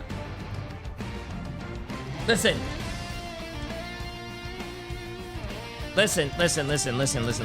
chat. Swamp Gaming lost. It's their map pick. They're gonna go to a map they like. They're gonna win it, and they're gonna tie the series 1-1. Watch. Watch. Watch. No, I'm done listening to you. Why? Have I ever strayed? Or what was that? Have I ever led you into the wrong direction? No. No. I am that guy. I am that guy. Have you ever seen those like those what do you call it, money shows where someone's like, oh, here's a question, try to get it right. Oh, you can phone a friend. I'm that friend that you call up for answers because he's always right. I'm that friend that's always right. I'm the person that you can rely on. Listen.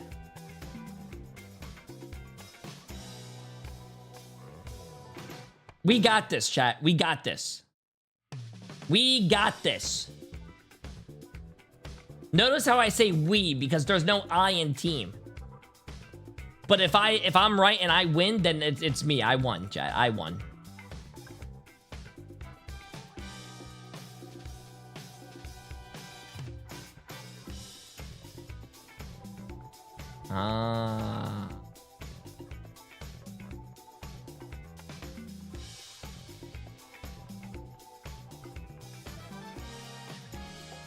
Ah.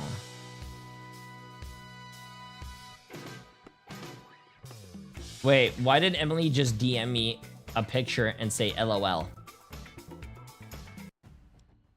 She DM'd me this and said LOL.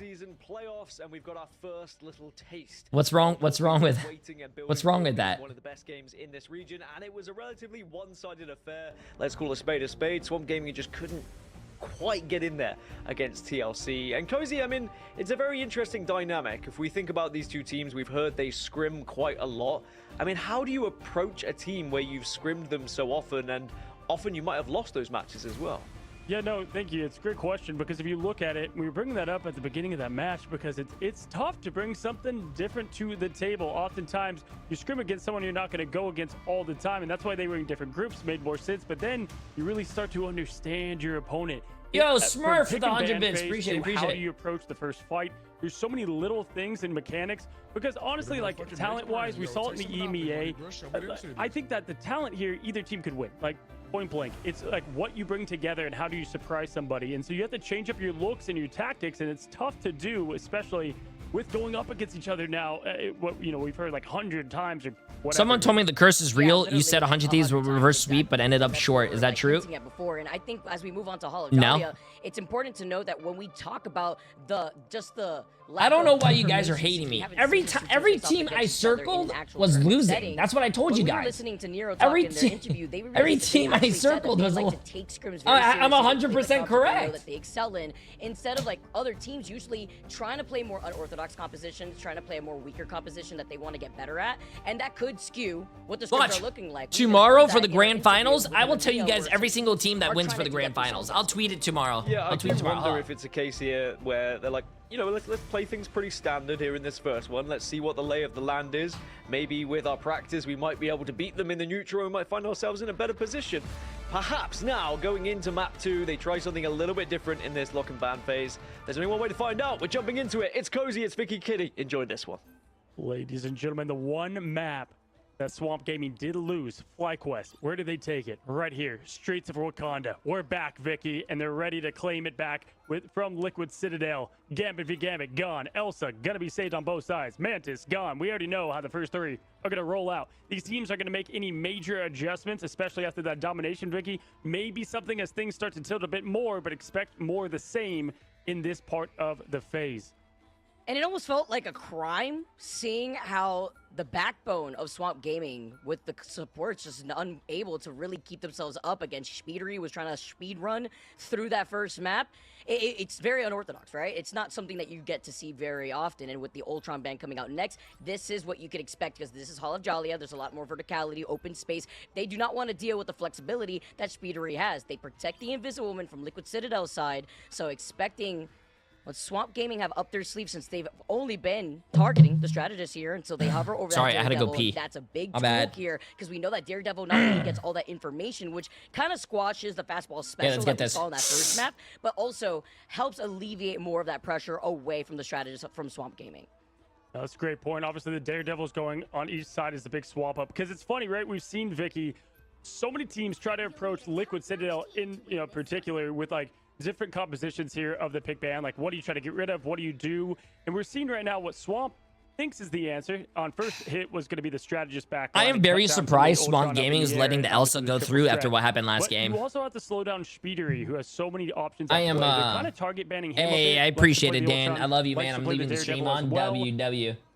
I'm really scared. Come back blast from the past as they lock in. Vicky, this is a very interesting first point. Always one of my more favorites to watch because of the way Poke is handled. Look out for energy here on the defense and playing up on that high ground. Speedery going to be an interesting kind of complement 1A to the 1B duelist as Psylocke, at least on the defensive side. And still looks like they're trying to figure out some things as they are still at the spawn with 25 seconds. Oh, okay. I actually really like this. Nero going over to the Jeff. You get that team up together with the Vanpool as well. Has any team lost today when they have only Elsa? I don't remember, but a better question would be, has any team lost that you predicted that was going to win? That answer would be no. No team that I predicted to win has lost a game yet. Fastball special is still in their hands going into the second map. Alrighty, Let's get it, everybody, chat. Watch Party, Space Jay3, all of Marvel Rivals community, get ready as Hey, the doors open. We got WW. our next matchup underway. Liquid Citadel looking to hold strong in the fortress, or will they be brought into the swamp? Hulk, Krasman, gonna be causing chaos right off the bat. They're gonna rotate up here. This is a tough place to rotate because of just all that open coverage. But the way that Liquid was positioned, gonna make it a bit easier for them to move in here now. Closing in, gonna get the Gamma Shield. Somebody's gotta get an early pick. Look for that on the side of Mello. Energy Mello, first of all, is actually gonna make a big difference here, and it's Energy doing what he does best. Vicky, You have to ban that character, bro. Priority onto Valentina You have to again. ban that character. They've lost out on their strategist, so it only leaves 40 dog for the sustainability. You and have to ban Daze that character. Trades that back with a nice little kidnap, trying to get away. The tether, though, is detrimental in controlling more of this space. But can we talk, Cozy, about this straight neutral that we keep seeing the prioritization of the space and how they're going to be able to break through these buildings, push through. I'm really in the game. I'm sorry. I'm sorry. I'm in the bro. I'm in the game, bro. From Scatter, Van Hammer activated. Forky Dog does have the invisible boundary, and the portal contest comes in from Polly. Yeah, even with that pick, able to get that momentum to push forward. Good rotation again from Swamp Gaming. Forky Dog ready for the Q. Cooper going to match as well, so look for what they can do within the Glartrox. Both a little way. Mello going to be a bit closer. Day's going to throw up over the wall. Paulie finds Scatter, though, and that's going to make things a bit tougher for them in the pop of Paulie again. Are you kidding me? The Strange with another. Gonna hold strong, Vic. No, you gotta ban that character, bro. And two, together with Nero, who was able to get the Itch Chef, or at least get off your phone. My phone's over here, bro. Swamp Gaming to back away. Where is he gonna go? Where is he gonna eat us? And then you currently have the Elsa following up with Energy.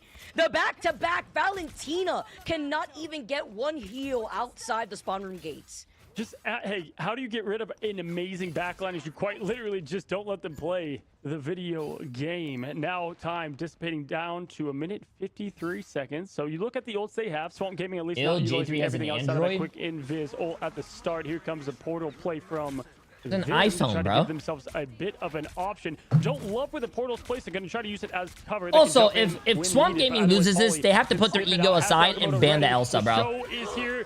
And this is the pop of the Algo. Nothing with this. Farchief tries to go in with the Beast. Mellow trades Speedery, and that is going to give all the momentum now over to Swamp. Make it their Swamp. Get this zone, pushing them back. I like the way they're playing. But look at the way Liquid Citadel still have some numbers. Paulie finding Kraz is big. They're so close to being able to get this point as Mello holds them back together with Daze. No sustain as Liquid Citadel have to reset and Swamp Gaming get this payload moving out of the garage. Oh, man, just perfect bombs. And Mello, Sorry, Boba. Valentina just bonded right away. We heard that in the interview, right? Both of them getting a piece of that zone cap. Now Mello gonna find Cooper. What a stagger. What a great play. Nice. Good pick. Good pick. We're Ooh. seeing them go full out aggressive. Only one think I'm on the getting card. sick. Oh, where's my Don't tea? need anyone else because they know they're able to go ahead and open up this next zone. Building this space so perfectly. Scatter.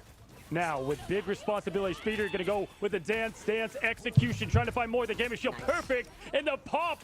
Paulie falls. What an absolute peel job from Kraz. W Kraz, every strategist love looking at a Hulk jumping right back to shield them with the bubble.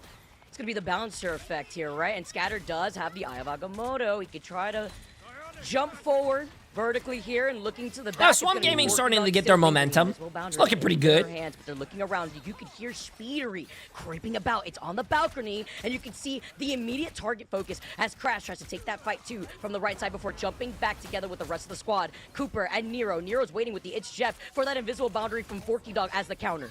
Oh, they're pushing in now. Crash gonna go in. You're gonna see the surge. Nice. Doctor Strange for the. Hey, here's one for your exclamation mark bingo card. Yo, bro, I love watching Hulk chat. I'm sorry, Hulk is the best, bro. So fun to watch. My gosh, every QB impressed and try to save this point. It's a big one if Swamp can grab it. Forky gonna go ahead and try to do what they can, but Wolf, Elsa, gone. Goodbye. Nero making those big plays as always. It's the strategist backline. Valentina Wow, they still win the fight. Swallow 2, jump off the map, still won the fight, bro. Portal here to get back. Oh no! Still now it's gonna have won. to be a swap off as Polly is going to be able to linger back with the rest of Liquid Citadel. But talk about the way that they were able to take that over, even with the It's Jeff attempt at the counter of the invisible boundary, Cozy, that still splits up one strategist away from the rest of the team. And then you just had Scatter just completely clear the rest of the point. Eye of Agamotto coming in clutch, and Mello still has the Glartrox. Now, when Jeff gets his snacks, right, typically it's going to go in the favor of that Jeff team, but not this time around. A little too late now, and it just started with that amazing kidnap and the opening from Kraz, who continues to pick off the biggest threat, that is energy. You close down the energy of the TLC, you can shut them down. Speedery going to get the trade there, but they're going to be Namor's always a safe pick, chat. Kidnaps have been absolutely lethal, and I love the Season 1 skin to boot because it just represents the way he plays this dangerous X-Men. Going in yet again with the fastball special. Fine slice, dashes, gets out. Perfect rotation. Wow, great dude. Great movement, bro. That guy has crazy mobility. Those adamantium claws. Finding another victim. The Amber Alerts have been hanging out throughout the entirety of Hall of Jollia thus far. And Speedery does have the corner Proteus, already showing the respect that they have against Daze, who's going in for another kidnap attempt. Valentina uncontested in the back line. They're going to try to rotate together with these ultimates that Forky Dog and Valentina will have coming up. If you look at where Speedery is holding on to that bighorn. Oh my gosh, the aggression. Forky Dog. Wait, did he hit? Did he hit? Wow, he did hit. I thought that was going to be a miss. Both of them had hey, good D though. In terms of the strategist, and I was good D from TLC. How fast and aggressive Swamp wanted to play that, paid the price ultimately. Now you allow Liquid to set up that fortress once again, get the stagger. Goodbye banner. Have to get back. First time seeing Namor in a tournament. Once again, energy as the apex. This is going to be tough. No, some teams go on it. How good they are in the neutral, and how close they are to the spawn. And they had to feed the squid real quick too. Not a lot, but some teams do. It's a very consistent pick, I think. Away from Swamp Gaming to get to that finish line. A minute, less than 10 seconds here together.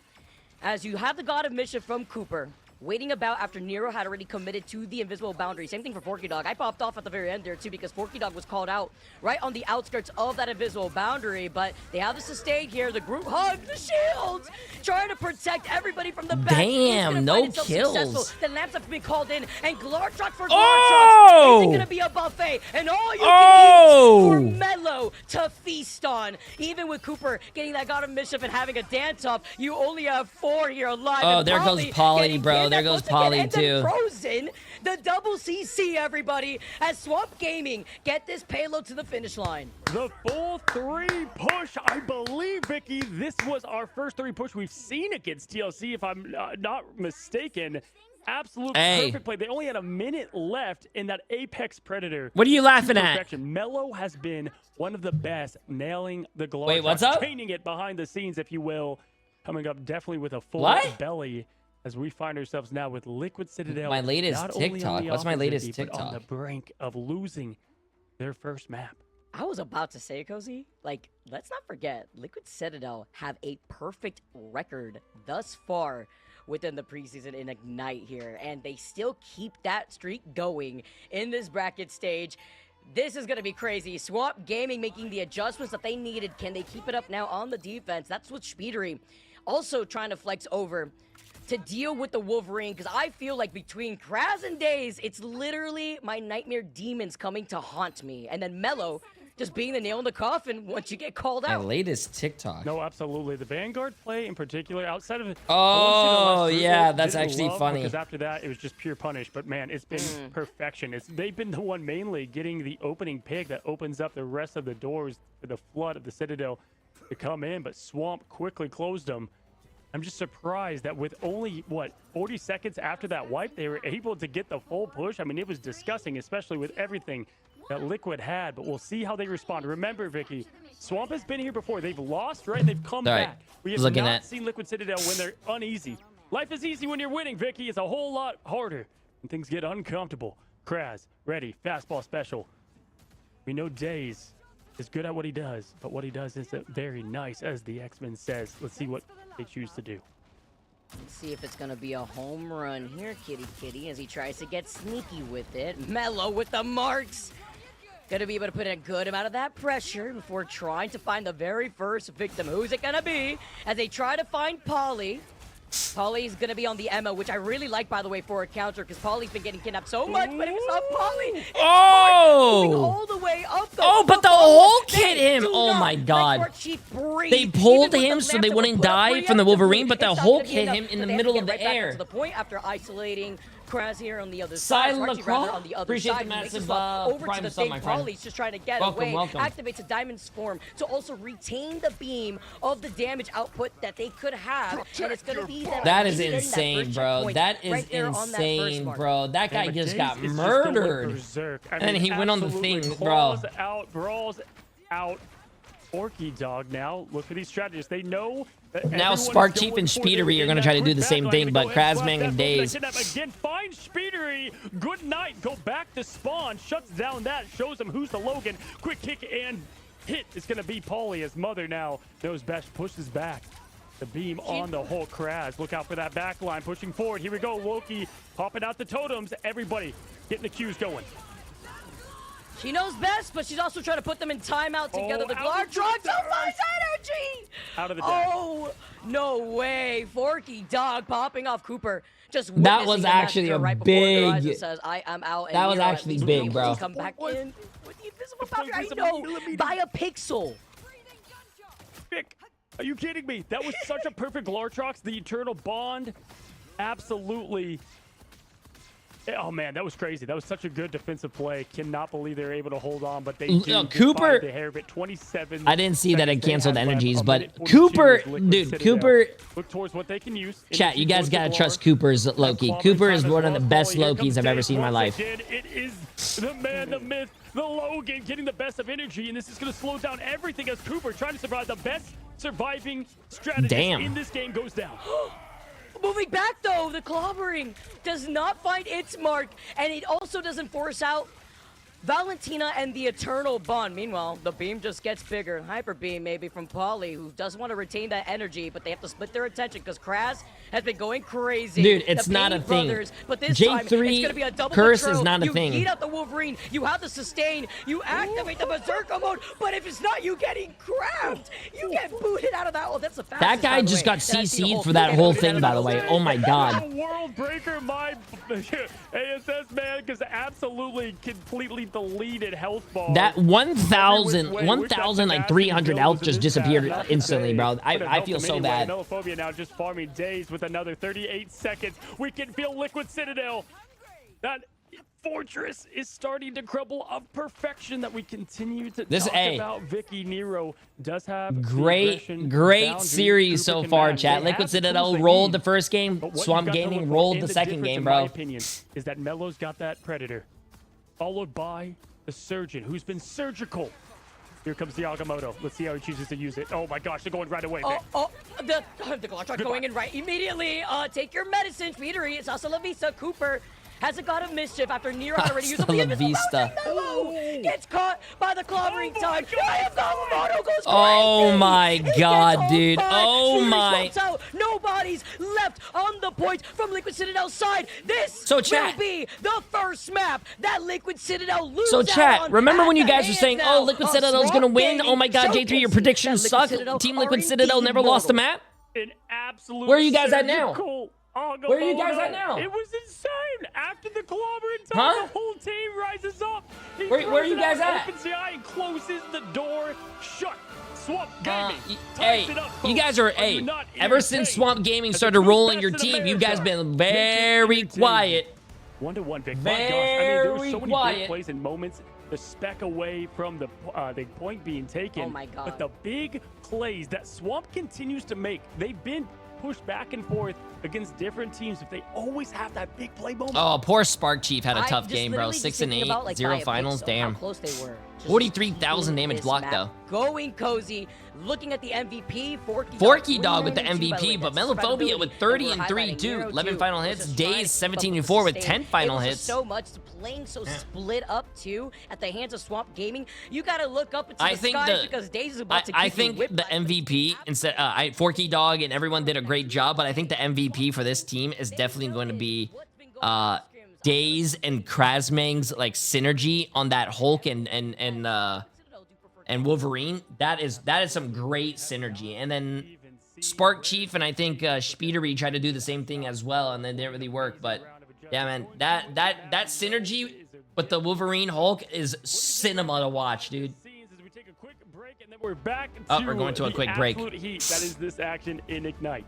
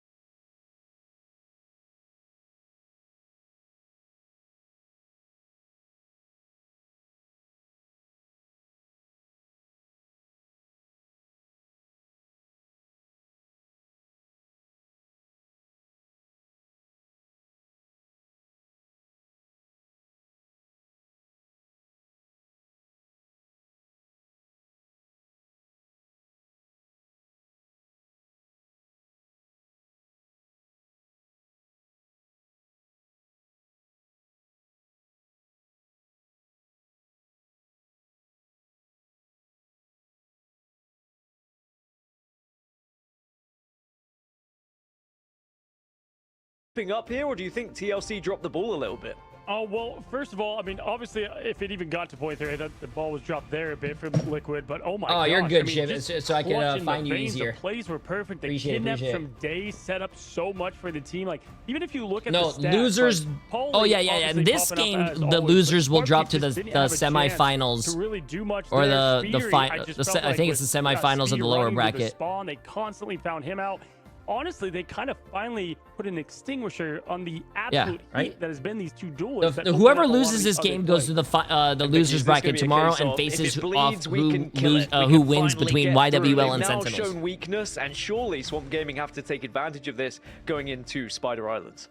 Yeah, they do. And you know, if Spark Chief having to forcibly swap over to the thing just so that way they don't get kidnapped, I mean, punching the air literally with 0 finals, we got to change things up. I'm actually expecting maybe this could be a bait, right? Punching the air with 0 finals. Didn't Spark Chief say the same thing about someone on YWL? Front to back style, where then you could try to tear apart the back line in the very yo, she's a little spicy, bro. Swamp Gaming.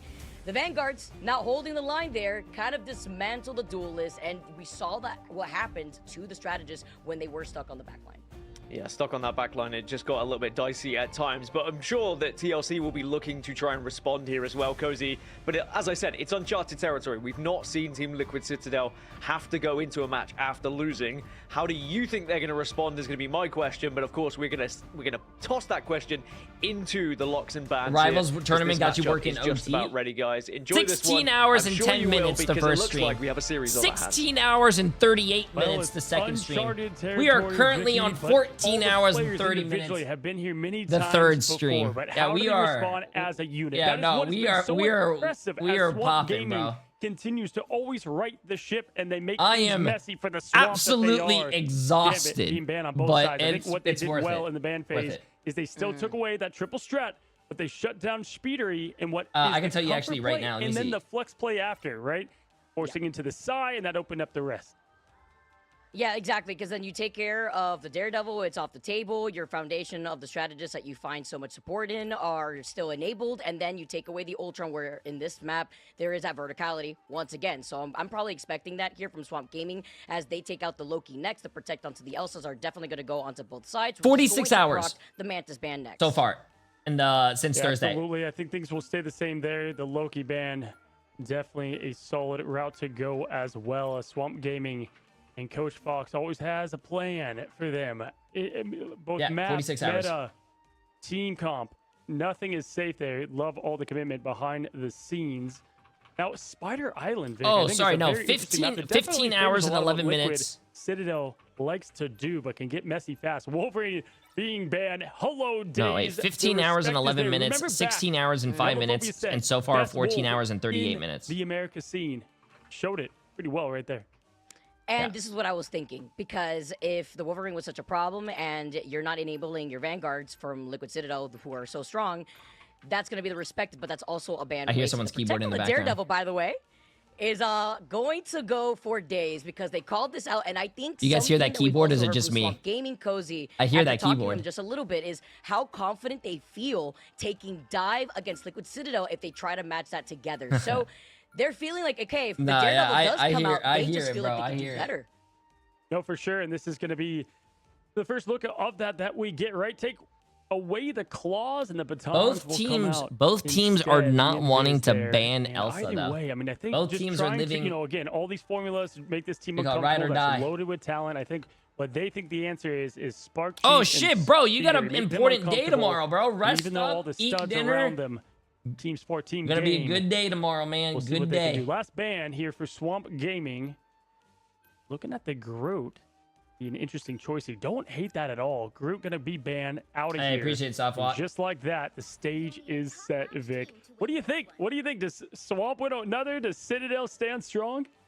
I think it's. Oh, by the way, chat. I think tomorrow also is the. Cozy, this may work Gambit into drops. Swamp Gaming side, and I keep Oh. highlighting them just because of all the information that we've been able to look and behind the scenes on and Liquid how Citadel is the really Gambit scared has against gone down. Days We're playing this for Wolverine. heroes, it looks That's like Aura. a selection phase, but with Swamp Gaming being on the defense, I actually There's no way surprised. to. Days No, is no, gonna no, be no. lingering There's over no onto way, bro. That Doctor Strange here, and it's not going to be double Doctor Strange, obviously. Days is still hovering over who they're going to go for. Tomorrow As starts Swamp at Gaming 11 once again a.m. I probably think, rolling so I'm out gonna be able to with get that some triple sleep, and I'll be Vanguard good. here. First with Liquid Citadel, though, coming in with the attack. I gotta get a lot of props to Scatter as well. They're obviously getting rid of that Deadpool, that obviously great hero in the meta that they're playing in, but also he's just been playing so well. I think tomorrow starts at 11 Get rid of a.m. that, We'll put him on Strange. What did he do? 1700 UTC plus 2. So Yeah, far in the that's playoffs. 11 So a.m. What a great way to step up if you're that side of Swamp. In Days, get ready, y'all. He doesn't need vision to have absolute madness ahead. This is going to be a good one now as we open up the gates in Spider Island. Nero ready. Liquid Citadel, thirsty for Who do you think is the revenge. best Elsa in the tournament so far? Perfection Minus gone. the Lena. Here we go. There's some pretty insane demons by the in way, this it's game. a Daredevil rolling out for Swamp Gaming. I wouldn't know who I would say the best is. Energy wants to move on to. This kind of forces Energy to back away and make the swap over Is it to you the sure? Elsa. You guys have saying much you more of sure? its open sight lines as well, as Melo's already set up from the I mean, back there was end a of that choke. Terra popped off Sparky, today. he's Yusher's waiting insane. to get enabled here, being on the Melophobia benefit. and Big Energy Venom are both matchup too. insane. Energy I don't taking know, a man. good chunk It's of that pretty damage. He's hard, gonna get dude. healed up back to health. Scatter though needs a little bit of help before Speedery tries to clear more space. Yeah, like who's the worst on Elsa? both sides here. I think Days and have you Speeder seen both going Daredevil 2. This is everything we wanted. The OK Go comms on both. Which ones have better comms, better connections, and better opportunities? Scatter, though, leading the charge once again to keep this team in this point defended. There's the quick ult from Pauly, trying to make them uncomfortable. They dive on top with it. Nothing to come from it. We're going to go ahead and get that nice rotation into what is going to be just, honestly, a great way to respond to that quick Pauly ult. They don't have to worry about that now for a while, Vicky. And just like that, holding strong. There's a really big focus on the Days who still manages to get away, right? And it's not going to be a pull-in from Cooper. I think, no, Days Daredevil, you got... like before diving down, the invisible boundary, the Venn diagram from both ends is going No, the Daredevil drops last until... and their Glartrox is feasting, and so is Forky. Thanks to Mello to pop off Swamp Gaming. Like I said, Mello has a really great, a really good bird's eye view, obviously, right? We're going right to the invisible boundary. Can see nothing, and then the Glartrox coming out, finding more. Liquid Citadel outside of the Cooper ult and Pauly. They do have plenty at their disposal. I think Nero and Spark Chief having theirs together is going to help a lot. We'll see if they wait for speed. Now it's just another pop, and the quick combo takes down energy in the opposition. Swamp Gaming, they're absolutely playing to perfection right now. Yeah, bro. Ricky, hey, I told you guys, Liquid Citadel rolled that first Koth map. But ever since the first Koth map, bro, hey, they've been looking pretty bad. I mean, not bad, but obviously, like, Swamp Gaming's just been looking better. Also, Daze. You ban Daze's Wolverine, you get his Daredevil, bro. The anti that comes from Piece of the Abyss. Already now, just like that, the opportunity's there. The Scatter knows what he has. Whoa, what do you mean shut up, Jay? Yo, you guys are just mad that I predicted right. Finds the perfect angle and shuts down the Glartrox. Apex Predator, no more vegetarian. Wait, he actually... As the look for Valentina Kraz continue to dive. That Mellow, oh my gosh, that quick swap over through the doorway and the headshot. Are you kidding me? And the follow-up, too, to add on top of it, and also having the situational awareness to be there at the right time. I mean, taking that off angle was so big, and because the fact that they really only had to expend Valentina and the God of Mischief, as well as Kraz, of course, with the Feast of the Abyss, you still have 3 ultimates and make it forward. Forky Dog very close to the invisible boundary here. Spark trying to get the dive in, needs to follow up together with Speedery. They're letting the devil out, but the judge and jury say something else for Dave. The lawyer has lost their license and energy, too. Following up, the Glartrox was released, though, from Mello's hands, and Forky Dog is still here to keep everybody from Swamp alive. Energy trying to give his team just that as they get the needed pick there on Daze. Forky goes and Scatter to follow. This team will not go down quietly, but obviously keep in mind plenty of opportunity to build up. Portal back, Daze, Kraz. They keep on being annoying and sustaining, but they don't want to get staggered too much. Daze going down, Portal opening up. 21 seconds for this hold. Cool. I just wanted to give myself a note. The perfect team now faces back-to-back tough maps. Scatter going in, has that eye. Keep your eyes open. The medicine ready to be delivered, Vic. Uh-oh. Look for Mello, though. A little cheeky here. Top of the rooftops. Oh, the my assassin God. to find energy. The biggest problem is off the table. The eye of That's a big... Oh, my. Boundary that was already expended from Cooper is right behind. Spark Chief and Speedery's back. Oh, it does my not save goodness. Them. It is just a matter of time. As Swamp Gaming, my goodness, bro. Yo. This swamp virus cannot be stopped. Oh, my goodness. On the map pick, a Liquid Citadel. The disrespect. We wanted to see how Liquid would handle adversity. Again, we keep talking about this. We said it yesterday in the interview with Energy. It's easy when you're on top, but when you've got an equal heavyweight matchup, blow to blow, you know there's going to be ups. Bro. Go 8 rounds. Here we go, Vic. So we're going to see now if they're able to obviously these teams are the best in North America right now, but seeing Melophobia is like Liquid Citadel rolled Swamp Gaming, and that must have felt so good because you're like, holy shit, we just rolled one of the best teams. We're feeling really good about ourselves. Yeah. And then the next 2 games are this of the vertical rooftops, the side rooms that we've already noted. Bro, it's a lot of pressure too when you have to also look behind you because you're also getting dove on by that venom. Even from the other side, there's been so much more. That's crazy. Reflect as well when we had both that Daredevils is coming crazy, out. Dude. Still on that Daredevil. Kraz taking a little trip though to Groot Town, seeing how they're going to be able to come out of the gates with this one, while Forky's just going to be able to give him that extra shield and jump. The best performing duelist of the group stage is on the biggest stage now and showing up and showing out. We'll see how Liquid Citadel decides to defend this, as we knew it was going to be that triple Vanguard. I do like this Speedery again. They also have a way to survive pretty easily. Speedery now with the Rocket. Crazy to see Speed over on the Rocket here, but this is where we're at now with the Swamp Gaming? I feel like a lot of teams could probably beat Swamp Gaming. Pushing in now is the only play they have with. I mean, I think Liquid Citadel took a map off of them. I really want to see, bro. I would love to see Swamp Gaming, Liquid Citadel, Na'Vi, Virtus Pro, and I guess like Team Heretics or some, all verse each other or something.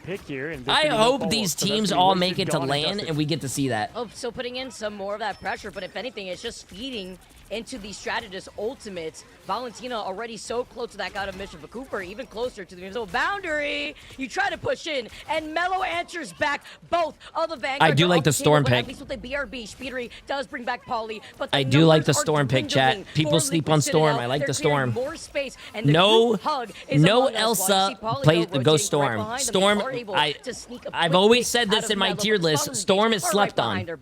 Storm is very slept on. Yeah, wouldn't it be a swamp if it wasn't raining? And when it rains, it pours as Melophobia up in the skies is Storm. And now with 70%, Scatter close as well. Kraz can get the setup. Liquid Citadel trying to find more. Cooper does have that defensive ult, and here we go. Trade for trade. The Devil's out, and Daze is him now as the lawyer slashes, dashes, fights 2-4. Goodbye. Everybody take a look at the blind man. Oh my god. Oh no, my Cooper got BRB'd. Oh, that is the worst feeling ever. Also, have to highlight Valentina getting the God of Mischief off the Rocket to have that Sia dealing extra damage together with Daze and letting the Devil out. The awareness as the portal plays coming out just to block out their entry. Oh my gosh, right now, BTA, we've got Kraz pushing forward. BTA! Hurricane's gonna open up. BTA! We'll see here as the clouds open up. Looking down upon Spider Island. Liquid Citadel trying to hold strong, but will it withstand the weather? Vicky trying to get more good rotation out. Gonna lose Polly in this, and that's gonna be a massive pick at that. It was a delay too on the Omega Hurricane, waiting out on the Eternal Bond. Is still calling out Polly, who's up on the high ground. Speedery does find Forky Dog, though. The trade-off as Scatter finds Speedery. Daze, though, has to answer back. Finds Cooper. The cloak goes down, and just like that, with a speed run on Liquid Citadel's map pick for the first time that we saw them bleed, they bleed twice now. They go down twice, and Swamp Gaming take it again. The fortress is on my right god, now. bro. Needs to be rebuilt. Can they do it? From what has been such a oh perfect my start now. god, bro. Would you expect anything else? Valentina claiming that MVP throne. And the Asgardian one as Valentina, well. too. Across the board. I mean, Vicky, from that domination and on dominant domination that TLC did to these last two maps. Oh my, 27 and oh my, Kraz bang, bro. Kraz bang. Gotta say, Pauly been doing their job. Jesus I would say last Christ, couple of maps. man. Energy, Spark Chief, they've been kind of feeding off that Speedery. I don't want to rub this in, and I don't want to like make anyone tilted or mad or like, you know, angry, but wow, I remember when we were voting, and I said, chat, you guys, if you guys really want to win and make money, you guys should definitely go to Swamp Gaming. Well, 371 people trust me, and yo, whoever has blue next to their name in chat, I love you guys. Thank you for trusting me. We are like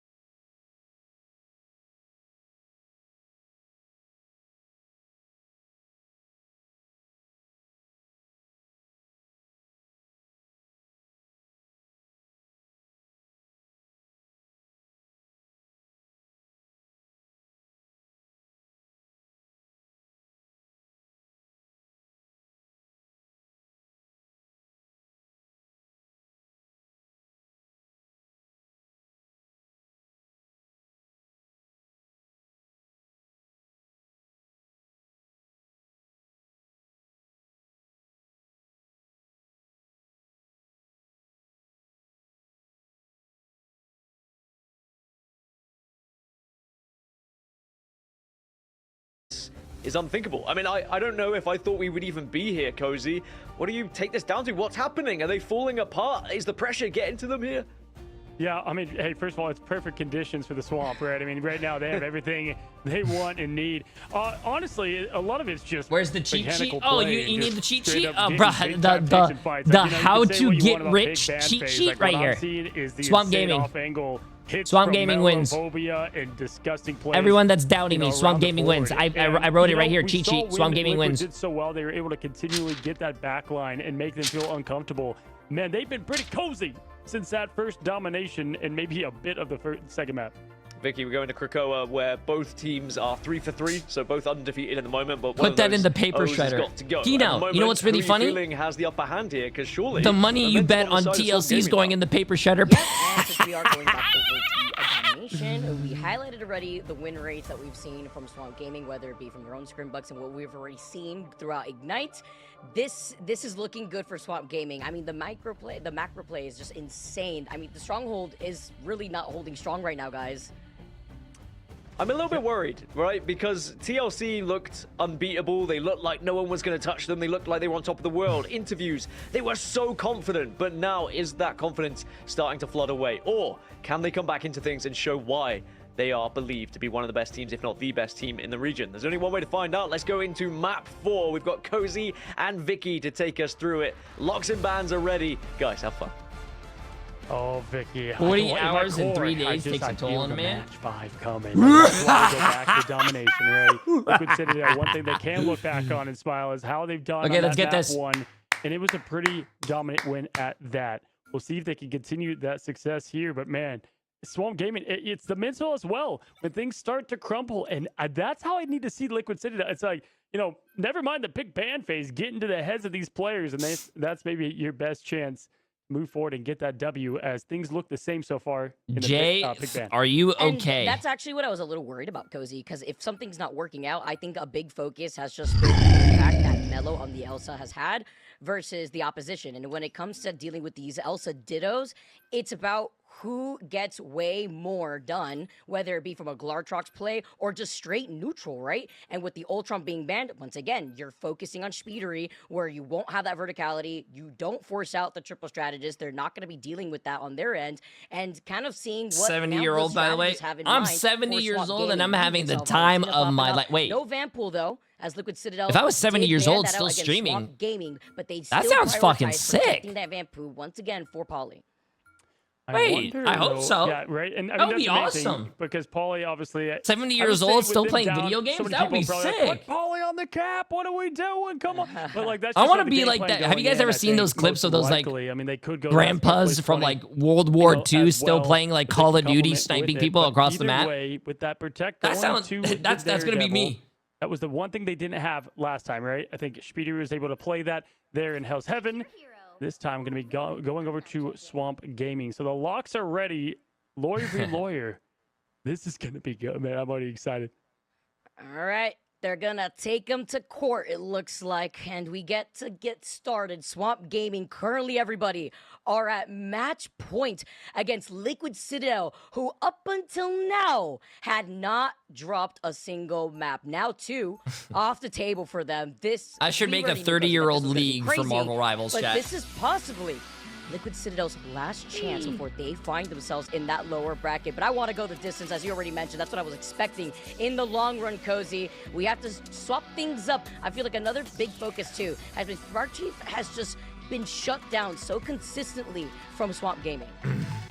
No, for sure. And it's just, how do you respond here? Again, I think Cass like, on 3 league. So whoa. Right? And what are we working on? The small mechanics. It's like, well, there's a lot now to look at tape-wise, and this is obviously going to open the door for other teams as well, Vic. I think what is interesting, right, when you start to see the gods bleed, how do you take them down?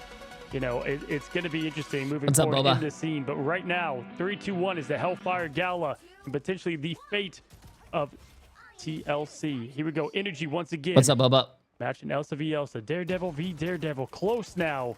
Is the only difference in the Vanguards and the back line.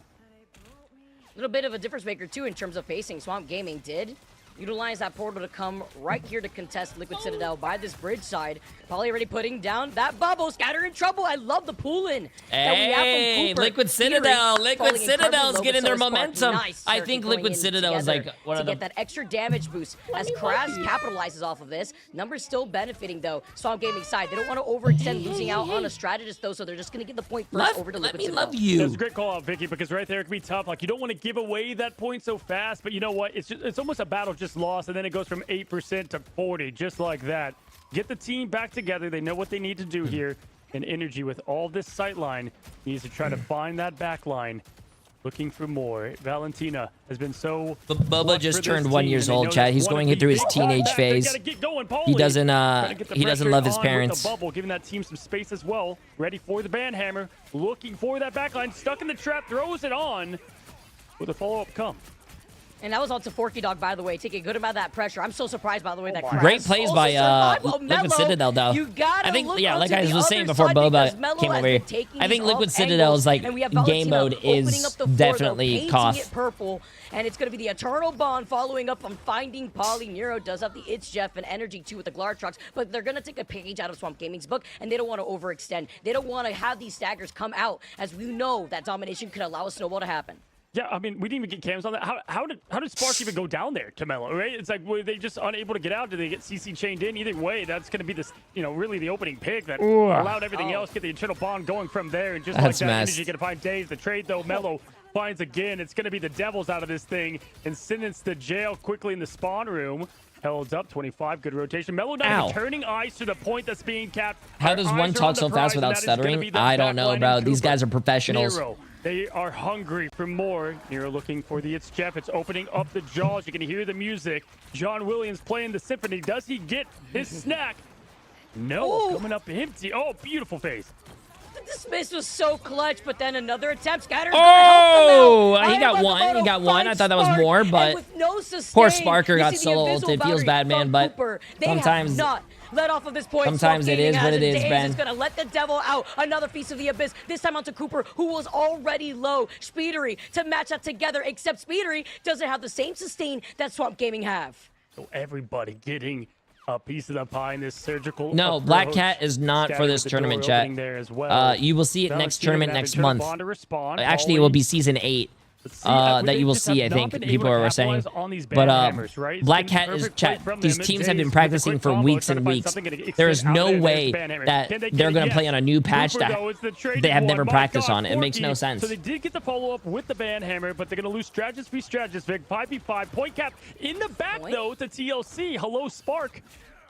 When is rank reset? Rank reset is on whole seasons.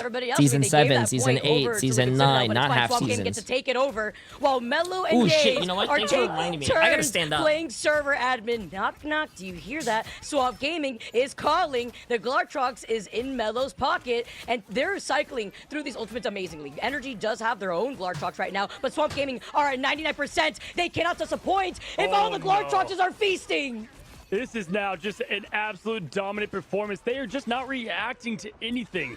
Perfect play, time and time again. Glartrox out, last desperation to try to get this map point back. Valentina finds Spark just like that. The Jeff, the Nero trying to find something, get the sustain for the Whirlpool, but nothing from it. Vicky, TLC on the ropes. And then they shut down Nero overtime a pixel away as we go on to round number 2. Swamp Gaming are fully in control. Okay.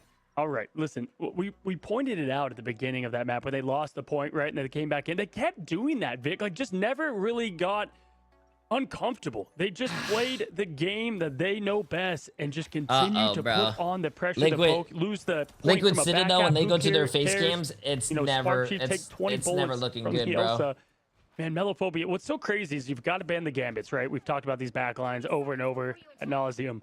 But that just opens a door for the duelists, these best duelists. Look at the stats. They're the top of the top. Who can carry more right now? Mellophobia popping off.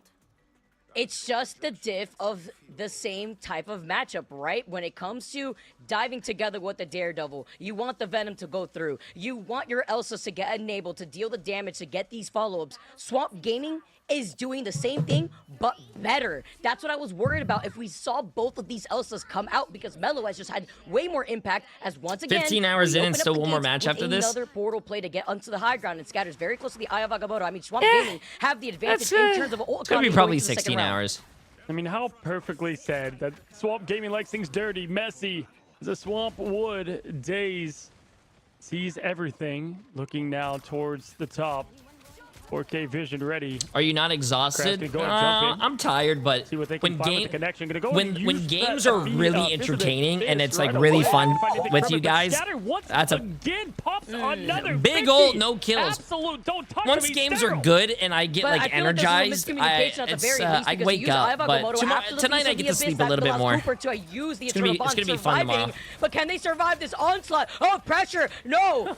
As you see, Speedery popping up, but guess what? His backline is gone, and Days we get to see Speedery is going insane right now, dude. To the other side, but Polly and Energy are right there to deal just enough damage to be the nail in the coffin to get this point first in favor for Liquid Citadel. Yeah, first bit of unsynced play right from those ults. Even though they were huge, obviously a bit fast there on the Feast of the Abyss, I would say, or maybe late, I guess, either way. But good response and quick response from Liquid Citadel. Spark Chief has his feast of his own. We'll see how he quicks with the pop, because if he can time it perfectly, the strategists almost have no time to respond. Bait out those cooldowns first. We'll see a first dive go in. Then the second will be that Q.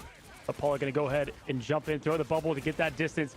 Here we go, Vic, as everything's ready to be thrown out. The Apex Predator first. It's going to find the Glartrox. Melophobia coming up empty, and here's Energy. He finds more. 1-2, pop down. Dead. R2.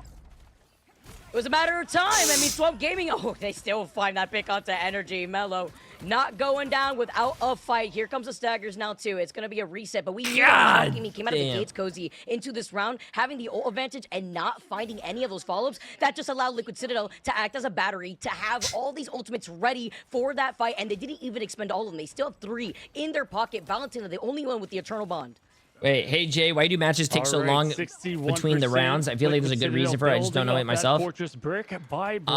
Usually there goes on a break. The players or the casters go to the bathroom, get water, do whatever they need to do, and then also production needs to set up. And then you also have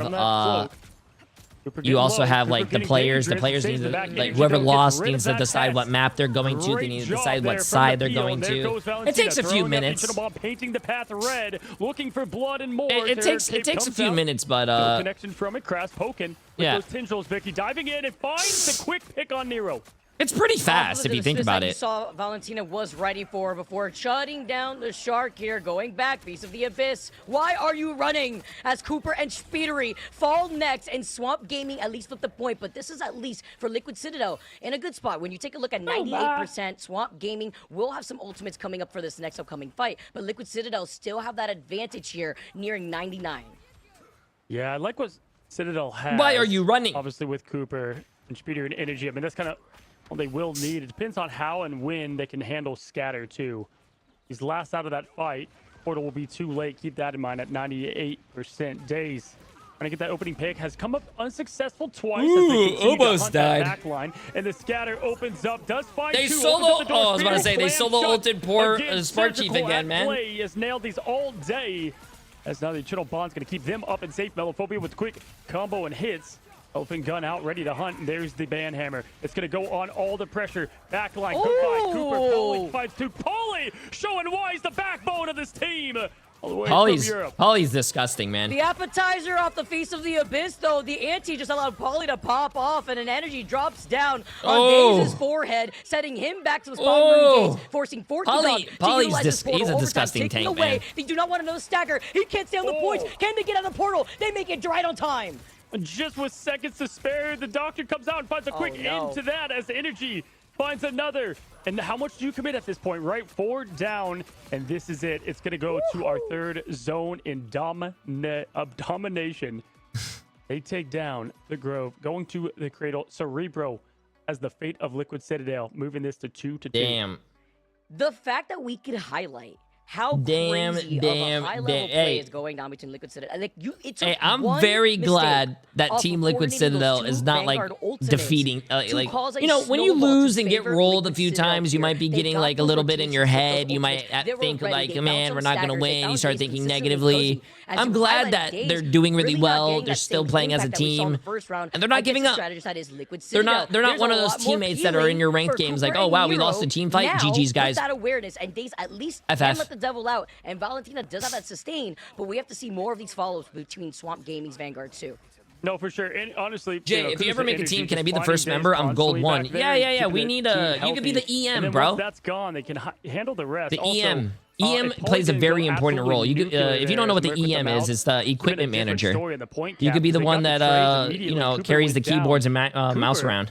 Is finding the spawn room, I would say, in just 2 maps more than they did the entire group stage. It's one recipe to success. But right now, Liquid Citadel, they've got the devil and opening up right away, letting the devil out as the gates are out. And just like that, he's going to try to find that first connection. Oh, it was just about to escape. Days could see the daylight, but could not as the eyes are closed shut. And now it's going to be first point, Cap, going to Liquid. We know that Swamp is probably going to give it to him. Oh, my, just from a touch, Vic. Hold! Someone's got to look at Nero. He's got the It's Jeff, the Eternal Bond, committed. Polly, what are you waving at? At yourself, I guess, in the mirror after you say goodbye. Mellow, having other plans. The Glartrox is so close, though. Cozy, you see Liquid Citadel, they're playing split up. Their Daredevil is gone, and Mellow has revoked his license. This is going to be the back and forth. I mean, imagine nobody's captured the point yet until right now. That was absolutely disgusting, and the Melophobia ult, I guess, was the only thing I didn't like there. I mean, everything else was perfect. Who needs the ult, though, when you pop down the Deadpool? Waving to himself, Vicky, I'm dead. All right, Melophobia resetting now with this neutral game that has been so lethal, hunting down the biggest predator on their side, being Pauly. Devil's ready as well. Oh, my left nostril's blocked. The Surgeon has been always ready, and they open up with this immediately. Everybody in the bubble protection, they're begging to stay in the light, and they shut down the night as Days goes down. Great job, and just good rotation into that bubble and awareness around from these pro players. Pauly finding Kraz. This is going to be a point back to Liquid Citadel. Just clean up the rest. Committed from Forky, though, trying to sustain as much as possible. Energy going to go and throw the Glartrox out, and just like that, everybody ends up in the mouth of the big monster. No, I'm pretty sure the Jeff ulted and just put the puddle down so he could heal his team. Glartrox. He is evicting them out of the invisible boundary, but also really like the fact that they've constantly been shutting down Days. I mean, it goes back to what you were saying, Cozy, that Days with back-to-back ults just has found that impact when it comes to dealing with this backline from Liquid Citadel, because Energy has had his head. I mean, just the group hug inside that cloak bubble, they still found him in the madness. Yeah, that's definitely something to highlight, but again, Energy just full on, locked in, ready and loaded.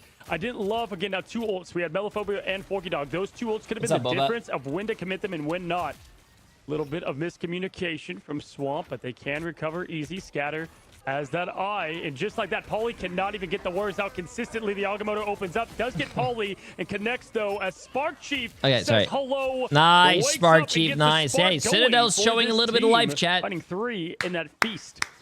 He jumped into the piece of the Abyss, too, at the same time that he was using the Eye of Agamotto. That's so unfortunate here, but this is going to be even better. As Liquid Citadel, they're nearing 60% of progress on the point right now. Cooper does have the Eternal Bond, and Speedery is so close to letting that devil out. We did see Pauly already commit to that ultimate just a little bit earlier. Valentina Mello have all the tools necessary to close in the gap to recontest on the point. No, stay over there with Swamp Gaming, big homie. Hey, I can cheer for both teams. I have friends on both teams, guys. Building up over time as Deadpool does, getting XP in real time. Days finally does get that backline connection. I might cheer for one team, but I actually want both teams to do really well, and I want a close series, bro. I don't want to see no 3-0. Seeing a close series and a very even series is the best. Oh! Visit the spawn. Valentina and Forky Dog couldn't even see. Oh, Speedery. That was the leap. Yo, the movement, the way he's literally jumping up and down like he's walking on a tightrope before diving onto the trampoline. The Daredevil movement comes through, and single-handedly, Pauly and Speedery are putting on a highlight reel. Cotton for dead, man. He doesn't even need the eyes. And the pop, we are dead. Liquid Citadel will not go down quietly. Bro, Energy with the 1, 2, 3. We are going recovers. to We've got a match 5. Another in America. match 5, bro. Another match volatile. 5. Like, even though it's going down to the wire, even on domination, we were talking about and highlighting what these two teams bring when it comes to these different map types.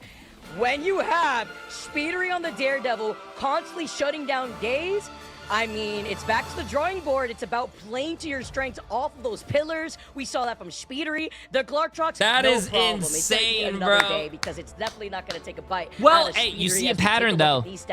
You see a pattern. What maps are Liquid Citadel winning on?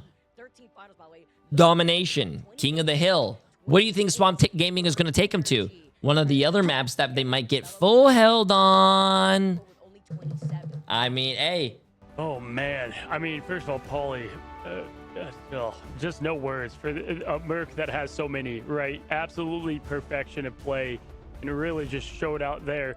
This team continues to show what they have. It's going to be one that falls. Both want it so bad. Oh, God, Others it's 12 sit down o'clock to the already. lowers. Folks, we've got a match 5 because, of course, we do. It's the America scene. Don't go anywhere. Quick break, and then we're back to the heat.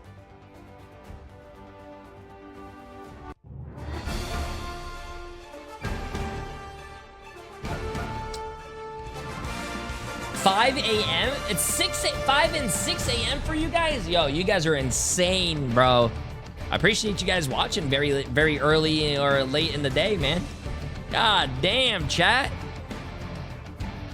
You guys gotta go to bed. I mean, no, it's the weekend, bro. Have fun. Live a little bit. Have fun, man.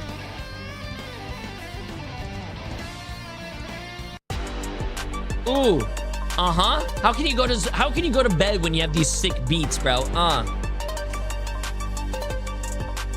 I would rap, but I think I'm getting sick of chat, so.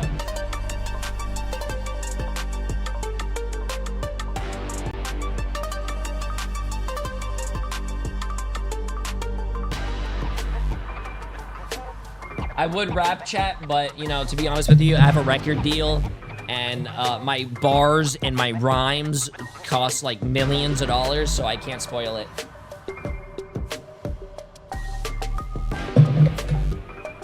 Yeah, man.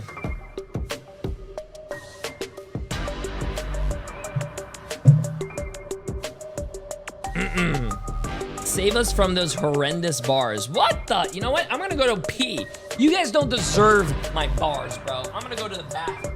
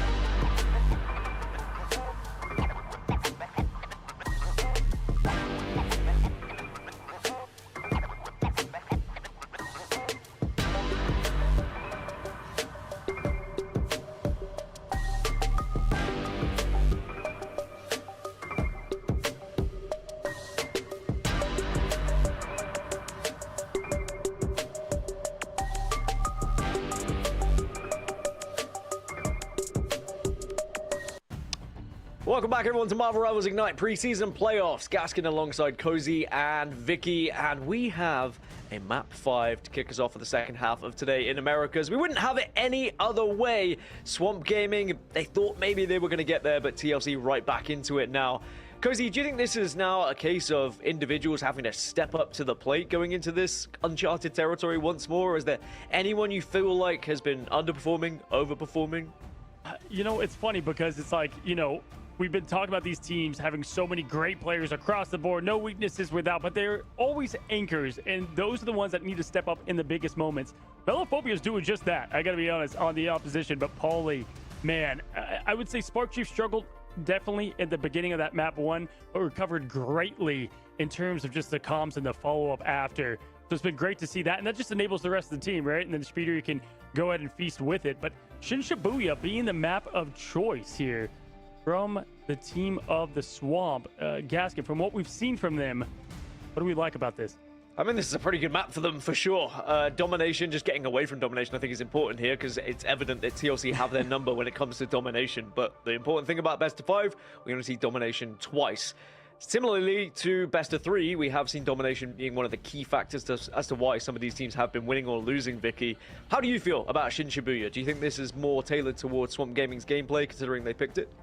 Yeah, I honestly, I feel like it was also like really close though when it came to that last series. I believe it was the first week within group stages. They went all the distance versus Energy after they wanted to go face off against Energy in Shin Shibuya. But as you mentioned, they feel pretty comfortable here, and if you enable the Daredevil, this is where it could shine. All right, folks, well, it is time. It's map 5 then between Team Liquid Citadel and Swamp Gaming. This is what you came for. This is what I would pay for, to be honest. It is the 2 best teams in Americas going at it here. We're going into locks and bans. Cozy, Vicky, enjoy this one. Take it away. Vicky, for the 2-1 seeds to have it all come down to Shin Shibuya. Are you kidding me? The map back into the rotation. We find ourselves here, and this is exactly how it all drew up, right? Group A, top seed. Group B, top of the seed. What would it look like when the 2 Titans clash? Exactly what you see in the movies. I mean, you couldn't say it any better. How do they adjust, you think, here? Because, again, I don't think the big ban phase is anything they have to worry about all too much. If anything, they may want to try to enable maybe the Wolverine if it comes through, if the Daredevil is like prioritized here and trying to help out the backline. Because I think a big takeaway from that last game, Cozy, was perhaps Speedery. I think I'm getting sick. Who got me sick? Yeah, again, as the players get ready to lock and load, obviously the nerves will be at a maximum. That's the other thing you have to keep in mind. All the, intangibles behind the scenes, if you will. Got to keep the mental strong, and what is it strange to say? You can feel the hands getting shaky again. I cannot get that on this. I need to go lay outside for that D, chat. You know what I'm saying? Last I year, gotta get some vitamin D. The stage was too bright, they would say oftentimes. Well, let's see how they've adapted now after a full year. New team, new dream. It's to take down TLC. It's Gambit v Gambit. Gonna be gone. No surprise, it's looking very similar to what we've seen before, but it all comes down to this. We were all expecting a game number 5. How do you get sick if you stay inside most times?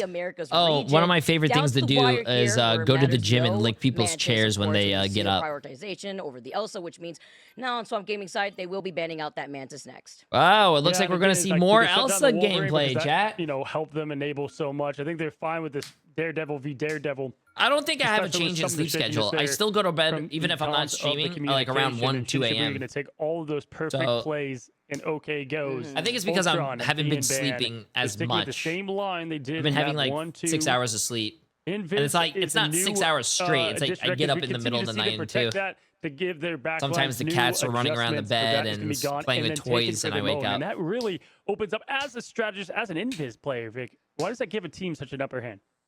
It's just so that way they could try to rely on maybe playing around the invisible boundary. But I think one thing to take away too, Cozy, in that last game is the follow-ups that we had from the Feast of the Abyss when it comes to the anti-heals and calling out where that invisible woman is. But that's also why you saw a lot of times when Forky Dog would put down that invisible boundary, he would just back away. Do you play games when you aren't streaming? No, not really. Just stay invisible. But with the I don't really play anything. Woman, it's also been to avoid burnout. I really don't play any games. Swamp Gaming has instilled some of the fear, and I like this protect on the Daredevil, and they take away their Daredevil away from Liquid Citadel. And this is a map, Cozy, that we've repeated so many times is so good for Loki and for the Daredevil. Okay, let's see this chat.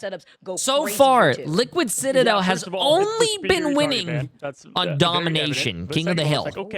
Swamp Gaming has been winning the rest of the games. Now, I'm not a mathematician, but I think if it's not domination, Swamp Gaming might win. Chat, what are your thoughts? The mechanical skill, but also in the knowledge that it takes. The VOD reviews, all those hard, long hours that people don't even think about. The time is now. The match is live. That's what people want. The energy is here, quite literally.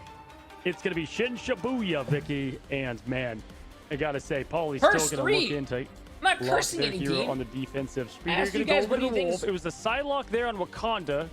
Did not work out great. Now going with the Hulk Spark Chief. Can I say this, Vicky? I've seen the Spark Chief's tweets. He says he is like undefeated on the Gamma God. Well, the time is now. And you get the fastball special, taking a page out of the Swamp Gaming book. when it comes to yeeting Speedery on that Wolverine. Trying to deal with Kraz as well, who's going to go over onto the Doctor Strange. I'm probably expecting that portal opening as we keep seeing Swamp Gaming go for, but you gotta be careful because Spark could put a stop to it if he also tries to find himself on the rooftop. Chin Shibuya is where it ends here for this series. Let's see which of these teams Nick? Are you will come getting out win on top. rows? You already saw him bounce away, by the way. They were calling him out because they have the information from their own Daredevil. And Kraz going to be on the Strange now because Scatter gets that tank pool. They've been waiting for let's see this. Let's see this. Great play for so long, going over to the Cap himself. What a way! Okay. We might play it on Monday. Kraz talked about so much as the man of freedom. Which team will set their team free into the winners bracket? Well, we're not going to find out right now because things are paused for a second. Don't worry, folks. Jarvis just rebooting, getting things ready. Too much aura is in this lobby. I mean, we could even get out the freaking gates, Vic. They always have to do this, right? Like, I'm always sitting at the edge of my seat just waiting and anticipating in this last game. But okay, Cozy, just looking at the the final games for EMEA and America tomorrow? Yes. How much do you think comes down to the oh my god, look at this chat. Oh my god. Could get for Swamp Gaming, Days having that priority, whereas Liquid Citadel don't really get to see through those walls, right? Obviously, it being banned against them. I mean, important for sure, especially keeping track. Gotta kiss a homie, chat. Gotta kiss a homie. More important because the rest of the team's very mobile. Like I want to sleep. What do you mean you want to sleep, dude? We have a whole nother series after this. But either way, come on. Interesting to see the comp that they chose going into it, and we will be getting back to it shortly, man. But I do like some of what they've got going with Days. It's the fact that what's the score? This game is 2-2. We haven't gotten to see Scatter right with this Deadpool very much outside of the original maps, and so what do I like to wear? 2-2. A recipe for success. We're moments away, Vic. Yeah, I can literally hear it as I do believe we are back. Yes, together again, guys. We're gonna continue on this final game. Already Scatter. It's a good amount of that pressure. While you look at Valentina, though, getting right back together on the high ground, utilizing that jump boost from right behind them on the platform. Also, already expended on those lamps, and Melo's trying to take full advantage of it. They're trying to call out the Hulk as Spark is able to get away in time, and Cooper stays alive. What a way to flip the script and look like he's on defense. Melophobia hunting from the back there now as Days hunting down C's, looking for Nero, looking for Cooper. Gonna find Cooper, gonna go in quick dodge, dip. Oh my, he got both supports. Cooper, nah, this guy's disgusting, chat. Oh, are you kidding this guy's me? disgusting. The lawyer. This guy's disgusting. There's no hope. Oh my, dude, the way that he was just prancing about, it was just like watching a documentary before the Predator just jumps on their prey. When you get to see GG No Heals in the chat, you look behind you and your strategists are gone. Peels, please! But there's not much that could have been done when you're lingering around that tower too. You could just play around it as Daredevil and they fully capitalize. Days popping off here, showcasing the strength of Daredevil, especially on Shin Shibuya, but they're trying to clear more of the space here, Cozy, and the Glartrox is out for Melo. That guy's insane. Not just pressure, just pure persecution. Kraz, and continue on this aggressive effort. We'll see now as Speeder goes to Namor. Again, this was the Speedery ban. We got to see how he adjusts because they know how to get a little bit of the hole to have the flood fill up the swamp and get them the win. Scatter now going to be on the point looking for more, building up not only that XP. Yo, congratulations, your boy. Good shit, man. Good shit. 5v5, and there's the dinner time love, but nothing coming from it. They come up empty as Mellow Energy has matched these so perfectly the last couple of matches, but wait, look at the he missed the Glartrox. Up in the top. Day's not moving a muscle. Oh, no. Oh, he forces out the lamp, so that's fine. Days is just going to back away. But you know what? You also force out the Eternal Bond. If anything, that could be a win-win on a reset here. Even though Pauly does find Mellow, Swamp Gaming have 3 ultimates ready to go. But I'm looking at the Groot Hug. As you let the devil out, Spark Chief could yeet it out. Cooper gets the copy. Eternal Bond. Groot Hug with the Strangling Prison. He's doing the same thing over and over, and it's working. But that's a good hold from Liquid Citadel. Activating the Kumio Unleashed, but then is met face-to-face with the Moby Dick over there, with the whale crashing down over their heads. The Fox comes out and is drowned out by 1,000 tons of the ocean. My gosh. Oh, I thought he was going to try to wall himself off and try to live, but then he ended up like... trade you can't have at this moment. Energy. Oh, it's 1-1. Days against Energy 1v1 on... And these S-tier heroes and players. Now, giving them a lot of space, though. They might be winning some of these battles in 1v1s, but look at all of this pressure and space that they have built. And that's exactly what they want to do, Vic. 3:08 on the clock. Freedom ready to charge momentarily, and it's activated. Q ready. Assembling the troops, though. Speedery does get frozen. Having to be careful. The lamps coming out in clutch. The Glartrox is looking to feast. And Mellow, though, turns things around, taking a nice little cheeky angle. Even through these group walls, it's not going to be enough to save them. They're oh my god, Mellophobia, bro. Room of death. Oh my god. Sparky gets a little bit of revenge, though. Still finds Valentina. And the Glartrox is back in the Mellophobia pocket is of demolishing Mellow. right now. There is no portal here. And now Days... Oh my days, man! I mean, going crazy. With oh, the way and there's putting in the pressure and good swaps. As soon as they cap second point, they do swaps already for third point. You don't really have Smart. as many flanking angles. You want to make more of these Smart. bigger plays. I like that. On the other side, Spark Chief is on that group. Yeah, going hunted, right? I mean, just absolutely Ooh, nowhere both to hide.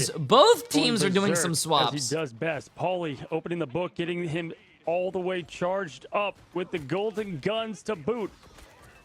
Oh my gosh, now as there's just so much on the line for these two teams to get into the winners. It's going to be the Glartrox coming out. Mellow finds another energy down. Spark Chief with the other. These angles continue to shine. I don't think he wanted to just get the one, awareness, but... the game sense, perfection all around. Speedery, we see you right where you're coming from, buddy. You won't be able to hide when there's only so many options for you to get away. And also, it looks like they're trying to force out the Sacrifice right behind them. As Cooper went down earlier, too. Paulie does have that banhammer. We know how strong this Vampool has been able to What does the cross up mean on together top of with Wolverine? Scatter already utilized that before. The bubble What do also you going mean? down. What are you waving at, though? I'm pretty sure it's probably either his passive or his E ability for damage reduction. Who takes so much damage? Paulie gets that pick. The Eternal Bond isn't going to be enough. You have the invisible boundary, and this may actually force out Swamp Gaming to respect the space. This is a must-win fight for Liquid Citadel. They cannot allow 2 minutes 40 seconds on, and luckily the Vanguard stepping up, finding Liquid 2-3 Citadel down, needs a and good goes, holding and here. just like A good that, hold here. Nice. 230 is going to go down to at least about a minute, but Swamp Gaming has 2 big-time ults to get the exclamation point. Liquid Citadel needs a big hold here, man. Big hold here. They do have 3 ults. Swamp Gaming almost does have 4, so... Cooper ready to go. There comes the Glartrox. Energy finds 2, but the wall... Oh, great play. Oh, great play by Energy. But Swamp Gaming coming out on top. I'm getting whiplash. I'm looking at Days just pop off over to the right They side. try to wall off the Mellow Glartrox, and I backing think back. that it went over. The Glartrox, a nice little freeze, though. Energy just trying to stall for as long as possible. Even Nice through play. these group walls, though, they still lose out on Days. Spark is trying to answer together, but with that last stand, they don't save Forky Dog. Portal play now coming out of Kraz. Minute 48. How is Liquid Citadel holding this? Just in overtime, but here's Cooper. Powers are his. Invisible boundary coming up shortly, giving this team a bit more room to breathe. And if you are Swamp Gaming, just get out of there. Let that thing cool down. Energy Nero find 2. The reset is on, and Liquid Citadel standing strong as the fortress that they are in this American scene. They've rebuilt the foundation. And they've kept this building up from getting set on fire. Look at how close that payload was, by the way, to the finish line. They were holding up to the spawn room gates, and Spark was answering back with these group walls. It's coming clutch. Banhammer activated. Yeah, but Mellophobia is going around the back with the Glartrox. Is waiting with that Glartrox. All the extra damage is up to Nero to stay alive here, but having to call out with this invisible boundary to save them from the Glartrox. Yeah, I want to see where Speedery rotates in as we're going to have the Banhammer go in. No, it's going to be the other side. It's going to be the defensive ult here coming from Paulie. And now, just like that, Energy finds the best in Kraz. This gives the team a bit more of that survivability to accuse the W press forward. Holding strong, aggressive is their name. 45 seconds left, Vic. Energy close to the Predator. The Monsters hungry for the finish. Both teams are going to have the Glartrox, chat. Both teams are going to have a defensive ult. More energy. Both teams are going to have a tank ult. Right, and we see Energy just continuously putting in the pressure. Kraz swapping over to the thing, though. They have some of these ultimates online. It's up to the outside. Great play by Liquid Citadel and Energy. Utilize that portal. I don't believe they have it. It was like during a minute and 40 seconds. Right. So they will not be able to recontest here with that portal. What a D, bro. What a D. And devoured. It's going to now be on Energy, getting it done in the neutral. Look at the sustain. Wait, somehow they touched. How long can he stay alive? Days does find a pick, but down goes the Vanguard. Valentina pushing up. They do got the support ult. A little bit more of the path to victory. Lanterns popped out early from Cooper. Gonna be a big cooldown to keep your eyes on here as Paulie goes in. We'll see how many of them caught that. Days close to the Berserker. Scatter has his ready, but Paulie puts the neutral in his own hands. I think that's game. I think that's game. It's gonna be Swamp Gaming going down. Unless Forky Dog gets their ult. Katana's out. Golden time. Yells down the Merc. Vicky, overtime ticking. Golden time here. He's got the ban hammer. It's time to go crazy here. Was that E? They did get Luna, chat. They did get Luna. But maybe with some help of the group walls. As they do have Days ult. Wait, they can still do this. It's going to happen for both ends here. As a dive down comes in the wall to their backs. What? It doesn't seem like it's enough. I mean, isolating Polly allows him to have the number advantage. He ended up getting the ult. I was about to say he didn't get any kills, but he got it. Look at energy. Oh, he has another ult. They group them all together, and he is just farming cozy. Yo, he didn't miss a shot, and then the aura. Oh my God, energy's disgusting. Literally putting it in energy's his own disgusting. Hands, but the portal's going to be coming online here pretty shortly if they keep up this sustain. But no, energy now just having fun out there in the gun range. Oh my God, energy! Effing kidding me? I mean, Vic. Oh my God, that kid is disgusting. Energy was just, playing a different Jesus Christ, great hold by Liquid Citadel. That whole team is doing insane. I love Mello. I think it was Mello. Like. Dash midair, it deleted. Couldn't even react to the combo. Why did we TP so early, man? Like, I liked it at the time because the pressure was so immense. There's so much time on that clock. But yeah, I mean, oof. And it's a bummer the way things traded there at the end because, man, ult economy-wise, they were just always kind of right there ahead to match and, like, watch the Luna go and then show what you have on your own side. Hey, that is a... Hey, listen, this is a tough defensive map. Both teams have Elsa players. That's why they don't want to do it. Defense. So we'll see if Liquid Citadel can do just that against Swamp. You also can't, like, tilt. That was a great push, but also a great defense. Now let's see if the teams can do the opposite now. Let's see if the other team that was playing defense can have a great offense and the great offense go on a great defense, chat. Uh-oh, let's see it. This is the last few minutes of these teams' lives, bro. Well, actually, not really. If they lose, they go to the lower bracket and they can come back up tomorrow. But now, the tables have flipped. And the script writers are hard at work. We know how difficult it is to try to get through this choke. So we have to see from the other side what Swamp Gaming is going to do when it comes to holding out. The error of margin is razor thin, and so is the talent between these two teams. We finally get a peek at the top scene of America. It comes down to this, as you said, Vic. Now looking forward, again, one team with the devil, other not. Portal opens, Magic ready. Spark Chief going to go ahead and go on to the Symbiote. Changing quickly, gets that team locked and loaded. Kraz knows to jump in because they do have the 5v6. You closing quickly as Spark has to make his way back. And just like that, going to be everybody diving into this. No elims from it. Scatter is going to go ahead and rotate into the point now. They did lose that fight initially, so good backup from them. And also amazing team up that we see together. Wow. With the Jeff and Vanpool, Spark jumps on Scatter's head, forcing Scatter. Wow, he called him out. Days to at least gets a trade up here. Bro. Damn, great find by Spark Chief right there, bro. I didn't even see that guy, and he found him. Sustainability for the rest of Liquid Citadel. It's up to Mello now to put his name back on the board. The 1v1 versus the Elsas. He also gets focus from down below. Speedery trying to call him out, as we also have the Venom v Venom. It's ditto matches everywhere. Noel is applauding, man. Symbiote be Symbiote, and I cannot believe how well of a job Swamp did to survive all that, because they were able to pick off one, fall with the two, but it was the strategist that again enabled this team to do what they've done so well. The newest I thought Liquid Citadel was winning that. To make what Swamp That's crazy how good Swamp Gaming defense is too. Uh-oh, chat. Uh-oh, this is fat. Find one minimum, but goes down quickly. Oh, that's Psylocke Speedery. Yokai is slain. But one more devil remains. Yokai in the sky. Days looking for his opening now. Craig's gonna jump in. It could be Days as well. And there comes the Fox once again. Vicky, the swords are ready, both from the katanas and Psylocke. Larshux comes out, finds no connection with it. Everybody chasing.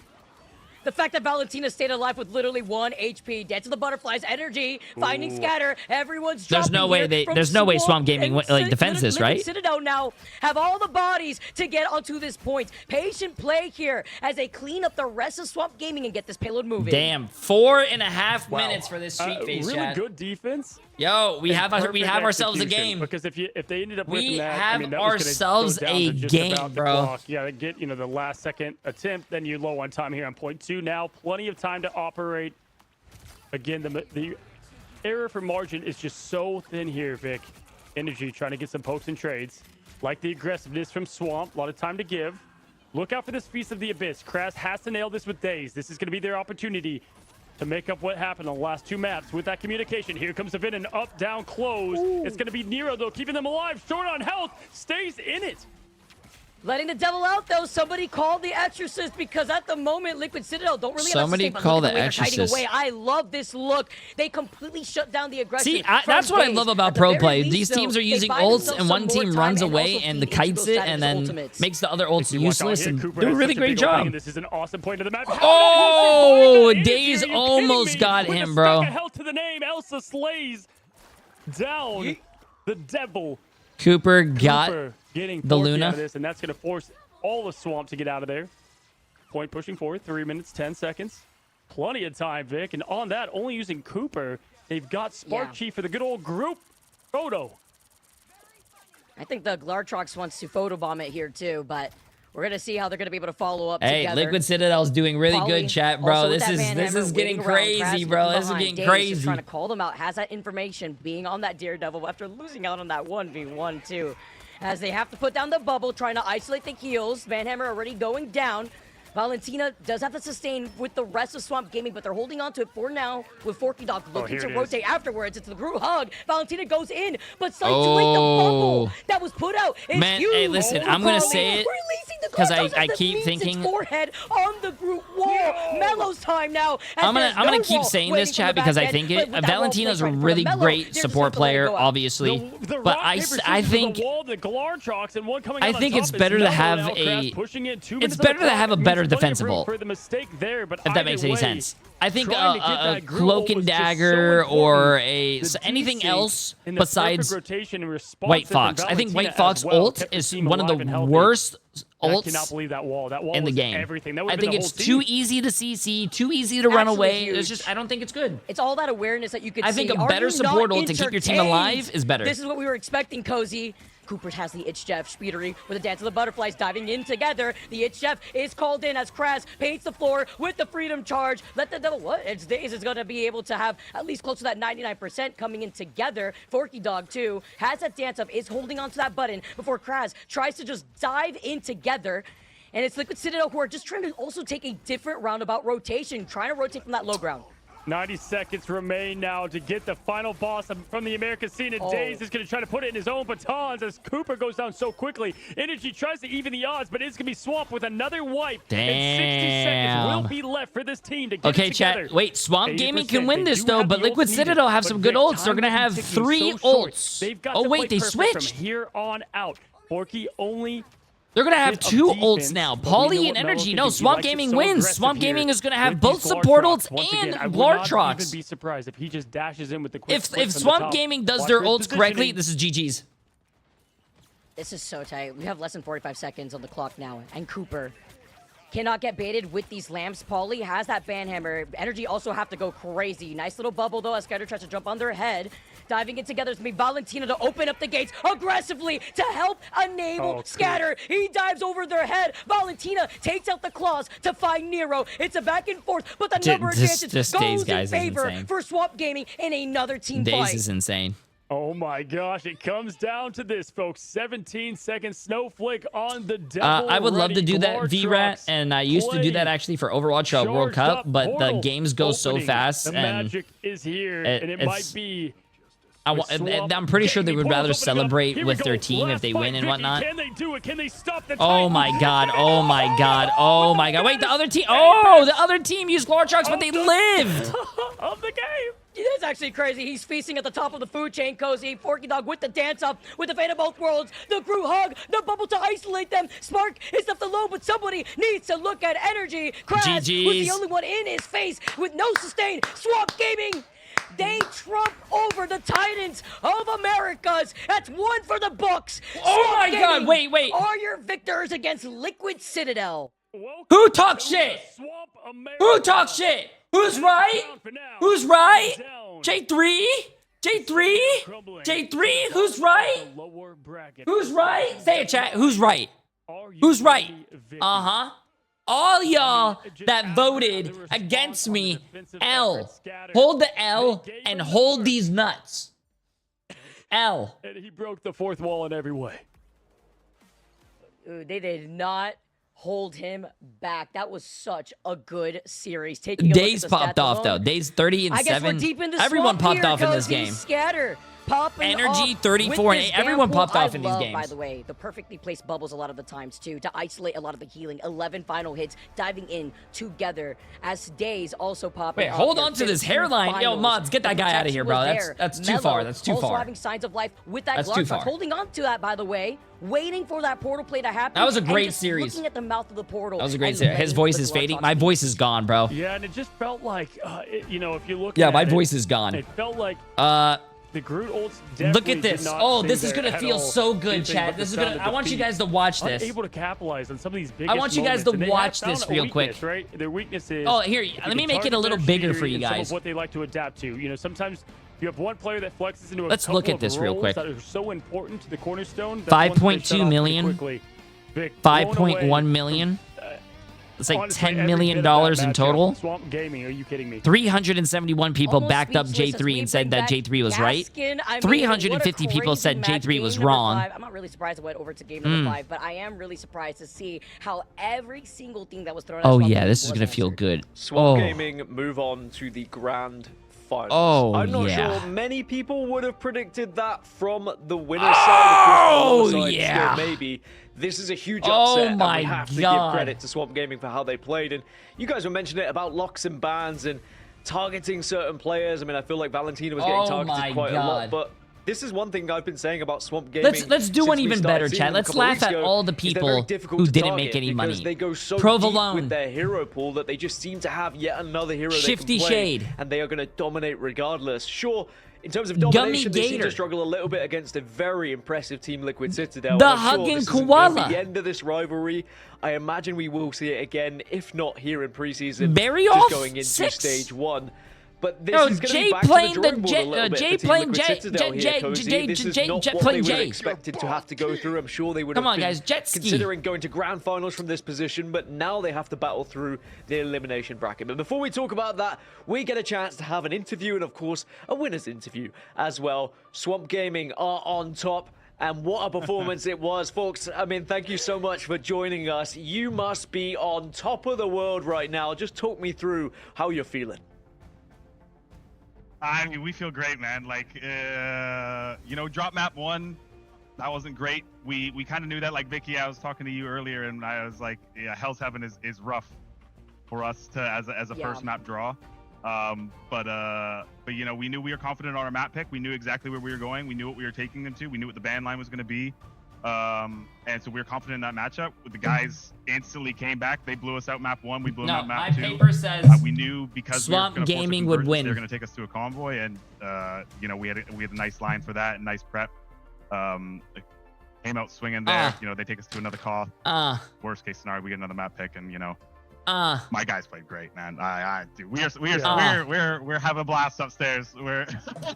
So no, we feel great. We feel great. We're so happy. No, credit to those guys though. They played great. They're such a hard team, man. So. I mean, it was a pleasure to watch, and honestly, for entertainment purposes, I'm sure the entire scene enjoyed that one tenfold. But in terms of like what TLC tried to do against you guys, I mean, I felt like there was some targeting. Like they obviously are scared of Valentina as a strategist, it seems like, or just your backline in general. How difficult is it for other teams to try and target you guys, though? Because it seems like your hero pool is just so deep. What do you atone that down to? What do you bring that down to? Is it just like so much experience? Oh my God, the through last ranked game play, is or it's it just 12:30 right now, and scripts? we have one more game. I mean, I think it's like everything, right? Like I've got a good committed group to what their job is, right? Next Like against YWL. my guys don't care about hitting top rank. If I tell, Oh no, sorry, you know, Danny, Lunet, Hayes, YWL you know, you're gonna play 40 games Sentinels. of DPS Deadpool, and you're gonna go 0-40 in ranked, and you're gonna drop to GM. He'll fucking do it, right? Oh, sorry, right? But and so it like my guys are good at developing their hero pool. And are committed to that regardless of what it costs them publicly or anything like that. And so we're able to make it in a situation where you don't really have a good line into us. You know, this team makes it more difficult than anything, right? You can't really beat them in the ban phase. You can't really beat us in the ban phase. You just have to get a matchup that you think you can win on. And that's what we got. A few more maps, I guess, than they did, right? So yeah, no, my guys are great. Perfect. I mean, Fox, first of all, man, congrats. I can tell you what, April 18th, the word Swamp Ash Gaming is dead today. I mean, that is, you're not going to be hearing that. You won't be hearing that anymore, man. Let me ask you a couple questions, right? So first off, one thing I highlighted going in, you guys scrim so much together. How do you change it up, right, with knowing each other so well in the approach, in the ban phase, all of that? 100 Ds will take it all. Trust. You practice, you don't care if they know some of the cards you're going to play, but who's going to tell them? You're going to play them best. That's, question one. And question two, I'm not going to be the one. Losing both DOMs, right?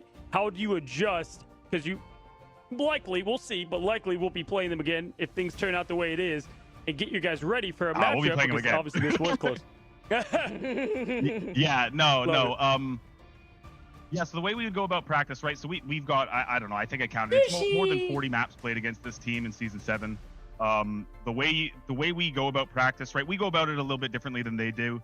But we try and see everything, right? Like, we try and see how's our fastball looking to their Ultron? How's our fastball looking to their fastball? How's our fastball looking to their Groot? How's our Daredevil looking to that? So we try and get every single matchup that we can.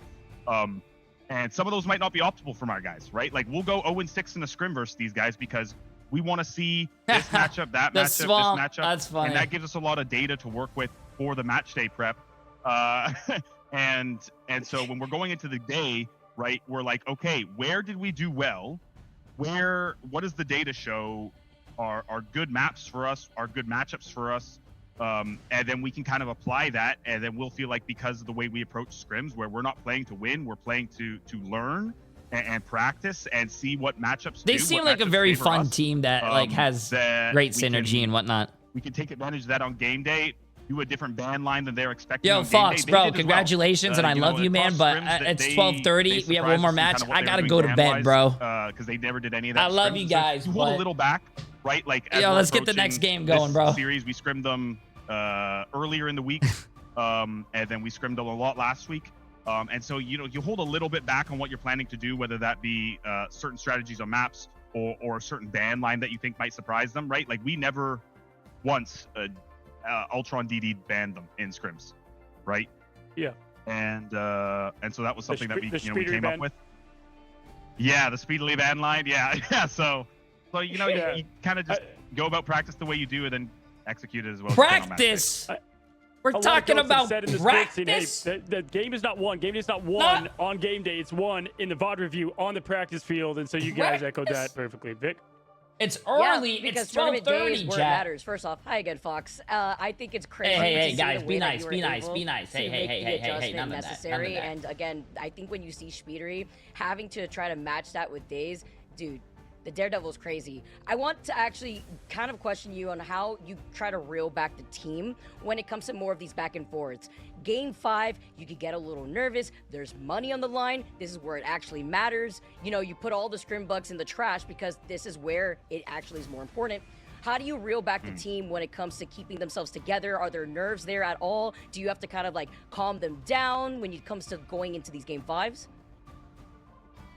I don't really care about any of that. I kind of want them as energized as possible. The more energy, the better, right? Like, my guys, like I'm downstairs with my manager and Amadian watching the game, right? And we hear Danny and Forky screaming at the top of their lungs, and I like that because the communication gets it across, right? But we don't get that energy in scrims, right?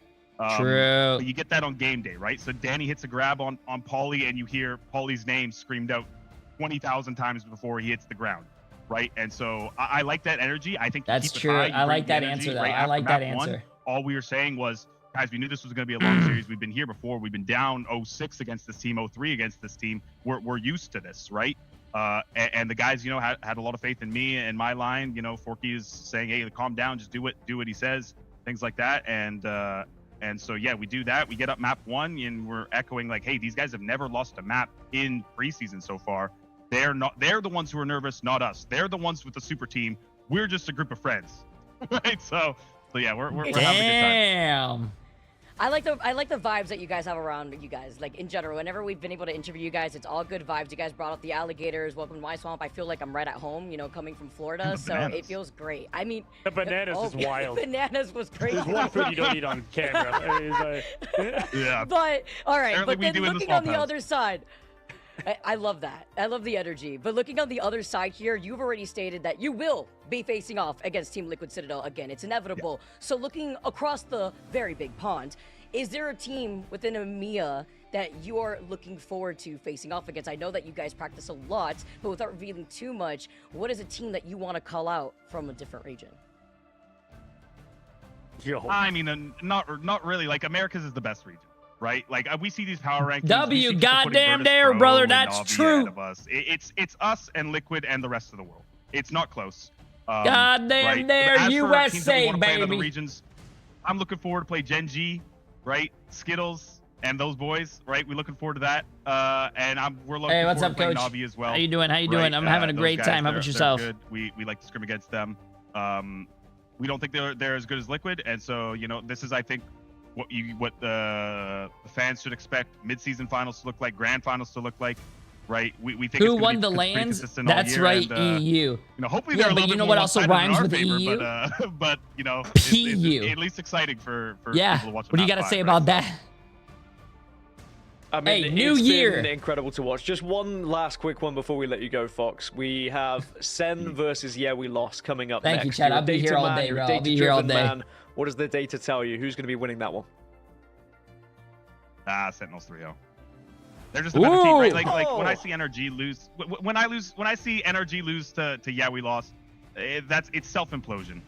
NRG has better players. They're I don't know what's going on with that team. You get Gambit Loki 4 maps in a row. Damn. You don't have a comp you want to play that on, right? Like, to me, that's self-implosion, right? So hopefully, Sen seems like they're figuring it out slowly but surely. I talked with Ryan Amazing the other day, right? He's hungry to win, right? I think that team's at least, like, I've been yelling at them on stream for like 2 weeks, ever since preseason, right? So they're at least slowly starting to figure their stuff out. Crimso's getting off, I think, a tank pool and playing his role. Dogman's being led on tank pool. They're exploring out to the vast universe of dive, and hopefully they can review that and get better at that. But yeah, no, Sentinels should win 3-0. If they don't, that's sad, right? They're a partner team for a reason. They should win 3-0. All right, everyone, prepare your channel points. You heard it here first. Sentinels are going to win 3-0. Don't blame me, Thank you though. so much for joining us. No, blame him. He's the one who said it. Thank you, buddy. We really appreciate you. If they lose.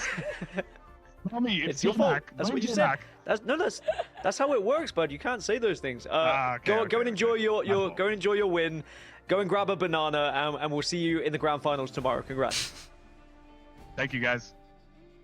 Bye, Fox.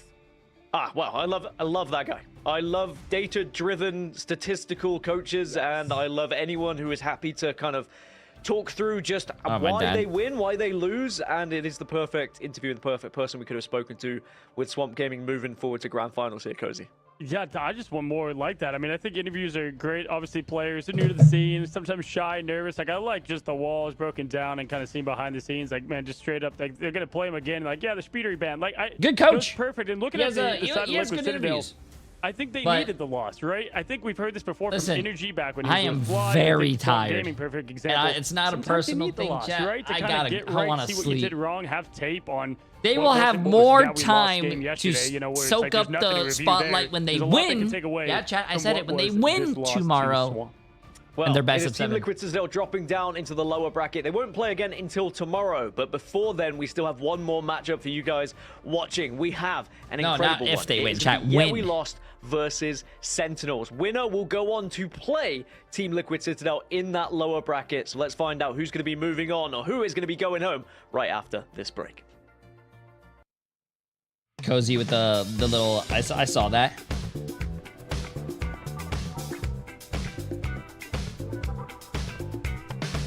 No, man. Listen. This next game is starting almost at 1 a.m. I'm betting everything on YWL. Really? Well, I have here in my cheat sheet that the last game of the day was going to be Lunex and 100 Thieves. And 100 Thieves was winning, but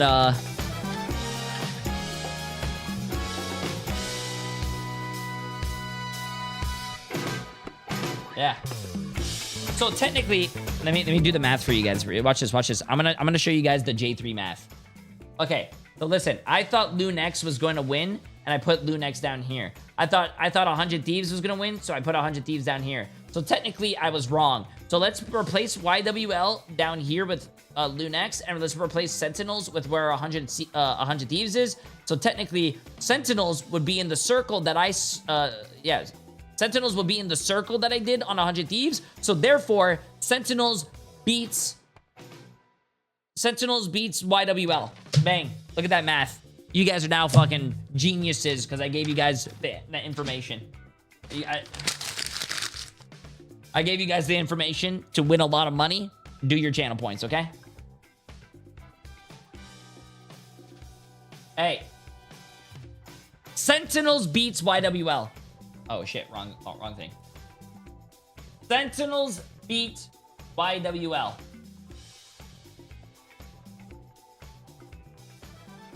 Let's get your predictions on the line, chat. Sentinels against YWL. How long do we have? 3 minutes? Bang. Enjoy. Good luck. Have fun. This is the last prediction of the night, chat. Get your prediction on the board. Get your prediction on the board. Last prediction of the night. Hold up, let me go throw this away. Ugh.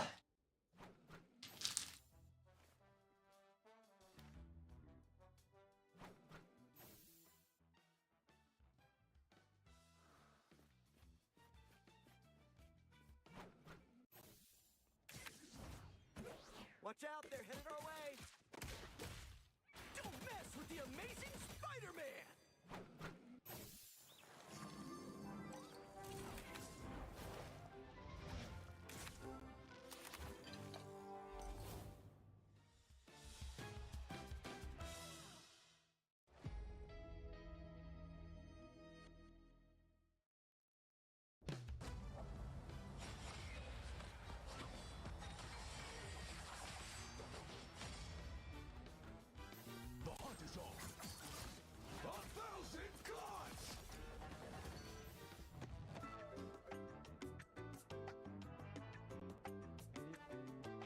Okay, let's get it.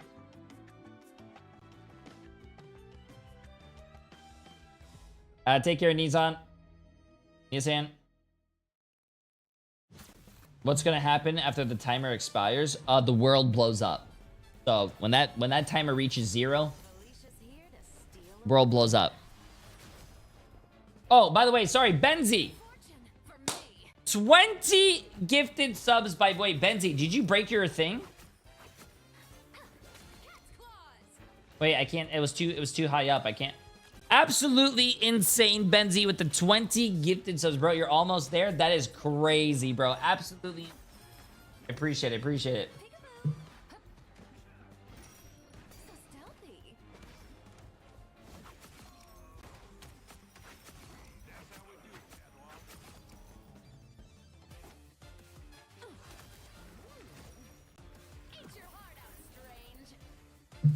Damn. Jay3, you made me lose my points. Whoa, whoa, whoa, whoa. I told you guys to put your money on, what do you call it? Swamp Gaming. You guys, not listening to me, lost you guys. You guys you have no one to blame but yourself.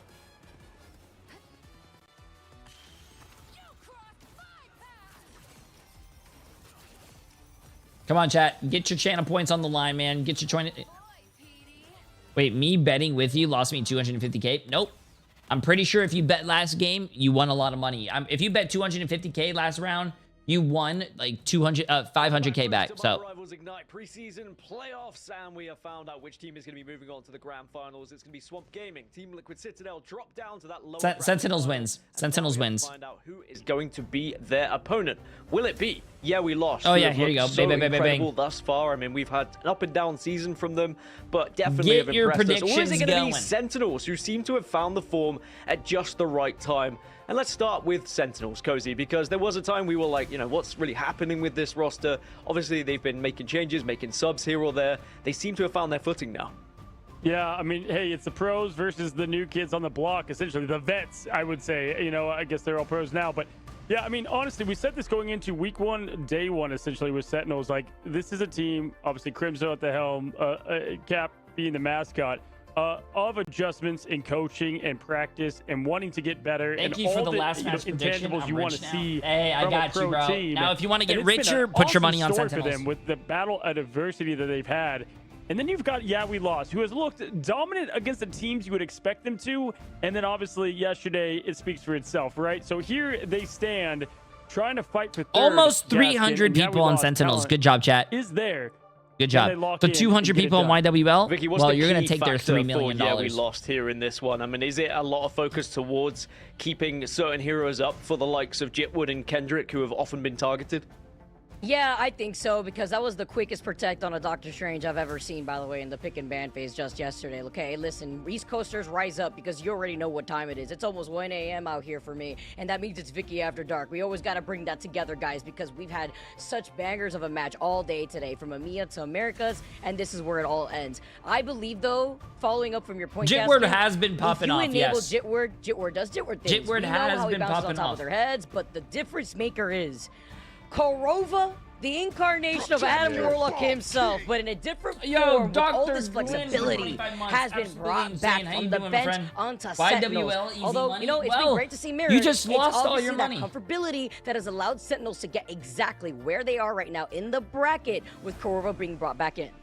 Do you think that's the main reason why, Cozy, that they found form is just the simple change of one person in, one person out? Yes and no. I mean, I think it's been over the course of weeks. I mean, when Mir came in, because Korova played a first set, and then, like, they lost, and then Mir came in, did tremendous. And then, you know, I think there was obviously some flaws. And sometimes it's just changing it up. And Korova, you know, is obviously known as the Adam. And when Adam's in the meta, he's in. But also just a great player with solid awareness and the skills to boot. And so, you know, I'm always rooting for the sub that comes in and gets the win. I mean, there's nothing better in esports. So love what the, you know, Sentinels have vibe-wise. And, you know, I've sat in on this team scrim a lot. You know, it wasn't the exact same team, but they are laser focused with their comms front to back. Obviously, you know, we just talked to Armor yesterday, you know, that big leader in the ult track, in the comms. They needed a new one and a new face for that. Who that is, what's up, Boba? We'll find out if they get the winner's interview as we continue this thing. But Yusher has been the big addition that's been popping. Certainly having the ability to use a substitute and to have them that interchangeable, I think, is fantastic. I mean, there's a lot of esports where subs exist, don't play unless there's emergencies, whereas if you look at more traditional sports, those substitutes will be used often and when you need them in those big moments. So man, Jatmon, I'm gonna be honest with you. Can you ask me that question tomorrow, bro? My brain is hurting. What makes this patch so different from last patch that makes Dive stronger?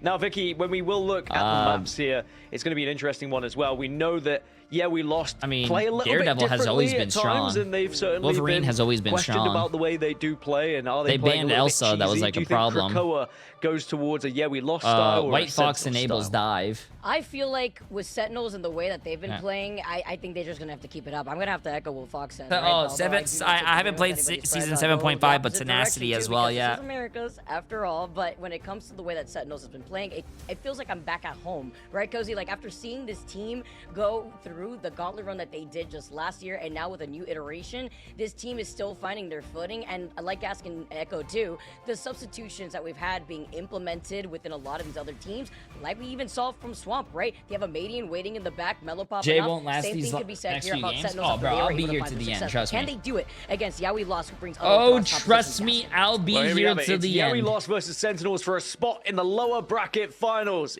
Guys, take it away.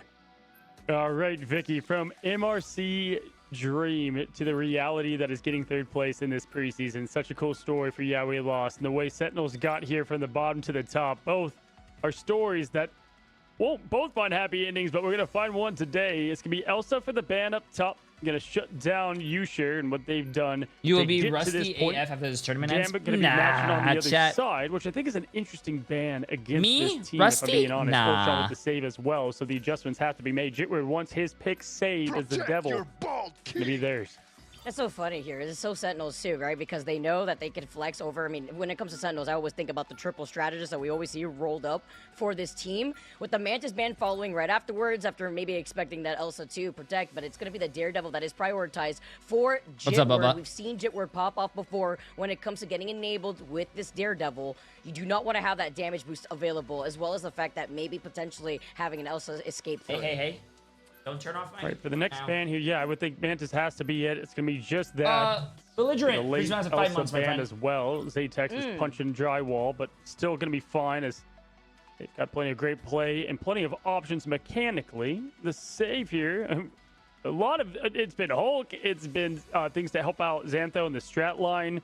Obviously, Zaytex is who they like to protect a lot. Oh, it's like been with fun, Phoenix Cole, and bro. whatnot, It's but been that's not cool. there. It's They're been gonna fun, go but I with might. Vanguard, which I We'll like. see. We'll see if I Mask take has a day been off. the Thor. Kart's been on Remind the me to Venom set and up the a kiddie Hulk. bowl for the finals But tomorrow. What are obviously, you gonna Jitward, do? when needing What's to a flex, kiddie can go bowl? with that Vanguard Deadpool, as we know so well. But it's a lot of utility in terms of like the protect phase being implemented for Jitward to pop off. So they're hovering over the Doctor Strange. This would be crazy here because we know how important the Strange portal is. Okay, they go over to the Jeff. I would have laughed so hard if we would have seen the Doctor Strange. Maury because is you know what? a streamer the for big fan phase is Sentinels, also where the not mind a games player start, anymore. Cozy, and that could have procced Doctor Strange protect coming out of the gates for our next map.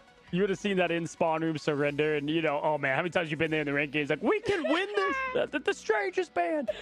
Jeff getting banned as well, I think is a good approach for them the way they play Jeff, and they're going to go with the save on the tank pool themselves. I think that was going to be, yeah, we lost his ban too. So when they take that away, you're going to see them take a second out to get this ban out because I think that is what they wanted to go with. Now having to adjust and looking at what they have their options on, I think they go another strat here, especially with the way that it's leaning.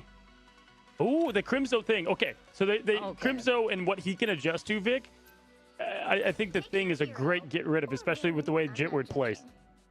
Yeah, I agree, because that's going to be a really good answer to deal with the harassment that Jitward's going to try to implement into the backline Okay, of let's get this. Sentinels.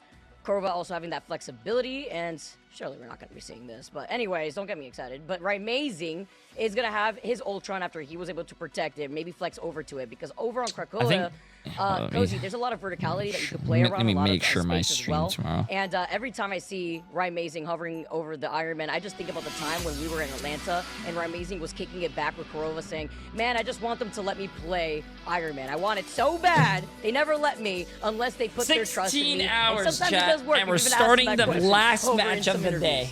Yeah, I mean, the maximum pulse was how they even, you know, punched their ticket in there at one point. So it's cool to see the flexible play. Oh, don't get baited. Don't the gold. I mean, can we imagine? Will we actually get the golden the flag? casters Nope, we're not going to. take turns. Every 2 games, the casters switch, like so once. they're I not think it was a casting dead for vision. 16 Other than that, hours. not in my own games, but either way, it's going to be a little bit of fun here to open things up after the serious match of the 1 seeds. Gates are open. Krakoa's waiting. Cerebro beckoning to be called for the taking. Time to make our way to the Hellfire Gala. Maybe lost my 5 million with 353 people on Sentinels for 58%. YWL 3.7 million, 258 people for 42%. Really important to see how Dogman plays here too. You see the Daredevil coming out from Jitward. Mask this time not on the Thor as Zaytex gets that. I feel bad for both of these teams trying to play at 1 Zaytex a.m. just though. wrapping around Sentinels like making a yeah we lost sandwich, already proccing that armor over from Crimzo before he tries to dash away after losing out on that one member, though. They do not want to stagger. It's just going to be I think Sentinels is going to win this, though. We lost. I think YWL is a good team, but and Jitward is like popping off. As everyone's on that team is popping off. Kart's popping off too. To counter, this is just going to be so much pressure. We always say this team is going to cause chaos, but you have to be able to keep calm and patient during all of it. That's what YWL is actually taking the first point. Chat. I'm already a fan of right now is the Deadpool Vanguard getting that quick pick on Korova. Korova was caught out of position too when they were feeling a lot of that pressure. You get the man hammer immediately, and Mats is going to be able to dip and dodge away as Raimazing also was able to find Jitward in the process. The charm is going to come in clutch as Raimazing made that quick swap. Another ban number from the other side before trying to dive away and trying to prevent the back cap here from the Venom.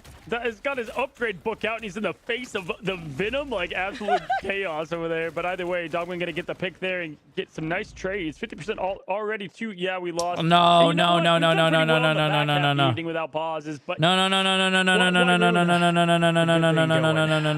gonna go ahead and let things get adjusted here. You said Iron Man at the beginning. Jarvis. It might be uploaded if it's a good game. If it's not a good game, I don't think my editors are uploading as fast as possible. Vicky, already though impressed with the opening from we lost. Yo, Solo Stack, appreciate the massive raid, my friend. I hope you had a great stream. They do like to play fast, quick, make people uncomfortable. Appreciate it. I was wondering. I was like, hey, I like looking at Venom as much as the next game, but I think that this is already catering to this play style that they like, and just getting the Daredevil through with the thing. Bro, it's almost 1 a.m., man. Listen, these guys can't have a pause. Line a little bit too, because you were able to put in the ban hammer onto Korova. You get that pick, also kind of delays the inevitable. But in that last previous fight, we did see Kendrick and Xantho go down, so there is no sustainability once we get out of this pause. Yeah, we lost. They were nearing like 50% on the point, and that was with Crimzo trying to split away the attention from the chokehold that we lost was holding when they were pressing up onto Sentinels. Yeah, this could be an interesting next fight because point Sentinels, we can go and delete them from this one. We lost. They're going to go back to spawn. And when they reset, they're going to be close to both straddles for the next fight, right? But in return, who dare forgot to charge their head? You know, I actually did say that on Twitter, Emily. And Crimzo being on that Venom, which Crimzo doesn't play an awful ton of Venom. So fun to see that kind of coming together here. So it's going to be a real kind of battle up with the way these Qs are going to be pressed. Zaytek's still a healthy amount away as well, if you guys are wondering where everybody sits. But I like some adjustments already. Is it Jitward's internet again? Bro! Again, Mask, I think, was on an interview talking about Thor. Loves Thor. We all love a good Thor. But I think NA started a little over 5 p.m. The bill a bit better in domination. I really liked in the interview how Mast was putting in all his faith onto Thor, though, and saying, like, you know, he's really fun, he's self-reliable. I know my Thor OTPs will be very happy to hear that, but when it comes to this level of competition, flexibility has always been the biggest key to take away from these high-level teams, right? We saw what happened to we lost yesterday. It's still fresh in my mind, Cozy. So you go into today. Hey, I might have not been able to watch a bunch of these watch parties the last few days, but I want to say these watch parties are so fun, Jay. Thank you for doing them. Hey, no problem, man. They're a lot of fun, bro. Once we start getting into it, it's a lot of fun. It's from the strategists that you could expect coming up into this next fight. The closest one being Xantho's having that invisible boundary alongside Kendrick, who will have that Kumio unleash. As we get everything settled, everybody, thank you again for your patience. But it's the calm before the storm, as I always see our teams just making sure everybody's ready. And hopefully, Jitward is hardwired again. Yeah, hey, back-to-back 3, game 5 matches. Don't even know where I'm speechless, but back-to-back, and then with the pause, why not, right? Let's go the distance. Let's go the full night. Let's have ourselves the night shift over here. No. But either way, I think this is going to be a lot closer than people think. I think Fox said that he thinks it's going to be Sentinels. They're going to dominate this one. But, man, I'm going to keep being the believer of we lost. Even though, obviously, it's easy to say now with them up 46%. There's still a lot of matches to be played. But if there's one kind of thing that is going to be worrying about them is going to be if Sentinels do lose this, they're definitely going to quickly adjust on that ban phase, guys. We are just, hey, trust me, we're ready. We're ready to watch and roll too, but the player's still getting set, ready to go. Is it Jitward's internet again, Vic? Dude, do we think so? Dude. The thing is that I've tuned into Jitward streams a few times. Is like I feel like that's always an issue. Like somebody help this man. Yo, Otter for 10 months on YouTube, my friend. Absolutely crazy. Appreciate it. Like, okay, guys, just get this game going. Yo, you guys down to just have a sleepover? When's the last time you guys ever had a sleepover, bro? Let's just do a sleepover right now. Ready to go because again. Both of these teams' tournaments' lives are on the line, and I'm pushing it. Oh shit! Oh shit! Yo, chat, wake up! Wake up! Jitward! Wake up, Jitward! Internet, clip that. Twitter, McDonald's Wi-Fi coming at you here in the form of Krakoa. Oh my god, bro! Back in action. Doesn't matter. Team wiped either way, but man, that's funny. That's actually really funny, bro. That's unfortunate, but really funny. Diving in there, already trying to harass Korova, who forces him back. So we're all together. The gang's here. Xanthos, once again, we were highlighting the Stratus ultimates from we lost. They will have those Stratus ultimates to rotate through, and Yusher's going to be the first one to open up the gates because there is still no sustainability. Neither of those ults are online, so they're just all navigating away. They're just going to wait out this Galactic Legend. Yeah, I like that. Not the shark. No. What? That was perfect from Yeah We Lost. They get the Usher ult out of the way, and they get the trade on Flume. Amazing now. First ult with Crimzo, and they're going to get nothing from that as well. Are you kidding me? Jitward staying alive. The lawyer gets the point back. What in the hell? There's the fact that you're still running. Oh, big pick from Zatex. Korova had the invisible Have a good night, boundary. Jedi. Somebody check on Sleep the well, sleep well. As Sentinels and Flamme was the first Hopefully one out we originally, see you turned him tomorrow. into Sushi, so he was unfortunately not in the action to keep everybody alive. And Crimzo making this quick swap over to the captain. Yeah, that was such a weird battle and trade, because if you look what was there, Vic, I thought like 10 other scenarios were going to happen. But no, Jitward just getting a couple of the internet back on full. And here we go. Yeah, we lost. Not going to be able to have too much. Kendrick will be able to keep them up in some way, shape, or form. And if there's a team that's that must diving, suck it will be this one. You should, so much to be playing in a tournament and have your internet actually be having like problems. Finds that connection. The Jeff going to go ahead and get its lunch. Fomei taking them into the spawn. They get nothing from it, though, as Jitward trades, and time is ticking. They're not going to be able to portal. This is it. The first zone is going to be going to Yeah We Lost quite dominantly. They literally just backed away into a corner, and Jitward had a feast here. And this is every strategist's worst nightmare. But look, at the point right now, it may be Crimzo who's looking to backcap. Somebody from Yeah We Lost has taken notice. That is actually really funny. They went to go watch him, and he was running into a wall. On top of the bubble? Okay, well, you know what? Mask will absolutely take that, but the stall is still benefiting Sentinels right now because the action is still going. Korova will come in with the invisible boundary, letting the devil out, though. Somebody call the exorcist, and it's going to be the form of Korova to save the day.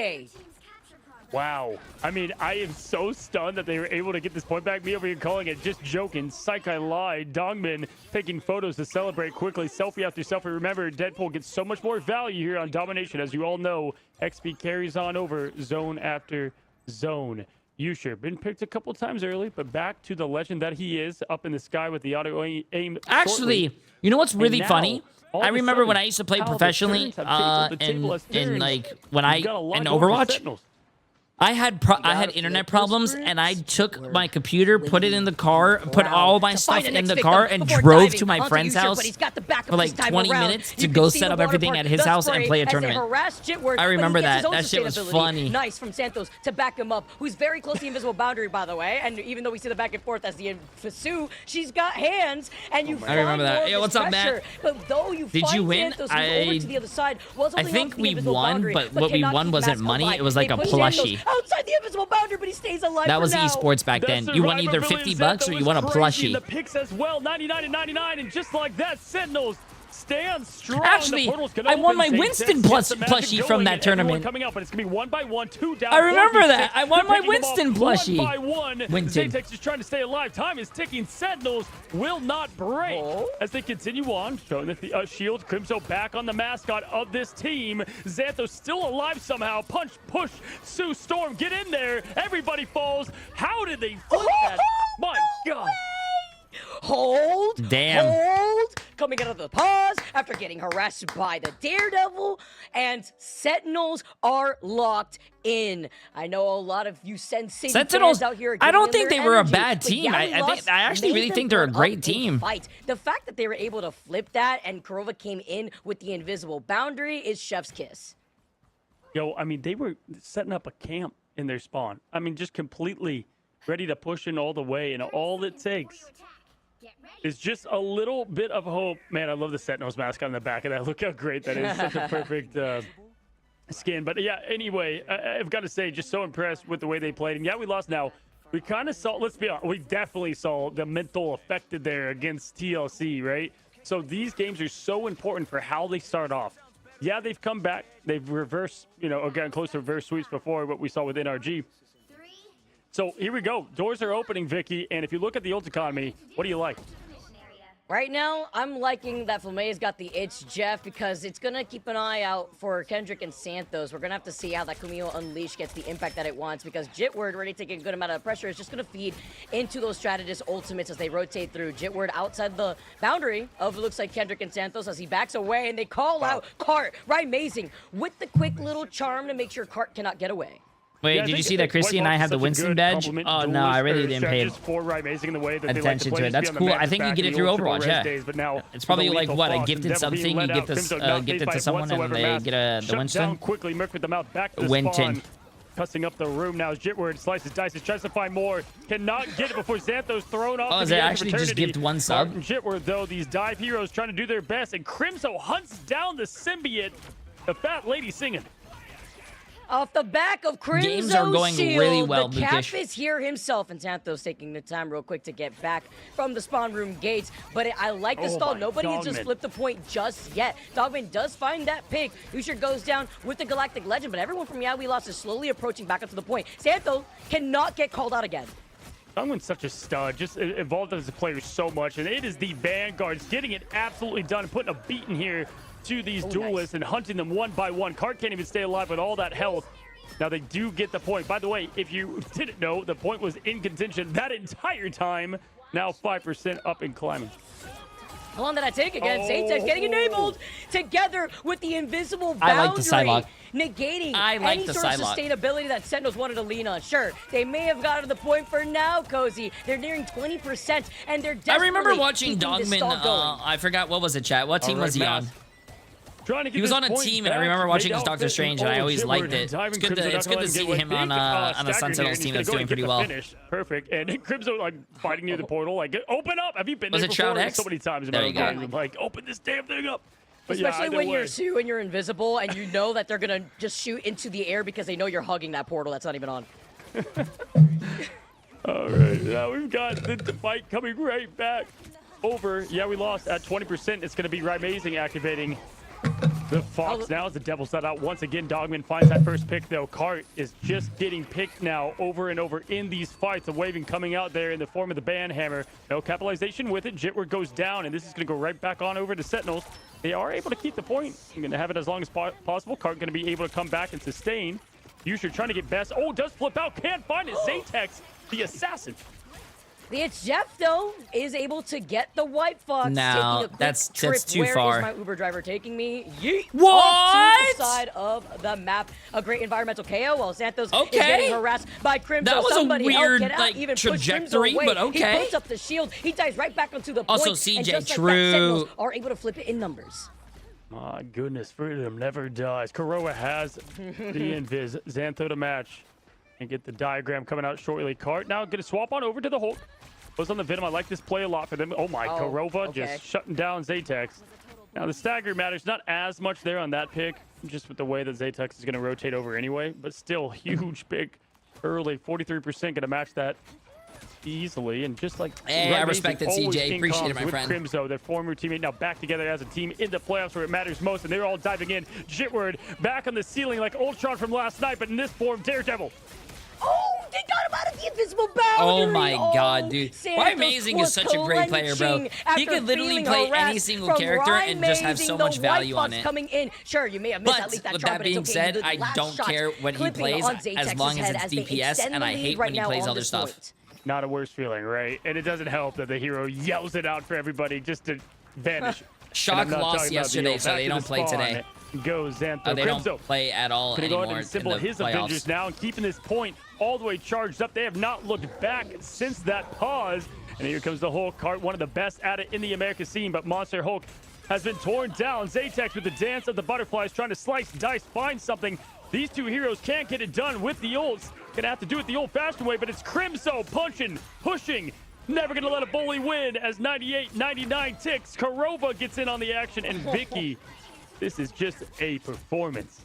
The Sioux hands are finding its traps. Crimso was trying to go for the body block too. Continuing on the harassment of Jitward. Crimso riding on the freedom tails of democracy, as my buddy Leg Day would say. Overtime taking down the captain swap has worked. And with overtime a pixel away from looking at Sentinels and their dub, we have Dogman getting the next ping. And now letting the devil out. Is it going to be all for naught? Jumping on top of their heads and isolating Kendrick on the White Fox. These Vanguards are doing it all by themselves like Thanos. My gosh, absolute disgusting. Look, just wait.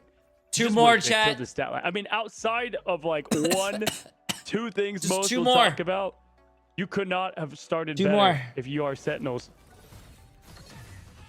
yeah. 2 more. We lost in this first map, and Sentinels putting a point on the board. Amazing. White Fox. 4 more, rise up, chat? I will even if they ban you. protected the Ultron, it's got the claws here when you have to deal with the Fox. Sentinels already looking fantastic, but it was a bit of that back and forth. Oh, the man. fact that Jitward and Master shut If you down, type !MRI, it will give you a better explanation of how the esports works, are man. insane here. I think Crimson also was doing such a good job at putting in so much pressure onto Zaytex. Look how many times Zaytex went down. 11, 15, and 11. Yeah, there's 2 links. That was detrimental, Cozy. And Cart was a non-factor, honestly. Like, we've seen Cart play much better. Cart was a non-factor there. Crimson, it's so funny. I mean, I think it was with you, Vic, on my pod. I was talking about at the beginning of this whole scene who the player I had. Wow, Amazing had 24,000 heals, 15,000 damage, 10 final hits. I'm not going the full popped off on the White Fox. How do you fill this role in this spot? And it was Dongmin, and he is just playing lights out match after match. Crimzo finding the cap. I think a lot of people have tried to. I will say though, I feel really bad for we lost. They're probably dealing with Jitward. He's showing that and his. versatility I'm not saying he's the problem, but he's like his internet. It is 1-0 that kind of does suck when you're trying to play for like a tournament and your on our internet hands. just We're gonna be starts back after this quick like having troubles. I'm gonna take out my contacts, chat. They're kind of drying right now. Give me like 3 seconds. Yeah, and exactly. You should have voted Sentinels.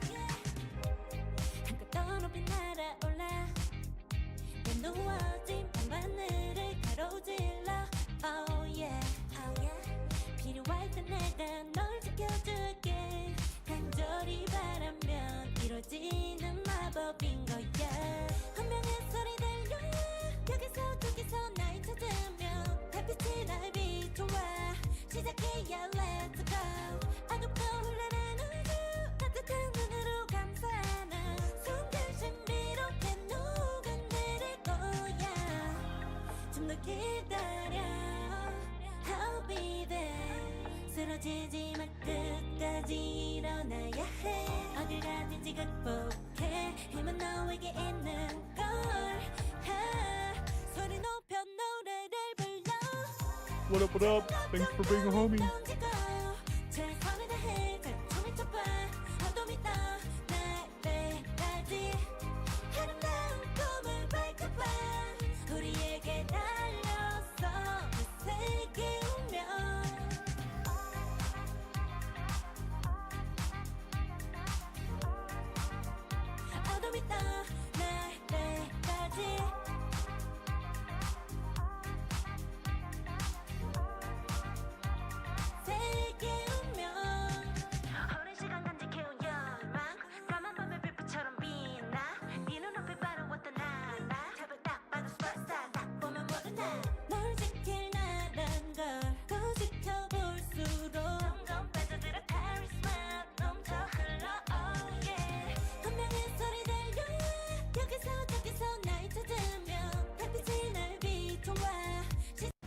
We are back, and Sentinels are able to find the victory here against We Lost in the first map. Somehow turned around that first round. I thought for sure that We Lost were going to have it, and then suddenly, just like that, you blink and you will miss it. Cozy, I think you did blink, and then suddenly, Sentinels were right back on that point. Insane stall to bring that one back.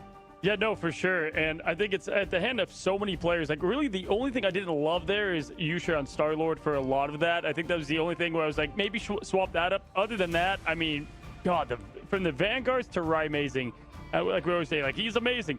I think White Fox just complements a lot of the way he plays and is just such an underrated duelist because he's not, I don't know how to say this in the way, it's like flashy, wow, but he's so consistent, and it has been for every team, always punching the ticket to land, always being that stud that is kind the of rises puker, above yes. no matter what, you know, I'm glad that you remember that about Vicky, our we've sheet. been That's here the puker. before where we see, yeah, we lost, go 1-0 down, and this is usually where they go back to their comfort. All right, I Where want do to you go think take that's out gonna my be in terms of contacts. maps and in terms of hero selection here? Museum of Contemplation. We were just talking about this in the break, guys, and I was just, you know, teasing around with you guys, saying, all right, we're probably going to see mass roll out on the Thor. We're going to see maybe the Vamp will come out. I mean, we're going to have to see, right? Oh, because, look at that! Oh, a prophet. What Shocked. do you know? Gasp for surprise Pikachu face. But this means that, yeah, we lost leading into their comfort pick. Where did Jay We've go? seen them Who the get hell's stopped Jay? there I am before. Professor 3. Is this going to be what they need to turn things Is around? this the to last how match? important it is Yes, when it this comes is to the momentum last and match. how I volatile don't. domination seems I to don't be, know if although, this is again, like. I'm so surprised Sentinels was able to flip the script. This is in not that the first round last so like quick. match. Now, the interesting thing round, here is, but Cozy, yeah, is last match. if we can predict it, then surely Sentinels would be expecting this as well. So going into this ban phase now, Professor like, 3, they're give us a gonna have good lesson. idea of what they want to try Never and vote do in against terms of ripping J3 the in predictions. kind of perfect heroes away from we lost, right? Yeah, they Wait, even Benzie gifted? caught Benzie! TLC off guard for just a second. Bro, I was Right, not even yesterday, here. that was, like, the one shining Another moment from 20 that, gifted the subs. series You are yesterday. 50 They like to subs play super away aggressive here. from Sometimes almost they go on a weird line, like, they'll save the 2,000 whole gifted. Holy for the Venom. Absolutely Like, insane, my obviously, friend. I think with You how are Card crazy. Plays, we can see potential, but we're also not going to get the bans here either. Absolutely Deadpool, insane, one of those man. will be banned, no questions. I think Deadpool probably going to lead that from them.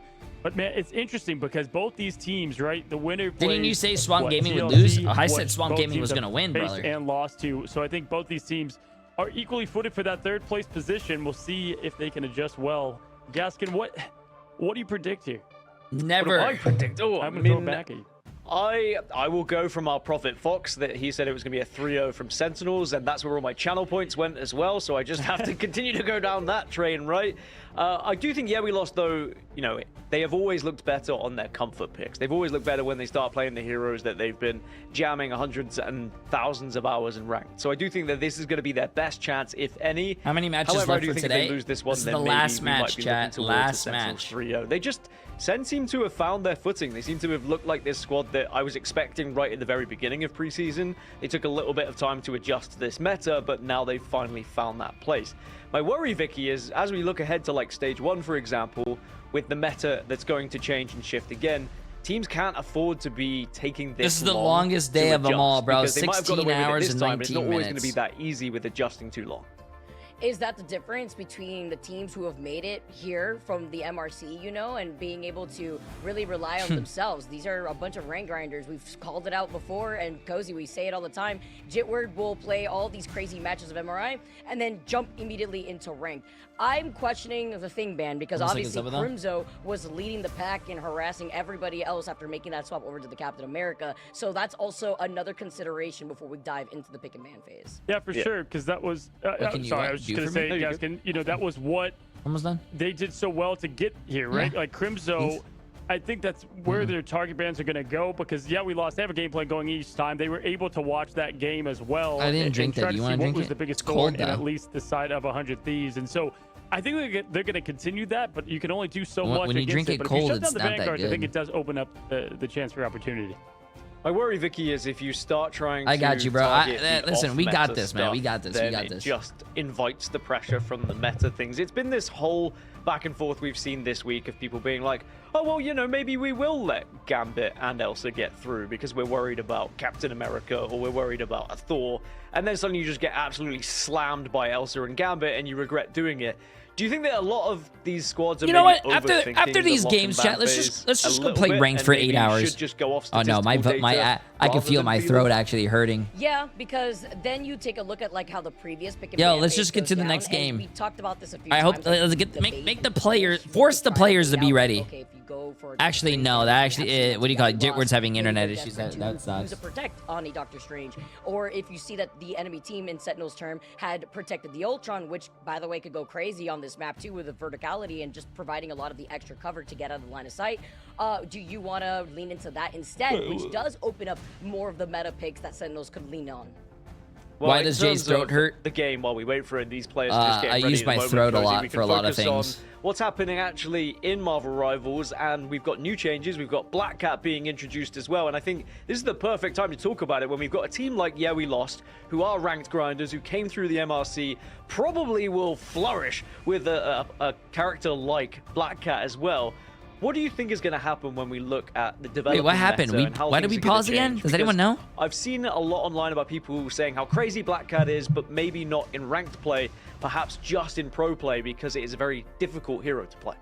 No, for sure. I think they'll definitely take advantage of it. I mean, they got to fix their 7th member first, and that is going to be, you know, his router. I think that's, you know, going to be the toughest thing for Jitward right now moving forward for this team. But no, I think Black Cat could face a lot of bans, because if you think of what this is going to look like at the pro level, that's going to be something we see often. But yeah, hey, talk about a team that can execute to perfection. It would be this team that loves we're starting.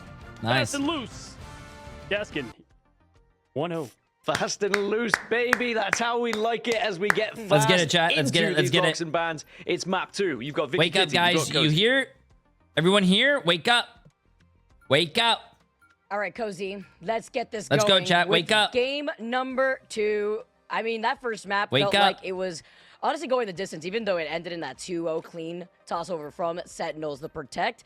Onto the Daredevil, though. I'm sleep. No time to sleep. Wake up. We could sleep in about an hour. Any sort of damage Wake up. Going on, because we know that, yeah, we lost. The Swamp won last game, yes. Tricky with the unorthodox compositions, but with the Protect on the Daredevil, that's the indicator here that Rymazing wants to into that White Fox. But again, let's not forget, Rymazing is such a flexible player, Cozy. We talk about this all the time. He likes to take to the skies in different forms, but he also knows when to take out the claws with the White Fox. No, for sure. And you know what? It's a chance to see what the enemy team did well, but also what your team did right and what you expect them to ban, and that's why they're getting that quick save on there. On that White Fox, Jit, we're going to go ahead and get the Daredevil once again. This is kind of their Museum of Contemplation special. They win on this map a ton. Obviously very tough against one of the best in America, but either way, there goes the ban on over for the respected Dogmen and the way that they've played. I think that's a very important one and would have been saved right here, no question. I also really like if We Lost get their own Vanpool, how strong Vanpool is in scaling on a map like Museum of Contemplation. We've mentioned this before. The cap they'll protect, expecting We Lost to maybe go in for a ban, because again, Crimzo was literally leading the charge of harassment onto the strategist backline of We Lost. No, absolutely. Great call. And they played this, you know, We Lost has played this similar in a lot of ways, but yeah, with Sentinels getting that cap protected, they went ahead and looked at what was done best. Obviously, Dogman is going to get his hero banned, but they're just copying the same homework from Krakoa, and why not? Last save here. This one is always seeming to be somewhat of an unimportant save for We Lost, but I'm curious to see where they go, and more importantly, expect Sentinels to target. My opinion, gonna go ahead and try to keep up a there's the Vanguard protects. We expected that a bit in the pre-show. Matt said, don't worry. I'm so glad that you're live still, Jay. I need the distraction. Currently pissing a kidney stone. Oh my god, bro. Drink water. Stop drinking soda. That We Lost have in general with Vanpool. Oh my god, dude. With Jitward. Mask is going to go over to YouTube, what are we doing, man? To protect over to the Daredevil. I really like Daredevil on this map as well. You will have that extra info, but you sure, because Daredevil wasn't banned for Sentinels, will also be able to rely on that. Kidney stones. Listen, I wouldn't wish kidney stones on my worst enemy, chat. That is. They're gonna stay on that Star-Lord. Kidney stones are. Looking at it, the Black Cat. Honestly, I wouldn't be surprised at this point. Kidney stones are the Golden God and all. The worst thing imaginable, in my opinion. Where they can. Now, I will say this is going to be a good Adam Warlock map. There's not a lot of situations right now in the meta where you can play, but we've seen plenty of. Why does he look like a nerd? Who, me? Because I am a nerd, bro. Go to that res, right, Vic? Especially going in to the opening. What's wrong with being a nerd? Stage. So hey, Karova, Golden God, Crimzo, Rymazing. What year is this, Vicky? I was gonna say, if there was caster react cams, you would have seen the Omega Pog face right here, because Karova, he is Adam Warlock incarnate. I said this at the very beginning when we were highlighting Sentinels has a roster, and we are getting it on the defensive side of Sentinels. Triple strat, it's back, and Sentinels in full form here after they were able to take that first map. Fully charged and ready to go. Look at the ultimate fire. Love that we have. Okay, let's get this chat. Let's get it. Let's get it. We're almost done, man. We're almost done. On this defensive hold first. Sentinels now going to go ahead and keep the team alive quickly. Now remember, a lot of cooldown changes coming to this hero. Not on that patch quite yet. White Fox getting down low. Kidrick looking for some safety. Yes, they are prescription glasses. I wear contact lenses. We're not on the same page. I don't have my contact lenses in right now. Krakoa match. We'll see how they choose to go and flank. And oh my god, sure nice. Loaded completely every pellet Every single pellet Vic hit. I was going to say, like, it's almost like he read my mind, because I was questioning here, the Starler, no Gambit here, but you're still getting enabled with triple strat, and, oh, that's wow, you sure is popping off. Nah, this might be... To run, nowhere to teleport we might be done here pretty soon, Chad. I think, yeah, we lost wants to go to bed. Also, they have internet issues. I think they just want to go to bed, bro. Oh, my gosh, with the finish of the Scepter. Yeah, I think you sure heard me. And you gave Kurova Adam Warlock? Nah, GG's, bro. Prove me wrong, and I'm being done so already. Absolutely magnetic and not missing a shot. Card already going on over to the Hulk, so change up happening very quickly for this team. 2 minutes 50 seconds. I do like that because they're typically a slow adjustment team, Vic. As we've seen time after time, they've got to follow up on Mask's ult here to perfection. They also have the safety gate of Xantho if they need. But if someone's ult tracking, they should have gone faster now as Kurova somehow survives through that, flies out of the wheelchair into the invis ult. But Yusher now just hunting. Something that we haven't been able to have the pleasure of seeing, right? After the Adam Warlock changes, being able to fly and displace yourself too. Gonna be able to try to provide the backup because Jitward is trying to find an opening to enable Zatex with the Dance of the Butterflies. They back away, but they lost out on 2 of the strats. But it's okay. The passive is still online for Kurova. He could come right back and look at that. He is so close to the Karmic Revival. Rise, my friends, born again, echoes through the halls of the museum now as everybody comes alive. Yusher is just on an absolute tear here with the double pistol. So clean, legendary moment. Now, as Yusher's dominating right now. That guy's he's disgusting. Still feels like there's a lot of time though for we lost, but they've committed now. Xantho, Kendrick has got to lock in. Seeing the back-to-back, I was wondering when it was gonna come out.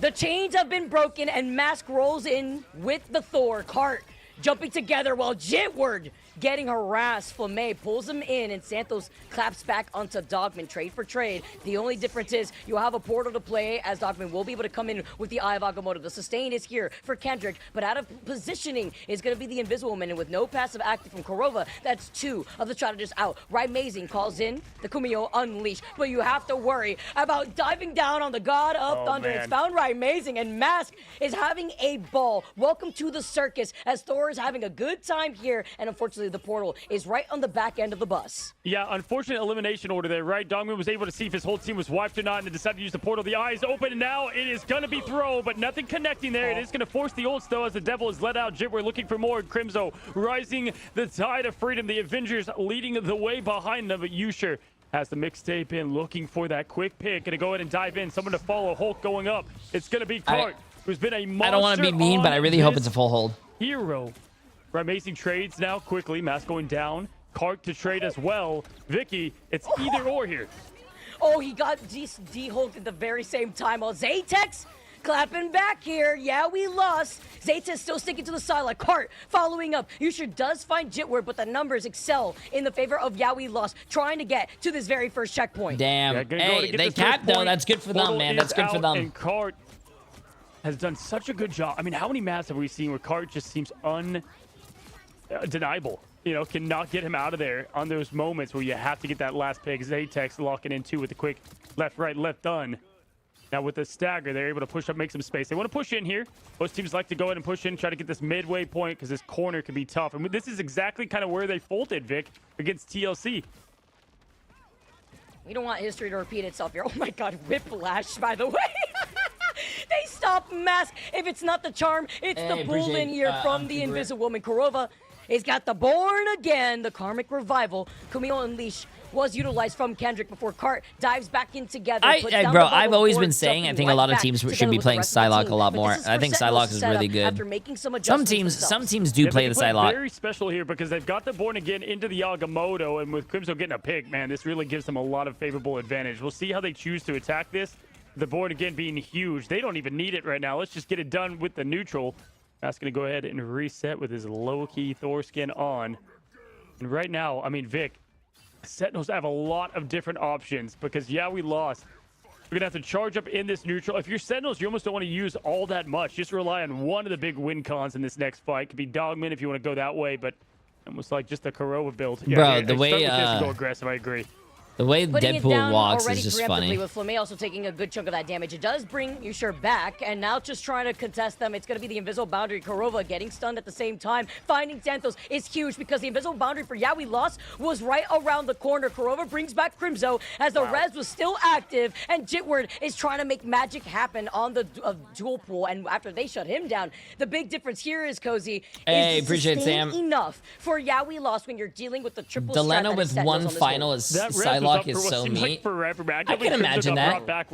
You seem like a person that would only get one final every single game, and then say GG no heals. Now look at just the great visibility here of Yusher knowing exactly where they want to go. Oh, getting low. They do get the pick here, and Zaytex with the 1-2. The OK go has been pushed. Now moving forward, Dogman going to draw. See, Zaytex is popping off right here. With the fist, all he needs is now Hulk jumps. He's angry. 13 seconds here. A lot of fight to win, Vic. This is going to be a very tough look for Yeah We Lost. There's so much to go up against. That wasn't mean. Coming up. Come on. Full frames coming on. Oh. As Xantho gets a pick. He's juggling the captain, though. Find me at the circus. It's going to be the cart show here. Even though Crimzo was solid for so long, he's had enough. Breaking it down now. Cart is angry, and Kendrick is following up. Kumio Unleashed catches Yusher, and with overtime ticking away, you got to look at the cart, because right now, we did see that Crimzo was able to solve for a very long time. They finally call him out. The Doctor Strange rollout from Dogman, and they're getting ever so closer to that second checkpoint. Hit him with the puny god, right? Slammed him back and forth. Now, what's cool about this is Kendrick can easily just get the charm out here to get rid of the portal. There's a lot of ways that they can go ahead and get rid of that portal. Hulk is B+. Go ahead. He can be helpful. I don't think Hulk is B+. All the way holding W. The absolute lethality of I would say Hulk is even like closer to like. Is here. I want to say S, probably an A. I cannot believe Vicky. Oh, and they cap too. Nice, nice. End up not even looking any part of making that close. This guy is disgusting on Hulk, bro. Like, he is getting his reps. He is so disgusting on Hulk. You even had Team Liquid Citadel ban his Hulk. Output that both Cart and Mask are putting in. What beats triple strategist, by the way, Cozy? Triple Vanguard. That's why you're seeing the Van Pool. That's why you're seeing the oppression, the pull-in onto Crimzo. I hope everyone is taking notes. If you struggle with dealing with this composition from the other end, Zaytex has Dance of the Butterflies coming shortly, and Xanthos does have the bro, these casters are insane, man. I know Vicky lives in Florida, so it's almost 2 a.m. for her, but I mean, Cozy's living on that West Coast, I think, so. Legendary ready. He's now trying to find more. It's not as late. They've been able to continue to find that quick pick, and that takes away so much of this team's damage output shit, now with good the sword shit, good shit. They group up together only to fall once more in the spawn, and they're pushing Ain't all no the one way in. Oh no, no. All right, you know what? The calm before the storm, Cozy. I always have to say it because I guess when it comes to this third checkpoint, it is difficult, but it's even crazier to see how the rest of Sentinels are just funneled up like a sandwich just for the Dance of the Butterflies to unleash.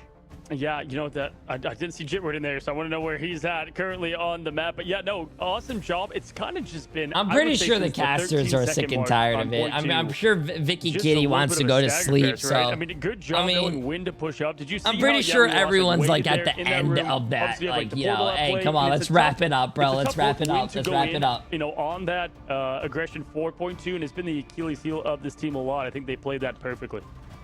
You're asking where Jitward is. I'm just hoping that maybe not one of these pauses as well will catch Jitward running into a wall again. We're going to have to find out what happened, everybody, with that quick pause, because we want to make sure everybody here in this lower bracket, when it's do or die, gets to get everything ready and load back in. But I also want to just highlight maybe what's going wrong here for Sentinels, Cozy, because Yusher is getting whiplash. He's literally getting grabbed. He's getting pulled in.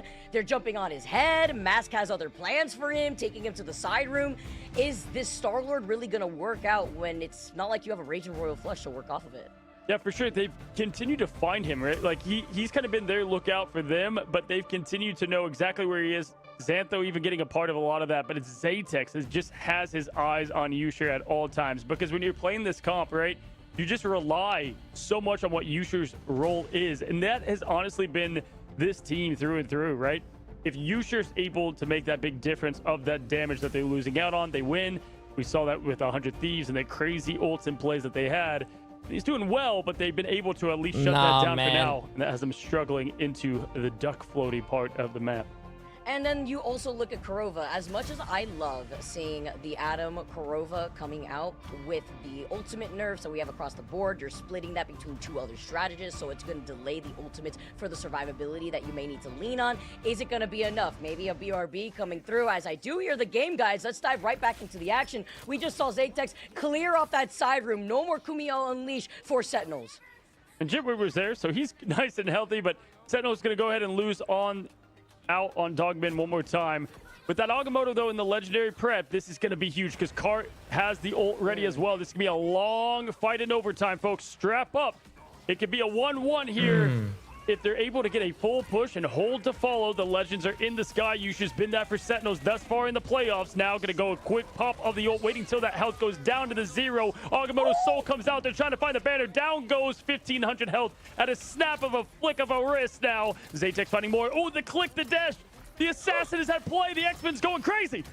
Oh, somebody help May. He cannot stay up any longer. No. Kurova, though. No way, bro. They're so no close to way, the finish bro. line. They're trying to stall here. They jump in. Is it going to be enough? The pushback. The God of Thunder himself has another statement. Amazing had rolled out earlier on with the Ultron, but he cannot see Zaytex through the water slide. That Wish I wasn't hit with 3 minutes of ads in the middle of the game. If you sub, you get ad-free viewing. If you have a Twitch Prime next to your name, you can get ad-free viewing if you use that Prime sub. Overtime singing. Card, though, throwing out the fists, one after the other. Hulk angry, Card angry, and yeah, we lost. Get the cap. Pretty accurate Hulk lore, by the way. Bro. Cart, now you know why. We've seen the I don't know if the casters are going to be happy or if they're going to get very angry when because I'm pretty sure the casters DTK already got my Prime. Hey, go see if he's doing a watch party, and if he's not, that sucks, man. I'm sorry, but honestly, when you have more of that verticality and you can play off the unfortunate. balcony, but he couldn't even get out of the Twitch Turbo. Amazon Prime. I'm also streaming on YouTube, and YouTube, they say, has less ads. They were able to flip that script. Have a good day. Even with the Born Again. Hope you have a great weekend. When that hit Vic after the full team wipe, I want to see if the casters, because it's late for the casters, bro. I want to see if they're like coming out as the poor Ultron. It was anything but the age of because Zaytex was ready with the. I want to see if they're like they have to be mad, bro. You could be, but yeah, Cart went full Cart mode, and when he does, right, the rest of the team just echoes the bells of victory. Jumping in, though. Have to put up a great defensive effort here.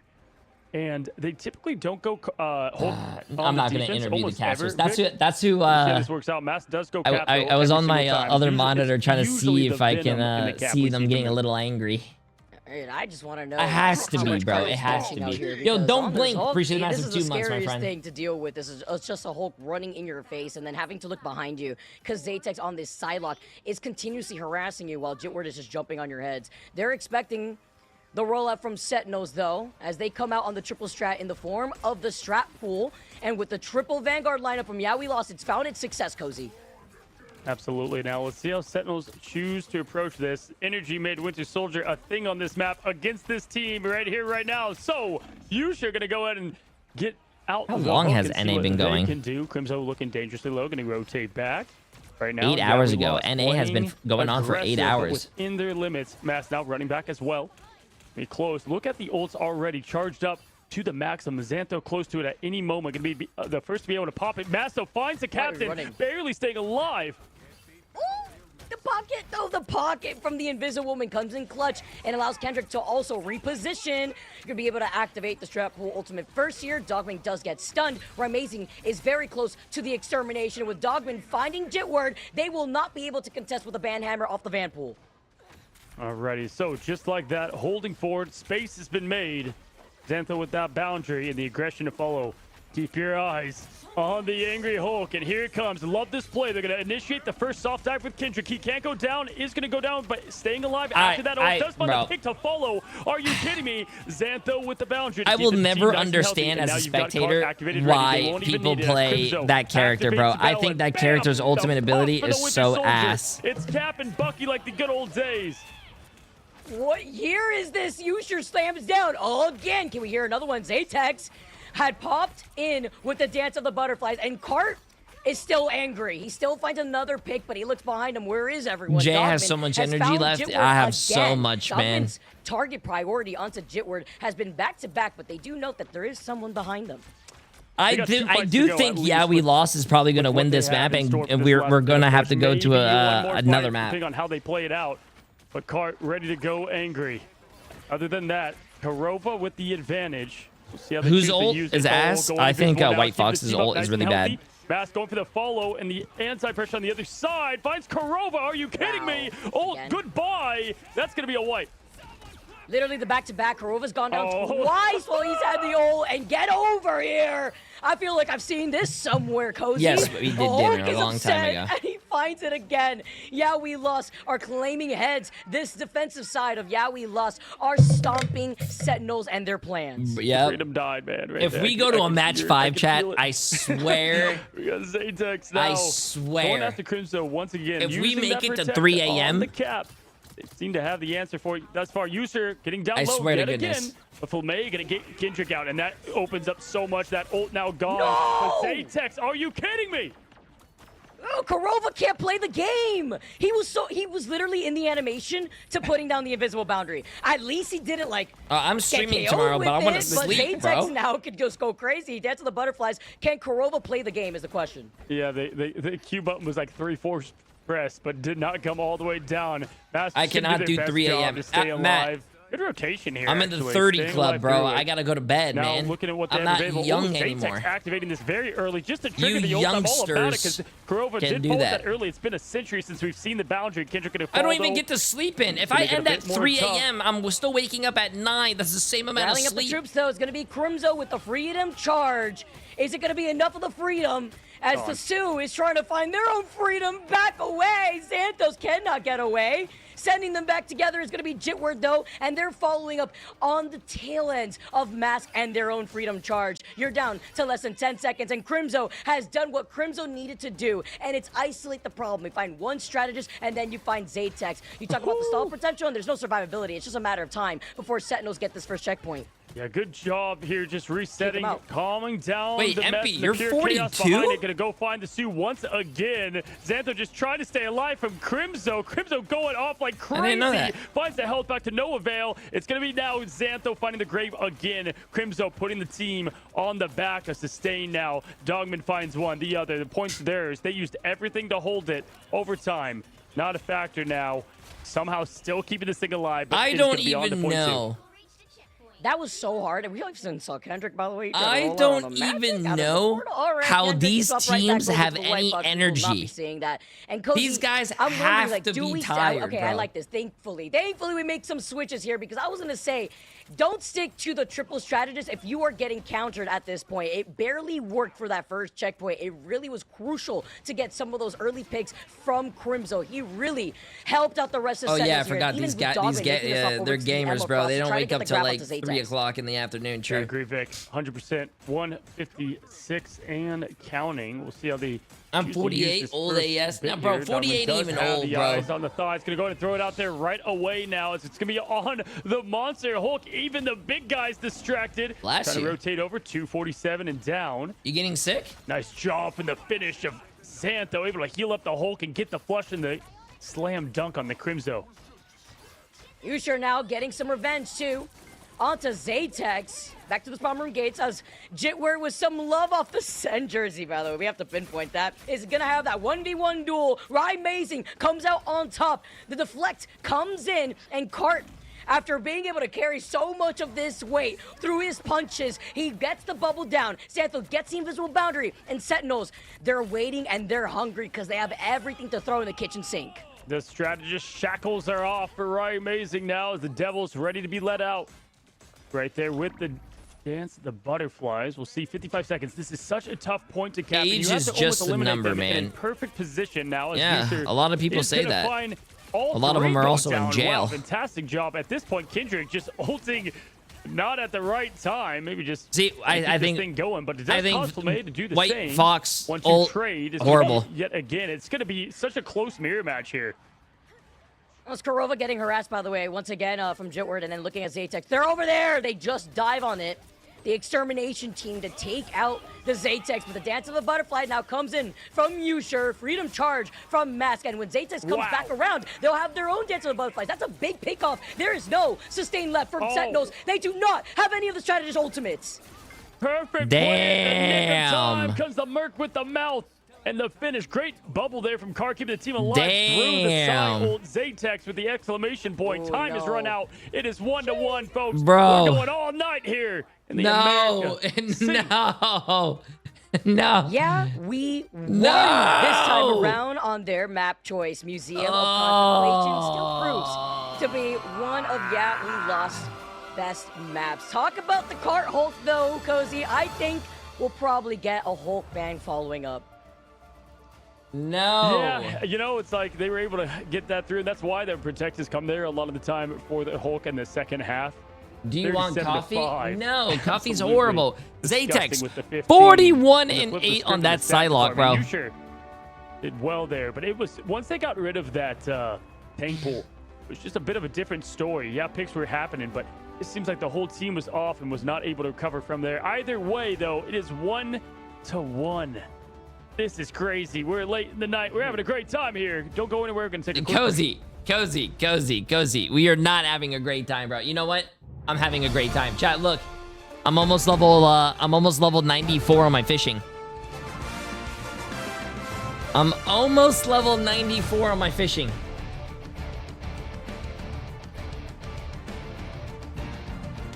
We're almost there, man. We're almost there.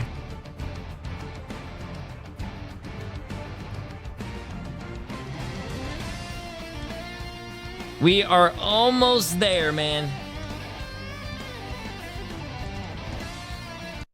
What did you just say? Coffee is horrible? Oh, coffee's bad. Coffee bad. Yeah, coffee bad. All right, here you go. This guy's here you go. There you go. Hey, I told you this stream was a 24-hour stream. Thank you for allowing us to have a full day of content. No.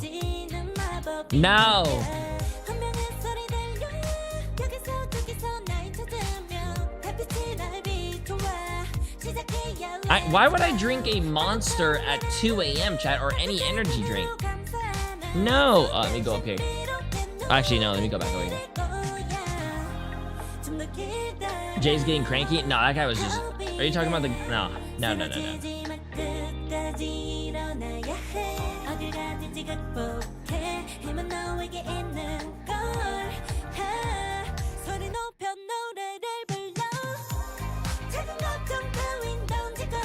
Oh, Axton, you can make it, bro. You can make it. What? This nerd. I can't anymore. Good night, everyone. No, you can do it. Just do it. Smack yourself. Wake yourself up and... Oh, yeah. I feel good, man. I feel good. I feel good, bro.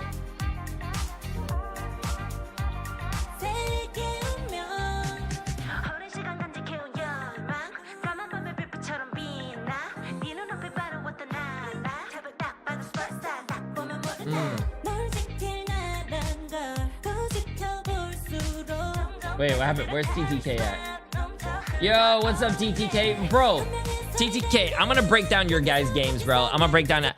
I don't know what you guys are doing, but ban Elsa. Once you guys ban Elsa, that is good. That's the first half of your games. I don't know why it took you 4 weeks, almost a whole month to realize you just gotta ban Elsa. I don't know who your coach is. I don't know who's doing your bans. 4 months it took you to realize just to ban Elsa to win a game. What else am I talking about here? Oh yeah, stop putting chat. What's his name? Their other DPS player, chat. I'm blanking on it. Self. Stop putting Self on a support character. Put him on DPS. When he's on DPS, you guys do so much better. And run 2-2-2. Stop trying to. What are you guys doing, bro? When I see you guys play every single day, you guys have every day you guys have a different play style. It doesn't make any sense. It doesn't make any sense. I think that Sentinels going with their own pick, they should be able to go back to their strengths here. Watching, listen, I love 100 Thieves. I love you guys. You guys are awesome and a bunch of friends, and I want to watch you guys. But when you guys play, it makes me want to like rip my nuts off. Demons, and they're always playing through the night. Sentinels, Crimzo, you're getting old, man. Can you play the wee night of the hour? No, but seriously, I think it's going to be fun to see as this thing continues to go on. I do like the pick on the map. Definitely, I think, is strong for Sentinels. Going back now forever. This is a map they always go to when things get a bit shaky. Me too, Jay3, and I don't even have nuts. But again, I think the pick ban phase is going to look a lot different for sure on the protection front. The cap is still definitely worth the save, though, Vic. Yeah, I think we even saw like. Also, TTK, I text you. On, Hall of Jolly, so I like how that's crazy. You didn't even respond to me. I said you did good, kid, and you left me on read. You know what? On the captain, you guys got what you deserved. Out from Crimzo. It's no, that's fucked up. But I also think there's just been so much control of CC, whether it comes to dealing with Cart, getting these stuns, jumping back over to the strategist. Oh, you're home already? Hey, W, I bet your dad missed you, bro. Woman. So are we also gonna see maybe a Doctor Strange, man? I keep wondering. Whoa. That's whoa. You only have so many 100 Thieves. Right? The Psylocke is obviously a problem, so you have to pinpoint where the Psylocke is. You go over to the Emma Frost. They literally came in like what, 4th place? Brother, relax. Not the worst. Still having their way with the strat backline.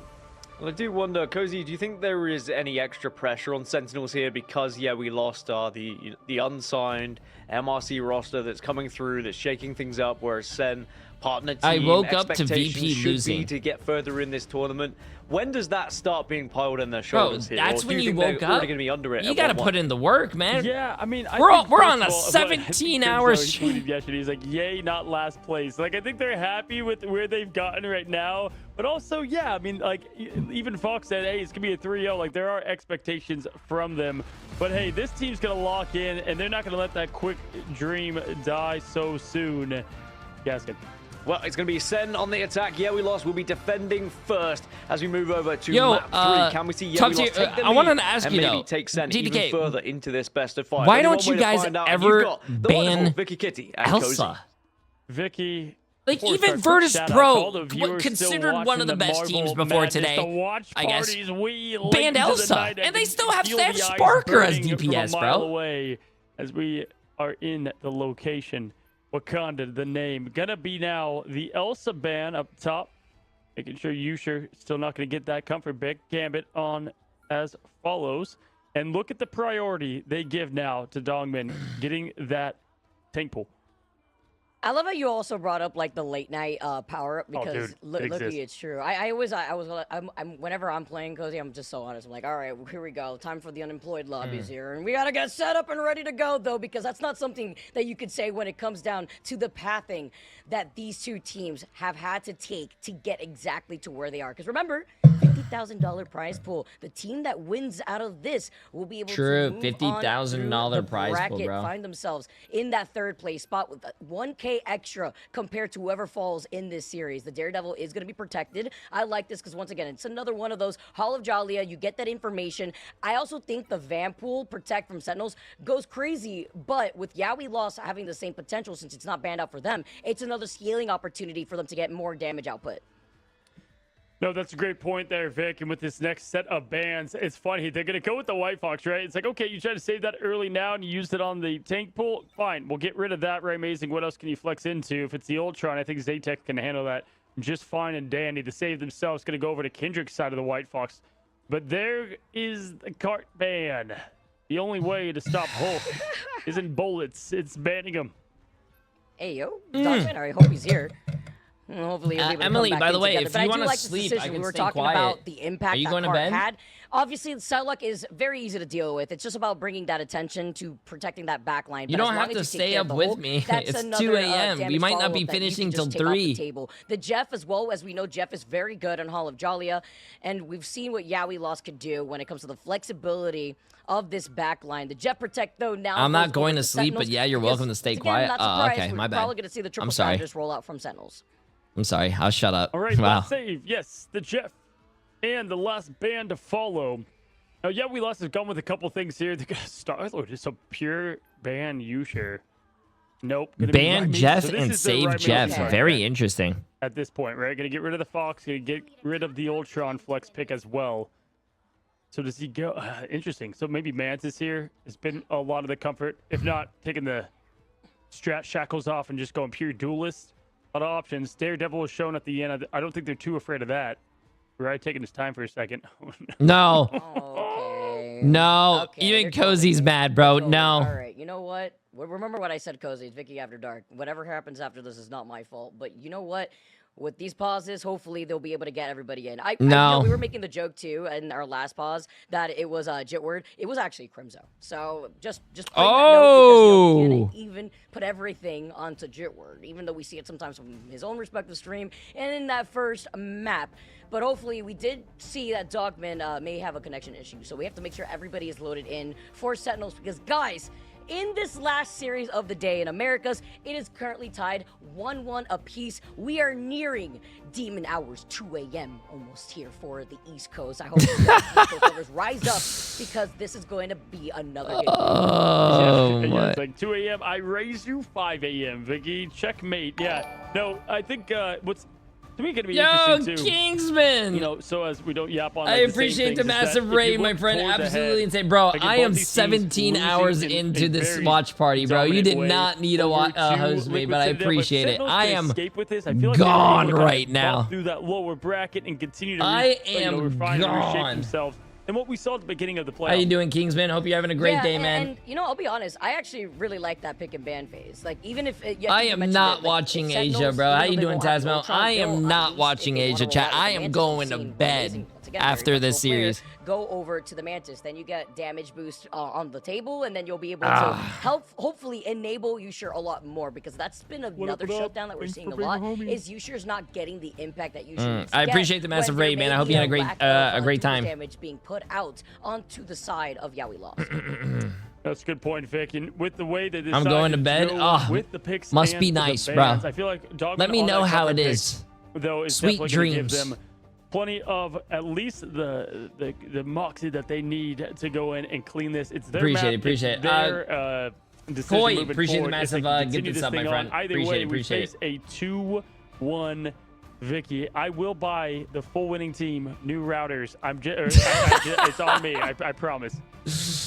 Yo, Cozy's having fun with it, bro. I will buy the whole team new routers, bro. Yeah, we lost Sentinels. For the people who have not been watching, this is our 8th pause because someone's router keeps dying. Find out more, guys, though, thank you so much for your patience and sticking with us in the late night hours of Marvel Rivals Ignite. I love the fact that we've been able to see such great action from the teams here in the preseason, and even noting maybe some changes before we start off in our stage 1. There should be a rule for how many pauses happen, bro. Into the action, it has been just a complete playoffs of 3-2s and every team testing the limits. I think we have a good idea of the top scene now, right? Obviously in the 1s and the 2s, but it's this whole cluster of the middle of the pack that in the preseason before with the predictions we had no idea. Is it someone else's internet this time? That sucks, man. I will say on the same side, having internet issues in the middle of a tournament have to be one of the most You know what bugs me though, Cozy? When we were sitting out annoying things in the world, bro. It would piss me off if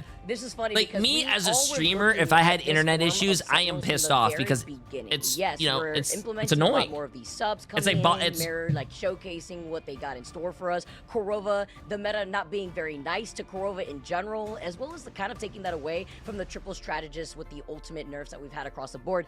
Honestly, personally, it could take another like 10-15% hits, but it still elevates a lot of these interesting micro plays when it comes to the damage boost and more. There's no way they have Spectrum, bro. If you're a pro player and you have Spectrum, you should not be a pro player. Going into this map. Well, the Yep session is over, but not yet for the game. We're going to take a quick break and allow everybody. No, they're going on a quick break. Had internet cut out during a job interview, and that was the end of that job. Really? Don't go anywhere. That's, I mean, because you only make a first impression once, man. So if that was your first impression during a job interview, and that must suck. That must suck, bro.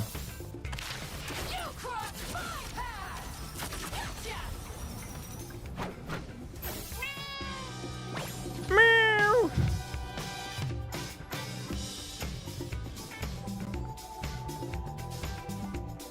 There should be a 3-strike system per game. If there's 3 pauses, if there's more than 3 pauses, they forfeit the game. Well, that's not really fair. What happens if a team celebrates and goes to Taco Bell the previous night and they have a match the next day and, well, everyone ate Taco Bell, so 6 people have diarrhea? You can only pause for half the team?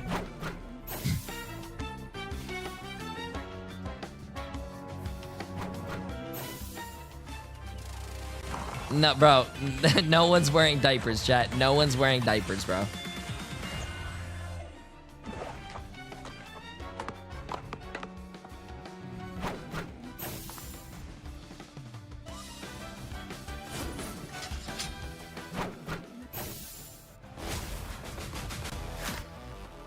Oh.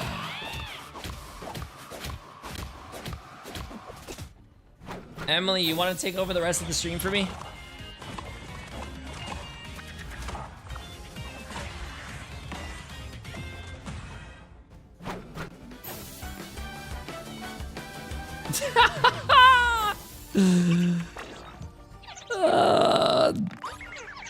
They need to sync their diarrheas with 1 pause. Oh my god.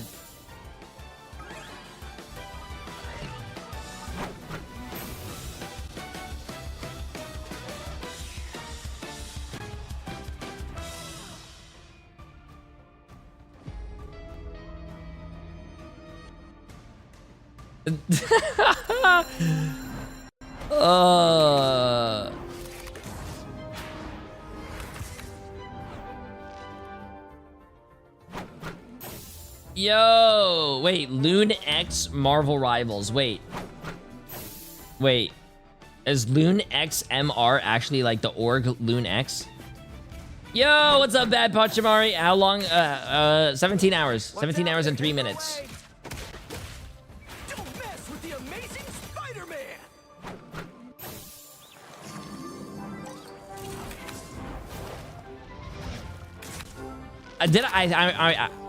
I don't know, bro. Listen, if I ask the same question, chat, I'm delirious right now, man. I don't even remember what I did 5 minutes ago.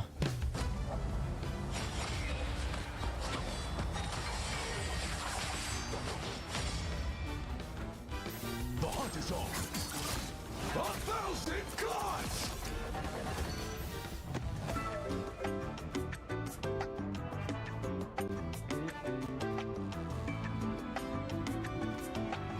Yeah, I completely forgot.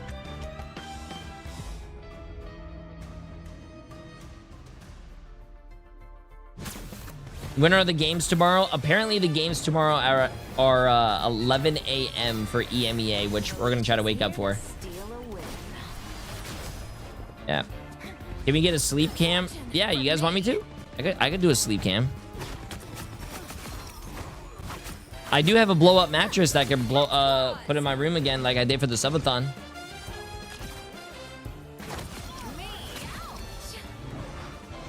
Let's make a deal. Peekaboo. So stealthy. Shower cam? No, I don't take showers, bro. Oh, I do not snore, I think. Emily, do I snore?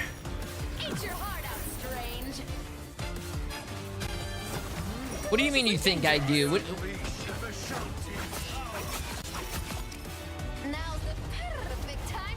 That's not me, that's you.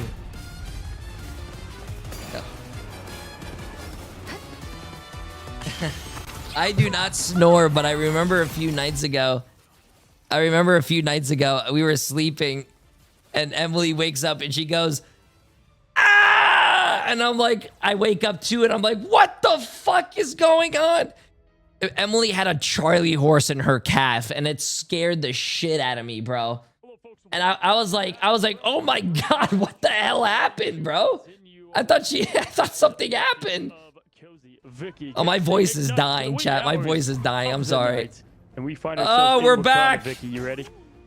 Oh, I've been ready, Cozy, and our players are loaded in. Guys, thank you so much once again for your patience. Oh, trust me, I've been drinking water all day, and I've been peeing 500 times a day. Action happening in the background because let's get this game going. It is tied 1-1 apiece. I drank 2 of these.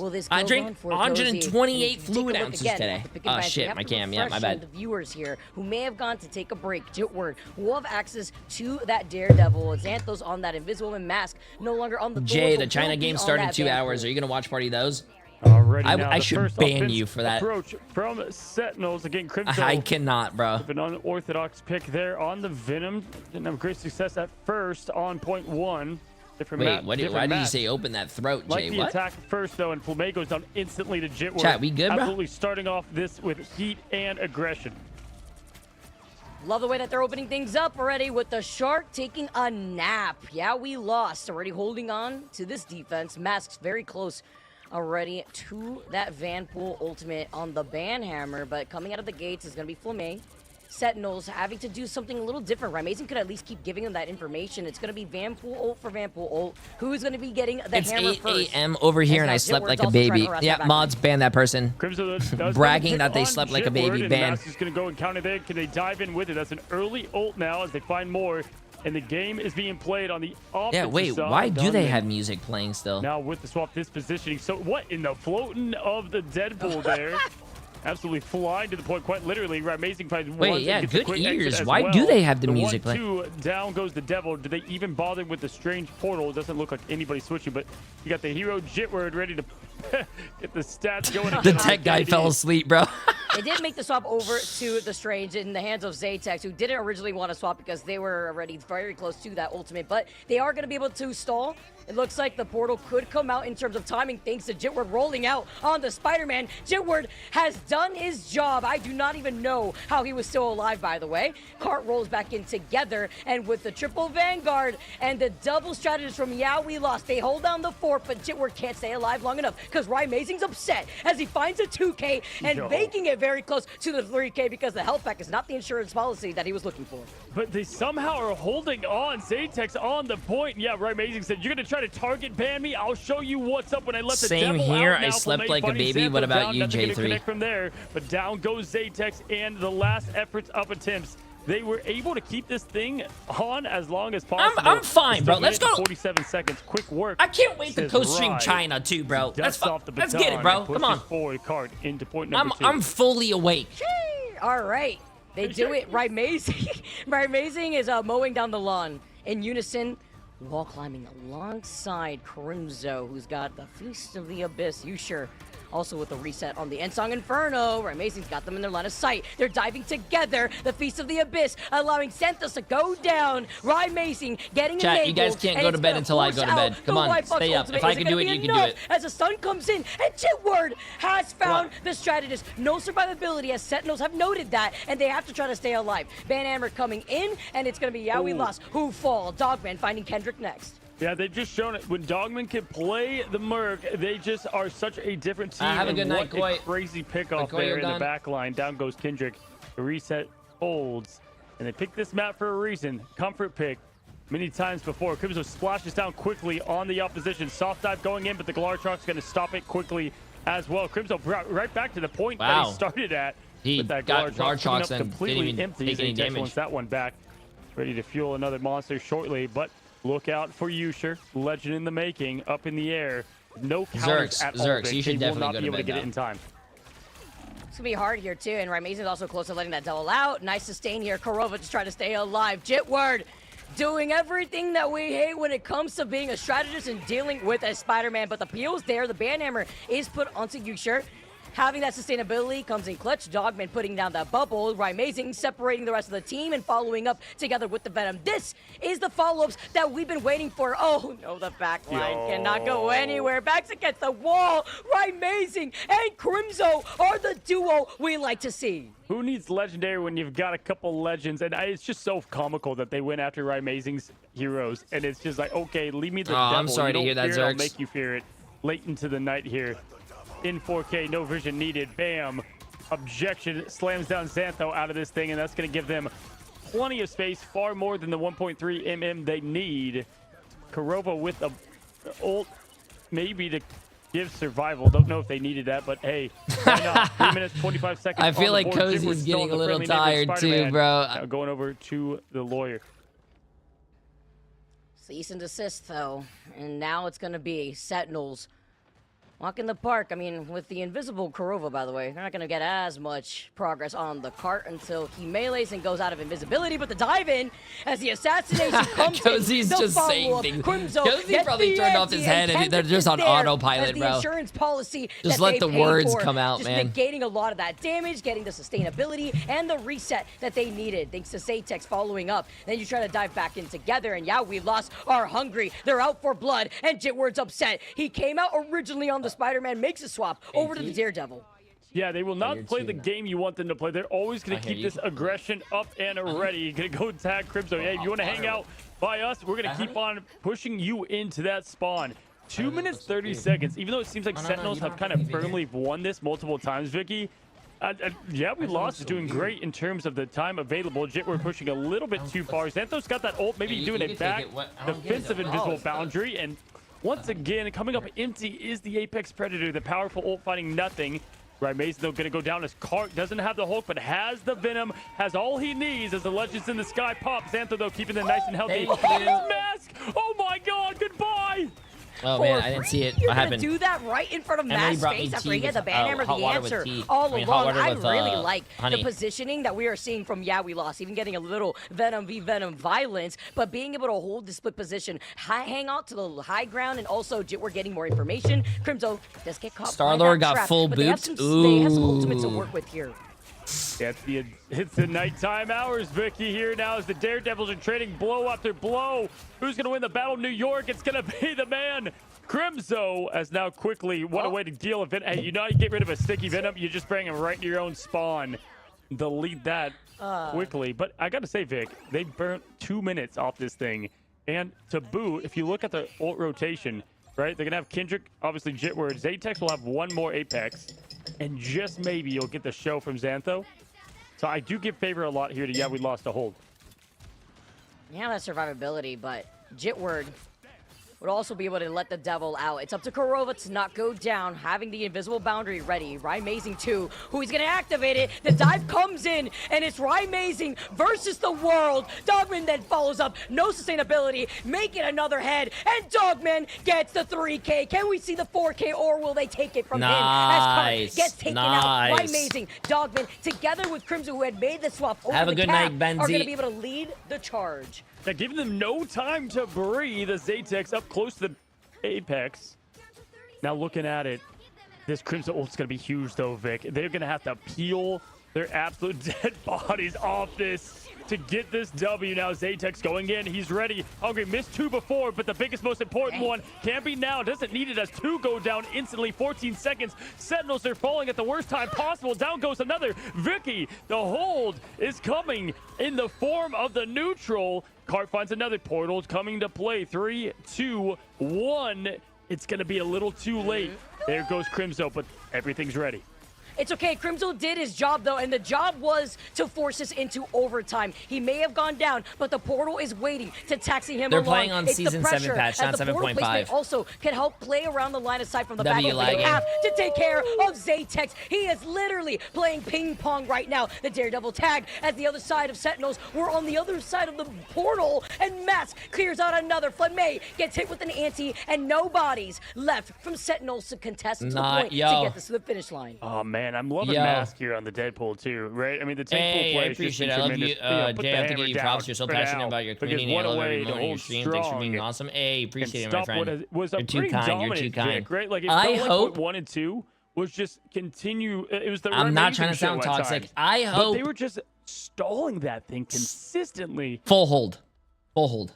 And that was with a lot of time originally when they were able to get YWL wins this map and then Sentinels wins the next one. Yeah, we lost. Chat, remember the name Rip the Dream, because if that actually does happen, you're banned. I do not want to see a match 5. And it was all because I feel like, at least within my own respective games, Cozy, once you find yourself staggering right after you get that second Jay, is your XP bar low? Yes, my XP bar is very low. My life energy is also very low. Some on the high ground, some on the low ground, waiting for some of these ultimates to be unleashed. And a very expensive fight for Sentinels. It delayed the inevitable, but they got it very close to the finish line. We have to see how Sentinels does now on this defense. Absolutely well said, Vicky. Now, yeah, we lost. Such an aggressive team.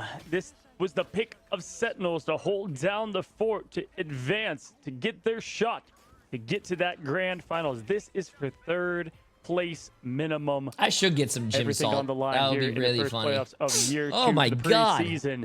Egos, money, org reputation, everything you want here as you in the sky.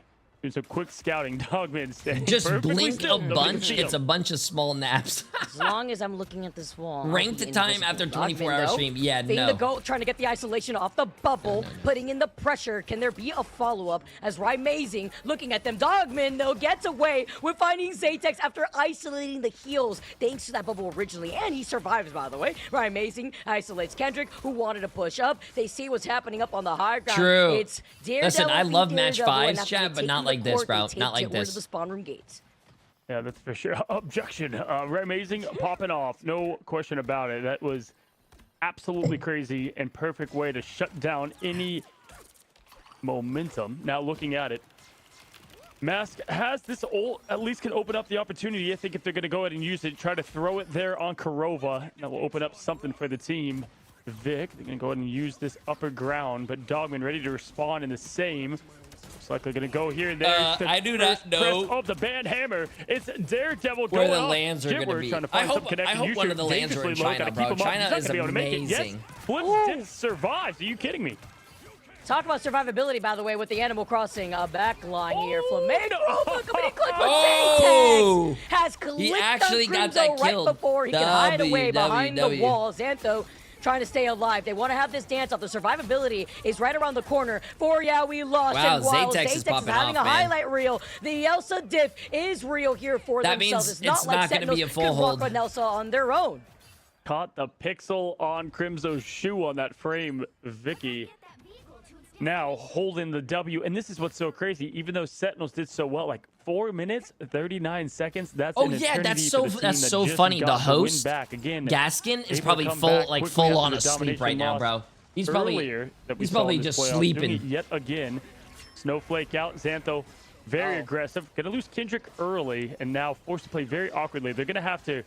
And honestly, the space they have, Vic, is quite a lot because Zatex is just farming in the front. Somebody, one of the tanks, have to peel up and try to deal with it. Listen, But it's it gonna is be tied 1-1 right now. I want whoever wins this round to just win the next one as well. Whoever wins this gets my a vote little to bit of win. revenge, and with Crimzo falling incredibly low, just having to back away. That's this who kind I'm of gonna builds up cheer even on more for. Space for we lost to push up on, but Sentinels reclaim the point for now on this defense. There's still a lot of time though in the time bank. They've marked Crimzo, Flamme floating around on the Rocket Raccoon. The Sia is activated here, ready to unleash. They put it down. Crimzo gets frozen. He stays alive. Talk about a clutch. It would be actually pretty cool if YWL made it to the finals, yeah.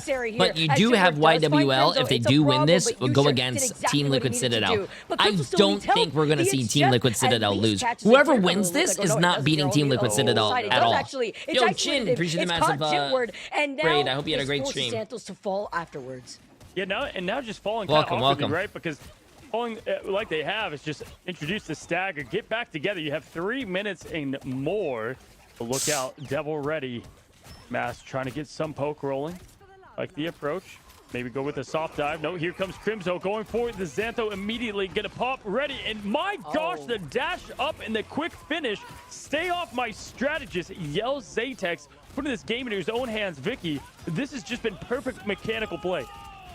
Makes you wonder if you could have the CC changes right now and what it could do, but that's not the patch we're playing on. Assembling the troops after Kendrick catches Dogman and also deals so much damage onto Crimzo, who's trying to navigate away, who also gets caught with the Feast of the Abyss. Cart in the form of the Venom together with Zatex. They are mowing down the lawns of Sentinels. Gamer hours, Vicky, the 3 AM buff. It's here, it's now. Did you even see someone got stuck in the Diablo trap? Like, look at these. Like I said, chat, whoever wins this gets my vote. Man.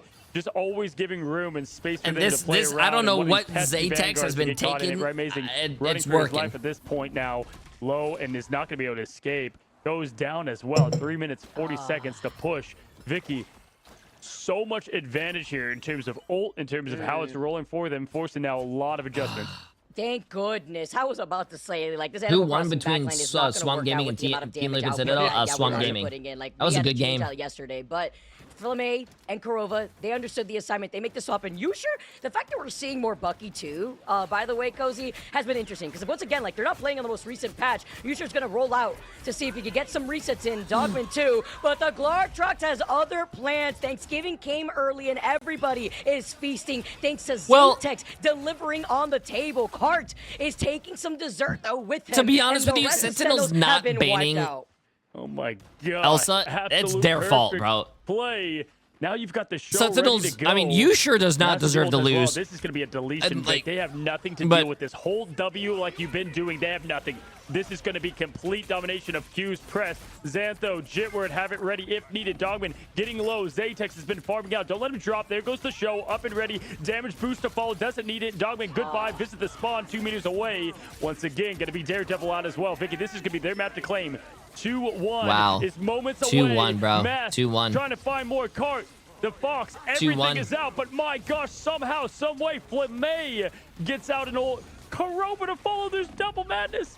Yeah, but when Flamme had used the God of Mischief and the Eternal Bond, 3 of Sentinels still went down. User couldn't even get the reset off of the Kraken impact, so it didn't get the impact that I wanted, but at least it allowed the stall to happen to allow Rymazing to get this pick and to stop the assault that We Lost have been putting down. Letting the devil out, though. Is there any holy water to hold him back? No, there isn't. The follow-ups from Rymazing as Sentinels successfully push back We Lost. They still have a minute and less than 50 seconds on the clock. Yo, that's 2 for 2. The Cozy Curse exists, right? It's like it looks so done, finished, and in a way, Sentinels fight back. Feels like that was down to the overtime, but still 2 minutes on the board. Plenty of time for We Lost to continue to farm. Would have liked to see more aggressiveness there because Sentinels had nothing at that point. Instead of being reactive, that comes down to the ult tracking. Either way, though, you got 1 minute. Whoever wins this has the J3 backing Apex Predator to gonna win. Be huge for Zaytex, who's just been hitting them all. Crimson with good rotation, and there it is. Gonna go on the more survival end there for the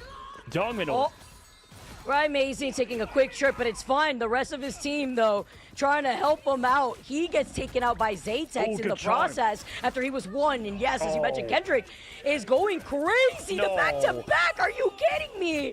And no reset once again from Usher. If you're going to swap over to the Bucky, you need to get this impact. You at least get the grapple. You stop the push from Mask. And the fact that Sentinels have been able to reverse this when the number advantage was still in We Lost's favor is crazy. How is Sentinels holding this, bro? Just insanity, but I mean, no one's even spawning because you're getting deleted. How did they stay alive through that? Crimson, my God, are you kidding me? And now at this point, 32 seconds, Vic, all that advantage vanished away. This would be a whole. Wait, whoa. For as much crap as Bucky gets in tier list, he still gets. He's still in pro play a lot. I wouldn't say a lot. To get in online to follow. Mass now farming quickly. Going through that cooldown. That's like saying you see Spider-Man a lot in pro play. No, sometimes. Jitward or someone's coming back on Spider-Man. God of Mischief coming out. Here comes Cloak and Dagger. Mask in the trade. Becky, everything's gone. In the form of Flamme and the God of Mischief, they have to keep Korova alive to get the next set of the Eternal Bomb because the survivability is here for We Lost. Entu's going to have to dance off. You're going to be able to have the Banhammer on. And you find Flamme. Korova doesn't have ult yet. He's almost at 99. He has to stay alive. Talking about this and the overtime ticking down. How long it's been? 17 and a half hours. Actually keeps us going together with the sustain. You cannot miss these shots. Zaytex is dancing on him. He's moving. He tries to take the 1v1. And Korova with the Oh my God. Oh my God. Oh my God. Are not bowing out just yet. Oh my God, dude. How did Sentinels win this, bro? With the survivability How did Sentinels win this? Loud noises, Vicky. We just shout. There was just. I mean, there was absolute chaos all over. And how did they win that, bro? It looked like what do you call it? Didn't even look that way. Didn't matter. Talk about bending, not breaking at any it looked like YWL was winning every single fight, and then they just somehow they continue to have. Look at the stats. Wow! Hey, wow! go wow! Target ban wow! Rymazing one more time. Disgusting. Wow! That is if I was Zaytex, 27 I would be pissed off for losing that game.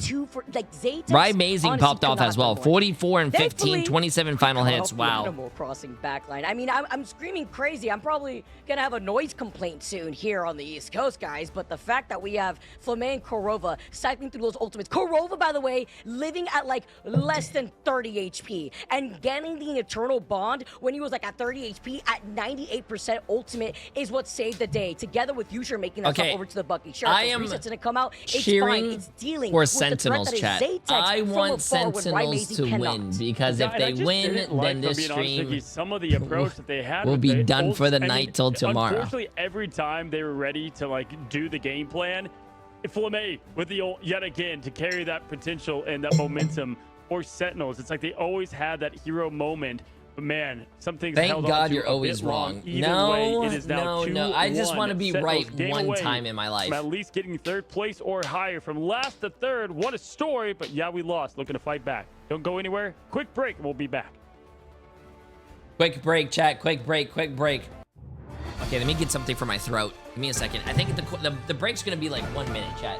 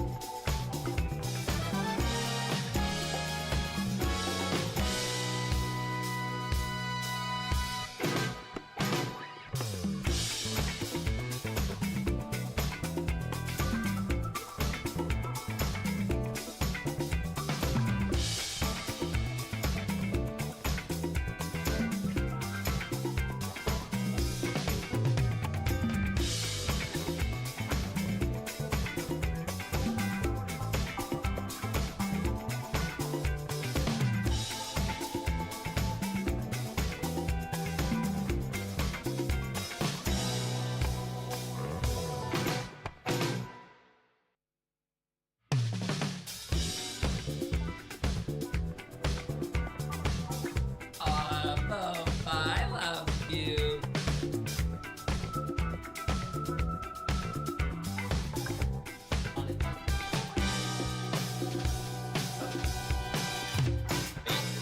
Why is he back? I went to the bathroom. Oh my God, Bubba.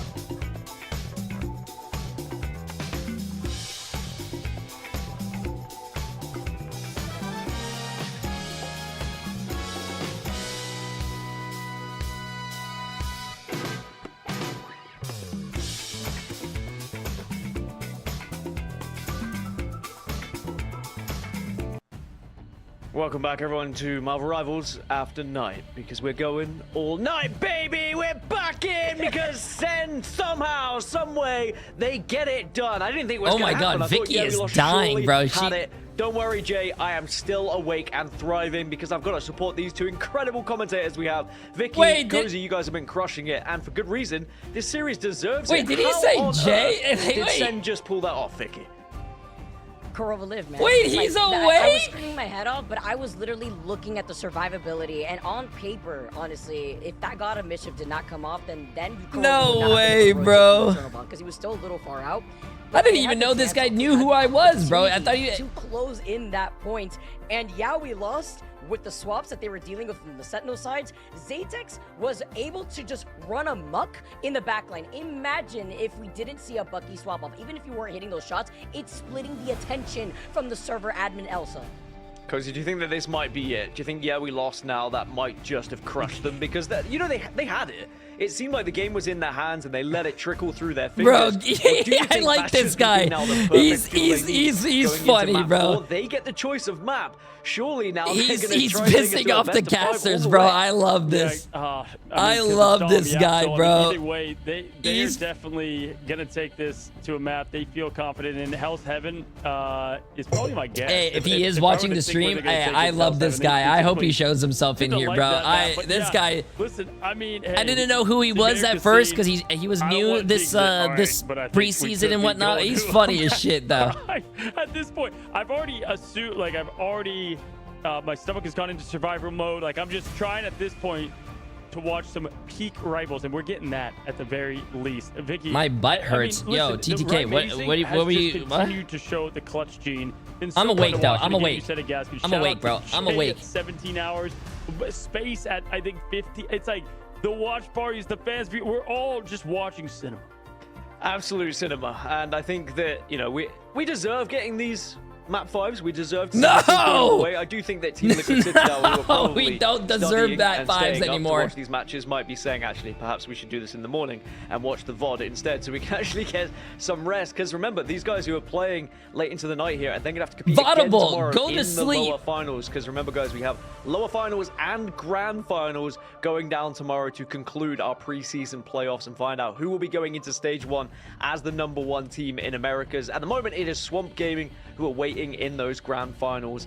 Cozy, Swamp Gaming probably feeling pretty good about themselves after their performance today, and they're probably watching on with what's happening here and saying, actually, the more games that happen, the more tired everyone is. It's even better for them.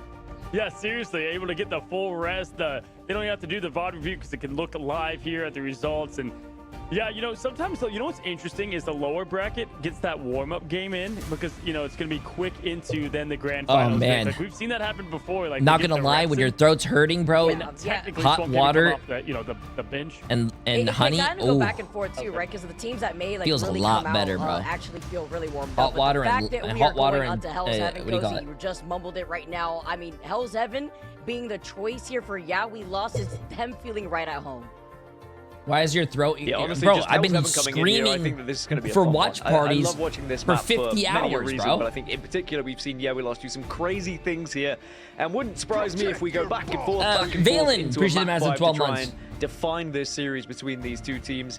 That being said, Sentinels of Relax course will your want to try and throat. get this No, one bro, I done gotta in 4, so they don't defend have my to find themselves in a titles. position where they are just trying their hardest in that final one to stay awake, let alone win it. So they've got to get it done here on Hell's Heaven. Cozy, if you had to pick one player from both teams to watch going into this map, who would it be? No question. Cart on domination was not it on the first map. Going to be watching Cart and the impact they have and how they protect and ban it on the opposition. Will they have... Oh, Vaudable, I'll look into it, but usually I don't do these long streams, bro. The amazing plan is not it, right? So those are the two. It's the Vanguard shows that got it done in the domination. Lock in, chat. We got another one coming, and I am excited. Who do you think, Vicky, to watch? I feel like right now, you sure making this. the swaps necessary and like sneaking around, we're seeing a little bit more Bucky has been a big deal. Because I'm sorry, Jay. Oh, don't be sorry, bro. I think... And if Matt is going to not come off, then that can... Support these two. Fully had it some way. They will not. Welcome back, everyone, to Marvel Rivals After Night, because we're going all night, baby! We're back in, because then somehow, some way, they get it done. I didn't think it was going to happen. I thought, we lost, surely had it. Don't worry, Jay, I am still awake and thriving because I've got to support these two incredible commentators we have. Bro, I love this guy, bro. I love this guy. We're going to go ahead and get the Elsa ban on the other side. Bro, what's his name again, chat? Is this a Hulk save, or do you try to protect Jitward I love this guy, dude. This guy, he's funny. Okay, all right. He is funny. What, Gaskin? Continuing to give Zatex the Elsa, why not? He's been this popping guy's off like funny an as shit, absolute king. I'm honestly surprised that the first ban wasn't the Elsa, but you know what? The next protect probably would have been the Daredevil, and if that's not something that Sentinels wants to deal with first, they take the Gambit off the table, but then you have to imagine what this next protect is going to be, because they want to lean into their own strength, and Rhyme-Mazing was going crazy off the Daredevil, but they want to pry out the Vanpool that you had mentioned, Gozy. Absolutely. I mean, with that save, it just really allows this team to open up. And it's like if they go with the whole fan here right after, it's going to be very interesting on how we lost try to decide what to do, especially now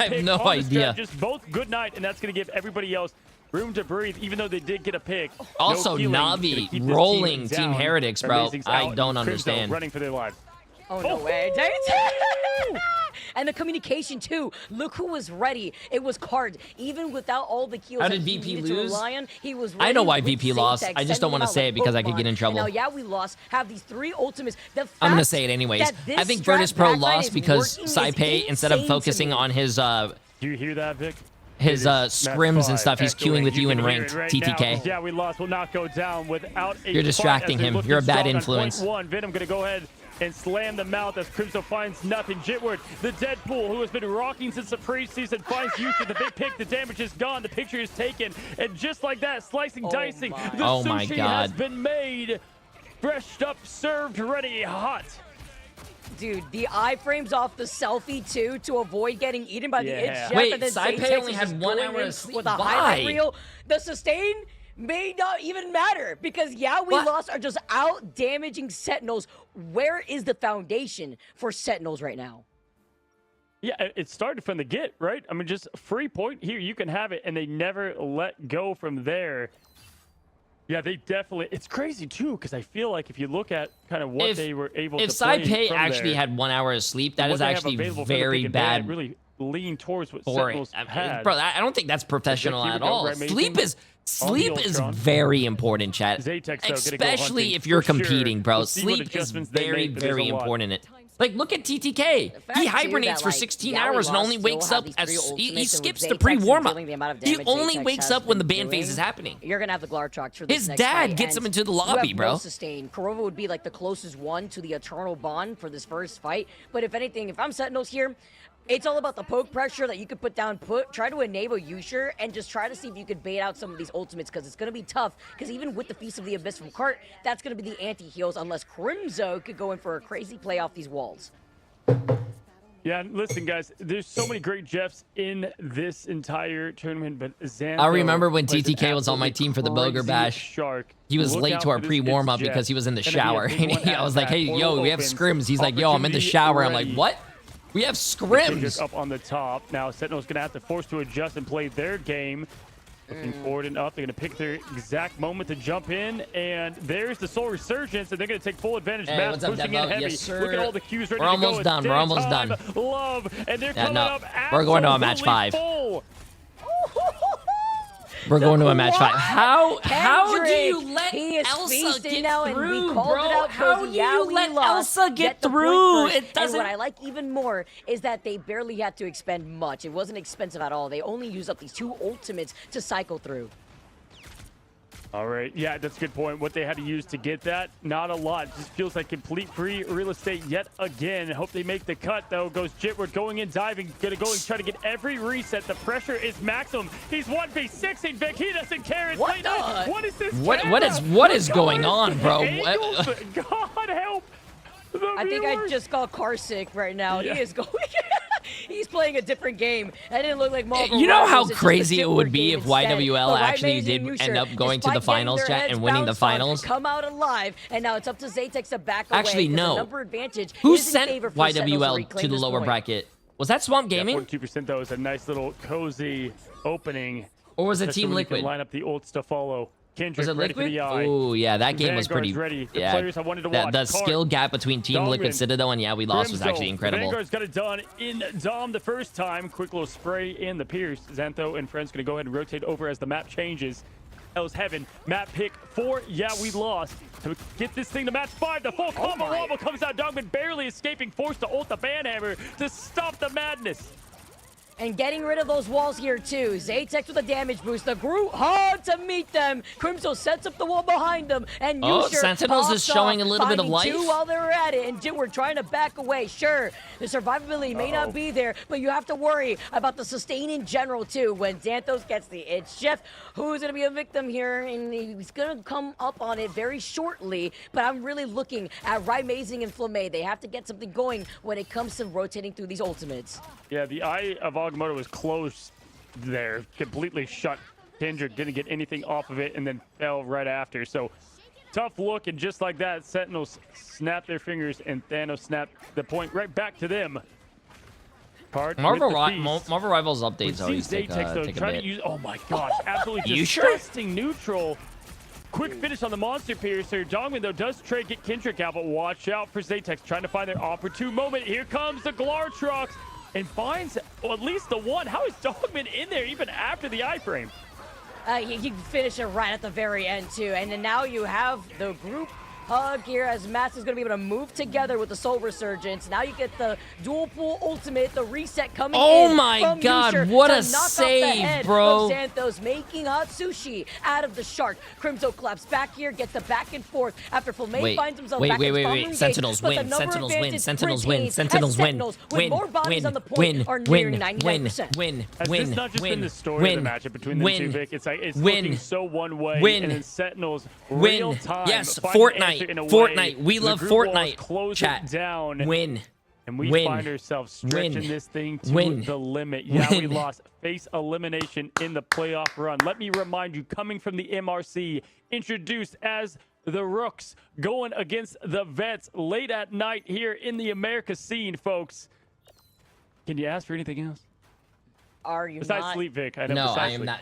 DTK, Listen, bro. you know I what? gotta I guess watch you these kinda games go tomorrow, inside man. with my current Yo, schedule. Hard I'm Stuck trying to Platish expose on myself YouTube to with the my massive ladder 10 around gifted this subs. Yo, time YouTube around. is But you know actually what? popping That's off rough still when we're late at playing on night. Table. But if anything, yeah, we lost. Have to get Absolutely to work crazy, my because they're friend. gonna have to Appreciate figure it. out what they Hard need to Stuck change up here. Platish, Again, you're I don't think it was insane. I enough can't believe you sustain. guys are still Jitward awake. was playing a whole different game, giving all of the viewers whiplash here, jumping on heads, and then looks back and the rest of his team is gone. I think the way that Oh, Sentinels have I'm adjusted lagging, was bro, beautiful. with the And massive even 5 Flame gifted does want to on roll out on this. Twitch. You get a little bit of that Absolutely damage boost on their own, crazy. basically like a Appreciate it. discount Mantis, if you could Massive say. W, But they don't have a massive Mantis W. or a Gambit to add. Yeah, 2 notes on that. First, I've definitely seen you on at 3 a.m., and I think it was last night. Secondly, I don't know how Jitward did not, die in that madness, and it's just so hard to hit Deadpool when he's bouncing Okay, on the let's head, see this. continuously throwing down the damage too. But Come on, Jitward Sentinels. immediately delits. Hope he makes the cut. He finds the slice. Flame. Goodbye. Sentinels. That was such a When I fast cheer hit, you and on, the that's not aggressive supposed to nature happen, bro. continues for, yeah, we lost. Again, letting Mantis and Elsa go through is a choice.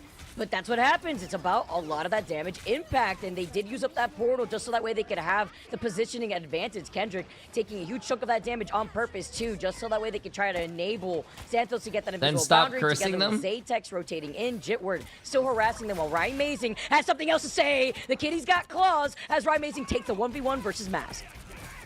All right, now Dogman going with a quick ult. So you're Going telling put me the whatever I survivability say, guns back the instead of opposite ban hammer. happens? Gonna get slept from downtown, though. Zaytex hitting that from across the map. Again, noted Zaytex Oh with that no, Mantis, I would really setting up a hate, different and I look really here. don't want Sentinels Emily take to this point start a back, bath going for me, 22% and disrespect I here. Oh my would gosh, really Amazing almost hate fell to if the she 7th member. doesn't Yeah, rub we my lost back a wall in my slide. feet. So to stay alive through it, Vic.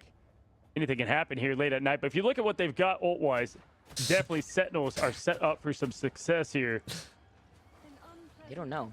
They don't know who's behind that wall right now. The push-off for Crimzo yeets out the nade. Yo, that's actually wild, though. Yeah, great point, chat. Sorry, I was memeing too much. That's actually a great point. Why did Zaytex get off Elsa to go Mantis? You sure though gets the reset, diving down here. Like, I think triple support. Triple support is always going to be strong, but it goes huge. It finds 2. It stalls out right amazing, and the Kumiyu unleash.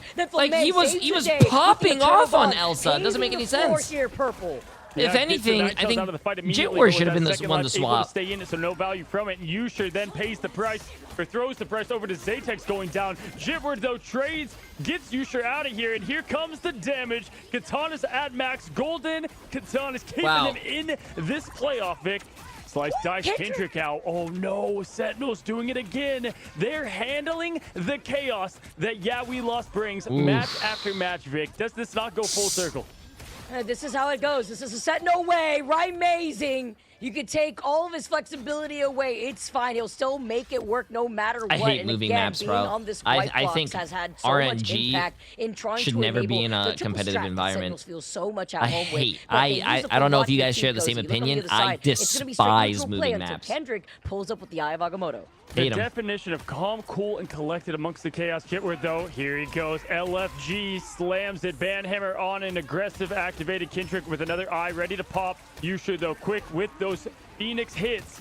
The ignite and the explosion. Kendrick with the eye inside. Gonna get right Macing. Once again, though, in the Ninetales form, out again with the pop.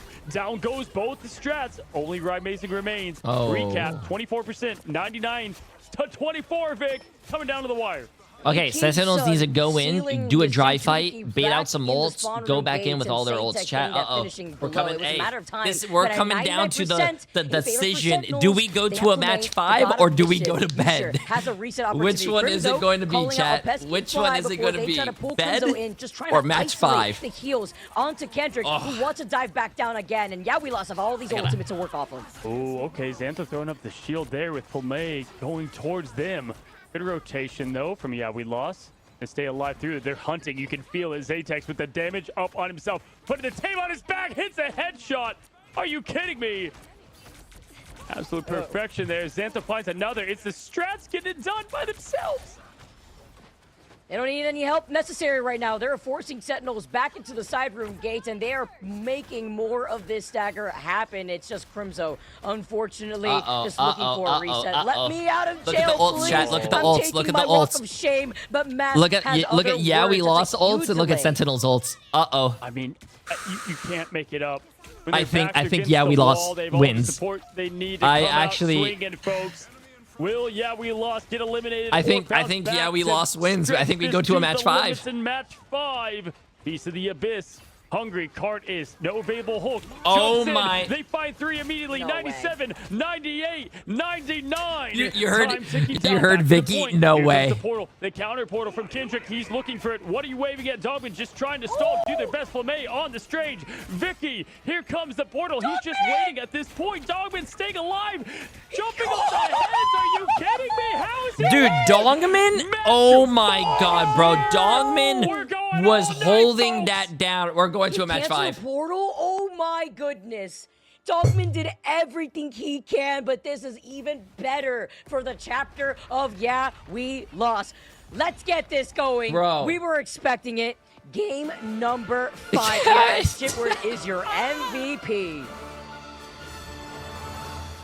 I'm just you say something? Blown away.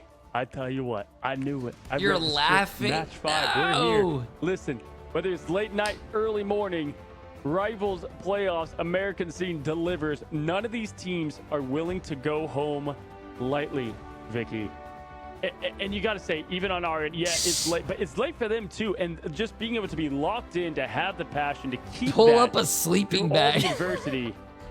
Jitward with the MVP. How perfect, y'all.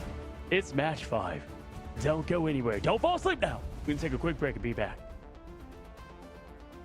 This is crazy, bro. This is crazy. This is...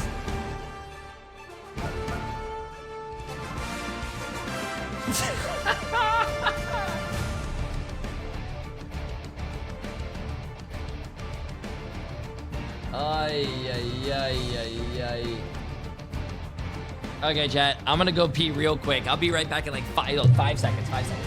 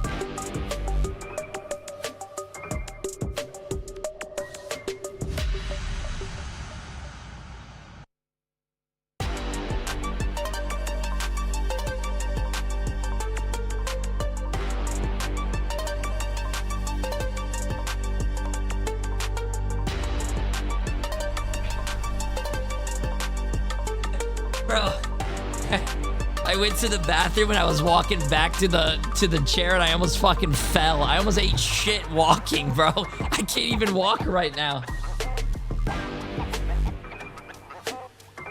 Oh my God, Boba, you scared me. Jesus Christ, man. I'm so jumpy right now.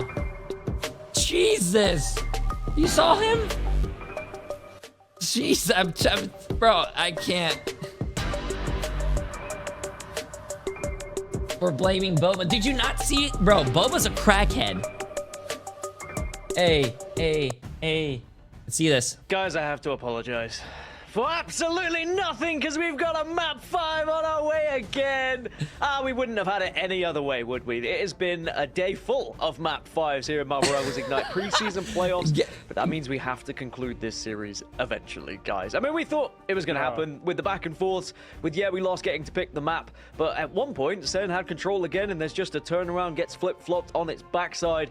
Vicky, do you think that now going into map 5, anyone has an advantage? I think Gaskin...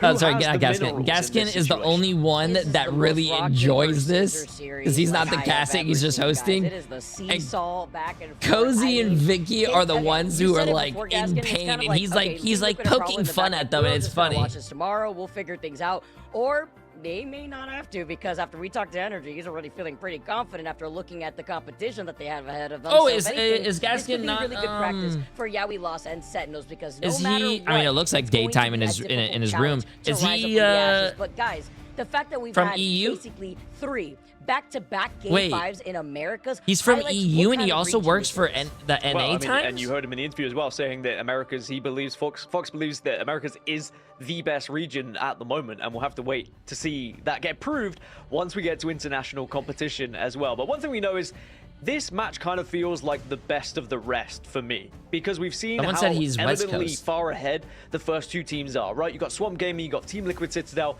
They are at the very tippy top. Everyone else is trying to catch them up at the moment, and what a fantastic chance you put yourself in if you can win this matchup, get to lower bracket finals, and then get that match against Team Liquid Citadel, to get more reps, and also to prove that you are maybe closer than some may think. He's from... Cozy, do you have so a wait, favorite? he's from UK, but he lives in NA. Anything in terms of a prediction, because this is very impossible. Most people have probably lost all their channel points by this point. No, there's no there's no match after this. Is there another match after this? I can't believe these games are so short. They fossilized over. It's done. Those are cooked. Ban them. Yeah, predictions on the matches. NA has been going for almost they've been going for 9 hours, almost 10 hours. And it's funny because we lost as a team I've been going with over and over, and they've come back and bounced back. The only reason I'm giving to Sentinels is if you've looked at their journey in the lower bracket, it has been literally best of 5 NRG, I believe. I don't remember, it was so long ago. But it was 3 best of 5s to get to this point, and they kept on winning at the last moment.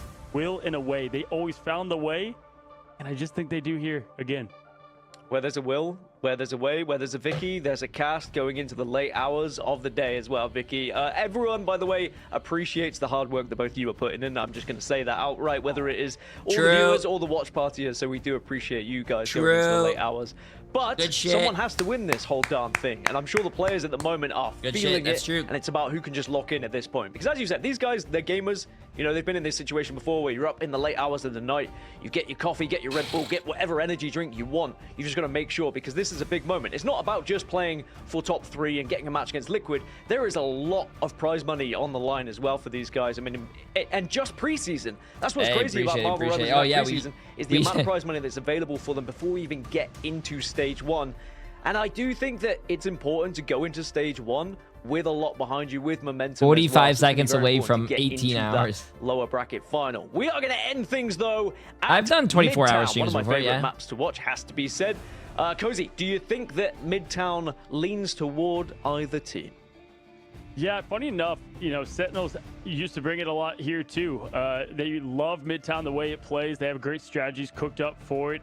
You know, looking over on this technically could, and then the group stage and bringing it to it. Sentinels try to bring it to Midtown. What glasses are you wearing? Up a win against NRG, ended up losing there. It is kind of their map. I have no idea, bro. I bought these like a few years ago. These are like my old prescription, anyways. They're not my new prescription. On Midtown, because it really complements. I'm blind, man. Vicky.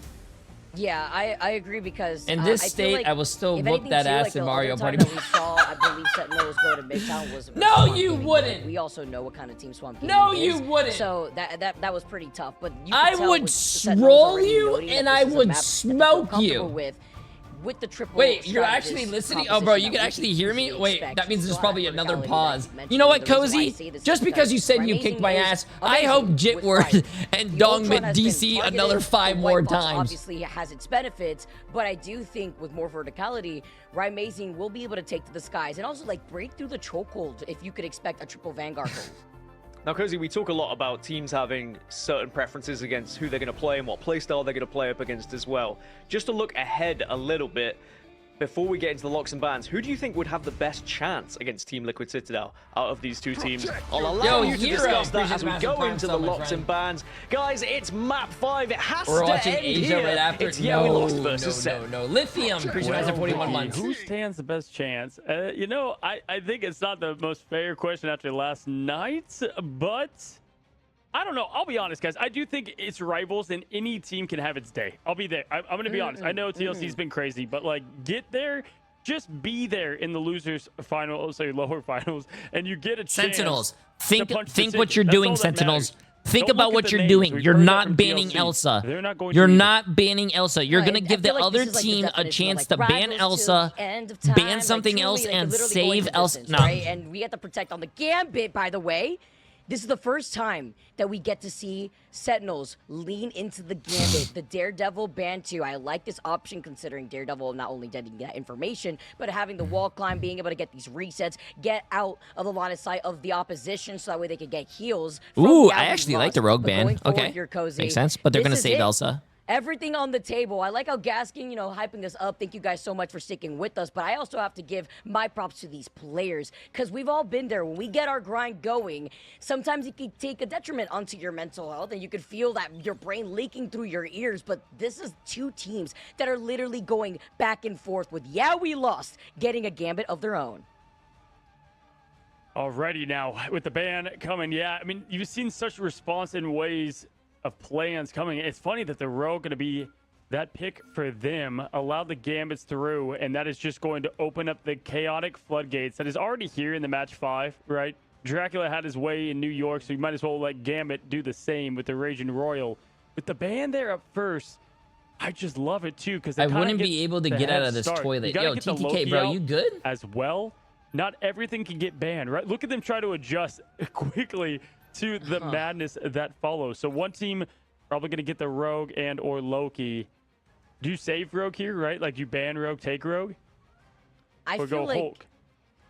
Cart's going to want to... Yeah, Cart is probably have the flexibility on the Hulk, but they're hovering over the protect. Oh, wow. Sentinels actually got the ban Elsa? That's good. I do like this, Cozy. You highlighted it perfectly. And yeah, we lost also taking some notes, too, because we've seen the flexibility from Sentinels. They have been able to rely on that together with the Gambit. But hey, you only have so many pick and bans. TTK, bro, didn't you say you were on the toilet 3 hours ago? You're still on the toilet? And some of that extra damage. You're going to give yourself a hernia, bro. You're going to give yourself some, like, they did rely on that blood clots in your legs. On the Rogue, they get that out of there. Cart will no longer be enabled. And when we saw Cart on the Hulk before, we never got to see Cart on Hulk again for like the last 3 games. Yo. Yeah, I just think it's such a bold plan. Maybe you guys should practice more when you guys are together at the facility. Literally, and I love it. Yeah, we lost. We haven't instead of whatever else you guys are doing. All that much Rogue, and I think if Cart would have made its way through there with the Hulk, it would have been really dangerous for them because it's going to be most likely Mask on that, Cart on the Venom. But let's see your last ban. Oh, I love the Thing ban here as well. So you're going to have Daredevil out of play. Amazing. How many times have we seen Vic Amazing with games on the line going to hero mode quite literally, and they've got the Daredevil for him? It's been so many times, and I feel like, if anything, this is what you want to enable. Like, I'm just so happy that they banned out the Elsa, because obviously, like, the Elsa was just getting too much. But we also saw Zatex pop off on the side lock, and with no thing on the table, Okay, I'll be honest TTK, here, bro. Cozy, like, Make sure you're like thing hasn't really. The worst thing you could do is go to the bathroom for a very long time and your legs go to sleep, bro. Don't let your legs go to sleep, bro. And then you try to like walk away and you just fall everywhere. Go Emma, and then we've seen what happens even at the hands of like TTK, who pops off before on the Emma trying to deal with. Also, I will say TTK was at 100 Thieves. What do you call it? Then you get to facility. It is so nice to finally get back to your house, probably sleep in your own bed, and also use your own toilet. And use your own shower. Yeah, I think Akura was plenty comfortable on that gambit. And I mean, just talk about the way that Mask plays as a player as well. I mean, I'm excited to see what they can do with that team up and all that dive potential. They're going all in, pushing the chips on maximum dive, maximum effort, folks. This is your last match. Unless last match, chat. Last match. As soon as this match is done, I'm out. New York. I can't do the interview, chat. I'm out. It is 3 a.m. Like how they wanted to prioritize that ban on the Cloak and Dagger, because you have double Raging Royal Flush now. Like, we'll absolutely take those on the win condition. It's about playing to their strengths here. Sentinels now already creating that space. I'm not watching the interview, chat. I'm going to bed, bro. Enemy, though, and with Jitward trying to rely on the safety of the health pack, he gets healed back up. Listen, I love everyone, but I'm going to bed, bro. We got to do this again tomorrow. Trying to set up these walls together. They get the isolation, though. This is what I wanted to see. You overextend. Sure, it's a trade-off, though, but Yusher's I do like Rymazing on the DPS. Yeah, and that's going to give them on the offense much more room. Rymazing is on the DPS, and they put Yusher actually on the tank. Wow. Usually that's and be pesky and play the opposite. Unconditional there. Zatex with the quick hit of the shotgun. Hey, appreciate it. Building up that ult as well. Going to be Xantho first with the Raging Royal. If they're ult tracking right. Oh, deleted is Rymazing. They should be able to push in. Why save Gambit and not use him? Both teams are running Gambit.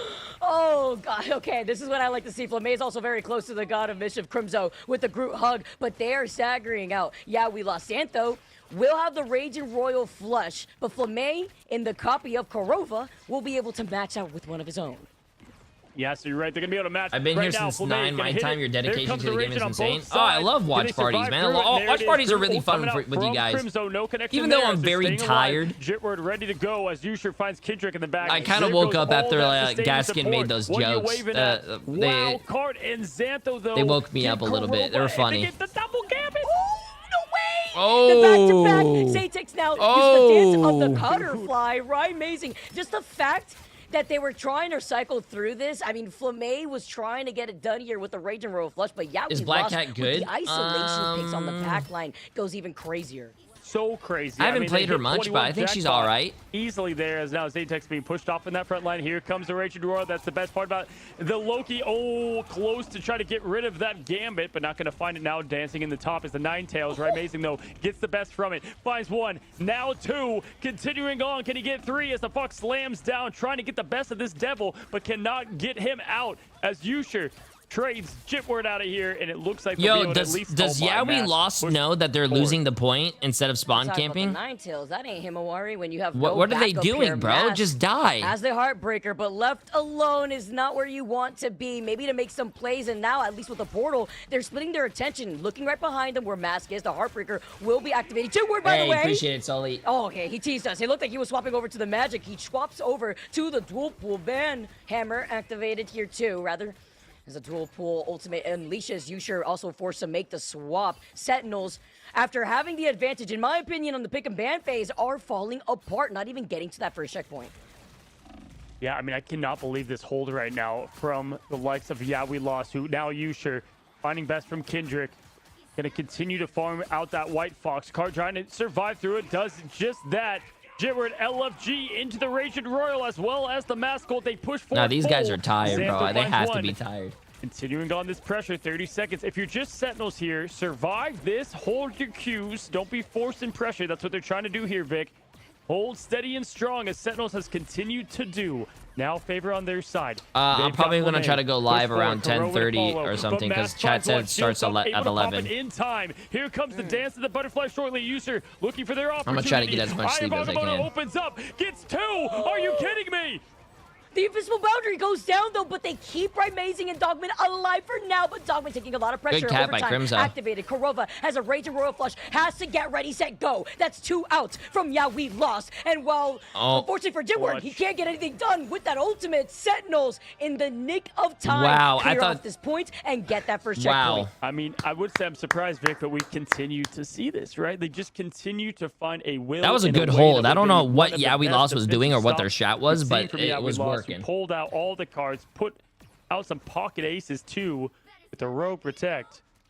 But right now, Sentinel staying strong. 2 minutes, 9 seconds, not a lot of time. Look at the double dive, the coordinated, and Kendrick has not been able to see a lick of New York. Huge. All by perfection of the comms, and it only took the 2 duels.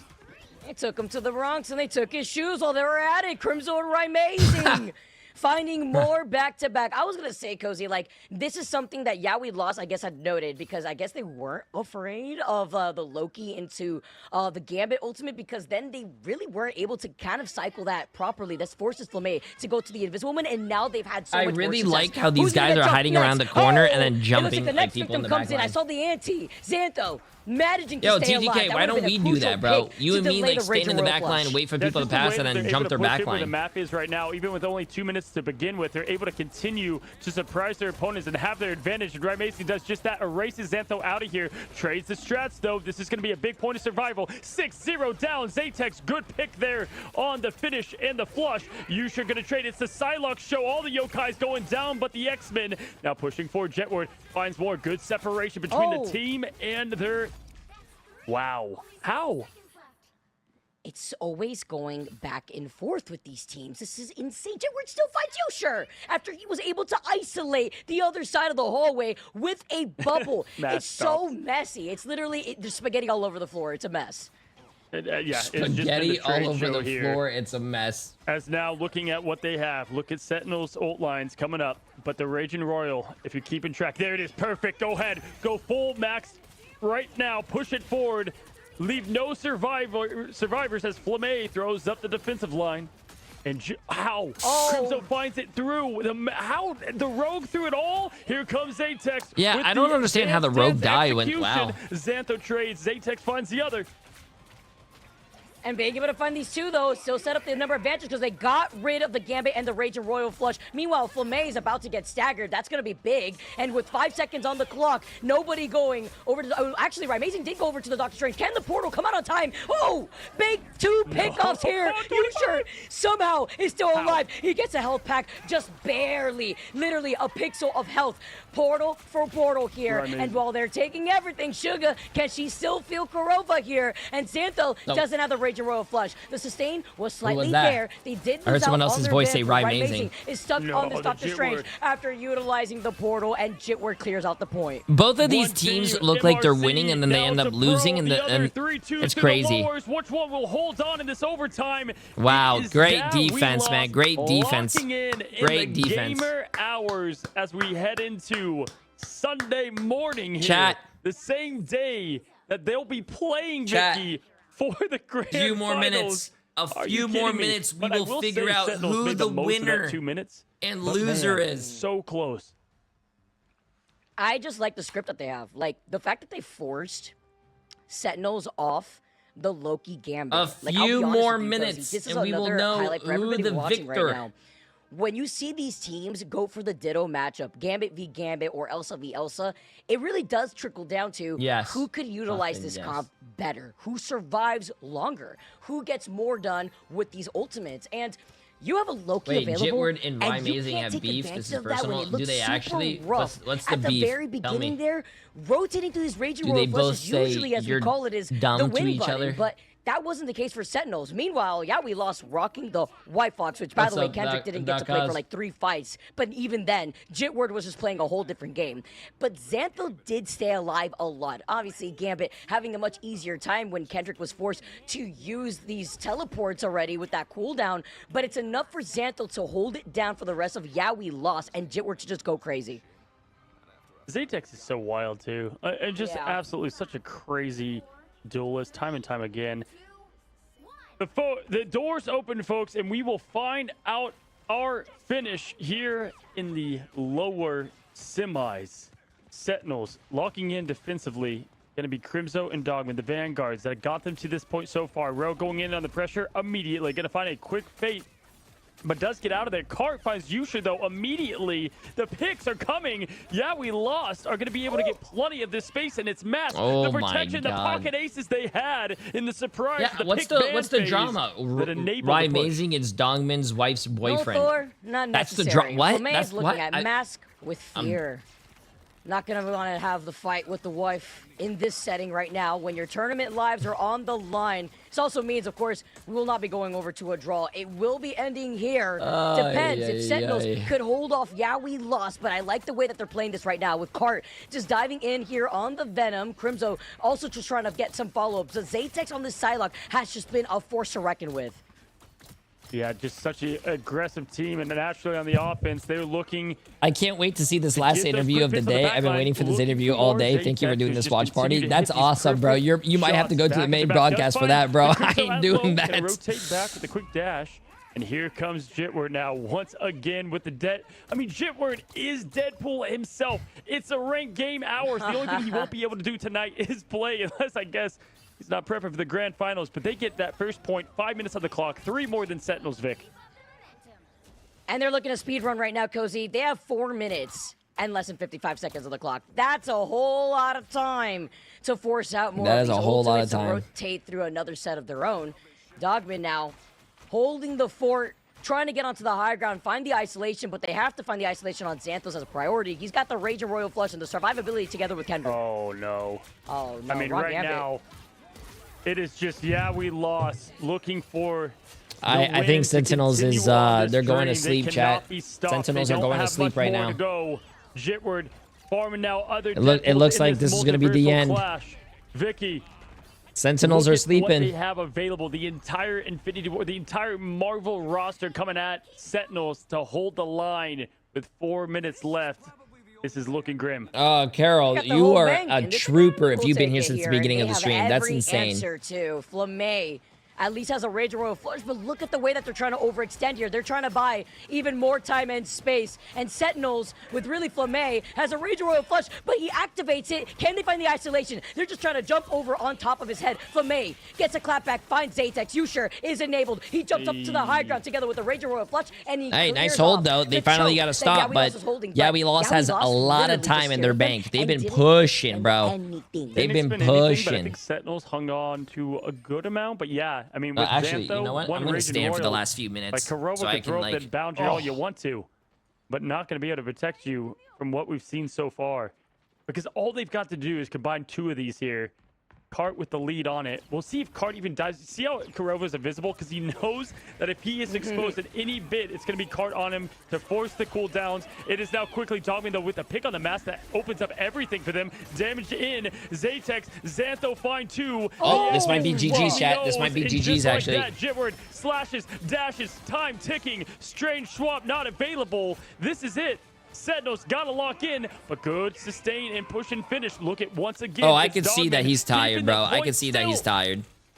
He can't do more. Ayúdame! Ayúdame! The Deadpool first Deadpool. How are they alive? Up is actually insane. Triple strat. Now How are they only up for alive? Sentinels. The freedom charge. Oh my God. Huge anti, by the way. Onto 4. That causes the demise onto Amazing. He will not have the sustainability with the Camille Unleash. GG's, chat. GG's. GG's. 3 wipe here as time is ticking. Dogman can only stall so long. Down GG's. falls the vets, the rookies here in the pro scene. Push it through. Claim. They actually did it, bro. 5 and find They their actually rematch did with it. Liquid Citadel. Yeah, we lost. The name means nothing. They won. They will actually move on. did it, bro. Bang. I don't even know what team I wanted to win before, but Yeah, we lost. Yo. Saw that first game from Sentinels after Sentinels absolutely took it over insane. and Chat. reversed the situation into game 4 and 5.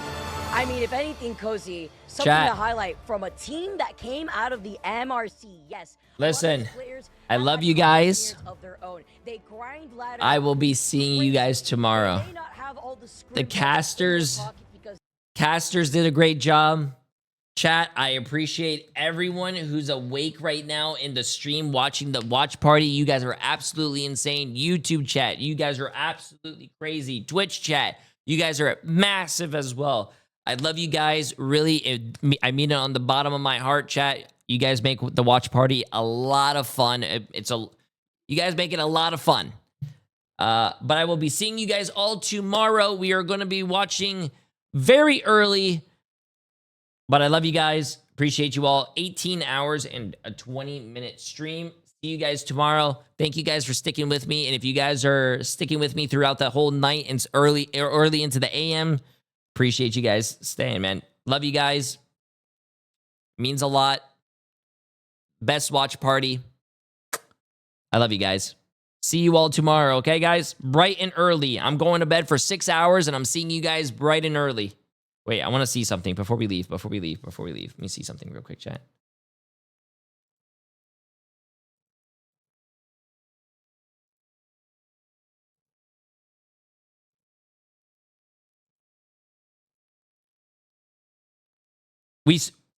The beginning of the watch party, we streamed 50 hours.